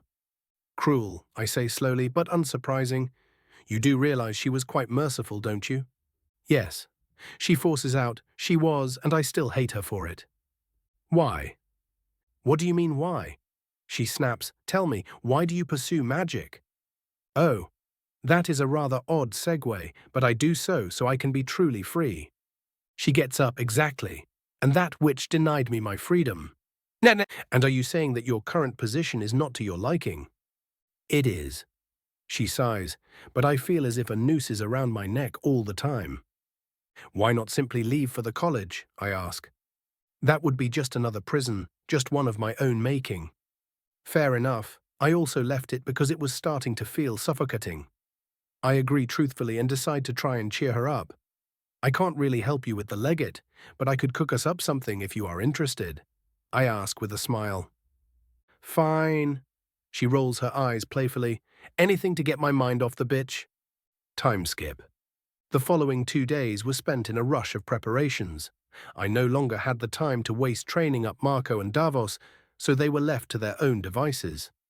Marco grumbled about not being allowed to join the fight this time, but this was an actual battle and he would just be in the way, unfortunately. He did promise to write a song for our victory, which is something I will hold him to. Davos spent his time getting his gear in order and stocking up on enchanted bolts and scrolls. He would be my shadow in the fight as always.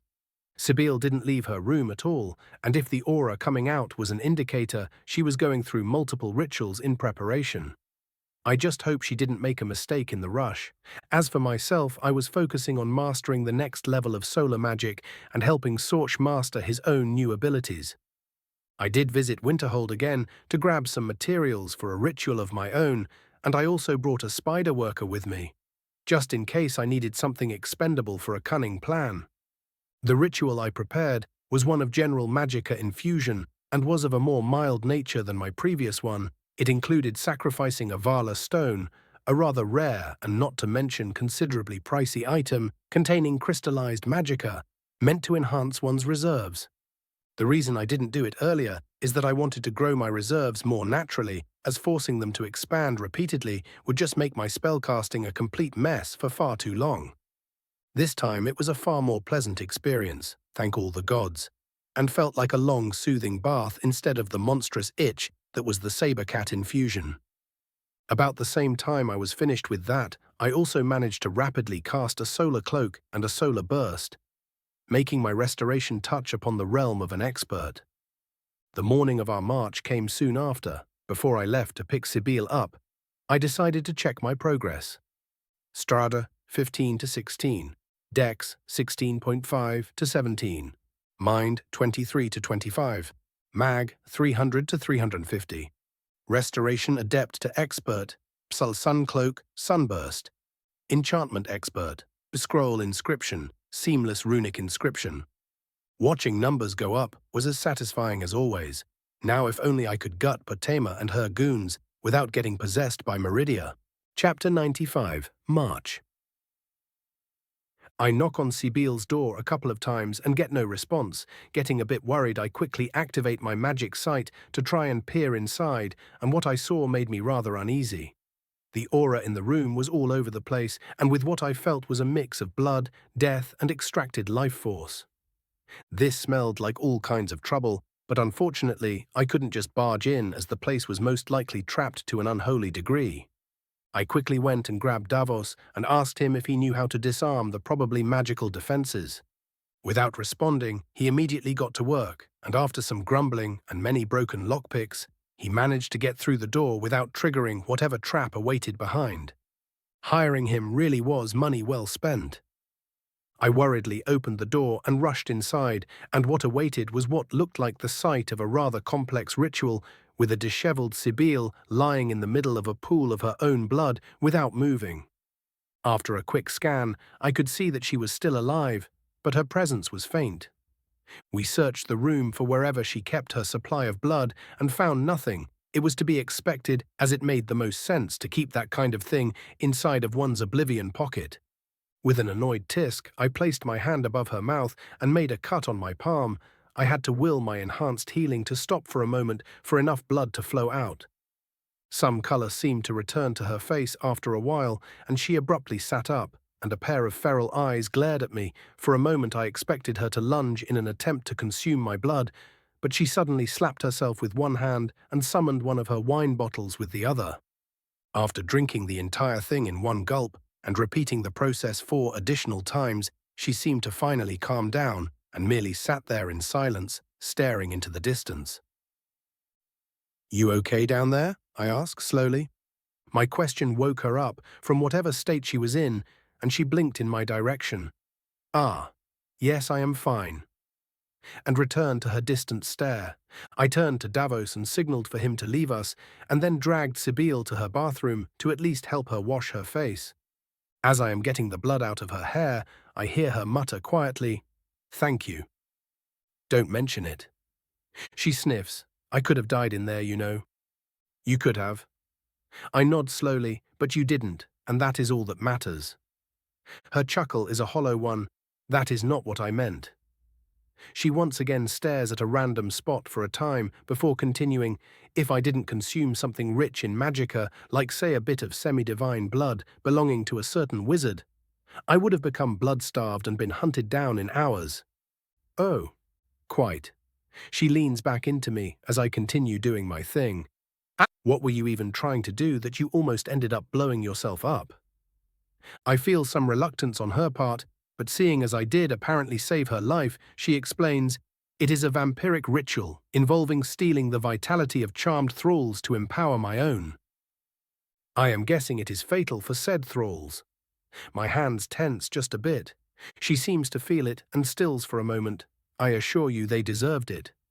I sense no lies, but still narrow my eyes. "Right, not like it is my business anyways. But that begs the question, did you know you would end up in such a state?" "There was a chance," she forces out, "but it was a risk I was willing to take." "Right, and were you relying on me helping you out if it did?" She looks at the ground in shame and nods. "Yes." I sigh. "Look, I wouldn't mind helping you out for something like this. But trying to force me by literally almost dying is not acceptable, nor is it fair." Her brows furrow. "You would have helped me just like that." "Well, I might have asked for something in return, but yes." I shrug. "Each time I previously asked for your blood, you reacted rather negatively." There is a question in her statement. I snort. "I am not going to be your damned meal, Sibyl, but I don't mind helping you out. Now you should get yourself cleaned up. We do need to get going soon." I let her hair down and she gets up, giving me a radiant yet teasing smile. "You came to my rescue once again. I would oh so love to invite you to join me, but you are right that we should get moving."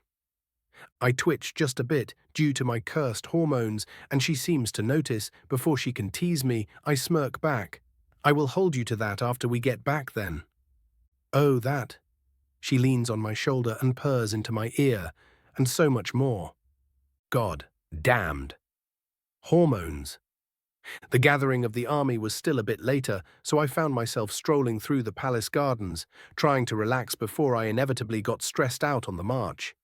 I get a bit distracted by some servants gossiping about some random rumor and almost bump into someone. I turn and find myself face to face with a scowling Savos Aren, who instead of his usual cheerful disposition is busy giving me a stern look while staring right into my eyes. Oh, I feel a physical weight on my shoulders as he stares at me, though it might have just been a trick of the mind. After an uncomfortably long time, he nods to himself. A lesson branded in flesh. I guess that I don't need to say much more than that. Then grins maliciously. "Still will, though." He fake coughs, and the atmosphere shifts once again as he angrily asks, "What in all the unmentionables of oblivion were you thinking not making a proper deal before barging into that damned temple?" I frown. "I was certain that I did, though. She even blessed me then and there." "Exactly, you foolish boy." He pinches the bridge of his nose. "She misdirected you by giving you something shiny immediately, and you just barged in without any assurances." I facepalm loudly. "Fuck." Language. I glare at him and he smirks. "Oh, don't get uppity with me, Raven. You messed up and now you need to take the chiding like a good boy." Why am I getting déjà vu? I frown and with a drawl say, yes, I made a mistake. It won't happen again. Thank you for the obvious lesson." "Oh, great archmage."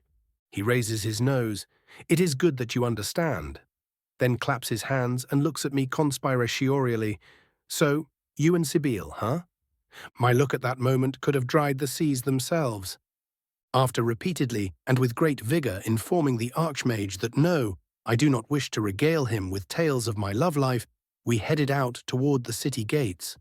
On the way there, we were joined by Davos and Sibyl, who seemed much more lively than when I found her this morning. Aaron looked like he was about to start pestering her, but one annoyed scowl from her was enough for him to remain silent. Is it possible to learn this power? There was a crowd gathered on the streets as rumors had, as expected, already spread about our glorious quest. Most of the people seemed more merry at the prospect of a great battle than worried about the horde of undead. Almost as if the poor fools had no idea what would happen if we lost. Or maybe they were all just that optimistic. Likely story that the whole thing was probably downplayed by the authorities, as no one likes a panicky crowd, especially since the slums were barely kept contained as is. The legionaries were standing in orderly ranks, with the auxiliaries positioned at the front and back of the formation.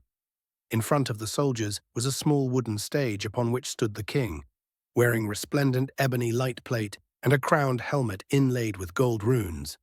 Falk, also reasonably equipped himself, signaled us to approach as soon as we arrived, and the moment everyone was accounted for, Torrig rose his hand and the crowd went silent. People of solitude, people of Skyrim, a foul plague has infested our lands. He trails off, holding the crowd's attention.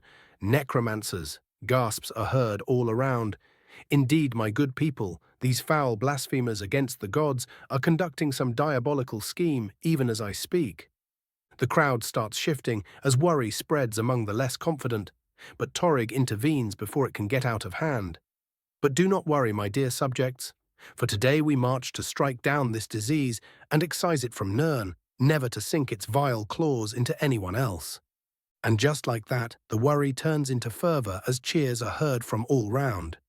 He goes on about the glory of our brave soldiers and thanks the people for coming to see us off. Thankfully, he knows better than to mention Savos, as he would probably start a riot if he were allowed to speak for even a moment. Before long, we are leaving the city, with horses provided for all of us upper-class folk.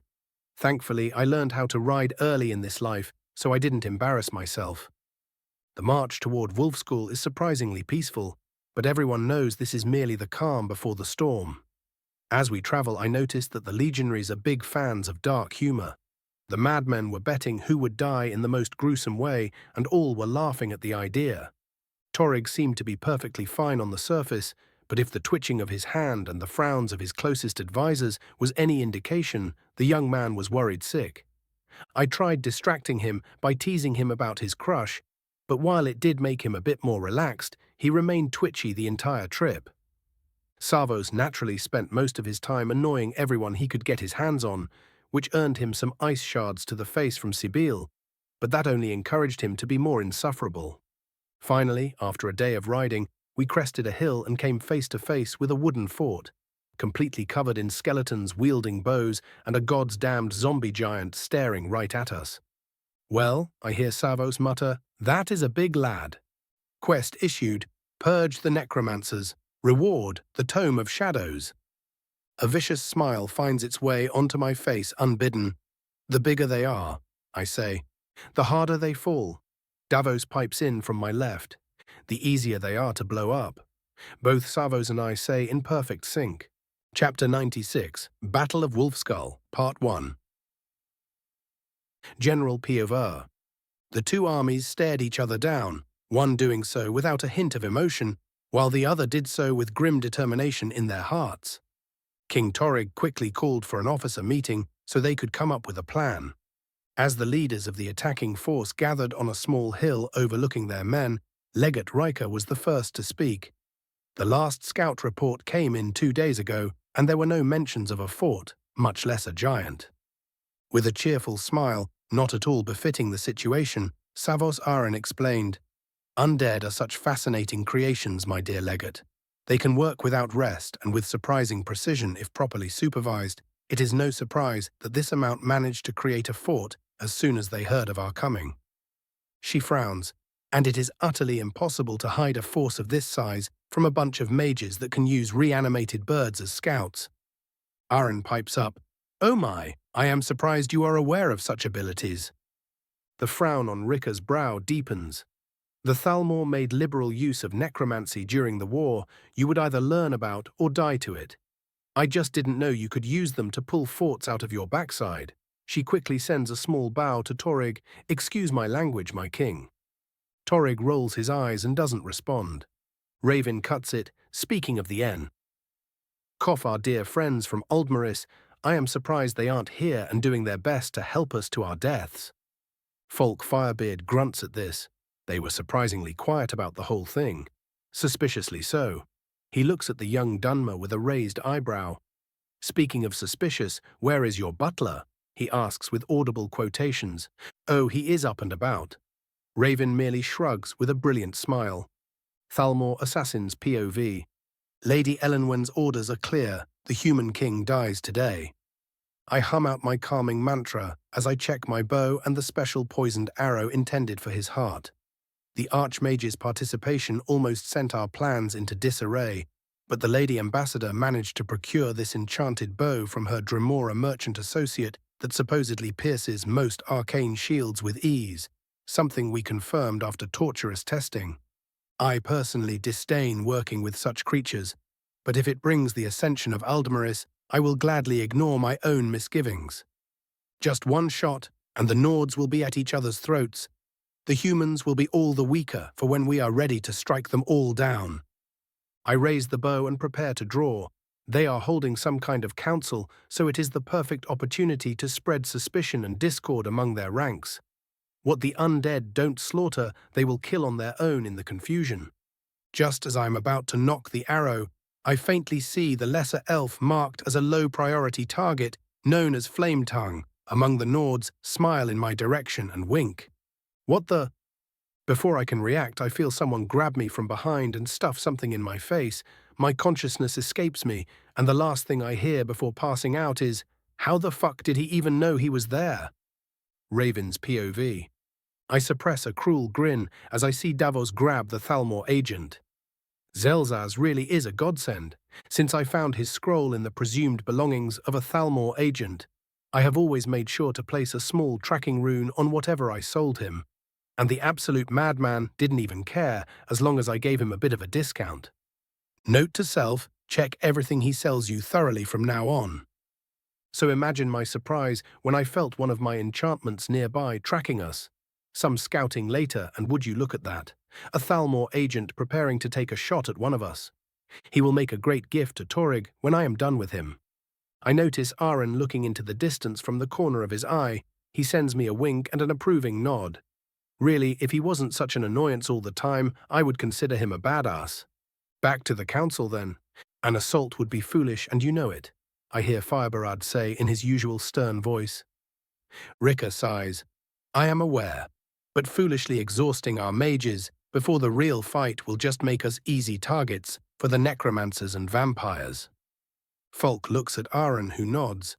While we could theoretically flatten the entire fort in a minute or less, with liberal use of magicka potions, of course, that would leave us weakened and tired enough to be of much lesser use when the real threat emerges.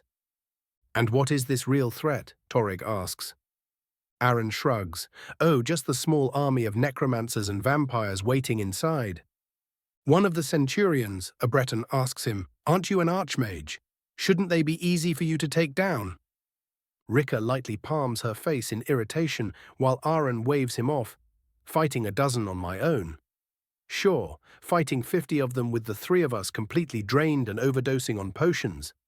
He makes a strained sound implying a hell nah. The same officer looks at him weirdly. Why would the three of you fight them on your own? We will also be there. I cut in. Yes, to fight off the innumerable undead, no doubt waiting down there as well. He makes an O shape with his mouth and wisely decides to shut up. Firebeard, always the straight man in the room, claps his hands to get everyone back on track. Now that that is over and done with, does anyone have any better ideas that aren't make a ladder of bodies or just remove the walls? I walk up to the center of our group and say excitedly, I have a cunning plan. Everyone looks at me expectantly, and with a devious smile, I begin my scheme. Necromancer apprentices POV. There they are, arrayed against us. An entire elite cohort and Savos fucking Aaron himself. What in oblivion is Master Malkoran thinking listening to that wench calling herself the ritual master? A mysterious woman comes to your lair, tells you to follow her for great power, and without an ounce of hesitation, you abandon all your earlier plans and rush after her. And of course, it isn't him freezing up here, smelling the still rotting giant we raised and looking death in the face just across the damned field. No, it is me and my dear wife. I look at my Anne. Oh, she was so beautiful in life. Even now her dead eyes fill me with warmth. Such a shame she didn't listen to me when she got sick and I said we were going to seek eternal life together. Well, she would get it whether she liked it or not. I look at the field again and notice a small dark dot in the distance slowly crawling toward the gate. Is that a Dwemer spider, made of iron? What? Flash back to the council, Torig's POV. I really do hope Raven has some kind of idea. Of all the people at court, he is the most chaotic to be sure, with all the good and bad that brings. He snaps his fingers and a sphere of iron falls to the ground. It looks like a bulky iron version of the sketches of Dwemer automata I read about when I was young. Falk did say something about that when we were deciding if we were going to invite him. Let's see where this will go. You brought a metal ball. How is that going to help? Rika asks irritably. Raven raises an excited finger, not just any metal ball, and after a dramatic pause adds, a metal ball of death. She frowns. Explain. Raven merely waves her off. Just watch and enjoy. He approaches Savos and starts whispering something to him. As he talks, I see the Archmage's expression shift to a more and more gleeful one. Without any further reaction, Savos summons a bunch of scrolls and starts stuffing them into every single spot of the automaton he can. I want to be worried, but their expressions tell me that whatever they are doing, I wouldn't wish even on my enemies. Back to the necromancer. Are they sending the thing to bring some kind of message? I mean, it's just a simple spider. Even if it is impressive, they managed to make the thing move properly. Maybe I should grab it and study it. It could be the thing that puts bread on the table when Anne and I finally decide to settle down and have our kids. I command the skeletons to go and grab it and bring it to me, which, as good little pets, they do immediately. Soon I am looking over a bulky Dwemer spider, but before I can examine the thing, I hear a distant screech coming from above. Back to Raven. All right, you have stuffed the spider with scrolls and sent it to the enemy. Rika says slowly and then snaps at me. How exactly do you plan on detonating them? I smile. Scorch, come out please. With a fiery pop, my glorious hawk boy appears on the snow next to me, immediately evaporating it and looking at me expectantly. What do you want, Pops? Once again, I am on the receiving end of a bunch of very confused and some scared stares, but instead of elaborating, I bend down and start whispering my devious idea to Scorch. I can sense the twinge of sadism he has come to the forefront as he bobs his head like a peacock. A marvelous plan, leave the degenerates to me, and flies up into the air. I look back up to the others and see just about what I expected. What I didn't expect was a Savos staring into the distance with a hint of nostalgia in his eyes for a moment. Naturally, he regains his bearings almost immediately and says with his usual cheer, I see you already ascended your familiar, congratulations. I bow theatrically. I live to impress. Back to the necromancer. I look up and see another dot, this time of a bright orange. It seems to be getting bigger, almost as if it is getting closer. With terrified realization, I swiftly look back down to the spider and notice a bunch of folded and, more importantly, primed scrolls attached to the bottom of it. There is a thud sound behind me, and I jerk back to see a large fiery hawk looking at me with what I think might be pity. Hey there, I say slowly. He continues staring. Deciding to try and calm the obviously magical creature and stop it from detonating whatever is attached to the spider, I approach slowly while saying, It's all right, buddy. No need to get scared. I won't hurt you. The hawk looks at me sadly, like he wants to be comforted. With growing confidence, I continue my approach and slowly pat the bird's head. As expected, not getting burned by its flames. There, it will be all right. The bird suddenly jerks its head and looks me dead in the eyes with what I swear is a sadistic smile. Bork, motherfucker. Boom! Chapter 97, Battle of Wolfskull, Part 2. Raven's POV. As we see Scorch land atop the gatehouse, everyone is stuck in a state of tense silence. The tenseness seemed to annoy Rika, who looked at me with a twitching eyebrow. Are you sure this will what? Boo, A massive ball of fire detonates from the center of the gatehouse, immediately burning everything in a wide circle around it to fine ash. We all stare at the massive cloud of dust and ash thrown up by the detonation, most of us unable to even move from witnessing the sheer amount of destruction before us. The first to snap out of it is naturally Rika, who immediately starts giving out orders to her subordinates and charges forward to lead her men. The king and his entourage follow soon after with a battle cry of their own, leaving the mages the last remaining ones atop the hill. "I'll say," Sibyl says slowly, while trying to blink away the flashing light from her eyes, "even if incredibly crude, that was beautifully done." She looks at Savos and me, and immediately rolls her eyes in exasperation at what she sees. A proud tear leaves Savos's eye as he silently watches the destruction unfold. "Truly," I begin, wiping away a tear of my own, "art is an explosion." General Pov. The legionaries advance in orderly ranks at the now disorganized defenses of their enemy. The skeleton archers atop the still intact walls try and slow them down with their crude arrows. But the disciplined ranks of seasoned warriors swiftly make a mobile shield wall and weather the storm, while the auxiliaries and elite spell swords fire back, dealing considerably more damage. While the necromantic forces of the defenders were surprised by the sudden explosion, they were still mostly comprised of reanimated corpses, so it took them almost no time to organize a proper defense and call for reinforcements from deeper in the cave system. So as the legionary force crested the small mound of debris left by the demolished gatehouse, they were met by a wall of undead staring at them with empty eyes, the zombie giant still standing in all its disgusting glory, even if singed by the explosion. Wasting absolutely no time, all of the officers pulled out scrolls and activated them, sending a wave of solar magic into the enemy ranks. And as if a well-oiled machine, their subordinates charged immediately, capitalizing on the newly created holes in the enemy formation. The forces of the living and the dead crashed into each other, and the merciless grind of war began. Raven's POV. After we gathered ourselves, we rushed behind the formation. Some skeletons tried to shoot us down, but with a lazy wave of my hand, all the arrows were redirected harmlessly. Whoever was manipulating them seemed to notice this and refocused on other targets.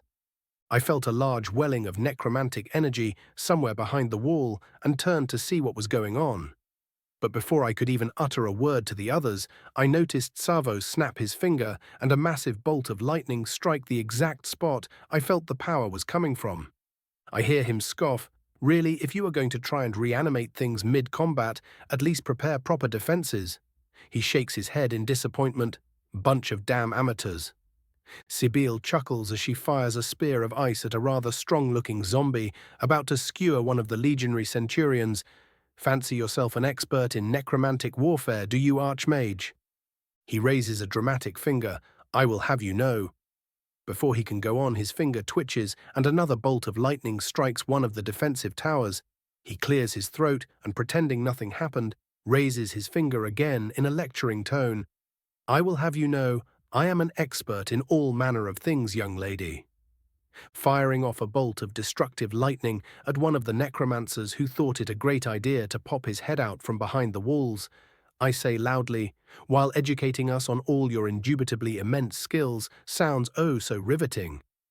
It really doesn't.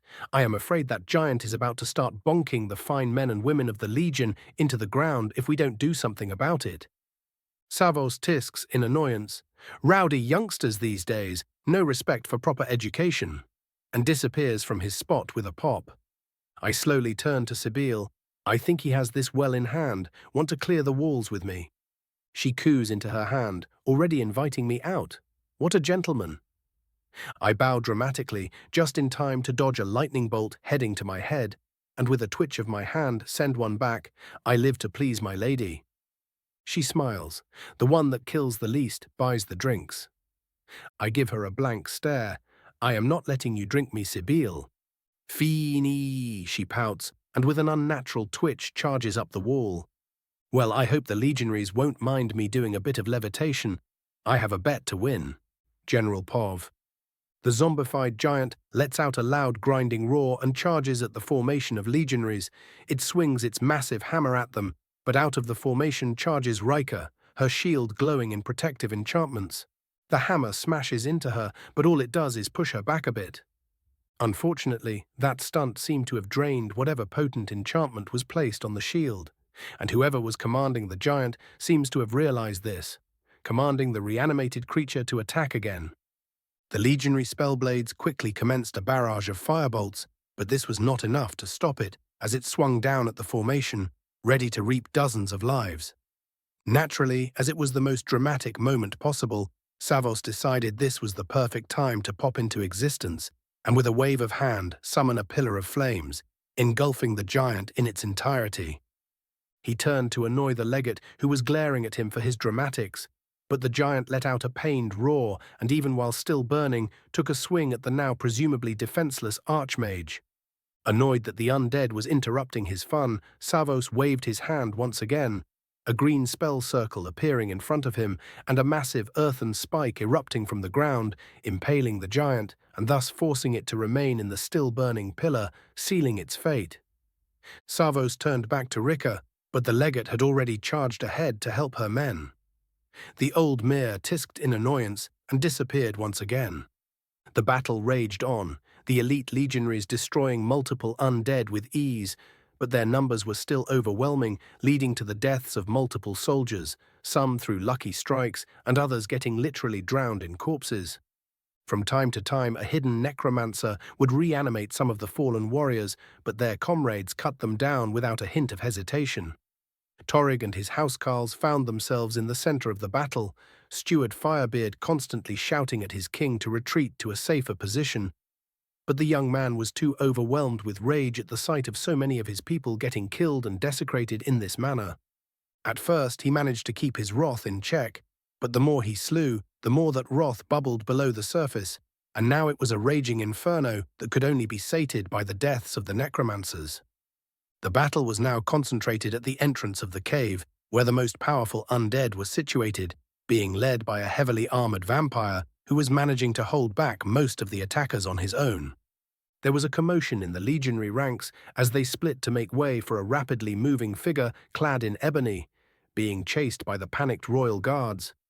As he reached the front of the ranks, Torrig let out a bellowing war cry of Southern Guard, making even the undead flinch and crashed sword first into the vampire, who was also stunned by his appearance. The troops were stunned for a moment, but then the same war cry spread among the Nords among them, and they charged in to join their king. The fighting turned into a desperate grind after the undead converged again, but then the reanimated corpses seemed to suddenly just stop in place, and as if the strings binding them were cut, all of them fell to the ground, lifeless once more. Two vampires stood behind the formation, completely stunned by the development. One of them seemed to realize just how dead he was about to be, and muttered, "Well, Papa." Before he could finish, Savos appeared behind the two of them, and with a mere touch disintegrated them on the spot.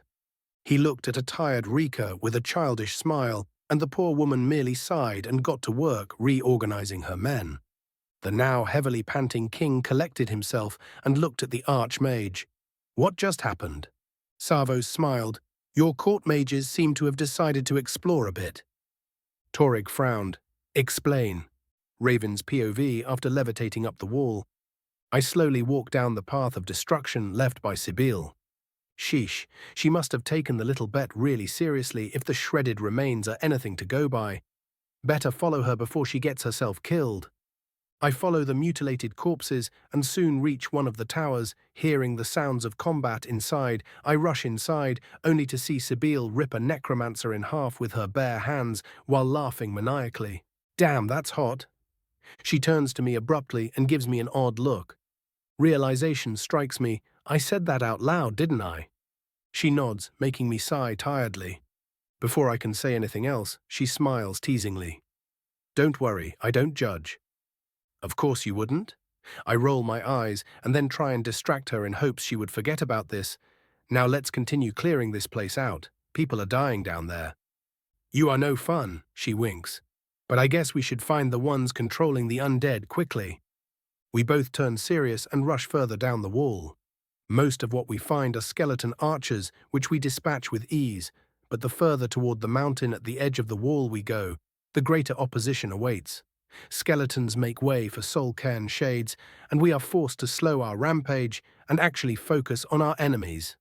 They too inevitably meet their end when attacked by my solar magic and Sibyl's ridiculous vampiric strength, which seems to have reached a new height after that ritual she performed. At least risking her life wasn't for nothing. Soon we reach the end of the wall and find a small entrance into a secondary cave carved into the mountain. We rush inside while making sure not to trigger any traps, and after breaking down a sturdy wooden door with a telekinetic push, we come face to face with a gaggle of necromancers sitting around a ritual circle filled to the brim with black soul gems. An old Nord man, wearing black robes, scoffs in annoyance, and without looking at us, growls at Sibyl. "What do you want, vampire? We are trying to focus here and have no time to entertain you. As an afterthought, he adds, "And send your thrall outside. We don't want bloodhounds in our midst." My eye twitches and I turn to Sibyl. "That one is mine." She cups her chin in thought and drawls, "Fine, but you have to buy me something nice." Before she is even done, I am staring at the old man who slowly seems to be realizing that no, we aren't their friends. With a wicked smile, I summon my staff and point at him. He tries to disentangle himself from whatever ritual he was performing, causing all the other necromancers to groan in pain, but it is far too late for that, as the last thing he hears is, "Wold," before his head hits the ground. Chapter 98, Battle of Wolfskull, Part 3. As the head of the lead necromancer falls, the rest are stunned by the backlash of the ritual's power getting out of control, and before they can do anything to save their pitiful lives, Sibyl and I fall upon them without a hint of mercy. As she rips the heart out of the last necromancer, Sibyl looks around the room we found ourselves in and mutters, "I was wondering where they were powering so many undead from." "Quite," I say while rapidly gathering the still-powered black soul gems. The souls captured by them were already in the soul cairn, so I had no qualms about using them. Only the greatest of necromancers can actually command an army on their own, and these were everything but great. She nods absent-mindedly while looking over the ritual circle. She hears the clinking of the gems and turns to me with a quirked eyebrow. "You do plan on sharing those, don't you?" I shrug. Sure, if you have a use for them. Just remember you do owe me for saving your ass." She giggles, "But I thought it was your pleasure to save my maidenly ass." I give her a blank look. "Woman, nothing about your ass is maidenly." Her eye twitches, "And whose fault is that?" "I don't know. You tell me." I shrug and say with a cackle. We banter with each other as we continue clearing the entire place out. We knew that with the destruction of this ritual, the battle outside was well on, its way to a swift end. General Pov. Under Ricker's strict leadership, the legionaries reorganize themselves quickly and get to saving the dying and tending to the wounded. Torrig, who finally gathered some of his strength back, starts walking toward the entrance to the main cave just in time for Raven and Sibyl to land on the snow from atop the nearby wall. "You don't plan on entering right now, do you?" Raven asks him, bemused by the idea. The furious king snaps his head to the mage. They must all die for their crimes. Raising a placating hand, Raven inclines his head. "I agree, but charging in without gathering ourselves will just make you get killed instead." The king begins to growl something out in his anger, but Raven raises a hand and hits him with an illusion spell. Bulgir Bearclaw, who was right next to Torrig, goes to grab his blade, but his king raises an arm while taking deep breaths. "You are right, I was acting foolishly." Bulgir is not so easily swayed, however. "Did you just bewitch the king?" he yells while pointing at the mage. "A simple calm spell, I assure you." Raven drawls. Before things can escalate, Savos pops up next to them. "It was indeed just something to calm him down, Housecarl. There is no need for such reactions." He turns to his fellow mages and gives them a thumbs up. "Good job on finding the necromancer's kids." Before they can continue with their conversation, Ricker arrives and looks at the mages. "You lot know how to heal." All of them nod, and she waves for them to follow her. "I have wounded, and I am not letting them die because you wanted to banter with me." Sibyl starts to fume and is obviously about to retort with some kind of insult, but a hand on her shoulder stops her. Her head snaps to a raven, looking at her with a mix of understanding and annoyance. You know she is right, Sibyl. No need to blow up over every little thing. She grumbles, but does follow the legate without further complaint. They are shown to the wounded and get to work. Savos works with his usual nonchalance and casually regrows the severed fingers of several of the wounded while healing the rest. Sibyl is a lot more professional and appears almost like a surgeon to Ravine. Raven, on the other hand, is holding an unsheathed Dawnbreaker in one hand while throwing uncountable insults at a certain Daedra under his breath, and is channeling the power of the sword to heal as many as he can. Some soldiers ask him if he is praying, and he barely keeps himself from cursing their entire families. Half an hour later, when they managed to save everyone they could and tally all those they could not, the now diminished force, led from the front by their legate, took the first step into the dark cave and toward the horrors it held. It didn't take long for the defenders to respond to their entrance, sudden collapsing stones falling from above, ambushes by ghouls and skeletons, surprise bombardments by the necromancers, and all manner of other attempts to stall them. Luckily for the soldiers, they were accompanied by debatably the most powerful mage in Skyrim, so with casual waves of his hands, Savos rendered most of the attacks useless in bursts of magnificent yet efficient spellcasting. What managed to get through his protective aegis was quickly dealt with by his students or the Legion.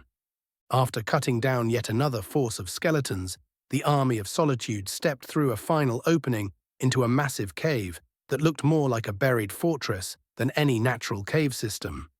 Before they could orient themselves, a bright blue conflux of magic appeared atop a tower in the middle of the cave, and a loud booming voice rung out, "Potema, hear our call and awaken, we summon you." "Ah shit," Raven hears Savos mutter, and the old archmage's demeanor shifts from his usual temperament to a far more grave one. He turns to the leaders of the army and says with utmost seriousness, "I need to get up there and stop what they are trying to do. You must all get to me as soon as possible." Without waiting for any kind of response, he jumps off the walkway they were standing on, and as he falls, a massive flaming bird appears below him, carrying him toward the tower. Sibyl blinks and turns to Raven. "Isn't that the same?" He stops her with a raised hand. "That doesn't matter right now. We need move." Torig's voice interrupts any further conversation, and as the young king glares at the tower's summit, he shouts, "Arche blesses us this day, with me warriors of Skyrim. Let us purge this filth from our lands."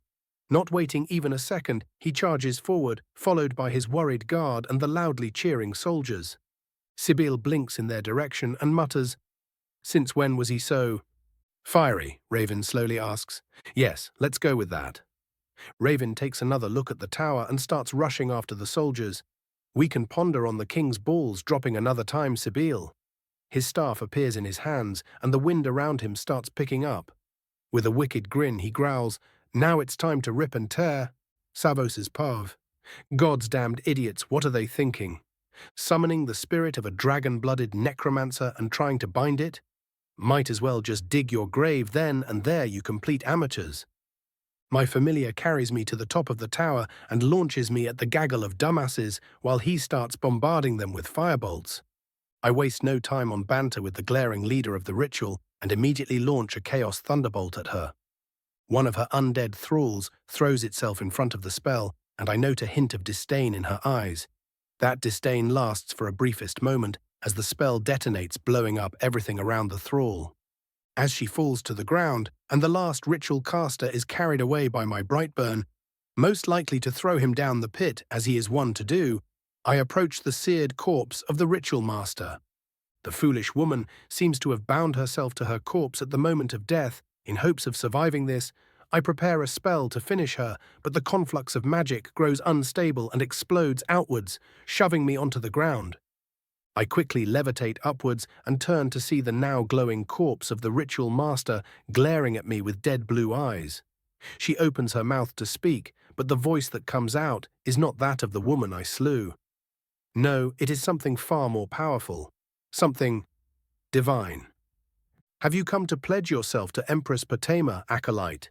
the returned Wolf Queen asks with all the arrogance of a septim and an archmage combined. My lip quirks, and I incline my head apologetically. "I am afraid not, madam." and continue with a cocky smile my daughter would have no doubt slapped me for. You aren't supposed to be alive, so I will be doing my civic duty as Archmage and putting you back in the ground now if you don't mind. The undead queen doesn't seem offended. In fact, she is amused as she lets out a dead chuckle. I see. Her eyes refocus on me. Very well, if thee will not serve in life, thou shalt serve in death. She takes a stance and I see her jaw move in a fashion I have recently familiarized myself with. Ah shit. Fusro da. Raven's POV. Fusro da. I hear a voice far mightier than anything I ever felt echo from atop the tower. Did they actually manage to summon her even with Savos's interference? I must get up there, and quickly, or the old man will die. I take out a potion of extra magicka and chug it down. Preparing my mind, I once again unsheath Dawnbreaker and charge over the ranks of legionaries battling the innumerable Draugr and vampires in our way, while completely ignoring the panicked yells of my comrades. My frantic charge is slowed down neither by the undead throwing themselves at me, nor the constant whispering of the cursed sword. As I rush through the enemy ranks, all the legionaries can see are periodic explosions of solar energy and flames happening haphazardly in the enemy ranks. With a final swing and a roar, I break through the enemy ranks and rush to the stairs of the tower. But before I can get up fully, a tall, deathly pale Nord places himself in my way. I see you liberated that whore's little toy, he drawls in a croaking voice. Malkoran, I presume? I ask while preparing to surge my magicka. The old man nods. That is indeed the name of your death boy. He opens his left arm toward me. But it does not need be so. Give me the sword, and I shall make you my prime apprentice. Untold power shall be yours. The whispering of the sword turns into a furious howl, but I manage to keep the damn thing from overwhelming me. Oh, I will give you the sword, I say slowly, and petulant glee spreads on the man's face, straight into your heart. His glee is replaced with fury as he swings his staff and launches a massive ice storm at me. Not wanting to waste time, I shout, "Yol!" and disperse it. Unfortunately, he doesn't cooperate and launches more of the damned things, one after another, while cackling at my attempts to push through. Calm down, Raven. The damned sword is making you behave like a dumbass. I chide myself and take a deep breath while pushing away yet another ice storm. I summon Scorch and mentally tell him to distract the necromancer. I sense his glee as he launches himself at the man while surrounded by a cloak of fire. He appears in front of the necromancer only for the old man to wave a disdainful hand at him and send him crashing through the walls. While he does this, I chug down Morrigan's potion. It feels as if my blood itself is set on fire, but I grit my teeth and persist. I start channeling a massive beam of red lightning at him with both hands, focusing all my power at once. At first, Malkoran keeps his disdainful look as he summons a grand ward. The disdain changes into horror as he feels his ward pushed back. He quickly drinks a potion of magicka and prepares to launch more spells at me. But before he can do that, a battered-looking Scorch rushes through the hole in the wall and passes near him while clawing at his throat. The old man is stunned for a moment as he clutches at his severed arteries, but a moment is all I need. As with a great push of my will, I force my spell to break through his defenses and ram straight into his chest. I take deep breaths and start downing potion after potion, no doubt overdosing already. As soon as my legs stopped wobbling, I rush up the stairwell, once again picking up Dawnbreaker, whose whispers had long since turned into a cacophony ringing against my mind. I burst through the gates leading to the apex of the tower with a shout, and am met with the sight of a lich glowing with the sheer amount of magicka it possesses. Battered in many places, standing over an equally hurt Savos, who seems to be lacking an eye and his left arm. General Pov, Savos's battle against Potema. The moment the shout leaves the dead queen's mouth, the archmage blinks to another spot atop the tower. Without even looking at him, Potema waves her hand, and a veritable sea of windblades flash at him from every direction. The old Mir grunts in pain as one of his eyes is caught by the spell and destroyed. He pulls out a staff tipped with a beautiful red rose and starts channeling magicka into it, causing large Dremora warriors to rip their way onto Nirn. The Wolf Queen, not willing to be outdone, summons her own thralls in the form of skeletal behemoths and leeches. What was moments ago a duel between two mages turns into a full-blown battle as the veritable armies of summons start butchering each other. Taking the opportunity, Savos teleports behind Potema and claps his hands, sending an explosion of thunder and pure force at her. Potema grunts in annoyance and whispers, "Tid Klo Ul," and while suddenly moving far faster than was natural or unnatural, pulls out a wicked sword and swings for Savos's head. The Archmage is saved by his familiar appearing suddenly and pushing him away, getting cut in turn and making its master only lose an arm in the exchange as Potema takes another angry swing before her shout loses power. Their dance continues as the armies bellow, continue their battle. Savos's POV. This cannot go on. The thought strikes me as I wipe the blood from my mouth. She is far too powerful for me to kill without having the time to prepare. The only thing that can in this situation is Meridia's artifact. But I don't know if the kid will get here in time. I look at my remaining arm and with a twitch summon my staff into it. The Wolf Queen is distracted by the last Daedra I could summon with Sam's staff. Too bad I had to waste it all here. It was a really handy walking stick. As the last Dremora jumps at the Lich Queen, I focus all my remaining power into the staff. She swats my summon away, banishing him back into oblivion and shifts her dead gaze at me, but it is already too late as I push my staff forward and launch a massive beam of lightning at her. Let's hope this stuns her at least. As my spell dissipates, the damned Lich is still floating there, now glaring at me due to her heavily damaged form. A wicked smile spreads on her face. I guess mere servitude will not suffice for thee. She spreads her arms, "Rejoice, mortal, for thou shalt eternally suffer at mine feet." It is time to use that then. I prepare to pull out one last trump card, but then I see Raven explode from the entrance to the tower's summit, no doubt thrown forward by a shout of his. Potema, whose pointless posturing cannot hide the damage I dealt to her, glares at the new arrival. Before she can say anything, my eye meets Raven's and I send him a mental image of my plan with a handy illusion spell.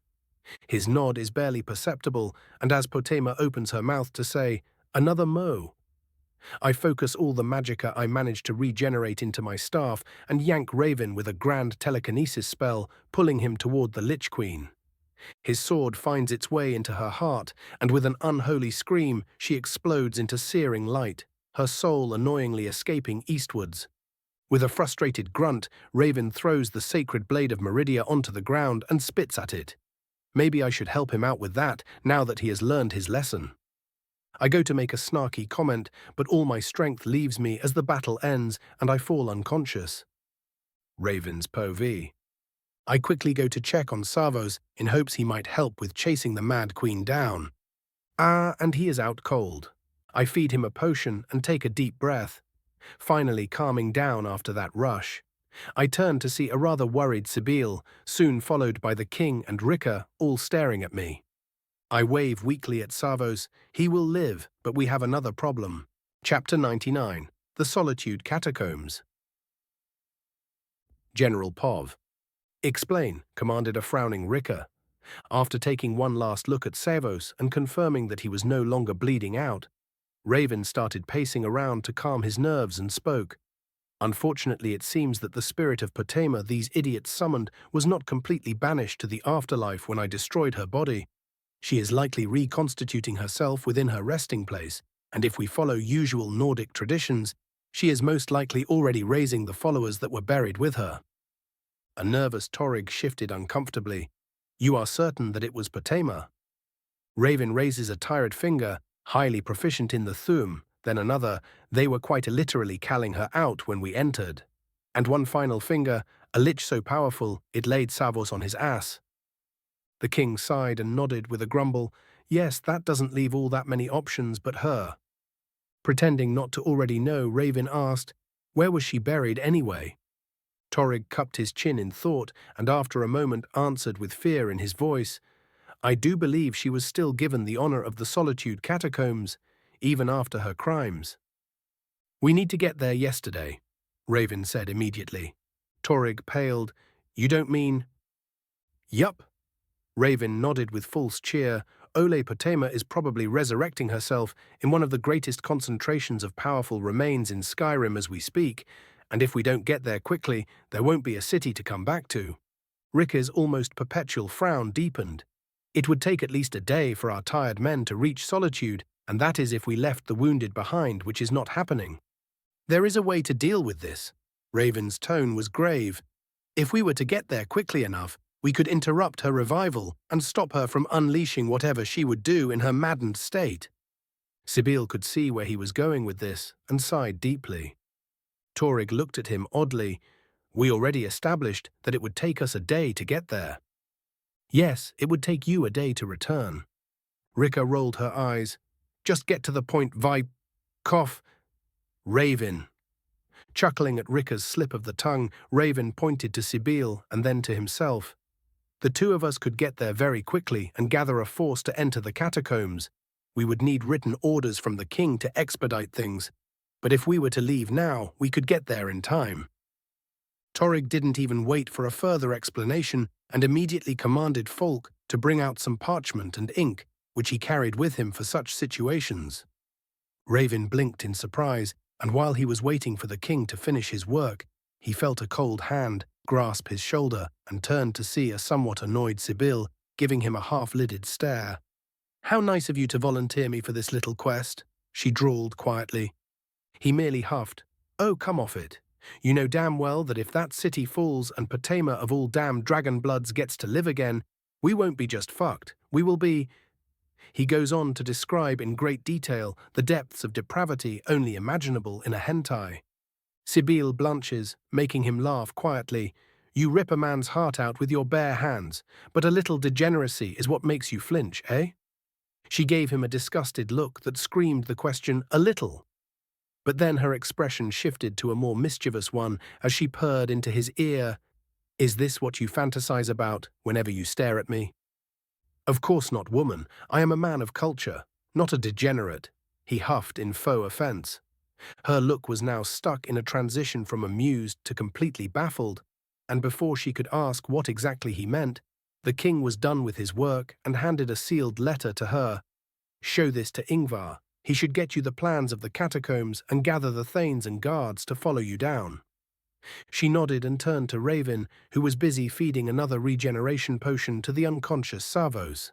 She rolled her eyes. "You said it yourself that he will live. Why waste the potions if he can just regenerate himself whenever he wakes up?"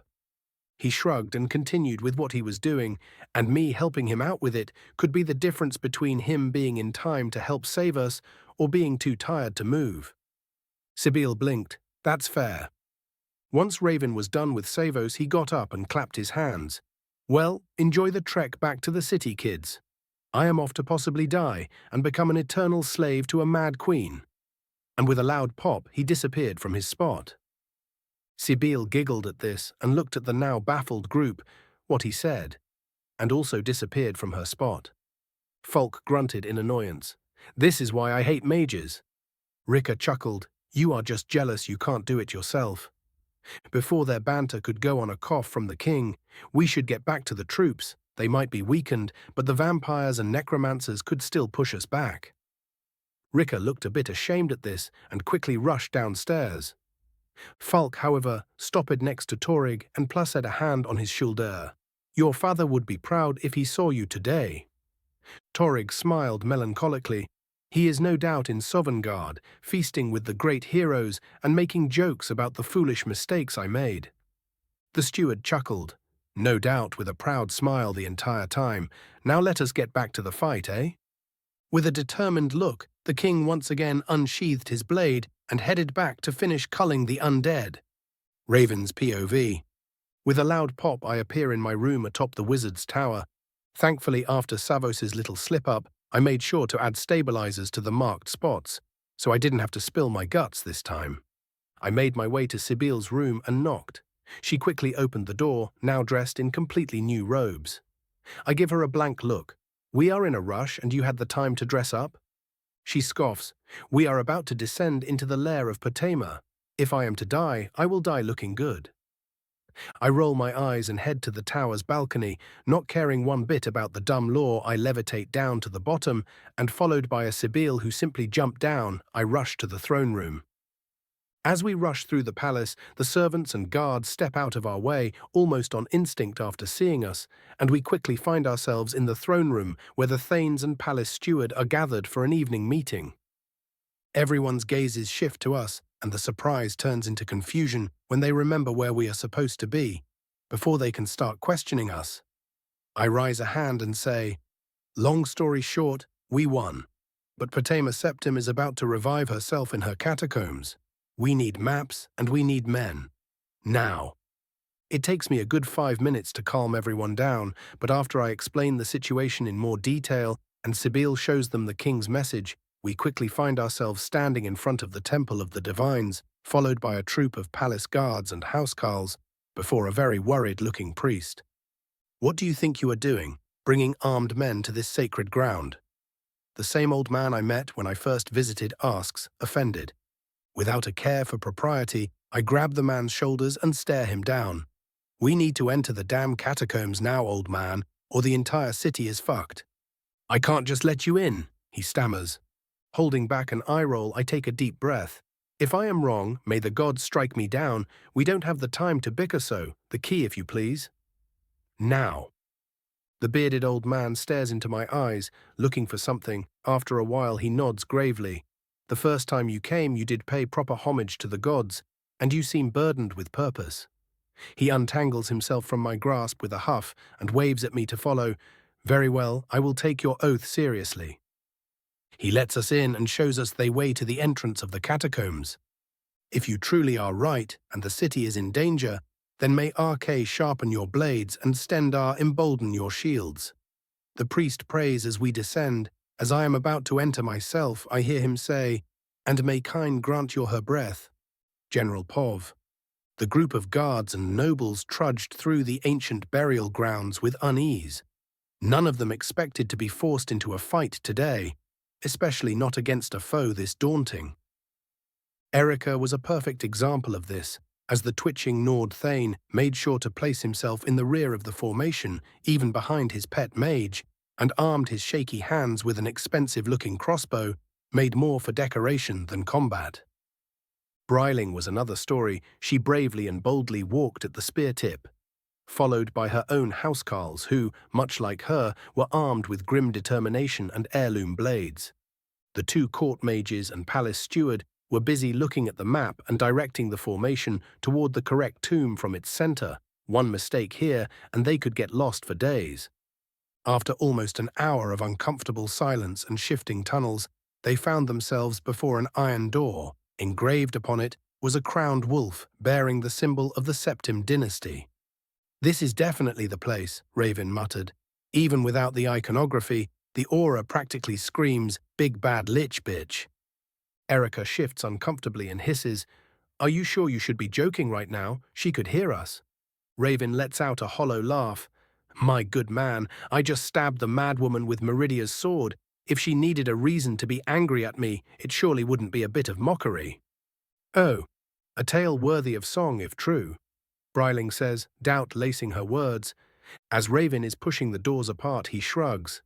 "Well, to be fair, good old Savos did batter her and practically throw me at her, but I did end up stabbing her, so it counts."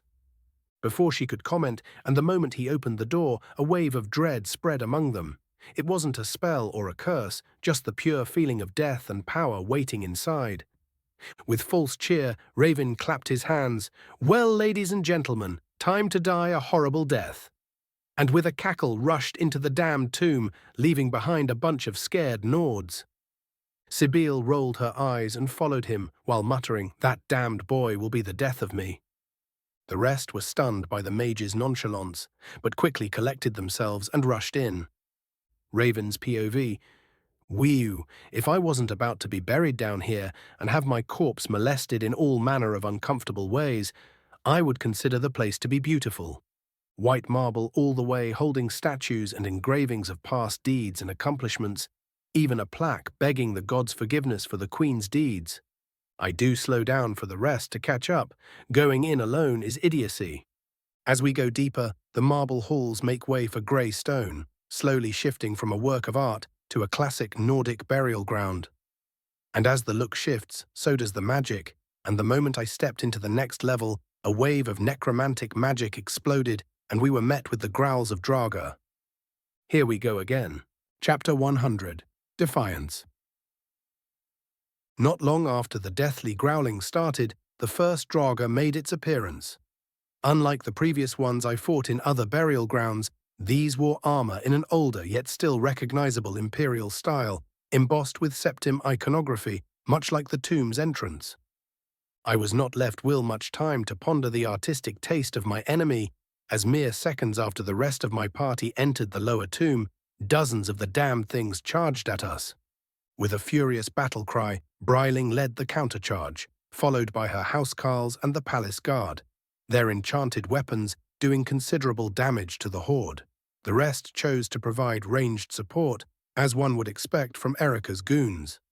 Seeing as the Draga were handily being dealt with by our companions, Sibyl and I chose to conserve our strength for the moment and merely launched a fire or sunbolt here and there when our formation was put under pressure. As we followed the winding paths covered in some very annoying and potentially deadly traps, the constant assault started taking its toll on our group. 3 palace guards and 2 housecarls lost their lives on the way, and I was forced to start providing greater support while Sibyl was focusing on healing the wounded. The closer we got to our goal, the more oppressive the atmosphere became, and the more powerful our enemies.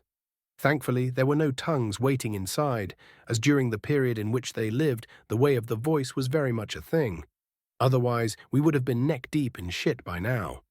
We reached a sealed gateway controlled by different levers and decided that we would be taking a break here, as everyone was dead tired by now.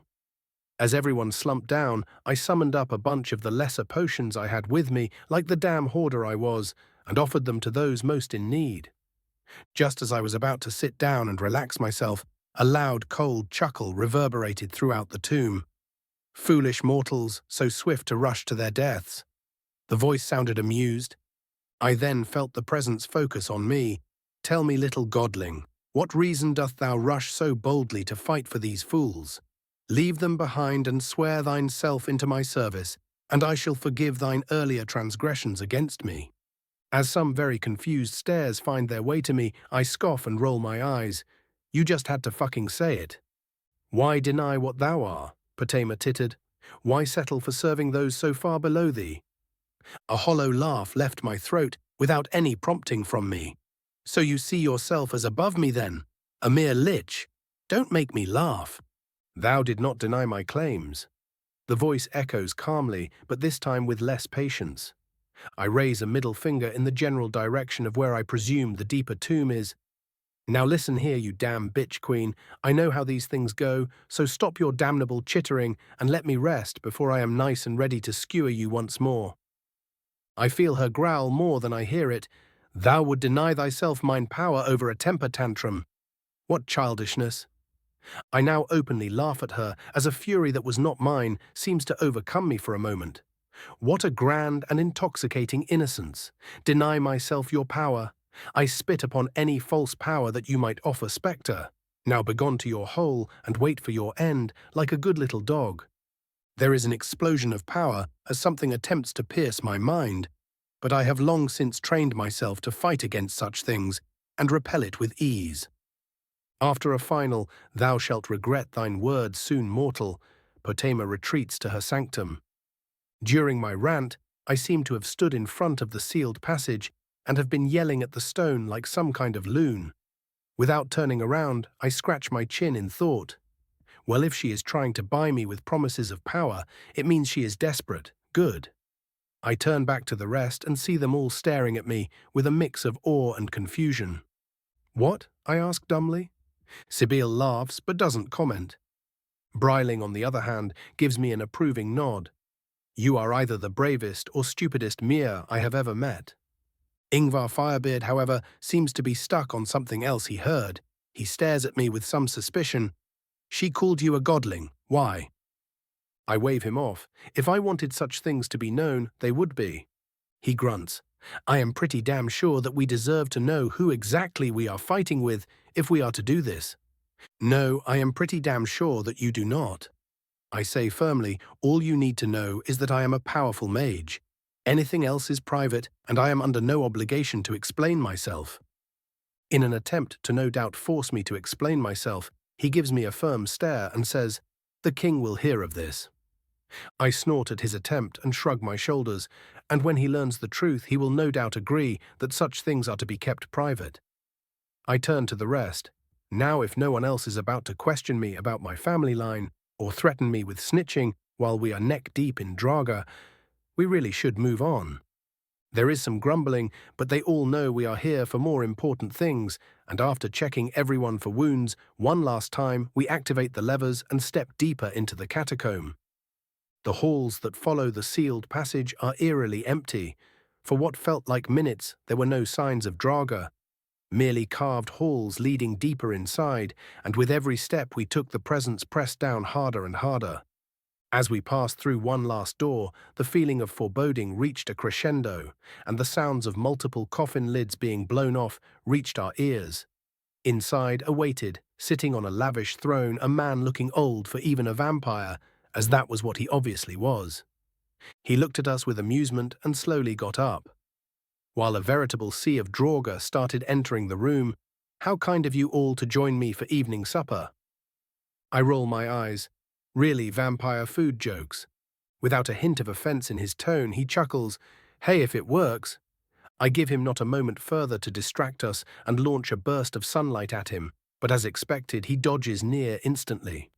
There is a moment of tense silence as our two forces stare each other down, and then with a loud roar from one of the more powerful Draugr, the silence is broken and the messy battle begins. The fight starts off well in our favor, as the men that came with me were without any doubt elite warriors. Sibyl is able to hold back the vampire with her own improved power, and we start methodically cutting through the defenders. Just when I am about to relax my strained mind, like some cosmic force was waiting for it, an orb of blue light bursts above the undead, and the foes we put down start slowly raising up again. Potema's voice echoes once more, "None can pass through mine inner circle, thou have all come here to die." Before panic can spread through the Nords, I yell while channeling a bit of my Thuum. Don't listen to her, she must be using a lot of power to bring them back. This seems to thankfully embolden them enough not to immediately break. The grind continues, and I see a couple of palace guards fall, no doubt getting caught off guard due to the exhaustion that was setting in. I knew that we would never be able to outlast a force of the dead. Endless endurance is their greatest advantage after all. So the time came for stupid decisions. I turn to Sibyl and yell, "I am going to cut off the head, you protect the rest." And before she could even protest, I levitate above the formation, swatting away a couple of rogue arrows with my constantly active wind cloak and look to the gate leading to Potema's chamber. I take a deep, calming breath and shout, "Wold," launching myself across the battlefield. As I cross the precipice to Potema's sanctum, the sound of battle quietens down. In front of me is an opulent throne made of stone and bones, and sitting upon it, a dark purple spectre bearing a crown and wielding a staff. Potema stares at me for a while in silence. "I see that thou hast chosen to sacrifice thine companions to slay me then." "Oh, come off it, bitch queen," I retort immediately and venomously. "No one is buying into your royal thees and thous act. Now, as I said, be a good little dog and die for me." And without waiting for a response, I start barraging her with solar magic while summoning Scorch. The royal spectre growls in irritation and starts swatting away my spells, but her power is greatly diminished from when she fought Savos, and I stabbed her with the ultimate weapon of undead slaying, so even now she seems to falter. A couple of soul-cairn mist creatures get summoned, but Scorch turns them to ash with gusto, all while laughing maniacally and for some reason imitating a chicken. He really needs some friends. I deflect an ice storm thrown by Potema and with a wold, appear next to her with an unsheathed and loudly screaming Dawnbreaker aiming for her head. But foolish I was to expect I could outdo a Septim with the voice as she whispers out "Tid" and deftly dodges my attack. Before I can even react, she shouts "Fuss" at me, sending me flying into a wall and swinging her own spiked staff for my head. As the spike is about to pierce my left eye, I pull myself downwards with telekinesis. her surprisingly firm weapon cutting my ebony mask apart and leaving a long gash across the left side of my face, but thankfully not reaching its original target. Before she can pull back, I take the opportunity, and with all considerable strength, boosted by a rapid and costly cast of giant's might, ram Dawnbreaker into where her heart should be. She screams in unimaginable pain, and her spectral form erupts with magical power, leaving only her crowned skull on the ground. I quickly down a healing potion just in case and go to destroy the skull and finish this. But an odd feeling stops me. Her soul is still inside. I could make something ridiculous with it. I drop Dawnbreaker on the ground like the piece of cursed junk that it was and immediately pull out my carving knife and start drawing containment runes. Her soul screams in pain, but I have no qualms torturing creatures like these, so after a minute of some very careful bone work, I have in my hands an item of such great power, kings and emperors would kill for it. Dread Soul, a potent soul with a hint of draconic power, stronger than any black soul gem and almost truly permanent in its application.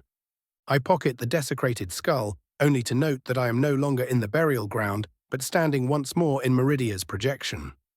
The Lady of Life stares at me judgingly, fury practically radiating off her form. What are you doing with that soul? I tilt my head, taking it for my use, of course. She grabs the edge of her throne in anger. That soul is meant to be mine. Unleash my blade upon it now. This damn bitch. You know what? I am done. A cruel smile spreads on my face. No, I don't think I will. Sibyl's POV.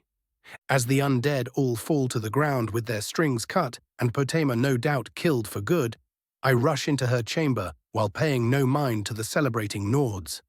The moment I enter, I once again find myself bewitched by Meridia's projection. I find her grasping her throne while glaring at a raven who is smiling at her mockingly. He spits on Meridia's marbled floor. When I first came to you, I came with honest desire to work with you, but no. You just had to play your damned games with me. He kicks Dawnbreaker toward her. Well, I am done playing. Take your damned sword and shove it where your sun doesn't shine. The impotent Daedra, for they cannot ever cause harm in these projections due to Martin Septim's sacrifice, seethes in fury and turns to me. You slay this insolent fool now, and I will grant you the perfect immortality you desire. I feel Dawnbreaker slide into my hands of its own volition and turn to Raven, who is still smiling mockingly at Meridia. The thoughts of what it would feel to be truly alive again assault my mind unbidden. To feel the sun on my skin once more without being stung by it. To not need to feed on the life force of others. Maybe. I look to Raven, who has by now turned to me. He doesn't say anything, just continues smiling mockingly while now pointing his open army to Meridia, almost as if that itself was the joke. God's fucking damn it. With a deep sigh, I look to Meridia, who is staring at me expectantly, and with venom in my voice I say, first it was Baal, and now you. Truly, you are no better than the rapist himself. And with all my might I hurl the sword that singed my hand halfway through my words, at the now seething Daedra. She grabs it without issue and it disappears. Meridia stares at us both, and her presence starts pressing down on our very souls. I will remember this betrayal, mortals. My servants will hunt you down, and you will fear my name. The presence becomes overwhelming as she continues seething, and when I finally have your souls in my hands, you will beg for a release that will never come. Her fury reaches its peak as her true power starts seeping into the world. I feel my skin starting to burn, and Raven does as well. If his smoking form and pained grunting is anything to go by. But by the covenant of Akatosh, a Daedra cannot enter Nirn, and Meridia is banished back into her domain. Finally, with a flash of light, I find myself back on Tamriel, and standing in front of a madly cackling raven, holding some kind of tome in one hand, and the bound skull of Potema in the other.